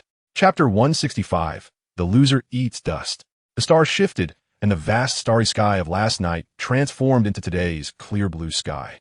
The sun hung high in the sky, warm sunlight flowing over the earth, and the gradually rising temperature indicated that it was noon. Although a storm was brewing, Duke remained exceptionally calm. Everything had been arranged, and it was just a matter of who would emerge as the victor in this game. The winner becomes king, and the loser eats dust.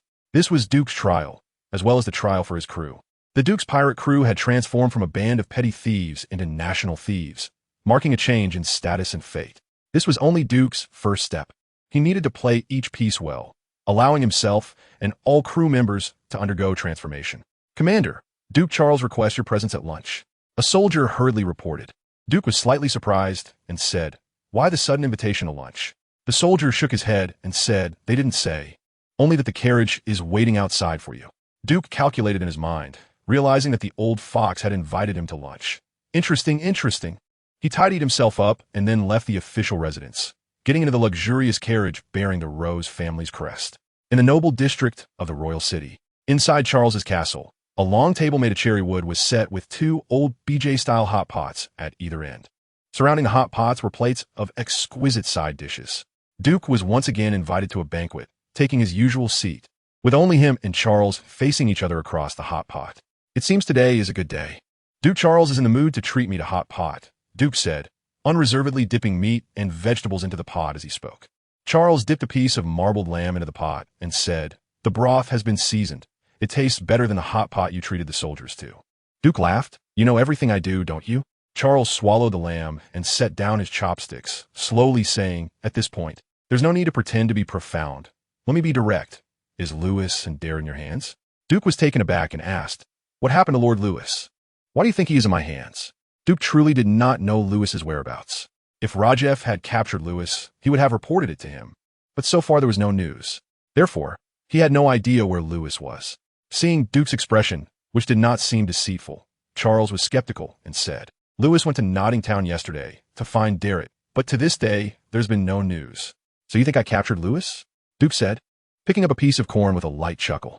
"Rest assured, Duke Charles, just as you disdain to poison food, I also disdain to use brute force." People ultimately have to rely on their brains to survive in this world. Charles's beard twitched as he said, "Then what about Darrett? Did you send him away or capture him?" At this point, many things no longer needed to be concealed. Just as Charles said, there was no need to pretend to be profound anymore. Darrett was killed by my subordinate. Charles's pupils constricted. This piece on the board had finally encountered a problem. However, Charles had thought about this result all night and quickly calmed down. He pondered. The bloodstain in the alley was Darrett's. The Duke the noble spoke of is indeed you. But why did you kill him? Could it be, Charles thought to himself, could it be that his plan was leaked? Darrett was not foolish. He would not provoke Duke at this critical moment. If Duke had taken the initiative to kill Darrett, then the only reasonable explanation would be a leak of the plan. Yet all his plots and arrangements were made with trusted subordinates. It was impossible for secrets to leak. A flash of insight crossed his eyes as he suddenly said, "Your subordinates must have someone with the power of a devil fruit who can hypnotize or discern human nature." Duke's chopsticks paused as he picked up food, sighing. "You really do guess well, but unfortunately, even if you guessed right, you are still the loser in this game." Charles said solemnly, "So, you already knew my plan? Is it still important to talk about this now?" Duke countered with a smile. Charles let out a heavy sigh, as if he had aged 10 years in an instant. If all his plans had long been known to Duke, then this was a guaranteed losing game. This little fox was too composed, so much so that even at the last moment, he showed no signs of relaxation. Charles could only make various guesses on his own, and the myriad of speculations in his mind stirred his restless emotions. After an unknown period of time, Duke, having eaten and drunk enough, finally said, "Actually, you never had a chance from the beginning. I have stronger power than you, better subordinates. As for brains, you are smarter than me, but your limitations are too great. So it's almost certain that I will win against you. The only advantage you have is your control over this country. But even if you gather the strength of the entire nation, you cannot be my opponent, because this country is too rotten. So rotten that even if you mobilize the entire nation, it would only amount to 1,000 armed men, and they're just a rabble not worth worrying about." Charles closed his eyes, feeling an infinite sadness in his heart, as if the sunset was fading, the tides were retreating, about to exit the stage of the era. But he remained unconvinced and said with a low voice, "I still have Miyamoto Seiya. He is the strongest swordsman in the East Sea and can definitely fight you. I also have the support of countless nobles and thousands of elite soldiers at my command, not to mention the celestial dragons, including the celestial dragon Jidekri, who is my backing." "Celestial dragons?" Duke scoffed. "That fake celestial dragon. Are you not afraid of exposing the truth?" Charles sneered. "I bet you don't dare to expose it. As long as you dare, the kingdom of St. Chloe will turn into a bomb, and as a pirate, you will have nowhere to hide. The limitations are small, but still not enough." Duke laughed. "It hasn't reached the point of mutual destruction yet, Duke Charles. Even if you use the privileges of the affiliated countries to seek help or call for the Navy, I can still deal with it. But I'm curious. Why didn't you do that and instead brought Miyamoto Seiya?" Charles sighed. "The people of this country will not believe in the Navy, nor will they believe in the world government. There's a historical reason for all this." Duke understood the history of the kingdom of St. Chloe and knew the reason for their distrust of the Navy and the world government. After all, the man on the throne is still a pirate. He nodded and said, "To thank you for enlightening me. I'll tell you this. I've already arranged for my men to ambush Miyamoto Seiya. You have no chance of defeating me." At the coastal port, a small sailing ship slowly approached. More than 20 armored soldiers of the kingdom stood quietly on the dock, waiting for the arrival of the sailing ship. The only sheltered port of the kingdom of St. Chloe had also fallen into disrepair due to the closed policy. However, it was renovated in anticipation of the arrival of the celestial dragon Jidekri, so it looked quite beautiful. Malone raised his telescope and whispered, "The ship is coming. Everyone get your spirits up. Don't blow our cover. Damn it, you little brat. Why haven't you cleaned the blood off your hands?" A man saw his companion's crimson palm and cursed while pulling out a cloth. "Shit, I didn't even notice until you mentioned it. It must be from when we just took down that yellow-haired guy."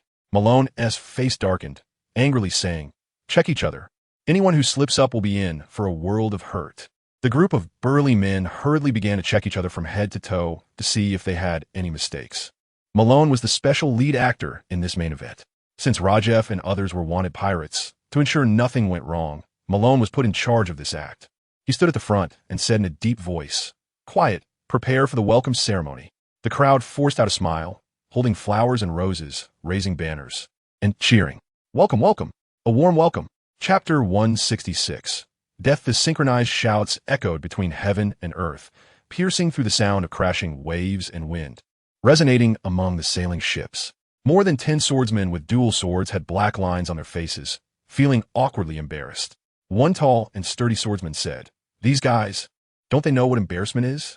Hey, big brother, they are welcoming us. It's not nice to say that." A square-faced man laughed. "A bunch of foot-picking big guys. What is there to welcome?" The big brother disdainfully remarked, "If they really wanted to welcome us, they should have replaced them all with beauties. Isn't Lewis the son of a chancellor? Isn't that how he does welcome ceremonies?" What they didn't know was that the welcome ceremony arranged by Lewis included his dozen or so trusted subordinates and many beauties. But they had all been killed by Rajef and his crew. "I heard this country is very poor, so don't expect them to make it very grand," Squareface was just saying when he saw Miyamoto Seiya walking out of the cabin and quickly said, "Ah, Master, you're out." The other disciples quickly bowed and greeted. "Master." Miyamoto Seiya had a resolute face and a strong physique, even more robust than his eldest disciple, exuding a strong sense of oppression.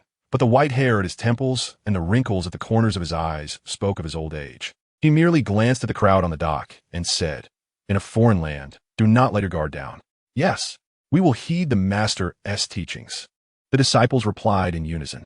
As the sailing ship docked, Miyamoto Seiya and his disciples stepped onto the dock amidst the cheers of welcome. Malone performed a noble greeting and politely said, "Mr. Miyamoto, welcome to the kingdom of St. Chloe." Miyamoto Seiya replied indifferently, "Who are you?" "I am Malone, a swordsman of the kingdom's guard, here to welcome you on orders." "Malone? Where's Lori?" A hint of doubt flashed in Miyamoto Seiya's eyes as his sharp gaze swept over the soldiers. Malone calmly replied, "Lori has urgent matters and cannot come. You know, plans always fall behind changes." Miyamoto Seiya merely responded with a faint hum, saying no more.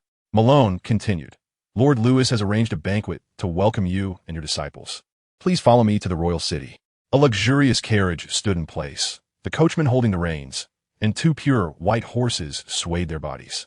Miyamoto Seiya glanced at the carriage and said, "There are 4 people inside, and also, the smell of blood on you is too strong." Malone was startled, just about to explain, when he saw Miyamoto Seiya draw his sword in one hand, unleashing a silver flash. The sharp blade easily cut through the hard armor, and a spurt of blood erupted. Malone felt a tremendous pain throughout his body. His chest felt both hot and cold. He instinctively looked down and saw the cracked armor and the blood gushing from it. Fortunately, his armor had absorbed some of the damage, preventing him from losing his combat ability immediately.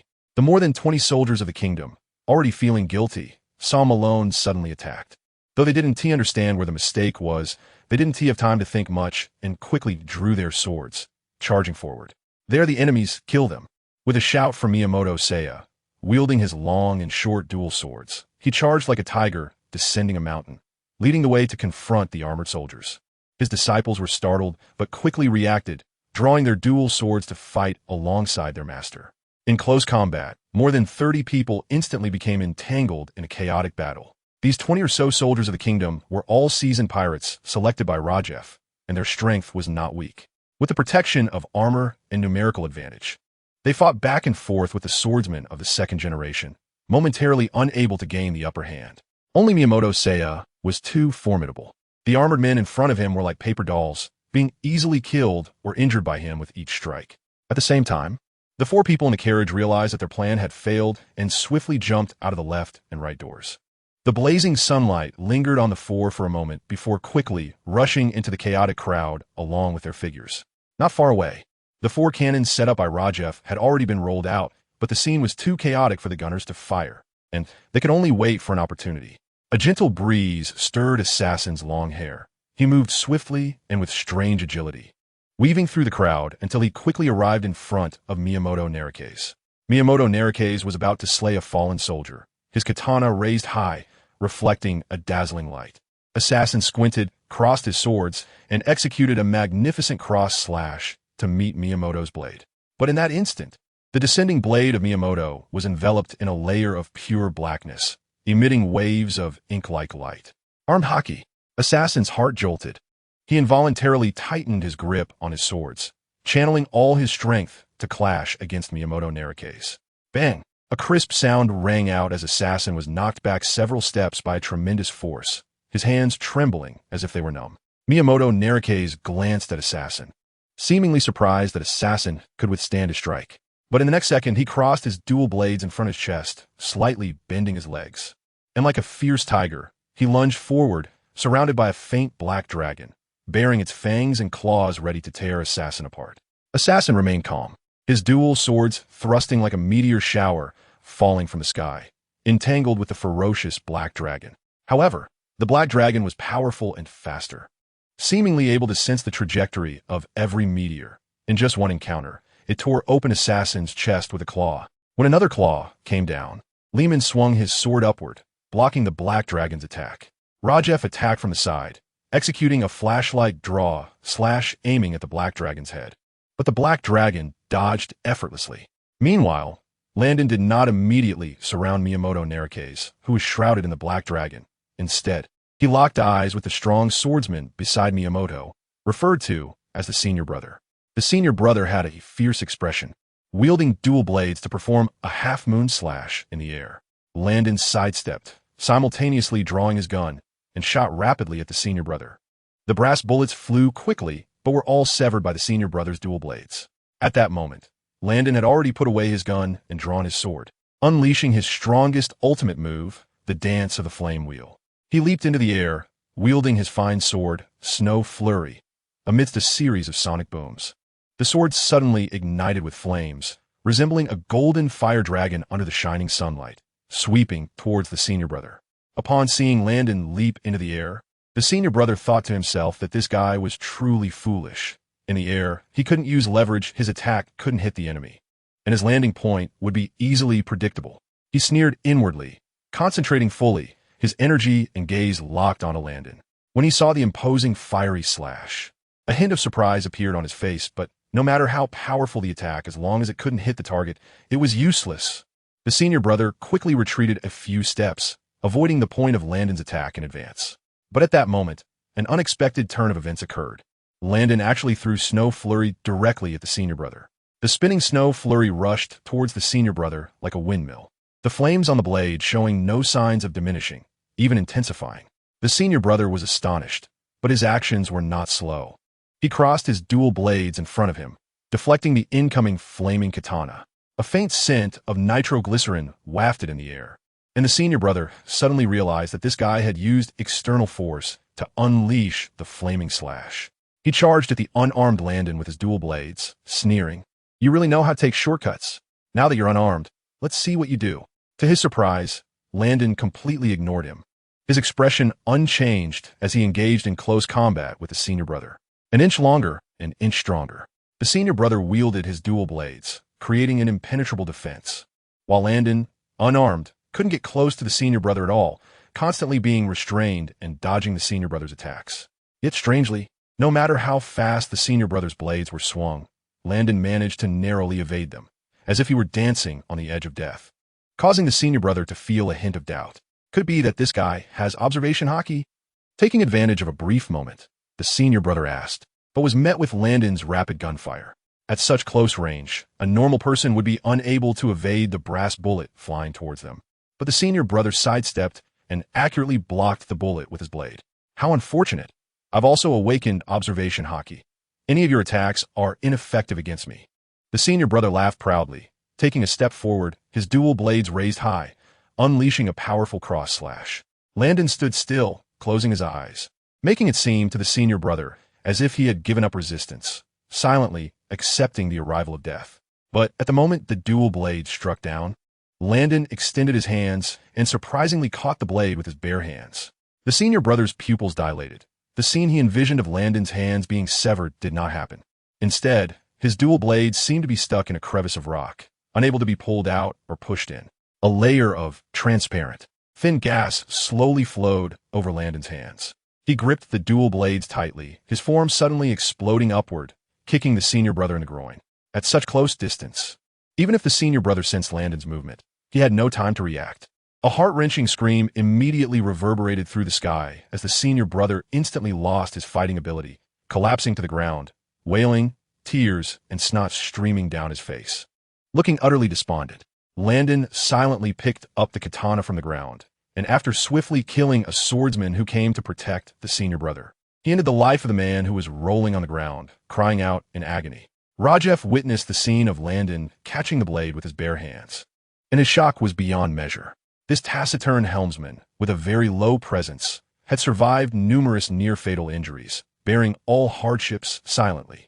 His resilient character and tough fate exceeded anyone's imagination.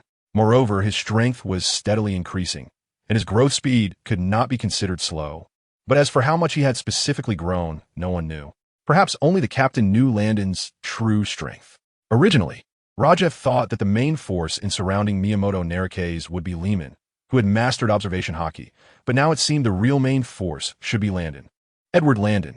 Chapter 167. Fearless among the disciples of the Nidan Ichiryu, the senior brother's strength was the strongest, even surpassing that of his master, Miyamoto Narike's son, Miyamoto Maruyama. His death was a tremendous blow to everyone in Nidan Ichiryu, and their soaring morale was instantly dashed like a wake-up call. Miyamoto Narike's calm face erupted into a storm of fury. In this weak and remote country, his son had died here, and he had also lost his most capable disciple. The anger in his heart could no longer be suppressed, blood vessels bulging in his arms, his aura rising terrifyingly. Nidan Ichiryu, twin-headed dragon flash. A deafening roar echoed as Miyamoto Narike's unleashed a mighty slash with lightning speed. This slash was aimed at Lehman. In their brief exchange, he had already understood that Lehman was the most formidable swordsman among the three, and naturally, he aimed to take him down first with all his might. Even though Lehman, with his observation Haki, could sense the trajectory of Miyamoto Narunobu's sword intent, he found it impossible to evade due to Miyamoto's incredible speed and overwhelming momentum. He had no choice but to take the hit head-on. However, having lost the initiative and lacking the protection of armament Haki, Lehman could only rely on his sword, the good blade gale, to defend himself.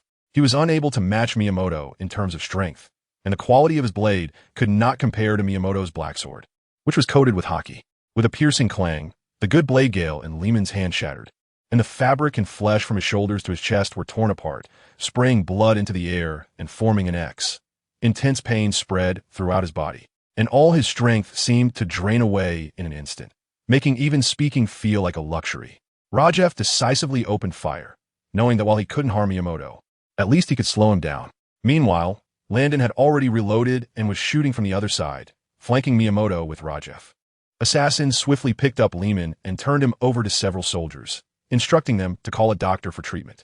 Miyamoto swung his sword to cut through the bullets and dashed towards the nearest Rajef with a leap. His dual swords moved like dragons, and the wind howled ferociously around him, emanating an immense pressure that made it hard for Rajef to breathe and move.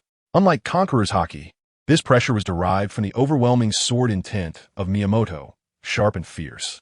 In a moment of panic, Rajef grasped the blade's edge, using the pain to regain control of his body, but Miyamoto's imposing figure, like a dark mountain, was already before him. With a start, Rajef shouted and swung his sword at Miyamoto. Miyamoto blocked Rajef's good blade Moonlight with one sword, while simultaneously slicing into his shoulder blade with the other. Rajef winced in pain, unable to retaliate.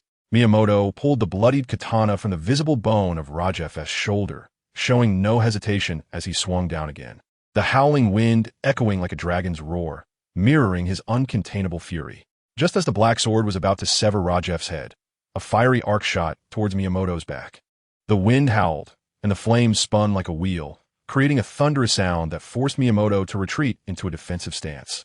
With a clang, the fiery katana was knocked away in midair, and Landon leaped up, seizing the fiery katana, and unleashed a flaming wheel attack towards Miyamoto. Meeting an enemy, one becomes especially fierce.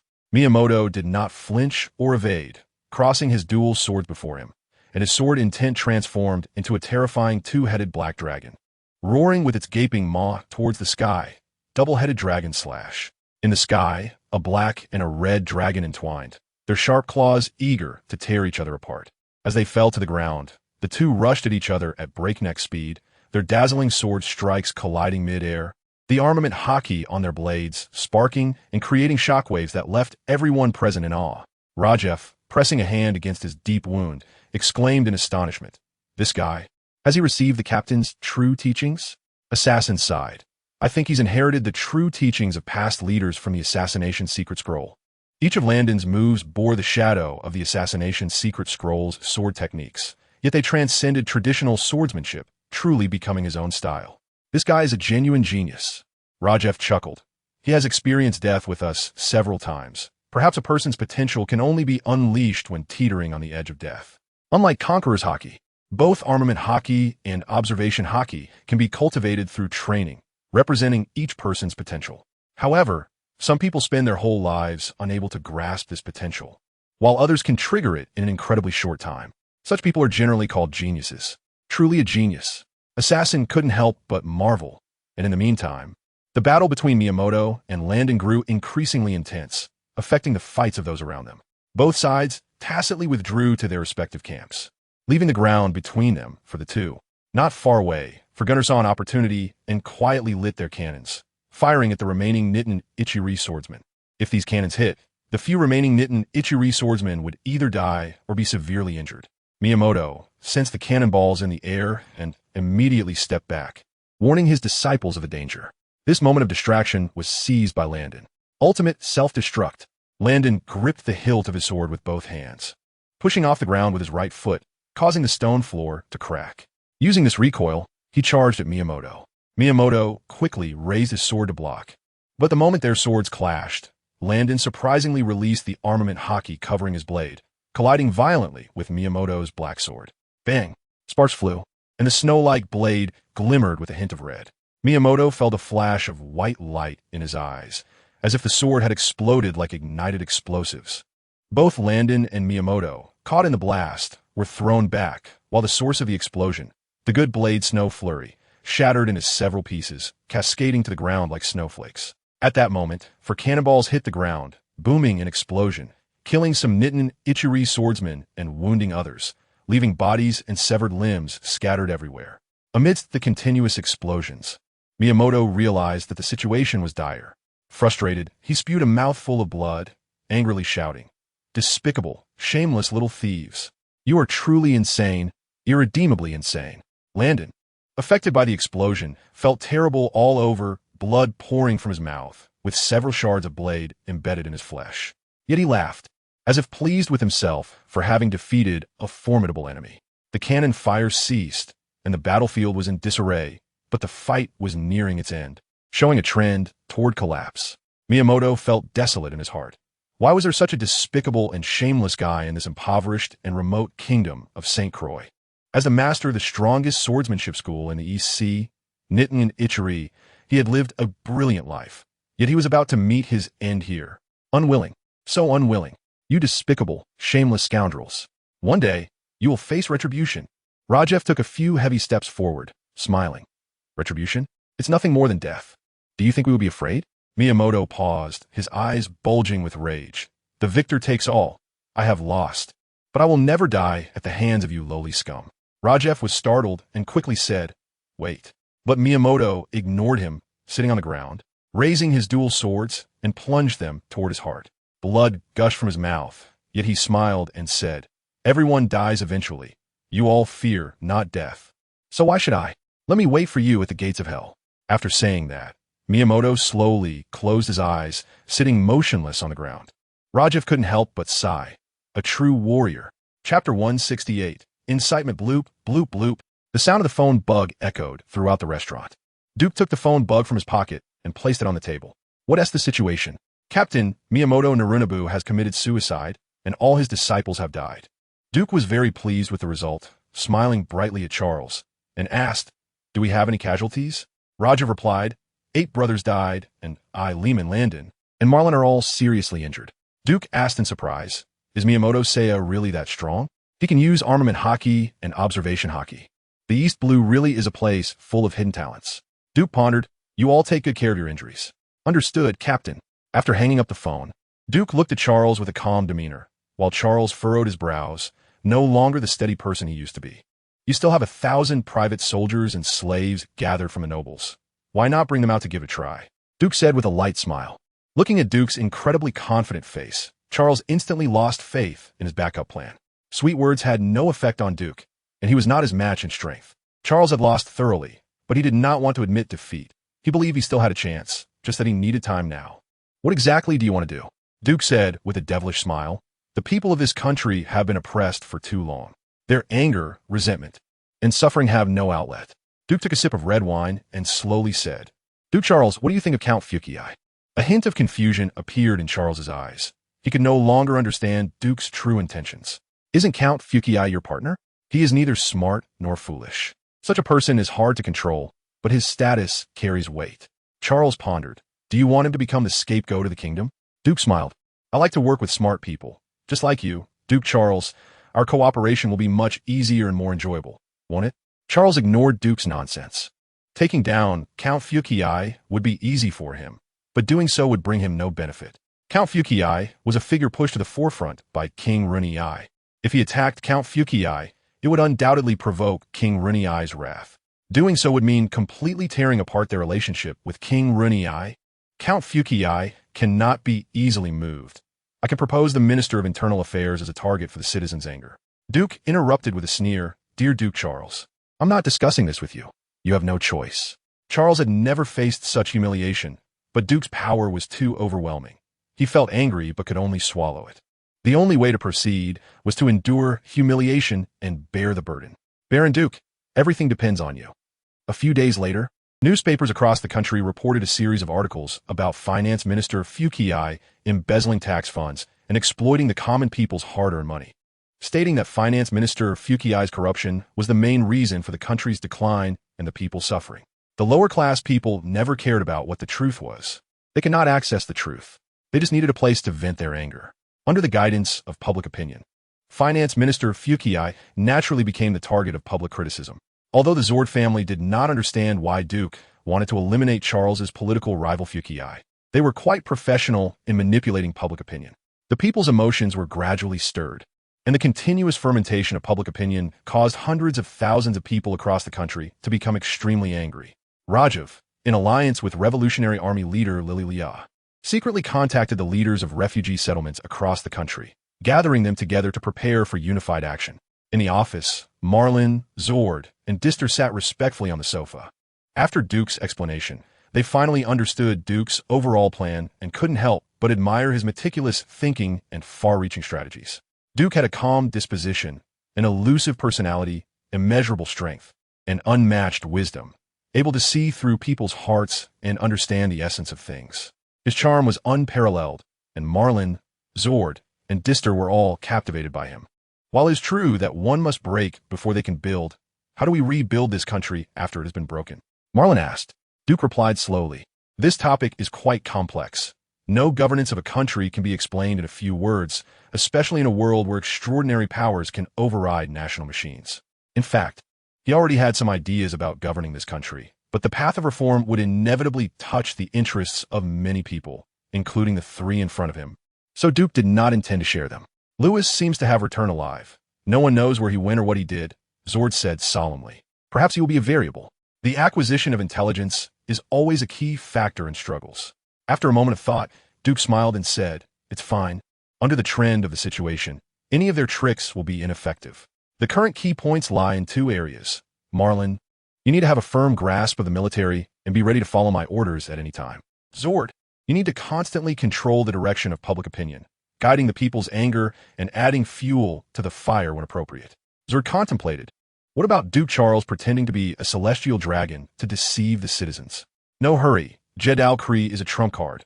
It needs to be played well. For several consecutive days, heavy rain poured down, thunder rumbled, and dark, heavy clouds seemed to engulf the kingdom of St. Croix.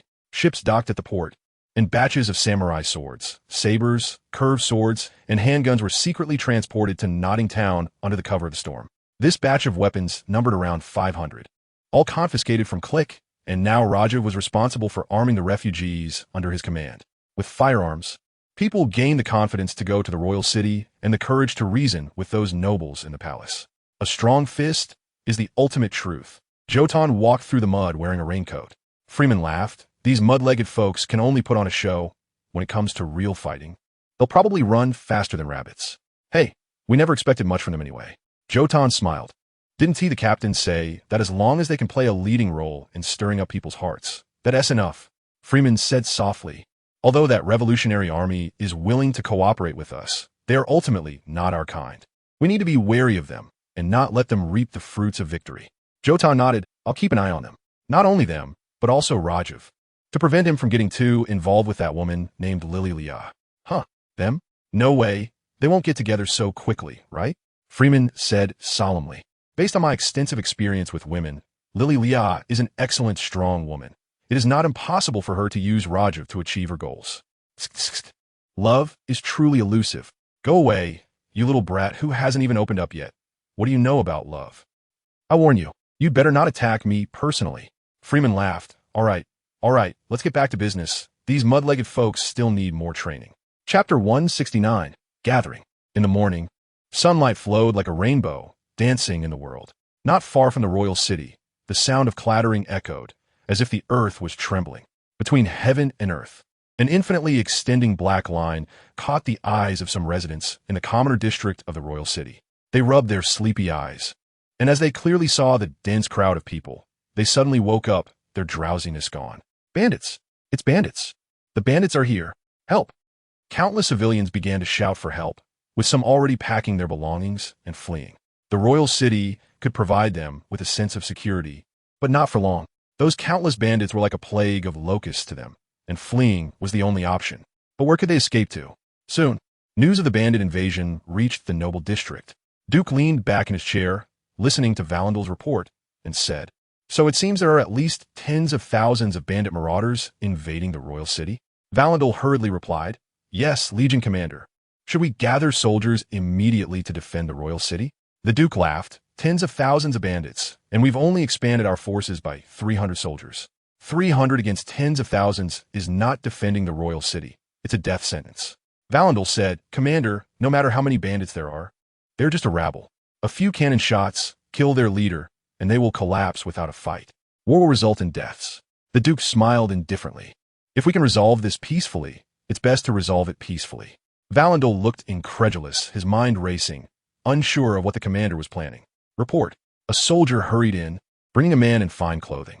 The man said urgently, The king commands the Legion Commander to quickly gather soldiers to quell the rebels. The king's command? A playful smile appeared on the Duke's face as he said, Is it really the king's command or the chancellor's command? This is naturally the king's command. The man in fine clothing said solemnly, The rebels are at our doorstep. Shouldn't the commander act immediately to quell the rebellion? The Duke replied, Defending the homeland is my duty, but whether this is the king's command or the chancellor's command, without any token, it is indeed difficult for me to act. The man in fine clothing angrily said, Do you dare to disobey orders? Don't put a label on me. You must first prove whose order it is before I can act according to the rules. Rules?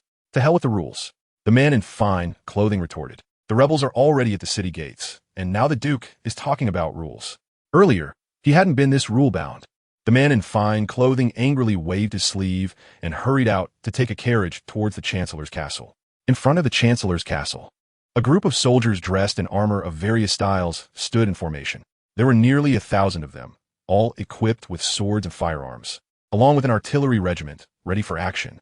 In front of them stood the powerful Chancellor Charles, his eldest son Louis beside him, standing tall and full of righteous spirit. A carriage stopped nearby, and a man in fine clothing hurriedly got out and whispered a few words to Charles. After a moment of silence, Charles had already concluded that the sudden influx of tens of thousands of bandits was organized by the Duke. The so-called use of Finance Minister Fu Kai as the target for the people's anger was merely his excuse. What he truly aimed to do was incite the people's fury and gather their strength to assault the royal city. Charles felt a headache coming on. Being led around like this was not a pleasant experience, but who could blame him for being at a disadvantage from the start? At such a moment, as the Chancellor, he had to step up and quell this rebellion. Warriors, the bandits have reached the foot of the royal city. Take up your weapons and protect this nation. Louis shouted loudly, God be with you. Let's go. The soldiers lined up in a long line, clanging as they hurried towards the city gates. Between the noble district and the commoner district stood a thick wall, and all city gates were now closed, preventing anyone from entering. Outside the wall, the dense crowd surrounded the noble district, with various shouts and curses echoing into the sky. The anger they had harbored for many years had finally built up. Previously, they dared not voice it. But now, led by a group of people wielding fine weapons, they straightened their backs and came to the royal city to vent their frustrations.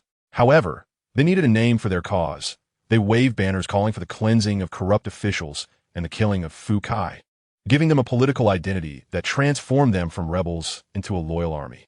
Faced with such a formidable and well-justified group, the guards at the city gates could only choose to keep the gates closed, hesitating to fire their weapons for fear of provoking them.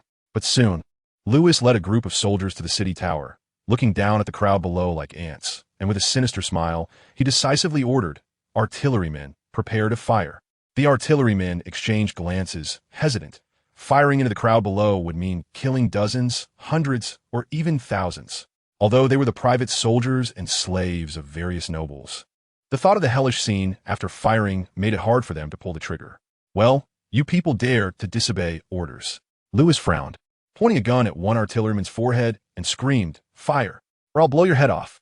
The artillerymen had no choice but to adjust the cannon's position, lighting the fuse to fire at the crowd below the city wall. The thunderous sound echoed across the sky as several cannonballs flew toward the crowd, explosions ringing out.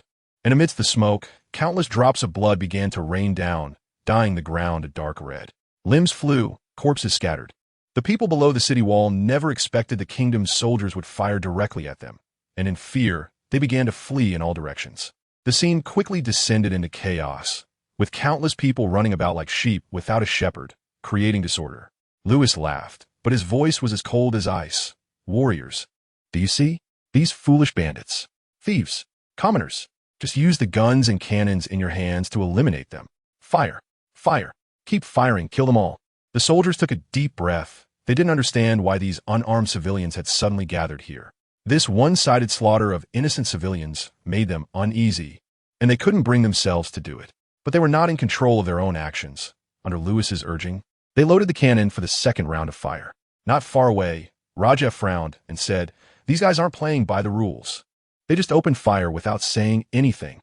Abandon your fantasies and prepare for battle." Jordan said solemnly. Rajah looked at the towering city wall and then at Van Oka, who held a long firearm. This firearm had been improved by scientists, greatly enhancing its stability and range. "Van Oka, can you take them out?" Van Oka didn't speak but smiled confidently, shouldering the firearm and moving toward a hidden corner. "Freeman, the frontline command is up to you," Rajah added. Freeman said solemnly, "I've already had the brats push the artillery out, but with this riot, those leaders seem unstoppable. They really caught us off guard. Revolution always requires sacrifice," Rajah said calmly. Freeman raised an eyebrow and said, "Speaking of revolution, what progress have you made with Lily Lilia?" Rajah replied irritably, "Gossip has its time and place. This is not the time for gossip." Freeman chuckled and turned to rush into the chaotic crowd, but he felt a sense of foreboding in his heart. "I hope you're not getting distracted by women." Chapter 170, Stance, Happy Lantern Festival. In war, words are powerless, especially amidst tens of thousands of people. Trying to calm them with words and prevent panic is a pipe dream. Only great strength can bring peace of mind.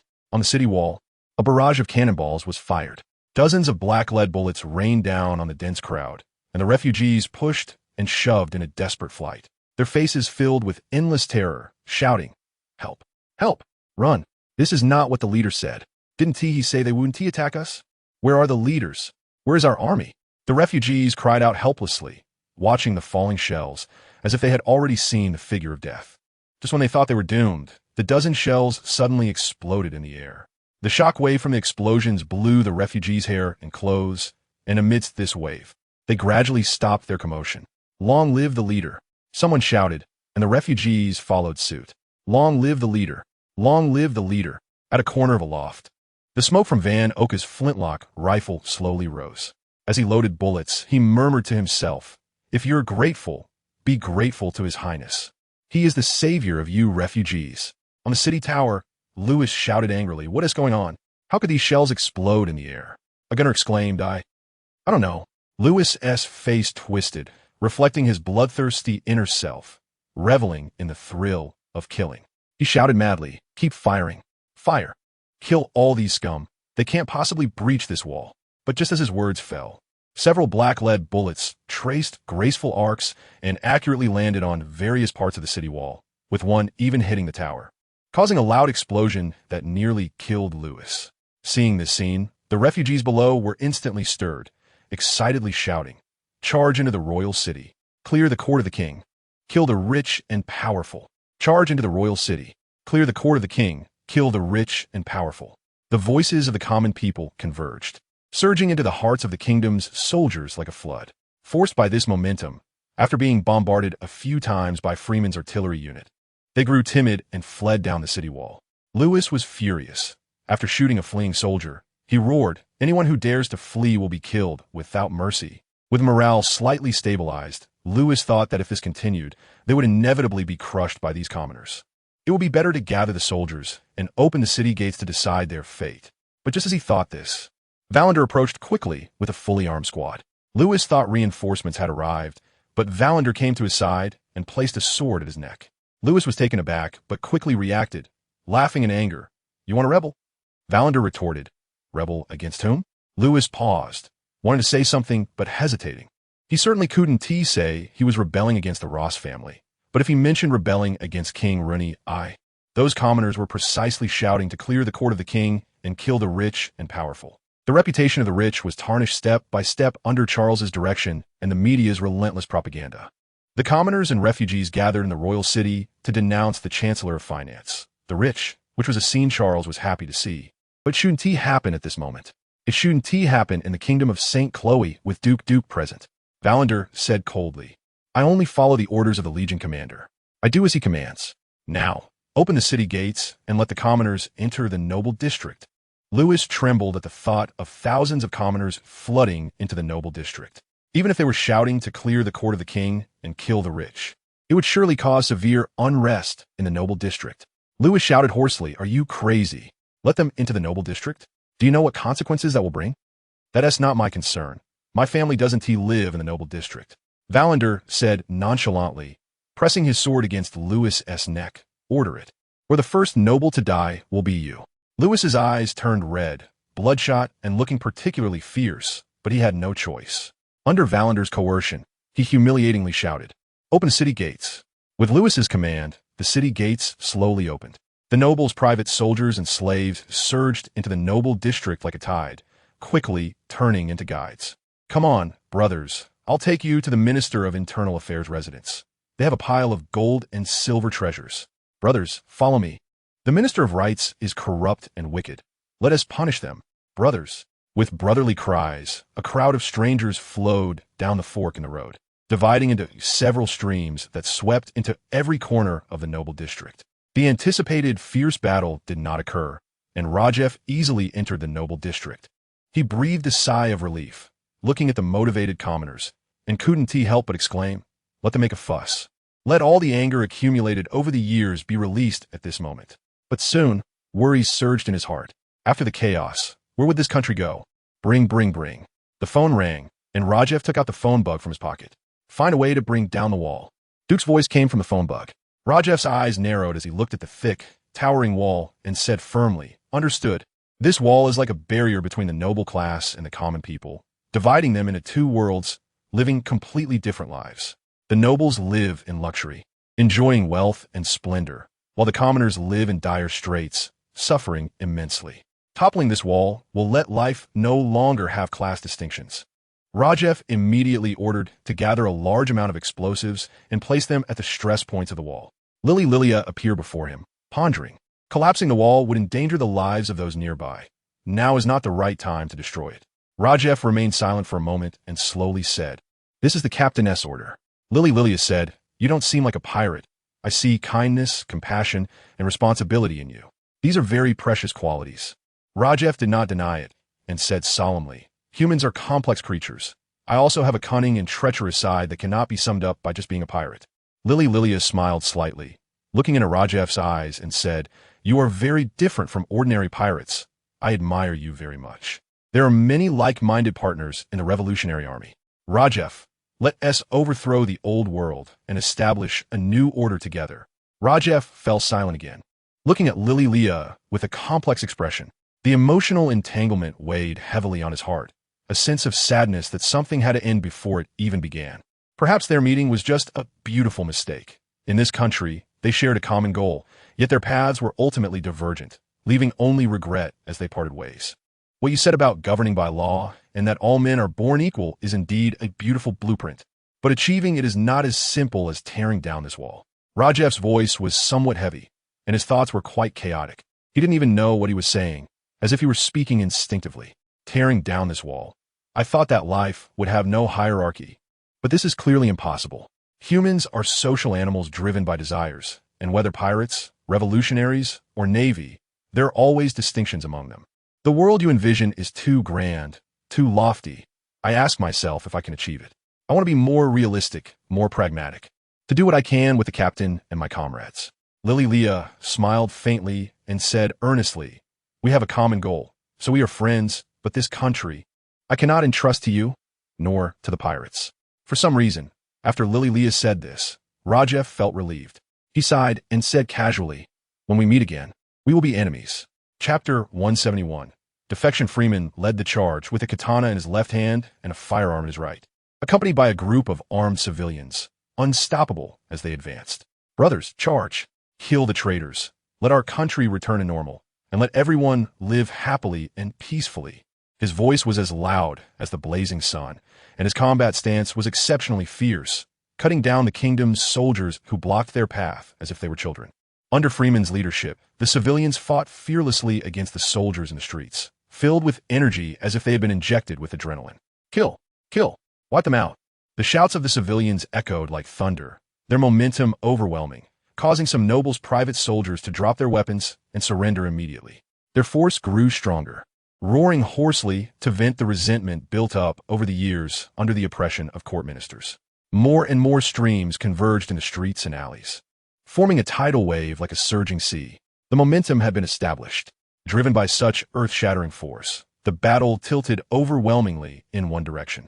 Freeman became a hero in the eyes of these civilians, a great hero leading them into the royal city to overthrow tyranny. Freeman's eyes were filled with tears, his heart surging. He had longed for this moment countless times over the years. However, individual power is extremely limited. He had long given up on the idea of saving the kingdom of St. Chloe, considering the scenes in his dreams a joke. But unexpectedly, 10 years later, he returned to the kingdom of St. Chloe, and his dream was about to come true. "My homeland, my fallen comrades, I, Freeman, have come back to save you all." Freeman shouted wildly, leading the civilians on a rampage toward the royal palace. Inside the palace, a soldier was reporting to King Rooney about the rebels invading the royal city.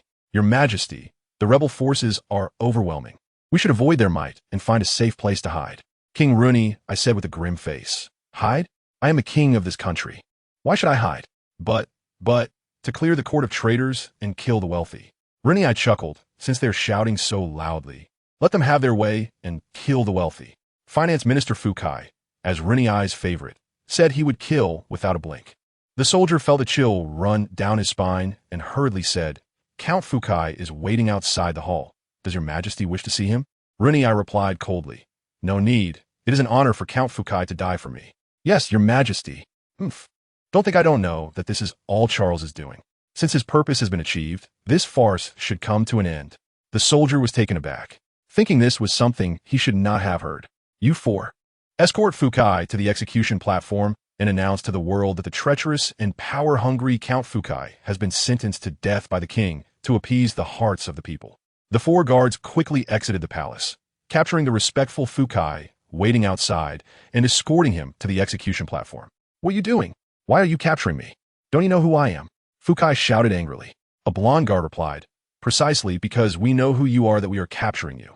Fukai's face changed abruptly, his expression complex, nervously saying, "I want to see the king. I want to see the king. Even if I die, those rebels will never give up. Your Majesty, your Majesty, this is not Charles's scheme. If you kill me, they will not stop rebelling." The blonde guard sighed. Count Fukai stopped shouting. "Even if you scream your throat raw, no one will come save you." Fukai, with an incredulous look, struggled. "I am a count, the finance minister. You have no right to capture me like this. I want to see the king. See the king. Your power comes from the king." The blonde guard said softly, "The king can take it back with just a word."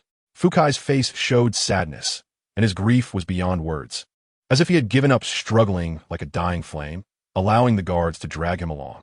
However, on the stone road of the palace, 2 simply dressed men who looked out of place blocked their way. The blonde guard felt alert, resting a hand on his sword hilt, and said, "Who are you two?" "My name is Zango, and he is Jordan. May I ask if you can hand over this person in your hands to us? Zango lowered his hat and said politely. The blonde guard knew these two had intruded into the palace and were definitely not here for good. He frowned and said, "Want to save him? First, ask if the blade of my sword is sharp." A moment later, 4 guards knelt on the ground, throwing down their helmets and armor, pleading, "Spare us, my lord. I have elderly at home, young children, and a wife who has been bedridden for years waiting for care." Jordan rolled his eyes. Too lazy to pay them any mind, grabbed the bound Fukai, examined him closely, and after confirming he was correct, signaled an okay to Zango. Although Fukai did not know them, he still expressed his gratitude. "I will never forget your life-saving grace." Jordan smirked. "Who said we were here to save you?" Fukai immediately looked despondent, sorrowfully asking, "Who are you?"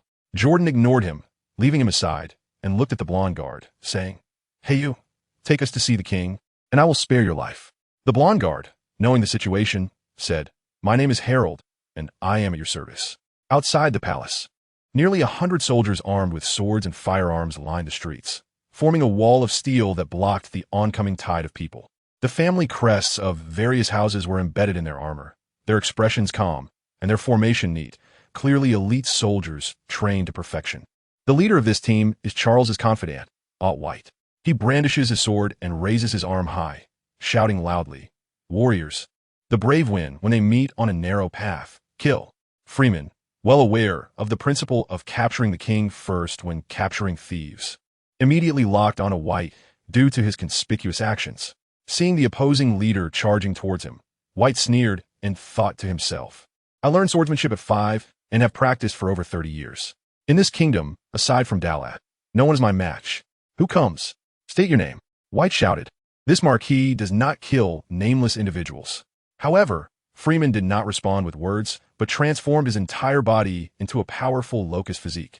With 2 pairs of wings buzzing on his back, charging towards White at a speed as fast as the wind. In a fierce airflow, Freeman's exoskeleton-like arms struck towards White with the force of a strong hurricane. White was greatly shocked and did not expect that there would be a rare devil fruit user among the rebels. He hurriedly raised his sword to block, but in the next moment, the bright silver-long sword snapped in response. Freeman thrust his hand, breaking White's sword in one blow, while simultaneously using his left hand like a knife to slash at his neck. With a crisp crack, White's neck bone broke, his eyes wide open in shock as he swayed his head and collapsed to the ground, unable to close his eyes in death. Freeman did not even glance at him, turning to rush into the soldiers, tearing a gap open single-handedly and disrupting the soldiers' formation.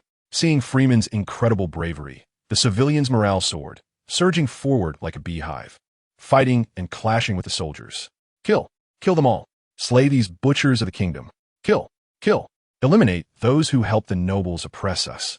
The civilians seemed to have turned bloodthirsty, each displaying extraordinary combat power, quickly defeating the well-trained soldiers. As the saying goes, a good soldier follows a good commander. A flock of sheep led by a lion can defeat a pack of lions led by a sheep. It's as simple as that. Freeman returned to human form and shouted, "Brothers, follow me into the palace and slay those noble lords who oppress us."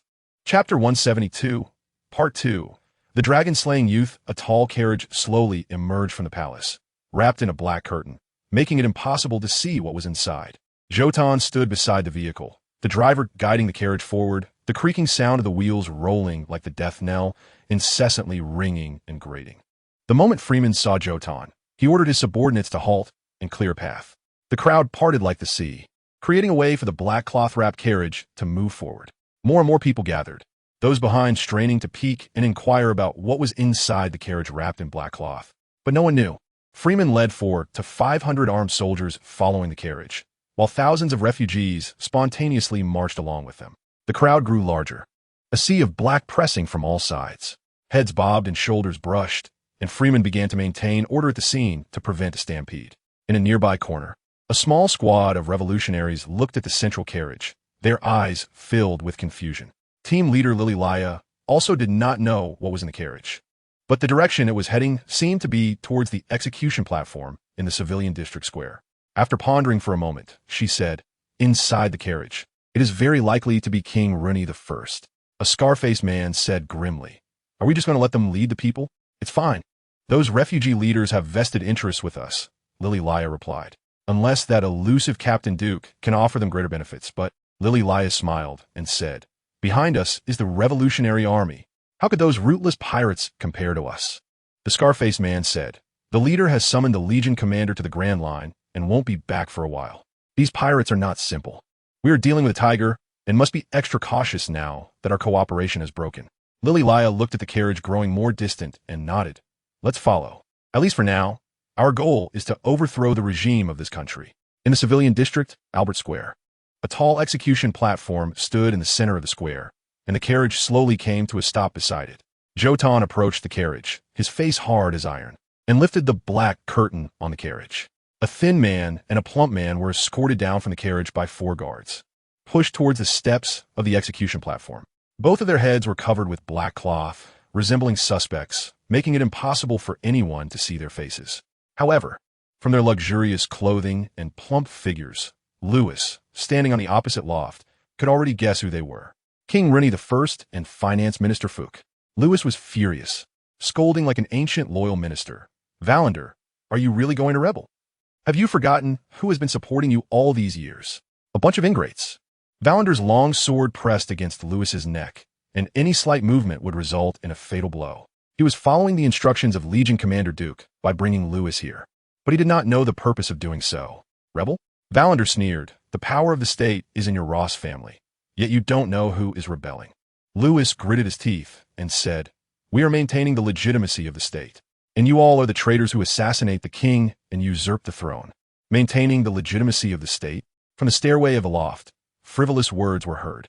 Duke's figure then emerged, mocking. "Reni I is already in a position of illegitimacy, and you are the treacherous ministers of this tyranny.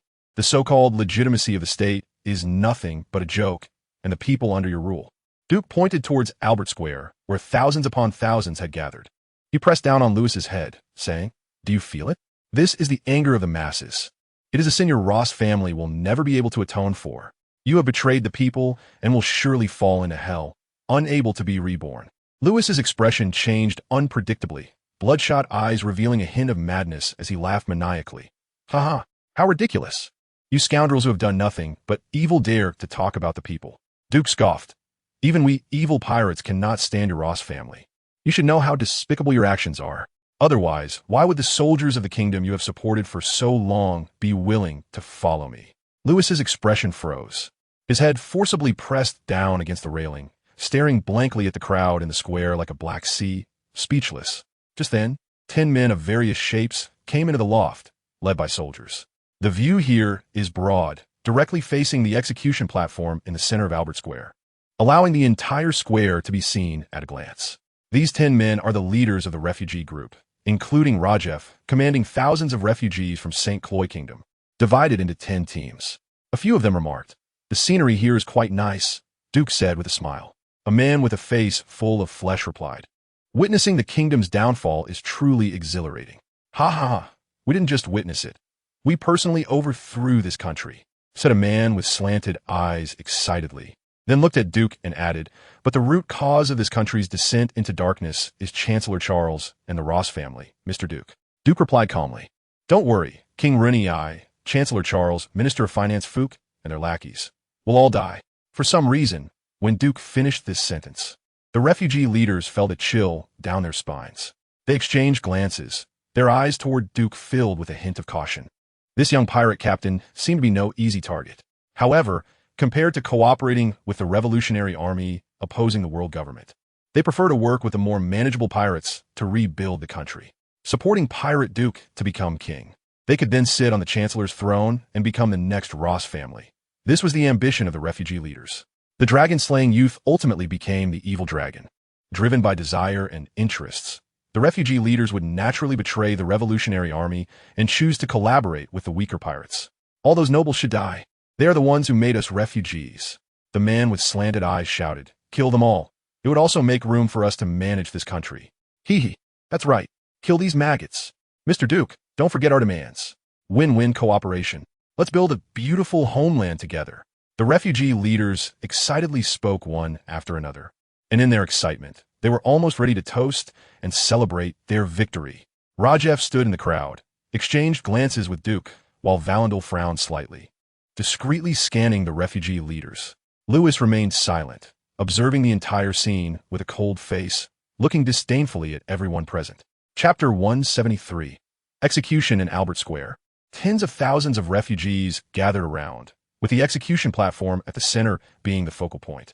Zhang Ao stood on the execution platform, looking up at the towering structure, a hint of panic flashing in his heart-shaped glasses, but he quickly calmed down upon seeing Jotan beside him. The refugees lifted their heads, looking curiously at the two men covered in black cloth on the execution platform, wondering who they were. The square was noisy, like a marketplace, with discussions and debates ringing in the air. However, when Zhang Ao took out a loudspeaker bug from his pocket and coughed a few times into it, the refugees suddenly fell silent as if they had hit a wall. This strange scene made Zhang Ao sweat. He had never presided over such a large gathering before, but fortunately, wearing a top hat concealed his panic. He took a deep breath and said loudly, "You don't need to know who I am. I am just an insignificant grain of sand among millions of you. I can stand here today only because of your strength." The refugees in the square looked intently at Zhang Ao, surprisingly quiet as they awaited his next words. Zhang Ao waved his hand vigorously, pointing at the two men kneeling in the center of the execution platform, and exclaimed, "I'm sure you're all curious about who these two are. They are the culprits who plunged the St. Cloy kingdom into endless darkness. The mastermind behind your families being shattered and your lives being thrown into chaos." Zhang Ao paused, then shouted at the top of his lungs, "The incompetent and foolish King Runyi, who has brought down the wrath of heaven and the hatred of the people. The corrupt and treacherous minister of finance Fook, who has brought disaster upon the nation. These two will be executed now. Their crimes will forever be nailed to the pillar of shame." At the right moment, Jotan lifted the hoods off Runyi and Minister of Finance Fook. Runyi's face, full of sagging flesh, was revealed to the public, while Fook's eyes were clouded, appearing dazed. Tens of thousands of refugees erupted into an uproar, as ordinary citizens. They had never seen the appearance of the highest leaders of their country. This was their first and last time seeing Runyi. As they processed this, their excitement overflowed, and various shouts of anger and curses surged forth like a tide, as if they wanted to drown Runyi and Fook in saliva. Is this really King Runyi? So ugly with a fat face and big ears. Our king looks like this? Haha, a drunkard and glutton fits this description. Our country cannot have such an ugly king. Kill him, kill him. Among the crowd of refugees, Freeman raised his arms and shouted rhythmically, "Kill him, kill him." As the atmosphere grew more charged, the refugees, flushed with excitement, began to chant along. "Kill him, kill him." On the execution platform, Zhang Ao waved his hands, signaling for silence. But the crowd was incensed and showed no signs of calming down. Zhang Ao, feeling helpless, could only shout into the loudspeaker, "The incompetent and foolish Runyi is unworthy to rule this country. The nobles who act as his lackeys should all be executed." Below the execution platform, Freeman led the chant, "Death penalty." Countless voices followed, shouting, "Death penalty, death penalty, death penalty." Zhang Ao brought the loudspeaker close to Runyi and Fook's mouths, loudly declaring, "Say you are guilty." Runyi and Fook, in a daze, responded, "We are guilty." The crowd became even more agitated, waving their arms and shouting angrily at them. If there were eggs or vegetables in hand, they would have been thrown at the execution platform long ago. Seeing the moment was ripe. Zhang Ao and Jotan exchanged glances and nodded slightly. Zhang Ao then instructed 4 royal soldiers to execute Runyi and Fook. Amidst the crowd's chanting, for gleaming silver swords pierced into Runyi and Fook's chests. They were nailed to the execution platform like this, seemingly feeling no pain, only the mechanical response of their bodies and the blood spilling from the corners of their mouths. In the attic, Chancellor Charles appeared at some point. Behind him stood dozens of strange individuals, some towering to the ceiling, some with glistening muscles, and others thin and hunched, all exuding a formidable presence. Duke sneered, "Chancellor, is this your final trump card?" Charles had spent a fortune gathering all the extraordinary individuals in the country. He did not know if these people could defeat Duke. But at this point, he had no other options and could only tread carefully. "Duke, I thought I'd seen through you. But every step you take is beyond my expectations. From beginning to end, I have never won against you." Charles sighed, his face showing signs of aging, then continued, "I concede defeat." He originally thought that Duke's plan to incite the people's anger and use Fook as a scapegoat was to create nationwide chaos and seize control of the royal city. Who would have thought that Duke would lead tens of thousands of refugees directly into the royal city? Storming the noble district and capturing Rooney, and Minister of Finance Fook? Looking at the two nailed to the execution platform, Charles shuddered. Duke's every move exceeded his expectations. Catching him off guard, Duke chuckled lightly. If I said I deliberately brought you here, would you believe me? Charles glanced at the captured Lewis and said solemnly, You haven't killed him now. No, you haven't killed us, presumably because we still have some value to you, right? Dealing with clever people is easy. Duke snapped his fingers and smiled. Only those who are useful have the right to live. This is an unchanging truth. Charles replied, So when I am no longer useful, will I meet the same fate as them? They refer to Louis I and Fook. Those who have no value will be easily executed. But for some, death is more valuable than life. Your Excellency, do you want the Ross family to disappear into the dust of history? Or do you want to continue the family's honor and become the pioneers of this nation? Duke said slowly. Charles suddenly realized that Duke wanted to use him to reform the kingdom of St. Chloe. Yes, he, Charles, was the most powerful minister in the kingdom of St. Chloe, unmatched in political power and influence. Even King Louis I was a puppet maintained by him for noble politics. It was naturally the best, fastest, and least troublesome way for Duke to carry out reforms using his power. Charles sighed, calming himself before stating, The Ross family also has its pride. Do you think you can manipulate me with family honor and Lewis? Do not forget, I am the powerful chancellor. I am the true master of the kingdom of St. Chloe. How could I become a puppet of a mere pirate like you? Good. The chancellor is indeed tough. Duke praised, not knowing where your tough confidence lies. Is it in them? Or your so-called celestial dragons? Charles knew that by now it was time for the truth to come out, and there was no point in saying anything more. Only strength could speak. He took a few steps back and said to the group of extraordinary individuals, Whoever kills Duke will be rewarded with 10 billion belly, made a minister, and promoted to a noble. Chapter 174. The main event under the promise of great rewards. There must be brave men. Inside the loft's spacious floor, dozens of bizarre and ferocious individuals rushed towards Duke. They wielded swords, guns, and were all flushed with excitement. Their eyes on Duke as if he were a lamb ready for slaughter, allowing them to immediately step onto the pinnacle of their lives. While Charles and Duke were at a standoff, the leaders of the refugees were already on guard. Although they were slightly outnumbered, they showed no fear, drawing their weapons and standing firm against these individuals, ready to fight. Duke appeared calm, one hand resting on the hilt of his dark jade sword, walking leisurely. The chaotic footsteps echoed, and Duke exuded an aura that surpassed ordinary people, like an invisible flame burning around him. Fisherman Jinbei had taught him the techniques of using momentum. Although the concept of momentum is intangible and mysterious, it is also a part of human spirit. Emotions of joy, anger, sorrow, and life and death can all transform into spirit, creating momentum. The Conqueror's Haki that Duke unleashed in a life and death situation also belonged to the power of spirit. However, he still couldn't wield the Conqueror's Haki at will, only exploring step by step in the realm of spirit. Rajef, step aside. Duke's voice was clear and calm. It commanded like a royal decree that could not be contradicted. Rajef, holding the scabbard, was about to draw his sword when he heard Duke's words and without hesitation signaled the leaders of the refugees to step to the sides, clearing a path. The refugee leaders retreated with uncertainty, all eyes focused on Duke. At that moment, Charles felt his heart pounding, as if it were about to burst, and he was so nervous that he was breathless without noticing. With an incredibly pious heart, he prayed to God, hoping that these extraordinary individuals he had spent a fortune to recruit could kill Duke. But he had witnessed Duke's strength. One slash had killed Miyamoto Narimaru, ambushed Derrit, and intercepted Miyamoto Narikawa. Each of these events spoke of Duke's unfathomable power. Perhaps, no matter how many people there were, they could not defeat Duke. This thought emerged in Charles's mind as he glanced at the captured Lewis, a hint of despair showing in his eyes. However, those he had recruited were unaware of Duke's strength. A man with a physique resembling an upright python was the fastest. He rushed to the forefront, licking his tongue, his crimson eyes fixed on Duke as if he were looking at prey. Little darling, I will take good care of you, the snake man said, bending his upper body at an odd angle, twisting and contorting with his lower body at a 90-degree angle. Whirlwind poison dragon drill, the snake man shouted, his whole body spinning at high speed, charging towards Duke at an extremely tricky angle. Duke let out a cold laugh. It was all show. He then drew his dark jade sword, the blade flashing and creating ripples of air. A pair of bloodied arms spun in the air, blood forming a bridge, falling like raindrops.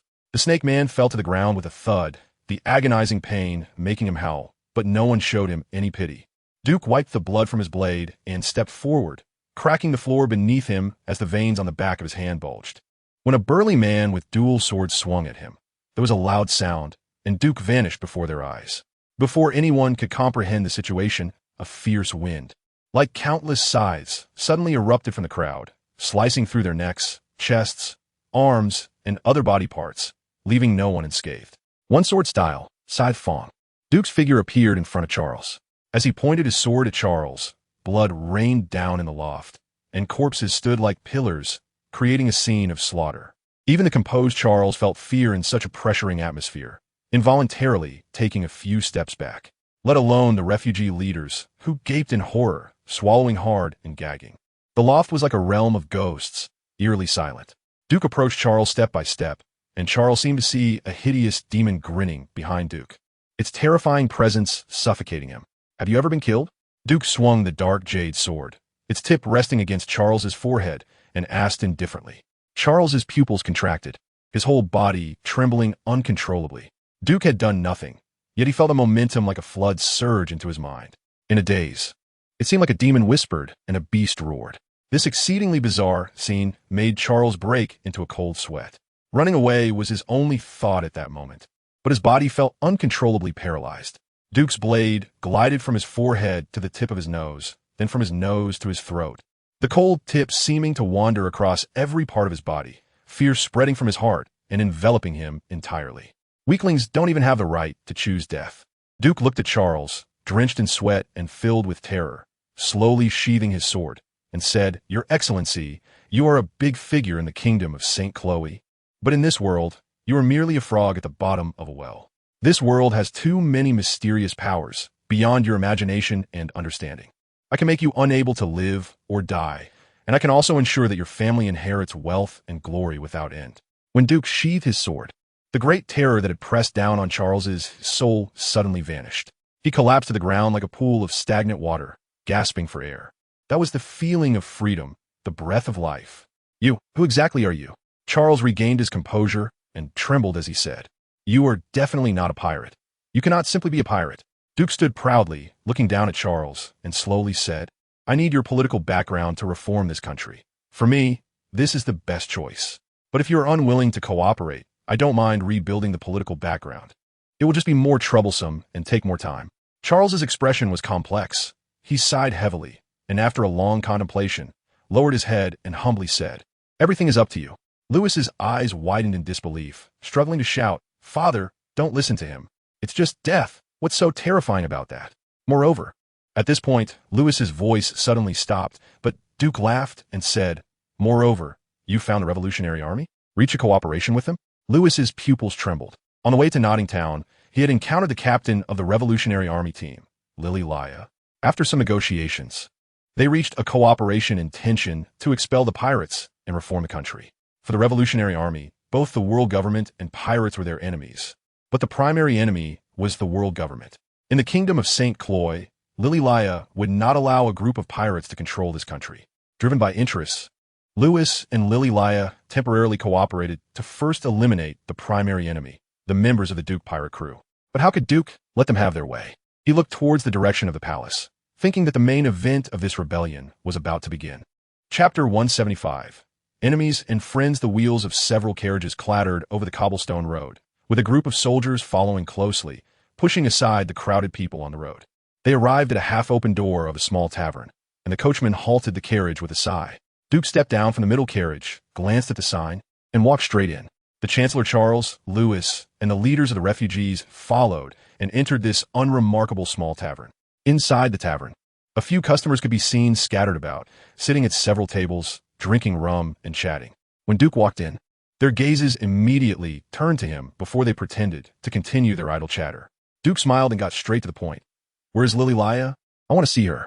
The customers' conversations abruptly halted, as if caught in their throats. The small tavern suddenly quieted down, creating an eerie atmosphere, with a dangerous air that made everyone who entered the tavern tense up.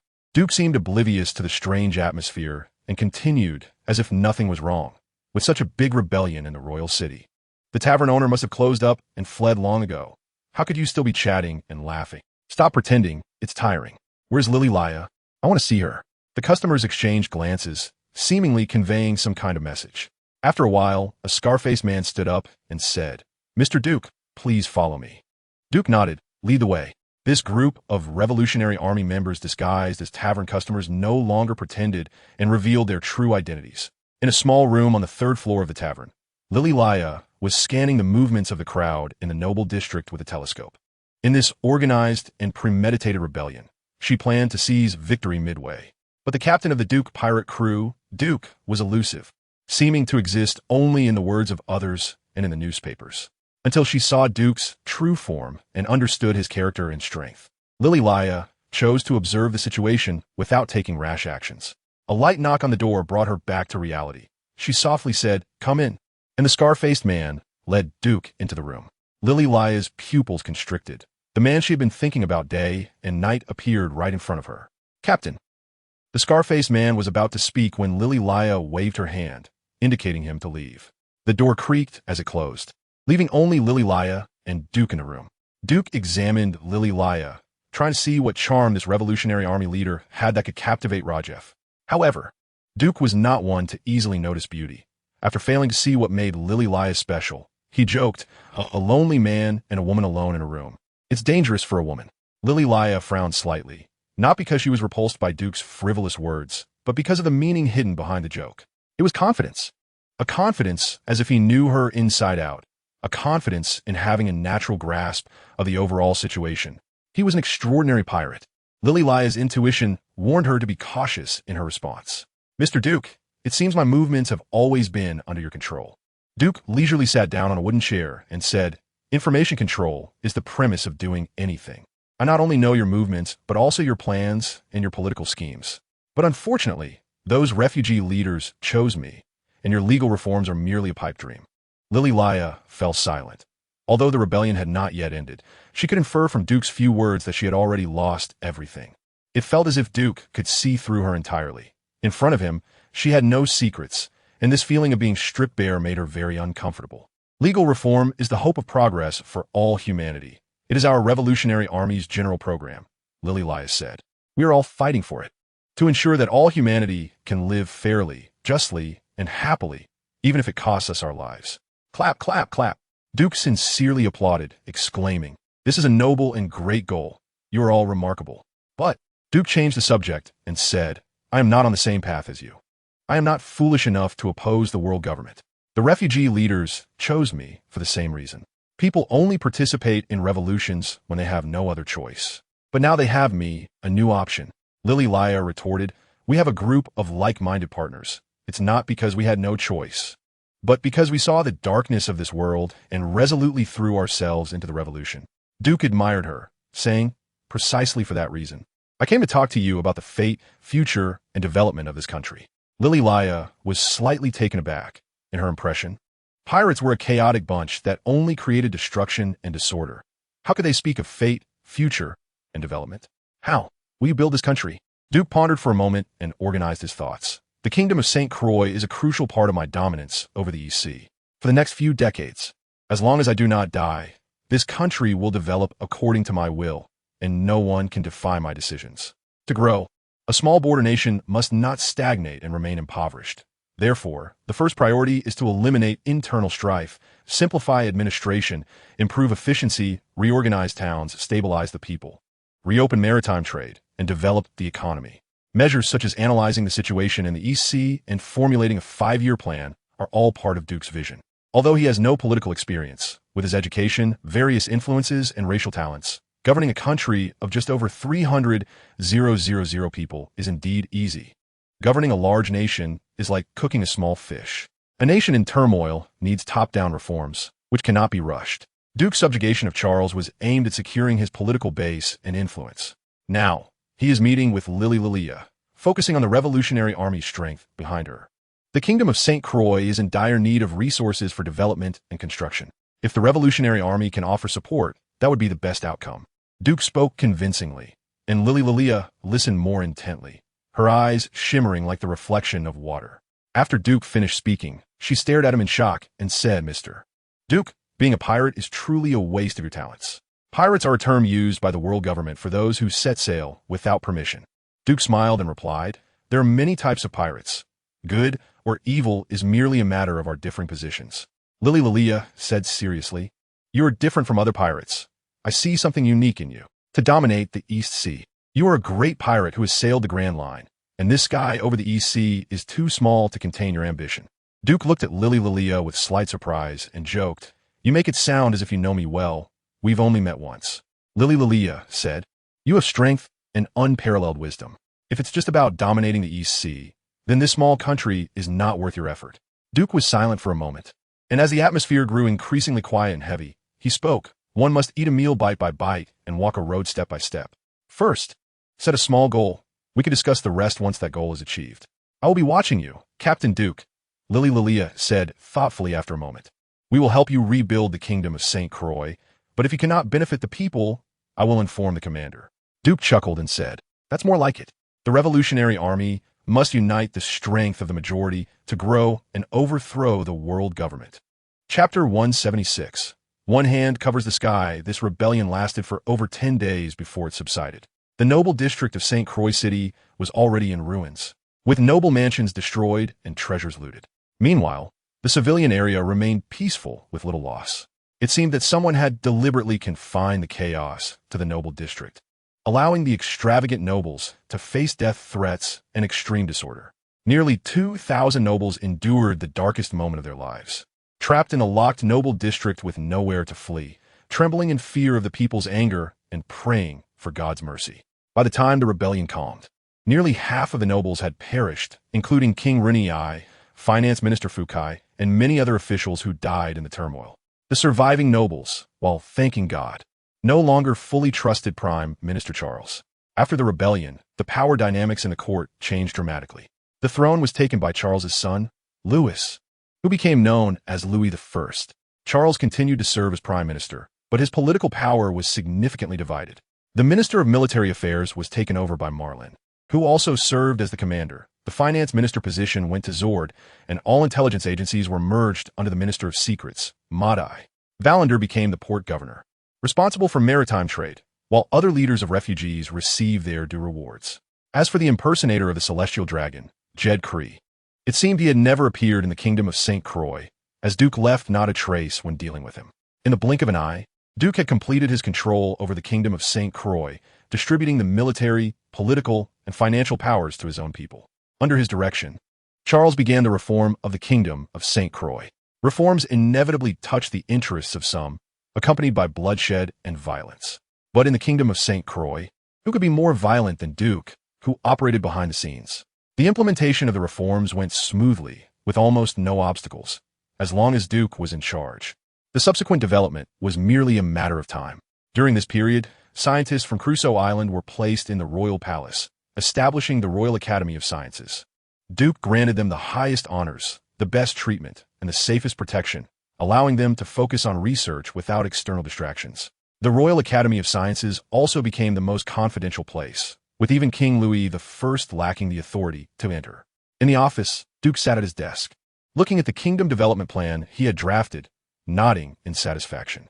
In his past life, he was the chief engineer for national construction, managing a country with over 1 billion people, while the country he governed now had just over 300,000. Clarifying the development plan for the nation was effortless. Shortly after, Rajef entered and said, Captain, the banquet is about to start. Everyone is waiting for you. The circular dome was adorned with a massive crystal chandelier, and colorful neon lights illuminated the entire restaurant. Dancers performed dazzling steps, their low-cut skirts decorated with sparkling jewels, dancing in harmony with the crystal chandeliers above them. Accompanied by graceful melodies, the dancers' elegant postures became even more enchanting, causing those seated at the tables to involuntarily display silly grins, flushed faces, and drooling expressions. Ahem, wake up. The captain has arrived. Rajef coughed. Freeman, Valander, and Madai scrambled to sit upright, adopting a virtuous demeanor. Duke sat at the head of the table, and with a wave of Rajef's hand, the dancers and musicians quietly left the stage. In the now quiet restaurant, Duke smiled and said, You are the heroes of this coup plan. Each of you performed excellently and cooperated well. Thus you deserve to enjoy this. Freeman chuckled and excitedly said, "Captain, I love you. The women from our hometown are the most beautiful." Rajef laughed and asked, "So do you love the captain more, or the beautiful women from your hometown more?" Freeman replied greasy, "Of course, I love the captain. Not just a little, but a lot. Duke felt a headache coming on, while Jotun, Lehman, and Assassin were enjoying the show, laughing and cheering from the sidelines. Eddie even picked up an oversized oak wine cup and stood on the table, loudly proclaiming, "Captain, I love you too." Ha ha. Everyone laughed uproariously, and Duke covered his face, feeling an overwhelming sense of embarrassment as goosebumps covered his body. Anuno stared at the delicious food on the table, unable to stop drooling. Hendon scratched his head and asked, "Can we start eating? Let's eat. Let's eat. Everyone has worked hard. Today, just enjoy the food and drinks." Duke quickly took over Anuno's words, nicely alleviating his embarrassment. This was a banquet for the members of the Duke pirate crew, and aside from Verandil, no new members had joined. They gathered around the dining table, chatting and laughing, eating meat and drinking wine heartily, with endless joy amidst the clinking of glasses. In this national theft plan, Rajef coordinated the overall situation, working hard and achieving great merit. "Come, I toast you." Duke raised his glass and said to Rajef. Rajef smiled slightly, raised his glass, and downed it in one go, saying, "Lily and Leah have been looking for me these past 2 days. If there is nothing going on here, I'll be going over there in a couple of days." Before Duke could speak, others were astonished. Freeman stood up suddenly and exclaimed angrily, Oh, you with your thick eyebrows and big eyes, Rajef. Can't resist beauty after all." Rajef interrupted him with a smile, saying, "What are you talking about? This is the captain's order, asking me to go with them to the kingdom of St. Khalid." The kingdom of St. Khalid? Freeman was taken aback, thinking that Rajef had betrayed them for love. Layman, with his mouth full of grease, asked, "What are you going to do in the kingdom of St. Khalid?" Rajef chuckled, "Steal the country. Since the two countries are next to each other, it's just right to steal them together." Assassin pondered, "Do we need to go? After stealing the kingdom of St. Chloe, you all must have experience, so I want to arrange too many people for this theft of the kingdom of St. Khalid." Duke said, "We need to be cautious. We are still weak and have more things to do, not just improving personal strength, but also building the nation, establishing the maritime trade network in the East Sea, and even building relationships with the Grand Line, all of which need someone to implement." Duke took a sip of rum and continued, leaving other matters aside for now. "I plan for Assassin to be responsible for developing the maritime trade relationship network in the East Sea and the Grand Line, with Landon, Adia, and Anuno collaborating." Assassin was surprised. "Are we going to establish a fleet?" Duke laughed. "Of course, you will all grow and become captains who lead a fleet." Everyone looked at each other, their eyes filled with a mix of anticipation and anxiety. Jotun and Layman, as the earliest followers of Duke, never expected this day would come so soon. They questioned themselves, "Can I really become a captain who leads a fleet?" An invisible pressure enveloped their hearts, making the delicious feast in front of them taste bland. Assassin said seriously, "Do we have requirements for the crew? Quality over quantity for the crew. We just need those with strength who can abide by the 10 laws." Duke smiled. "You are the trial captain. If you can successfully form an elite fleet, then others will take you as an example." Assassin forced a smile. "That makes my responsibility quite heavy." However, Duke changed the subject, looking at Landon. "You all should take Landon back to his hometown first." Chapter 177 Catfish Captain. How did Landon awaken his armament Haki and observation Haki? The next morning, Jotun pestered Duke, repeatedly asking him in his ear, nearly wearing out his ear. Duke rubbed his ear and entered the training room transformed by the scientist's art. There were weighted suits weighing hundreds of pounds, equipment for strength training, and mechanisms for speed and reflex training. Duke pointed at the weighted suit and said, "Landon wears it day and night for overloading training, constantly teetering between life and death. This almost perverse willpower is something I can't even achieve." Jotun was slightly taken aback, looking at the heavy-weighted suit on the ground, and said, "I could do it too. Captain, please whip me like you do with Landon." Duke, with a black line on his forehead, said, "What do you mean whip? That's spurring." Jotun chuckled. "Captain, if I just go through training, can I cultivate the two-color Haki?" "In your dreams." Duke rolled his eyes and said impatiently, "Though the two-color Haki is a power that everyone possesses, awakening and mastering it is as hard as reaching the sky." Landon comprehended the two-color Haki after enduring extreme pain and constantly surpassing his physical limits. "It doesn't apply to all of you." Jotun pouted, feeling uncomfortable thinking about how Layman managed to comprehend observation Haki, with Landon and Zhuyu leading the way. Relying on training to comprehend the two-color Haki was something he had to try. "Captain, please spur me on." Jotun bowed, deeply shouting. That sounded strange. Duke said with a weird expression, you are both Zoan fruit users, possessing strong vitality and recovery abilities. Normal training methods may not work for you. Let's go to the Royal Academy of Sciences together and have Zart tailor a set of training equipment for you. Jotun was overjoyed and excitedly said, Captain, you are the best. I will definitely comprehend the two-color Haki and live up to your good intentions. Just wait and see, Layman, that idiot. In his excitement, Jotun almost let slip what was on his mind, but Duke, being clever, shot him a glare but said nothing more. How precious is the childishness in them. He and Layman always made Duke feel a different warmth in the deceitful adult world. By the way, as fellow Zoan users, you should conduct special training together with Freeman. Go call him over. Jotun said okay and quickly went to call Freeman, who was still in bed. Freeman, with sleepy eyes and not fully understanding what was happening, was taken by Duke to the Royal Academy of Sciences. What? Are we going to be experimental subjects? Inside the Royal Academy of Sciences, Freeman immediately sobered up and shouted as if the sky was about to collapse. Zart showed a mysterious smile and said gently, we just need your physical data and some body parts. No need to panic. Isn't that still making us guinea pigs? Freeman instinctively rejected and took several steps back, keeping his distance from Zart. Zart stroked his chin and after a long pause said, theoretically, yes, you are experimental subjects. Freeman retorted, is that the issue? Duke smiled. You and Jotun are both Zoan devil fruit users. Your human form, beast form, and hybrid form will be very helpful for Mr. Zart's research. Besides, we just need a little blood and flesh. The damage is nothing you two can't recover from in no time. Freeman never imagined that, as a devil fruit user, he would one day become a guinea pig. He looked at Jotun sadly, hoping this companion, who shared his plight, could speak up for him. Jotun understood and immediately assured, Captain, don't worry. We will definitely cooperate actively with Mr. Zart. Freeman was full of question marks, unsure if his intention was miscommunicated or if Jotun misunderstood. In short, Freeman now has a desire to die and wants to strangle Jordan along with him. Duke and Zat exchanged a smile and then said, you two should cooperate well with Mr. Zat. He will help you become stronger through scientific methods. Scientific training is a concept proposed by Zat, which quantifies and visualizes various metrics such as strength, speed, neural reflexes, and even intelligence, allowing for a safer and more extreme training method. Duke agrees with his concept and fully supports his scientific training by sending Jordan and Freeman directly to him for experimentation. However, the power of the mind is mysterious, and science cannot provide accurate experimental support, so Zat's scientific training has no effect on Duke. Everyone has their own way of cultivation. Sitting in meditation to understand the way, using the laws of nature, and realizing one's own strength is Duke's way of training. Landon's almost perverse training method disregards life and death, constantly pushing his limits in a devilish manner. One misstep, and he could be reaped by death. Fortunately, Landon's fate is tough enough. He has faced death countless times, but has always managed to be saved at the last moment. However, the great terror of life and death is not something that an average person can endure. Captain, I want to sail out to explore alone. Layman jogged up to Duke and said firmly. Duke was slightly surprised and said, sail alone?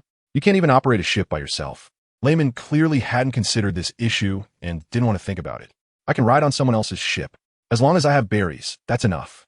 Duke laughed and said, the sea is full of twists and turns, and dangers abound. You are inexperienced. Sailing alone will be very dangerous. Layman said seriously, I don't want to be a greenhouse flower. I want to become the unparalleled great swordsman. Duke joked, why not say you want to become the strongest swordsman in the world? Layman chuckled awkwardly. I still have self-awareness. The world's strongest swordsman, Dracul Myhawk, is not someone I'm qualified to discuss right now. Duke remained non-committal. We must have the heart of a strong person. Just like I can't beat you, but I refuse to accept it. That kind of mentality can help us grow stronger. Layman complained. The heart of a strong person doesn't seem to mean that, Captain. Close enough. As long as you understand, Duke said, placing a hand on Layman's shoulder. Since you've made your decision, then go for it. The future unparalleled great swordsman. Just don't get eaten by sea beasts right after you set sail. Layman exclaimed happily. I won't. Captain, just wait and see. One day, the future will become the present. Duke smiled and watched Layman leave, thinking that Landon's strength had triggered the catfish effect, stimulating them and causing a series of chemical reactions. However, Landon is not an ordinary catfish, but an extremely perverse genius. Catching up and surpassing him is not an easy task. Duke walked along the stone path of the palace, mentally sketching out the future development paths of all the crew members. Van Ockermeyer, with his long legs, quickly approached Duke and said, "Your Highness, we received a report from Cross Island that there are fishmen landing." Fishmen? Yes, according to their description, is likely to be Cetas. Chapter 178. Fishmen in the East Sea in Kakoja Village. This used to be a peaceful and beautiful village, but 3 years ago, a group of fishmen known as the Evil Dragon Pirates landed in Kakoja Village and occupied it with brutal methods. The leader of the Evil Dragon Pirates is named Arlong, who was once a cadre of the Sun Pirates. Following the death of their Captain Fisher and Jinbei becoming a dog for humans, his resentment toward humans deepened. Thus, he gathered a group of pirates filled with hatred for humans and left Fishman Island. They traveled straight from the doldrums to the weakest East Sea, using their powerful strength to dominate dozens of villages, establishing the Arlong Empire, and began their plan to rule the East Sea. Due to their constant landings and killings, their pirate flag and the ship shark spab have become symbols of terror and tyranny. Bang! The sound of splintering wood echoed as a large foot, bare and covered in red-scaled fish skin, kicked open a wooden door. A golden-scaled fishman pushed aside the broken door, calling out like a mountain demon. "This month's life fee is due. 10,000 for adults, 5,000 for children. If you can't pay, then kill them all." Inside the wooden house, a man and a woman huddled together in a corner, trembling. The man looked terrified and said in a panic, "Master, could you spare us a few days? We really have no berries." The golden-scaled fishman sneered sharply, "No berries? Then you can die." Without any hesitation, the golden-scaled fishman took out a curved knife and swiftly killed both of them. Wanting to live without money. How foolish. The golden-scaled fishman wiped the blood off his knife, humming a tune as he leisurely walked out of the room to collect fees from the next household. He had encountered too many families without money. After all, those without money have no value. Those without value are not worth mourning, just like stepping on ants. Human life, in the eyes of these fishmen, is insignificant. The golden-scaled fishman swaggered down the street when a loud bang caught his attention. He saw an adult woman burst through a window and crash onto the street. A pufferfish man covered in spikes emerged, dragging out a crying child. The woman, ignoring her own pain, knelt on the ground and pleaded, "Please, master, give me a few more days. I promise I will gather the money." The pufferfish man sneered. "No money? Then go sell something. That way you'll have berries, right? Why is it that as soon as your man dies, you have no source of income?" The woman wept bitterly, tears streaming down her face, biting her lip as she said, "I will earn the berries. Please let my child go." The pufferfish man glanced at the girl in his hand, who was crying her heart out, and seemed to soften, throwing her in front of the woman and coldly saying, 3 days, 150,000 berries. If you're short by even a single berry, I'll kill you both." The woman kept bowing her head, saying, "Thank you, master. Thank you, master. We will definitely gather the berries." The golden-scaled fishman chuckled. "These people can't gather berries in a month. What difference does 3 more days make? You just have to run more, so why not now?" He drew his curved knife, licking his lips, and said, "I can help you get rid of them." He seemed to be seeking the pufferfish man's approval, but his actions were swift, and with a running start, he was in front of the mother and daughter. The sharp knife glinting in the sunlight like a beam of death, reflecting into the woman's eyes. Instinctively, the woman embraced her daughter, using her body as a shield to hide her in her arms.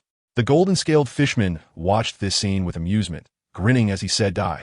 The curved knife fell swiftly, but just as it was about to touch the woman's head, several drops of water shot out like bullets, knocking his knife away. The golden-scaled fishman widened his eyes in disbelief as he looked at the curved blade that had fallen to the ground. Turning to see who was responsible, he found it was Cetus, who had only joined the dragon pirates a few days ago, obstructing him. Anger surged in his chest. Water droplets still dripped from the hands of the whale shark fishman Cetus, who silently waved his hand to disperse them. The golden-scaled fishman rushed over and angrily yelled, "Cetus, you bastard! You dare to protect a human!" He cleverly used the system established by their Captain Arlong to accuse Cetus of sheltering humans, openly defying Captain Arlong's orders, thus putting Cetus in opposition to the entire Arlong pirate crew. Cetus, of course, did not understand the intricacies of the situation. He simply could not tolerate the golden-scaled fishman's reckless behavior and acted to stop it. Fortunately, the pufferfish man spoke up in time to smooth things over and ease the tension. Cetus ignored them and coldly drove the human mother and daughter away from this troublesome place. The golden-scaled fishman, hindered by Cetus's formidable strength, did not confront him directly, but resentfully said, Just you wait. I will tell Captain Arlong that you, a traitor who shelters humans, are a bastard. The Dragon Pirate stronghold was located in a natural harbor known as the Dragon Domain. At the center of the Dragon Domain stood a tall pavilion, surrounded by rows of exquisite villas, with seaside cottages scattered around, creating a spectacular view. The construction and layout of these buildings were designed by Arlong based on the amusement parks on Sabeti Archipelago. Ambitious Arlong wanted to establish his empire in the East Sea, to vent his anger by enslaving and ruling over humans. Boss, Cetus he, in the palace of the Central Pavilion. The golden-scaled fishman vividly described what had happened today, constantly embellishing the story, claiming that Cetus had provoked Arlong's authority and showed him no respect, all of which reached Arlong's ears. Arlong, a sawshark fisherman, had a long, serrated nose that trembled slightly. A huge flipper hand pressed down on the golden-scaled fishman's shoulder. And with that, the golden-scaled fishman was sent flying. He landed heavily on the ground, looking at Arlong on the throne with an expression of disbelief. Arlong spread his arms wide and proclaimed loudly, "The kind Cetus is our friend. He is our brother. He would never shelter humans or do anything against us. My brothers, do you believe in Cetus?" The fishmen standing on either side all responded loudly, "We believe." Arlong looked down at the golden-scaled fishman on the ground and said in a deep voice, "And what about you? Are you willing to believe in Cetus?" The golden-scaled fishman swallowed hard and hurriedly said, I believe. I misunderstood him." Arlong laughed heartily, saying, "Misunderstandings can be resolved. We are all brothers. We must not let this hurt our harmony." With just a few casual words, Arlong brushed the matter aside, but after the fishmen left the palace, Cetus remained behind. "My dear Cetus, how is Aunt Rachel's health?" Arlong asked gently. Cetus nodded and replied, "My mom has always been fine. She even beat me up before I left home." "Ha ha ha." Arlong laughed heartily, saying, "I miss those days on Fishman Island. But the East Sea is also good. The humans here are weak and pitiful. In just a few years, I will dominate the East Sea and rule over these humans. Cetus, follow me, and you will see the dawn of the fishmen and the rise of the great fishmen." Cetus had experienced too much along this journey and was no longer a simple child. Arlong's grandiose yet hollow rhetoric could not sway him. He opened his mouth, hesitated for a moment, and finally could not help but say, "There are many powerful human pirates in the East Sea. Their strength surpasses your imagination."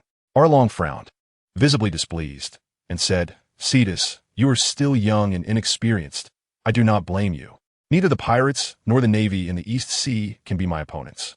Even the recently popular Duke pirates are nothing but weak human pirates in my eyes, merely doing some evil and being hunted by the navy. Compared to my empire, their evils are utterly insignificant." Ha ha ha. Cetus wanted to say that those powerful human pirates were actually Duke, the captain of the Duke pirates. But since Arlong had spoken to this point, saying more would be pointless. He remained silent for a moment, reflecting on everything he had seen and thought during this time, and finally spoke slowly. "The humans of the East Sea are innocent. They should not bear our anger. The guilty ones are the world government and the navy. They are the ones who have treated us unfairly." Arlong's brow furrowed tightly, a flicker of malice flashing his eyes as he muttered, "Cetus, you must be tired to say such nonsense. Go rest. A few days of rest will do you good." Sighing, Cetus left the palace with a downcast gaze, involuntarily thinking of Jinbei, the fishman leader, and Duke, the captain of the Duke pirates. The fishmen were weak, and the conflicts grew deeper, leading to worse outcomes for the fishman race. Jinbei was willing to become a human's dog to gain the corresponding rights for fishmen. Even if his fellow fishmen did not understand him, he did not wallow in self-pity and always worked for peace between humans and fishmen. It was only now that Cetus began to understand this greatness and broad-mindedness. The more he understood the difficulties Jinbei faced, the more he admired him. In comparison to Jinbei, Arlong's actions were completely on the path of sin, irretrievable. Cetus looked up at the bright moon in the sky and the satin-like waves on the sea, making a firm resolution. "No, I cannot let Arlong continue his reckless actions. This will only exacerbate the conflict between humans and fishmen. I must save him and save the fishman race." Chapter 179. Setting sail in the kingdom of St. Chloe. The large capital city was bustling with crowds flowing like worker ants through the streets. The high walls surrounding the noble district had been completely torn down, merging the noble district with the civilian district. The entire capital city had been reorganized and divided into 4 major areas. As the chief engineer of the kingdom's construction, Duke had a heavy responsibility. But fortunately, the details were managed by Prime Minister Charles and his officials, allowing him to focus on the big picture. In his spare time, he practiced in the training room to improve his strength. At that moment, when Van Oken notified him that someone from Cruz Island was bringing a fishman suspected to be Cetus to the capital, Duke was meditating in the training room. Sitting cross-legged, the great knife, Dark Jade, lay flat on his legs, as if he were trying to establish a spiritual connection with the legendary knife spirit in this way. Unfortunately, Dark Jade had not responded to him. He had begun to love the knife, but his affection was minimal and not pure. Unlike Landon, who caused his good knife, Snow Flurry, to shatter into pieces by applying a large amount of nitroglycerin to it. However, his new weapon, the great knife, Red Lotus, resonated with him the moment he grasped the hilt. Love for a knife is a troublesome affair. Who can he complain to about this? Knock, knock. The crisp sound of knocking brought Duke's thoughts back to reality. He exhaled a breath like an arrow and said, "Come in." Van Oka entered the training room with Cetus. As soon as he saw Duke, Seth hesitated for a long time and couldn't say the words he had prepared in his heart. In a moment of desperation, he knelt on both knees, and all his words turned into one sentence. "Captain Duke, please save Arlong." "Seth, you need to understand that we are pirates, not your saviors." After hearing Seth describe Arlong's actions in Kokosho Village and other places, Duke said calmly, "The connection between us exists because of Jinbei, not you. Since you have chosen to leave, you must take responsibility for your choice. I owe you nothing." Jinbei entrusted Duke to take care of Seth, and Duke was kind enough to take him on a long journey, explaining things to him. But in the end, Seth still chose to leave, and anything that happened afterward had nothing to do with Duke. Seth knew he was in the wrong. It was he who wanted to leave before, and now he shamelessly came to seek help, which was indeed very embarrassing. However, for the sake of Arlong, and to prevent hatred from spreading, he put aside his so-called dignity and pleaded again, "Please save Arlong. I will do whatever you say from now on." The once arrogant Seth had already vanished, and at this moment of laying down his dignity, he had truly grown into an adult. The growth in his heart allowed him to see a world completely different from before. He was still himself, but his perspective, thinking, and ideas had all been elevated. Duke seemed to sense the change in Seth's character. He squinted his eyes, slowly stood up, and extended his muscular hand, saying, "My team currently lacks a child of the sea. Do you wish to become a member of our team?" Seth stared blankly, looking at the powerful hand before him, and a glimmer of light flashed in his glassy eyes. His expression gradually became excited as he murmured, "Child of the Sea, what a nice title. Child of the Sea, Child of the Sea." Duke smiled and said, "My hand has been raised for a long time. If you don't get up soon, I will put it down." Seth's heart skipped a beat, and he hurriedly raised his right hand, placing his trembling azure palm onto Duke's hand. Duke clasped hands with Seth, their palm patterns rubbing against each other, as if the fates of humans and fishmen were merging. He pulled Seth up from the ground and looked up at Van Oka, saying, "Since Seth has decided to join us, then matters concerning comrades naturally become our matters." Van Oka understood and saluted, saying, "Your Highness, I will notify Valandel to prepare the ship for sailing right away." In the afternoon, Duke led the crew to the harbor. The harbor governor, Valandel, had already docked the Hope Home at the harbor as instructed. "Sir, everything is ready," Valandel said respectfully. The Hope Home is a modified two-masted sailing ship, light in body, with excellent sailing speed. Although its cargo space is not large, it is enough to sustain a ship full of people living at sea for a month once loaded with food, drinks, and living supplies. Moreover, for this voyage, Duke only called Van Oka, Zango, Akin, and a dozen essential pirates. Valandel, during the domestic construction boom, no one is allowed to go to sea, especially towards the direction of Cruz Island. "You need to be extra vigilant," Duke instructed. Valandel understood the gravity of his responsibilities and said solemnly, "Rest assured, sir, without your approval, I will not allow anyone to set sail." Duke then spoke to Madiya, who was seeing them off, saying, "You are now the Minister of Secrets. Recruit any important domestic personnel you can and suppress those you cannot. Focus on monitoring the Ross family. And, Charles, that old fox still has some value, but if he does anything out of line, you understand." Madiya smiled like a fox, saying, "Captain, don't worry, I know what to do." The group walked under the Hope Home, adorned with flowing clouds, and a huge shadow enveloped them. Valandel said, "Captain, the nautical charts and compasses are all prepared. Normally, it would take 4 days to reach Kokosho Village. 4 days at sea is not a long time. The sea is vast, with many islands, and there are constant dangers from pirates, the navy, and sea beasts along the route, but the greater danger comes from the forces of nature. The longer one stays at sea, the greater the danger. Yet the Hope Home sailing speed is several times that of ordinary ships, significantly shortening the travel time. Van Oka was already standing on the deck of the Hope Home, with 2 vintage leather holsters hanging from his waist, each containing a finely crafted revolver and a flintlock pistol. Most notably, he had a sniper rifle, Qianlu, strapped to his back, which was taller than an adult. Your Highness, everything on the ship is in order after inspection. Duke walked onto the deck from the ship's board and smiled. You look like you're going to war. Van Oka was slightly taken aback and asked, Aren't we not going to fight? Duke laughed heartily and said, We are here for the peace between humans and fishmen. To eliminate the barriers between the 2 races, it's not as simple as just fighting. Akin listened to Duke's grandiloquent words and couldn't help but glance at him, his dead fish eyes with heavy dark circles slightly opening as if to say, Are you kidding me? He hadn't spent much time with Duke, and this was his first time going to sea with him. His impression of Duke still lingered on their enmity. But what he didn't know was that Duke spared no effort against enemies, but was as warm as the March sun towards friends. This was similar to Akin. Akin was ruthless to enemies, but loyal to his ship. They both shared a common trait. Perhaps Duke would become an even more formidable overlord of the East Sea than the Admiral. Akin had this thought in mind, but when he thought of how Duke toyed with the kingdom of St. Cloy, he felt that Duke's ambitions might extend beyond just being the overlord of the East Sea. Admiral, let me, Akin, see what kind of great enterprise this pirate named Duke will achieve. Duke did not have Medea's ability to read thoughts, so he was unaware of Akin's inner thoughts. At this moment, he also couldn't care less about sensing Akin's emotional changes and was waving his big hand under the blue sky with several seagulls circling, loudly declaring, Set sail, weigh anchor. With a splash, the agile 2-masted sailing ship burst out of the dock, riding the wind and waves, heading towards Kokosho village. Chapter 180. Shipwreck. The sea is vast, and the sun and moon rotate. The Hope Home cut through the waves and sailed for days, quickly nearing the waters near Kokosho village. That night, a torrential rain fell and strong winds howled. The sea waves rolled like clouds, and the Hope Home was like a paper boat in a basin of water, struggling to move forward against the might of nature.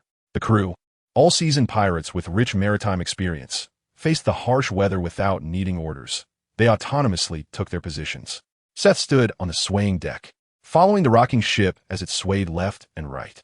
He was pulling the sail ropes with several pirates when a thunderclap split the sky, and a sword-like bolt of lightning struck the mast. A flash of fire suddenly appeared, flames igniting amidst the pouring rain. The sail ropes snapped, and several pirates were thrown overboard due to inertia, landing in the sea. Seth was taken aback and without any hesitation, he dashed into the water to rescue the fallen pirates. Fishman Karate, Tornado. Seth utilized Fishman Karate to control the water flow, creating a large-scale tornado in the sea that swept all the pirates into a group. Then he directed the water to push them all back onto the deck. On the deck, Akin quickly used a lifeline to secure them all. The pirates, gasping for breath amidst the swaying ship, exclaimed, We're saved. Thank you so much. Seth climbed back onto the ship, feeling a bit fatigued from overexerting himself with Fishman Karate techniques. He sat down on the ground, puffing up. I didn't want to save you guys. These pirates were Akin's subordinates, and ignoring Seth's prideful words, they bowed and said, Thank you very much. After an unknown amount of time, perhaps nature was getting ready to rest, as the storm over the sea gradually subsided. Only a ship with a broken mast drifted on the water. Fortunately, the Hope Home still had a spiral propulsion system, not relying solely on wind power, allowing it to continue sailing on the sea. Duke had experienced countless storms, and this level of storm was trivial for him. He inspected the ship, confirming that both the crew and the vessel were unharmed, before coming to Seth and asking, Is Fishman Karate a martial art that only you fishermen can practice? Seth blinked his glassy eyes, unsure of why Duke asked this, and honestly replied, Not exactly. Once, a human came to Fishman Island and learned Fishman Karate and Fishman Jiu-Jitsu, but the following twist in his words was often crucial, and Duke was both happy and shocked. But what?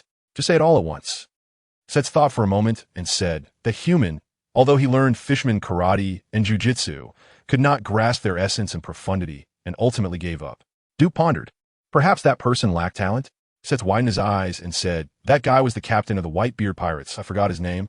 But at that time, the Whitebeard pirates had taken Fishman Island into their sphere of influence, and the Fishman Jiu-Jitsu instructor, Meower, went with them. The Whitebeard pirates?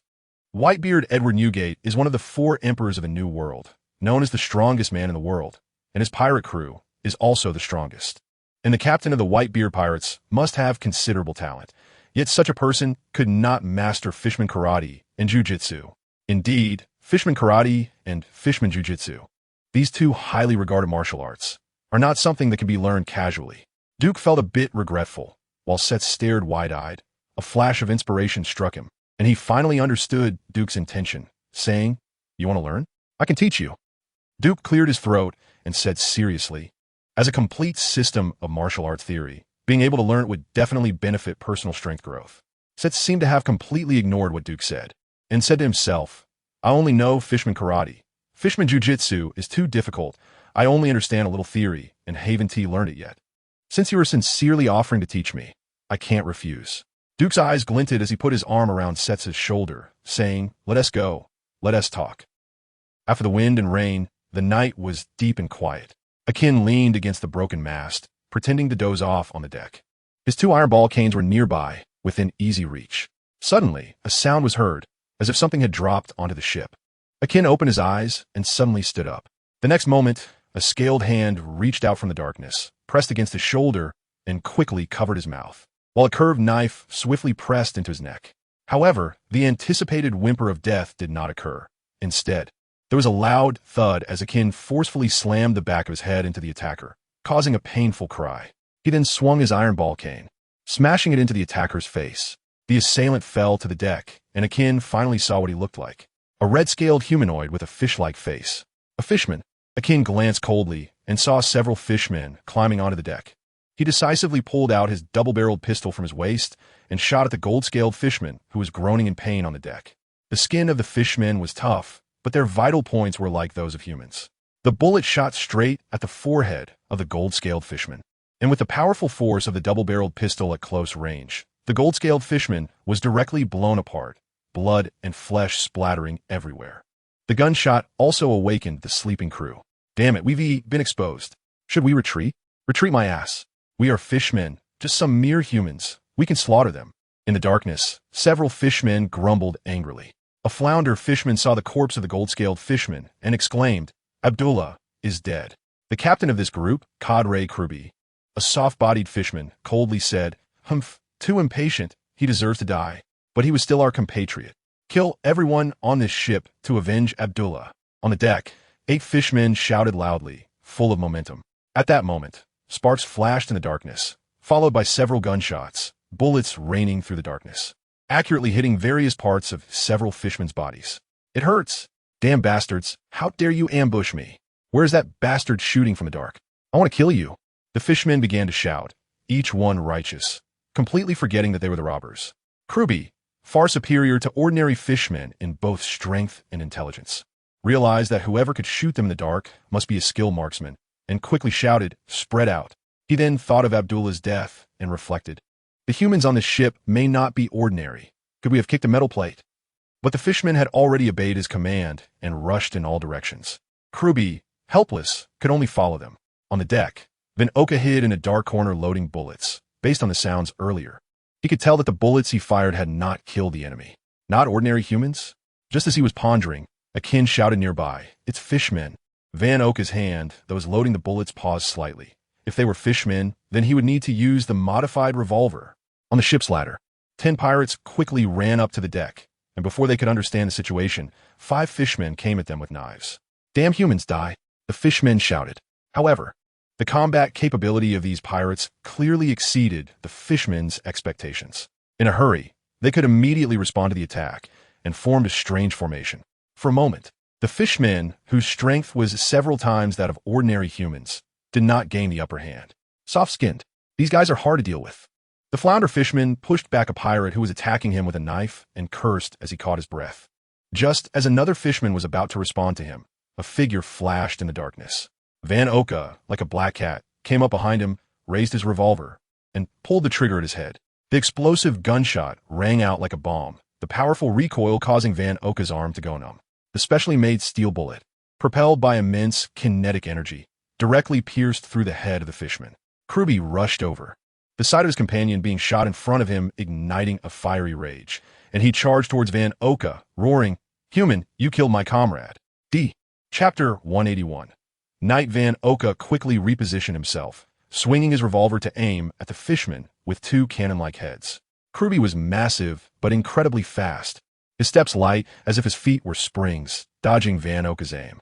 In the real world, an unarmed person facing a marksman with a gun would surely be at a disadvantage, as the gun would be quick at 7 paces and even faster and more accurate within that distance. But in the pirate world, individual strength could surpass that of a handgun. Bang! The gun fired, smoke billowing as a steel bullet roared out like a beast. Kruby's pupils constricted, his reflexes lightning fast.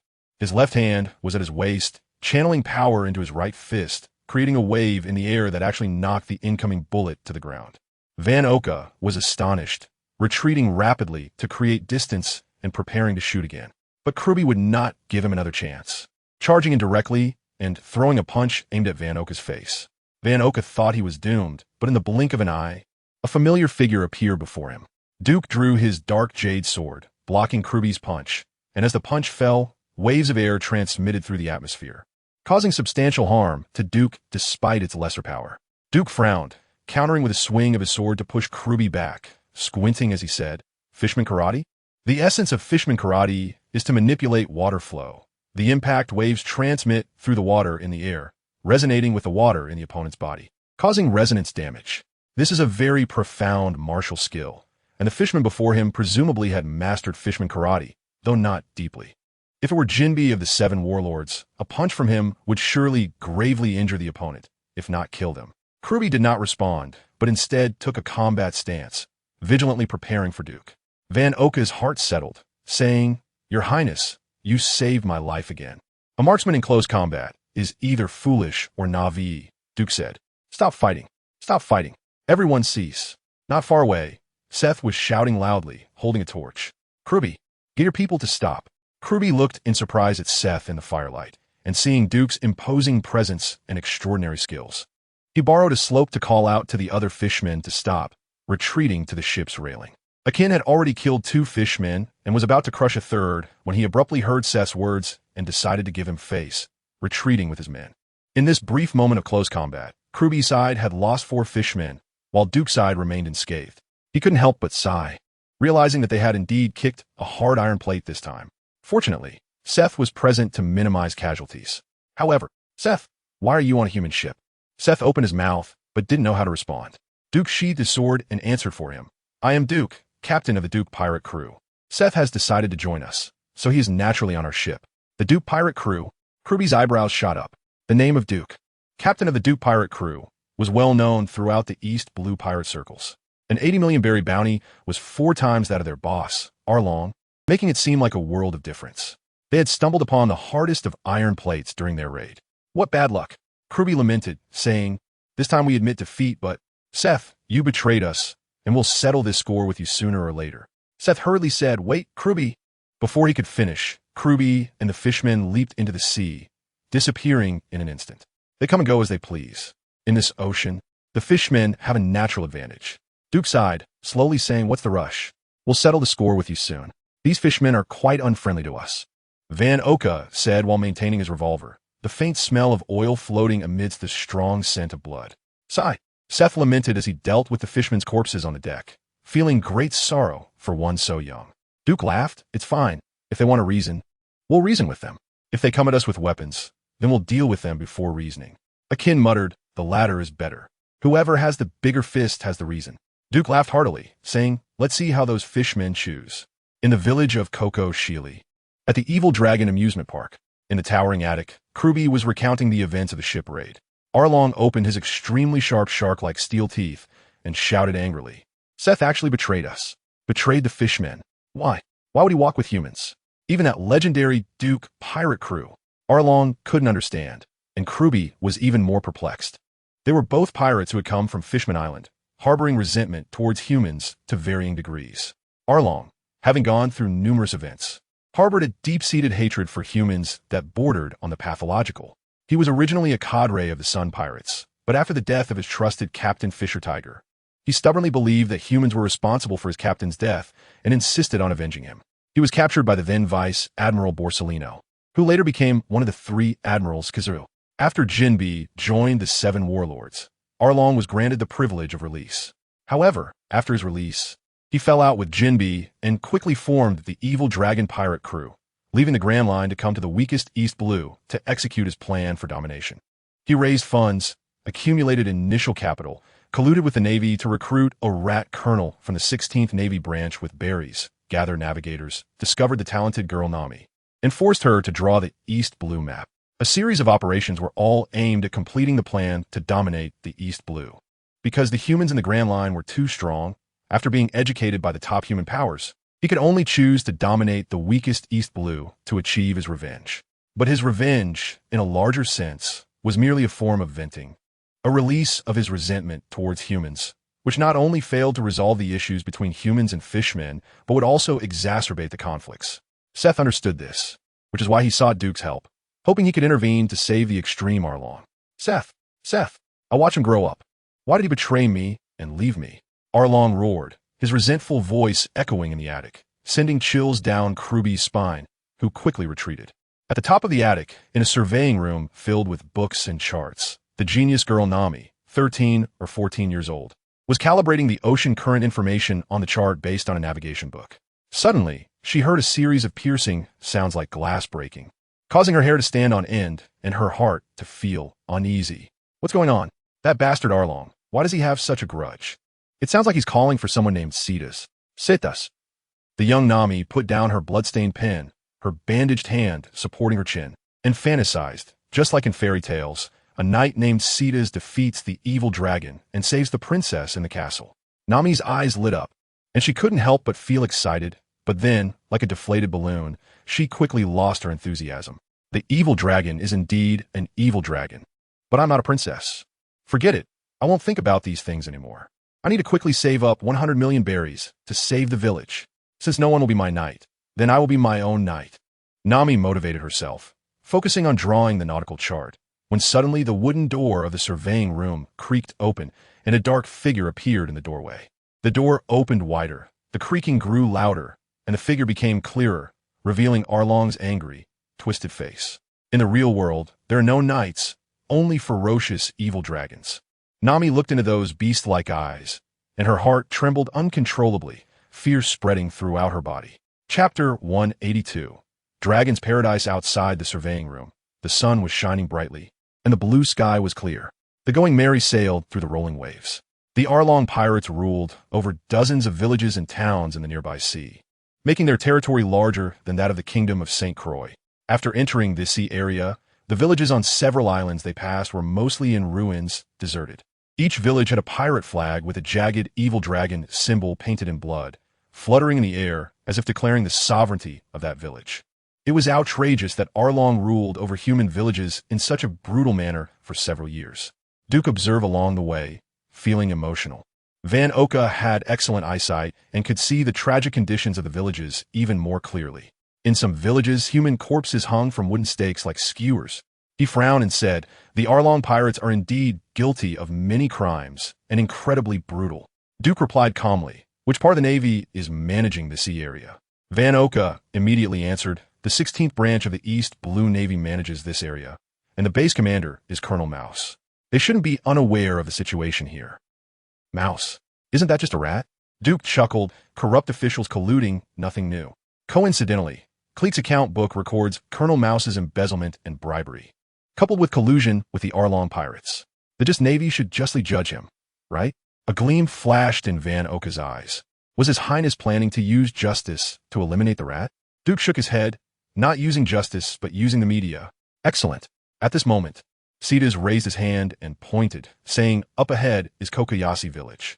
The Going Merry safely docked, and along the way, there were no fishmen from the Arlong pirates to disturb them. Duke found it strange. Did this group of fishmen flee upon hearing his name? Or were they planning something else? In the Dragon Amusement Park, built by enslaving humans, the sounds of rushing water and cheering voices mingled together. Dozens of fishmen waved flags by 3 water flow corridors, where 3 fishmen were competing in freestyle swimming to see who could swim the fastest. The leader, Sawshark Fishman Arlong, along with officers Crocodile Fishman Karubi and Kiss Fishman Ju, the 3 strongest fishmen in the Arlong pirates, were holding a swimming competition in the face of a great enemy, not knowing whether they were overly confident or simply arrogant enough not to take the Duke pirates seriously. In the end, Arlong triumphed overwhelmingly, with Kurubi coming in second, while Ju, frustrated, exclaimed that he would definitely beat Arlong next time. But his voice was drowned out by the enthusiastic cheers of hundreds of fishmen celebrating Arlong's victory. Ha ha ha, I am your leader. Isn't it natural to come in first? Arlong raised his hands, enjoying the flattery of his subordinates, his face showing a joyful expression, and even the anger in his heart was somewhat diluted. Indeed, holding events is more interesting. Nami cannot please me at all. Ha ha ha. After being betrayed by Cetas, he was extremely angry and had nowhere to vent his frustration, so he took it out on Nami. Constantly making things difficult for her, scolding and beating her were common occurrences. More seriously, he threatened Nami with the lives of everyone in the village, trying to break her mental defenses. 13 or 14-year-old Nami was still just a child, but what she had experienced was something that no ordinary person could bear. The psychological shadow that Arlong cast over her was unimaginable to a normal person. However, life had to go on, and Nami had no choice but to endure. Amid the cheers of the fishmen, Arlong took down the weapon Great Sawblade, Peak Slayer from the shelf, resting it on his shoulder, and loudly declared, "Brothers, recently, a pirate group has risen to fame in the East Blue called the Duke Pirates, with a total bounty over 100 million. They seem quite powerful. However, they're just a bunch of cowards who fled back to the East Blue from the Grand Line, the defeated." The Blowfish fisherman exclaimed, "I thought they were some powerful pirates, but it turns out the bounty is exaggerated." Ju, with his long beak, said solemnly, "Humans are just trash. We are a superior race that has surpassed humans. Whether in the water or on land, they are no match for us." Yi, one of the 3 officers, Octopus Fishman Xiaoba, raised 6 arms and shouted, "Boss, let us go slaughter them." The fisherman echoed, "Yes, boss. Let us go slaughter them." Kurubi had briefly clashed with Duke and knew that Duke was not as weak as Arlong claimed. But seeing Arlong and the others in high spirits, he didn't want to pour cold water on them, so he could only seriously whisper to the 2 officers, Ju and Xiaoba, "Duke is stronger than any human I have fought. You must not be careless. I estimate they will soon reach Kokoyashi village, so it's best to set up defenses on the coast now." Ju confidently replied, "No need to worry. How could any human possibly be our fisherman's opponent on the sea?" Xiaoba straightforwardly added, "Exactly. We are invincible at sea." Just as Kurubi was about to say something, a large-eyed fisherman stumbled back, skidding to a halt in front of Arlong and panicking, "Report. Arlong frowned and slapped the large-eyed fisherman across the face, angrily saying, "You report your mother." The large-eyed fisherman, dizzy from the hit, took a while to recover and hurriedly said, "Boss." A group of humans came to the shore and injured several of our brothers. Arlong shouted angrily, "What are you doing? Can't you just pierce their ship in the sea?" The large-eyed fisherman stuttered, "Cetas, he is helping those humans." "That traitor." Aaron growled softly, his voice like a rumbling thunder, swinging the serrated knife, chopping Peak, and raised his arm, shouting, "Brothers, grab your weapons and follow me." On the shore, the Hope Home was quietly docked on the sea. Duke stood on the soft muddy ground, watching groups of fish leap and frolic in the shimmering water, as if a sense of freedom had been transmitted to his mind. In this world, everything values freedom. The freedom of fish, I suppose, is to swim freely across this boundless sea throughout their lives. Duke smiled and raised his eyes to the horizon, pondering, "What is my freedom? Captain, how shall we deal with these fishmen?" Akin asked, pointing at the 4 severely injured fishmen tied together. Duke glanced over and said, "Just leave them like that. We'll wait for the main force of the evil dragon pirates to come. When our boss arrives, we'll slice these garbage humans and throw them into the sea to feed the fish." A battered alligator turtle fishman shouted, and his 3 companions followed suit, shouting. Akin cast a cold glance at the 4 fishmen and was about to reprimand them when Van Oka's sniper rifle, Thousand Land, was already aimed at the alligator turtle fishman. The dark barrel pointed directly at his head. As soon as Duke gave the order, Van Oka would not hesitate to pull the trigger. But Duke did not get angry because of their few words. Instead, he found it amusing and said, "Have you always been this brave? Or do you think I won't kill you?" Blood still dripped from the corner of the alligator turtle fishman's mouth. He had been knocked out by Akin's iron crutch and had woken up to find himself in this state. He raised his head defiantly and said, "Although I can't beat you, I'm not afraid of you. High-ranking fishmen will never fear lowly humans." Van Oka looked at Duke, who shook his head with a smile, not wanting to bother with these dazed fishmen anymore, and walked to the stern, quietly waiting for the arrival of the evil dragon pirates. Before long, Van Oka stood on the deck and shouted, "Captain, the evil dragon pirates have arrived." Chapter 183. Harmony Brings Wealth, led by Eren, the evil dragon pirates. A group of 40 to 50 people walked through the streets of Cocoa Village. The few indigenous people, sensing the danger, hurriedly retreated into their homes, closing their windows tightly. The already desolate village seemed even quieter now. The wind stirred up dust, shadows flickered, and dark clouds appeared on the horizon, gradually covering the land as the evil dragon pirates advanced, soon enveloping Duke and the others on shore. If it weren't for Seth saying that fishmen basically wouldn't eat devil fruits, Duke would have thought this phenomenon was caused by fishmen with abilities. On the shore, fishmen and humans stood in stark contrast. Eren bared his sharp, terrifying shark teeth, glanced at Seth, and then looked directly at Duke, saying, "Are you Duke the Duke?" Duke stood tall and got straight to the point. "You must be Eren. I'm here for one thing, to fulfill Seth's request." Seth's request? Eren squinted his eyes, looking at the awkward Seth with a cold smile. "Seth, you can say anything you want of me. Why do you have to beg a human? Have you thrown away the dignity and pride of fishmen?" Seth remained silent, bitterly smiling in his heart.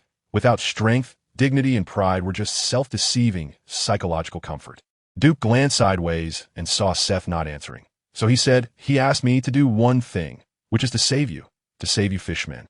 Eren and the fishmen behind him were stunned for a moment, then erupted into a roar of laughter. They laughed mockingly, saying, "Save us? What nonsense are you talking about? Ha ha ha, Seth, this garbage human can't be serious, right? No way, no way." Eren laughed heartily for a while, then suddenly swung the chopping peak, the wind howling, the sharp blade almost touching Duke's face by just a centimeter. He shifted from laughter to anger, saying, "Duke, you don't really think that just because the bounty is slightly higher than mine, your strength will be stronger than ours, right? Moreover, we have 50 fishmen, and you, only 14, dare to talk about saving us? Do you think you are worthy?" In front of the huge chopping peak, Duke remained calm, extending a finger to the blade. Slowly pushing aside, Eren's expression changed, gripping the handle of the knife harder, veins bulging, but the chopping peak seemed to act independently, shifting away. Embarrassed, he simply retracted the chopping peak and glared at Duke.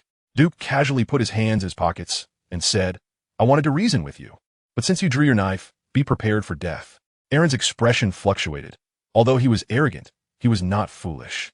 After Duke revealed a bit of his strength, he sensed something was off, thinking to himself, "Damn it, Kruby only said Duke's strength was extraordinary, but didn't mention he was this strong." However, his subordinates were unaware of what had just happened. Seeing their leader silent, several eager fishmen shouted, "A mere human dares to speak so arrogantly, truly unaware of death. Boss, kill them." "Yes, boss, give the order. Let's kill them all now." Kruby frowned and shouted, "Silence." As one of the three major cadres, Kruby's authority was second only to Eren's. His shout immediately silenced all the fishmen. With his subordinates in an uproar, Eren, as the leader, found himself in a difficult position. But fortunately, Kruby was composed, understood what had just happened, and helped Eren maintain order, preventing an immediate outbreak of conflict. Eren's face darkened, and he said in a deep voice, "What do you really want to do? Strength is the only truth. It has always been." Duke sneered and said, "First, all members of your evil dragon pirates will come with me. Second, you will hand over the ransom you collect for human heads. All of it will belong to me." Eren's face grew even darker. He could never agree to these 2 points. Otherwise, his plan to dominate the East Sea would be in jeopardy. But strength prevailed, and Duke's power was evident. Eren thought to himself that he might not be able to defeat him.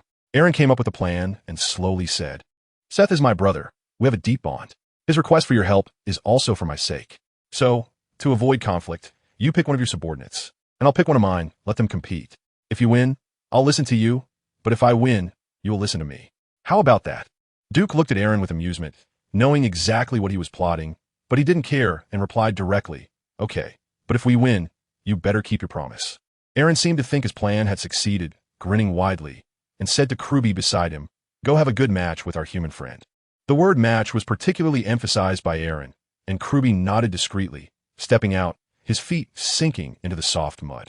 "I'm Kruby. Who among you will fight me?" Seth struggled for a moment in his heart, and with determination in his glassy eyes, he said, "Captain, I'll go." Duke looked at Seth in surprise and shook his head, saying, "This isn't the right occasion for you to make a decision. It's not suitable for you to go." Seth was taken aback, still wanting to say something. But Duke directly turned to Akin and said, "You go. Since they want to spar, then you can have some fun with them." Akin stepped forward expressionlessly. his dead fish eyes fixed on Kruby, his hands reaching for the iron ball hooks at his waist. Kruby, give them a harsh lesson. Lord Kruby, let these ignorant humans taste your power. Cadre Xiaoba and the other fishmen immediately cheered for Kruby, while Duke's eye remained incredibly quiet. You fled without caring for your companion's corpse on the ship, and now you shamelessly come to battle. Do you not feel ashamed? Akin spoke heavily. Kruby immediately erupted in fury, his eyes turning red. Without a word, he kicked up dust and leaped off the ground like a cannonball, launching a powerful fist at Akin. Akin remained unfazed, dodging the dust, holding the dual iron hooks, and assuming the stance of the Ghostly Warrior technique. The Ghostly Warrior technique was a set of martial arts he had created after years of dedicated training and battlefield experience. Fighting with the unique weapon of the iron ball hook, with an attack style that was strange and varied, capable of splitting the earth and shattering mountains. Akin twirled the iron hook, using inertia to whip it towards Kruby's fist at the moment his waist twisted. However, Kruby's punch was not an ordinary one, but the essence of the Fishman karate, the thousand-tile punch. Tile is a term used in Fishman karate to indicate the power of this move. The strongest Fishman, Jinbei, could even unleash an attack with a force equivalent to tens of thousands of tiles. As the two attacks collided, the surrounding air rippled like water, flowing around Akin as if it were alive. Immediately after, a piercing explosion sound came from Akin's iron ball hook, sending a strong gust of air that shook Akin's cheek multiple times. Akin grunted, blood spilling from the corner of his mouth, feeling a discomfort in his organs. However, he remained calm. When Kruby landed a hit and followed up with another punch, Akin quickly adjusted his stance, twisting his waist in an unusual manner, avoiding Kruby's attack while whipping the iron hook directly at Kruby's waist. Kruby nimbly shifted his position, kicking towards Akin's groin, but Akin pulled out a double-barreled pistol. The dart barrels aimed straight at Kruby's head. Kruby's heart skipped a beat, and he hurriedly changed his attack, only to realize that Akin's draw was merely a feint. Seizing the opportunity, Akin swung the iron hook, striking Kruby's jaw with heavy force. Kruby let out a pained scream, his body flying away like a kite with a broken string, crashing to the ground and unable to rise again. Ugh! Kruby coughed up blood, his fragile jaw struck. Not only did he find it hard to speak, but his entire head felt as if it didn't belong to him, his mind clouded. He kept coughing blood, his mouth moving, but no one understood what he was saying. Akin retracted the iron hook and the double-barreled pistol, glanced at Kruby, and silently stepped back. Duke smiled faintly, not surprised by this outcome, and looked at Alone, saying, Captain Alone of the Arlong Pirates, will you keep your promise? Chapter 184. Intimidation. Haha. Alone laughed heartily, with a sincere expression, saying, My promises are always more real than gold. You wait here, we'll go pack our things, and come back with you right away. As soon as he said this, the fishmen immediately stirred, but under Alone's powerful intimidation, they dared not speak further and could only follow Alone back to gather their belongings. However, Duke suddenly called out to Alone, who was turning to leave, and mockingly asked, Are you going back to pack your things? Or are you planning to deal with us? Alone's movements paused, and he said amicably, What are you talking about? I, Alone, am willing to accept defeat. Whatever happens will happen. If you don't trust me, then I'll stay and let my men pack up.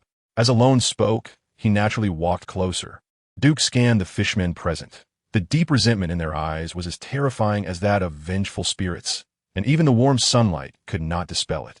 The sunlight elongated Alone's burly shadow, with his eyes, cheeks, and mouth hidden in darkness. Just as Duke was about to speak, Alone suddenly burst forward like a car that had slammed on the gas, without any warning, charging towards Duke, swinging his sword with a sound that sliced through the wind, like the wailing of a vengeful ghost. This scene caught everyone off guard, but Duke had never trusted Alone, and with precaution, he drew his dark jade sword, blocking Alone's attack between the serrations of the sword. With his strike failing, Alone decisively abandoned his sword and charged at Duke like a deep-sea shark, opening his terrifying jaws to try to bite Duke to death. The saw shark fishman Alone was the strongest pirate in the East Sea, possessing an extremely strong physique, and his entire body was a weapon, with sharp teeth and a powerful jaw that could crush cannonballs without harm.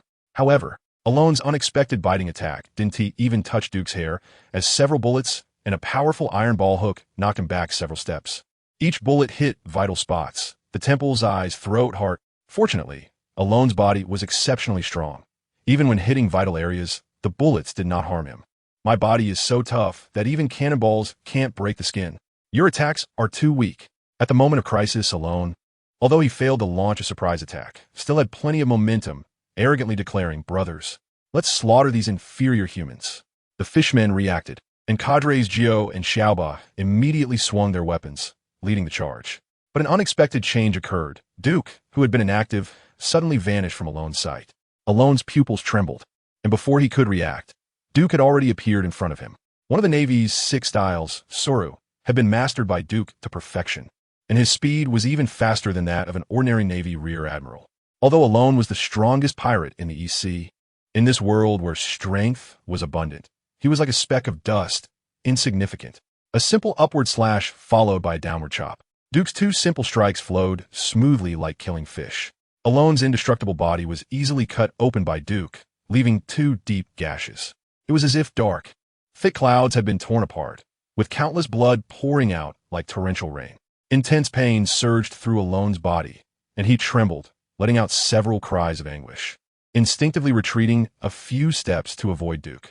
His subordinates were shocked and rushed up to protect their leader, but Duke's speed far surpassed that of the fishmen.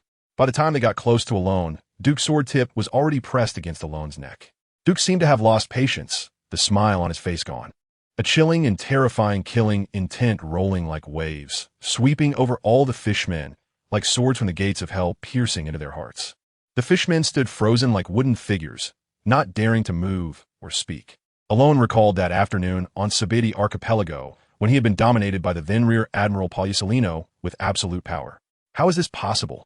Alone trembled all over, wondering why such a powerful human existed in the mere East Sea.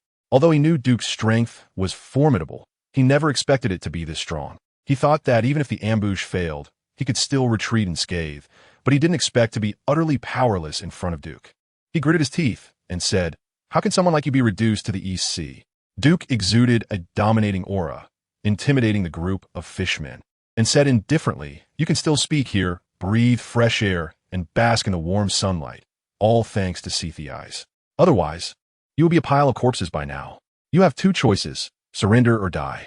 He withdrew the dark jade sword, sheathing it while saying, "Withdrawing the sword means drawing blood. I hope I won't have to draw my sword again." Sweat beaded on Along's forehead, in the face of absolute strength. He had no means of resistance. Though unwilling, after struggling for a few moments, he bit down in humiliation and said, "I surrender, but my brothers." "Rest assured, in consideration of Seethy Eyes, your lives will be safe." The fishermen were bound in batches with heavy ropes. Duke instructed Seethy Eyes and Van Oka to raid the Dragon Pirates amusement park and sent a Jean to the village to find a shipwright to repair the Hope home. He sat alone on the shore, basking in the golden sunlight, and leisurely memories of his youth involuntarily surfaced in his mind. His tall shadow blended with the sea, and schools of fish swam by freely. A gigantic sea beast, covered in scales, resembling a serpent with a crocodile's head, swam at high speed, opening its massive mouth to swallow a school of fish whole. The sea surged like a column, and the Near Sea King's eyes turned blood red as it gazed at the human Duke sitting on the shore, extending its scarlet tongue and licking its lips as if still craving after devouring the fish. Duke smiled and said, "If you want to eat me, you better be prepared to be eaten." It was unclear whether the Near Sea King understood Duke's words. It opened its massive mouth and roared, spewing saliva and a foul stench that sent a chill down Duke's spine. He crouched down, his center of gravity sinking, and with a burst of strength, he moved like a rabbit, leaving a shadow in the air, arriving before the Near Sea King in an instant. One sword style, returned to the sea. The dark jade blade shimmered with a thin film, flashing a wave-like black light, and the overwhelming blade force struck the Near Sea King, cutting through from its head down to its waist. The sea rippled as the Near Sea King's body was split in half, blood raining down as Duke stepped through the air, returning to shore without a drop of blood on him. With a splash, the split body of the Near Sea King sank into the sea, and a swarm of fish rushed in to feast on its flesh and blood. Duke frowned slightly. The fact that he couldn't cleanly split the Near Sea King in half indicated that his control over power was still not mature. He placed a large knife, dark jade, under the sun, squinting as he stared at the ripples on the blade, lost in thought. The bound fishmen watched this scene, dumbfounded, amazed at Duke's strength. A few fishmen who had been rubbing their hands against the ropes no longer dared to move, trembling as they glanced at Duke, sitting obediently like good children. Along's face revealed a shadow. Duke, the Duke, was indeed living up to his name, and he paid the price for his arrogance. However, before leaving the Grand Line, he had investigated the weakest East Sea, whether it was pirates or the Navy, even the largest force in the East Sea, the clique pirates, could not compare to him in personal strength. What could such a powerful Duke be lurking in the East Sea for? Chapter 185, Nami soon. Ajin returned with a dozen villagers. Captain, they are shipwrights and are willing to help us repair the ship. Duke scratched his head and said, You should put away your double-barreled pistol first. Ajin quietly put away the double-barreled pistol and stood to the side. Jianzhu was the Kokosai security officer. He was short, not reaching Duke's waist, covered in scars, and wore a windmill on his head, which was quite distinctive. When Ajin arrived, he was discussing the ransom for the month with the villagers. But Ajin cut to the chase, saying they had defeated the dragon pirates, and the village no longer needed to pay the so-called ransom. However, Jianzhu did not believe Ajin's words because he knew well the power of the dragon pirates. Several naval ships had once arrived at Kokosai village, preparing to eliminate the dragon pirates that had taken over, but within half a day, before the Navy even set foot on the island, they had all been wiped out. Ajin did not explain much. He merely pulled out his pistol calmly, and under his murderous aura, Jianzhu had no choice but to willingly gather the villagers to help repair the ship on the shore. He surveyed his surroundings with a heart full of trepidation. The once arrogant dragon was now bound like a lost dog. He stared blankly for several seconds, unable to believe it was real. After pinching himself to confirm it wasn't a dream, he felt ecstatic, his excitement spilling over as he quickly said, My lord, rest assured, we will do our utmost to repair your ship. Happiness came too suddenly. Jianzhu and the villagers were overwhelmed with joy, almost crying. If it weren't for Duke and his group's overwhelming presence, they would have celebrated the village's liberation with drums and firecrackers. But after the joy, Jianzhu suddenly realized that this group of humans was dressed entirely like pirates, fearing that they had driven away the dragon only to welcome a wolf. He hunched over, approached Duke cautiously, and said, Noble lord, I am deeply grateful for your help in eliminating the dragon pirates. Whatever you need, we will do our best to fulfill it. However, the dragon has oppressed and exploited us for many years, and the number of people in the village is dwindling. Duke seemed to see through Jianzhu's thoughts and said nonchalantly, Along is doing something foolish. I'm not as stupid as him. You just need to help us repair the ship so we can leave as soon as possible. Jianzhu breathed a sigh of relief and gratefully said, We cannot repay your great kindness, but we will use the best wood to repair your ship. Duke replied indifferently, Generally at this point, people would take the hint and leave. But Jianzhu stood there, his expression awkward, wanting to say something but hesitating. Duke smiled and casually asked, Is there something else? Jianzhu gathered his courage, knelt down, and pleaded, My lord, a girl from our village has been captured and enslaved by Along for many years. Please, be a good person and go to the dragon's territory to rescue her. No matter what conditions you have, I can agree. Duke chuckled, surprised that pirates could also be seen as good people. With Along's gang here, if you want to save someone, you can go yourself. Are you afraid of missing anyone? Jianzhu forced a smile and said, The dragon pirates are numerous. We are no match for them. We are even more afraid they will harm Nami. So, Nami? She is the girl captured by Along from our village. Duke exclaimed, They don't capture you, but specifically take a girl? Is she very beautiful? But I've heard that fishmen and humans have different aesthetics.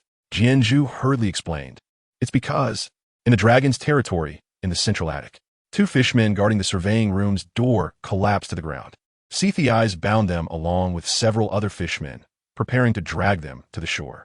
Van Oka surveyed the surveying room filled with books and tools, finally landing his gaze on Nami, who sat on a rickety desk. Nami had bandages wrapped around her forehead and hands, her face filled with sorrow and devoid of energy. Her fragile body, like a candle flickering in the wind, ready to extinguish at any moment.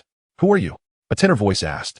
Van Oka, with one hand in his pocket, looked at the half-finished nautical chart on the table and said, Are you a navigator?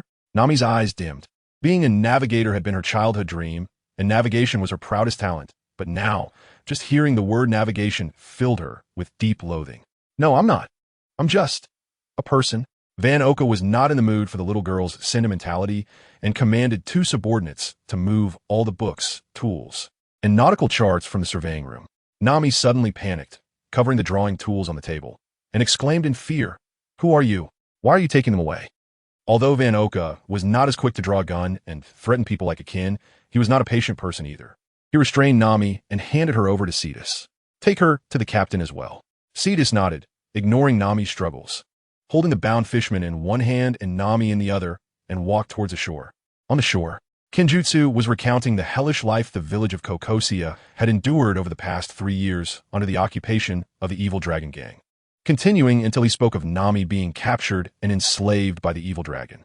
Duke squinted and said, "So Nami is a genius girl, not only skilled in painting and surveying, but also has rich knowledge of navigation. In the 21st century, what is most important? Talent." But upon hearing that Nami was only 13 years old, Duke immediately lost interest. He couldn't possibly take such a young girl to roam the seas, and it would take at least 5 or 6 years for her to grow up. With such a long span, Duke was unsure if he would even still be alive in this world. "Captain." Just then, Cetus came over, dragging Nami along. Before Duke could say anything, Kenjutsu excitedly shouted, "Nami, this little girl is Nami? She really does look weak." Duke looked at Nami, who was being carried like a chick, and said, "Put her down." Cetus complied, releasing Nami. Regaining her freedom and seeing the evil dragon gang bound nearby, the clever Nami immediately understood what had happened. A spark of light ignited in her deadpan eyes as she excitedly exclaimed, "What happened in the village?" Kenjutsu, with tears streaming down his face, hugged Nami tightly and cried, "My child, you've suffered all these years." Nami's eyes reddened as she trembled, replying, "Mr. Kenjutsu." Arlong sneered, his gaze cold and sharp as he stared at Nami, menacingly saying, "What a touching scene. Nami, I'll let you off this time, but we will come back sooner or later. You all just wait." Nami's expression turned frantic, intimidated by Arlong's presence, and she stepped back in fear. Kenjutsu stood in front of her, shouting, "Evil dragon, if you have any grievances, direct them at me." Arlong stroked his terrifying shark teeth, silently intimidating them. Duke watched the scene unfold and suddenly pulled out his handgun from his waist, tossing it in front of Nami. Although Nami was of no use to him right now, she could serve as a pawn for a long-term investment. "The only way to overcome fear is to face it directly and defeat it," Duke said calmly. Nami was slightly taken aback, looking at this unfamiliar man and the handgun he threw. Before she could grasp the situation, Kenjutsu had already shakily picked up the handgun, aiming it at Arlong. Duke frowned and said, "Mr. Kenjutsu, how long can you protect her? Moreover, you haven't even protected her well." Kenjutsu's body trembled violently, guilt flashing across his scarred face as he dejectedly lowered the handgun. "Mr. Kenjutsu is the best man in the world. He is the most formidable sheriff in Kokosia village. He has always done his utmost to protect me," Nami declared loudly, suddenly snatching the handgun and raising it towards the sky, her gaze gradually becoming resolute. "I refuse to overcome fear by hurting others." Chapter 186, Learning What a Load of Nonsense East Blue Navy, 16th Division. In the office, Colonel Mouse leaned back against the sofa, his feet propped up on the desk, leisurely flipping through a magazine. A Marine rushed in with a frantic expression, hurriedly saying, "Colonel, Arlong's gang has been captured." Mouse sprang up like a spring, exclaiming, "What? This is impossible. Who in East Blue could capture him?" The Marine hastily handed over a stack of drawings, saying, "While patrolling Kokosia village, the locals were celebrating the capture of Arlong's gang, but when we asked, they didn't know who captured them. This is the portrait we drew based on the villagers' descriptions. Please take a look." Colonel Mouse took the drawings, looking at the grotesque, fish-like creatures depicted, and shouted angrily, "What the hell is this?" He stood up, pacing back and forth, prepare the ship. "I want to go to Kokosia village personally. If those villagers don't tell us who captured Arlong, then throw them all in prison." Colonel Mouse was a senior officer among the thousands of Navy personnel in East Blue. In the far-off East Blue, like many senior officers, he ruled over his territory, engaging in corrupt practices, colluding with pirates, embezzling, and accepting bribes, long since having ignored the justice that lay behind him. In the past, the most powerful pirate crew in East Blue, the clique pirates, would regularly pay tribute to him and other senior officers, forming a relationship where they prospered together and shared losses. But a government official is a government official, and a thief is a thief. When the Navy headquarters made the decision to clean up East Blue, they hoped more than anyone that clique would die soon, preferably quietly and without anyone noticing. However, the network of collusion between officials and thieves was like a spider web binding the abyss. Without clique, there would be another Klotok, another Kaliko. And Duke, who instinctively grasped the spider web and filled this vacuum of interests, had not taken any action. Bang! Suddenly, the office door was kicked open violently, the loud noise startling Colonel Mouse's heart. Just as he was about to angrily demand who dared to intrude so rudely, Brigadier General Blin Blin of the 77th Division walked in with a group of Marines, striding confidently. Colonel Mouse's pupils constricted, his expression changing instantly, and he forced a flattering smile, saying, "Brigadier General Blin, your presence graces our base. Truly, it is a great honor for us." Blin interrupted Colonel Mouse directly, pulling out an arrest warrant and pressing it against his face, declaring sternly, "This is an arrest warrant from the Navy headquarters, Colonel Mouse. You are arrested for charges of corruption, collusion with pirates, and endangering civilians. We are here to take you in." Colonel Mouse's eyes widened in shock, frozen in fear, and after a moment, he finally regained his senses and hurriedly said, "Misunderstanding.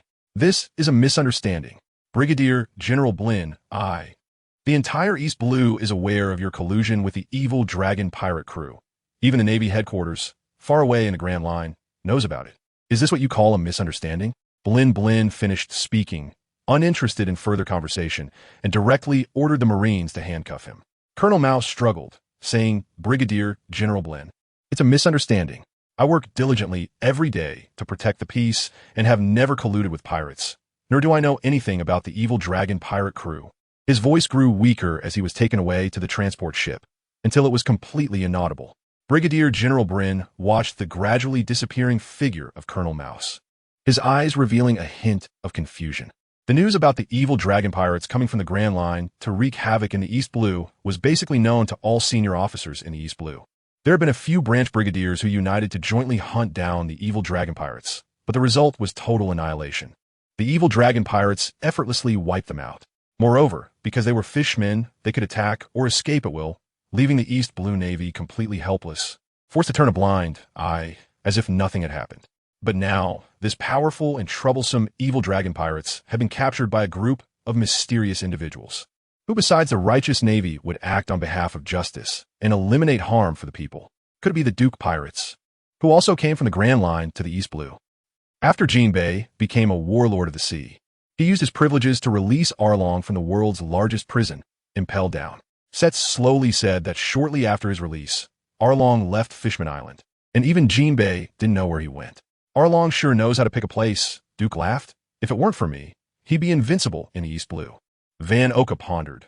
Arlong and his crew are burning, killing, and plundering everywhere, not only robbing berries, but also recruiting excellent navigators. They might be plotting something. Duke agreed. They just want to understand the entire sea territory of the East Blue and then leverage the advantages of fishmen on the sea to sink the East Blue Navy bases one by one. Seth was astonished. "Captain, your idea is crazier than Arlong's. Is it not the plan? He is a pirate, not a rebel, and he doesn't have the guts to confront the world government and the Navy." Seth said he wants to dominate the East Blue, gradually ruling all the towns and villages by mastering the situation in the East Blue Sea. Duke sighed, clearly possessing a racial advantage, yet only having such a limited vision. How can he achieve great things? His Highness is a great talent with unparalleled wisdom, not something a mere Arlong can compare to, Van Oka said proudly. Akin walked into the cabin office and handed a newspaper to Duke, saying, "The Navy's action speed is very fast. They have already captured Colonel Mouse."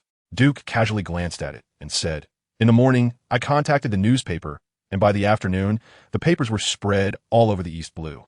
Who can match the media's speed?" Akin thought for a moment and said, "Colonel Mouse used his power for personal gain, colluded with Arlong, and oppressed the common people. While despicable, he seems to be a very suitable partner for us." After the experience of the downfall of the East Blue overlord, the Clyke pirates, Akin believed that if pirates want to grow strong, they must place spies within the Navy and cooperate deeply with a few senior officers similar to Mouse. But Duke disagreed. The Clyke pirates dominated the East Blue for years, with black and white forces intertwined like a spider's web. Yet in the end, they were still crushed by Vice Admiral Carp with a single punch. Ultimately, this world is one where strength reigns supreme. Other strategies like placing moles and cooperating with senior officers are just branches and leaves of a tree. What they need to do now is strengthen the trunk, focusing on personal strength, technology, and elite armaments. I prefer to cooperate with smart people. Someone like Mouse has a deep chasm of desire that we cannot fill. Investing in him is not worth it, Duke said slowly, and placing spies like Freeman, who has nearly 9 years of military experience, cannot even become a commissioned officer. There are too many capable people in the Navy, and the danger is too great. Akin stood aside, deep in thought. Set said, "Captain, how do you plan to reform Arlong and the others?" Duke smiled. "Labor reform along with studying and learning, knowing through action and acting through knowledge, under proper guidance. They should be able to change. Setz blinked his glassy eyes and said, studying and learning, is that something humans do? Duke squinted and said, I want to establish a Royal Maritime Academy. You guys can be the pilot program. Setz keenly sensed the implication in Duke's words and grimaced. Us? Duke's mouth turned up. Yes, you. No. Captain, what did I do wrong? Why are you punishing me? Learning is progress, not punishment. Learning, what the hell? If you want me to learn, Captain, you might as well kill me. Choose one, to kill you or to study and learn. Chapter 187. Shock. For 2.5 years, the East Blue Daily is the largest and most influential newspaper in the East Blue, headquartered on the New Sake Islands. Right in the center of the East Blue, on the most famous news street of the archipelago, many news agencies of various sizes stand. Some deserted, while others bustling with activity, with pedestrians constantly coming and going. After the East Blue Daily published the heinous crimes of Colonel Mouse from the East Blue 16th branch, it drew significant attention from the East Blue Navy. Brigadier General Bryn has been quite busy during this time. He is fully responsible for the Colonel Mouse incident, needing to arrest him and escort him back to the East Blue Navy branch, while also investigating the matter thoroughly to give an account to his superiors, the Navy headquarters. Ms. BB, this justice man named York has always cooperated with you, from the death of Black Cat Pirates Captain Kuro to the Colonel Mouse incident. Is that correct? Brigadier General Bryn asked casually, sitting on the sofa with his legs crossed, hands resting on his knees. BB replied calmly, Yes, Mr. Brigadier General. My cooperation with him is limited to this. Brigadier General Bryn pondered. All this time, you have only been in contact through Din Din Mushi and have never met in person? BB concealed her meeting with Hoshino Jenk and replied indifferently. Yes, Mr. York is very mysterious. He always calls me, and I cannot ascertain his whereabouts. Brigadier General Bryn lowered his eyebrows, thinking that BB was indeed the editor-in-chief. Her words were flawless, leaving him with no way to proceed. But as long as there was BB's Din Din Mushi, he believed the mysterious York would eventually call again. But who could guarantee the time span? Ms. BB, since York has repeatedly conveyed first-hand information to you, does he not want anything in return? BB smiled. What he seeks is justice. Brigadier General Bryn was taken aback and blurted out, What? He prides himself on being a man of justice, wanting to warn the public about the injustices in the world and speak out for the wrong. If it is justice, he should report it to the Navy at the first opportunity, not to your news media. BB chuckled mockingly, her expression playful. How many men of justice can there be in the East Blue Navy? Brigadier General Bryn's anger surged, and he slammed the table and stood up, shouting bold, A mere woman dares to despise the Navy. BB remained unafraid. Ha! Colonel Mouse colluded with the evil dragon pirates, harming countless civilians and extorting nearly 5 billion berries from the common people, all of which have solid evidence. And within the East Blue Navy, how many people even know about Colonel Mouse? You. Brigadier General Bryn was rendered speechless by her retort, his eyes widening in anger. BB's face remained calm, unafraid, as she confronted Brigadier General Bryn. Instead, the chubby chief editor standing beside them was sweating profusely, nervously trying to mediate. A rare case, a rare case. The East Sea Navy is made up of righteous and noble individuals, and officers like Colonel Mouse are merely exceptions that do not tarnish the reputation of the East Sea Navy. Oomph. Brigadier General Bryn snorted coldly, looking at Babini's delicate and jade-like face, suddenly struck with an idea. He said sternly, Babini, you are provoking the Navy and refusing to cooperate with its enforcement. I will arrest you on the charge of provoking trouble. Babini stood up angrily, gritting her teeth. I have not committed any illegal acts. What right do you have to arrest me? The chubby chief editor wiped his sweat and quickly handed over a stack of bills, saying, It's a misunderstanding. All a misunderstanding. Brigadier General Bryn, please calm down. This is just a token of respect for your team money. Brigadier General Bryn swatted the bills out of the chubby chief editor's hand, scolding amidst the bills fluttering down like rain. Bribing the Navy is an even graver offense. Someone cuff them all. Come at me alone if you have the guts. Babini shouted angrily. Brigadier General Bryn sneered. We act according to the law, not targeting any individual. You. Seeing Brigadier General Bryn's hypocrisy and shamelessness, Babini could no longer endure it. As two sailors approached to arrest her, she raised her legs and accurately kicked both of them in their vital areas. The two sailors immediately collapsed to the ground, howling in pain. Brigadier General Bryn was taken aback, pointing at Babini in anger. You dare to assault the Navy? Babini moved like a swallow, delivering a fierce whip kick so swiftly that Brigadier General Blinn didn't have time to react before he was sent flying into the concrete wall. Dazed and bleeding, he finally regained his senses after 2.5 years, tremblingly asking, "Who exactly are you? What business is it of yours who I am? You bastard Navy." Looking at the pitiful and miserable Brigadier General Blinn, Beanie felt an overwhelming sense of lightness. She sighed deeply, tore off her work badge from her neck, threw it to the chubby chief editor, and said nonchalantly, "After so many years as the chief editor, having experienced too many dark and unreportable news events, I've had enough. Now I want to roam the world. I won't serve you anymore." As she spoke, she walked up to Brigadier General Blinn and said, "Leave these sailors to me. They absolutely won't implicate the East Sea Daily." Just as the chubby chief editor was about to say something, Beanie grabbed Brigadier General Blinn's hair and dragged him out of the window, quickly disappearing from sight. That afternoon, the East Sea News published an article titled "East Sea Navy in Turmoil Again. Brigadier General Blinn abuses power, frames news reporter," which shot to the top of the East Sea News Hot Topics list. Teacher Gung Sailing once said, "Everything in the world has breath. If there is breath, everything is a living being. Living beings have life, and life is energy. Beings are subject to the rise and fall of energy, governed by natural laws." At the Royal Maritime Academy, in the office, Duke sat at his desk, holding a quill, writing his insights on paper. He wore a pure white long gown with a black cotton vest over it, and a pair of gold-rimmed glasses perched on his nose. Resembling a scholar deeply engaged in academia, exuding an extraordinary air of nobility. In March-spring, the cold and warm currents of the East Sea intersect. As the sun and moon reverse in the mountains and seas, spring rain falls like silk, and light snow is as fine as sand grains. The entire East Sea has entered a season of half rain and half snow. Outside the window, the rain pattered down, flowing on the transparent glass like the branches of a tree. Duke put down his pen, listening to the crisp sound of the rain, and after a moment, he lifted his head, gazing at the streaks of raindrops on the glass, while his soul began to wander beyond the earthly realm, forgetting both himself and the material world. Although his body remained in one corner, his thoughts had already spread throughout the universe. It was like the ancient Zhuangzi dreaming of a butterfly, so vividly a butterfly that he did not know whether Zhuangzi's dream was of a butterfly or the butterfly's dream was of Zhuangzi. This state, in brief, is the state of being engrossed, forgetting oneself, the body and the material world merging, and the spirit naturally becoming one. In the one-mind flow, swordsmanship taught by teacher Gung Sailing, the principle of the sword emphasizes the natural unity of soul and spirit, achieving the highest realm of forgetting oneself and merging with the sword. Breathing in sync with nature, fragmented thoughts are expelled from the mind, and within him, it feels as if a warm current is flowing through all his meridians, bones, and marrow like a swimming dragon. As the spirit returns to nature, time flies by like a fleeting shadow.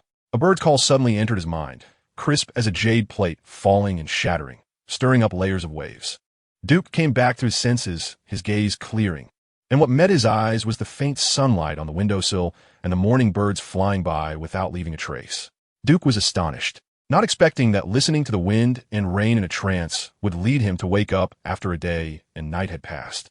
His heart surged, and he quickly calmed his mind, savoring the insights gained during that state of engrossment, recording them for reference. After doing all this, he felt a release and fell asleep. On the training grounds, a group of over 50 fishmen, shackled with heavy handcuffs and shackles, called out 1-2-1 as they marched in unison. Labor reform is the implementation of forced labor and education for criminals, providing political and ideological education and offering them humanitarian treatment, encouraging them to reform and start anew.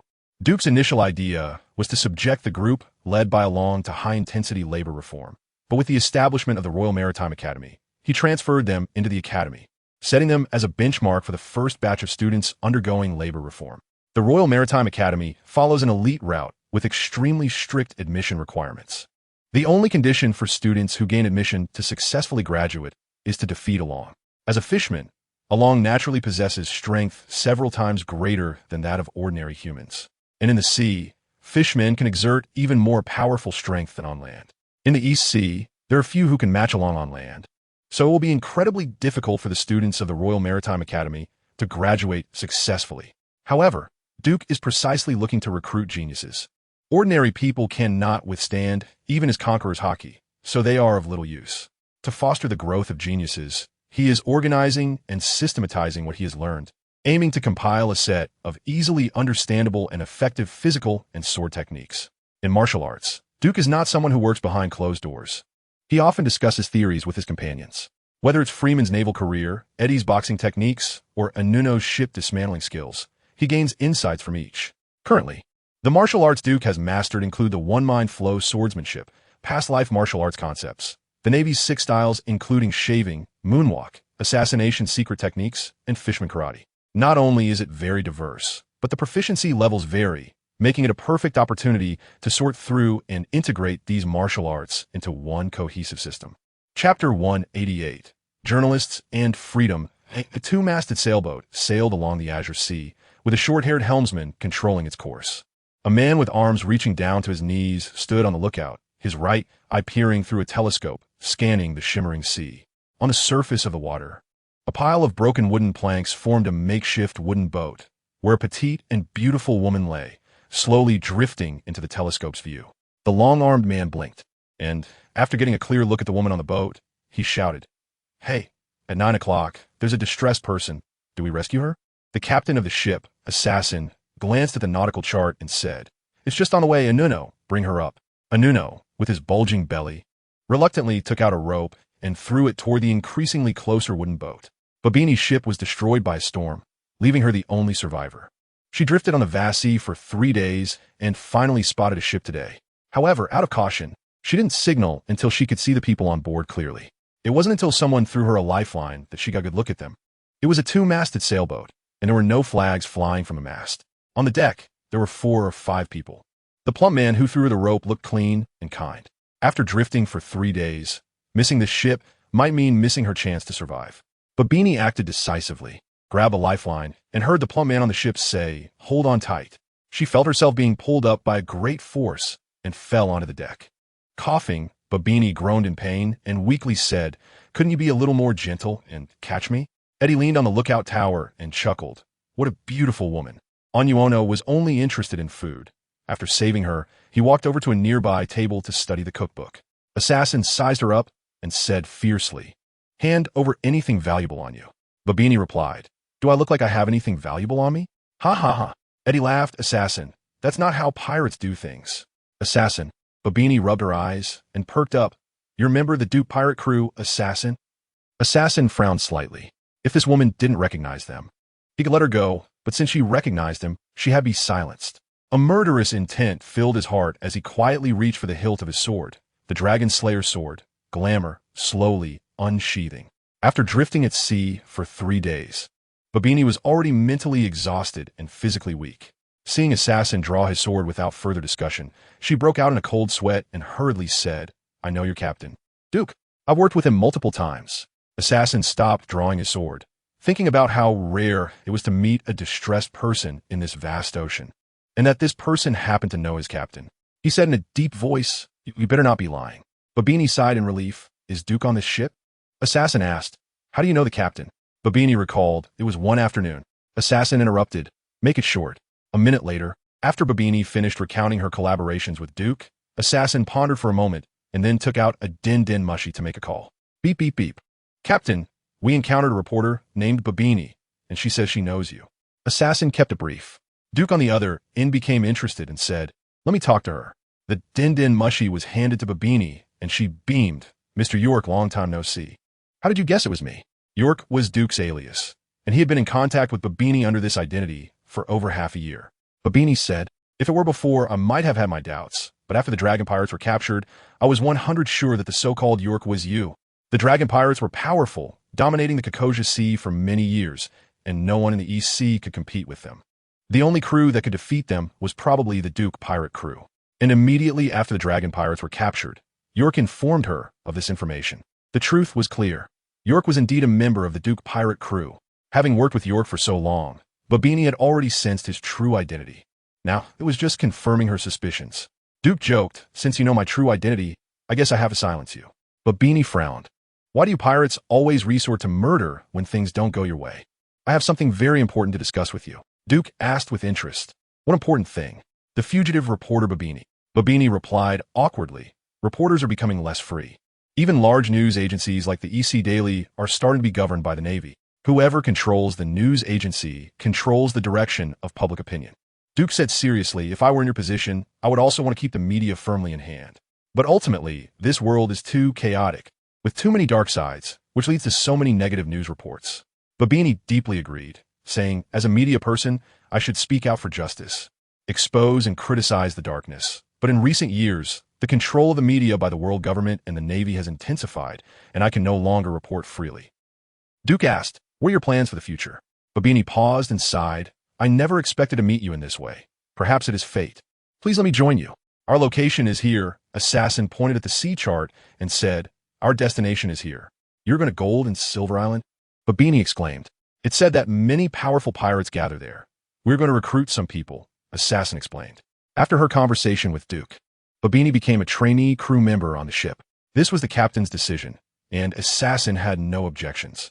Having a beautiful woman on board would make the dull and tedious sea much better. The Gold and Silver Island area has always been the most frequented place for pirates. Babini was well aware of various intelligence in the EC and knew a thing or two about Gold and Silver Island. Although you're going to recruit pirates, many people at sea may not know you, she said. Assassin thought for a moment and shouted, Haslu, hang up the pirate flag. Babini pointed at the sea chart and added, in this area, the shipwreck rate is extremely high, mainly due to extremely bad weather. I suggest you go around it. Assassin shouted again, Landon, how's the sea ahead? Not good. Should we go around? No need. Assassin shrugged, giving her a look as if to say, you see? Babini was confused and shocked for 2.5 years. Since they knew there was danger ahead, why push through? She said helplessly, more importantly, there are giant sea beasts in this area. Before she could finish, the calm sea in front of the ship suddenly began to churn violently, creating waves several meters high, and the layers of waves surged like a torrent, quickly forming a giant whirlpool. A massive sea lion emerged from the whirlpool, as if it were on an automatic lift. Its enormous size covered half of the two-masted sailboat. Its massive claws were comparable to a century-old tree. A deafening roar echoed through the sky, and amidst the roar, it launched an attack. But when its sharp claws pierced the air and rushed towards him at high speed, Landon leaped forward, drawing his large knife. The red lotus blade emitted a strange glow, dazzling even under the blazing sun. Accompanied by this extraordinary light, the sea lion's claw was actually sliced into several chunks of flesh. Its earth-shattering roar turned into a cry of anguish, and the intense pain instinctively made it retreat, trying to escape. However, a figure as fast as lightning had already stepped on its arm, charging straight towards its forehead. The assassin, with dual swords in hand and legs slightly bent, struck out with a crossblade before the sea lion could react, slicing its head into 4 parts. The sea lion let out a mournful cry, and endless blood gushed from its head and arm, staining the sea and the ship red. Moments later, it collapsed into the ocean, stirring up waves. A rope flew in just in time, binding the airborne assassin and pulling him back on the ship, while another rope tied up the sea lion's arm and slowly pulled it out of the water. Anuno exclaimed excitedly, we can have barbecue today. Make something delicious. The assassin patted his belly and looked at BB&I, shrugging to indicate, is there any problem? BB&I was utterly shocked. The strength of these people was completely beyond her imagination. It seemed that they could freely roam the East Sea without any worries. Chapter 189. The treasure of the underworld king Riley in the kingdom of St. Chloe. The infrastructure construction in all towns was progressing in an orderly manner. Duke proposed a strategy of using labor instead of relief, creating numerous job opportunities, ensuring the stability of people's livelihoods and domestic security, while also greatly promoting national construction. However, the biggest problem with using labor instead of relief was the payment of wages. In the early days of the kingdom, the people's distrust of the kingdom led to an inability to compensate wages with credit currency. Fortunately, Duke had some initial accumulation, along with assets plundered from the kingdom's nobles and the pay from the evil dragon pirate group, which was enough to pay the workers' wages. This wave of actions also boosted the people's trust in the kingdom, and everyone began to look forward to better days ahead. Under Duke's leadership, the construction of the kingdom of St. Chloe gradually flourished and thrived. In the prime minister's residence, Charles sat on a soft chair, his already aged face now showing signs of exhaustion. For months, he had led his political team, rising early and sleeping late, sacrificing meals, all to build the kingdom and give Duke an explanation. This was his political mission, as well as a chance for survival. He knew that once the reforms from top to bottom in the kingdom were completed, it would be his time to die. Any obstruction or delay in the process would only hasten his demise. In terms of both politics and military power, he was no match for Duke and could only submit, praying for a chance to survive. "Duke, the Lord has arrived," a maid whispered. Charles nodded, sighed, and stood up to go to the reception room to greet Duke. In the reception room, Duke held a cup of new tea. The refreshing aroma of the tea was enough to dispel all his fatigue from the past days. Spring rain is as precious as oil, and new tea is worth its weight in gold. "The Baron visits, and I am remiss in my welcome. I hope you forgive me." Charles forced a smile and clasped his hands. Duke took a sip of the new tea and got straight to the point. "I plan to open the sea next month. I wonder what the Prime Minister thinks." Charles's breath quickened. Opening the sea meant the kingdom's construction would shift from internal to external, from closed to open. Prior to this, Duke had kept a tight watch over the kingdom's coastline to prevent Charles and others from leaking information about Duke's occupation of the kingdom of St. Chloe to the Navy. Now, Duke's plan to open the sea next month undoubtedly signaled the impending doom of Charles. With a face full of sorrow, Charles, knowing he was unlikely to survive, still instinctively trembled and asked, "In light of my diligent service these past few months, can you spare my life?" Duke looked at Charles calmly and said, "I'm sorry. You know too much about me. I have no reason to let you continue living." Charles sighed heavily, as if resigned to his fate, and said, "What about my son Louis? How will you deal with him?" Duke calmly replied, "There will no longer be a king in the kingdom of St. Chloe." Charles's heart trembled, and he exclaimed, "Have you been planning to abolish the throne since supporting Louis to ascend to the throne?" Duke nodded slightly. Charles's expression became strange, filled with mixed feelings, and he trembled as he said, "Yes, yes. As long as the people know that Louis I and Louis II are disastrous kings, making them lose trust in the king, the abolition of the throne will become a natural consequence. But a country must have a leader. How will you do that?" "I intend to abolish the nobles, establish a party system, and take the masses as the direction of historical development." Duke laid out his ideas, directly transferring the political program from his previous life to this world. Although it was shocking, it was quite advanced compared to this world. However, Duke understood the importance of adapting to local conditions and being pragmatic to plant the red flag in this land.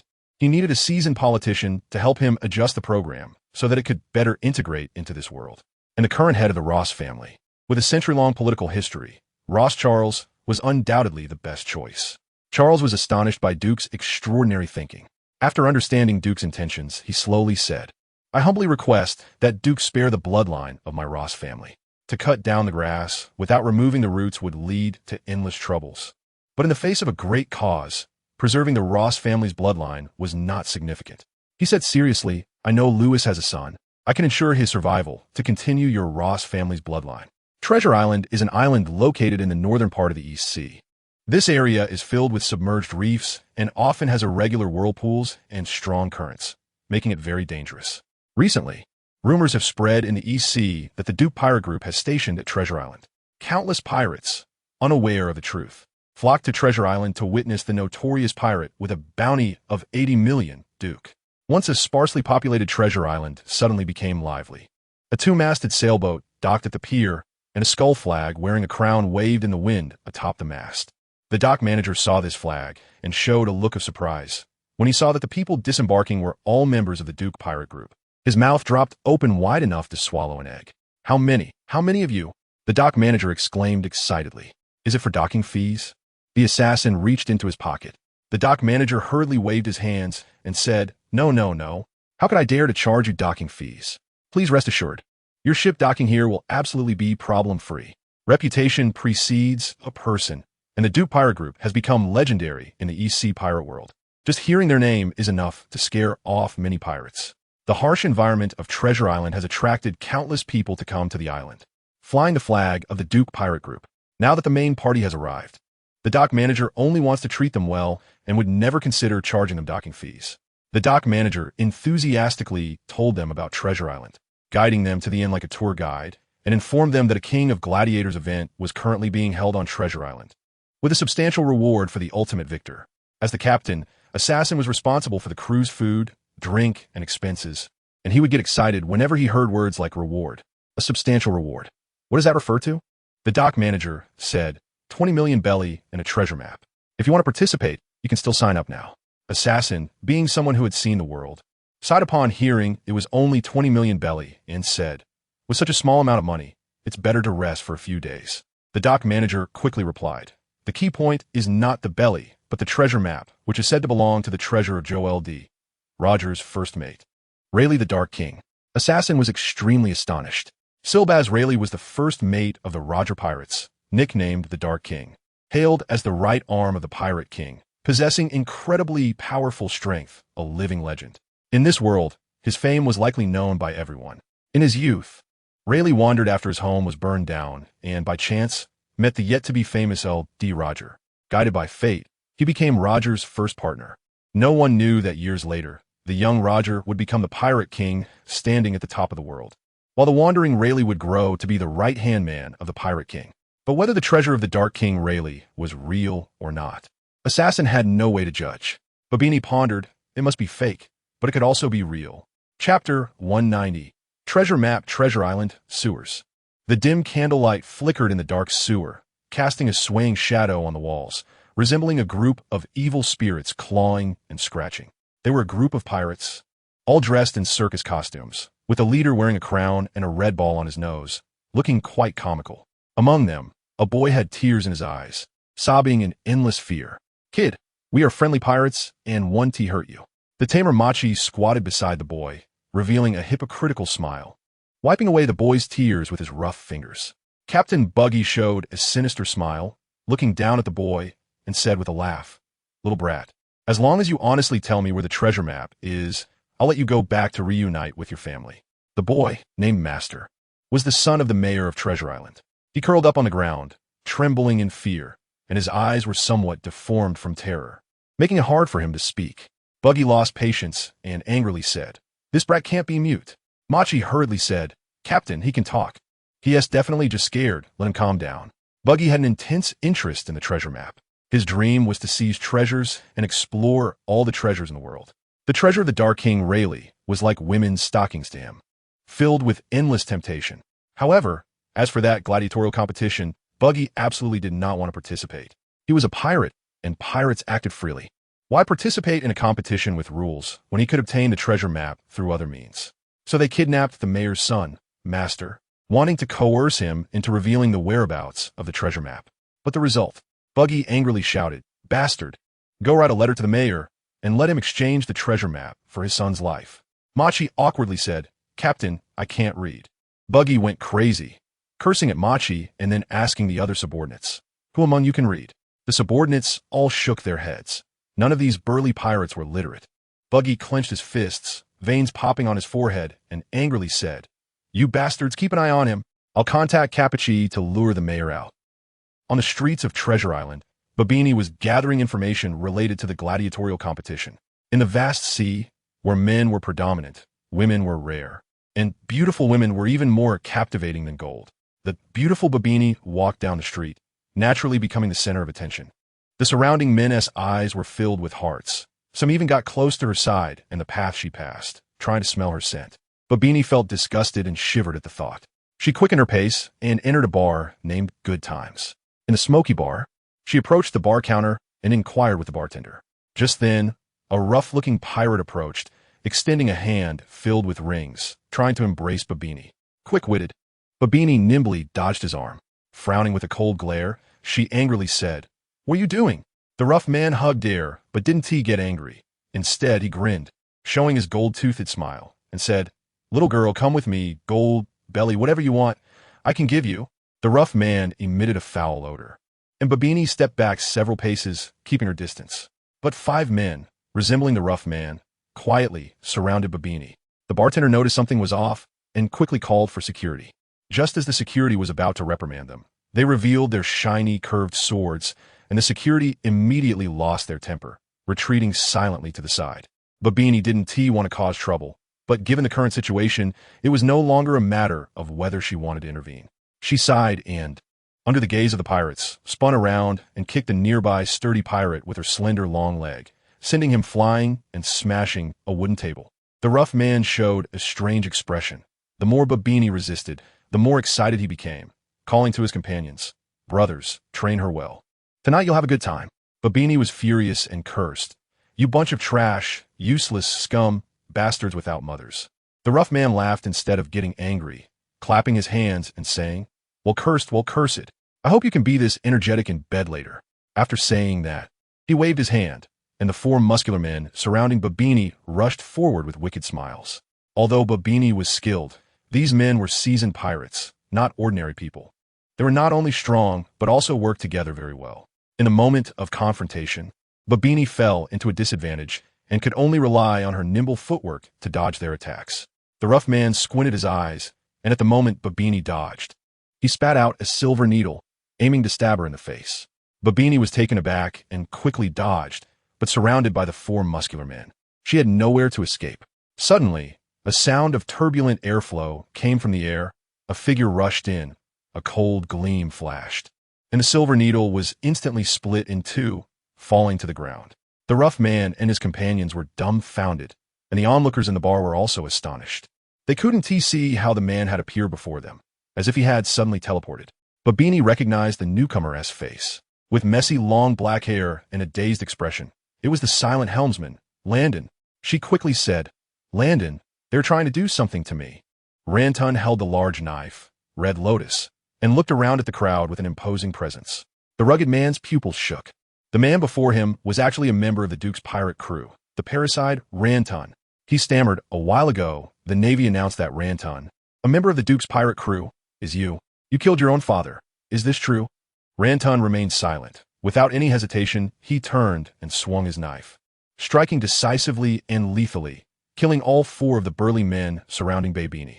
The bar was instantly thrown into chaos.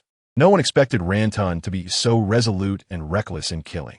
The terror of the parricide Ranton was deeply ingrained in everyone's hearts, and none of the pirates who originally wanted to witness the Duke's pirate crew dared to approach him. The rugged man was so scared that he kept retreating, panicking. It's a misunderstanding, all a misunderstanding. I didn't expect this beautiful lady to be one of your Duke's pirates. Ranton ignored the rugged man's words. Gripping Red Lotus, he strode forward like a meteor, executing a swift and precise slash that severed the man's neck. The noisy bar instantly turned into a hellish battlefield. Ranton stood amidst it, like a demon from purgatory. He surveyed the crowd, calmly saying, who else is his accomplice? Step forward. The people in the bar fell silent, not daring to make a sound, fearing that a careless move would provoke this killing god. Babini was also intimidated by Ranton's aura and cautiously said, forget it. Let us go. Ranton looked up at Babini, slowly sheathing his sword, and walked out of the bar. Just then, someone pushed open the wooden door of the bar and stormed in. He was there to look for someone, initially planning to ask the bartender at the bar. But as soon as he entered, he sensed the unusual atmosphere inside. Upon seeing the corpses on the floor, he gasped, Capucci, my Capucci, who killed you? Chapter 191. The storm on Gold and Silver Island. Hee. So many fat sheep. 10 fierce-looking pirates passed by a mansion, their eyes falling on a group of men and women playing in the courtyard. Boss, since the defenses on Gold and Silver Island are lax, let us do a few more jobs. One pirate fixated on a bikini-clad blonde girl, a greedy look on his face. The scar-faced man leading them grinned maliciously, making the centipede scar on his face seem to writhe. He licked his thick, dark lips and said, the women are yours, the berries are mine, with their boss's order. The pirates cackled, excitedly saying, hee, Gold and Silver Island is truly a paradise for pirates. After speaking, they brandished guns in their left hands and knives in their right, charging directly into the mansion, shouting, whoever moves dies. The people playing in the courtyard instantly panicked, hastily raising their hands to surrender, pleading with the pirates not to kill them. The scar-faced man grabbed a beautiful young woman, disregarding her struggles and pleas, and began to toy with her. You evil pirates! Robbers! Let her go! A muscular man shouted, kicking toward the nearest pirate, only to be shot dead by the highly alert pirate. Fight me? Uffed. The pirate spat on the man's corpse disdainfully. A young boy angrily shouted, you bastards! The security team will punish you. The scar-faced man kicked the boy away, coldly laughing. Before the security team arrives, you'll already be dead. Dead men have no need for threats. The captives fell silent, obediently squatting on the ground with their hands on their heads. The scar-faced man's subordinates waved their sharp machetes, threatening, you all better behave, or else. You'll all die.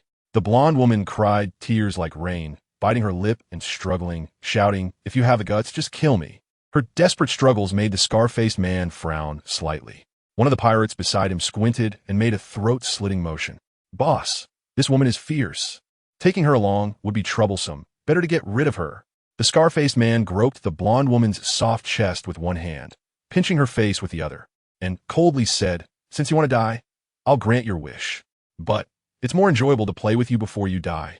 Saying this, he threw the blonde woman to the ground, drew his sword, and was about to stab it into her chest. The blonde woman closed her eyes as if accepting her fate, but at that moment, smoke billowed in the courtyard, and the scar-faced man felt a blur before his eyes as he was suddenly yanked into the air by a tremendous force. In the smoke before him appeared a pair of arms, followed by the figure of Smoker. The White Hunter Smoker, a Navy colonel, affectionately known as Mad Dog and Bloodhound by East Sea pirates. The pirates, upon seeing Smoker, instantly lost all their previous arrogance, fleeing in all directions like mice seeing a cat. But no matter how they ran, they could not escape the chains of smoke. And even attacking Smoker with knives and guns was futile. The scar-faced man staggered to his feet, his head spinning, and roared, "Damn bastard! How dare you sneak attack me? I'll kill." Just as the scar-faced man was about to kill his attacker, he realized it was Smoker, and his voice abruptly stopped, trembling all over. Smoker, with a cigar in his mouth, said in a deep voice, "Who do you want to kill?" The scar-faced man quickly shook his head, swallowing hard. "No one. Officer, we are all good citizens." Smoker snorted, "Haki, captain of the Thunder Pirate crew, bounty of 800,000. Is that a good citizen?" The scar-faced man Haki awkwardly smiled and pleaded, "Officer, we didn't T1 do evil on Gold and Silver Island either.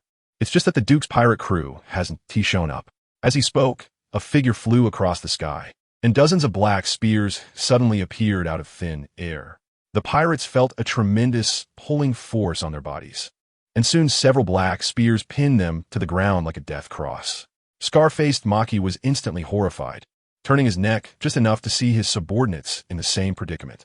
Tina landed by the pool, glancing disgustedly at the group of pirates, and picked up a transponder snail. "Vice Admiral Guillaume, I've captured 10 pirates here. Please send someone to detain them." On the other end of the transponder snail, Vice Admiral Guillaume sat in the ship's cabin, calmly saying, "Received. Inform me immediately if you find Duke." "Understood." Smoker withdrew his smoke, recalling the scene of being defeated by Duke, still feeling lingering fear. He never expected a vice admiral from headquarters to cross domains to the East Sea just to capture Duke. "Who on earth is this guy?" Tina stroked her hair and said, "With Vice Admiral Guillaume here, we just need to gather clues." Smoker disdainfully said, "As long as I can carry out the justice in my heart, it's the same anywhere." Tina shook her head, not wanting to argue with Smoker. A sailor rushed over, panting heavily, and shouted, "Colonel, we found the Duke's pirate crew outside the Good Times bar on the street." Ranton rested his hand on the hilt of his knife, facing off against Buggy, who was flailing his arms in anger. "You bastard! How dare you kill Capichi? My contact! My treasure! Ah, you bastard, I'm going to kill you." Bucky became increasingly furious, and 5 flying knives suddenly appeared in his hand. Without caring who Langdon was, he directly threw the knives. Langdon drew his sword and instantly knocked down the flying knives, then said to Beanie beside him, "Step back." Beanie complied and retreated to the side of the street. Langdon withdrew his gaze, and Bucky's frantic face was reflected in his eyes. "Hey, speak up. Not saying anything and acting all cool, huh?" Bucky shouted at Langdon, "You bastard. If I can't find the treasure map, I'll definitely chop you into pieces." Langdon remained silent, his right hand slightly turning, and the red lotus in his hand emitted a clear sound. He slightly bent his legs, his back arched like a bow, and suddenly his figure exploded forward, darting like a bolt. The ground where his feet stood cracked like a spider web, with fragments of stone flying up, exploding like thunder. He rushed towards Bucky at a speed like a flying bird, and the red lotus sword in his hand swept towards Bucky's neck like a red laser, effortlessly slicing through his neck. Outside the scene, Beanie and a crowd of onlookers were stunned to see Bucky's head and body separate. Bucky was a notorious pirate in the East Sea with a bounty over 10 million, and should have been incredibly strong. Yet he was instantly killed by a member of the Duke pirate crew. Was it that the Duke pirate crew was too strong, or was Bucky just a fraud? But just as they were astonished, they saw that not only had Bucky's head separated from his neck, but his arms and body also split into several segments, and several flying knives appeared in his hands, stabbing towards Langdon. "You bastard, you really scared me," Bucky shouted. The onlookers were extremely surprised, their mouths agape, unable to believe that Bucky had come back to life. And what was this situation with his body? Beanie reacted quickly and shouted, "Be careful. He's a devil fruit user." Chapter 192. Escape. Bucky was startled by Langdon's sudden movement. When Langdon moved rapidly to his front and swung the Red Lotus towards his neck, he quickly activated his splitting ability to dodge Langdon's lethal attack and countered in the next moment. However, Langdon was significantly faster and had better reflexes than Bucky, and the Red Lotus in his hand was imbued with armament Haki, extremely sharp. When Bucky's flying knives came at him, Langdon swung the Red Lotus and cut through all of them, taking a step forward and delivering a crescent slash towards Bucky's head with lightning speed. Although armament Haki could strike natural type abilities in a flowing state, Bucky's splitting ability was of the paramecia type, splitting his flesh without any natural connection in between. When Langdon's blade was half an inch away from his head, Bucky acted instinctively, and his head split in half, causing Langdon to miss again. Langdon watched as Bucky's head separated and then reformed, hesitating for a few seconds before attacking again. Just as Bucky was about to boast, he saw Langdon charging at him without a word and quickly activated his splitting ability while taunting, "Bastard. I'm a splitting fruit user. You can't hit me. All your attacks are futile. Ha ha ha." This time, Langdon feigned an attack on Bucky's head, then controlled the blade, changing its trajectory like a Z-shape, making it difficult for Bucky to predict accurately. However, Bucky's splitting ability was even faster than Langdon had anticipated. Even though Langdon kept changing his attacks, Bucky's face showed fear and confusion, but Langdon's attacks could never hit him. "You can't hit me, you bastard kid." Bucky shouted in a panic as he dodged Langdon's attacks while continuously taunting, creating a stark contrast that made the battle look quite comical. Langdon frowned slightly. After several attacks, he realized something was off about Bucky's ability. Bucky's splitting ability was supposed to be an active ability, but it acted more like a passive one. Whenever Langdon's blade was about to hit Bucky's flesh, the splitting ability would automatically trigger, causing that area of flesh to split apart instantly.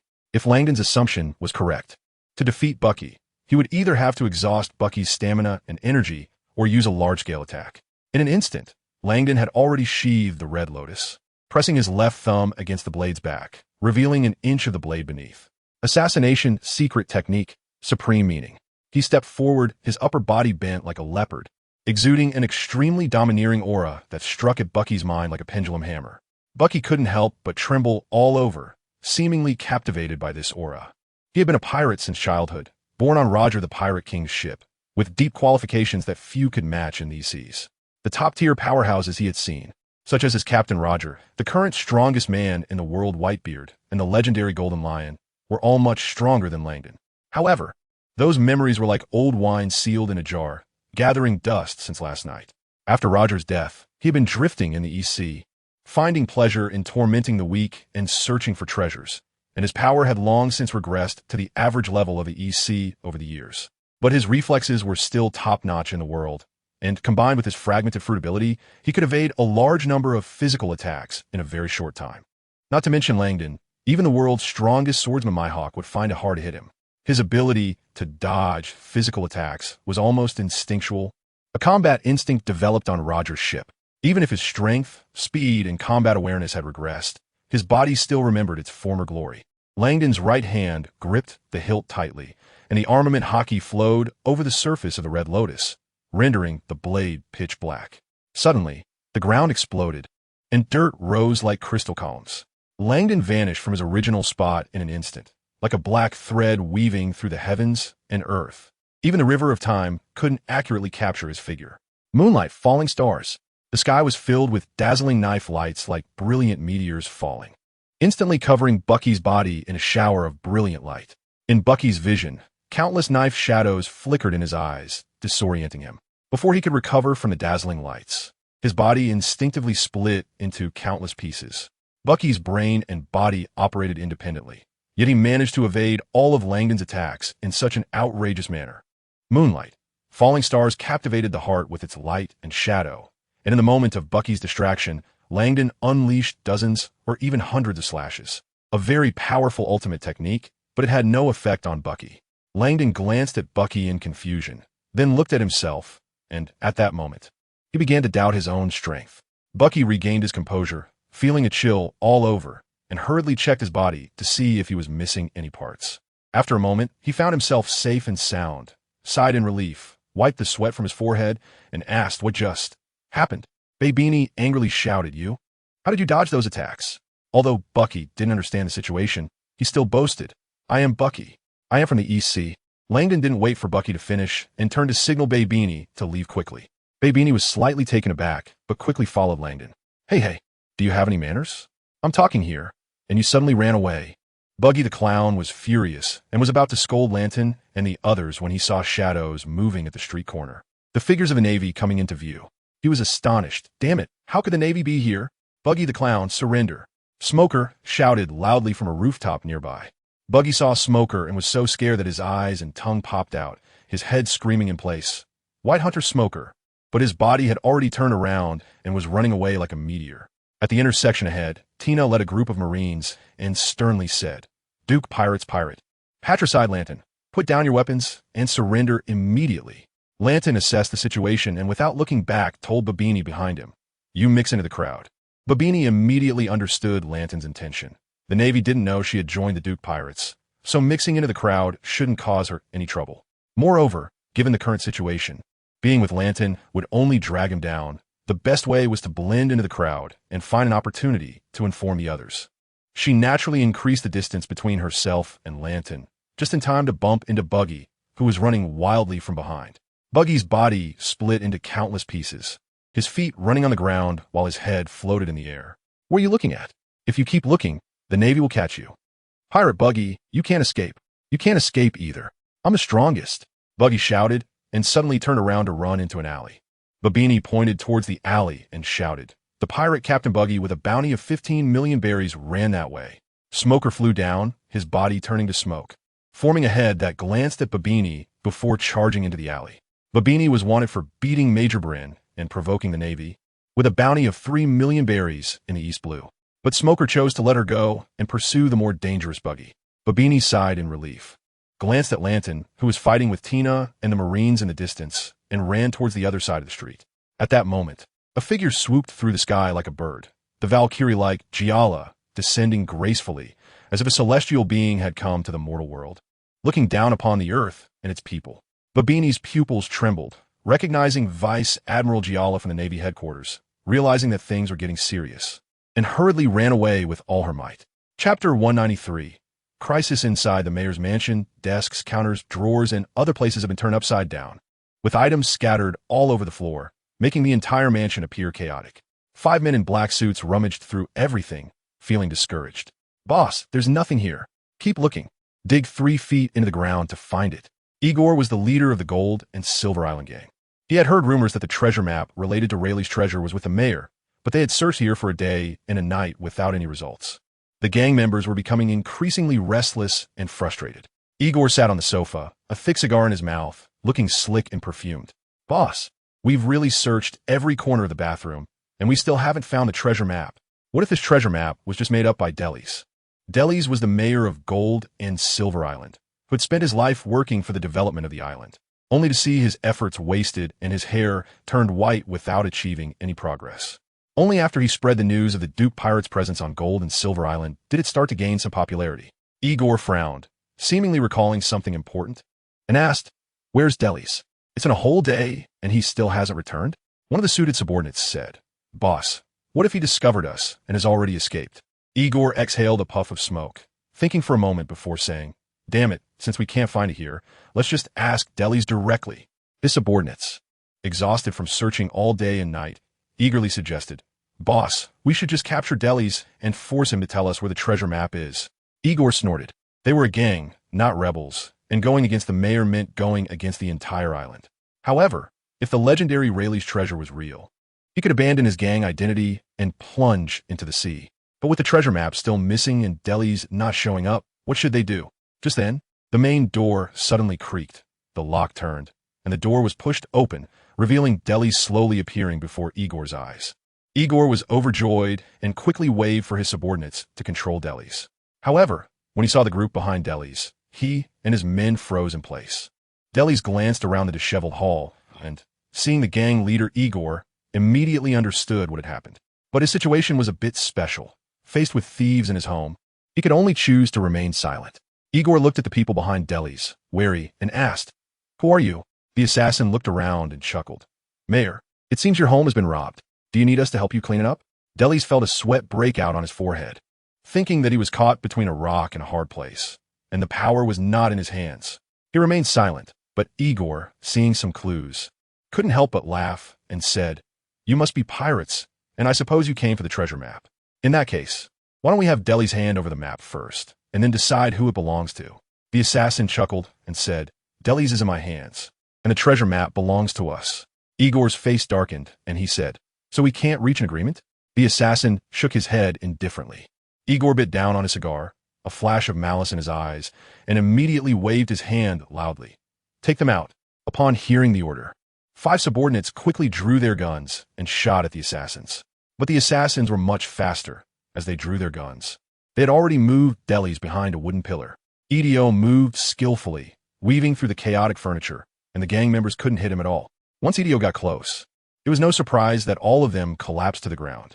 Igor was greatly astonished, not expecting this long-armed guy to be so strong, taking down all his men with a single punch each. He flexed his muscles and stood with his fists at his chest, loudly declaring, "I'm a 9th-degree hand-to-hand fighter. I can push 100 pounds, lift 500. Before he could finish, Edo quickly closed in on Igor, swinging his body like a pendulum and delivering a heavy punch to his abdomen. Igor felt a spasm throughout his body, his eyes rolled back, and he collapsed to the ground, frothing at the mouth. "You bastard. No martial ethics?" Edo apologized. "You talk too much. I thought you were tough." After dealing with Igor and the others, the assassins stepped out with Deli's. "Mayor, take us to get the treasure map. I promise we only want the map and won't harm you." Deli stared in shock at the gang members lying on the ground, thinking that the strength of pirates was indeed more formidable. He hurriedly said, "Pirate Lord, I will give you the treasure map, hoping that you will take the gang members away, whether by killing them or taking them out to sea. Just give me the map first." Before long, a yellowed parchment appeared in Assassin's hand. He opened the parchment, and the map depicted an island with vague and clear routes. And there was a red cross at the northeast corner of the island. This was a very simple treasure map. It only had a few words indicating that the treasure was located on some island in the East Sea. With so little information on the treasure map, Assassin could only judge the treasure's location based on the shape of the island. But in the vast ocean, trying to find an island based on its shape was like looking for a needle in a haystack fraught with difficulties. "We'll ask the captain later. If Rayleigh's treasure is real, it would be something extraordinary," Eddie said. Assassin nodded, put away the parchment, and said, "Mayor, you better hope this treasure map is genuine. If we find out we've been deceived, it won't just be you suffering. The entire gold and silver island will bear our wrath." Deli said in terror, "Pirate Lord, I found this treasure map while salvaging a sunken ship. The parchment is waterlogged but not rotten, so it should be real. Treasure maps are like gambling. 9 out of 10 times you lose. Yet countless people are obsessed with them and never tire of the chase." Assassin glanced at Igor on the ground and said, "We still don't have enough manpower on board. How about?" Eddie said his strength is just average. "In the East Sea, there are few exceptionally talented individuals. Not everyone can be like us. We can take these few people back and train them." "All right, you're the captain. I'll listen to you." "Why does that sound like I'm the captain and the training work falls to me? Isn't that just common sense?" Eddie spread his hands and said, "Who told you to be the captain?"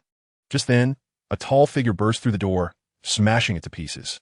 Assassin and Eddie were startled and turned to see it was a Nuno, and they immediately relaxed. "What happened? Are you hungry again?" Assassin asked. Ranton. He. Anuno gasped for breath, stammering, and behind him, Babini stood with her hands on her hips, calming down and saying, "We encountered Rear Admiral Gun from the Navy headquarters. Ranton is in danger. Rear Admiral from the Navy headquarters, Gun." Chapter 194. Death is not to be feared. Smoker bit down on 2 cigars, puffing out thick smoke. When he arrived at the cell where Ranton was held, he heard the sounds of whipping and clanking chains. As he walked into the cell, he saw several sailors torturing Ranton. Ranton's hands and feet were shackled with heavy chains. His face and body were covered in injuries, bloodied and bruised. Blood had dyed his body a dark red. He looked like a blood-soaked ghost, his eyes emitting a ghostly light, particularly eerie. He was locked in the ship's lower-level cell. Although the Navy claimed to uphold justice, they were indeed a violent organization. Not everyone was like Gun, Smoker, and Tina, with their high standard of justice. The sailors used torture to force Ranton to reveal the whereabouts of their captain, Duke, and the crew. However, under the extreme torment from the sailors, Ranton remained silent, uttering not a word. Smoker shouted, "What are you doing?" The sailors thought Smoker was rebuking them for not doing their job properly, as they still hadn't gotten any information from Ranton, and quickly explained, "Colonel Smoker, This guy's mouth is too tough. No matter what we do, he won't say a word. Although Smoker's duty was to capture pirates, he was not a cruel person who enjoyed torturing them. Moreover, torturing a prisoner also went against his sense of justice. He said loudly, "Did Rear Admiral Gun instruct you to interrogate him in this way?" The sailors were just following orders from their superiors. They didn't care about justice.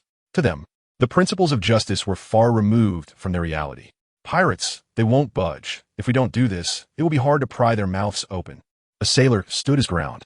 Smoker furrowed his brow, suppressing his anger, and asked, "Then what have you learned from the interrogation?" The sailors exchanged hesitant glances and shook their heads. Smoker snorted coldly, but ignored them, striding over to Ranton, looking at his battered form, and slowly said, "We understand that you were sold to human traffickers by your biological father when you were young, so you hate him and want to kill him. Duke saved you, and you want to repay him wholeheartedly, even at the cost of your life. But Duke is a pirate. Pirates commit arson, murder, and plunder, doing all manner of evil, bringing disaster to the region, unforgivable crimes. Being loyal and righteous is a good quality, but applied to a pirate, it's inappropriate. You are still young. You have plenty of time to experience the beauty of this world. You shouldn't be limited to this path." Smoker patiently and earnestly spoke a long, heartfelt speech to Ranton. Ranton lifted his eyelids, his eyes glowing eerily as he stared directly at Smoker. Smoker had never seen such calm, yet abyss-like dark eyes. It felt as if they could suck away his soul. In the next moment, Ranton's cracked, lips parted slightly, and in a hoarse voice he said, "Kill me." The kingdom of St. Coride is near the kingdom of St. Chloe, with two islands facing each other across the sea, and in between is the small island of Cruz, serving as a bridge for communication between the two countries. After the kingdom of St. Chloe was invaded by the pirate Rooney, it closed off the country and severed trade with the kingdom of St. Coride. In the following years, the kingdom of St. Coride also faced internal riots due to a series of conflicts. Meanwhile, a group of pirates known as the East Rising Pirates, with a bounty of 9 million, quietly infiltrated the kingdom of St. Coride to execute a plan to usurp the country. However, they lacked the formidable strength of Duke and did not possess his unprecedented wisdom. After several years of operation, they turned the East Rising Pirates into a small-scale workgroup. The kingdom of St. Coride, with a population of 1 million, had extremely complex national conditions and a chaotic social environment. Nobles, commoners, revolutionary armies, underground forces, and pirates engaged in a prolonged struggle for years, yet no resolution was achieved. Among them, the noble faction was the most powerful, but internal strife and backstabbing led to factional divisions. The gang forces were the weakest, but the interests among numerous gangs allowed them to unite in critical moments, enabling them to survive in the crisis-ridden jungle of the kingdom of St. Coride. However, the situation in the kingdom of St. Coride has undergone earth-shaking changes with the arrival and operations of Rajef. The kingdom's auction house was now overcrowded, with hundreds of seats in a hall filled with people. Among them were nobles, countless gang members, pirates, and even several mysterious revolutionary soldiers present. A group of security personnel maintained order in the venue, all strong and fit, armed with knives and guns, which didn't surprise anyone. In a chaotic country, it has never been the kingdom's soldiers who maintain local order, but rather countless gang members. Is there really a devil fruit in this auction house? A young and handsome noble questioned, while his hand wandered back and forth on his female companion beside him. On his other side, a similarly young noble with a pockmarked face shrugged and said, "Who cares? It would be great if there is a devil fruit. If not, we could just have some fun." The devil fruit, a legendary treasure of the sea. Last week, a rumor emerged from nowhere that the royal auction house would auction a devil fruit soon. Such explosive news was like a bombshell, capturing the attention of everyone in the kingdom. Consequently, they gathered at the auction house, eager to see if there really was a devil fruit inside. At night, the stars were abundant, seemingly shrouded in mist. The auction house was bustling with activity, and backstage, the well-dressed Rajef sat calmly in the control room. Surrounding him were 4 gang leaders with grim expressions, their eyes sharp as hawks.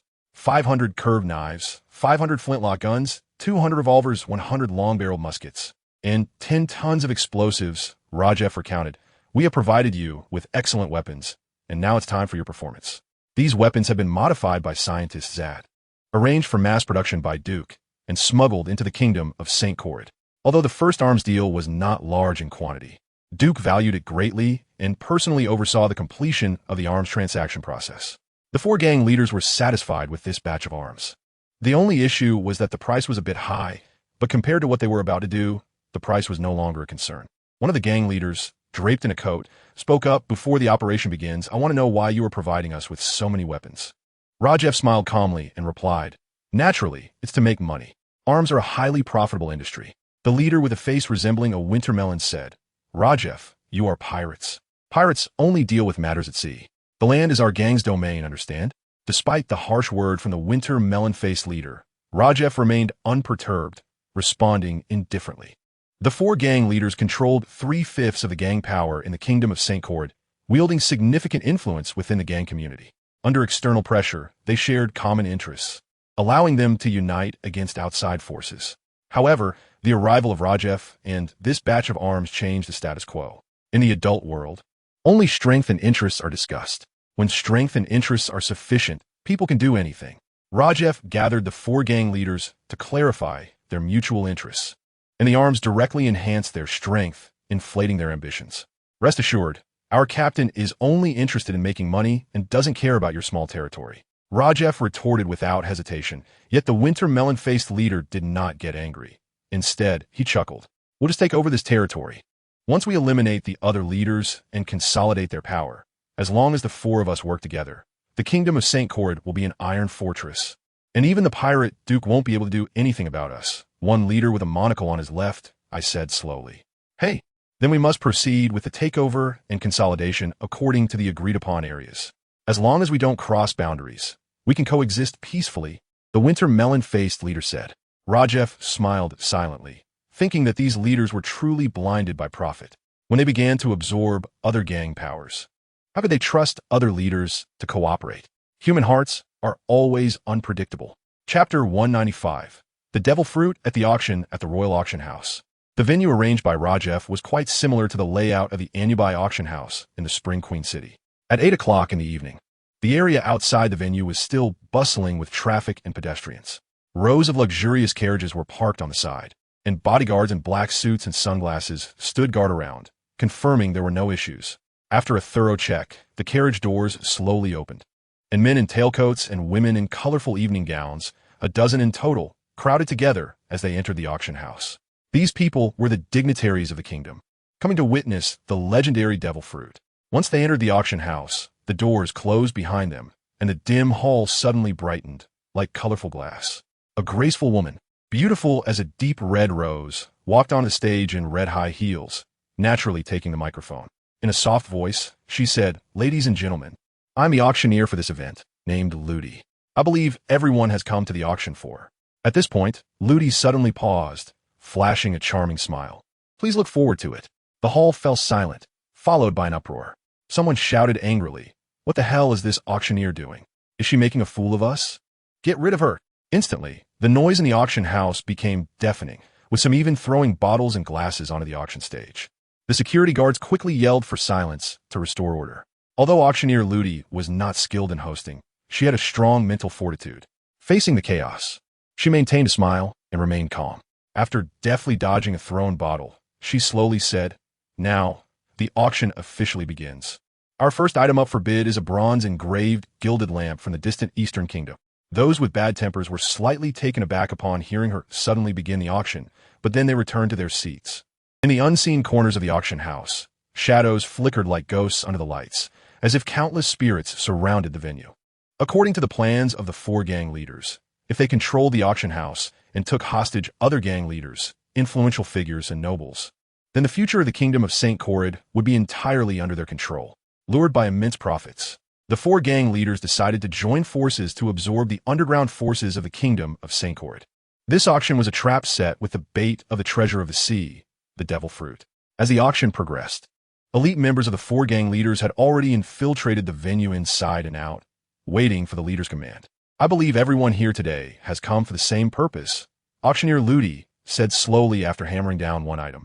It is said that the devil fruit is a treasure of the sea, and consuming it will grant one the powers of a devil. On the market, even the cheapest devil fruit sells for 100 million berries, and it is still hard to find. Now, is our grand finale mystery item truly the legendary devil fruit? Ludi teased as she played with a few strands of hair, excitedly saying, The answer will soon be revealed. She then waved her hand, and the curtain parted like a waterfall from both sides, revealing the display case set up on stage. Inside the transparent glass case lay a brown devil fruit with a fishhook pattern, quietly resting. The venue erupted into an uproar, as everyone had come for this devil fruit. Now, this genuine devil fruit caught everyone's eye, and they all became extremely excited. "I bid 100 million berries," a young noble shouted loudly. He was the son of the finance minister, and his family wasn't short on money. He couldn't wait for the auctioneer to announce the bidding before jumping in. 200 million berries. A noble with a gaunt face raised his paddle to bid, easily calling out an amount that an ordinary person would never earn in 10 lifetimes.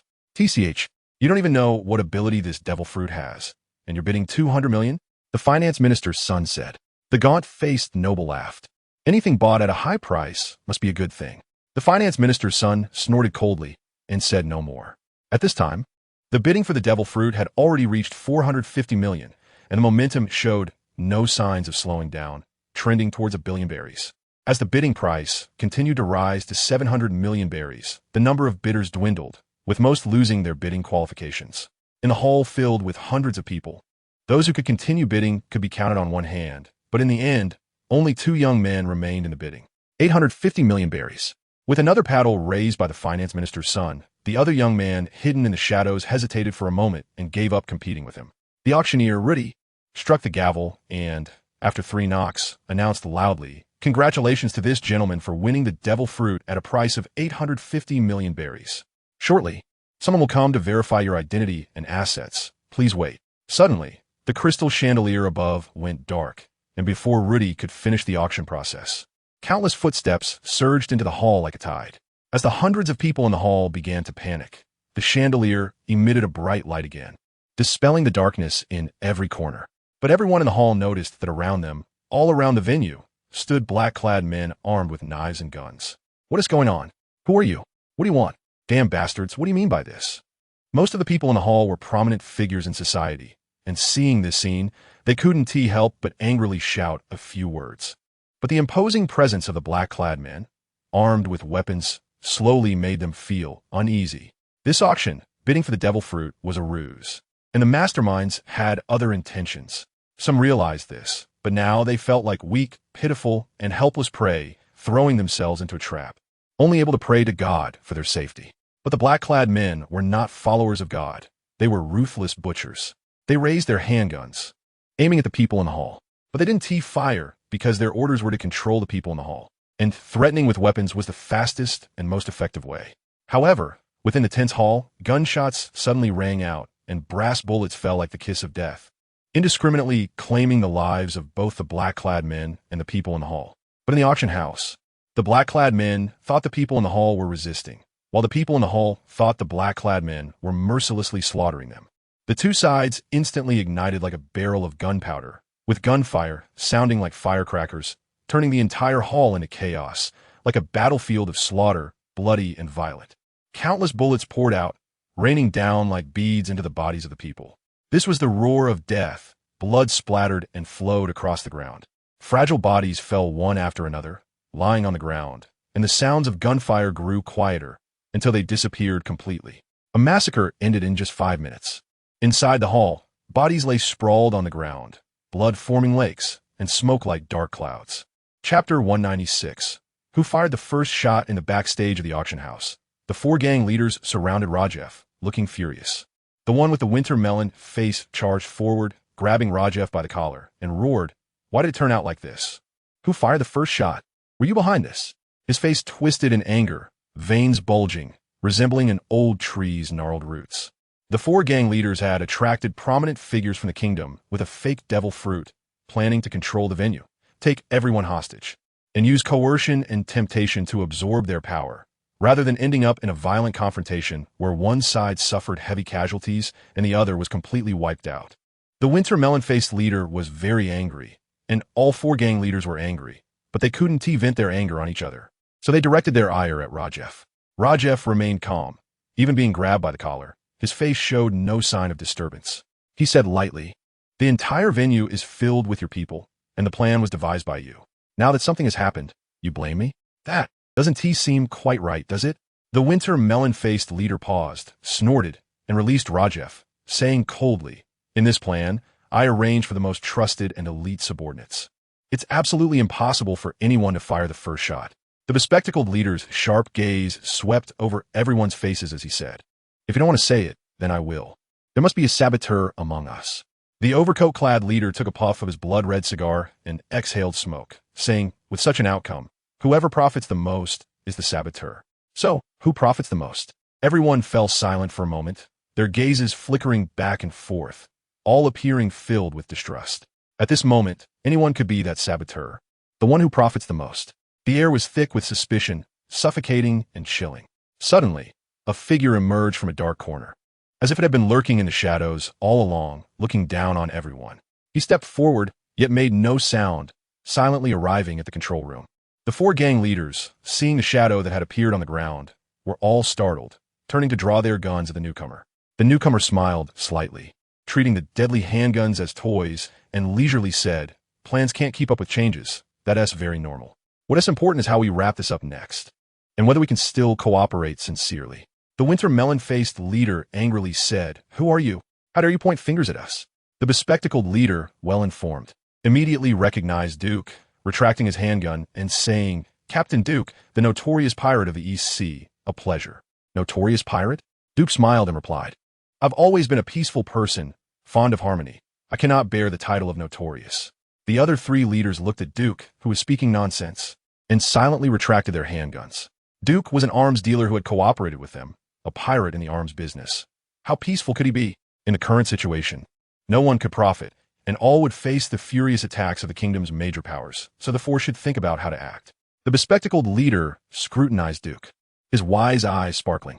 He carefully analyzed, "This situation is best for you as an outsider.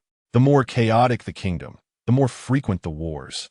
The more arms you can sell, and the higher your profits." Duke smiled and said, "Theoretically, you're not wrong, but in reality, the only ones with purchasing power are you few gang leaders, and I wouldn't trust doing business with the nobles." The leaders of the four major gangs were skeptical, but Duke's timing was too coincidental. He appeared just as the gunfight at the auction ended, which made everyone suspect whether he was the one who fired the first shot. "I hope it wasn't you pirates who orchestrated this," said the man with the wintermelon face, his expression gloomy. Duke exchanged a glance with Rajef, but neither spoke. In their private room, Duke sat on the sofa, leisurely reading a newspaper. Rajef was mixing a margarita, the shimmering liquid flowing like a stream between the glasses. "How's it going with your little girlfriend, Lily Rhea?" Duke asked in a tone akin to an elder's. Rajef nearly spilled his drink and replied with a bitter smile, "Our paths are different. We don't fit." Duke casually remarked, "It's just a matter of identity. Pirates aren't forbidden for joining the Revolutionary Army. Don't joke around." Rajef downed his margarita in one go, staring at the empty glass. In life, there are too many things to choose from. Knowing what to take and what to let go is what makes a real man. Besides, she belongs to the Revolutionary Army, and I'm a pirate. That's a lifelong mark, not just an identity, but an ideology. After a moment of silence, Duke slowly asked, "Have you been in touch with them recently?" Rajef sighed. "They're organizing civilians, but the effect isn't good." Duke said, "There has never been a victory for civilians. Their victories are merely what those in power want them to achieve. Revolution has always meant the overthrow of those in power." Rajef pondered, "How is the kingdom's revolutionary process going?" Duke wore a calm expression. "Basically, it's been cleaned up, leaving only Charles's grandson." A cold glint flashed in Rajef's eyes as he said, "If you don't eradicate the roots, the future troubles will be endless." Duke laughed. "It's fine. I sent him to the Royal Academy to study. He's just a kid. Brainwashing him a bit is fine, and he seems to have some talent, which is a pleasant surprise." Seeing this, Rajef didn't say more and changed the subject. "After the kingdom opens the sea, various forces may surge in. Small countries might not withstand the big impact. You need to prepare early." Duke waved his hand. "Don't worry. Everything is fine in the kingdom of St. Chloe. It's just a small country, always a basket of trivial matters, without a serious development proposal. It's incredibly boring." Rajef chuckled. "The captain's talents are too great. A small kingdom like St. Chloe can't contain them." "Hey, I love hearing that flattery," Duke grinned. "The arms business is starting up, and with economic support from the Royal Academy, new weapons and technologies are just around the corner. Once a positive cycle is formed given some time, not to mention the East Sea, even advancing into the Grand Line and the New World is just a matter of time." Duke's grand blueprint was being implemented step by step, and each step aligned with his anticipated development situation. Governing a country is like cooking a small dish. Being too hasty will burn it, while being too slow will change its flavor. And Duke, as the chef, had the timing just right. One must admit, he had a strong innate talent. Just as they were discussing the kingdom's recent situation, the transponder snail in Duke's arms woke from its slumber, its annoying sounds echoing like a death knell. Duke frowned, feeling an ominous premonition, and when he answered the call, the transponder snail morphed into the face of an assassin. Drenched in sweat, saying, "Captain, Landon has been captured." Chapter 197. Death like the wind, there is no way to deal with someone who does not fear death. On the deck of a ship with a seagull emblem, Smoker said to Vice Admiral Guion. He genuinely admired Landon for his unbreakable determination and fearless attitude towards death. Far beyond ordinary people. Unfortunately, such a person was a pirate. Guion stood on the deck, the sea breeze gently blowing her justice cloak. She gazed into the distance and said with a soft smile, "Let's escort him to the Whirlpool Prison in the East Sea." The Whirlpool Prison is the most secure prison in the East Sea, housing the most dangerous pirates in its history. However, compared to Landon, these pirates were insignificant and not even in the same league. Smoker frowned and immediately said, "Landon is not an ordinary pirate. It would be more appropriate to escort him to Impel Down." Tina shook her head, thinking that Smoker was being too straightforward as a mere branch colonel. He dared to suggest to a vice admiral from headquarters how to do things. The ranks of branch officers are already 3 levels below those at headquarters. Not to mention that she was a rising star vice admiral. The Navy has a strict hierarchy. Most people only need to follow orders from their superiors without the right to make suggestions. Fortunately, the other party was Guion. She was friends with Tina and understood Smoker's character. So she simply said, "If we escort him to Impel Down, how would Duke come to rescue him?" Upon hearing this, Smoker immediately understood Guion's intention and felt embarrassed, saying, "Vice Admiral Guion is truly unmatched in wisdom." Guion smiled. "I didn't expect the White Hunter to learn to flatter." Tina chuckled, and when she saw Guion and Smoker looking over, she quickly covered her mouth and turned away, stifling her laughter. Smoker's cheeks flushed, tightly biting his cigar, and angrily said, "I really admire Vice Admiral Guion. It's not flattery." Tina waved her hand. All right, we know you're not flattering." Guion smiled and said, "If you want to fool around, now is not the time. Keep a close eye on that pirate ship following us. Don't let them get lost." Smoker and Tina quickly straightened their military posture and said in unison, "Understood." Inside the Whirlpool Prison, a musty smell mixed with dust hung in the air like an ocean current. Damp air surged into the dim corridor, sharp as a blade, piercing through Landon's wounds all over his body. He was shackled with heavy iron chains, making a clattering sound as he walked, echoing particularly clearly in the oppressive prison. "Move it." 2 masked guards pushed Landon without mercy. Landon staggered like a candle in the wind, swaying as he moved forward. Smoker frowned and said, "No mistreatment of prisoners." The guards trembled in fear and quickly replied, "We didn't mistreat him, sir. Just a bit rough with the handling." On both sides of the corridor were rows of square cells, all made of hard steel.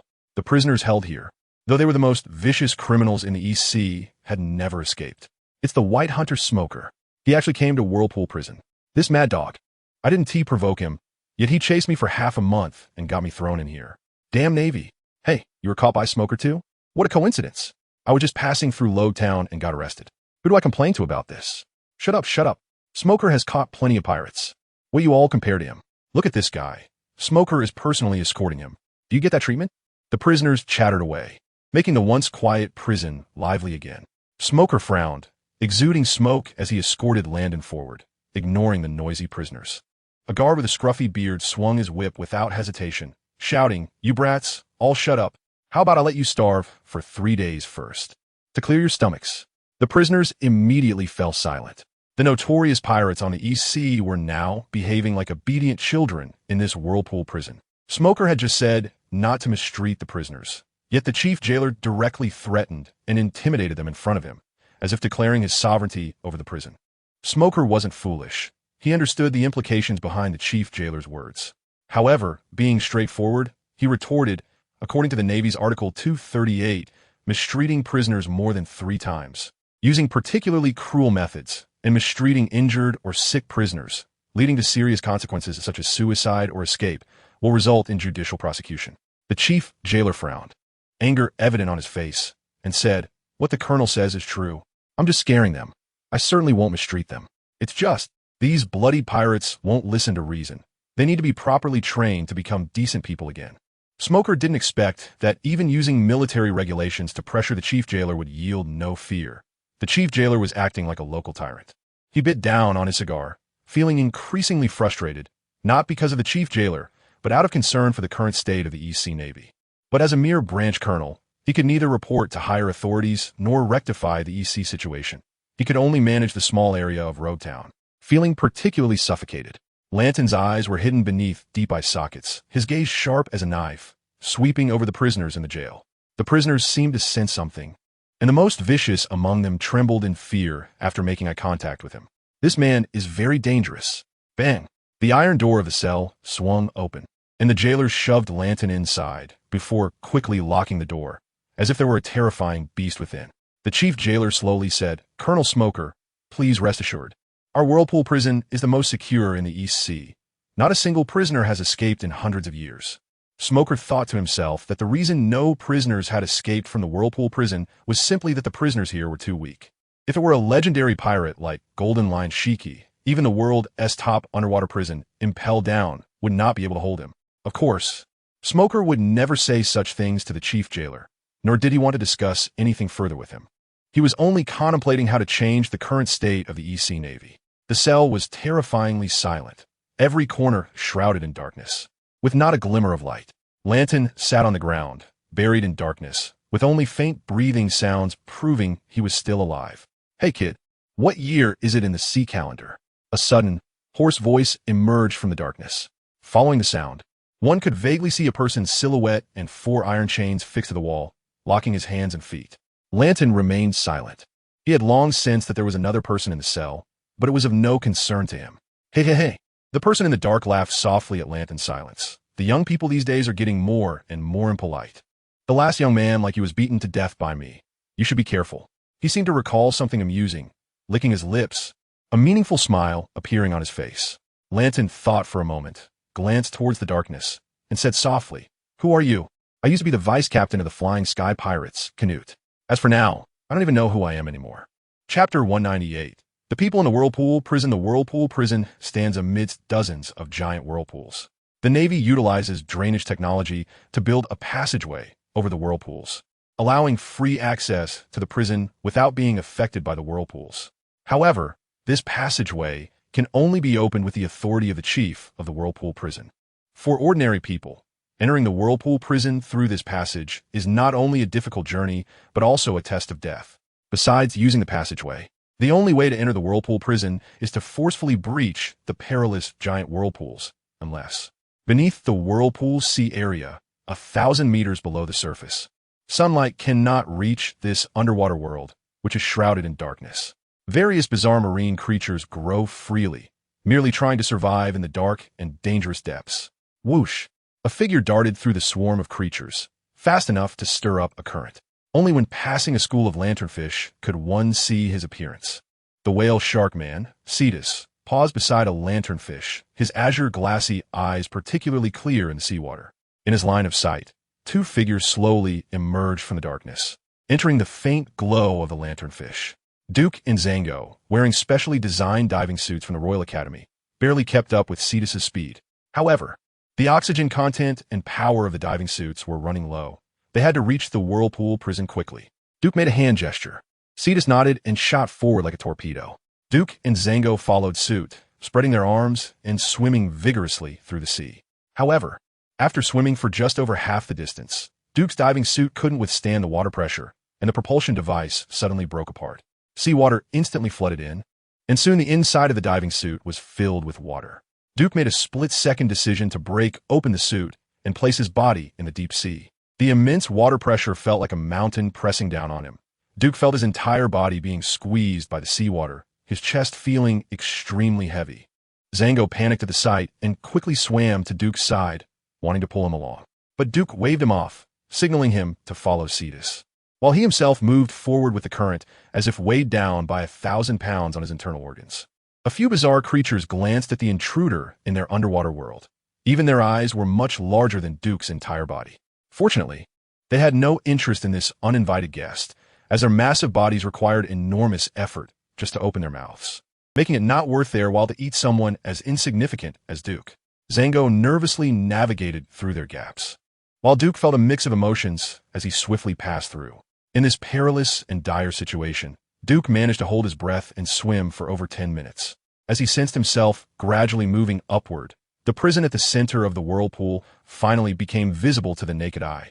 In the top-level attic of the whirlpool prison, Warden Durandi was lounging in a soft chair, leisurely sipping brandy. After Chief Jailer Robert reported on the situation within the prison, he stood respectfully to the side, awaiting the warden's orders. Durandi swirled his glass of liquor and said slowly, "A member of the Duke Pirates with a bounty of only 5 million, and yet Vice Admiral Gwyn and Branch Colonel Smoker personally escorted him. This matter is certainly not as simple as he said." Robert sweated, his eyes darting around. "Your wisdom is unmatched, my lord."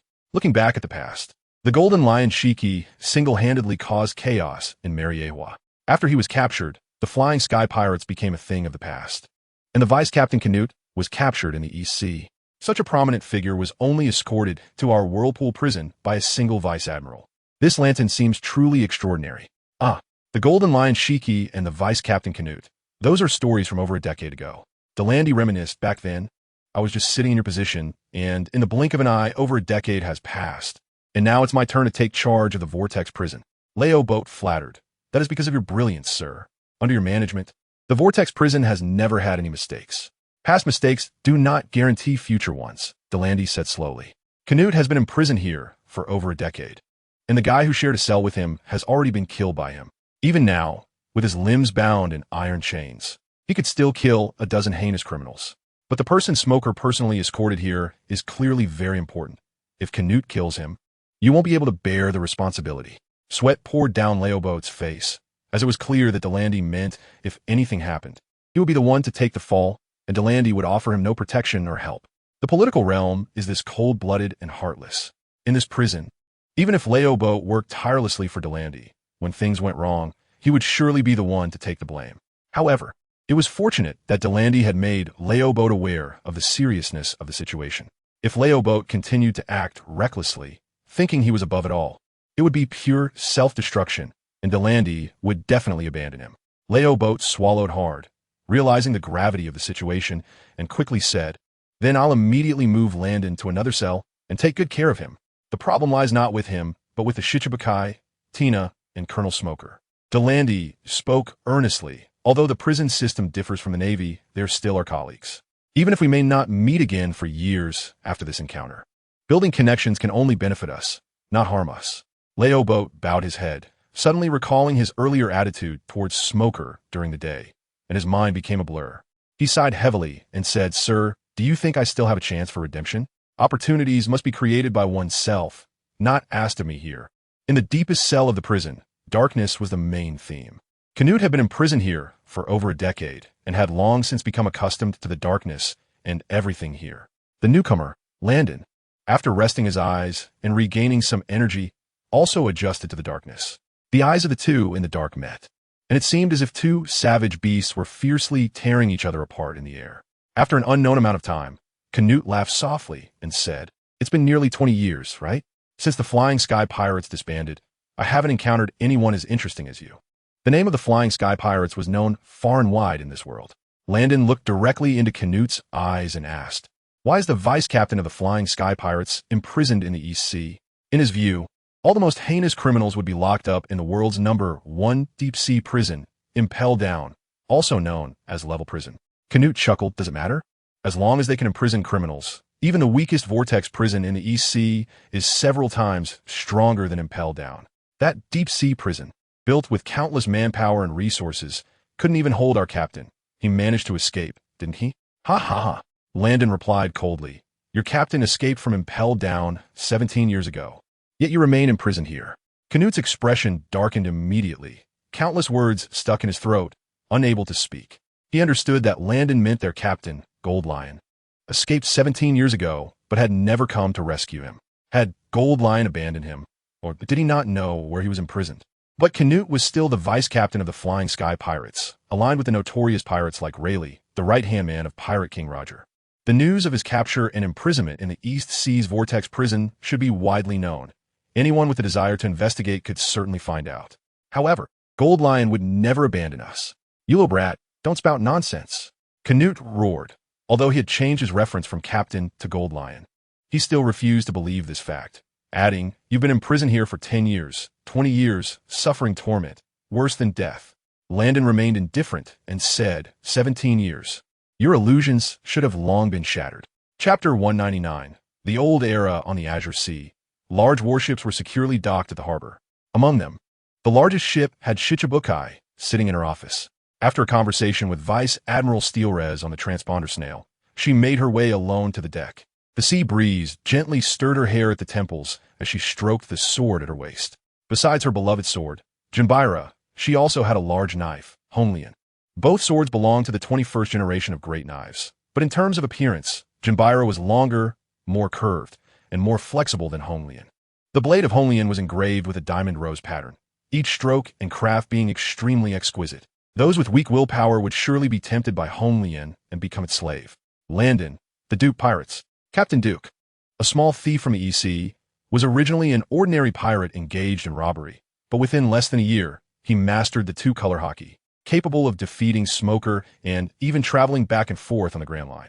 His subordinate Landon also possesses the two-color Haki. But what about his other subordinates? Shichibukai found it hard to imagine that such a rare power, even on the Grand Line, was possessed by a group of pirates operating in the weakest EC. Was it that Duke was extraordinarily lucky to have gathered a group of talented subordinates? Or did they have special abilities that allowed them to master the two-color Haki? Countless speculations flashed through Shichibukai's mind. But the root of all these questions was closely related to Duke. Shichibukai thought to herself that if she wanted to unravel all the mysteries, she would have to wait until Duke was captured. Though she didn't know what these guys were doing in the EC, there must be something off about their presence. A person like Duke was certainly not one to seek comfort. He must be plotting something in the EC. In any case, Duke needed to be captured as soon as possible. Before long, Tina briskly approached, saluted, and whispered Vice Admiral Shichibukai, "Smoker has sailed away from the Vortex prison with his troops." Facing the sea, Shichibukai pondered, "Have you found the ships of the Duke pirates?" Tina shook her head and replied, "We only detected the ships that have been following us since Silver Island." Smoker believes that Duke is an unusual pirate. If he truly leaves the Vortex prison, he could potentially deceive the other side, making them feel safe to come to the Vortex prison. Shichibukai contemplated, but there is only one mechanism route in and out of the Vortex prison. If they force their way through the Vortex, they will be crushed by the Vortex's power. Tina speculated, what if they go underwater? The countless reverse currents generated by the Vortex column in the sea would create a stronger pulling force. Unless they could submerge into a deep-sea area without a vortex and then surface near the Vortex prison, Shichibukai slowly said. Is there a possibility of that? Yes, that's why an electric net and torpedoes have been set up beneath the Vortex prison. Tina reassured. It seems the prison warden is not idle. Guillaume said seriously, don't underestimate anyone. You can't underestimate anyone, but there will always be differences between people. The torpedoes and electric nets beneath the Whirlpool prison may be quite tricky for ordinary people, but for the fishmen, who can move through the sea with ease and exert greater strength, they are nothing to worry about. Seath quickly found a safe route, broke through the electric net with fishman karate, and silently towed Duke and Zhang past. The bottoms of the warships came into view, and, after blinking, Seath made a gesture and parted ways with Duke and Zhang, starting their respective tasks. Seath swiftly reached the bottom of a warship, feeling the hard, iron-like hull, and realized that the task of drilling through the ship might be very difficult. Duke planned for the three of them to dive into the Whirlpool prison from the deep sea, and then he would drill through all the warships. After causing chaos, Duke and Zhang could take the opportunity to enter the Whirlpool prison. However, Seath discovered that the materials at the bottom of these warships were very hard, making it difficult to drill through with ordinary methods, and one of the warships even had sea stone installed at its bottom.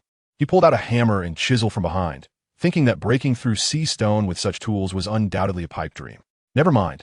Thinking this much is pointless. Seath shook his head, dismissing the complicated thoughts, and decided to act first and think later. He held the iron chisel in his left hand and the hammer in his right, using his fingers to touch the bottom of the warship, sensing the weak spots. When his fingers brushed against a tightly sealed gap in the hull, he couldn't help but feel ecstatic, quickly aiming the iron chisel and swinging the hammer. 80, 80, 80. Seath's strength in the water was even greater, and one hammer strike after another quickly created a crack in the opening. A 1,000-mile dike can collapse due to an anthole. After the hard warship was breached, countless seawater surged in, like a wave formed by thousands of ants gathering. Seath was overjoyed and struck even harder, widening the crack until it formed a large hole, then quickly swam to the second warship to continue his daily work of drilling. Inside the whirlpool prison, Warden Durandi, dressed in a commanding uniform and wielding twin swords, paused for a moment in front of Newt's cell after routinely inspecting the lower prison. Under his instruction, Chief Guard Robber had already placed Landon in a separate cell next door, leaving Newt alone once again. "Old friend, you're still alive," Durandi said with a smile. In the dark and damp cell, the sound of iron chains clinking echoed, like waves crashing against the shore or wind blowing through bells. Listening to this sound, how wonderful. Newt's voice came from the darkness. Hearing this sound, I am free. Durandi, we have been in this prison for nearly 20 years. Are you free? Durandi chuckled and replied, "You pirates always talk about freedom. You really don't know what you're saying." Newt laughed softly. It's mutual. Compared to you hypocritical folks who preach justice, pirates are much more likable. The two exchanged sharp words, each line filled with tension. In the next cell, Landon, who had been resting with his eyes closed, slowly opened his eyes, revealing a pair of brilliant eyes that shone like the morning star in the darkness. Footsteps approached, and Durandi stood in front of Landon's cell, his scrutinizing eyes scanning Landon back and forth. "Truly extraordinary. No wonder Smoker personally escorted you to the whirlpool prison." No one responded, and an awkward atmosphere filled the air. Newt chuckled and said in a muted voice, "This kid can't spit out a word after a long while. So boring. You might as well come talk to me." Durandi ignored Newt and continued, "Once you enter the whirlpool prison, just settle down inside. Don't think about playing any tricks. The Newt next to you was once the vice captain of the Flying Sky Pirates, famous alongside the Pirate King Roger, but that was in the past.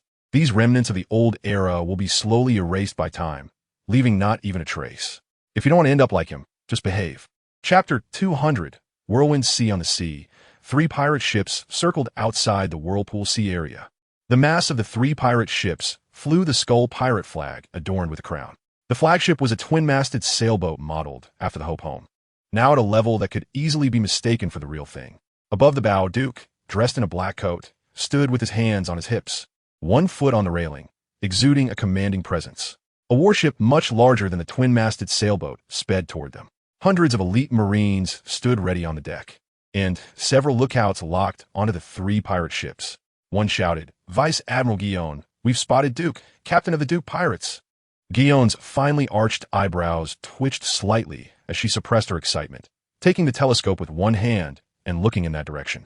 However, when she saw Duke standing imposingly at the bow, her brows furrowed involuntarily. A woman's intuition told her that something was off about Duke on the sailboat, but she couldn't pinpoint what exactly, only feeling that something was strange. She took out a bounty notice from her pocket, which displayed Duke's portrait, identical to the Duke on the sailboat, but there was always a slight difference in aura. Guillaume scanned the 3 pirate ships, realizing that instead of overthinking, it would be better to capture them first, as they couldn't possibly break through the Whirlpool Sea area. With this thought, Guillaume shouted, "Get closer." At this moment, one lookout with a new hairstyle shouted, "Vice Admiral Guillaume, a pirate ship is approaching from the side." Colonel Tadarick rushed over with a din-din mushy in hand. "Vice Admiral Guillaume, a pirate ship is coming from the opposite side of the Whirlpool Sea." Guillaume's beautiful eyes narrowed sharply as she coldly asked, "Where's Smoker now?" "He is currently pursuing the pirate ship that followed us here," Tadarick replied. Guillaume calmed her mind, seeking the truth amid the chaotic information, and slowly said, "This is clearly the enemy's plan to lure us away. They want to draw us with one pirate ship while the other pirate ship breaks into the Whirlpool prison." "Should we call Smoker back?" Tadarick asked. Guillaume replied sternly, "We're already close to the enemy's ship. It's pointless to call him back now." Tadarick sighed. "I didn't expect this group of 10 or so pirates to develop to this extent in just half a year. 5 pirate ships. And that might not even be all of them. The strength of a pirate crew cannot be judged solely by the number of ships." Guillaume gazed at the 3 pirate ships that were about to engage, her hand resting on the hilt of her Canberra sword. "I have always had a premonition that Duke will become a serious threat to the Navy. So no matter what, I must capture him and eliminate the seed of evil." Tadarick admired.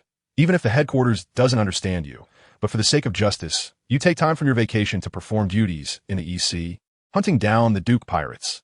Your good intentions will surely be noticed by the headquarters." Guillaume chuckled. "Tadarick, you haven't developed any other skills, but you've certainly improved in the art of flattery." Tadaric awkwardly smiled. Thank you for the praise, Vice Admiral. During their conversation, Duke unexpectedly jumped into the sea from one of the 3 pirate ships about to set sail, and his subordinates followed him without hesitation, leaving the 3 empty ships drifting on the ocean. Tadaric was taken aback and said, these guys would rather die than be captured by us. In his view, jumping into the vast ocean meant being eaten by sea creatures or drowning from exhaustion, with no chance of survival. However, Shiwan frowned, his eyes narrowing like a flickering willow leaf blade, and suddenly snatched the phone bug from Tartaric's hand to dial the prison warden, Durandi. After a few beeps, there was no answer. What's wrong, Major Shiwan? Tartaric asked. Shiwan's expression was fluctuating, and he ignored Tartaric as he called Tina. This is Colonel Tina. Please give instructions. Came Tina's voice from the phone bug, which eased Shiwan's heart slightly. She said, the warships at the port are leaking and sinking for some unknown reason. We are currently repairing them. Shiwan's lips parted in shock immediately.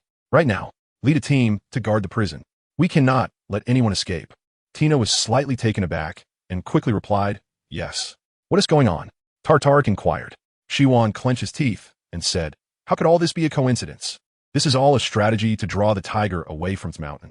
They must have a way to enter the whirlpool prison. Tartaric, take 1 ship to search the sea, the rest come back with me. The sleeping phone bug was awakened, and the office was filled with shouting voices. Even it was getting impatient, but the man in front of it remained indifferent. Durandi, holding 2 knives, looked seriously at the man who had suddenly barged in.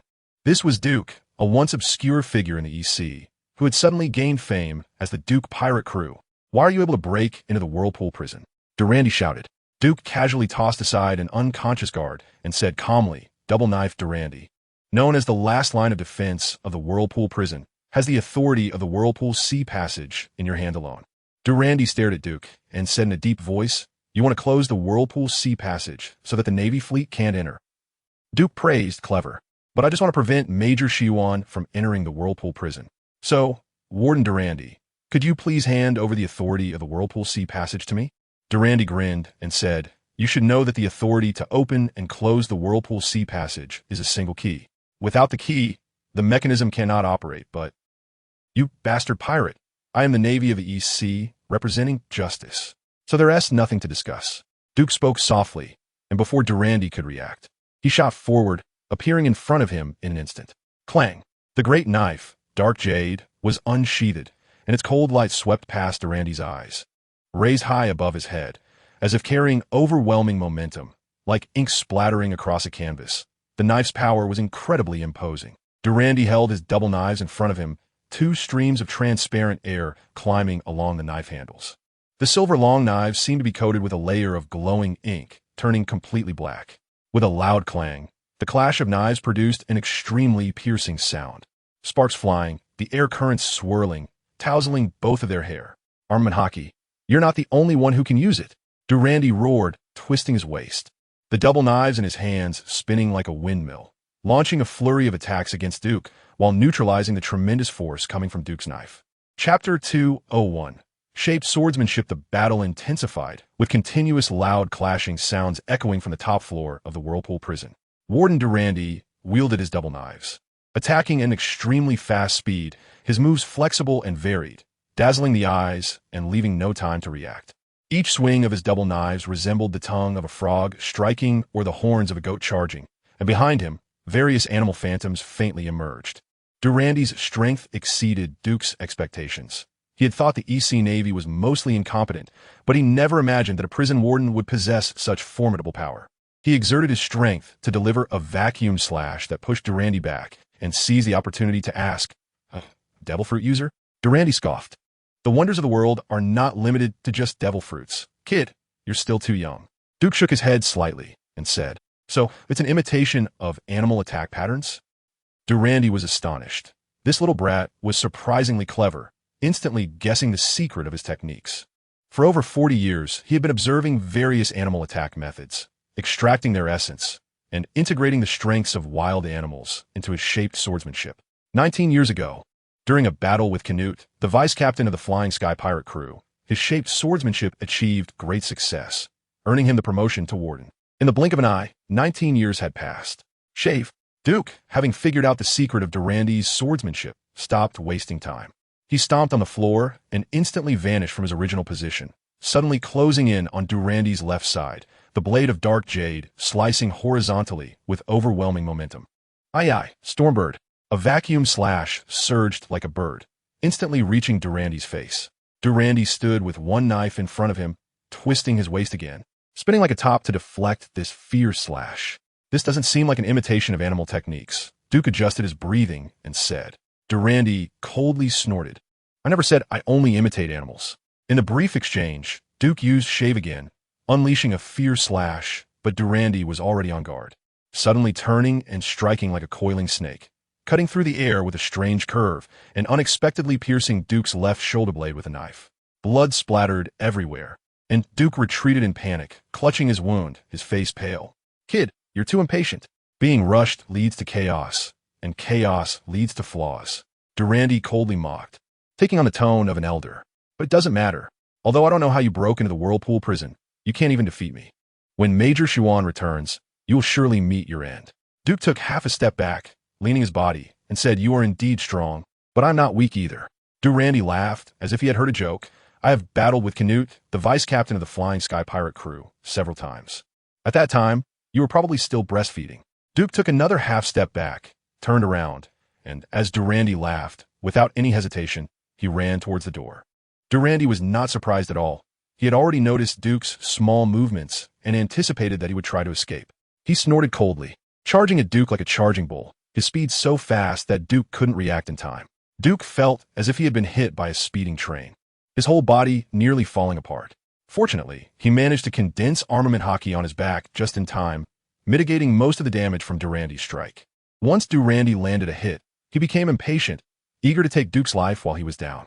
With the momentum of the collision behind him, he charged at Duke once again with his dual blades like bull horns, launching a fierce bull rush. Duke, who had been knocked back, quickly adjusted his posture in midair, stabilizing himself. He then bent his knees slightly, pushed off the ground with both feet, and kicked the marble floor hard, creating a large, spiderweb-like crater. Meanwhile, propelled by the powerful recoil, he shot towards Durandi like a Boeing missile.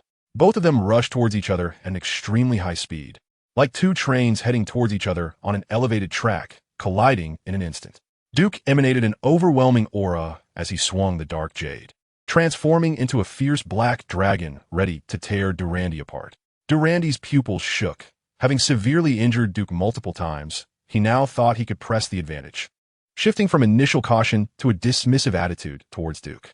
In his carelessness, he was unable to prepare in time and could only barely cross his dual blades in front of him, forcibly twisting his body for a spiral defense as Duke's ferocious counterattack approached. However, as he crossed his blades, Duke was already upon him, the dark jade striking like lightning, breaking through his dual blades and severing his neck. In the next moment, Duke stood with his back to Durandi, slowly sheathing the dark jade and calmly saying, You are indeed strong, but I am not weak either. Fear was written all over Durandi's face, a fear of the impending death. He touched the faint red line around his neck and said with difficulty, taking risks, showing weakness to the enemy, Little brat, I am unwilling. In my next life, I will remind myself not to be careless. Duke approached Durandi, watching as his head slowly slid off and fell to the ground. He squatted down, searching Durandi's body and pulling out a vintage bronze engraved round token. This was the key to controlling the Vortex Sea Route. Both opening and closing it required this key. This was the truth about the Vortex prison that Zango learned after hypnotizing a prison guard. Thus, Duke and Zango acted separately. He was responsible for going to the top of the Vortex prison to retrieve this key, while Zango was responsible for going to the cell to rescue Landon. Although he was a wandering dancer and hypnotist, his personal strength was not weak, and clearing out the guards in the prison was a piece of cake. After using his hypnotic technique, he even hypnotized the prison guards into becoming his allies, leading him to the cell. Help me. Brother, good brother. Let me out. I will work like a horse for you. Big brother, save my life. I can promise you anything, even selling my butt. Sir, my lord, if you save me, I am your grandson. You tell me to go east, I will never go west. Zango ignored the clamoring pirates begging for help and directly arrived at Landon's cell.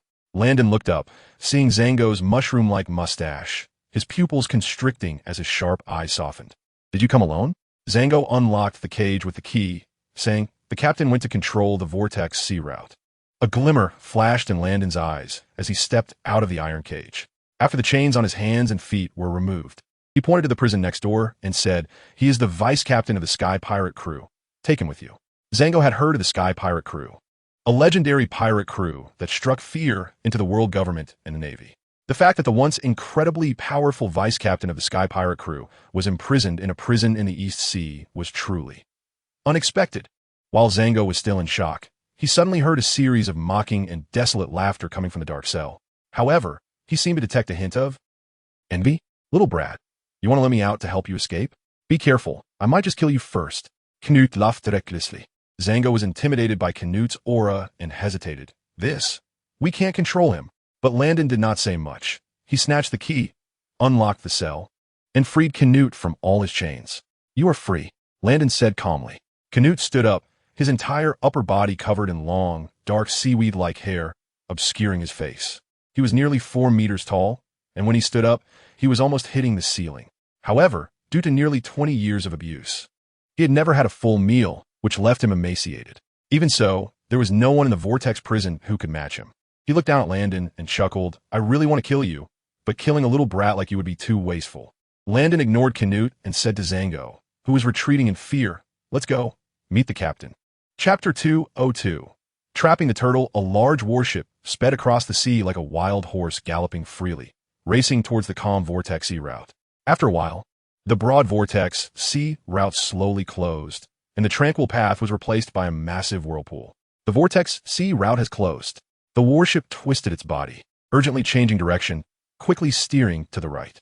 The sky echoed with the calls of seabirds, and several seagulls leisurely circled above the small warship, mocking humanity's helplessness in the face of nature. Due to the violent inertia from the sharp turn, the people and objects on the warship were thrown into disarray. Ji Yuan stood at the side of the deck, looking at the vortex that seemed to run parallel to 2 different times and spaces. A feeling of helplessness rose in her heart. Luring the tiger away from its mountain, to and fro, it turned out she was the one being lured. "General, the Vortex Sea route has closed," a colonel reported urgently. Ji Yuan replied calmly, "I can see that." The colonel panicked. Sorry. I will contact Warden Durandi right now and question him why he didn't notify us in advance about the closing of the Vortex Sea route." "No need."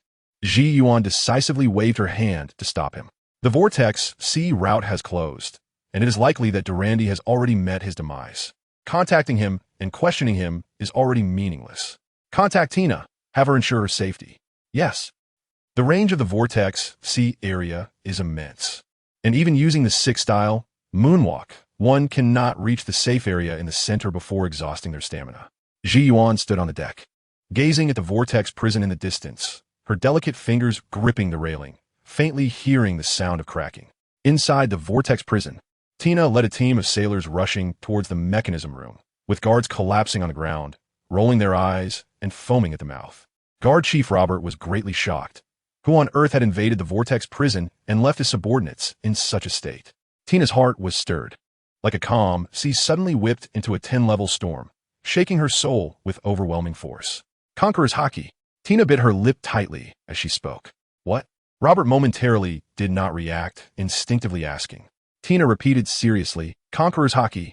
The intruder must have released Conqueror's Haki to silently incapacitate the guards, allowing them to enter the prison without obstruction. Robert broke out in a cold sweat. Just hearing about Conqueror's Haki nearly caused him to lose composure, and his heart became increasingly panicked. Conqueror's Haki, that is a rare talent possessed only by the most extraordinary individuals. In this world, there are many renowned figures who possess Conqueror's Haki, such as Pirate King Joel D., Roger, Gold Lion Shiki, the 4 Emperors Whitebeard Newgate, Red-Haired Shanks, Big Mom, and Kaido. Each of them is a well-known and dominant king in their own right. But why is there a pirate with Conqueror's Haki appearing in the weakest sea, the East Blue? And how could they silently infiltrate the Vortex prison? Could it be Gold Lion Shiki? When Robert thought of this possibility, he quickly exclaimed, "Yes, yes, yes." Only Shiki could fly in a Vortex prison without anyone noticing. He must be here to rescue his first mate Canute. After 19 years, Shiki has finally come. Tina furrowed her brows. If the legendary Shiki has entered Vortex prison, then among the Navy present, only Vice Admiral Guion could match him. Unfortunately, Vice Admiral Guion was isolated outside the Vortex Sea due to the closure of the Vortex Sea route and could not come in. Realizing this, A spark of inspiration hit Tina, and she said, "It definitely can't be Shiki. If he entered Vortex Prison, there would be no need to divert attention by closing the Vortex sea route to stop Vice Admiral Guion from entering. It must be Duke. The real captain of the Duke pirates who infiltrated Vortex Prison is Duke." Colonel Tina was right in her guess.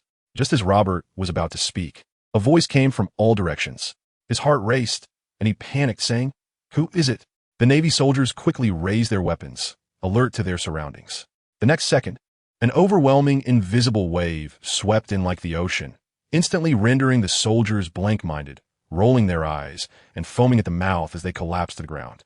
Duke stepped out from around the corner of the hallway, greeting like an old friend. "Long time no see, Colonel Tina." Tina's face darkened, as if facing a formidable enemy, and she said, "How did you get into Vortex Prison?" Duke replied slowly, "There are always entrances to be found, whether above or below." Although they had crossed paths once in Lowtown, there was nothing more to say, especially since the Navy and pirates were naturally opposing classes. When enemies meet, they are particularly hostile. Considering Smoker and Duke's past grievances, Tina immediately extended her hands, her fingers transforming into pitch-black iron spikes, entering a combat stance. Duke had submerged into Vortex Prison from the seabed, had released Conqueror's Haki multiple times, and had just gone through a life-and-death duel, leaving him drained of energy and stamina. In this state, if he fought now, he would likely not be Tina's opponent. However, Duke was not reckless. He revealed himself because he was not the main character in this battle. Just as Tina was on edge, Landon, holding bloodied twin blades, approached Duke from around the corner. "All taken care of?" Duke asked. Landon nodded. "The disobedient prisoners have all been killed." Duke added, "They are also in your hands." "All right." With that, Landon took a step towards Tina. Robert, seeing the twin blades in Landon's hands, immediately recognized them as the Warden Durandy's weapons, and cold sweat broke out as he cautiously said, "Since you are old acquaintances, I won't disturb you any longer. Farewell, farewell. Enjoy your chat." Saying this, he quickly moved his feet and retreated. Facing Smoker earlier, Robert had been arrogant, but now he just wanted to save his life and leave this place of trouble quickly. However, right behind him, the dirty Canute slowly walked over, cradling a pile of cream bread and several bottles of rum hanging from his waist. Between gulps, he said, "Warden, you've taken care of me over the years. Hee hee hee." The chilling laughter echoed through the hallway, like a cold wind, sending shivers down one's spine. Canute had initially wanted to take revenge on Durandy, but unfortunately, Durandy was already dead, so he could only vent nearly 20 years of resentment on Robert. Robert, terrified, quickly exclaimed, "It's not my fault. I was just following orders. It was all Warden Durandy's commands. Grievances have their source. Go find him.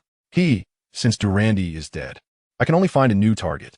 Canute downed a bottle of rum in one breath, saying with great satisfaction. Robert knew that if he fell into Canute's hands, it would be worse than death. He trembled all over, stammering, "Spare me, spare me. Lord Canute, spare this little dog's life." Canute swallowed a piece of cream bread and laughed, saying, "The Warden can also be cowardly. Today is truly an eye-opener. Don't worry, I will make you suffer worse than death." Robert wanted to say something more, but Landon, already losing patience with their chatter, swung his twin blades and charged at Tina. Chapter 203. The offensive and defensive situation. Warden Robert lay on the cold ground, his limbs broken, bones shattered. Canute sat down on his stomach, a blood-stained dagger resting by his feet. This dagger had a blood groove. A single cut could bleed and tear flesh.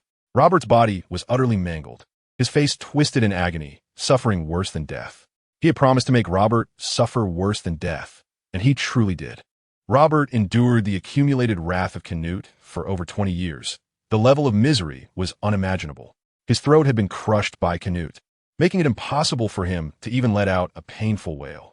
At this moment, he just wanted to die freely, but what awaited him was endless torment. The more miserable Robert was, the more comfortable Canute felt.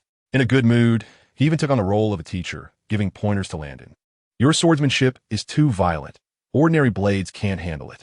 No. Being too rigid leads to breaking. Merely pursuing strength will hinder your control over it. Lighter. Imagine yourself as the wind, as thunder, as rain, as all of nature, but never as yourself." Duke chuckled. "It seems the senior is in a good mood. You're quite polite. Not bad." Canute hadn't heard the term senior in 20 years, and suddenly hearing Duke's respectful words made him sigh and smile. "You saved me. I can grant you one request, any condition." Duke was not polite and said, It is said that the Flying Sky Pirates have repeatedly forced Pirate King Roger into a corner as his first mate. You must be better than Rayleigh, right? Canute paused slightly and then laughed. Don't say I've been locked up in prison for nearly 20 years. My physical abilities have no idea what level of aging they've reached. Even 20 years ago, when I was young and strong, I was not Rayleigh's opponent. Duke was surprised. Gold Lion Shiki was compared to Pirate King Roger. Shouldn't you be compared to Rayleigh? Kid, in the New World, the strongest power is Haki. Rayleigh's control and application of Haki surpass mine by a level. I am not his opponent. Canute was candid. He couldn't beat him, and there was no need to hide it or care about face. Duke stroked his chin, pondering. How many levels are there in the application of Haki? Canute's murky eyes were replaced by a glint of clarity, and a broad smile spread across his face as he laughed. Good question. Today I'm in a good mood. I'll tell you directly, kid. The application of armament Haki can be categorized into several levels. The most basic is surface level application, followed by hardening, then wrapping. And the next level is flowing, with the ultimate being the combination of Conqueror's Haki and armament Haki. Duke asked, what is the combination of Conqueror's Haki and armament Haki? The interaction of Conqueror's Haki wrapping and armament Haki wrapping is on a level that I can never reach in my lifetime. Canute's expression was somewhat lonely. Rayleigh possesses Conqueror's Haki, so he will always be a step ahead of me. Duke said solemnly. The vice captain of the Flying Sky Pirate crew has also succumbed to reality and fate? Canute sneered. Kid, if it were 20 years earlier, I would have definitely captured you and taken you aboard a ship. Duke said meaningfully. It's not too late now. Too late. Kid, you should take care of your crew. While the two were talking, Landon and Tina's battle was nearing its end. Although Tina is a colonel of the East Sea Navy branch, she is a rare, superhuman-type user of the Kankank fruit. As long as a target touches her body, the touched part will turn into steel and lock the opponent. For example, when Tina's arm passes through the opponent's body, it leaves behind steel chains to imprison them. However, Landon has rich combat experience, and each of his moves is extremely brutal, with his sword wrapped in armament Haki, ready to cut through the steel chains that Tina has created. A typical case of using strength to break skill. Moreover, if Landon's strength cannot cut through the steel chains, he can simply abandon his sword and continue attacking with another sword. However, Tina does not dare to take that gamble. Her ability is part her body, and if the steel chains are cut, it means she will be harmed. With injuries, she certainly cannot compete with Landon, especially with two big pirates chatting and laughing beside her. Tina felt immense pressure, in a state where she was constantly constrained. It was only natural for her to be defeated. Landon seized the opportunity and unleashed a moonlight, falling stars, which rendered Tina unable to continue fighting. Have the ability to kill me. Tina gritted her teeth and shouted in humiliation. A defeated opponent has no right to choose death. Duke said as he walked up to Tina and began searching her. Tina was furious and blushed, angrily cursing. Despicable, shameless, lowly bastard. When Vice Admiral Guillaume returns, I will make sure you have a bad end. Duke ignored her and pulled out a tiny snail phone from her. He placed the snail phone in his palm and smiled, saying, Who told Colonel Tina to put the snail phone on the peak?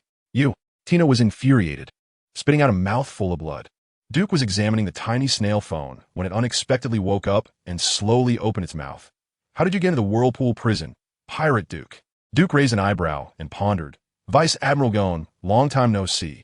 I didn't expect that in just half a year you would develop to this extent. I should have captured you at all costs back then, Guillaume said with a hint of regret.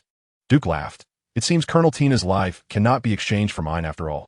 Guillaume snorted coldly and said, Eradicating the seeds of evil in the cradle is the Navy's duty. Colonel Tina, as a Navy officer, should die for a good cause. Tina timely said, Vice Admiral Guillaume, don't worry about me. You must capture Pirate Duke and bring him to impel down. He's so moving. Canute grinned. The Navy is still as brave as ever. I admire it. But who is this girl named Guillaume? Is she very powerful? A rising star of the Navy headquarters. Extremely strong, said Duke. Canute reminisced. Stronger than Captain Carp? Not quite, Duke sighed. If Captain Carp were here, I would directly surrender. Canute laughed. You little brat, your cold jokes are as good as farting. Enough with the nonsense. Guillaume shouted angrily at the snail phone. I have mobilized all the naval bases near the Whirlpool Sea, whether in the sky, on the ground, or in the deep sea. You will have no escape, Duke. Just wait to die in the Whirlpool prison. Duke remained silent for a moment before slowly saying, Try to deceive me? Whether it's a deception or not, you'll find out soon enough. Waiting to die is not my character. Duke hung up the snail phone and said to Landon, Take Tina and go to the harbor. Chapter 204. The sea is all water. Zhang Ao released a group of prisoners, leading them in a reckless charge, quickly breaking out of the prison. Since the disobedient prisoners had already been killed by Landon and shared a common goal, to escape from Whirlpool Prison, these notorious prisoners were relatively cooperative. Zhang Ao commanded them, attacking toward the harbor. At the harbor, dozens of sailors and dockworkers were maintaining and inspecting the military ship that was slowly sinking into the sea. Upon seeing a group of prisoners charging fiercely, an officer immediately organized a team to respond. Line up. Raise your guns. Fire. The gunfire erupted like firecrackers, a rain of bullets flying toward the prisoners. The bullets were like iron balls, and the prisoners at the front were hit one after another, covered in bullet holes. They didn't even have the chance to cry out in pain. A dull, buzzing sound filled the air as bodies fell to the ground, quickly turning the area into a pool of blood. The scattered cries of the injured prisoners echoed through the heavens, and the atmosphere of fear spread, causing the prisoners to hesitate. Zhang Ao acted decisively, pulling out a circular blade and hypnotizing all these prisoners, commanding them to form a wolf pack formation and charge toward the sailors. Another round of overwhelming gunfire poured down like a torrential rain, but this time, the prisoners under Zhang Ao's hypnosis seemed to be empowered, completely unafraid of knives and guns, charging through the hail of bullets onto the military ship, crashing into the ranks of the sailors. That mushroom-bearded guy is the pirate Zhang Ao. Kill him first. On the deck, a dozen sailors, under the captain's orders, charged toward Zhang Ao. Zhang Ao's ears perked up, and he quickly hid behind several fierce prisoners, directing them to protect him. The prisoners faced off against dozens of sailors. Although most of the prisoners were unarmed, they had the advantage in numbers and were in a hypnotized state, showing no fear against the armed sailors. Zhang Ao spotted the sailor captain who was shouting, his complexion dark and his physique strong, with arms like thick trees. Kill that leading sailor. He commanded several prisoners to attack the sailor captain, and in the chaos, the prisoners surrounded the captain, exchanging blows and beating him to death with a series of punches. Under hypnosis, the prisoner's potential was unleashed, and a single punch could shatter a cliff. After beating the sailor captain to death, they violently tore off his neck. The head, with flesh and blood, was held aloft, amidst roars of beasts and cries of pain. With the body and head separated, limbs broken, blood smeared the deck, and internal organs and limbs scattered everywhere. After about 20 minutes, the sailors were mostly dead or wounded. On the surface of the sea, a layer of blood mist seemed to condense, the smell of blood mixing with the scent of the ocean, creating an extremely unpleasant odor. However, the prisoners reveled in it, filled with excitement. They had caught a whiff of freedom. A tough little man with 3 centipede scars from his forehead to his temples licked his cracked lips and asked, "What now?" Zhang Ao calmly replied, "The vortex prison is already under our control inside and out. If you want to escape, just obediently follow our captain's orders." The little man chuckled and said, "Everyone knows the reputation of the Duke pirate crew. Only fools would oppose you." The prisoners echoed, "The fools are already dead. As long as you can take us out, we'll do anything." "Anything? Anything?" Zhang Ao said. "Good. Then you all get the boatmen to fix the warships and bind them together with chains." A glimmer flashed in the little man's eyes, as if he sensed Zhang Ao's intentions, and he habitually licked his lips, saying, "Brother Zhang Ao, does your Duke pirate crew still take in new members?" "Captain, everything is as you commanded. All warships are fully arranged." Upon seeing Duke, Zhang Ao hurried forward to report the situation. Looking at the warships linked by iron chains, Duke nodded slightly, indicating his approval of Zhang Ao. "Get ready. We're setting sail soon," Duke said. Zhang Ao was momentarily stunned and whispered, "Captain, are we really taking them with us for the jailbreak?" Duke smiled and leaned down to whisper a few words in Zhang Ao's ear. Zhang Ao nodded repeatedly and quickly instructed the prisoners to gather all weapons, artillery, explosives, and other equipment. The deafening sound of chaos filled everyone's ears as the sea churned. Duke looked up to see a rapidly rotating vortex, seemingly restrained by great force, slowly coming to a stop. A wide and smooth channel appeared in the middle, allowing several large ships to advance side by side. Meanwhile, rows of warships, under the prisoners' control, displayed their sails like seagulls representing peace, their sharp bows swelling as 6 repaired warships surged forward together. The river was deep blue, and countless boats competed for flow. The monstrous warships entered the vortex channel, and the prisoners, driven by freedom, pushed the warships to their maximum power. The shouts, like a mountain roaring and a tsunami crashing, soared into the sky as the prisoners cheered on the deck, eagerly anticipating the freedom to come. The atmosphere was thus stirred, and the prisoners began dreaming of their escape. But before they could finish their dreams, an even larger warship came rushing toward them. The sides of this massive warship suddenly flipped, revealing 20 large cannons. Their dark mouths aimed directly at the distant warships. Boom! Accompanied by a series of deafening roars, 10 black cannonballs simultaneously shot out, whistling toward the center of the 6 warships. However, firing from such a distance was more about intimidation and disrupting the ship's navigation. The probability of sinking a ship with cannonballs was pitifully low.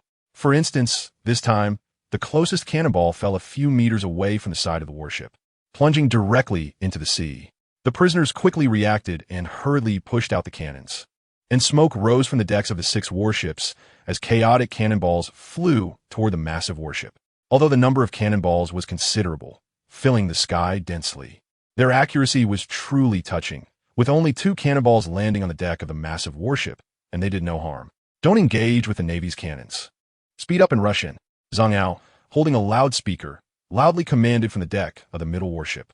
Seeing the 6 warships linked by iron chains getting closer to the massive warship, he said again, "Everyone, those who want to live, immediately gather on the leftmost warship." The little prisoner chuckled, having already guessed the purpose of linking the warships with iron chains. As soon as Zhang Ao's voice fell, he nimbly ran along the iron chain and quickly reached the leftmost warship, linking the ships with iron chains to crash in the Navy, truly worthy of being the great pirate of the East Sea. At this moment, Zhang Ao arrived on the leftmost warship. Hearing the little man's words, he chuckled. "Our captain's plan is far from over." The little man was taken aback, about to speak, when Zhang Ao tossed the loudspeaker to him, saying, "Unbind the chains. Whether you can escape alive depends on your luck." The little man was stunned again. "You? What about you?" Zhang Ao stroked his mushroom-like beard and said, "Did you not notice that our Captain Duke has never appeared on the warship from the beginning?" The little man was immediately shocked. He thought not seeing Duke was because he was a big shot, and big shots rarely show their faces, leaving everything to their underlings. But after Zhang Ao's words, it seemed that was not the case. Then, where did Captain Duke go? Zhang Ao smiled mysteriously, but said no more. Instead, turning around and taking a running leap, diving into the waves, disappearing in an instant. Meanwhile, the warships that unbound their chains sailed away like birds that had lost their flock, while the other 5 warships, as they were about to approach the massive warship, suddenly exploded violently without warning. With a thunderous boom, flames surged into the sky from the surface of the sea, like 5 blazing suns, turning the ocean a fiery red. Chapter 205. A tripod stand in the deep sea. Dozens of dark shadows formed 3 lines, swiftly passing through schools of fish, stirring up countless bubbles. The 3 main officers of the evil dragon pirate crew, Krubi, Xiaoba, and Jiao, pulled the ropes in their hands with all their might, dragging the bound people out of the water. Thoof! A pirate spat out the seawater from his mouth, feeling like he had survived a disaster. A rugged man muttered, "I really don't understand why the captain wanted us to abandon ship and escape. That Rear Admiral Guion is just a woman. How powerful can she be?" A young man with a mole followed up, "Yeah, I still don't know how she became a Rear Admiral in the Navy. Who knows?" He. Duke tore off the skin mask on his face, revealing the visage of the ghostly Jean. Having soaked in the seawater for too long, the skin had become wrinkled and swollen. He said with a gloomy face, "You all talk too much." The pirates were immediately frightened and hurriedly apologized in unison. "We are very sorry, Captain Jean." TCH. Xiao Ba mocked disdainfully. "Rear Admiral Guion is a woman who can make pirates in the New World tremble in fear. Don't say you useless. Humans, even your Captain Duke, is no match for her." The pirates were incensed, shouting angrily, "You octopus monster! What nonsense are you talking about? Our captain is loyal and righteous, personally going to rescue captured companions. Unlike your Captain Arlong, who is nothing." As soon as the pitiful Captain Arlong was mentioned, Xiao Ba's anger surged, and just as he was about to attack these scoundrels, Krubi pulled him back. "Xiao Ba, do you want Captain Arlong to get killed?" Xiao Ba hurriedly said, "No, how could that be? Okay, I was impulsive just now." As day and night turned, the night quietly descended. On the boundless sea, the full moon hung high, and the stars were adorned with countless starlight shimmering, casting a layer of smooth veil over the calm sea. The sea breeze is slightly cool, and the waves rise and fall, resembling lotus flowers blooming on the sea. Clouds roll and surge, propelling 2 brigantines forward swiftly. The leading brigantine is a blend of ivory white and crimson red, adorned with flowing cloud patterns. The ship is named Hope's Home, and several lifelines are thrown overboard to rescue people from the sea. Duke sits cross-legged on the deck, eyes closed in meditation, and only slowly opens them once everyone is aboard. At this moment, the other brigantine also docks alongside Hope's Home. An assassin and his crew walk over to stand around Duke. Captain, the battle plan was executed perfectly. The Navy was fooled by you again, Eddie said excitedly. The captain's cunning is not something those foolish Navy can compare to. Zhang Gao flattered. York, no. Captain Duke, this is the first time I've seen you in person. Beanie said with a pout. I didn't expect you could control the fishmen and break through the EC's most secure whirlpool prison. That's really impressive. I've heard that no prisoner has escaped from the whirlpool prison for centuries. Duke smiled slightly and said, You guessed that York is me only after learning about the capture of the evil dragon pirates. In the EC, besides Duke, who else could defeat the evil dragon pirates? Beanie shrugged. Duke nodded and looked around at everyone, saying the success of the battle plan is largely due to Seat's contributions. And the 3 officers of the evil dragon pirates also helped a lot. One of the officers, Xiaoba, snorted and turned his head away arrogantly. The pirates angrily exclaimed, Damn fishmen, don't push your luck. Duke waved his hand to signal everyone to be quiet and continued, Vice Admiral Gun of the Navy headquarters has met me once, but I didn't expect him to chase me all the way from the Grand Line to the EC. Now, being low-key is of no use. We need a safe environment to develop and grow. Assassin said calmly, Pirates are synonymous with chaos. There's no such thing as safety. C stared with wide eyes and said, The warlords of the sea can receive protection from the world government and the Navy, possessing privateer licenses. Warlords of the sea. Everyone was astonished. The warlords of the sea, along with the 4 emperors and the Navy headquarters, are known as the 3 major powers of the Grand Line. They are 7 notorious pirates recognized by the world government, possessing catastrophic destructive power and strength rivaling that of nations. However, becoming a warlord of the sea is no easy task. Only pirates with high notoriety or overwhelming combat power can be selected as warlords. Their Duke pirate crew is famous in the EC, but in the Grand Line, they might just be average. Eddie scratched his head and said, Does the captain want to become an underling of some warlord to gain their protection? Your captain is not someone who would submit to others, Canute said, holding a chicken leg in one hand and a meat stick in the other, eating as he spoke. Who is this dirty guy? Yeah, a new face we've never seen before. Canute, vice captain of the Flying Sky Pirates, Landon said calmly. Oh, the Flying Sky Pirates. The pirates seemed to recognize who he was, suddenly looking astonished, as if their brains had crashed. Vice captain of the Flying Sky Pirates? That's the legendary pirate crew. Canute grinned and said, Don't be surprised. I'm easy to get along with. Hey, it's not about being easy or hard to get along with. In the quiet sea and night, the 2 ships sailed side by side, the deck bustling with noise, disturbing the sleeping moon. Duke waved his hand to signal everyone to be quiet and slowly said, Among the warlords of the sea, Shakurak Dal has a bounty of only 81 million berries. So looking at the bounty alone is meaningless. Strength is the foundation of all discourse. As long as we can bring down a warlord, there's a high probability we'll receive an invitation from the world government. Bring down a warlord? The pirates were shocked. They had been leisurely in the East Sea, fearing no power except the Navy. But that was limited to the East Sea. Having stayed in a safe haven for so long, they had forgotten what the Grand Line looked like, let alone the distant warlords. Just as everyone was in shock, Canute grinned and said, Warlords are just dogs of the world government. Why not directly confront the Navy, occupy the East Sea, and declare ourselves kings? Confrontino de Navy. Are you trying to get us killed faster? Duke frowned and said to Canute, I call you senior out of politeness, but if you speak nonsense, don't blame me for being rude. Canute waved his hand dismissively. Just kidding. Don't be so serious. You all continue. I won't disturb you. The warlords of the sea, the 4 emperors, and the Navy are the 3 most powerful forces in the Grand Line. But undoubtedly, the Navy's power is the largest. In the 4 seas, Navy bases are scattered across all corners of the Grand Line, governing various sea areas. This also makes the Navy's strength very dispersed, easily allowing those with ulterior motives to encroach on their territories, leading to local dilemmas.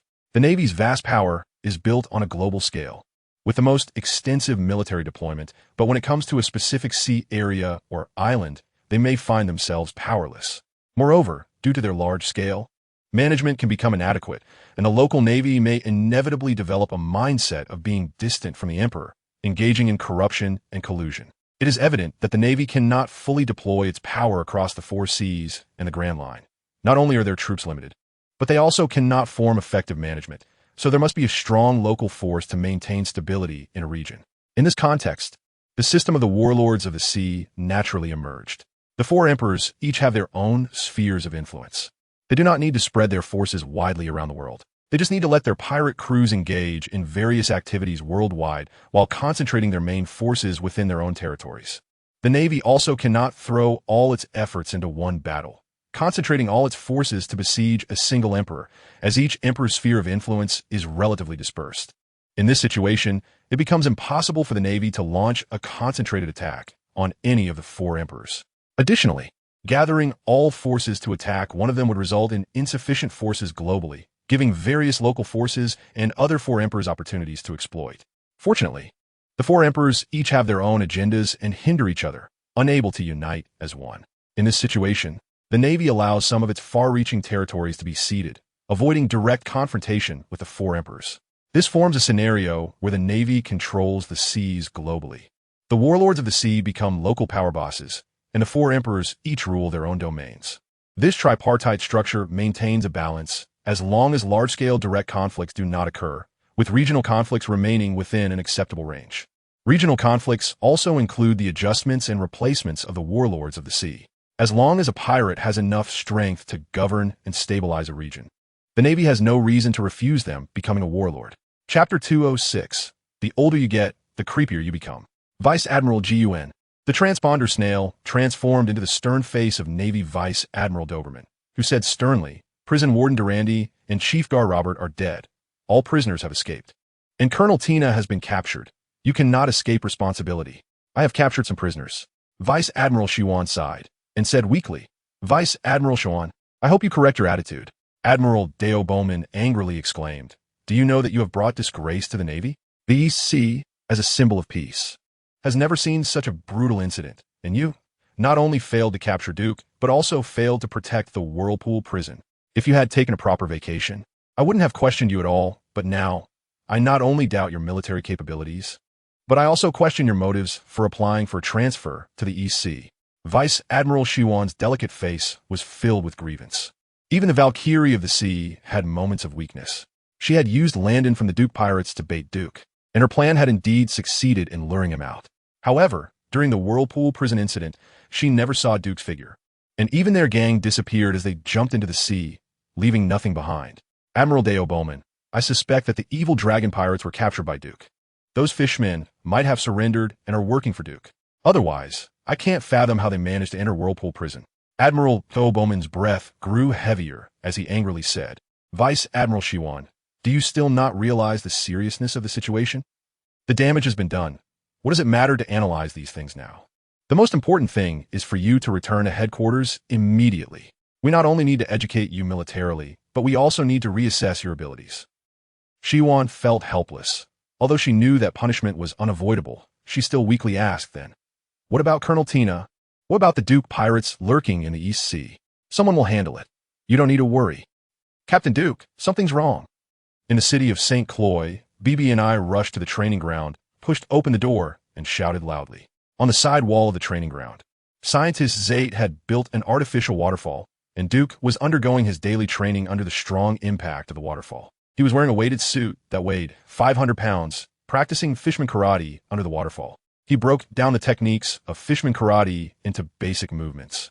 And after his body instinctively memorized these basic movements, he combined them into forms for practice. This form of training was extremely monotonous. The basic movements were devoid of any flair, consisting of repetitive actions day after day, persisting until quantitative changes led to qualitative changes. The way to greatness is simple, but simple does not mean easy. Geniuses possess talents far beyond ordinary people, and their perseverance is unmatched. The heavens move vigorously. Gentlemen should constantly strive for self-improvement. Boom! Under the waterfall, a loud sound of cascading water erupted, followed by continuous thunder-like roars, shaking the entire training room as if waves were rising and mountains were rocking. The thunder grew louder, like waves climbing ever higher until it reached a peak, the sound surpassing limits, and the descending waterfall seemed to flow upstream, quite extraordinary. After a while, the artificial waterfall stopped operating. Duke took off the weighted suit, stepping out of the water with his upper body bare. In the interplay of water flow and light, Duke's muscular upper body was sculpted like marble, flawless. BB&I was in awe, swallowed hard, and quickly said, "Captain, something's wrong. The sky is falling?" Duke said, wiping his wet hair with a towel. Pretty much." BB&I said, "First, your bounty has been raised to 150 million berries, and secondly, my friend told me that Vice Admiral Carp from the Navy headquarters has come to the East Sea again." Duke paused his towel-wiping motion and slowly said, "The East Sea, a symbol of peace, seems not peaceful at all. Vice Admiral Carp's return to the East Sea this time is clearly aimed at you, Captain," BB&I affirmed. Duke did not respond, but threw down the towel and strode out of the training room. BB&I chased after him, saying, "Hey, Captain, where are you going?" "The plan to go to Alabasta has been moved forward." Duke's voice floated back as his figure disappeared around the corner of the training room. After months of construction, the entire St. Croix kingdom, with its towns large and small, has mostly been repaired, and over 300,000 people have settled down. The military and security forces have been reformed and reorganized, systematically eliminating the internal criminal forces, and the kingdom is gradually restoring its normal appearance. The St. Croix harbor, after renovation, has become a large harbor, capable of accommodating up to 50 ships. The sea is the trend of the times. Duke was determined to embrace the sea, and naturally, he had to prepare for the opening of maritime trade. After starting maritime trade, the Ross family was casually eliminated by Duke with some excuse, and even King Louis I was deposed and executed. All developmental matters within the St. Croix kingdom were proceeding in an orderly manner. From the neighboring St. Croix, news came that Rajef, who was in charge of the coup, had also received good news. He integrated the various gangs within the kingdom and merged them into the Duke Club, becoming the most powerful gang. He wielded this power to directly control the nobles of the royal city and negotiated with the rebels and revolutionary army. In short, the St. Croix kingdom was now under Rajef's control, becoming his possession. At night, under a sky full of stars and moonlight as bright as day, the members of the Duke pirates gathered around an oak-long table filled with delicious dishes, chatting and laughing joyfully during the banquet. Rajef's successful coup of the St. Croix kingdom was indeed a cause for celebration, and everyone raised their glasses to toast Rajef. Duke took the lead in raising his glass, and everyone smiled with joy, raising their glasses in salute. Rajef smiled slightly and raised his glass in return. Duke intended to reward Rajef, but his spirit seemed different from before. A faint mist covered his eyes, making it hard to read. With a shift in thought, Duke changed the subject and said, "Now that our crew is gradually expanding, with new members like BB&I joining, the system can no longer be as loose as before. From now on, we will implement a captain system. Rajef will be the captain of the first team, Jordan will be the captain of the second team. Lehman will be the captain of the third team. Landon, Freeman, Van Oka, Anuno, Idio, Assassin, Akinseth, according to the order of boarding. The 11 of you will each be team captains, while Wiggins, Zango, Madai, and BB&I will be part of the logistics department, assisting everyone in better organizing the fleet with their respective abilities. I hope everyone will work together to create brilliance." Everyone present, except for Lehman who was still training outside, said in unison, "Work together to create brilliance." "Young people, this is really awkward," Newt said at the end of the oak table, biting into fried chicken and mumbling that times have changed, and today's pirates play differently than those in his era. The era he lived in belonged to Pirate King Roger, Golden Lion Shiki, and Whitebeard Newgate. Roger pursued freedom, Shiki pursued strength, and Newgate pursued kinship. Among the three, only Shiki resembles a traditional pirate, full of ambition, seeking power, wanting to dominate a region and rule the world. Unfortunately, he is too impulsive and lacks strong leadership skills, destined to never reach the throne. The young man from the East Sea, Canute, surprisingly sees a hint of a formidable leader in him. When they all gather together, that intense aura makes Canute yearn for it. If only the captain of the flying pirate crew, Gold Lion Shiki, could rule the world in such a manner. But that is now a thing of the past. The flying pirate crew has disbanded, and few crew members remain. Their era has quietly turned the page in the passage of time. Now is the era of young pirates, and this banquet belongs to the Duke pirate crew. Duke invited him to the banquet, intending to lure Canute onto the ship. Once the vice captain of the flying pirate crew, just that title is attractive enough. Listening to Duke talk about how Vice Admiral Garp is coming to the East Sea, and how they need to go to the Grand Line to deal with 7 Warlord Crocodile in Alabasta, Canute suddenly feels that he might have some fun on the Duke pirate crew's ship. Vice Admiral Garp, that giant Buddha, is coming to the EC, and it must be related to him and the Duke pirate crew. Recalling the past, when he was stranded in the East Sea, Garp happened to track him down. Under the joint siege of the EC Navy, he was defeated by that monster Garp, and then picked up by Durandi, sent to Whirlpool Prison, where he stayed for 19 years. Garp has become an old man. I wonder if his punches are still as heavy as they used to be. Canute chuckled. Akin recalled the scene of Garp smashing a warship with a punch and said solemnly, "You can go find out." Canute waved his hand, chuckling, "No way. That guy probably gets more dangerous as he ages. I don't want to go back to prison." Chapter 207. Tequila Wolf Lily Rhea is dead. In an office, Rajav's smiling face can no longer hold, revealing endless sadness in his eyes. Duke looked slightly surprised. The leader of the Revolutionary Army, Lily Rhea, although he had only brief contact with her, he could feel the powerful energy she possessed, probably unmatched in the East Sea. It is truly hard to believe that such a person has died in the kingdom of St. Khalid. How did she die? A group of human traffickers occupied a monastery, disguised as bishops and nuns to conduct human trafficking. Lily Rhea led a team to capture them and to protect the abducted children. She fell into the traffickers' trap and ultimately died from poisoning. Duke sighed. Revolution is always accompanied by bloodshed and sacrifice. But the sacrifice of talents like Lily Rhea is truly regrettable. Rajav's eyes showed a hint of gloom as he said solemnly, "I have ordered the complete eradication of all monasteries within the kingdom of St. Khalid and the arrest of all related personnel. Please forgive my reckless actions, Captain." Duke raised an eyebrow and scolded, "What are you talking about? We are comrades who risk our lives together, brothers who are as close as family. Even if you were to raise the kingdom of St. Khalid to the ground, I wouldn't blame you, let alone avenge Lily Rhea. What is there to forgive?" Jotun silently listened for a long time, and then added, "Yeah, Rajav, what you said sounds distant." Rajav felt a warmth in his heart and forced a smile. "Sorry, there have been too many things lately, and my thoughts are all mixed up." Duke pondered for a moment and said, "In that case, let the kingdom of St. Khalid be managed by Martyr for now, and you come with me to the Grand Line to relax." Rajav slowly said, "All right." But Lily Rhea's death seems to have alarmed the senior officials of the Revolutionary Army. A commander named Bello Betty has contacted me, hoping we can provide them with a large quantity of food and weapons. Duke thought for a moment, this is a big order. Can you arrange for me to meet her? Rajav nodded. Bello Betty is currently in the country on the bridge. We can go there first before heading to the Grand Line. The country on the bridge? Jotun asked, a country built on a bridge? Duke squinted his eyes and said, the country on the bridge is also known as the Kingdom of Laborers. 700 years ago, the Celestial Dragons ordered the construction of the Tequila Wolf Bridge, intending to connect the islands of the East Sea. To this day, workers and slaves continue to fall, and new workers and slaves fill their places. Jotun was shocked. A bridge that started construction 700 years ago? What were those Celestial Dragons trying to do? Rajav said, no one knows the purpose behind the Celestial Dragons' order to build the bridge, but 700 years later, the Tequila Wolf Bridge has become a country on a bridge. The entire country is composed of workers and slaves, and it has also become an important base for the Revolutionary Army. I even suspect that the workers and slaves who built the bridge are all revolutionaries. Duke laughed, though the most dangerous place is often the safest. For the Revolutionary Army to establish a base and grow their power in the country on the bridge, both capability and courage are indispensable. That's fine. I prefer to cooperate with capable people. We will set off for the country on the bridge in 3 days. Raja pondered. The Navy headquarters has the technology to directly cross the comm belt. In 3 days, they might have already entered the East Sea. Duke replied indifferently. No matter how strong Vice Admiral Garp is, he is still just one person.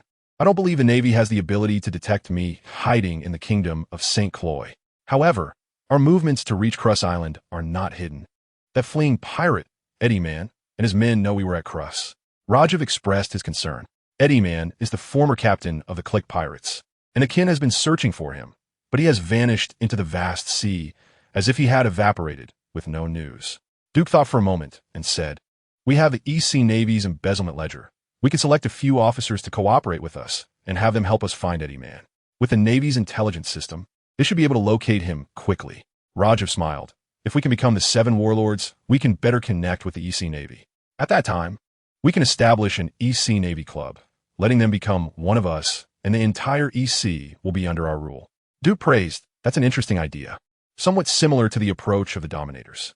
Jotun looked confused and asked, what is the Dominator? Duke explained, to place the Navy headquarters outside, establishing a subsidiary government beneath it to conduct affairs in the world. Jotun listened half understanding and helplessly said, "Originally, this kind of silly character should have been played by Lehman. But he is not here. Sigh, it's so hard for me."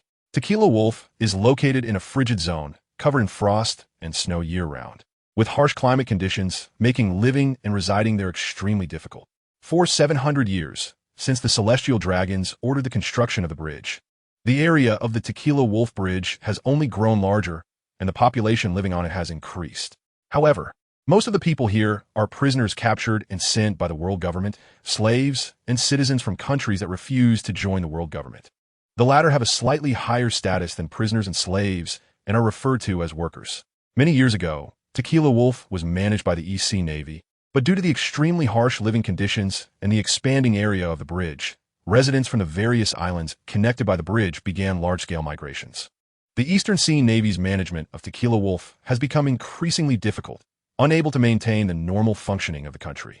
Ultimately, the Revolutionary Army seized the opportunity, quickly filling the power vacuum in Tequila Wolf and assisting the Navy in maintaining the country's bridge construction. The Eastern Sea Navy turned a blind eye. As long as the Revolutionary Army did not go too far, they pretended not to see. Firstly, with the help of the Revolutionary Army, their management pressure was greatly reduced, and their superiors would not blame them for it. Secondly, they could pocket a large amount of supplies and resources allocated from above, so why not benefit from it? However, Tequila Wolf is ultimately a bridge kingdom, built of reinforced concrete, unsuitable for production. Although it connects various islands, they are all located in frigid zones. With a continuous influx of workers, prisoners, and slaves, coupled with the Navy's corruption, the kingdom of Tequila Wolf is facing extreme food shortages and a severe lack of living supplies. In the early morning, as the sun rises, thick fog blankets the sea, and a massive bridge spanning the ocean appears indistinctly. Snowflakes swirl in the fog, turning into ice shards that could cut through the skin of passers-by. This damned weather is getting colder.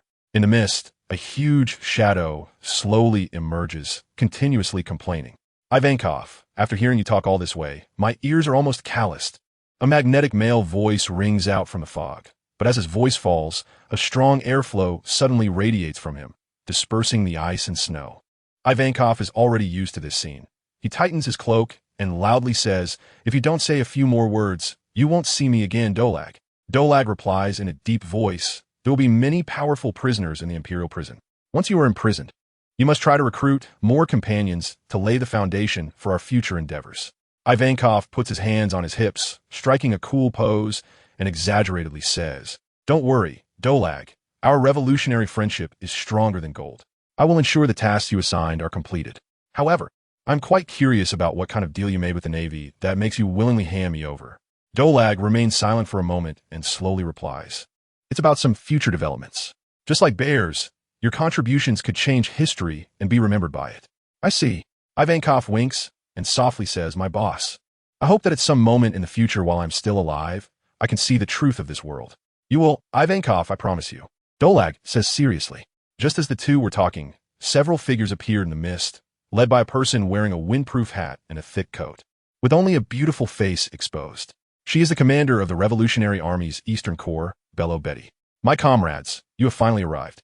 Chapter 208, The First Class of Swordsmanship in the Eastern Sea, Ganzhan Island. Ganzhan Island is located on the main shipping route, surrounded by mountains, with villages scattered about and swordsmanship dojos from various schools standing tall, making it the largest gathering place for swordsmanship dojos in the Eastern Sea. The island has a large population, with numerous merchants coming and going, and many swordsmen and those wanting to learn swordsmanship coming here to either challenge dojos or study sword techniques. The Eastern Sea Navy branch has also included this area in its key jurisdiction, coming to Ganzhan Island each year to recruit sailors.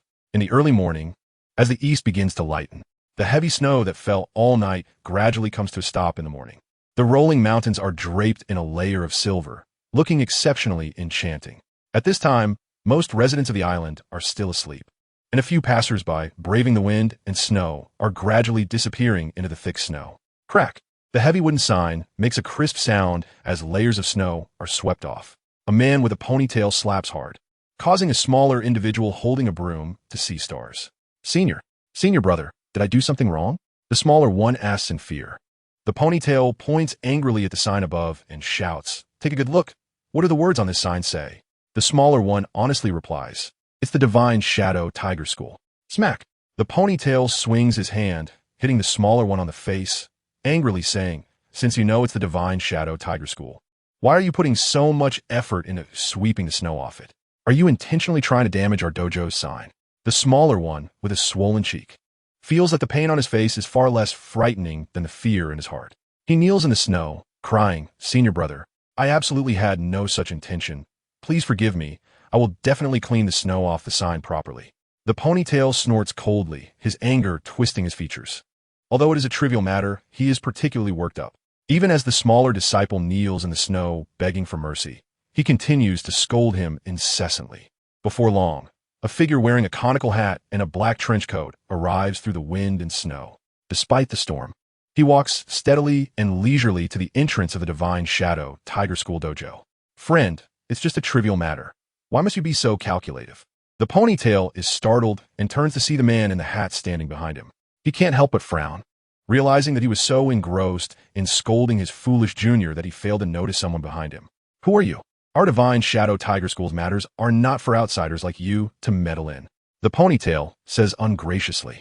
The man in the hat grins and says, "I heard that the people of the Divine Shadow Tiger School on Ganzhan Island act the most domineering, and it seems to be true." The ponytail coldly snorts. "Domineering is because we have the strength to be so, not to mention Ganzhan Island, who in the entire Eastern Sea can compare with our Divine Shadow Tiger School." The man in the hat strokes his chin in thought. "Can the One Heart School compare with you?" The ponytail proudly says, "One Heart School? A nameless small sect I've never even heard of. How can they compare with us? Have you heard of the Two Heaven School?" The Two Heaven School is the #1 dojo on Ganzhan Island, but recently its leader, Miyamoto Naratake, led a group of elite disciples out to sea and mysteriously lost contact. The current Two Heaven School has dropped from first place to last. If it weren't for the fact that the people on the island fear that Miyamoto Naratake might suddenly appear one day, they might have already razed the Two Heavens dojo to the ground and seized its secrets. The ponytail frowns slightly and says, "What exactly do you want to say?" The man in the hat reaches into his bosom and pulls out a scroll inscribed with the secrets of the Two Heavens School. The ponytail's pupils shrink, his expression serious, and his right hand instinctively reaches for the sword at his waist, saying in a deep voice, "I heard that someone specializing in dojo challenges has recently come to the island and has already challenged several dojos. It must be you, right?" The man in the hat directly replies, "That's me. You can stop sweeping the snow off that sign. Just take it down." The ponytail instantly becomes furious, drawing his sword without a word and swinging it at the man in the hat. The man in the hat takes a few steps forward, slightly sidestepping the ponytail. In the next second, a cut appears across the ponytail's chest, blood gushing out, while the sign above him cracks with a loud sound, breaking in half and embedding itself in the snow.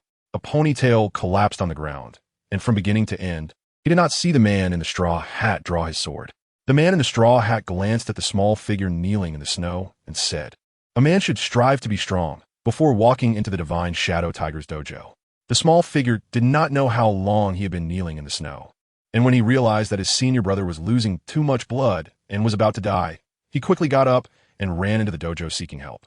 However, what met his eyes were his senior brothers sprawled out in the snow, and when he saw the teacher sitting weakly in a chair, a smooth and delicate knife scar on his chest with no blood leaking, the small figure was astonished, his mouth agape. Buzz, buzz, buzz. The phone bug woke up from its slumber, and in the biting cold snow, the man in the straw hat answered the phone. "Moshi Moshi, stop with the Moshi. You idiot." The phone bug transformed into Jordan-esque face and said loudly, "Where are you now?" Raymond, looking speechless, replied, "Can you be a bit more mature like me?" "Mature my ass. Hurry up. This is urgent. Where are you now?" Ganzhan Island, what's up?" Raymond said. "Ganzhan Island? Where is that? Is it close to the Bridge Kingdom?" Jordan asked in a series of questions, then continued, "If it's not close, go to Rodtown and wait for us. Ganzhan Island is on the main shipping route. Theoretically, it's quick to get anywhere." Raymond walked into a small alley, and several men dressed like him in straw hats surrounded him with knives and guns, but he didn't pay them any mind, speaking into the phone bug. "Is the captain really set on going to the Grand Line? You still haven't developed the habit of reading the newspaper, have you? The captain's bounty has risen to 150 million berries. Landon's has gone up to 60 million berries, and all our bounties have increased a bit. Vice Admiral Carp has already set off and will soon arrive in the East Sea, Jordan said, rambling on the phone. Raymond trudged through the snow, and behind him, several fierce men in straw hats fell to the ground in the snow, turning the pure white snow into a strawberry sundae ice cream with their bright red blood. What was that sound? Jordan asked.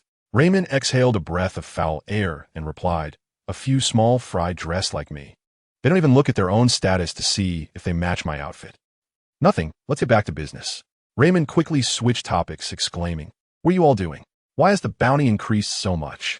Landon was captured and taken to the Whirlpool prison. The captain launched a raid on the Whirlpool prison to rescue him and released all the prisoners inside. The more Raymond listened, the more shocked he became, saying, so we are boldly going against the Navy. No wonder the bounty doubled. I'm setting sail immediately to reach the Bridge Kingdom as soon as possible. Jordan said to be careful and hung up the phone. Raymond arrived at the dock, where Joseph, Johnny, and 10 swordsmen shouted, Captain, you're back safely. Raymond chuckled, saying, now I'm the captain of the 3rd Division of the Duke Pirates. This is the captain's newly established division system, organized according to the order of boarding. 3rd Division, Captain? Captain, you're so strong, yet you're only ranked 3rd? Johnny exclaimed in surprise. Joseph slapped his forehead and said, didn't you hear the captain say it's arranged by the order of boarding? That means Captain Raymond was the 3rd to board the ship. Raymond thought for a moment and said, currently, among the 11 division captains, there's several who are stronger than me, so I still have a long way to go. However, mates, prepare to set sail for the Bridge Kingdom to meet your admired Captain Duke. Chapter 209. The King's Man, a nimble sailboat sailed on the sea. The warm currents of summer propelling it forward, but as it passed through a cold zone, the flow suddenly became chaotic. We're about to enter the Tequila Wolf area.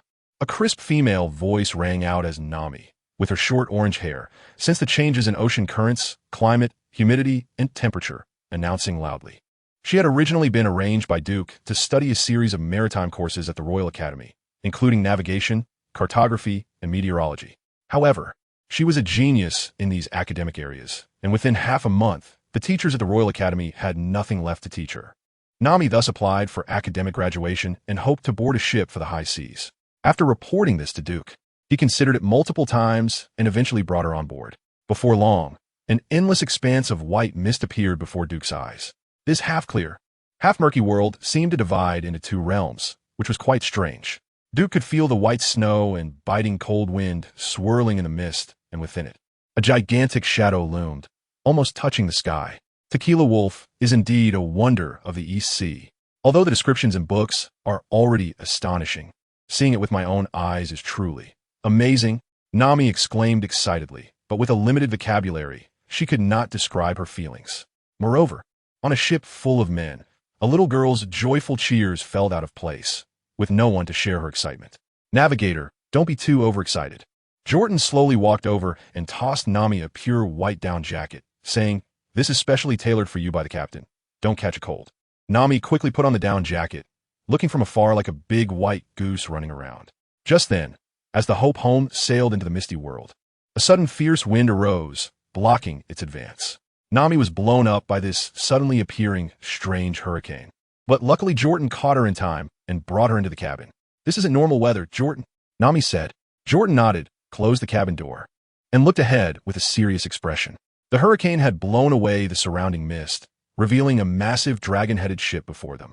Deep blue dragon patterns coiled around the ship's hull, with over 20 cannons lining both sides, and on the towering masts and sails, a deep red dragon design looked alive. Fierce and terrifying, it seemed to ride the storm in waves, with its massive sails shaking like the bells of an era. On the dragon's head stood a man cloaked in a cape, who slightly raised his head and locked eyes with Duke, revealing a mysterious smile hidden in the darkness. Duke stood at the bow of the ship, with a line of captains arranged in a semicircle behind him. Duke gazed up at the man on the dragon's head, their gazes colliding like mountains and seas crashing together, 2 dragons in a fierce struggle. Simultaneously, 2 powerful and potent conquerors, Haki, surged forth, colliding like thunderous waves, shaking the heavens and earth, stirring up rolling waves on the sea and tumultuous clouds in the sky. The captains, under the overwhelming pressure of these 2 forces, felt their spirits unsettled and fearful, some biting their tongues, some pinching their fingers, some cutting their hands, just to barely maintain their clarity. The Conqueror's Haki was terrifying. This was the thought in the hearts of the captains. Cold sweat appeared on Duke's forehead, at the moment when his Conqueror's Haki burst forth and collided with the opponent's. He felt an extremely frightening pressure, as if a mountain was pressing down on his heart. A strong sense of powerlessness surged from within. And this was the second time since the Shiwan incident that someone made him feel so hard to resist. But he would not easily admit defeat. After being overwhelmed by a clash of Conqueror's Haki, he immediately focused all his attention, his brain operating at high speed, supported by the unity of his dual souls.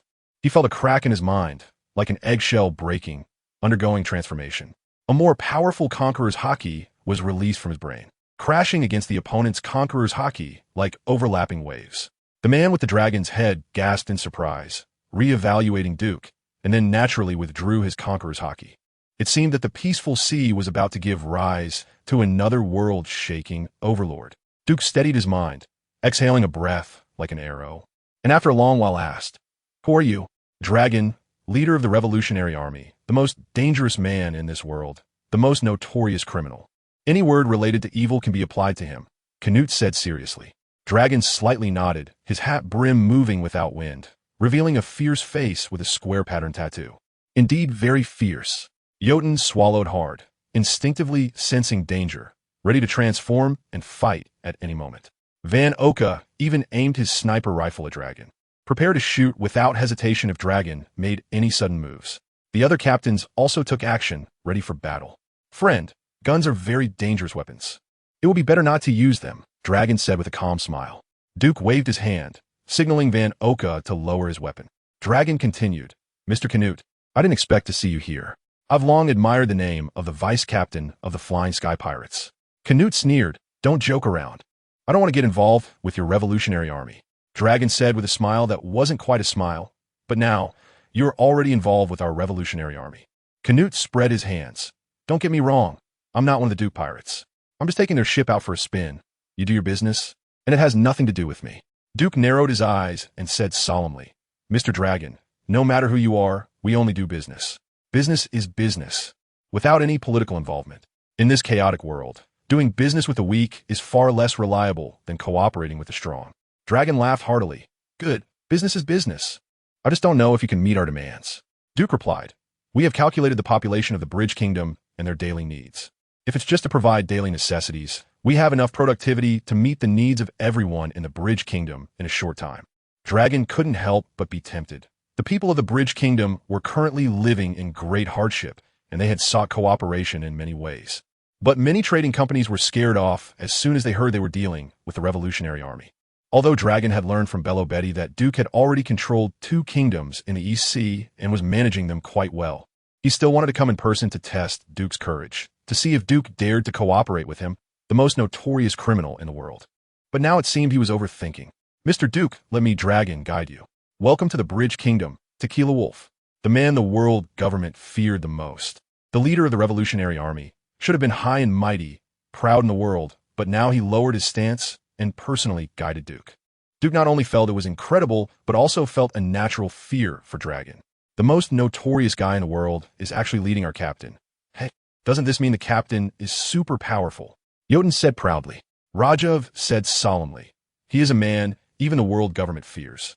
A man like this can lower himself to lead us East Sea small pirates. It's truly spine-chilling." Canute said seriously, "Getting involved with such a guy means being prepared to be enemies with the whole world." Duke laughed.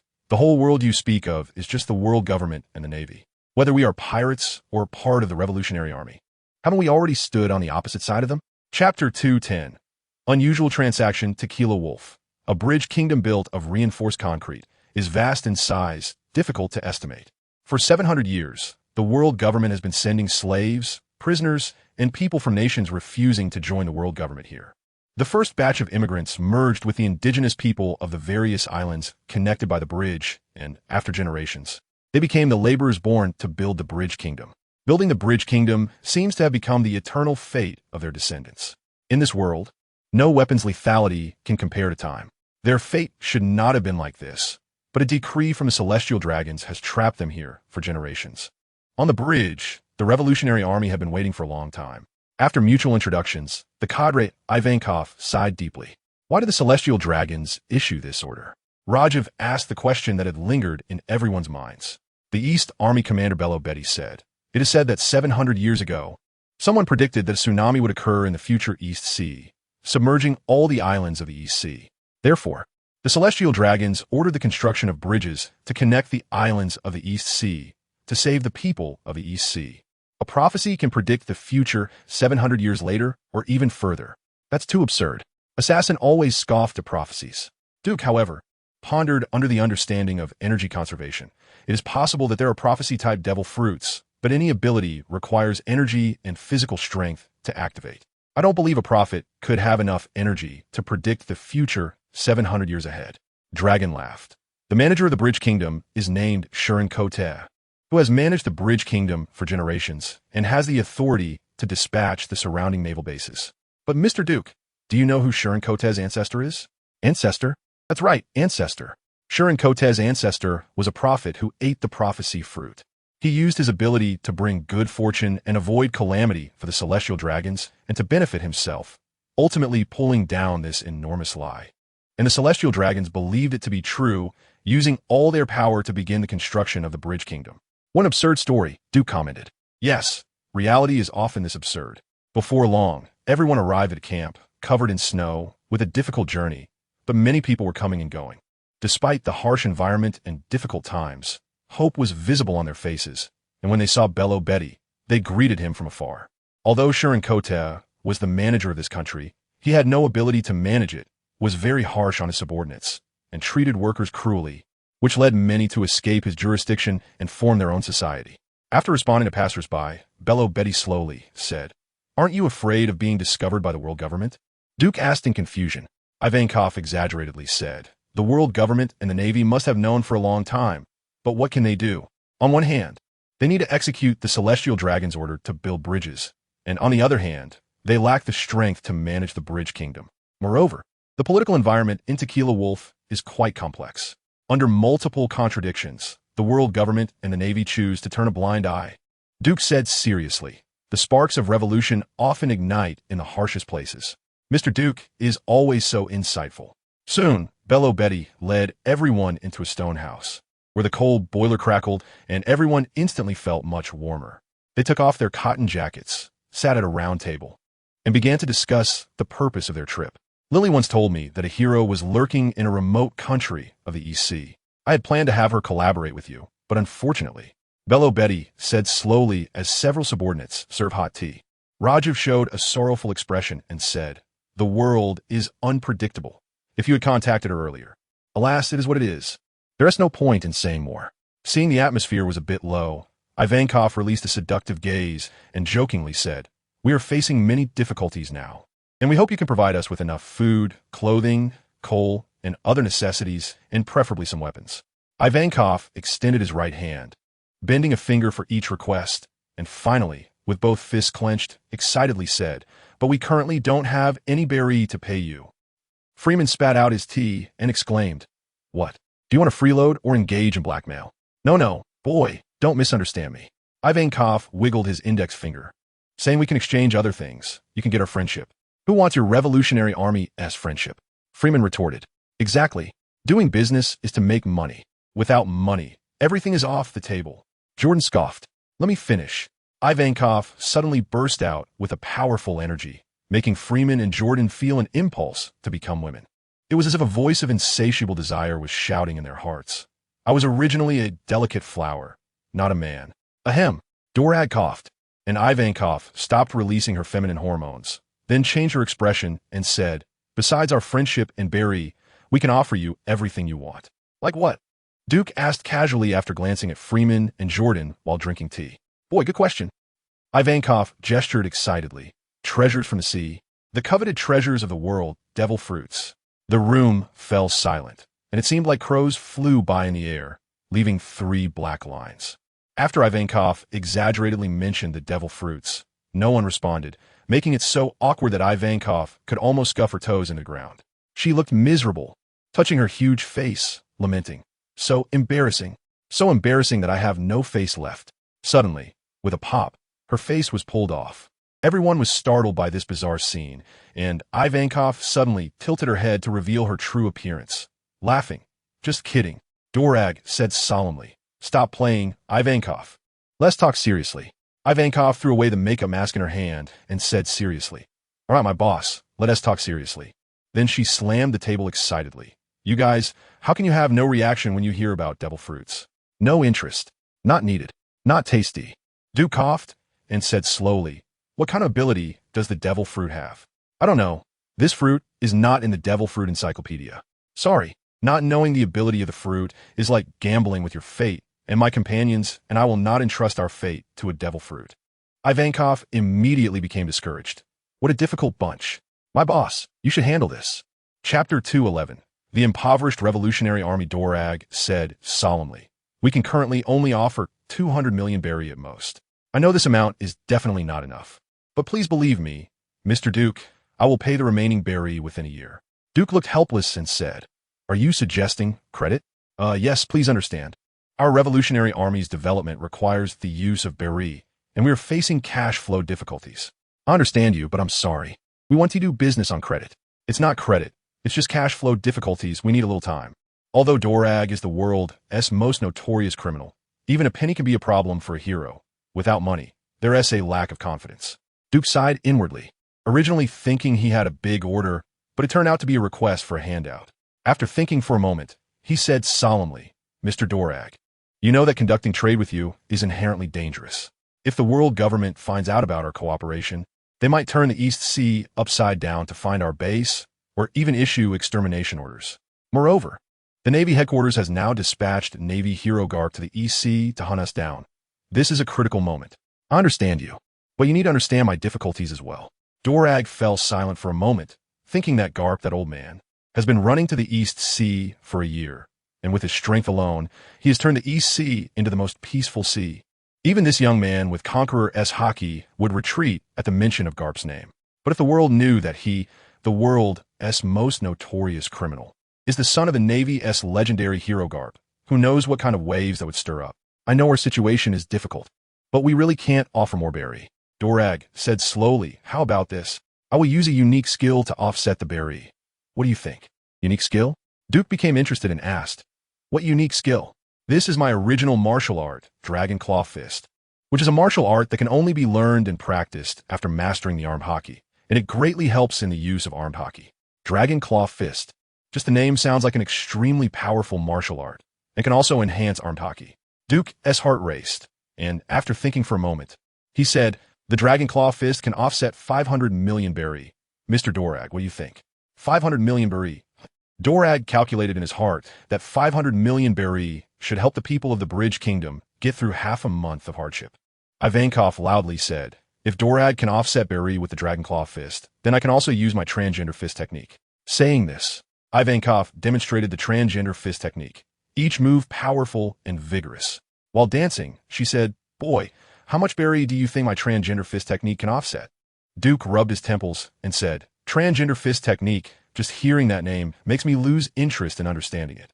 Ivankov was struck by lightning, and in her pain, she angrily said, "The transgender fist technique combines the flexibility of women and the strength of men, with tricky angles and powerful force. Completely not inferior to Dorag's Dragon Claw Fist. You bastard, you have no appreciation for talent at all." Duke was skeptical and said, "Is that true? Why do I not believe it?"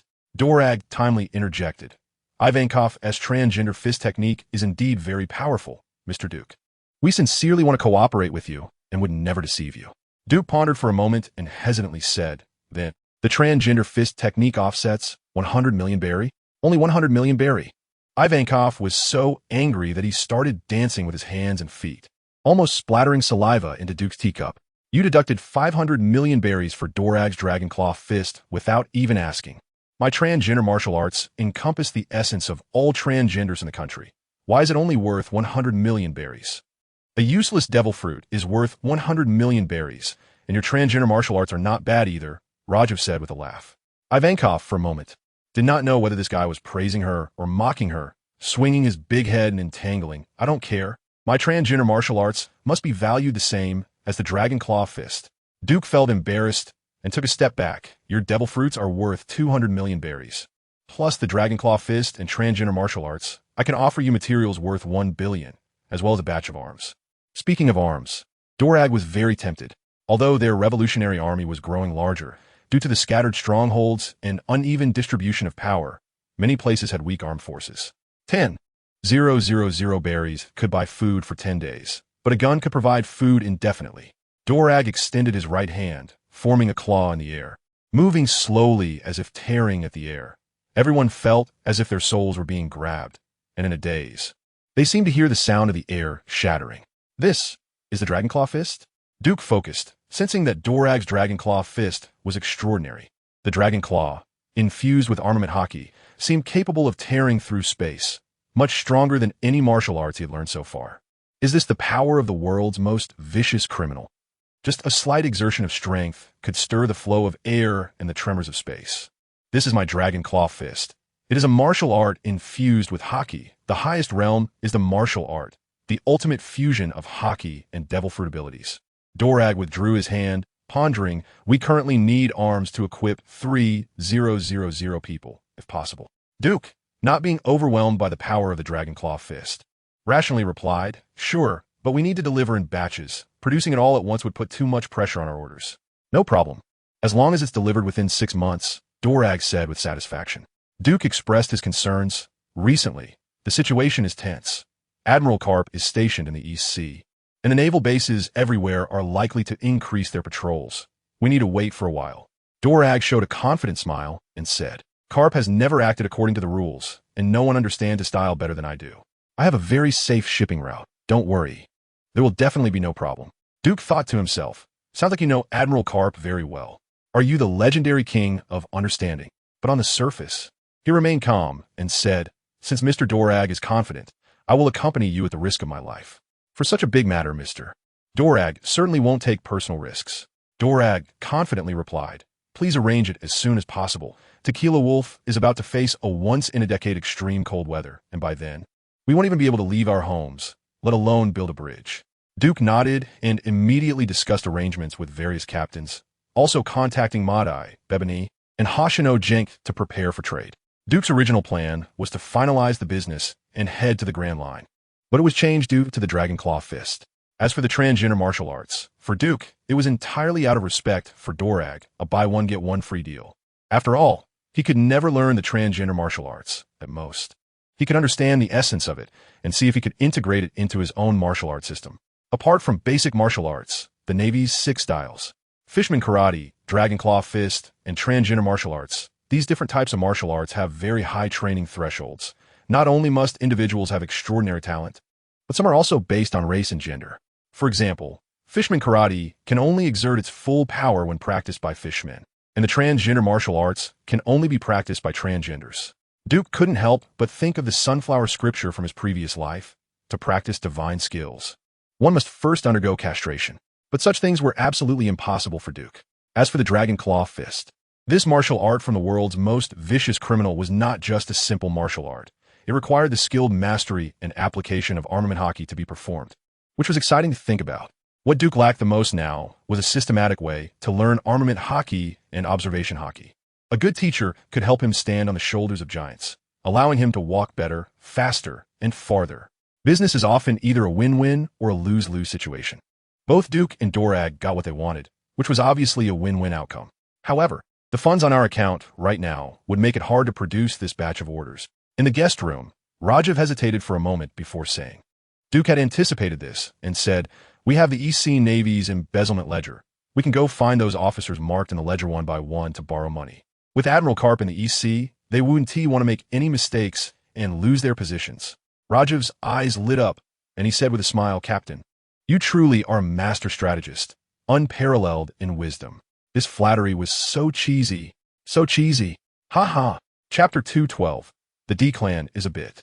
There is no doubt that the Dragonclaw Fist is an extremely profound and powerful martial art. Dorag learned from his father Karp, mastering the use of Haki from him and surpassing his teacher to create a martial art of his own, the Dragonclaw Fist. However, the training threshold for the Dragonclaw Fist is very high. Only one person in the Revolutionary Army has learned it.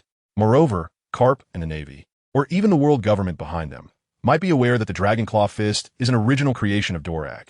Once outsiders use the Dragonclaw Fist, it is inevitable that it will bring unnecessary trouble to him. But who cares? Duke's desire to learn the Dragon Claw Fist is not just because of its immense power, but also because he hopes to systematically learn and apply armament Haki through it. He had already learned a great deal from various martial arts and swordsmanship, but he had never encountered a martial art related to Haki.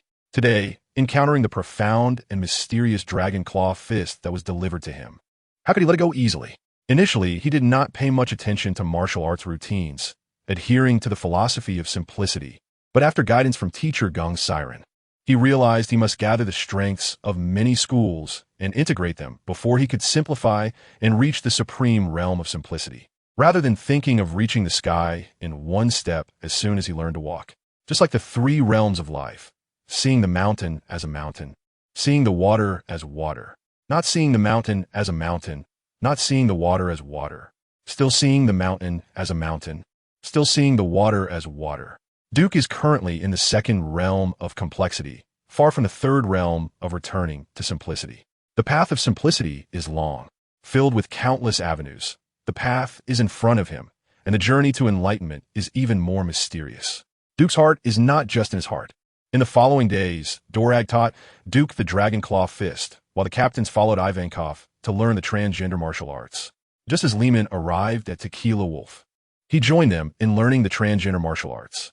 Of course, they were there to learn the foundational concepts of the dual-color Haki and the essence of the transgender martial arts, not the techniques of the transgender martial arts. Because the learning threshold for the Dragon Claw Fist is already very high. The captains either do not know Haki or know Haki, but cannot comprehend the mysteries within the Dragon Claw Fist. So they followed Ivankov and began their basic training in the two-color Haki. Soon, under Ivankov's guidance, the captains all understood the fundamentals of two-color Haki. Two-color Haki is a power hidden within everyone, and theoretically, everyone in the world can comprehend it, depending on whether they can awaken this power. The best way to awaken this power is undoubtedly to face life and death situations. However, those who can overcome death are, without exception, extraordinary individuals and monsters like Duke, who awakened the three-color Haki at such a young age, are extremely rare. Furthermore, Duke not only has exceptional talent, but has also developed his own Haki theory. After listening to Ivankov's lecture for a while, he followed Dorag to a snowy island to practice the Dragon Claw Fist. In the East Sea, in the Goya Kingdom, on Mount Galbo, various wild animal roars echoed through the mountains, while birds and beasts hurriedly fled through the forest, with a few loud shouts following behind. "My lunch, don't run away." Two boys of different heights were quickly chasing the animals in the woods, and before long, they caught a fainted giant bear. The two carried the giant bear, chatting and laughing as they walked toward a slope. Bang! In a villa standing on the slope, a wooden door was pushed open, and a huge figure walked in. The villa was filled with the smell of alcohol, and the floor was cluttered with various dishes and wine glasses, with a pile of hung-over people lying around in disarray. The figure, filled with anger, clenched a fist the size of a sandbag and grabbed the collar of the villa's owner, Dayton, who was snoring loudly on the ground. With one punch, there was a loud bang, and Dayton instantly woke up. A terrifying scream echoed through Mount Galbo, and a large bump appeared on Dayton's orange curls. She widened her eyes, and, upon seeing the person in front of her, could only express her anger silently, saying, "Kapu, can't you knock when you come to someone else's house?" Kapu, holding Dayton's collar in one hand and picking his nose with the other, replied, "Old lady, you must have been drunk for a whole day again." Dayton quickly got up and, with a serious face, mumbled, "To celebrate my 50th birthday, we finally held a banquet. But I remember you celebrated your 50th birthday a year ago." Kapu retorted angrily, "That was the real 50th birthday. What?" Dayton hurriedly changed the subject, asking, "Why do you keep running to the EC every few days? Is the Grand Line no longer in need of you?" Kapu naturally picked up the topic, saying, "A troublesome pirate has emerged in the East Sea, sly as a fox. Sengoku asked me to go back and capture him. It's Duke, the captain of the Duke pirate crew, right?" Dayton said excitedly, "It's been so many years. Ever since Pirate King Roger died, the EC hasn't seen any decent pirates." Bang! Kapu punched down hard, nearly making Dayton's forehead burst. He shouted, "You guys, always making trouble. Is this something to be happy about?" Dayton's face was filled with grievances, but under Kapu's authority, she could only swallow her bitterness. "Then why don't you hurry up and capture Duke?" "What are you doing here?" Kapu picked his nose and said, "I haven't found Duke's whereabouts yet. Can I come back to see my lovely grandson?" At that moment, the wooden door was pushed open, and the two boys carrying the giant bear said in unison, "I'm back." But when they saw Kapu's familiar face, their hearts tightened, and they immediately dropped the giant bear and disappeared in a flash. Kapu angrily shouted, "You two little brats, stop right there. Otherwise, don't blame Grandpa for being ruthless." Instantly, Ace and Luffy stood frozen like wooden dolls, turned around in a daze, and awkwardly smiled, saying, "Grandpa, what brings you here?" Kapu angrily replied, "What kind of talk is that? Isn't it natural for Grandpa to come and see my two good grandsons?" Luffy pouted, "I don't believe Grandpa came here just to see us." Bang! Without any warning, Kapu's fist landed on Luffy's head, making Luffy roll on the ground in pain. I believe. Ouch, you old man, why does it hurt so much? I'm clearly a rubber man." Kapu swung his fist and shouted, "This is Grandpa's loving fist for his grandson." He stepped back repeatedly, swallowing hard and saying, "Old man, I don't need your love." Bang! With a muffled sound, Ace got a bump on his head, rolling on the ground in pain, just like Luffy. With tears in his eyes, he stubbornly said, "Damn, old man. One day I'll surpass you." Kapu rubbed his fist and said, "Well, having such an ideal is good, but you two must definitely become Marines." Luffy immediately shouted, "I don't want to be a Marine. I'm going to be the Pirate King." Ace visibly panicked, quickly getting up and dragging Luffy to flee, saying, "Luffy, you idiot. Saying that in front of the old man will get you killed." Luffy replied seriously, "Who cares? I'm going to be the Pirate King." Kapu angrily chased after them, shouting, "You little brats, dare to become pirates? Just wait until I teach you a lesson." 16-year-old Ace dragged 13-year-old Luffy as they ran wildly. And years of training, combined with their familiarity with the terrain of Mount Galbo, allowed them to quickly shake off Kapu. Ace set Luffy down, gasping for breath, and said, "That old man is really scary." Luffy, touching his head, carefree replied, "It doesn't hurt anymore. You get used to it. Grandpa's fists only hurt for a while." Ace sighed and resolutely declared, "Luffy, I've made up my mind." Luffy, looking confused, asked, What have you decided?" "I want to go to sea." "Going to sea?" Luffy's eyes sparkled with excitement as he shouted, "I want to go to sea with you too. You're still too young, and you're a devil fruit user. You could drown at sea." "Oh, I see, that makes sense." After thinking for a moment, Luffy said to himself, "I've decided. I'll go to sea when I'm 16. Ace laughed and said, "It doesn't matter how old you are when you go to sea. Anyway, the one who can become the Pirate King will definitely be me." "Soga, I think I heard some little brats say they want to become the Pirate King." A shadow, oppressive like a mountain, loomed behind Ace. Ace and Luffy were terrified, and just as they were about to run away, they were already grabbed by Kapu, one hand on each of their necks. "Help!" Ace and Luffy cried out in unison, holding their heads and shouting. Chapter 213. All members strengthened. A butterfly named Duke from the East Sea flapped its wings a few times, changing the trajectory of the entire world's operation. In a timeline without Duke, Ace would set sail a year later to form the Spade Pirates. However, due to Duke's continuous disturbance in the East Sea, Kapu frequently returned to the East Sea and had the opportunity to educate Ace and Luffy often. Unable to endure Kapu's loving education, Ace chose to set sail this year. In Teshilavolf, without Duke, the workers, prisoners, and slaves here would choose to unite with the Revolutionary Army to overthrow the rule of Seenkot. But now, the course of history has quietly changed. 10 days later, the first batch of supplies and military arms arrived safely in Teshilavolf under the transport of the Black Gold Society.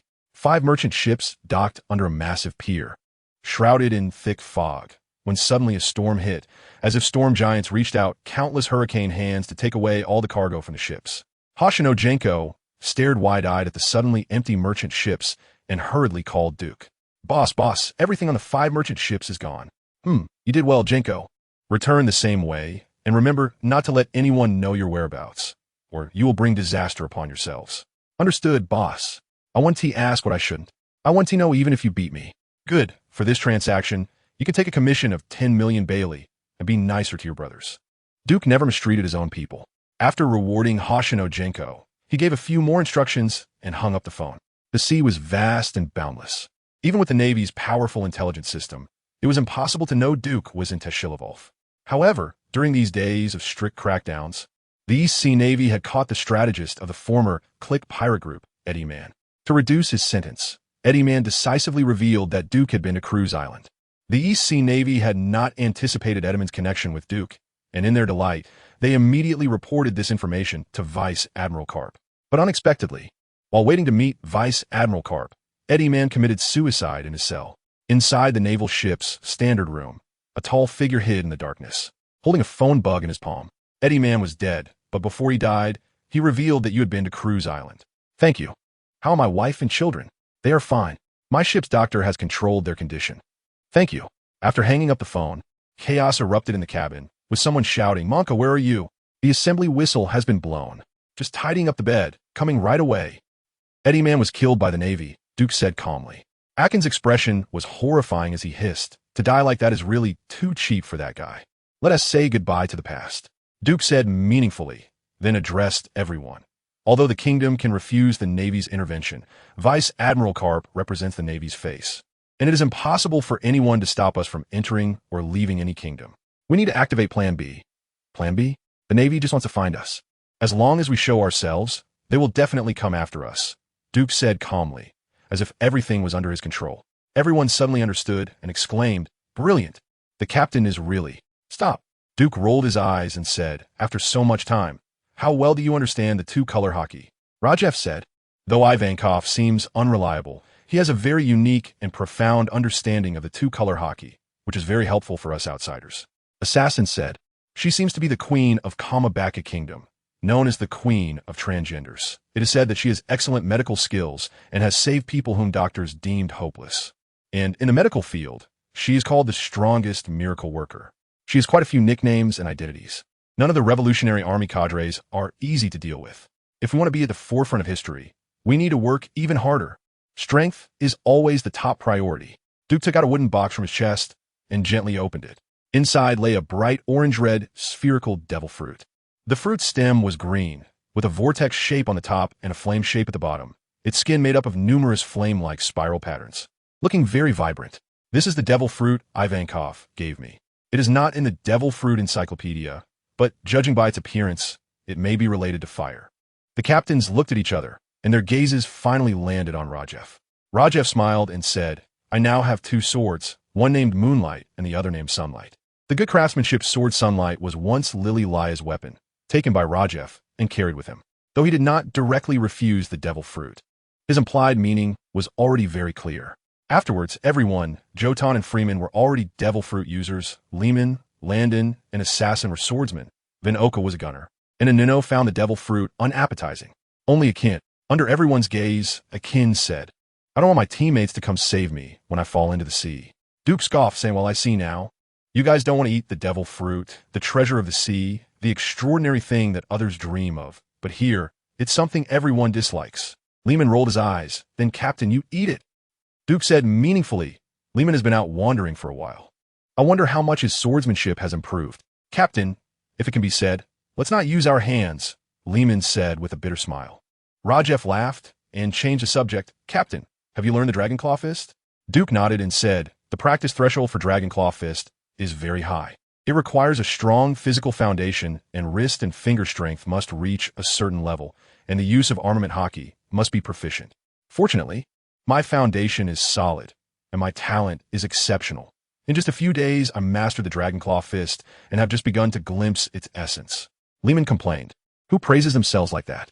If it weren't for Duke being the captain, Lehman would probably have to call him shameless. Duke exclaimed, Lehman, long time no see. I bet you're itching for a fight. Lehman blushed, scratching his head. Captain, I was wrong. It's just that I was too excited to see you. Everyone burst into laughter, the cheerful sounds continuing. The laughter reached the nearby snow hut, where the seemingly small, dome-shaped snow hut held a different world inside. Boxes of military supplies were laid out before them. Countless silver revolvers, modified flintlock guns, and a Gatling gun, all quietly sleeping like ferocious beasts.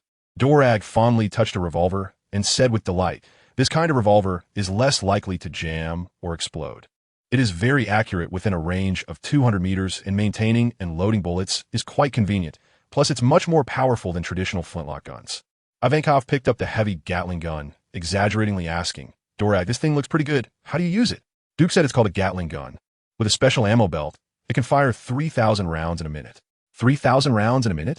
Ivankov showed an astonished expression and said, with this thing, can't one person take on an army? Not that easy. Its barrel heats up easily and needs to be cooled down regularly. At least 3 people are needed to operate it. That is still impressive. I thought they only produced ordinary flintlock guns. but I didn't expect them to develop so many extraordinary weapons. Bello Betty raised a modified flintlock and said, "Even pirates know to innovate. We need to quicken our pace, Commander." Dorag replied solemnly, "The road to revolution is long and fraught with obstacles. We cannot rush. Duke once told me about the 9-character policy. Accumulate grain widely, build walls high, and delay claiming kingship. I wholeheartedly agree. Then we also need to address the internal and external troubles of Tequila Wolf. Duke will help us. He will intervene." Chapter 214. Return to Rog Town, extra for the handsome meatball. In the early morning, the golden red sun rose from the horizon, dyeing the heavens and the earth bright like fire.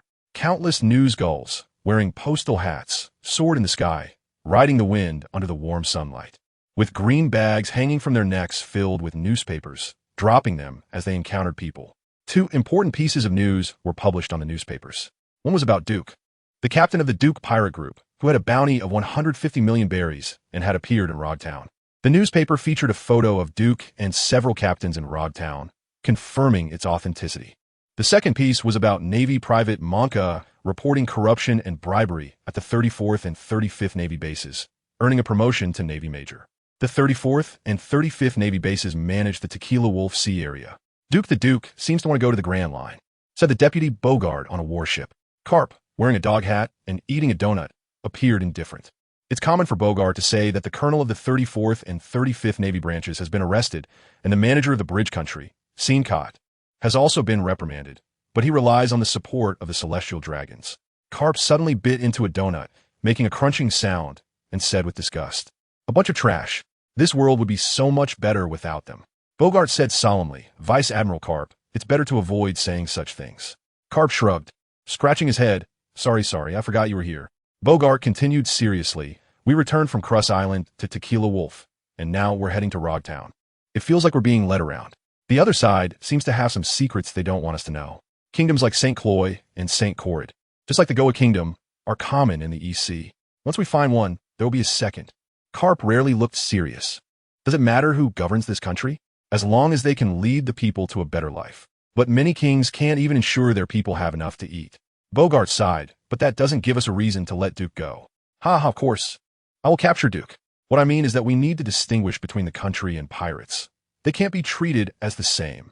So, Vice Admiral Carp, are we heading directly to Upside Down Mountain to block them? Or, of course, we're going to Rog Town. I've heard the seaweed snacks there are delicious. Let's buy some back for Sengoku to try. Rog Town, Bartolomeo Club. The Bartolomeo Club is a gang organization personally established by Bartolomeo, which now dominates the underground society of Rog Town, being the most powerful club in town. Inside the club, a mix of people came and went, a chaotic scene filled with vice, drug trading, and a carnival atmosphere. Thugs with weapons loitered outside the club. They weren't members of the Bartolomeo Club, but they desperately hoped to gain Bartolomeo's favor and join the club. For these uneducated, background-less, poor people, the best way to eat their fill and drink and feast was to join the Bartolomeo Club and become a member. They squatted at the club's entrance, huddled in groups, occasionally glancing at the door, waiting for a big brother to appear so they could show off in hopes of being chosen. When bored, they smoked, drank, played cards, and chatted about the latest big news in the East Sea. Did you hear? What? The Navy just issued a bounty. East Sea Pirate Duke's bounty has risen from 80 million to 150 million berries. What? Is that true? Is it that Duke, captain of the Duke pirate group? Yes. I heard he attacked Whirlpool Prison, killed the warden, and freed all the prisoners inside. Oh my God, that's terrifying. A bystander pulled out a newspaper, pointing at it. Look, that's Duke. The report says they're all in Rog Town. A stout little man froze for a moment, snatched the newspaper, and stared at it for a long time. Although he couldn't read, the person in the picture was undoubtedly Duke. The bystander complained about the little man taking his newspaper, but when he saw a group of fierce-looking thugs surrounding the little man, staring at him like they had seen a stunning beauty, he couldn't help but shiver and obediently shut his mouth. What does the newspaper say? Captain Duke really came to Rog Town? The little man asked anxiously. None of the group could read. They only recognized Duke from the picture. A scar-faced man said, "This is news released by the Navy. It should be true." "Who the hell asked you that?" "I asked about the content of the newspaper." The little man exploded with anger, then sighed, "Forget it. A bunch of illiterates. Asking you is pointless." The scar-faced man awkwardly laughed, scratching his head without speaking. Instinctively looking around, only to see a group of people of various sizes approaching. The leader was none other than the one who looked exactly like the one on the Navy wanted poster. Duke! The scar-faced man screamed in shock. And everyone involuntarily looked up, their eyes widening in disbelief at the scene before them. The little man reacted first, running forward and kneeling down, sliding directly to Duke's feet. Captain Duke, please let me join you. I could do any chores on the ship or anything. The little man's sliding kneel gave Duke a sense of DJVU. But he did not recognize the person in front of him and asked, "Who are you?" "It's me. I'm Lawrence, a prisoner from Whirlpool Prison whom you rescued." A group of fierce-looking men rushed over and kneeled down with the little man, speaking in unison. "Captain Duke, please take us in. We are all prisoners you rescued." Duke smiled. "Sorry, we have something going on right now. We will discuss recruitment later." The little man raised his head and said loudly, "Captain Duke's business is our business. If there's anything we can help you with, please feel free to command." Behind him, a group of strong men on their knees echoed, "Please feel free to command." Ramen blinked and said, "These people do have a strong presence. I just wonder how strong they really are.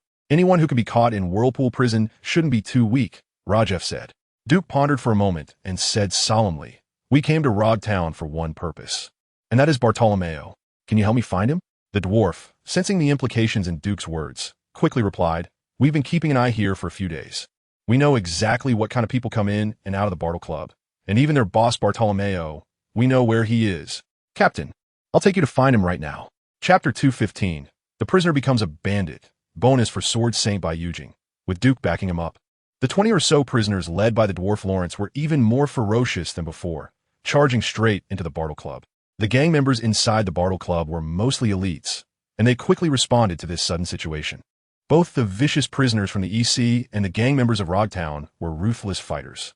But the prisoners led by Lawrence were full of momentum and took the initiative, storming into the hall like a tide. Swords and axes were drawn one after another. And under the crystal chandelier in the hall, shadows moved chaotically, with blood flowing like a river. Roars of anger and cries of pain intertwined, with severed limbs and decapitated heads. The marble floor was stained with blood, and corpses littered the ground like scattered stones. After about 10 heartbeats, the hall fell silent. Lawrence spat a mouthful of bloody saliva, standing there with a giant axe taller than himself, the blood and flesh on the blade dripping down. More than a dozen prisoners surrounded him, with 7 dead and 3 severely injured on the ground. In the hall, around 40 members of the Bartle Club had been killed by them. More and more gang members gathered from various entrances, surrounding Lawrence and his men. The leader was a black-haired youth with freckles on his cheeks and a tattoo reading ASC on his left arm, with the S crossed out. He was unarmed, but seeing the pile of corpses on the ground, he charged angrily at Lawrence. Lawrence sneered and swung his giant axe, creating a whirlwind as he brought it down towards the black-haired youth. Suddenly, the black-haired youth vanished from Lawrence's view, and when he reappeared, he was right in front of Lawrence, throwing a punch that struck Lawrence in the abdomen, sending him flying like a cannonball. Crash! The door was shattered as he crashed through, still flying until he landed at Duke's feet. Spitting out a mouthful of blood, Lawrence muttered, "Captain, there's a master here. Take care." As Duke entered the hall, the stench of blood and the sight of carnage filled the air, making it truly a hellish scene. Even though Duke was used to big situations, he couldn't help but marvel at the ferocity of these prisoners. "Captain Duke, a group of prisoners, no, a group of bandits," shouted loudly. Duke replied seriously, "You have qualified. Those who are still alive can become my crew." The bandits were ecstatic, disregarding the current situation, and shouted in unison, "Willing to serve the captain. You bastard, you're the mastermind behind this." The black-haired youth cursed angrily. Before Duke could speak, Van Oka's sniper rifle, Qian Lu, had already aimed at the black-haired youth, but Duke stopped him from firing and instead looked around at everyone, asking, "Where's Bartolomeo?"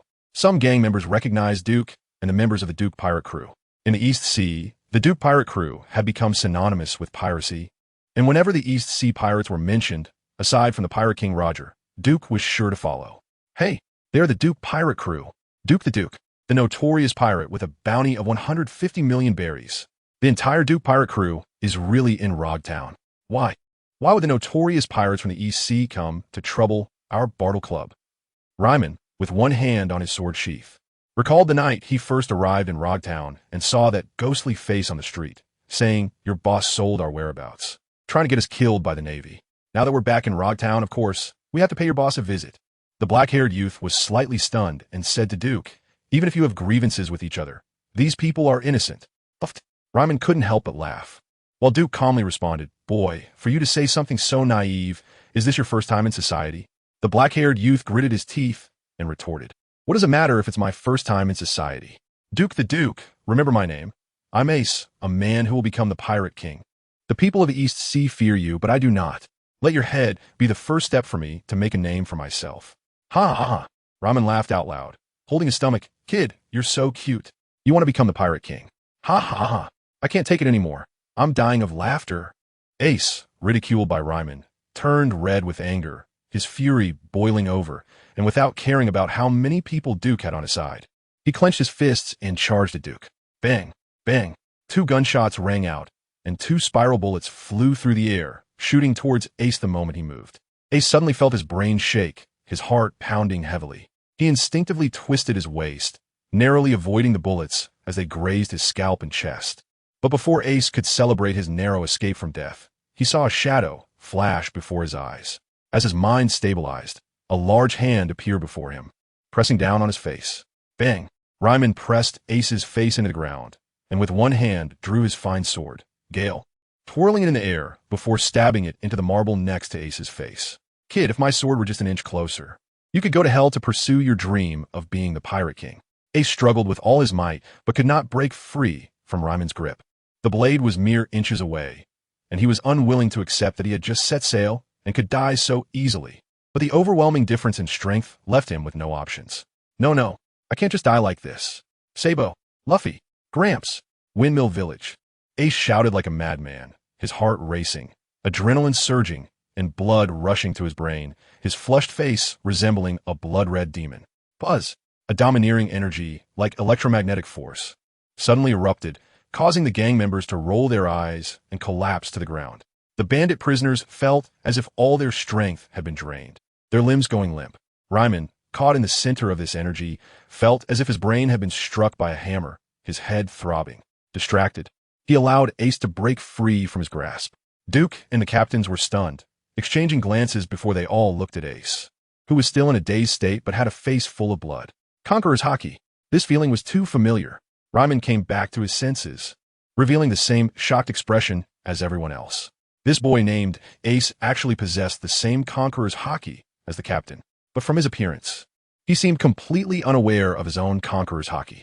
Was it the recent event that allowed him to awaken it? Or, Ace, you're right.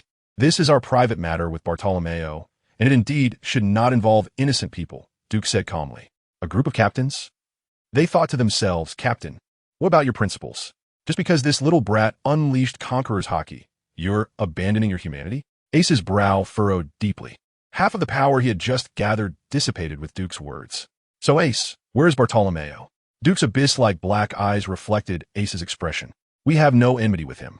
Yet he reported our whereabouts to the Navy, using such despicable means to disgust us. Do you think that's right? Ace's expression was complicated, hesitatingly saying, "This is certainly wrong, but you guys have killed so many innocent people." "Are they innocent?" Duke retorted. Gang members seized territories, all with blood on their hands, extorting protection fees, inevitably oppressing merchants and civilians, even further bribing officials, spending extravagantly, smuggling, drug trafficking, plundering. Compared to these gang members, who among the pirates is any cleaner? Ace felt dejected. He set sail on a boat, and when it capsized in the waves, he drifted to the Bartolomeo Club's merchant ship, thus saving his life. Although Ace's sense of justice wasn't high, he understood gratitude. Just as he was about to repay the Bartolomeo Club for saving his life, Duke's few words stirred his heart into chaos. Then what do you want? Chapter 216. Soft doesn't work? Go hard with it. Reasoning with a boy, discussing interests with an adult. This is Duke's basic way of dealing with people. And for someone as innocent as Ace, he can talk about righteousness, ideals, and emotions. Anything goes. Duke had too many ways to leverage Ace. To solve the problem, we need to find Bartolomeo. Everything can be negotiated. Ace turned around, only to find everyone around him unconscious. Although he was puzzled as to why this was, now is not the time to let his guard down. I don't know where he is. If you make such a big fuss, he would have shown up if he were at the club. Duke said slowly, "It's fine. I still have time and can wait for him to appear." Ace looked at Duke, then at Lehman and the other captains, realizing the gap in their strength. After a moment of silence, he said, "What will you do to him? What do you hope I will do?" Duke asked back. Ace pondered for a moment before slowly saying, The Bartolomeo Club saved my life. I should repay them, if your grudges can be wiped out. Duke squinted at Ace, saying slyly like a fox, "No problem, but I have a condition." Ace asked, "What condition?" In Roachtown, on Sea King Street, in a lavishly decorated mansion, a man in a purple-red coat with an incredibly ugly face and a green comb-over sat lazily on the sofa with his legs crossed. His dozen core subordinates stood in a circle, with the center being the town sheriff, Kirilenko. "You've raided 8 of our casinos, 5 hotels, and even street vendors in the past month. What on earth do you want?" "Kirilenko, I told you, whoever touches my Bartolomeo's territory will pay a heavy price." Bartolomeo shouted furiously, revealing a row of sharp teeth like a shark's as he spoke. Kirilenko suspected Bartolomeo had fishman blood, but had no evidence. "No. Now, is not the time to think about these issues. Bart, I've already informed you. These people are to be severely cracked down on, and Roachtown is a key area. Who knew you'd be so stubborn?" Kirilenko said helplessly. Bartolomeo now ruled the entire underground society of Roachtown, but had become reckless and was clashing with the government, resulting in heavy losses. Bartolomeo looked disdainful and said, "Isn't it just Smoker? You give me his whereabouts, and I'll take people to kill him right now." Kirilenko doubted he heard wrong, opening his eyes wide and saying, "Don't act rashly. Smoker is a Navy captain with formidable strength and a devil fruit power. This is common knowledge." Bartolomeo snorted, pointing his thumb at himself, and said proudly, "I'm not stupid. To deal with Smoker, I also ate a devil fruit. As long as I defeat Smoker, Roachtown will be mine." Kirilenko sighed internally. Cooperating with Bartolomeo for a win-win situation was indeed not a good choice. But there's no way around it. The underground society of Roachtown is ruled by such a reckless brat, and he needs the money. Even if you could defeat Smoker, can you defeat the entire Navy? Kirilenko advised kindly, "Just consolidate your power, manage your subordinates well, and once the crackdown passes, I can find a chance to let your little brothers out. I've eaten an invincible devil fruit, even if an admiral of the Navy comes in person." Bartolomeo was just saying tough words when a subordinate stumbled in, crying, "Boss, our house was robbed." "Impossible." Ace waved his hand decisively and said, "I'm going to be the Pirate King, so I want to board your ship." Duke smiled slightly and said, "Becoming the Pirate King and boarding my ship are not mutually exclusive. It seems you don't really want to repay their life-saving grace." "Just saying it." Ace gritted his teeth and said, "It's not just talk. I want to become the Pirate King, and I need to form my own crew. I've even thought of a name for my pirate crew. It will be called the Spade Pirates. Just wait one day. My name will resonate throughout the world." Even if you say that, it still doesn't change the fact that you don't sincerely want to repay the Bartolomeo Club. There are many ways to repay, not just by boarding your ship, but aside from boarding our ship, you have no choice. "I refuse," Ace said angrily, like a little calf, insisting he wouldn't board Duke's ship. Seeing that soft tactics weren't working, Duke decided to go hard. A little brat with Conqueror's Haki, who has already made an enemy, must be eliminated.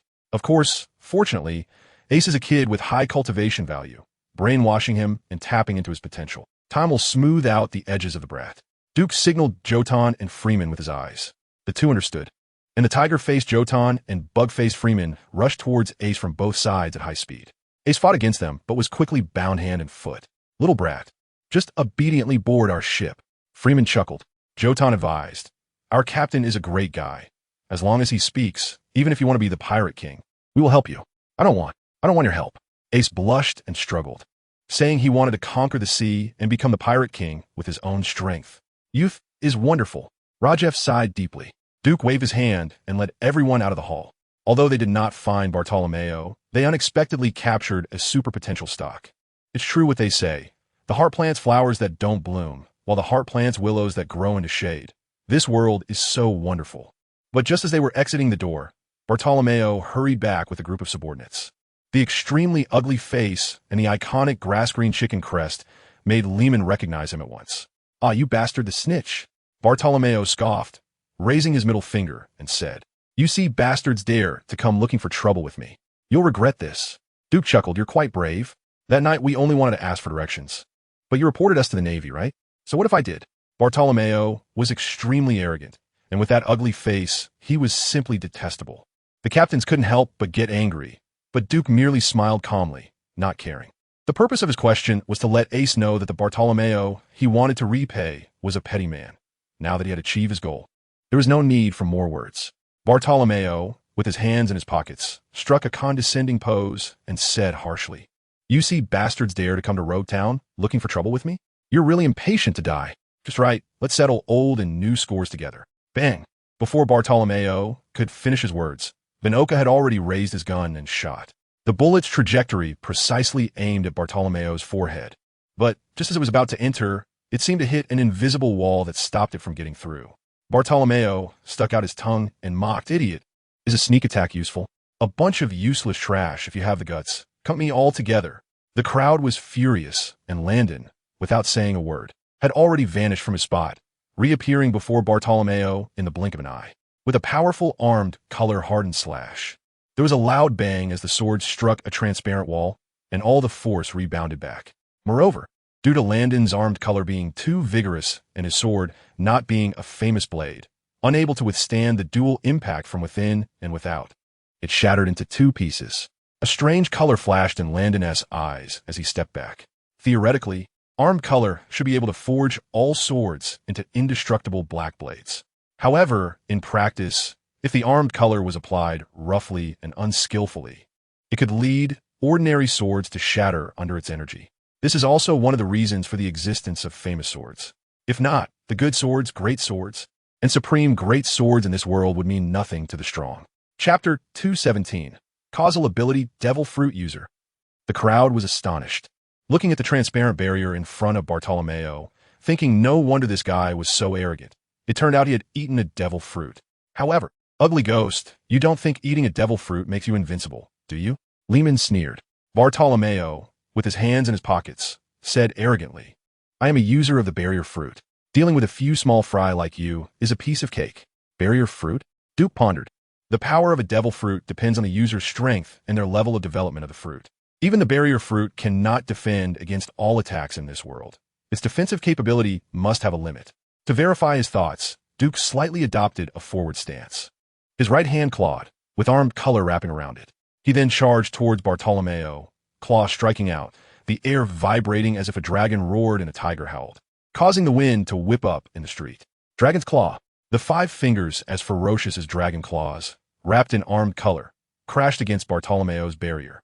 But to Duke's surprise, there was no change in Bartolomeo's barrier.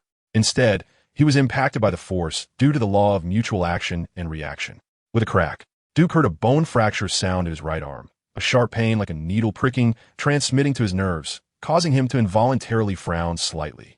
Bartolomeo was startled by Duke's sudden attack, but when he saw his barrier intact, he taunted, "What a fearsome East Blue pirate. Turns out to be just a worthless piece of trash. If you have the ability, hit me, hit me, hit me again."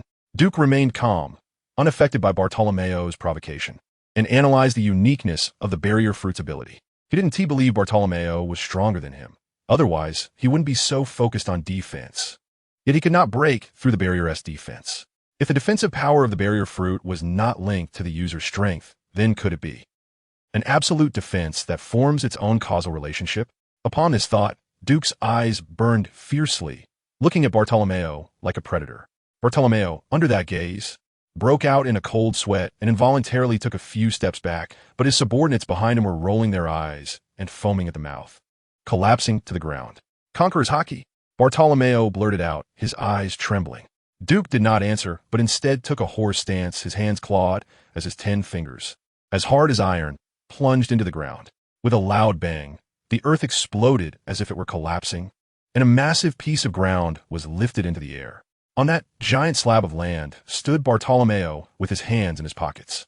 He felt himself being pulled by a tremendous force, his body swaying, unable to stand steady. In a panic, he quickly reached out both hands to grab onto the ground, and his entire body began to flip over with the slab. Hey, you can't play like this," Bartolomeo exclaimed in a fluster. Duke narrowed his eyes and said, "Your ability is indeed impressive, but I wonder how large your barrier's range is? If the barrier fruit is indeed a causal ability, then it would be invincible. But currently, its flaws are apparent. It can only perform singular defense or attack, and the maximum area of the barrier is a question.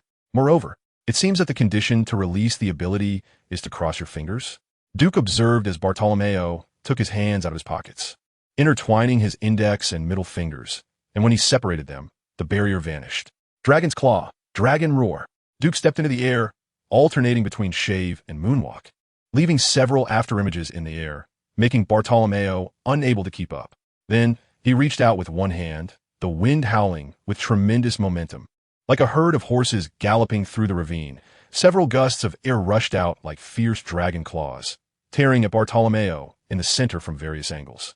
Bartolomeo quickly crossed his arms in front of his chest, intertwining his index and middle fingers, and a seemingly indestructible barrier appeared out of thin air, completely wrapping him like a silkworm cocoon, blocking all of Duke's sharp attacks from various angles. Idiot! Don't know my barrier can change shape? Ha ha! Bartolomeo boasted triumphantly, loudly mocking Duke. But Duke, after taking a few steps in the air, directly arrived in front of Bartolomeo. As Bartolomeo was about to utter a taunt, the dark jade was unsheathed, and the armed color wrapped around it like a menacing black dragon. One sword style, Black Dragon's Roar. A vacuum slash transformed into a soaring black dragon, with an unstoppable momentum, clamping down on Bartolomeo, who was like a cocoon, and flew towards the coast. Bartolomeo was immediately flustered, exclaiming in exasperation, "Despicable and shameless guy. Don't think I'll let you throw me into the sea just like that." Everyone knows the weaknesses of devil fruit users. Duke precisely wanted to send Bartolomeo into the sea to defeat him with seawater. Although Bartolomeo is ugly, he is not foolish and will not just sit idly by and easily give up. He waved his hands and unfolded the egg-shaped barrier, neutralizing the dragon-shaped vacuum slash, and fell to the ground. He did a 360-degree flip in the air and, regardless of the gazes around him, angrily ran back to the Bartle Club. However, when he returned to the club, apart from a mess on the ground that proved a fierce battle had taken place, there was nothing else. Not even a single subordinate remained. This bastard, despicable, shameless bastard. Return my subordinates. Bartolomeo roared to the sky, his sharp voice echoing through the streets of Roadtown. For no reason, a chill ran down Duke's spine, and he shivered. Behind him, a group of people was carrying a bunch of others on their shoulders, marching towards the dock. "Let me go," Ace shouted. Stop shouting, Freeman said, plugging his ear with his pinky. "It's so loud my earwax is coming out." "You bastards, bullying the weak with numbers, what kind of skill is that?"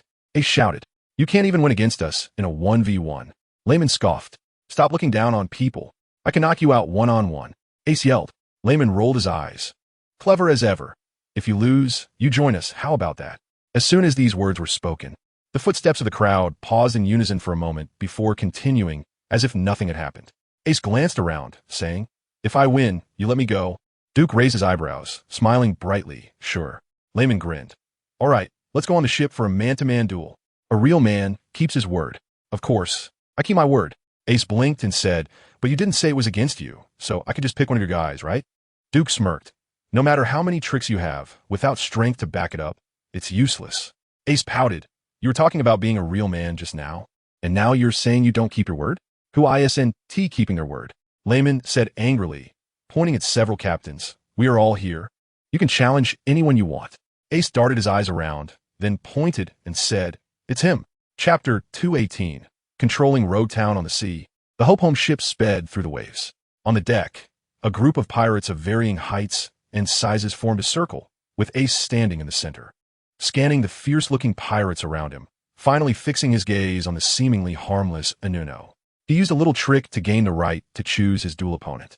If he were any more shameless, he could have picked a low-ranking lackey for a one-on-one fight, but Ace has his pride, and his arrogance does not allow him to shamelessly bully the weak. So, among the captains, he chose the tall but seemingly weak Anuno. Anuno's chubby face was filled with innocence. He was only interested in eating and delicious food, and unless it was a life-and-death fight, he couldn't be bothered to move. But being singled out by Ace put him in a difficult position. Duke clapped and laughed. "Anuno, if you can defeat him when we get to Alabasta, I'll buy you a ton of the local specialty food." "A ton?"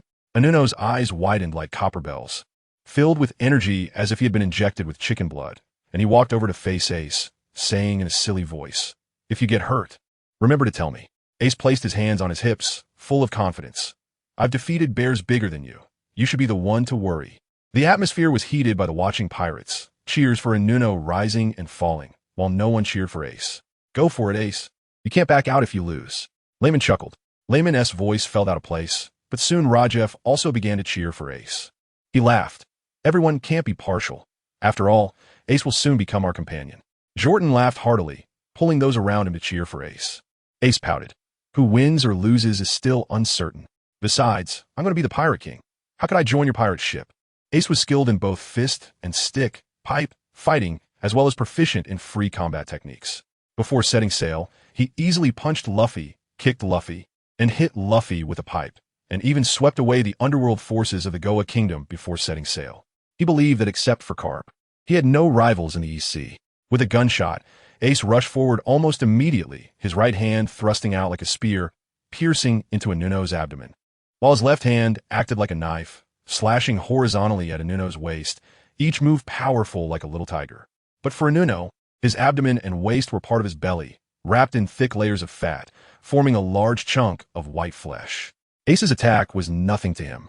He twisted his waist, his body fat jiggling, and swung an arm like a hammer, but missed completely. Ace was agile, and as Inuno made a move, he had already shifted his position, leaping to Inuno's side and delivered a flying kick to Inuno's chin like a fish leaping over the Dragon Gate. The kick landed hard on Inuno's chin, causing his chin fat to wobble like ripples. With the force transmitted, his head snapped back, and a tooth, along with a bit of blood, flew into the air. Inuno, in pain, clawed at the air to grab Ace. However, Ace slipped away like an eel, easily dodging Inuno's wild grabs. Ace stood on the deck, taking 2 steps back, and said, "If an ordinary person took my kick, they'd probably be knocked out by now, but you sure could take a hit." Inuno picked up the tooth that had fallen on the deck, mumbling with a voice that sounded a bit winded. My tooth, without my teeth, how can I eat delicious food?" His voice grew louder and louder, until everyone on the ship could hear what he was saying. But as his voice escalated, it turned into a state of furious rage. With a roar, he charged at Ace like a rolling meatball, crashing into a glass bottle. Ace remained calm, his feet positioned front and back, and, as Inuno attacked, he quickly twisted his body, leaping into the air, his fists transforming into palms, fingers together, and he stabbed into Inuno's neck. The 5 fingers pierced into Inuno's neck, layers of fat flowing like mud. No matter how much strength Ace exerted, he couldn't go deeper or withdraw his palms. Inuno was very angry, using all his strength to control every inch of fat in his body, locking Ace's palm in place, and then delivered a powerful elbow strike to Ace's waist. Ace pressed his left hand against his abdomen to brace against Inuno's elbow strike, but the huge difference in strength made it difficult for Ace to resist, and with a loud thud, blood mixed with saliva sprayed out of Ace's mouth. But Inuno's attack was not over yet. He pulled back his elbow and clenched his fist into a hammer, swinging a punch at the heavily injured Ace. In a critical moment, Ace instinctively raised his palm to defend, and a burst of transparent airflow erupted from his hand, dissipating most of Inuno's powerful punch, leaving only a small amount of force to impact Ace's body. Armament Haki does not necessarily surpass sheer physical strength, and observation Haki may not always catch the opponent's movements, but their limits are much higher than pure physicality and speed. Ace's armament Haki is like a newborn baby crying for nourishment, desperately needing to grow and develop. On the other hand, Inuno's physical strength is innate, and over the years, he has developed his own method of physical control to withstand hunger when food is scarce. In battle, his body acts like a meatball filled with immense energy, hard where it needs to be and soft where it can afford to be. Just as Inuno throws another punch, Ace is already too weak to resist, and the fist, as large as a sandbag, is right in front of him. The others want to intervene, but it is already too late. Duke, at the bow of the ship, has already acted, moving like a fleeting shadow, appearing directly in front of Ace, raising one hand to block Inuno's powerful strike, his feet unmoving. Inuno, seeing it was the captain, regains his senses and panics. "Oh, Captain, Duke praises Inuno. You did well. When we get to Alabasta, buy whatever you want." Inuno is overjoyed and dances off to the medical room to find the ship's doctor, leaving Ace sitting dejectedly on the deck, coughing a few times before falling silent. Duke waves his hand, and the crowd disperses. No one mocks Ace or reminds him of his promises, leaving him alone, lonely, helpless, and pitiful. "Captain, is it really okay to leave him like this?" Rajef asks. Duke smiles and says if you're worried, you can go talk to him. Rajef turns to see the orange-haired girl Nami chatting with Ace. The little ones get along better with each other. Duke's gaze is intense as he whispers. Conqueror's Haki is like a chasm between heaven and earth.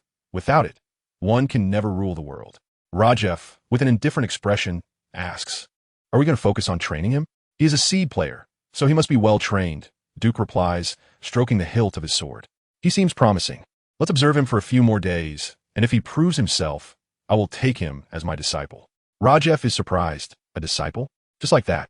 I'm afraid other captains might think too much. Duke calmly responds, with the current captain system, we have 11 captains in our Duke pirate crew, which is our largest scale, and we won't be appointing any more captains in the short term, so I can only take Ace as my disciple. Rajef nods in understanding. Just then, a subordinate reports that a Bartolomeo ship is speeding towards them from behind. Duke smiles indifferently. Ignore them. Accelerate to Reverse Mountain. If they dare to follow the Grand Line. Rajef says, controlling Lowtown means we control the entrance and exit of the East Blue. The strategic value is self-evident. And the key to controlling Lowtown lies with Bartolomeo. Chapter 219. Alabasta time flies. The sun rises and sets, and the waves ebb and flow as two light sailboats chase each other across the sea. The horizon darkens and brightens again. The two sailboats are like dolphins and saw sharks in the sea, chasing and racing thrillingly. Duke could easily have Cetus sink Bartolomeo's sailboat, but to control Lowtown, he needs Bartolomeo alive. Capturing the unruly cannibal Bartolomeo will be a challenging task that requires a gradual approach. Since sailing at sea can be boring, he decides to let Bartolomeo join them in a game of speed and excitement. Time passes quickly, and the Hope Home sails skillfully up the current of Reverse Mountain, with Bartolomeo following suit, bumping and struggling to reach the peak. One morning, Duke steps out from the cabin, habitually starting his daily exercises on the deck as the dawn rises over the sea, birds and fish flocking together, while the wind and waves create a symphony. A carrier pigeon wearing a post office hat and carrying a bag of newspapers flies over and lands on the ship's railing. Get your news. The Grand Line Times. Freshly printed big news events. The news gull speaks human language. Such talk is hard for Duke to resist. He takes out 200 berries, gives the news gull a beak full of berries, and quickly flies away. In this world, newspapers are the most effective way to obtain information from the outside. As Duke reads the newspaper, Nami hops over in quick steps. Captain, if we don't stop, we'll probably reach Alabasta in about 5 days. Duke nods, suddenly asking, how are you and Ace doing? Nami's face turns red, flustered. Captain, what do you mean? What do you mean by how me and him are doing? I'm still underage. I don't want to think about those things. Duke realizes his words could be misunderstood and laughs. Sorry, little Nami. I meant, how have you been talking with him these past few days? Nami thinks for a moment and replies, he's a pretty good person, very innocent, very interesting. Just has a big appetite. Duke laughs. Then you can take on the task of keeping him on the ship. Little Nami cleverly says, it seems the captain values him a lot. Don't worry, I promise to get the job done. Alabasta Kingdom is located on St. Shindan Island. This superpower, situated in the first half of the Grand Line, has a population of tens of millions and hundreds of towns and cities, with an army of 600,000. Compared to it, the kingdom of St. Croix is utterly insignificant. However, for Duke, a country of 300,000 people is basically no different from a country of 10 million. Alabasta Kingdom, the capital city of Alubarna. Dozens of pirates wearing cloth hats, wielding steel knives and pistols raid the vendor stalls, stealing all the berries and valuable items. The vendors are herded together like ducks, crouching on the ground with their heads held, terrified and silent. Outside the market, a nearly 100-member Alabasta Guard team, armed with blades and firearms, stands solemnly confronting the pirates. Hurry up and release the people. You've already taken the berries. Bell shouts. He is the deputy officer of the Alabasta Guard, a Zoan-type bird fruit, falcon model user, possessing one of the 5 recognized flying abilities in the world. Hailed as the kingdom's strongest warrior. Facing the overwhelming Alabasta Guards, the pirates show no sign of fear. They are all desperate individuals, unafraid of any situation. The hook-hand pirate captain grins widely, waving his prosthetic hook and shouting, we've got the berries and treasures, so they naturally belong to us. But what do you think the lives of these hostages are worth in berries? Bell's veins bulge as he grits his teeth. Pirates, you are provoking the dignity of the Alabasta Kingdom. Provoking a nation with an army of 600,000. Are you serious? The pirate captain points his silver hook at Bell and says, threatening us? We only have one life. If we die, birds go to the sky. No matter how many soldiers you have, what can you do to us? Faced with this sudden scene, everyone is taken aback. What now?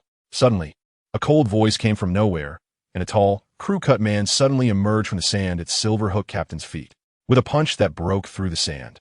He struck Silverhook Captain's jaw directly. His speed was incredibly fast. Before Silverhook Captain could react, he was knocked unconscious by a single blow. Everyone was caught off guard by this sudden scene, except for Bell, who recognized this person as Mr. One, a senior agent of the Baroque Works. He had a monk's hairstyle, a long scar on his face, thin eyebrows that met in the middle, thick lips, and wore monk-like attire, with snake patterns on both sides of his chest and the character embroidered on it, exuding authority. The Baroque Works was formed by Crocodile, one of the 7 warlords of the sea. The members of the organization were very mysterious, all without real names, referred to only by code names. The 12 senior agents and 1 animal under them had code names with smaller numbers indicating greater strength. Members could be replaced or eliminated as needed for missions. So there was essentially no camaraderie among them, as everyone aimed to climb to higher positions and take the place of others. Their missions mainly involved hunting and capturing pirates and protecting the Alabasta Kingdom, which was viewed as a folk justice organization by the people of Alabasta. But this was merely a facade. The true purpose of the Baroque Works boss, Crocodile, one of the 7 warlords, was to steal Alabasta and obtain the country's historical text to search for the ancient weapon, Pluton. However, searching for ancient weapons was not tolerated by the world government and the Navy, so Crocodile operated behind the scenes under the guise of Mr. Zero, the boss of Baroque Works, waiting for the right opportunity. Even the agents of Baroque Works did not know that Crocodile was their leader. However, Duke, far away in the East Sea, was aware of Crocodile's identity and whereabouts. Bang! A gunshot rang out. A gunman reacted quickly, shooting Mr. One in the forehead. With a clang, the bullet bounced off as if it had hit steel. Mr. One, Das Bones, a user of the Chop Chop fruit, touched his reddened forehead and muttered, "That hurts. Damn pirates." Saying this, he turned his feet into blades and swiftly slid into the pirate crowd like a tiger among sheep. The sound of shouting, gunfire, and wails lasted only a few moments before gradually dissipating. The ground was littered with the bodies of pirates and some unfortunate civilian merchants. Mr. One wiped the blood off his body and left the marketplace expressionlessly. Bell looked at the sea of bodies and angrily shouted, "Wait. Do you even know what you're doing?" Mr. One stopped, turned, and replied, "Killing pirates and robbers, rescuing hostages, and defending Alabasta." Upon hearing defending Alabasta, Bell felt it was utterly ironic and pointed at the corpses on the ground, angrily saying, "They are all citizens of Alabasta. Just give those pirates a little berries. They won't die. Is that so?" Mr. One coldly replied, "This batch of pirates will take the hostages and leave, and the next batch will come. Without military deterrence, Alabasta will never see peace. You." Bell was so furious that his beak nearly protruded, yet he was unable to refute Mr. One's words and could only let him leave. Chapter 220, Whiskey Sour. The Grand Line, Whiskey Peak. The reverse flow from Reverse Mountain flows into the Grand Line, passing the iconic Twin Cape. And the first stop on the way to Alabasta is Whiskey Peak. Whiskey Peak is a small town that welcomes pirates, but the reality is that it is a gathering place for bounty hunters. It is also a subordinate branch of Baroque Works. The agents of Baroque Works disguise themselves as residents of Whiskey Town with the aim of attacking passing pirates, stealing goods, or collecting bounties. Naturally, such a special force could not escape the scrutiny of the world government, the Navy headquarters, and journalists. Duke obtained some intelligence from the EC Navy, acquired through the Navy headquarters, as well as from BB's media network, revealing that the true boss behind Baroque Works was Crocodile, one of the 7 warlords. The Navy headquarters must have known for a long time that Crocodile was the boss behind Baroque Works. However, because Crocodile, being one of the 7 warlords, continuously hunted pirates and alleviated a lot of pressure on the Navy, they turned a blind eye and allowed him to grow stronger. Duke had long coveted the identity of a warlord, the enticing legal piracy rights, and special immunity that would allow him to roam the seas freely, unlike now, where he could only play a game of cat and mouse with the Navy, which was very passive. "It's snowing. It's snowing." Suddenly, heavy snow fell from the sky, and Nami, being a genius navigator, was caught off guard and could only shout loudly to remind everyone. "I've heard that the weather in the Grand Line changes constantly without any warning. Everyone should be careful." Duke stood on the deck looking up at the sky, as if a giant black hole had opened, and white snow fell from it, quickly covering the Hope home. Boom! For the black hole, a bolt of lightning struck the sea amidst the heavy snow, and large water spheres fell like meteorites, exploding on the sea's surface like cannonballs. Nami Ace and the other pirates, who had never entered the Grand Line, were all terrified, their eyes wide open. Turn! Turn! Danger! There's a big water sphere ahead." Nami shouted in panic, looking at the gigantic water sphere that was even larger than the sailing ship. However, Lantern, at the helm, had a calm expression and showed no signs of panic as he maneuvered the Hope home to avoid it. It's okay, it's okay. Freeman leaned against the ship's railing, casually sipping rum, and said, "You can trust your lives to Lanton. He's very reliable." Nami took a breath and said, "Who would want to entrust their life to this mute-like person?" From a distance, Lanton's ears twitched as he turned to look at Nami. Nami shivered all over and quickly bowed an apology. "I'm sorry. I shouldn't have spoken ill of you." Lanton turned back and continued steering the ship. Ace, beside her, stifled a laugh, and when he saw Nami's terrified expression, he could no longer hold back and burst into laughter. Bang! Nami angrily threw a punch, and Ace, holding his head in pain, felt a sense of DJVU. Soon, guided by the eternal pose, a mountain covered in cacti larger than an island came into view. The first stop on the Grand Line, Whiskey Peak, had been reached. Entering Whiskey Peak with a mindset of fighting for survival for the first time, Duke and his group were still nameless little pirates, aside from Duke and Freeman.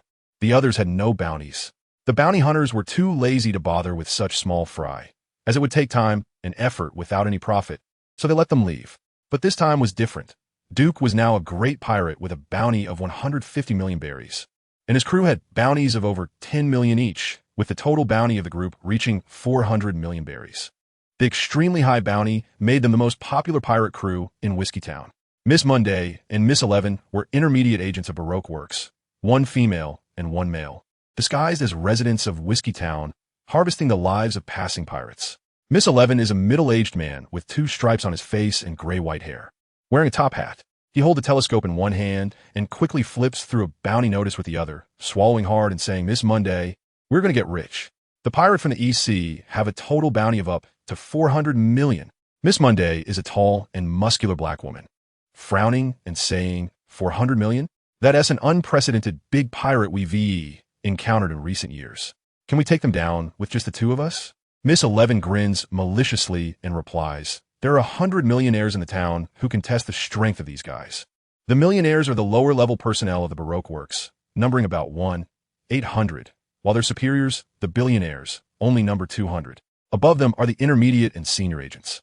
Lower-level personnel like millionaires and billionaires are cannon fodder for the agents, and now is a great time to use them." In the Whiskey Tavern, Duke and his group walked in under the watchful eyes of a group of seemingly smiling pirate hunters.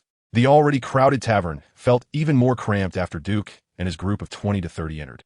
Various men of different heights and weights glanced at Duke.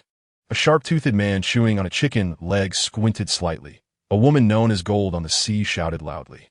The Whiskey Tavern, located at the starting point of the Grand Line and opened in a wolf's den for 2 generations, still stands strong and unharmed, indicating its deep background.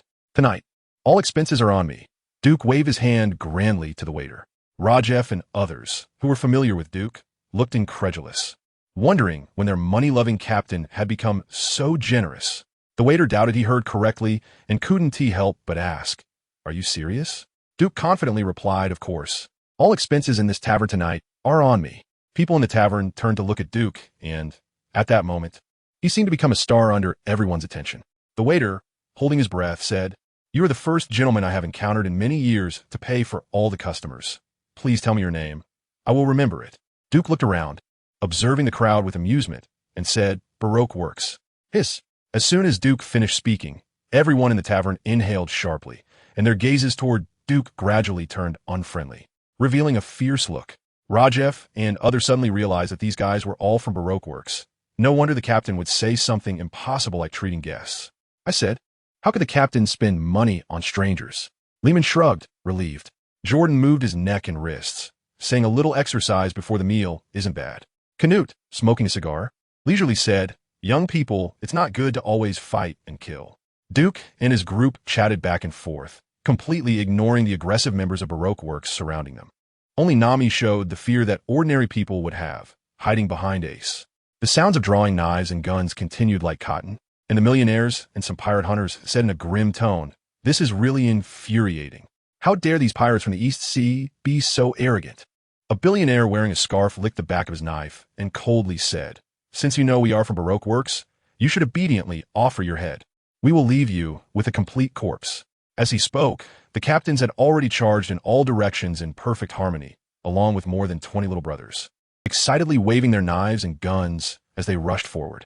Gunfire rang out, knives and swords clashed, and cries of pain echoed. Tables and chairs shattered. Wooden debris flew everywhere. Wine bottles fell to the ground and shattered into pieces, mixing with the dirty blood. The chaotic battle lasted only a few dozen seconds, and the shouting and wailing gradually subsided. The pirates began to clean up the battlefield, collecting what was useful and finishing off the wounded. The role of the little brothers was highlighted at this moment. Lehman chuckled.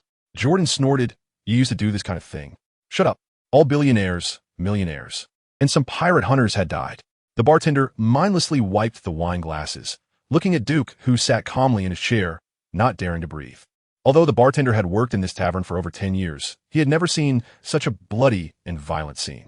In the past, regardless of which side it was, they would give this tavern some face, but today, the bartender realized that face means nothing. If you're dead, no amount of face matters. Duke snapped his fingers and called the waiter over. The waiter was already so scared that he collapsed on the ground and could hardly stand. The bartender helplessly stammered. "What do you wish, my lord?" "Bring all the good food and drink," Duke said with a smile, not short of money, as Baroque Works was picking up the tab. The bartender trembled all over and hurriedly pulled the waiter to the kitchen to instruct the chef to prepare food for Duke and the others. Everyone sat down again, and after the little brothers cleaned up the chaotic battlefield, they happily awaited their meal. In the recent brawl, they fought alongside their captains, feeling extremely honored, and even more touched that their captains would protect them in times of danger. Before long, the table was filled with food and drinks. Rajef, while eating and drinking, said, "There are probably quite a few members of Baroque Works in Whiskey Town. If there aren't any strong characters, they're just small fries. Fighting them is too boring." Edu said, using a knife and fork to cut a piece of meat while resting his chin on his hand. Canute hummed a little tune and said, "You young people, always so brave and ruthless. Be careful not to become bloodthirsty." Bloodthirsty can be rephrased as going mad. When Canute was imprisoned in the Whirlpool prison, in the oppressive environment, his temperament gradually twisted, becoming exceptionally irritable and violent, killing people as a way to relieve stress. But this also made him bloodthirsty, trapped in his inner demons. Rajef said, "Mr. Canute, given the situation, why not share your story?" Lehman and Jordan, who were fighting over a piece of fatty pork belly, echoed in unison, Yeah. "Mr. Canute, tell us your story." "It's a long story," Canute sighed, with a cigar in his left hand and rum in his right. Duke raised his eyebrows and smiled. "Before telling stories, why not first deal with the guys outside?" Chapter 221. The Age of Great Strife Under the Moonlight. The streets were deserted and the cold wind was biting. Assassin and Edu volunteered and walked out of the tavern together, their footsteps leaving impressions on the dusty ground, soon blown away by the wind. Assassin looked at the moonlight, silent. In the quiet night sky, his heartbeat could be clearly heard, and his thoughts seemed to follow the wind and sand, drifting around the tavern, faintly sensing a group of dark shadows lying in wait. "I sensed it," Assassin said with slight joy. Edu crossed his arms and said enviously, "I heard that once you master observation Haki, you can see a different world." Assassin looked at a flat-roofed building, resting his hand on the sword sheath, and said, "Indescribable, unspoken. You need to comprehend it yourself. Follow me. Hurry up and deal with them, so we can hear the story." On the roof of a nearby bungalow, Mr. 11 saw the assassins and Edio walking out of the tavern and could already guess the situation inside, angrily saying, "A bunch of useless fools." Miss Monday speculated, "Perhaps only the two of them survived. Are they trying to escape now?" Mr. 11 glanced over, only to see the two suddenly vanish, sensing something was wrong and saying, "How can it be that the captain is dead and the crew is still alive? Duke's bounty is 150 million. Something's off, something's off." Miss Monday complained. "Should we leave now? I told you not to provoke them." Mr. 11 retorted angrily, "Aren't you also wanting to be promoted to a senior agent? Now you're blaming me." "I'm not blaming you, what is it? Is it my love for Flower State that's at fault?" Yes, it's them." Miss Monday pointed behind her, and Mr. 11 turned in shock. Their eyes met, the assassins drew their swords, and Edio threw a punch, charging straight in without any further words. Miss 11 quickly drew her trusty Flower State sword, thinking, "Don't these two idiots have any opening lines? Wait, hold on. I'm a mid-level agent of Baroque Works, codenamed Mr. 11. I don't kill nameless people. State your names." The assassin sneered, "This guy's quite polite." Edio stared at Miss Monday's muscular arms and said, "He belongs to you. That lady belongs to me." With that, the two of them suddenly split like shadows, one left and one right, charging toward their respective targets. Mr. 11 knelt on the ground, his Flower State sword embedded in the stone roof. One hand pressed against his chest, but but he couldn't stop the blood flowing like a spring. The assassin wiped the dragon-slaying sword grammar clean and looked over at Edio. Miss Monday collapsed to the ground, her tiger claw gauntlets bloody, while Edio hissed in pain and chuckled awkwardly. It's been too long since I fought. I let my guard down. The assassin walked over, picked up Miss Monday with one hand, and said, "One lives, one dies, just enough to report back, let's go." The two leaped from the roof and re-entered the tavern, where Canute's story was nearing its end. As he was dramatically recounting how strong Captain Carp was in his middle age, that monster carp chased us for 7 days and nights. In the Iron Mine Kingdom of the East Sea, Airland, he smashed a mine with one punch, opening a new shipping route, and caught up with us by taking a shortcut. A monster. A terrifying monster. Luckily, we came to the Grand Line. If General Carp had been following us, I might not have been able to sleep. Everyone sighed in amazement, and at this point, the story abruptly stopped, with the subsequent content being Canute's prison life. 19 years like smoke and clouds, dull and tasteless, nothing to tell. "Captain, we caught a live one," said the assassin. Duke looked at Edio and said, "Let the ship's doctor treat your wounds quickly to avoid infection." Edio obediently went to find the ship's doctor, and only then did Duke glance at Miss Monday, saying, "I ask, you answer, and I can let you go." Seeing a glimmer of hope, Miss Monday exclaimed happily, "Lord Duke, you say it, and I will tell you everything. Who is the boss of your Baroque works?" "The boss is Mr. Zero." "And who is Mr. Zero?" "He is our boss." Van Oka pressed a gun against Miss Monday's forehead, coldly saying, "Woman, you dare to mock the Lord." "Seeking death." Miss Monday panicked. "What I said is true. Not a word of falsehood. Mr. Zero is our boss. Our boss is Mr. Zero." Duke chuckled. "So you actually don't know who your boss is?" "I'm referring to the real name and appearance." Miss Monday thought for a moment, hesitated, then shook her head. "Where's your base?" Duke asked again. Miss Monday said, "We have been stationed in Whiskey Peak, capturing pirates to raise funds." A gun was pressed to her forehead, and she gasped quickly, saying, "There are always a few days each year when the upper management goes to Alabasta for meetings, either in the royal city of Albana or in the dream city of Rainbase." "Is it the royal city of Albana or the dream city of Rainbase?" Duke asked again. Miss Monday shook her head, repeatedly saying she didn't know. Duke shook his glass, the milk inside smooth and silky. He continued to ask a few more questions, including information about Baroque Works members. But Miss Monday knew very little, only that there were 5 teams of senior agents, each consisting of male and female pairs. Duke waved his hand, signaling Miss Monday to leave. Miss Monday was overjoyed, quickly getting up and rushing out of the tavern. Bang! A gunshot rang out, and a bullet struck Miss Monday squarely in the back of her head. Miss Monday's robust body fell with a thud, rolling onto the street. Nami covered her mouth with both hands, astonished and extremely angry, loudly questioning, "Why? You clearly said you would let her go." Van Oka pulled out a clean cloth, wiping the smoking gun barrel, remaining silent. "Why? Speak up." Freeman's large hand rested on Nami's head, solemnly saying, "Because we are pirates." Nami pushed Freeman's hand away, biting her lip and saying, "So what if we're pirates? Pirates should keep their promises too." Ace patted Nami's shoulder, comforting her. "Although I shouldn't interfere in your matters, I think you're right. Pirates should also keep their word." Nami's eyes sparkled with tears. The 13 or 14-year-old girl, unable to bear the harsh reality, ran out of the tavern alone.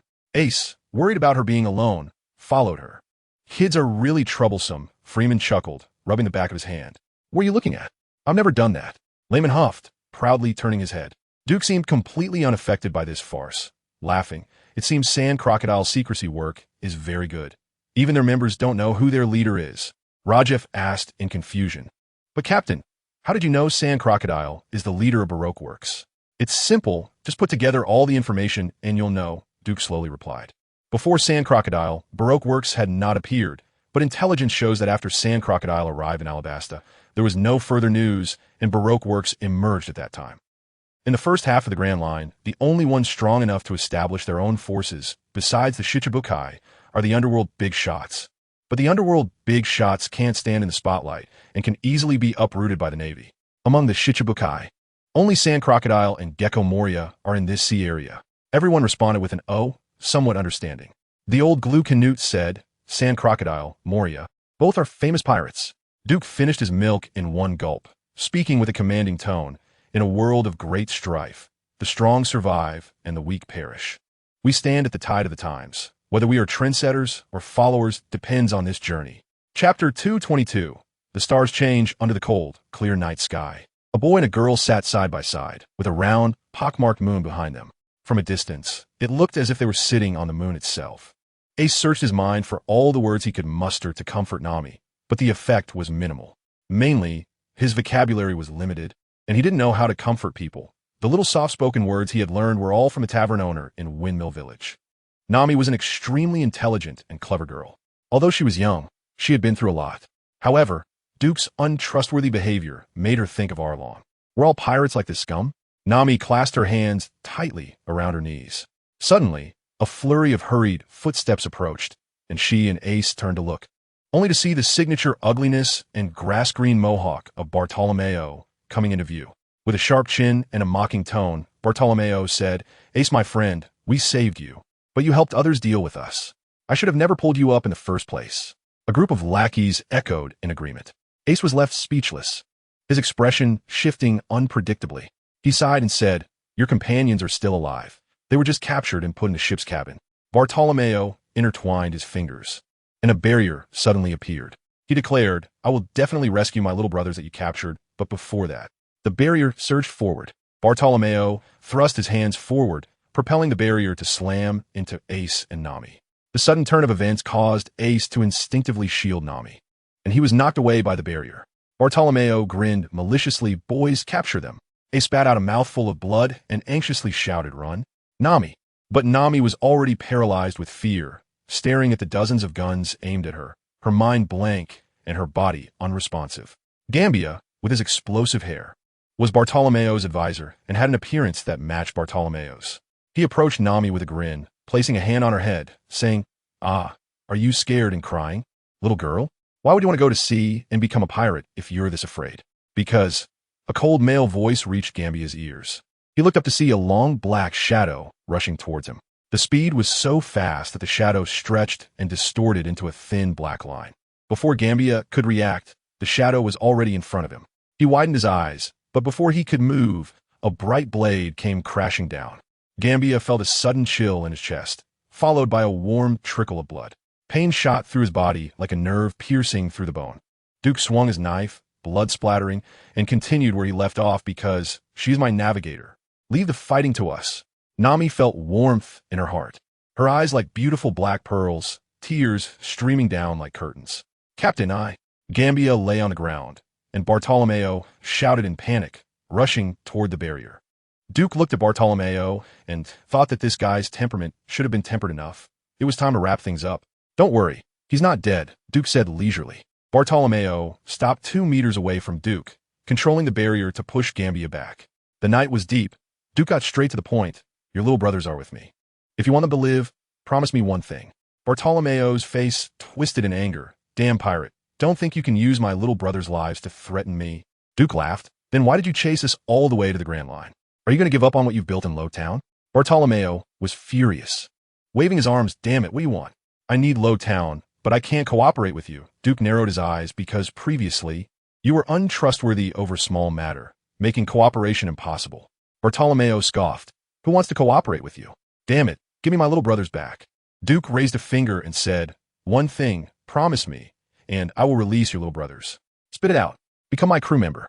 Bartolomeo thought he heard wrong, digging in his ears with his pinky, incredulous. "What did you say?" "Impossible. Absolutely impossible." "Don't rush," Duke smiled. "Just a nominal crew member. Part of the Duke Pirates. You don't have to listen to me. You can go back to Lowtown and be your town master." Bartolomeo's eyes darted around. Although he didn't understand Duke's purpose, if this could save his little brothers, it wouldn't be too bad. "All right, fine. No problem." Bartolomeo agreed readily. But it was clear to anyone watching that he didn't take Duke seriously. "First, let my little brothers go." Duke coaxed. "No rush. They're living quite well. Let's take a photo first, a group picture." "Hey, why do we need to take a photo? Are you trying to cherish my handsome face?" If Bartolomeo doesn't listen, these photos will be made into articles and published in the news. After Duke released Bartolomeo's crew members, he turned to Rajef and said slowly. Rajef's eyes lit up. "Spreading rumors? Let the Navy capture Bartolomeo and destroy Lowtown, and we can take advantage of the chaos." Duke raised an eyebrow. "What do you mean by spreading rumors?" "Bartolomeo is originally a member of the Duke Pirates. Using their own methods against them is brilliant. Ha ha." Rajef clapped and laughed. Alabasta, Dream City, Rainy District. In a casino named Rain Banquet, located in the center of a lake. The exterior resembled a small pyramid with a large crocodile headpiece carved at the top. Inside the extravagantly decorated office, smoke swirled around the crystal chandelier.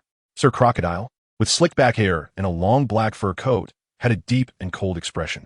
Mr. Zero, did you hear?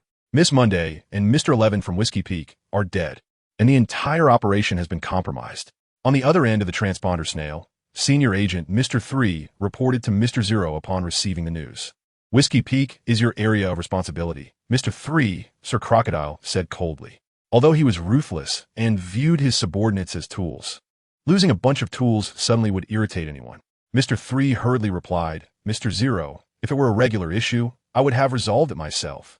But this time, the pirate who came to Whiskey Peak is Duke, with a bounty of 150 million berries from the East Blue.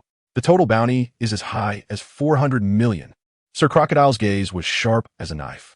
A hand made of fine sand appeared out of nowhere, flipping through Duke's bounty notice and placing it in front of him. Duke! Sir Crocodile swung his golden hook, pinning Duke's bounty notice to the table. As he exhaled smoke, he decisively said, Gather all senior agents to Rain Banquet. Mr. 3's hair stood on end, thinking that Mr. Zero wanted to gather all the senior agents to deal with the Duke pirates. This is the first time in the history of the Baroque works that all members have been called for a group operation. Don't make me say it a second time. Crocodile let out a low, crocodile-like roar. Chapter 223. Mr. Miss leaves Whiskey Peak, and the Going Merry heads straight for the Alabasta Kingdom, entering the waters of St. Ding Island. Several cities on the island can be seen from a distance along the coastline, as the ship sails with the current.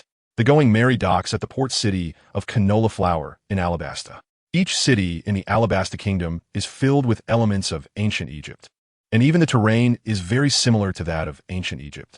The desert terrain occupies 2/3 of the country, interspersed with several oasis cities, and the St. Dora River, which runs north and south, has given rise to a variety of strange creatures like the St. Dora giant lizard, St. Dora catfish, and banana crocodiles. The port city of Canola Flower is filled with Egyptian elements, with pedestrians on the streets wearing characteristic cloth robes, hip skirts, and tight-fitting dresses, with a few modern-dressed individuals. Golden apples. Selling golden apples, unearthed from ancient ruins. Eating one can grant immortality. Special offer today for only 2,000 berries. The sharp-tongued vendor loudly shouted to attract business. Upon seeing Duke in modern clothing, his eyes lit up. Customer, look at your impressive demeanor. You must be a successful person. Golden apples. Eat one, and you can remain youthful and immortal. Only 2,000 berries. Due to Duke's sensitive identity, he changed the pirate flag as he landed in Canola Flower, wearing a typical alabaster round hat and veil to cover his face. Although it looked odd, it effectively concealed his identity and avoided unnecessary trouble. Duke waved his hand and walked away. The vendor followed closely, taking out a golden pendant of a sphinx and displaying it, saying, This is a statue unearthed from ancient ruins. It can ward off evil and bring good fortune. Only 5,000 berries. Save it for someone else. Duke replied impatiently. The vendor awkwardly smiled but quickly adjusted his mindset, pulling out a book from his seemingly endless pocket, and earnestly said, A secret manual unearthed from ancient ruins. Said to be the martial arts of the giant kingdom. Only 10,000 berries, sir.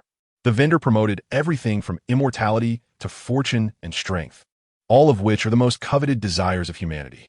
Duke was no exception, although he had no interest in immortality and fortune when it came to martial arts. Even knowing the vendor was a fraud, he couldn't help but take a glance. The cover of the manual read, The Supreme Fist, unrivaled in the world. Duke was speechless and chuckled.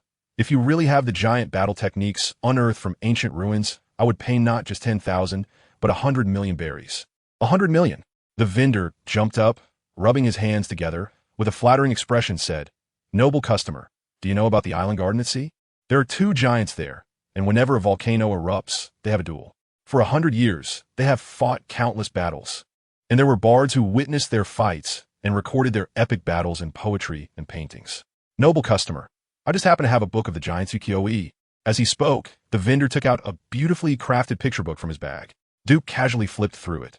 The pictures indeed depicted 2 giants in fierce combat. However, the content of the book was too superficial and failed to capture the essence of the giants' techniques during the battle. Duke laughed and said, Given that this picture book is somewhat exquisite, I'll take it for 2,000 berries. The vendor's eyes twitched, feeling a mix of excitement and disappointment, thinking that this guy had just mentioned 100 million berries, yet now he only offered 2,000 for the treasure he wanted. It felt like falling from the sky to the ground. Noble customer, you just said 100 million berries. This is a depiction of the giant's duel. It can't possibly be worth only 2,000 berries. Haggling was Duke's basic principle. Regardless of whether the item was worth that price, he would always cut the price first. After all, in business, haggling was all about skill. Then you make an offer. Duke said. The vendor held up a finger. 10 million berries. Duke turned to leave, and the vendor hurriedly changed his tune. 5 million berries. Duke continued walking, and the vendor rushed in front of Duke, quickly saying, 1 million. 1 million berries. Duke stopped in his tracks, half smiling and half serious. 10,000 berries. Are you selling or not? If not, I'll leave. Duke thought he had the vendor under control. But to his surprise, the vendor immediately handed the picture book to Duke and said firmly, deal. Duke walked down the street, flipping through the picture book, feeling somewhat uneasy. Although it was only 10,000 berries, the vendor didn't haggle, which made him feel a bit cheated. Forget it. I don't want to think about this nonsense. If I can deduce the essence of their giant martial arts from the superficial techniques in this book, then it would be worth the purchase. Not just worth it. If I really deduce the giant martial arts, the value of this picture book could at least rival that of a powerful devil fruit. Anyway, Duke had already divided the team into groups, with each captain collecting information about Baroque works and the route to the royal city of Alyabarna. Not far away, the vendor who sold the picture book pulled out another exquisite picture book from his bag. He shouted loudly as he slowly walked behind a shop curtain, stroking his face with his left hand, and the sharp-tongued vendor instantly transformed into a man with a horse face in the shape of a ballet shoe. Mr. 2, whose real name is Bon Clay, is the only member among the senior agents without a female partner. He believes that since he is both male and female. Taking out a transponder snail from his chest, he grinned and said, I found Duke, but he is alone. I didn't TC his crew, Mr. Zero. What should we do? On the other end of the transponder snail, Crocodile was reclining in a soft chair, with faint smoke swirling above his head. Arrange for the senior agents to surround them. If it's just Duke alone, then let us work together to kill him. Mr. 2 scratched his temple and said, wouldn't that be too cruel? Do you want to have a one-on-one duel with him? Crocodile replied coldly. Duke attacked the swirling prison in the East Blue and killed the Warden Durandi, who was a naval general that captured the vice-captain of the flying pirate crew, Canute. Do you think you're his match? Mr. 2 broke out in a cold sweat and immediately said, although I practice the way of the man-woman, special circumstances deserve special treatment. Let us surround him with the senior agents. Crocodile said calmly. Mr. 2, continue to monitor him. Don't let your guard down. Understood, Mr. 0. But after Mr. 2 hung up the phone, several more calls came in. Mr. 4, whose real name is Bebu, is a huge man, slightly smaller than a Nino. He carries a giant gun that has eaten the devil fruit in the shape of a sausage dog, standing in a street bustling with pedestrians, who flow around him like a forked stream. Across from him in a restaurant, Anuno and Freeman are enjoying a hearty meal. Mr. 4 said slowly, Mr. 0, we have discovered members of the Duke pirate crew. They are, let Mississippi Christmas take the call. Mississippi Christmas is a user of the zoan-type mole fruit, small in stature and quick-tempered. She picked up the phone and quickly said, Mr. 0, we found Freeman and Anuno from the Duke pirate crew. They're having lunch. They came out. They saw us. They're coming towards us. Chapter 224. The Battle of the Rapeseed Flowers at noon in the Rapeseed Flowers. The sun hung high, and the sunlight was just right. Duke had been sitting in a bar for a long time, not having gathered any useful information. So he went to the 9 Pillars Square of the Rapeseed Flowers. Upon entering the Rapeseed Flowers, he instructed dozens of members to explore the city in groups of 3 to 5. Meanwhile, he wandered around alone, enjoying the rare personal time. In the center of 9 Pillars Square, the fountain splashed water, and Duke sat in the shade, flipping through a giant picture book. Dongli and Brokey, 2 of the 4 captains of the former giant pirate crew. More than 100 years ago, due to an unintentional remark by a girl, a duel in the small garden began, lasting over 100 years. The picture book depicted the battles of the 2 giants, Dongli and Brokey. Although most of the illustrations were merely sketched, they were very vivid. Duke, based on the pictures in the book, imagined the real battle scenarios of the giants. In the depths of the serpentine streets of 9 Pillars Square, a man in an overcoat with an afro and sunglasses, along with a beautiful girl holding an umbrella and wearing a round hat, both fixed their eyes on Duke, who was sitting by the fountain in the center of the square. At the top of the fountain, An eagle's head and a cat's head were combined, each spraying water south and north. Duke sat beneath the sacred and majestic eagle's head. In the myth of Alabasta, the 9 pillars are led by the sun god Ra, and Ra's common image is that of a man with an eagle's head. The knowledgeable man with the afro said seriously, the earth pillars, water flow, streets, and even the air in 9 pillars square have been endowed with divine properties. Mr. 5, I didn't realize you were quite cultured, the beautiful girl laughed. But knowing this doesn't help us take down Duke. Mississippi Valentine, we have been in Alabasta for so many years. Of course we need to understand the local culture, so we can better execute our mission. Mr. 5 said solemnly. Hey Mississippi. Valentine said perfunctorily with a smile. Have the other senior agents arrived? Mr. 5 picked his nose and said, Mr. 2, Mr. 3, and Mississippi. Golden Week are all near 9 Pillar Square. Mr. 1, Mississippi Finger, Mr. 4, and Mississippi Christmas are unknown what they're up to. Freeman, after a hearty meal, used a toothpick to pick his teeth and walked to the counter with an indifferent stride. He subconsciously glanced outside the door, paused slightly, and signaled Anuno to walk out. In the bustling street, Mr. 4's huge body was particularly conspicuous, but compared to Anuno, he seemed overshadowed. Hey, who are you? Freeman said with a toothpick in his mouth. Mr. 4 thought for a moment and slowly said, a passerby. Does this kind of thing even need to be thought about? Freeman couldn't help but retort. We don't know you. Don't talk to us casually. Mississippi Christmas said. She was a small old lady, spoke very quickly, and had a bad temper, forming a stark contrast with Mr. 5 in both size and personality. Freeman's gaze dropped, and he said, oh, sorry, I didn't see you. Bastard, are you looking for trouble? Mississippi Christmas shouted angrily. Freeman, unfazed, replied, this big fool has a murderous look in his eyes when he looks at me, which is different from others, and you just happen to be here, dressed in strange clothes. It's suspicious just to think about it. So, are you pirate hunters or members of Baroque Works? Freeman said, his gaze shifting between the two. Speculating, it is said that Baroque agents are paired in male and female combinations. You must be Baroque agents, right? Mississippi Christmas, exposed, became furious and said, Humph. Mr. 4, it's all your fault. As a senior agent, why can't you hide even the most basic murderous intent? Mr. 4 paused, then reacted, defending himself. Anyway, they're the targets of our mission. Mississippi Christmas, in a fit of anger, scolded Mr. 4 harshly, and as Freeman watched with an amused expression, she suddenly burrowed underground, drilling like a mole, and quickly reached Freeman's feet, her hands like claws, drilling upward like a small whirlwind towards Freeman's waist and abdomen. Freeman instinctively jumped back, thinking that this guy actually launched an attack directly in the crowded street. Doesn't he fear causing a commotion? Sure enough, when Mississippi Christmas drilled up to attack Freeman, the surrounding crowd saw the mole-like Mississippi Christmas and couldn't help but scream and flee in panic. Mr. 4, although slow to react, had a sausage gun on his back that was a conscious weapon after eating the sausage dog fruit. After transforming, it jumped to the ground in a flash, spitting out a bomb. Reizu, don't be hasty, Mr. 4 said, producing a heavy bat weighing 4 tons and swinging it like an arm to knock away the time bomb from the sausage dog Reizu's mouth. Bang! The time bomb flew through the chaotic crowd and precisely landed between Freeman and Anuno, perfectly timing to count down to 0. With a loud bang, the time bomb exploded, and the tremendous force not only engulfed Freeman and Anuno, but also affected the surrounding men, women, children, and the elderly. The screams rose and fell like waves. Did we get them? Mr. 4 asked slowly. Mississippi Christmas looked at the smoke billowing like a black cloud and sniffed, saying, there are too many people here. The smell is too chaotic. Suddenly, the smoke swirled and spread from the center. Freeman, like a cloud, moved through the smoke, the black mist surrounding him like the waves at the start of a boxing match, welcoming the arrival of Kamen Rider Black Sunday. Anuno, take them out. The suppressed voice was like the tolling of a judgment bell. Anuno felt his companion's anger, brushed off the ash from his belly, and charged towards Mr. 4.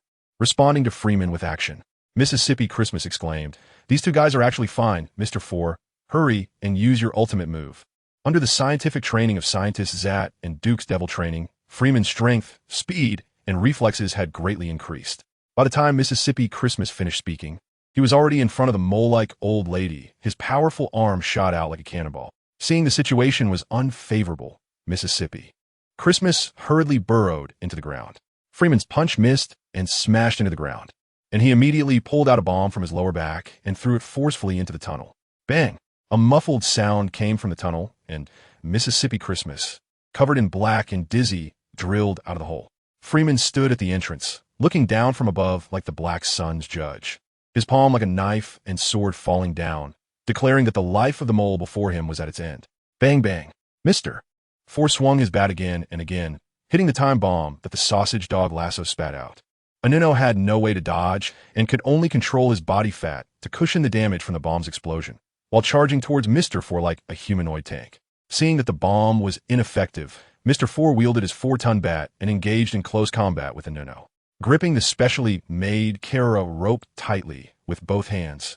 Anuno quickly wove a web to bind both Mr. Four and his bat. As Mr. Four struggled desperately, Anuno stepped forward, stepping on the 4-ton bat while tying up Mr. Four's hands with the rope, rendering him immobile. Freeman slowly approached, blood dripping from his dangling palm, trickling between his fingers and falling to the ground. Chapter 225. Crisis, are you members of the Baroque Works? In the Pillar God Square, Duke closed the Giant's album, slightly displeased as his interest was disturbed. Around him were 5 men and women of various shapes, each with distinct postures and strong auras. Mr. 2 in a ballet outfit, Mr. 3 with braided hair, Miss Golden Week in a childlike form, Mr. 5 with an afro, and the beautiful Miss Valentine's Day. The senior agents of Baroque Works, 12 men and 1 dog, had already sent 6. They looked serious, watching Duke with a sense of urgency in their eyes. A hint of eagerness concealed within, an eagerness for the bounty of 150 million berries on his head. Duke the Duke, look who I am. Mr. 2 stroked his face with his right hand, instantly transforming into a sharp-tongued merchant. Duke frowned slightly, not expecting that the merchant he encountered in the morning would turn out to be the man before him. Was he a devil fruit user capable of transformation? However, this Giant's album was indeed real and somewhat interesting, though not much. He set the album aside and said, I'm curious. How did you know we arrived at the canola flower? Mr. 2 stroked his face with his left hand, returning to his original appearance, and placed his hands on his hips, saying, I want to tell you it's our bad luck. Mr. 2. Mr. 3 interrupted Mr. 2's next words, coldly stating, leaking company information can get you erased by the unlucky duo. Hey, you two, are you performing a duet? Mr. 5 angrily interjected. Isn't it a bit embarrassing in front of the enemy? Miss Golden Week covered her face and sighed, while Miss Valentine's Day burst into laughter, saying, hey, what's the big deal? If we kill Duke, then nothing matters. Duke activated his observation Haki, and as his understanding and training of the 2-colored Haki deepened, he could sense the energy emanating from each person. It was a profound feeling, as if he could sense it yet also see it. Feeling the energy like aura radiating from the 5, Duke couldn't help but chuckle. Do you know what it means to be overreaching? Upon hearing this, the arguing senior agents instantly fell silent, staring at Duke with unfriendly expressions. Mr. 5, hands in his pockets, said in a deep voice, let us change places, Duke. The Pillar God Square is a sacred place in Alabasta, and fighting here will attract the royal army. You wouldn't want to incite a riot, would you? Given his sensitive identity, Duke didn't want to be wanted nationwide in Alabasta, so it was best to act low-key. He stood up, tucking the Giant's album under his arm, and said cheerfully, lead the way. Mr. 1, whose real name was Daz Bones, a quick slashing fruit user, could turn his whole body into steel blades, resembling a cold man like a bald monk. His partner was Miss 2 Hands, real name Bora, a thorn fruit user. She was tall, with a head of blue frizzy hair, wearing a collar around her white neck, from which 2 straps branched out to connect to a bra above her curvy chest. Around her slim waist was a black belt-like garment resembling a spider web, which made her look particularly sexy as she walked. The 2 were searching for Duke's pirate ship at the Canola Flower Port based on the information from the unlucky duo. Then Mr. 2 sent a message, stating that Duke was found at the Pillar God Square, in a hurry. Mr. 1 quickly rushed to the Pillar God Square, but Miss 2 Hands suddenly stopped. What is wrong, Miss 2 Hands? Mr. 1 asked, turning back. Miss 2 Hands opened her alluring thick lips and said flirtatiously, you know, I'm very sensitive to sound. I can hear voices from very far away, and not only can I determine the location of the person, but I can also hear what they are saying. Mr. 1's gaze sharpened, coldly saying, did you find the Duke's pirate crew? Miss 2 Hands smiled. I heard something interesting. Follow me. Inside the cabin of the Hope Home ship, which was flying the merchant ship flag, Nami and Ace were tidying up the storage room. Due to drawing lots for shipkeeping, Ace and Nami, the 2 unlucky ones, were assigned to stay with Landon and Cetus, forming a 4-person team. However, Ace, Nami, and Landon couldn't play well together, feeling too awkward on the deck. So they started an adventure game inside the cabin. The legendary sea treasure, the devil fruit, should be here. Nami rummaged around the storage room, but couldn't find it no matter how hard she tried.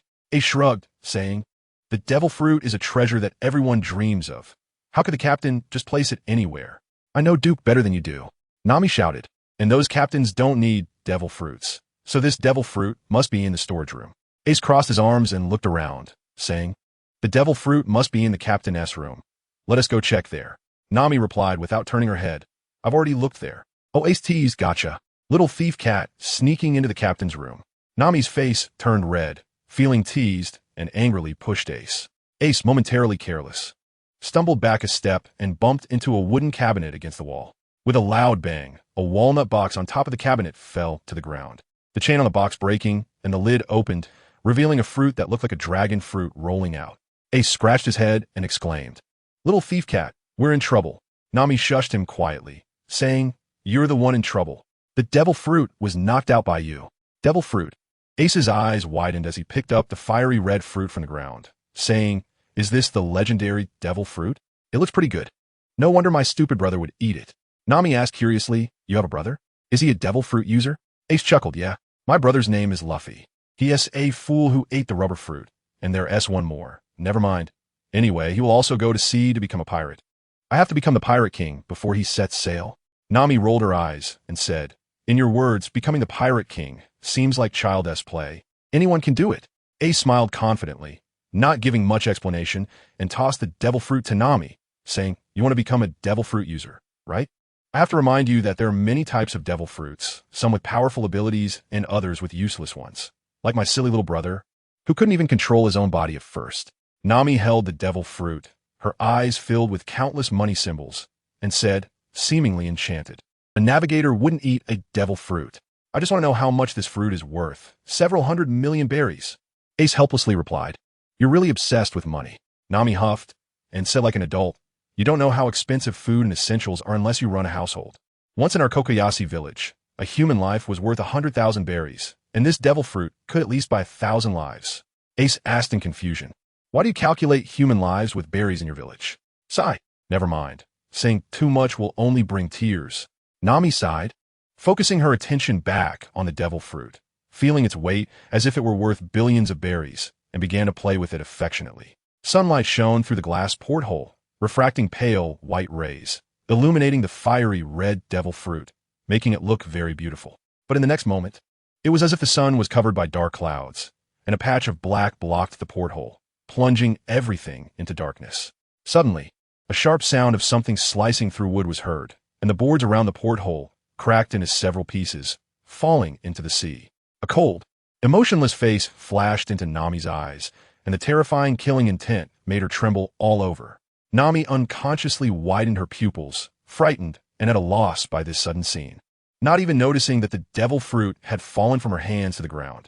Ace was terrified and rushed forward, reaching out his hand and shouting, "Nami!" Chapter 226. The Cancer of Fate. The shiny leather shoes stepped on the floor of the storage room, and Mr. One immediately spotted the rolling devil fruit on the ground. Without saying a word, he stepped forward to pick up the devil fruit. Ace was taken aback and thought, it's over. I'm in trouble. Who are these guys? What should I do?" The boy's mind raced with countless thoughts in a second, but his actions were out of his control, and instinctively he ran towards Nami to protect her. However, as Mr. One picked up the devil fruit, he suddenly pushed off the ground with his legs, shooting forward like a cannonball, colliding with Mr. One's waist and abdomen, while grabbing his arm and shouting, "No matter who you are, give me back the devil fruit. Kid, being a pirate is not a game." Mr. One firmly held the devil fruit in one hand and turned his feet into steel blades, embedding them into the floor, remaining unmoved by Ace's impact. Then, one hand transformed into a sharp blade, viciously stabbing towards Ace's heart. Ace used Mr. One's arm for support to twist his body, trying to evade the attack, but Mr. One was extremely fast, stabbing into Ace's heart, specifically the chest cavity beside it.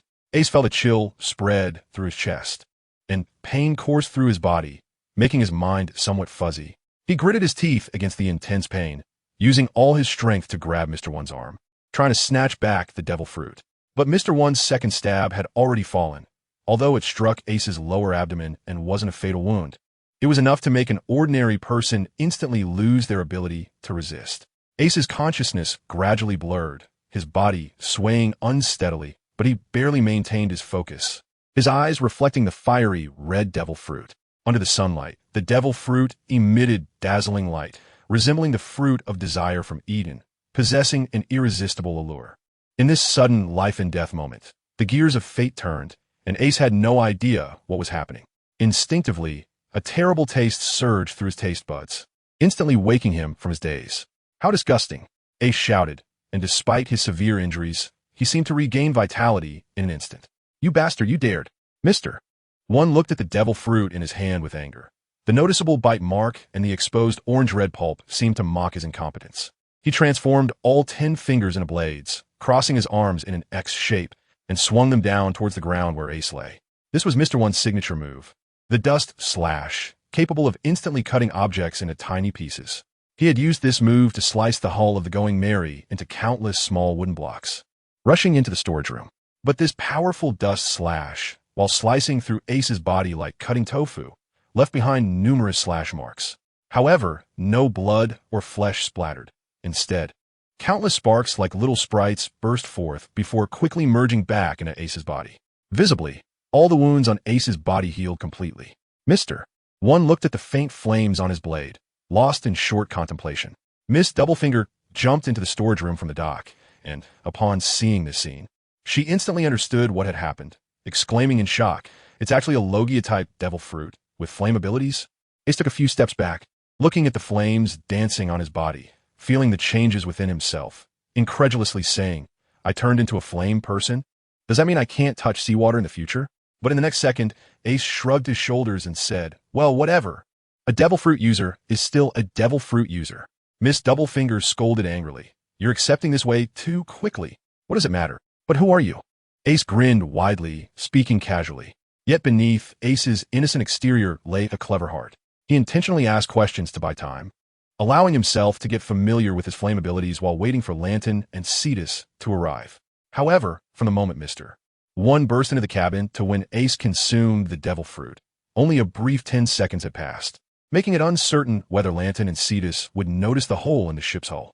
Miss Doublefinger looked regretful, as if a 100 billion berry lottery ticket was right in front of her but was snatched away by someone else. She gritted her teeth in frustration, shaking her ample bosom and complaining, "This is damnable. Mr. One, that's the fire of nature, the hope of humanity. How could you not take it?" Mr. One coldly replied, "First, let's deal with these pirates." Saying that, the two exchanged glances and charged towards Ace and Nami. Nami, not a combatant and just a little girl, had average psychological quality, making her feel quite burdensome in the cramped storage room. Ace shielded her in front of him, wanting to unleash a flame attack on Mr. One with both hands, but as soon as he thought about it, a fan-shaped flame unexpectedly surged from his shoulder. "Hey, no, not like this." Ace couldn't control the power of the flames yet, and he became flustered. Miss Doublefinger seized the opportunity to stretch out her hands, her fair hands instantly transforming into sharp, elongated thorny vines, swiftly penetrating Ace's body. Nami finally reacted, her eyes filled with horror. She shouted, "Ace!" Ace, pierced all over by the thorny vines, turned his head back and smiled. "I don't know what's going on, but I'm fine, don't worry. Just because you're fine doesn't mean your companions will be." Miss Doublefinger let out a cold laugh as the long black thorns stretched out again, darting toward Nami with incredible speed. Meanwhile, Mr. One, realizing that physical attacks were ineffective against Ace, decisively bypassed him and charged toward Nami. Ace shouted in panic, "Nami, run!" But even Ace's speed couldn't match that of Mr. One, let alone ordinary Nami. Mr. One transformed his entire body, including his head, into sharp, terrifying steel blades, ready to give Nami a deadly embrace. "Nami!" At that critical moment, Ace roared with all his might. Driven by various emotions, intense flames erupted from his body, swirling around Nami like two furious fire serpents, forming a raging wall of fire that separated Nami from Mr. One. "Damn it!" Mr. One spat, knowing that Logia-type devil fruits were regarded as the strongest among the 3 types. They not only allow the user to become an element and be immune to ordinary physical attacks, but also grant them control over the forces of nature. Light, darkness, magma, flames, ice, snow, smoke. Every Logia-type devil fruit bestows immense power upon its user. The devil fruit Ace consumed was the flame fruit, and the moment he ate it, he became the Flame Man, the messenger of fire. Ace waved his hands, and the flames danced in the small storage room, pushing back Mr. One and burning the thorns of Miss Doublefinger, easily handling both opponents. The only problem was that his stamina and energy were rapidly depleting, and soon he would not be able to sustain it. The flames engulfing his body gradually began to subside. Miss Doublefinger waved her thorns and sneered. Can't hold on anymore. Huh, you little brat who just ate a devil fruit really thought you could defeat us. Ace was exhausted and panting, the firewall protecting Nami also dimming. He unwillingly said, damn it, who are you two? Why are you attacking us? Go to hell to find the answer, pirate. Mr. One's voice was as sharp as a blade, and he transformed his hands into blades, slashing toward Nami in a cross pattern. Ace was extremely anxious, but couldn't use his fiery abilities anymore. He could only shout loudly, run, Nami. Nami, in a panic, retreated repeatedly, but Mr. One's cross slash was already before her eyes. Just as Nami was in a perilous situation, the wooden door of the storage room suddenly swung open and flew toward Mr. One. Behind the door, Landon, holding a fine sword, had a fierce look on his face, his dark eyes resembling an endless abyss, staring at Mr. One and Miss Doublefinger. You are dead. Chapter 227. Under siege outside the Canola Flower Seaport. The desert resembled an ocean, vast and boundless. The wind and sand blew across his eyes. Duke took off his round hat and veil, placing them neatly on the sand along with the giant S illustrated book. He brushed off the sand from his clothes, revealing the hilt of a sword at his waist. Yaha, a bounty of 150 million berries for a head. I've never hunted a pirate with such a high bounty before. It's truly tempting, Miss Valentine said proudly, holding an umbrella. Mr. Two, dancing ballet, said, Duke, if you don't call your companions to save you now, you won't have the chance. If you kneel and beg for mercy now, we might let you off the hook. Mr. Three adjusted his glasses, looking at Duke with a mocking expression. Miss Golden Week, holding a sketchpad and pen, said, Mr. Three, what you said is too fake.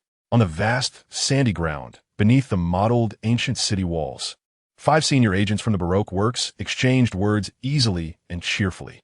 Duke stood alone on the sandy ground, amid the swirling yellow sand. Ignoring the words of the senior agents, he slightly raised his head. The scorching sun pierced his eyes, and he squinted at everyone, saying, It's noon. Are you ready? In Western cowboy movies, the sun shines directly overhead at noon, not interfering with either gunman's line of sight. Thus, at this time, the duel is determined only by the gunman's skills, making it the fairest moment for a showdown. Noon signifies the time for a life-and-death decision. The chatter of the 5 senior agents abruptly ceased, their cheerful expressions turning solemn. Mr. Two had long wanted to duel with Duke. He immediately assumed the pose of the Okama Kenpo and loudly declared, Pirate from the East Blue, taste the power of my Okama Kenpo, Swan Dance of the Fallen. Okama Kenpo. Duke looked on with interest as Mr. Two continued to attack the air with irregular movements reminiscent of drunken boxing, and couldn't help but think of the Revolutionary Army officer, Ivankov.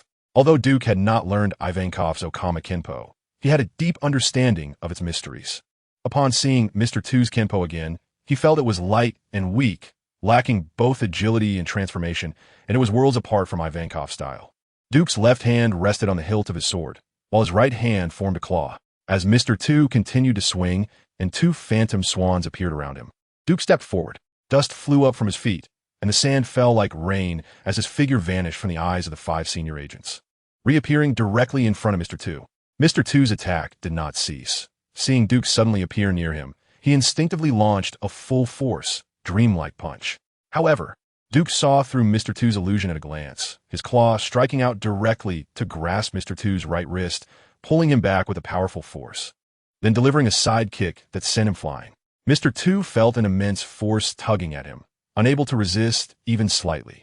After being struck hard in the abdomen, he flew backward like a bow, rolling several times on the sand before finally coming to a stop. Spitting out a mouthful of blood, Mr. Two struggled to get up, gasping for air. His instant defeat left the 4 other senior agents momentarily stunned, their gazes toward Duke drastically changing. In Baroque works, male agents used Mr. followed by number as their code names, with smaller numbers indicating greater strength. Mr. Two was the 3rd strongest after Mr. Zero and Mr. One. But facing Duke, the 3rd strongest Mr. Two was sent flying with just 1 exchange, completely unable to defend himself. No wonder Mr. Zero had to gather the entire company's strength to deal with Duke alone. However, Mr. 3 hesitated, as they had not followed Mr. Zero's orders, but instead had attacked Duke as a group of 5. They were confident that their combined strength was enough to deal with a pirate from the East Blue, even one with a bounty of 150 million berries. In an era before the supernova age, where bounties would inflate, a bounty reaching 100 million berries was already the mark of a notorious pirate. Even the Grand Line, where pirates ran rampant and strong individuals were numerous, such a figure was not someone the average person would dare provoke. The senior agents of Baroque Works had long made hunting pirates their goal, and their missions had never failed, leading them to develop a delusion. Pirates of the Grand Line were just like this. The weakest pirates from the East Blue were even less worth mentioning, but the harsh reality slapped them hard, waking them from their arrogant delusions. Duke stretched his body, and the muscles and bones within him cracked like the sound of a tiger or leopard, resonating throughout. All right, who asks next? Or do you want to come at me together? Mr. 3 snorted, beads of sweat forming on his forehead, saying, he's not an ordinary pirate. We should all attack together. With the experience of Mr. 2, the 4 senior agents seemed to have a tacit understanding, launching a joint assault on Duke. Taste the explosion, Duke. Mr. 5, with his explosive hairstyle, used his index finger to pick his nose and extracted a pea-sized booger, flicking it towards Duke. Nasal imaginary cannon. Duke found this move utterly disgusting. With both hands shaped like palms, he struck forward with a powerful stance, unleashing a fierce, violent wave of air that surged forth. Carrying yellow sand and resembling a yellow dragon rushing towards Mr. 5, blowing his booger bomb back at him. Mr. 5 never expected his own booger bomb would return to him. This disgusting tactic could not be used against himself, so he hurriedly darted to the side. Boom! The simultaneous explosion of the yellow dragon and the booger bomb kicked up countless grains of sand, burying Mr. 5 beneath them. His partner, Miss Valentine's Day, covered her mouth with one hand, worried that Mr. 5 would be harmed by the aftershock of the explosion, but her concern was entirely unnecessary, as Mr. 5 was a superhuman with the explosive fruit ability, meaning every part of him had explosive power, and even swallowing a bomb would not harm him. Moreover, according to the law of no harm when smoke is present, Mr. 5 would have no issues. Indeed, as the flying sand cleared, Mr. 5, clad in a trench coat, stood unharmed on the sand. He puffed out his chest and took a deep breath, like performing a frog technique, using all his strength to expel the airflow from his chest towards Duke. The wind breath bomb was one of the abilities of the explosive fruit, capable of turning the air breathed into a powerful bomb. As the airflow surged towards Duke like a stream, Mr. 3 and his partner Miss Golden Week also moved. Mr. 3, who had eaten the melting fruit, transformed into a candle man, with liquid wax flowing from his hands as he ran, quickly solidifying into a massive candle armor resembling a giant robot. This was Mr. 3's supreme artwork, his most powerful wax technique, known as the Candle Champion Cup. Miss Golden Week immediately used her superpower, Emotion Tone, to color the Candle Champion Cup, enhancing the armor's power. The fully formed purple Candle Champion Cup possessed the strength to effortlessly take down a bounty of 42 million berries. Mr. 3 believed that even if his supreme artwork could not defeat Duke, it should at least have the ability to contend with him. Take my champion punch. Mr. 3 commanded the purple candle giant, shouting loudly as if he had just played a winning card in a game of Dodiju. Chapter 228. Inhuman. Monster-like Duke slightly bent at the waist, turning his right palm into a fist with armed color Haki swirling around it. He met the giant candle fist with a punch. The two fists collided violently. With a loud bang, the ground erupted with sand, and the shock waves from the collision stirred up countless yellow sands, rippling like water. With a crack, a fissure spread from Mr. 3's candle giant's fist up to his arm, causing the entire arm to shatter and fall apart like debris. Mr. 3 was taken aback, never expecting his supreme artwork, the Candle Champion Cup, to be so fragile. He quickly commanded the candle giant to retreat, while using his ability to repair the giant's arm. Miss Golden Week, I want to continue enlarging my Candle Champion Cup. Mr. 3 shouted urgently. Miss Golden Week, mixing pigments, replied, understood, Mr. 3, just focus on getting bigger. As they spoke, Mr. 5's wind breath bomb finally arrived. But after the earlier turbulence, its power had weakened significantly. However, for Duke, this kind of breath-based attack was just as disgusting as the booger bomb. Although the physical damage was minimal, it could greatly stimulate Duke's psyche. The dark jade blade emerged, glimmering sharply under the sunlight. Duke held the blade in front of him, and as the wind breath bomb floated towards him, he swung down, creating a powerful fan-shaped air pressure that blew the wind breath bomb away without a trace. Cough, cough. Mr. 5 brushed the sand off his body, his eyes hidden behind sunglasses darting around, thinking that Duke was indeed worthy of his reputation. His long-range explosive moves had no effect in front of him. Then let South try close combat. But Mr. 2's tragic fate was still fresh in his mind. Mr. 5 hesitated for a moment, and when the sand settled, he saw Duke slowly approaching with his blade. The wind and sand swirling behind him like a desert warrior under the sun. He steeled himself, leaning forward suddenly, stomping his feet hard. With several explosive sounds, Mr. 5 used the explosive fruit's ability to create a powerful explosion beneath his feet, launching himself towards Duke like a cannonball. Foot blast! Mr. 5 shouted as he charged, lifting his foot with a fierce momentum, directly kicking towards Duke. The foot blast triggered an explosion upon impact, its power several times greater than that of the booger and breath attacks, though it had zero psychological effect. The sun was blazing, sand flying. A red scorpion emerged from the sand, with a jumping mouse strung on its tail. Suddenly, a shadow flashed by. A sand lizard darted out like lightning and bit off the red scorpion's head. As the dust swirled, a sand python burst from the ground, opening its crimson jaws to swallow the sand lizard, red scorpion, and jumping mousehole. A vacuum slash, like thunder, tore through the ground, slicing straight through the belly of the sand python, which let out a hoarse cry as it was cut in half. But no one cared about its life or death. Mr. 5 saw this terrifying slash coming at him, and quickly threw a punch to create an explosion, using the blast's impact to alter his trajectory in midair. The vacuum slash flew past him closely, and Mr. 5 narrowly escaped death. The foot blast momentum abruptly halted as he fell onto the sand, landing in a messy heap. Instinctively, he looked towards where the vacuum slash had passed. There was a long gash in the sand, stretching for dozens of meters, resembling a deep abyss. Mr. 5 felt his whole body stiffen, his brain malfunctioning. The power of Duke's slash was something he had never seen in his life, and cold sweat began to bead on his forehead. If he hadn't changed his trajectory just now, he would have been split in half, right? Thinking of this, Mr. 5 instinctively swallowed hard, staring at Duke without daring to move. This is too outrageous. Why does a pirate from the East Blue possess such immense power? Mr. 5 screamed his heart. Not only was Mr. 5 sweating profusely from fear, but even Miss Valentine's Day, who was waiting for an opportunity nearby, was startled by Duke's fierce slash, gripping the handle of her parasol tightly. This is too terrifying. Is this really the kind of power a person can have? This level of strength, even the most mysterious Mr. Zero of the organization might not be his match. Miss Valentine's Day, who had the ability of the light and heavy fruit, usually proud and dismissive, looking down on the filthy pirates at sea, now saw Duke's displayed power as monstrous. In the latter half of the Grand Line's New World, he would surely be considered one of the top figures. A guess involuntarily surfaced in my mind. Miss Valentine's Day gulped nervously and said, "Run. Quickly escape. Mr. 5, we are definitely no match for him. Only with Mr. 1 and Mr. 0 together can we hope to defeat him." Mr. 5 remained silent, while Duke, behind his sunglasses, approached him slowly with a knife like a desert warrior. Under the scorching sun and hot sand, if he hesitated to escape now, he would likely be cut in half by Duke's blade. Mr. 3 was busy shaping a larger candle giant, while Miss Golden Week was dyeing paint beside him. Hearing Miss Valentine's Day's demoralizing words, she angrily shouted, "Miss Valentine's Day, you were usually so proud. Why are you already afraid before the battle? If you're scared, you might as well leave. The 4 of us can definitely defeat Duke." Miss Valentine's Day used her abilities to adjust her weight, slowly stretching her body into the air and flying towards Mr. 5, grabbing his collar and pulling him upwards. "Miss Valentine's Day, what are you doing?"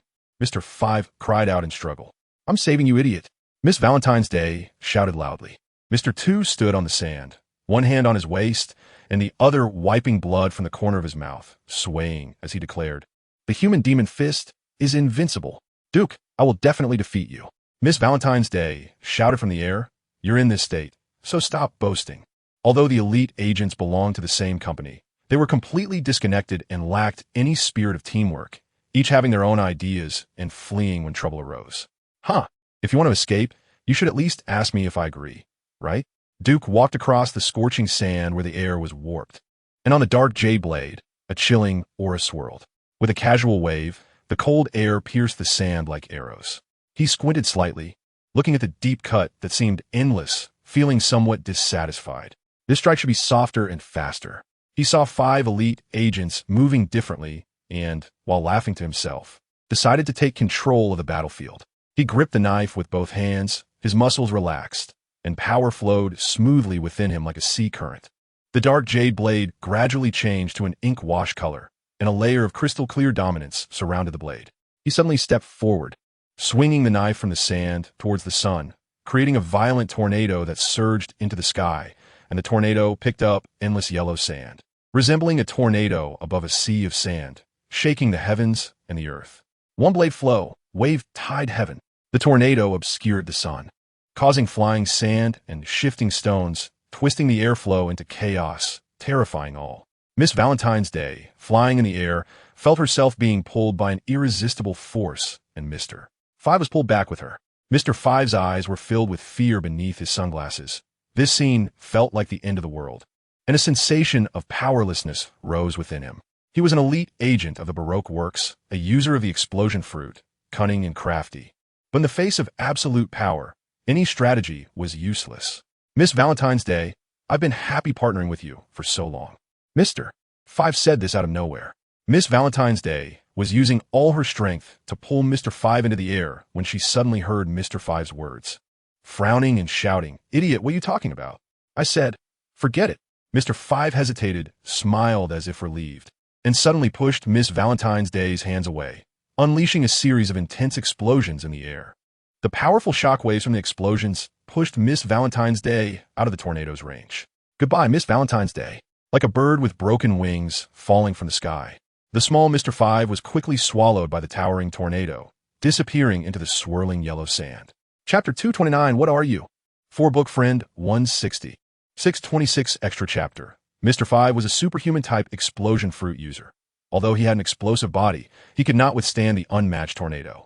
He was shredded by the violent tornado, countless wind blades tearing him into pieces, his flesh and blood mixing with the yellow sand, soon dissipating into the sky.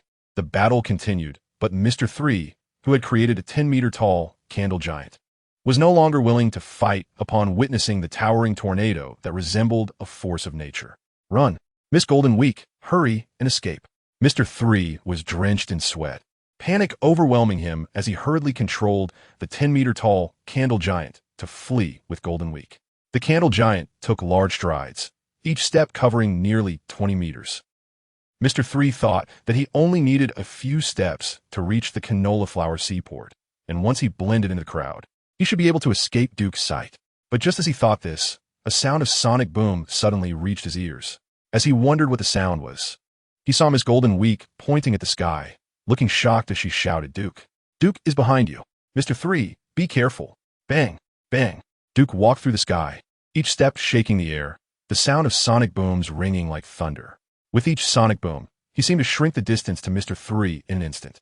Miss Golden Week's warning made Mr. 3 turn to look back, and upon seeing this, sweat poured down his forehead like a waterfall, urging the giant candle trophy to accelerate towards the canola flower seaport. Seagulls leisurely circled above the harbor city. The sound of waves crashing against the shore was loud, and the sea breeze swept through the city streets, causing pedestrians' clothes to flutter. The candles shattered like stardust under the blade, and as people adjusted their attire, countless candle particles rained down upon them.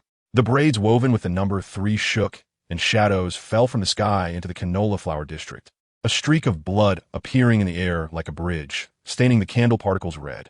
Life and death were determined in an instant. Miss Golden Week fell from the shattered candle giant, looking at Mr. 3, who was splattered with blood from his chest, feeling anxious and terrified. Mr. 3. But there was no response to her call. Duke glided down with the airflow, and, as his feet touched the sand, he swiftly moved to Miss Golden Week's front. Miss Golden Week hurriedly used her powers to draw, but her speed was too slow. Duke already held the knife, suspended in the air while she was still applying paint. Slash! Miss Golden Week was killed with a single blow, her small and frail body collapsing outside the city gate. A few guards at the gate noticed something was wrong and approached with spears, but in the next second, Duke had already disappeared from their sight, leaving only Miss Golden Week's body lying on the sand, her spilled blood resembling blooming red spider lilies. Bloop, bloop, bloop. The phone bug cried out on a broken wooden door. Beside the door, Mr. 1 was covered in blood. with knife cuts and gunshot wounds crisscrossing his body. Miss Valentine lay on the ground, her body as limp as a sponge, occasionally spitting out seawater. Landon, Cetas, and Ace surrounded the two, while Nami, feeling wronged, held a hammer, repairing the ship. Ace was originally supposed to be a shipwright to patch up the hole in the ship, but after eating the Mera Mera no Mi, flame fruit, his ability control was still extremely unstable. Whenever he touched a wooden plank, he would burn it, becoming the true embodiment of a flame boy. So, he stayed with Landon and Cetas to guard Mr. One and Miss Doublefinger. Beep. The call connected, and Cetas immediately reported on what was happening in the cabin. On the other end of the line, Duke held the snail phone, walking across the endless desert. They're both alive? Yes, Captain. Both of them are devil fruit users. I filled the cabin with seawater, and they lost their combat capability. Only that Blade guy was quite stubborn. He only behaved after Landon repaired him. A man and a woman, both devil fruit users, they are quite similar to the personnel of Baroque Works. Duke pondered for a moment and muttered to himself, I am quite curious about how they managed to track our movements. Cetas scratched his head and said, I don't know. Of course you don't know. Have you contacted Rajef and the others? Do you know what their situation is now? They are all fine.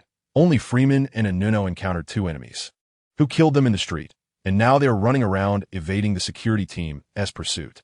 Duke thought, these people are very likely from Baroque Works, lying in wait like a hunter in a field of rapeseed, wanting to deal with us, but unfortunately, their strength is a bit lacking. The two people on our side are quite formidable. Cetas blinked. Duke didn't bother with him and said directly, notify Rajef to bring the captives to the Alabaster Royal City, Alyabarna. Okay, Captain. Cetas scratched his head and asked, are you going? I don't want to answer such a stupid question. Duke replied weakly. Okay, Captain. Cetas glanced at Ace and added, by the way, Captain, there is one more thing to report to you. Speak. Ace has eaten the devil fruit from the storeroom. It's a Logia-type fire ability. It seems to be called the Mera Mera no Mi. Duke fell silent for a moment, unsure whether to be angry or pleased. This kid Ace, relying on his extraordinary talent, which I valued greatly, dared to privately eat the devil fruit, openly violating the ship's 10 commandments. This is outrageous. This kid still needs to be properly trained. Let Ace come to the sandy area at the north gate of the rapeseed field, and go with me to Alyabarna. Soaring above the vast floating clouds, the scenery of Alyabarna came into view. In the distance, sand dunes, deserts, oases, and skyscrapers rose straight up, standing tall against the dim yellow sky, with pedestrians scattered like ants that had lost their team. As night fell, a layer of misty black fog enveloped the entire city, seemingly hiding some fierce beast in the darkness. In a private bar, the candlelight on the table flickered unevenly. The ominous duo, Miss Friday, a female vulture, was Mr. 13's partner and means of transportation. Mr. 13 was a sea otter wearing cool sunglasses, responsible for gathering intelligence, reporting, and monitoring. The sea otter was good at painting, able to express what he wanted through his artwork, but he was suspected to be a talking member of the fur tribe lost in the Grand Line. That is how it is, Mr. Zero. Behind the dark table, Mr. Zero appeared like a hazy silhouette. Only a vague outline was visible, obscuring his true appearance. Mr. 13 lowered his head to report the intelligence, curious about the most mysterious Mr. Zero of Baroque Works, but knowing that curiosity could kill a sea otter. He kept his head down since entering the room. The vulture blinked and sneaked a few glances at Mr. Zero, but couldn't see anything clearly, and was slapped by the sea otter, lowering its head in grievance. So, you mean to say that the high-level agents at the Rapeseed Seaport have all been wiped out? Mr. Zero's voice was as murky as a beast's growl, making Mr. 13 feel uneasy. Yes. Mr. 13 hurriedly replied, no, not really. Mr. 2 and Miss Valentine's Day are still alive. Where are they? Mr. 2 and Miss Valentine's Day are on their way to Alyabarna. It seems that Duke not only has strength, but also a good mind, so I will play with him well. Mr. Zero, hidden in darkness, controlled the situation like a king of shadows. He pondered briefly, then instructed Mr.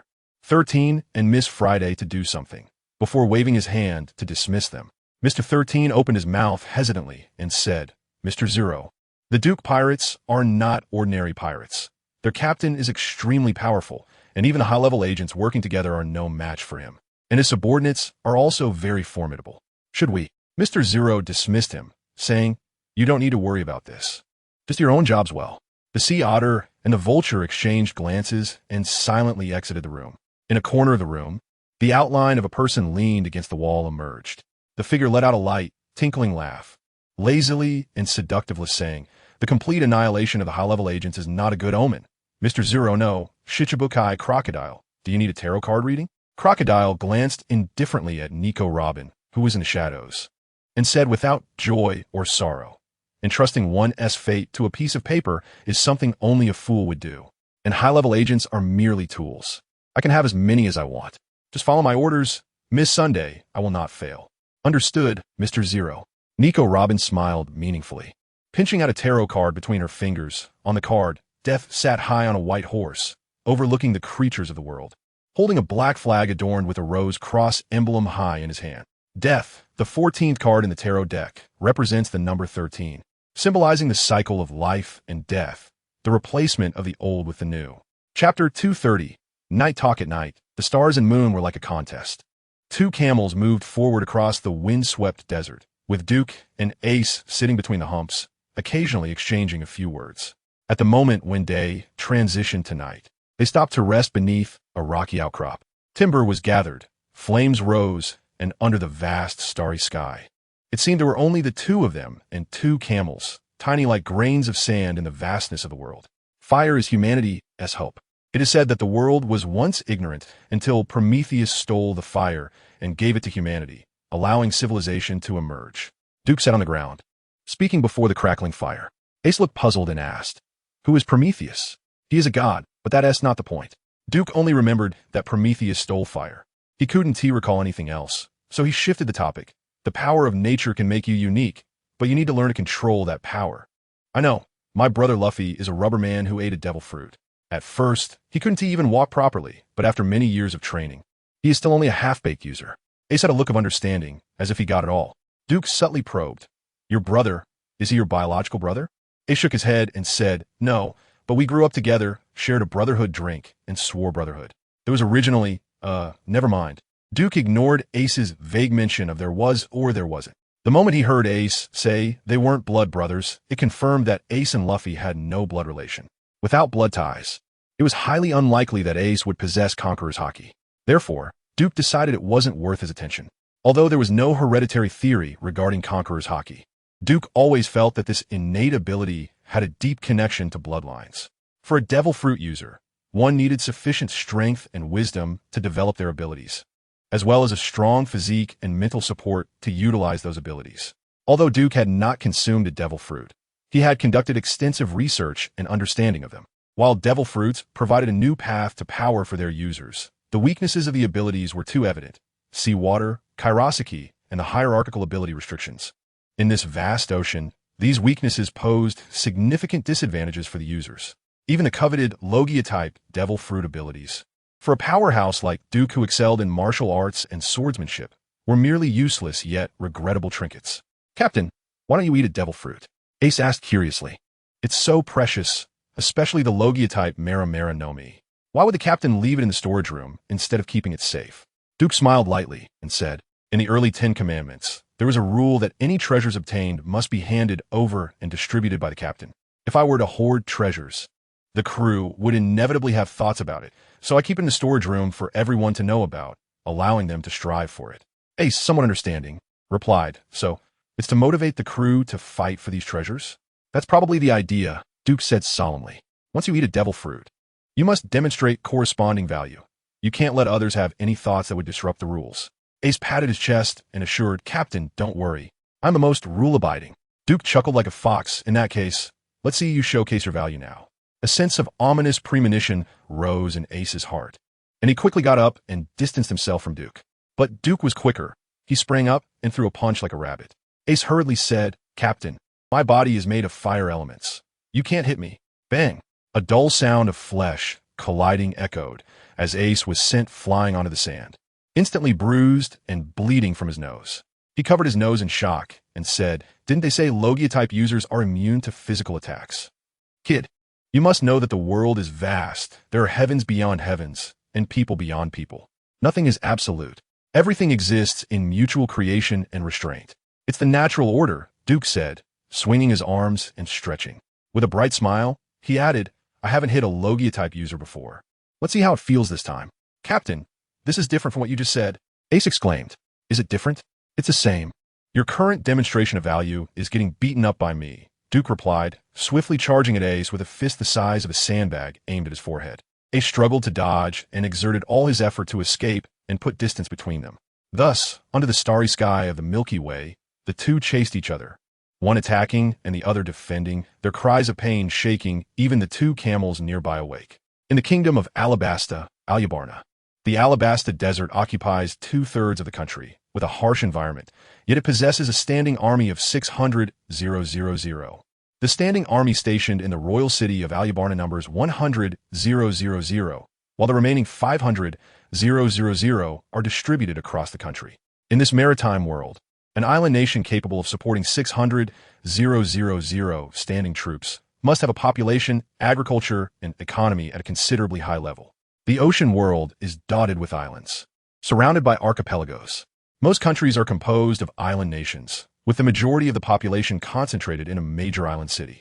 A land country like Alabasta, where all cities are located on the same island, is rare throughout the entire ocean world. King Cobra of Alabasta is a ruler who loves his people and empathizes with them, enjoying high prestige among them, and the people of Alabasta hold him in great affection. However, in recent years, the emergence of the Baroque Works has changed everything. Baroque Works has been involved in hunting pirates, maintaining public order, and protecting the people in Alabasta. With the manipulation of the news media, they have become known as the guardians of Alabasta among the people, overshadowing King Cobra in terms of prestige and influence. Yet, King Cobra remains unconcerned, believing that any organization that benefits the people is sufficient. Even though Baroque Works has infiltrated Alabasta, with some town officials becoming their supporters. Thank you for your contributions to Alabasta over the years. There are more and more pirates on the Grand Line, and we're having difficulty managing it. In the palace's reception room, King Cobra, dressed in a simple yet elegant outfit, personally received the person sitting across the table. Ake, a newly promoted senior agent of Baroque Works, wore an exquisite robe and had a thick, gray-white curly hairstyle. As he spoke, his head bobbed back and forth, causing his heavy hair to sway left and right. Your Majesty, we at Baroque Works have been guarding Alabasta for many years, always diligent and dedicated, never asking for anything in return, Ake said slowly. Cobra pondered, although Alabasta is quite poor, if your company has any needs, we will do our best to accommodate them as a token of appreciation.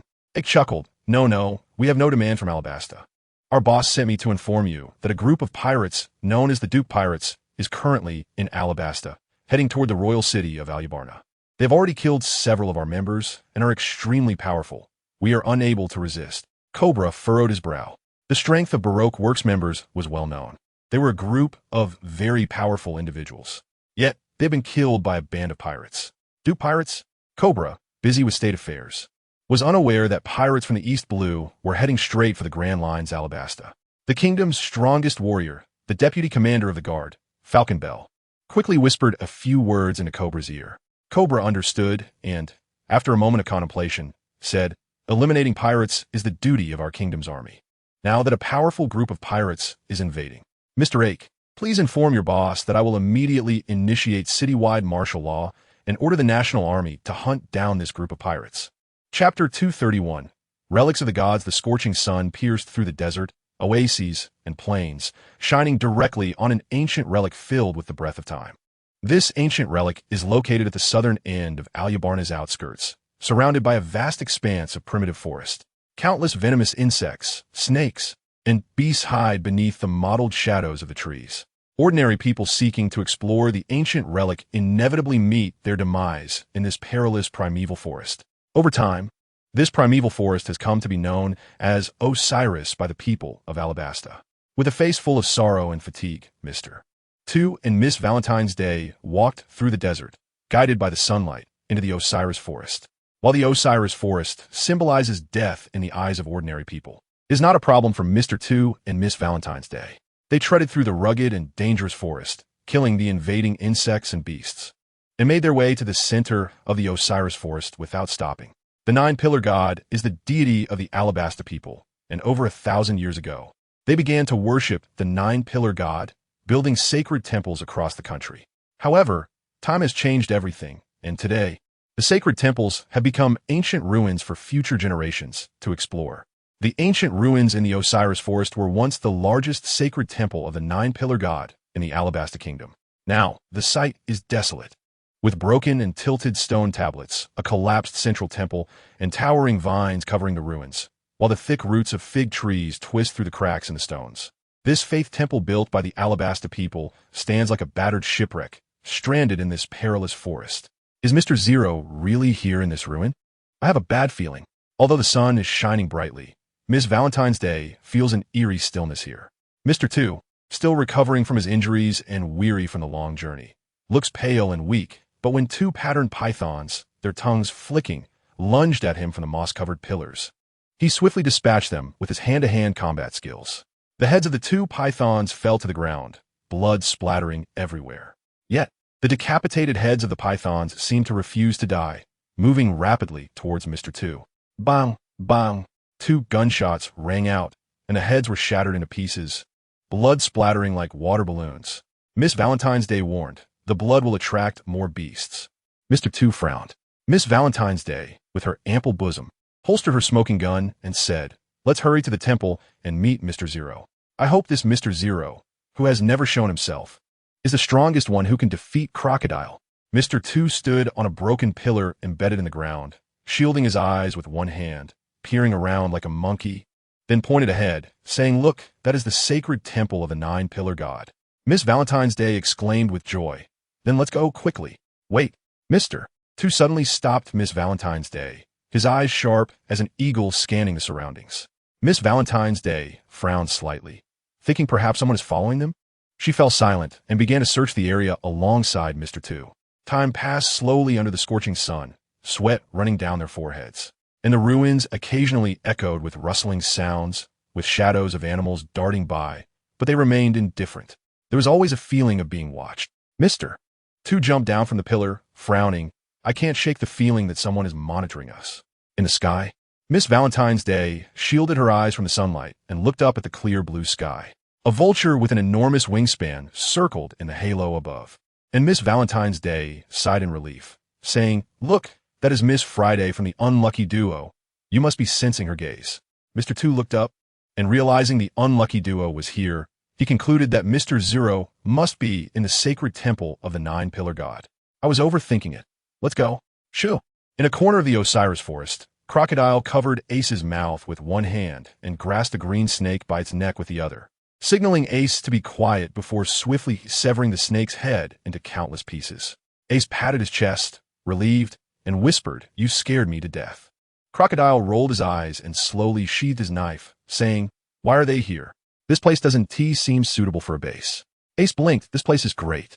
Full of danger, ancient and mysterious, very impressive. Look beyond the surface to see the essence." Leaning against a large tree, Crocodile said calmly, "When we entered the rapeseed flower harbor, they were already ambushing us everywhere. They must have known our movements long ago. Perhaps they discovered and followed us while we were at sea." Ace exclaimed, "Could it be a devil fruit user with sensing abilities?"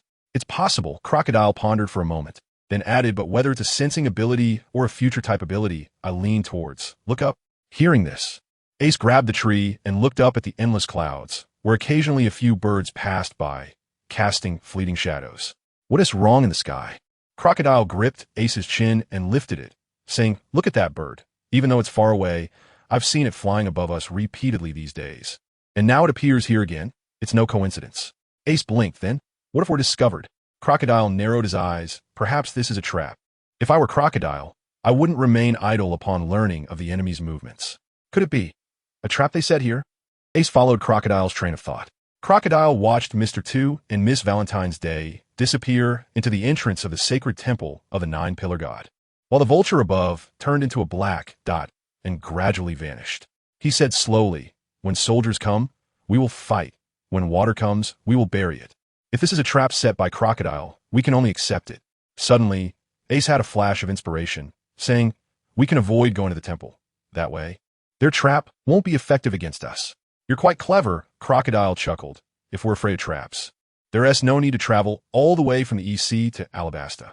Our goal is to take down one of the 7 warlords." Crocodile. Ace nodded, saying, "Then let me take the lead.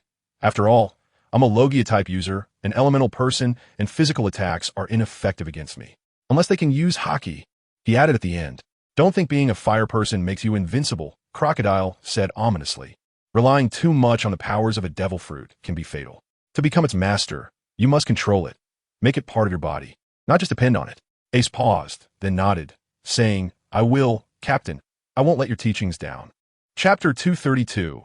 Thunder strikes in silence. The sacred temple of the nine-pillar god is built from massive stones, overall grayish-white, appearing slightly small and flat among the ruins.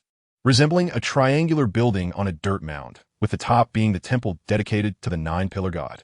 Inside the temple, torches line the walls, illuminating the long corridor. Mr. 2 and Miss Valentine's Day walked forward, and, as time passed, they felt as if they were in an endless corridor. Mr. 2, what's going on with this temple? Are we going the wrong way? Miss Valentine's Day complained loudly. From the outside, the temple of the nine pillars does not seem large, but once inside, it feels like walking through an endless corridor. So much so that Miss Valentine's Day believes it to be a maze. Mr. 2 is also visiting the temple of the nine pillars for the first time, and, unclear about its internal structure, can only comfort her by saying, Mr. 13 once said that we just need to keep moving forward. He wouldn't lie to us. Miss Valentine's Day sighed and said, then let's keep going. I just have a bad feeling about this, but I can't quite put my finger on it. It's fine. We just need to meet up with Mr. 0, and we can leave the rest to him, for some unknown reason. The senior agents are extremely confident in the mysterious Mr. 0, whom they have never met, entrusting all their hopes to him. Perhaps mystery elevates people or things in people's imaginations, whether through worship or fear, just like the enigmatic Mr. 0 and the endless gray stone corridor before them. After an indeterminate amount of time, the corridor finally changed ahead. The straight corridor began to twist and turn like a snake, and the gray stone walls on either side transformed into bronze stone walls. A model bronze door stood before Mr. 2 and Miss Valentine's Day. The bronze door was carved with 9 statues of half-human, half-beast figures, each square and labeled with their respective names, representing the 9 pillars gods. 8 of the statues stood on either side of the bronze door, worshipping the eagle-headed, human-bodied statue at the top, the sun god Ra Bang. The bronze door opened automatically, and flames erupted inside. Directly ahead was a throne of 99 steps, upon which sat the eagle-headed sun god Ra. On either side of the ground were various gods, all carved from massive stones, while the walls were adorned with various carvings depicting the stories between the 9 pillars gods. However, Mr. 2 and Miss Valentine's Day had no interest in exploring the temple's remains and, upon entering the sanctum, found no sign of Mr. 0. Miss Valentine's Day shouted, Mr. 0, where are you? We made it. The crisp echo reverberated in the temple, but until the echo faded, no one answered. The surroundings were eerily silent, with only the faint crackling of flames. Suddenly, a sound like a cracking eggshell broke the silence, strange and inexplicable. Miss Valentine's Day instinctively gripped her umbrella handle and moved closer to Mr. 2. Suddenly, the flames surged violently, and a gust of wind roared, hissing like a beast. Miss Valentine's Day felt a tremendous force tearing at her waist and abdomen, instinctively crying out in pain, but around her there was nothing but emptiness. Although Mr. 2 did not understand what was happening, seeing Miss Valentine's Day's pained expression and bloodied waist, he immediately struck a graceful swan pose and kicked toward the empty space around her waist with a swift, arched leg. Bang!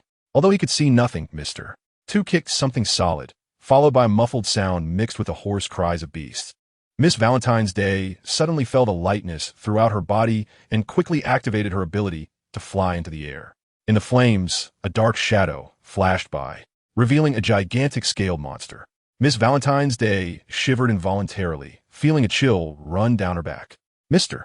2's heart raced as he exclaimed, It's a scaled demon chameleon. Why is it here?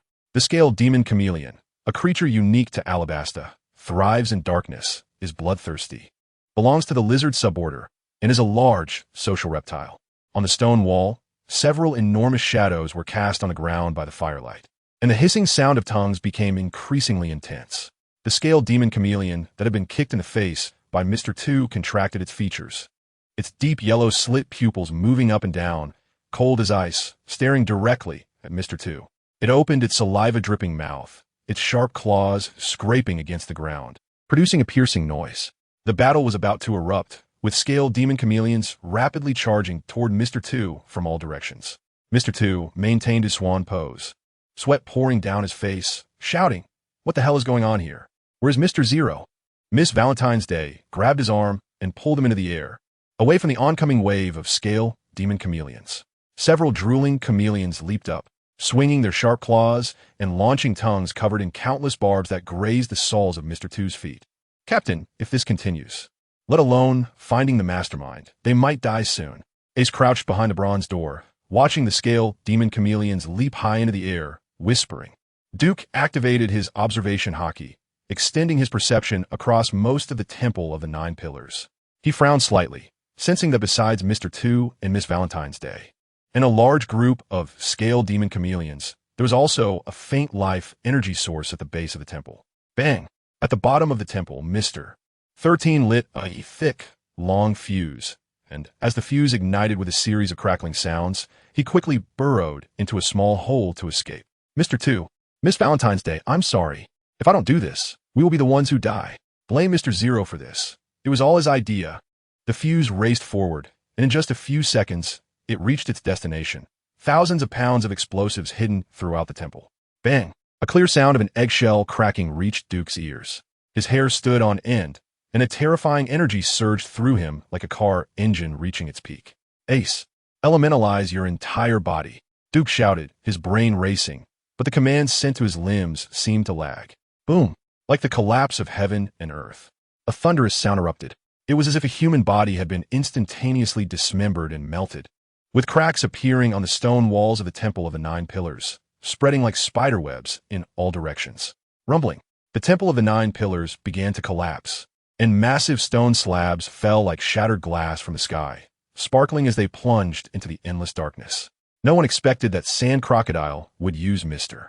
Two and Miss Valentine's Day as bait to lure Duke and Ace to the Temple of the Nine Pillars, where he had buried high explosives, intending to bury Duke along with the entire temple.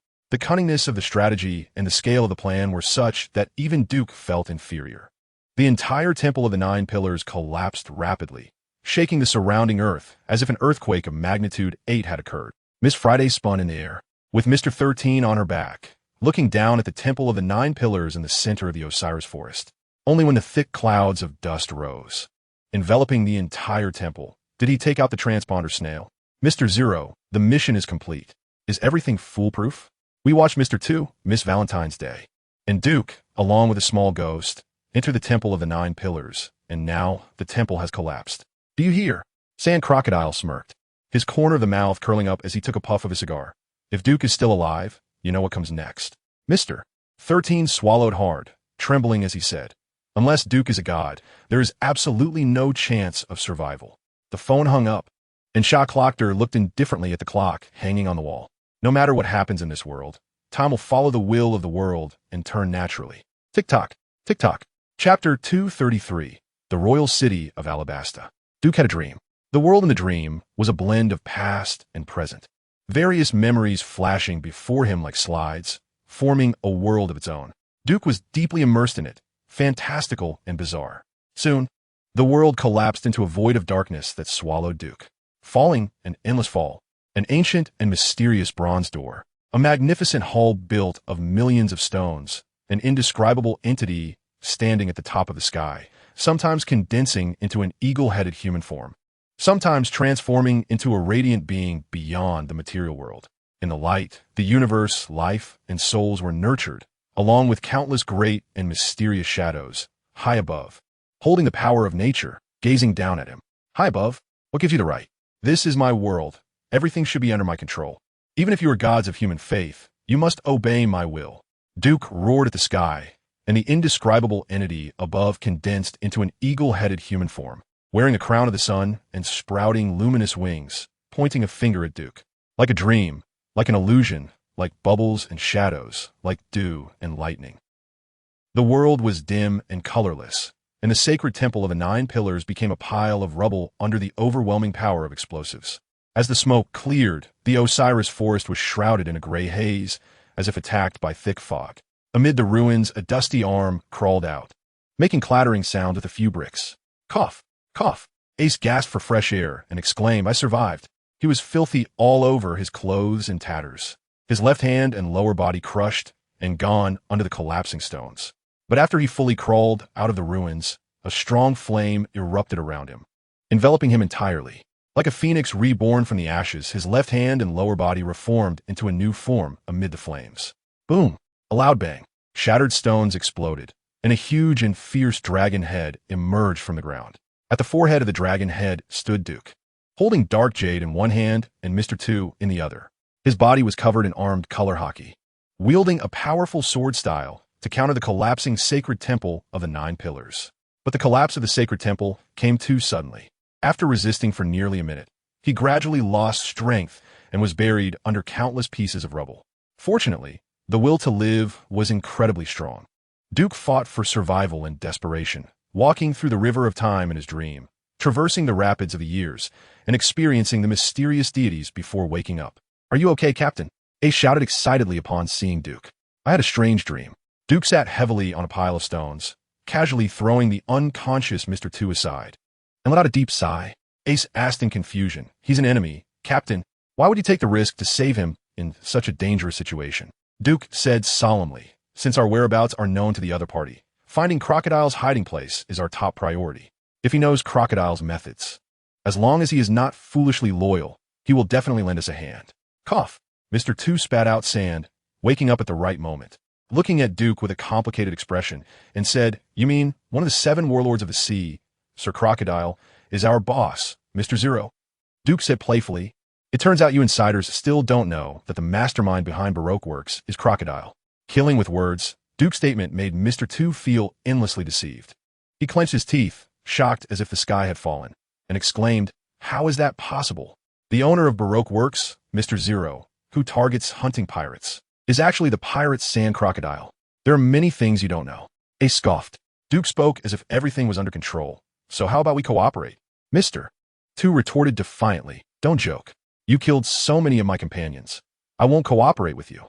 Duke sneered, "You came to us, didn't you? Moreover, the law of the jungle prevails. The strong survive, and the weak perish. Today you kill me, tomorrow I kill you, but if we have a common goal, we can still cooperate. That is the wisdom of adulthood." Ace chimed in, "Exactly. If you want to avenge your companions, you should find the guy who deceived you and used you as tools." Mr. Two's expression fell into despair and solitude as he slowly got up and said, "Miss Valentine's Day is still buried below. We need to see people alive and corpses dead." "Great." Duke's mouth curled up as he said, "With a common goal, we can help each other. In the royal city of Alabasta, Alyabarna." "Stop, don't run." In the streets, a guard team of hundreds wielding swords and guns quickly chased after 2 fleeing figures. Freeman shouted while running, "Anuno, next time I team up with you, I'll write my name backward." Anuno complained, "But I'm wearing a veil." "What does that have to do with the veil?" Freeman yelled, "Look at your overweight figure." "I can't help it." In another street, Assassin and Idio were also desperately running through the bustling crowd. Behind them, a group of kingdom soldiers with serious expressions shouted, "Pirates, stop." "Like hell, I'll stop." Idio muttered, "How do they find us?" Assassin rolled his eyes. "As long as they aren't blind, they can definitely see your Longhand tribe." Idio was speechless. Suddenly, he saw a glimmer of hope as he spotted Rajef and Canute coming out of tavern. Rajef and Canute ignored the two and pretended to be passers-by doing their own thing. "Rajef, run. We've been discovered." Idio waved. Assassin, Rajef, and Canute had dark expressions, speechless. The kingdom soldiers shouted, "Quick, call for reinforcements. They have accomplices." Rajef and Canute smiled wryly and had no choice but to join the escape team. "I really thank you, Idio." Rajef's mouth twitched. Idio grinned, "No problem. We're all brothers." Assassin changed the subject. "Have you gathered any information?" The 7 warlords of the sea are not ordinary people. It's impossible to easily gather useful information. Canute chuckled lightly. Rajef pondered, "Our whereabouts may have long been leaked. We should have killed everyone in Whiskey Peak." Assassin said, "Now that it has come to this, let's think about what to do next." Canute chuckled. "Rather than searching for a needle in a haystack, why not draw the snake out of its hole?" Rajef raised his eyebrows and said, "Are you suggesting we cause a scene?" Canute nodded and said, "The young man is indeed clever. I quite like you, much more interesting than that little brat Landon." Rajef, with his hands resting on the twin daggers at his waist, pondered for a moment and then said, "Let's split up and gather the brothers. Let's cause a ruckus at the important locations in Albana." In the palace of Albana, King Cobra stood on the high steps, reviewing the well-prepared army formations. The Royal Guard, led by Captain Eichelm, the 2nd Squad under the Deputy Officer Falcon Bell, the 3rd Squad under the Deputy Officer Wolfgaka, and the Elite Combat Unit, the Birdclaw Squad. as well as the intelligence-gathering, super-fast duck squad. The elite forces of Alabasta were all gathered here. Your Majesty, the army has assembled. Please give your orders. Falcon Bell shouted loudly, full of momentum. Cobra's expression was stern as he waved his hand under the sun and said, in the royal city, a group of pirates called the Duke Pirates has appeared. They are robbing merchants, opposing the Navy and the world government, and are extremely powerful, committing all sorts of atrocities. I declare a state of emergency in the royal city of Albana, and the army's primary task is to eliminate the Duke Pirates. Cobra's voice echoed through the heavens and earth, and the army formation raised their weapons in unison, shouting like a tsunami. We obey the king's orders. We will defend the kingdom of Alabasta with our lives. Chapter 234. The wind rises in Horus in a tea house. The aroma of tea wafted through the air, and the tea patrons whispered quietly. Inside a small room, two men sat opposite each other at a tea table. Alabasta is becoming more and more interesting, said an unremarkable-looking man as he picked up a steaming cup of spring tea and took a sip. Nielsen, we at CP1 can just sit back and watch the tigers fight to see what tricks these pirates can pull, said the thin-browed man sitting opposite Nielsen with a sneer. Nielsen smiled and said, although Crocodile is a pirate, he holds the title of Warlord of the Sea. While he is indeed a dog of our world government, even a dog depends on its master. The thin-browed man narrowed his eyes and asked, you want to take action against the Duke Pirates? Nielsen shook his head slowly and said, our task is to monitor Crocodile and see what his intentions are in Alabasta. Furthermore, Alabasta's position among the world government's member countries is extremely important. The five elders have repeatedly ordered us to protect Alabasta. Therefore, we need to manipulate both sides in this situation, let them fight it out until one side is dead, and then take action to eliminate the Duke Pirates. The thin-browed man suddenly understood and admired. Nielsen, you truly deserve the title of CP1's mastermind. Since Crocodile has the identity of a warlord, we cannot act against him directly until his intentions towards Alabasta are exposed. However, we can use the Duke Pirates to eliminate Crocodile. Heh, they're pirates after all. Nielsen revealed a confident smile and said, in the past 5 years, the spies I have planted have spread throughout Alabasta's key locations. I know all of Crocodile's hiding places. He won't escape my grasp. The thin-browed man smiled and asked, so what do we do now?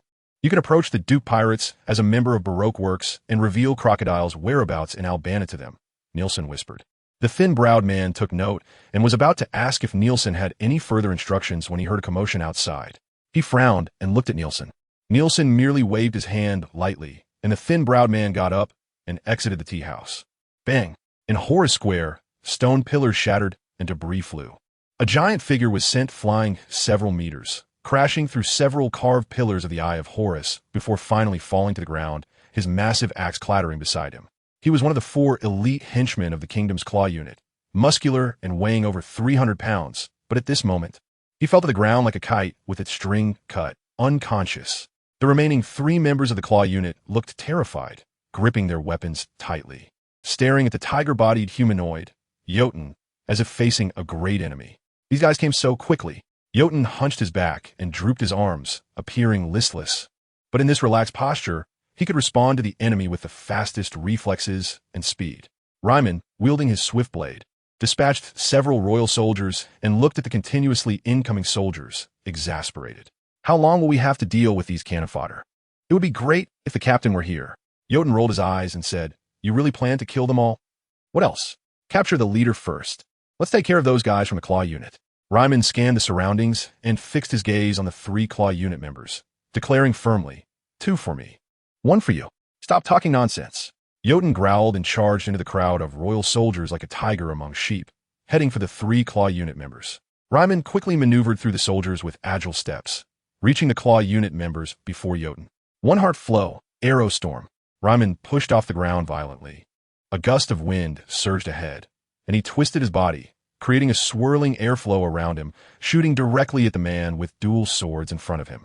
The dual-sword man barely registered a flash of white light in his eyes before his head flew into the air without having time to react. Seeing, the burly man with the short axes, eyes nearly burst with rage, bloodshot, and screaming as he swung his axe down at Ryman with immense force. Ryman blocked with his blade and retreated a few steps as they clashed. After a quick counterattack that repelled several royal soldiers, he flew towards the burly man with the short axe like a bow drawn tight. The spring breeze was torn apart by the sharp blade, blood falling like cherry blossoms. Amidst the astonished and horrified gazes of everyone, a sound of clanging echoed as the burly man with the short axe crashed to the ground. Meanwhile, the last member of the claw unit was sent flying by a palm strike from Jotun, who then kicked him midair, sending him crashing into the crowd. The elite warriors selected from over 10 million people in the Kingdom of Alabasta, the 4 claw unit members, fell in an instant, sacrificing themselves for their country. The kingdom's strongest warrior, Bell, was an animal-type devil fruit user of the falcon fruit. He transformed into a giant falcon and soared in the sky, patrolling the royal city of Albana. Upon seeing a square surrounded by a crowd like black dots, Bell dove down at high speed. The sudden death of the claw unit members filled Bell with sorrow and rage. However, he bore the heavy responsibility and understood that letting emotions cloud his judgment would jeopardize the situation. So he took flight to notify Ikelum and Wolfgaka to come and capture the 2 Duke Pirates members. Not far away, a thin-browed man stood on a rooftop with his hands in his pockets, observing the situation in horror square. Heh, just as I thought, the thin-browed man chuckled. Nielsen's plan to kill 2 birds with 1 stone begins with me. Is that so? A wave of sandy particles flowed from the sky, landing on the rooftop and swirling into the form of Sand Crocodile. He had slick back hair, a cigar in his mouth, and wore a black mink coat, his cold eyes staring at the thin-browed man as if he were prey. The thin-browed man trembled all over and suddenly turned around, only to see Sand Crocodile slowly approaching him. He widened his eyes and hurriedly said, "The 7 warlords crocodile I am." A sharp desert giant sword shot out from the ground beneath the thin-browed man at an extremely fast speed, slicing him in half before he could finish his sentence. Immediately after, countless grains of sand wrapped around his severed body, compressing and diluting it. In the end, the thin-browed man, along with the sand, was blown away by the spring breeze, returning to nothingness. It was as if the thin-browed man had never existed in this world. CP1, do you think I don't know that you've been monitoring me in Alabasta for years? Sand Crocodile sneered. You're looking for a chance to eliminate me. And am I not doing the same? The arrival of the Duke Pirates has given us this opportunity. But you don't even know that I have recruited the Devil's Child Nico Robin, and you still dare to oppose me. How ridiculous. Sand Crocodile looked towards Horus Square, where people were bustling and soldiers were continuously pouring in from the numerous streets leading to the square. Although Jotun and Ryman in the center of the square were exceptionally powerful, they appeared small and powerless in the face of the crowd. The members of the Duke Pirates are also not to be underestimated. If they can be used by me, how can I not control Alabasta? The Kingdom's Guard, the World Government CP1, the Duke Pirates. You could just play in the palm of my hand. Chapter 235, The Chaos Captain. Aren't we going to help? Ace poked his head out from the several alleys extending from the circular Horus Square and quickly shrank back. Duke closed his eyes to rest and said, "Trust that they are aware as companions. What we need to do now is to find Crocodile in the chaotic Albana." And then? Mr. 2 asked. Duke smiled faintly and said, "Eliminate him." How confident are you in defeating the Sand Crocodile, one of the 7 warlords? 50% chance. Only 50%? Mr. 2 shouted. Aren't you seeking death coming from the East Sea? Duke opened his eyes slowly and said, "In this world, how can anything be perfect? Having a 50% chance is already worth the risk for me." Duke had a brief interaction with Jinbei, one of the 7 warlords, and Jinbei had taught Duke how to use momentum. During that time, Duke had roughly understood Jinbei's strength. In his opinion, as a fellow warlord, Sand Crocodile's strength should be comparable to Jinbei's. Although Duke's strength had improved rapidly, he believed that in his current state, he did not have complete confidence in defeating Sand Crocodile. But time does not wait for me. Becoming a warlord and donning a layer of safe political identity is an urgent matter. Otherwise, once the naval hero Carp no longer wants to play the cat and mouse game with him and get serious, then it would be all over. Mr. 2 clenched his fists, filled with indignation. I must confront Mr. 0. If he truly is Sand Crocodile, for the sake of my fallen comrades, the elite agents have been wiped out, and even he and Miss Valentine's Day were used as bait. The sacrifice of Miss Valentine's Day made him even more unsettled. While talking, Mr. 2 suddenly saw a familiar figure. It was the Baroque Works Intermediate Agent Kaku. How did he end up here? Capture him. Mr. 2 pointed ahead, extremely excited. At the end of an alley, several gunshots startled the wildcats rummaging through the trash. Kaku was pinned against the wall by a pair of strong hands, his face pressed against the wall painfully. Mr. 2, what do you want to do? Kaku shouted angrily. Mr. 2 shouted, "This is something I should be asking you." Intermediate Agent Kaku. Why are you in Albana? Kaku gritted his teeth and said, I won't tell you. This is my secret mission. A knife emitting a chilling aura was pressed against Kaku's neck, and Duke's expression was calm, saying no more nonsense. You have 3 seconds. Life and death hang by a thread.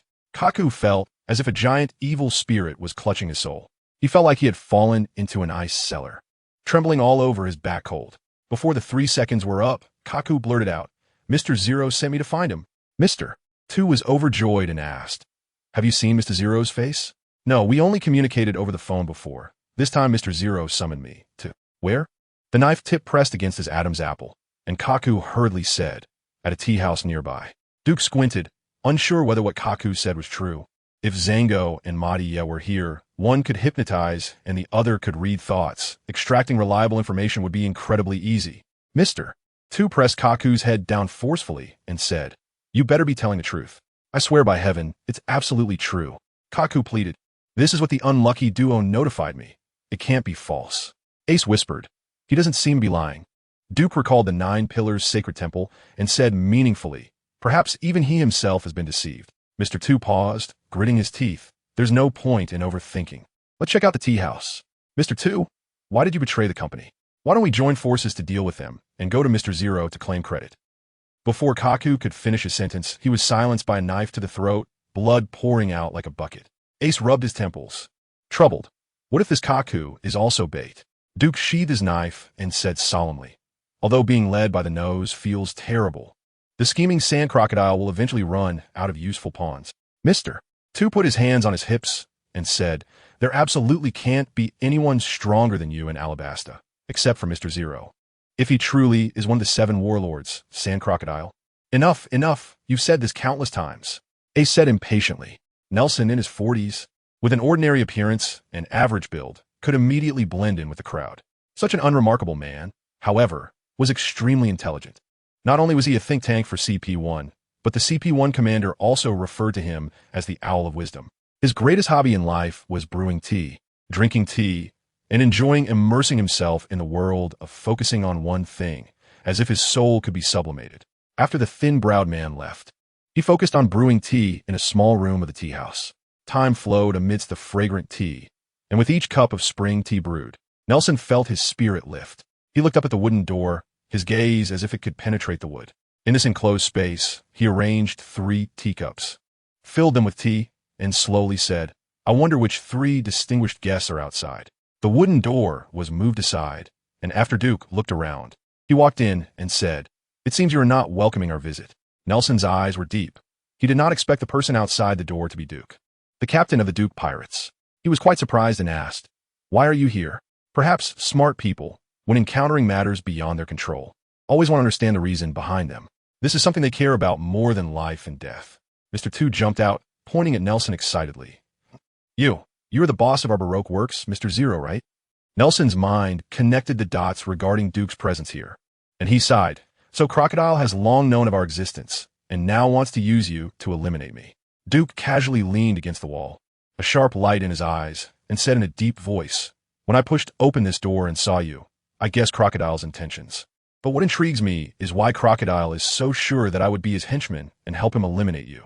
Before becoming a warlord of the sea, the young Sir Crocodile was famous for challenging the strongest man in the world, Whitebeard, along the Grand Line.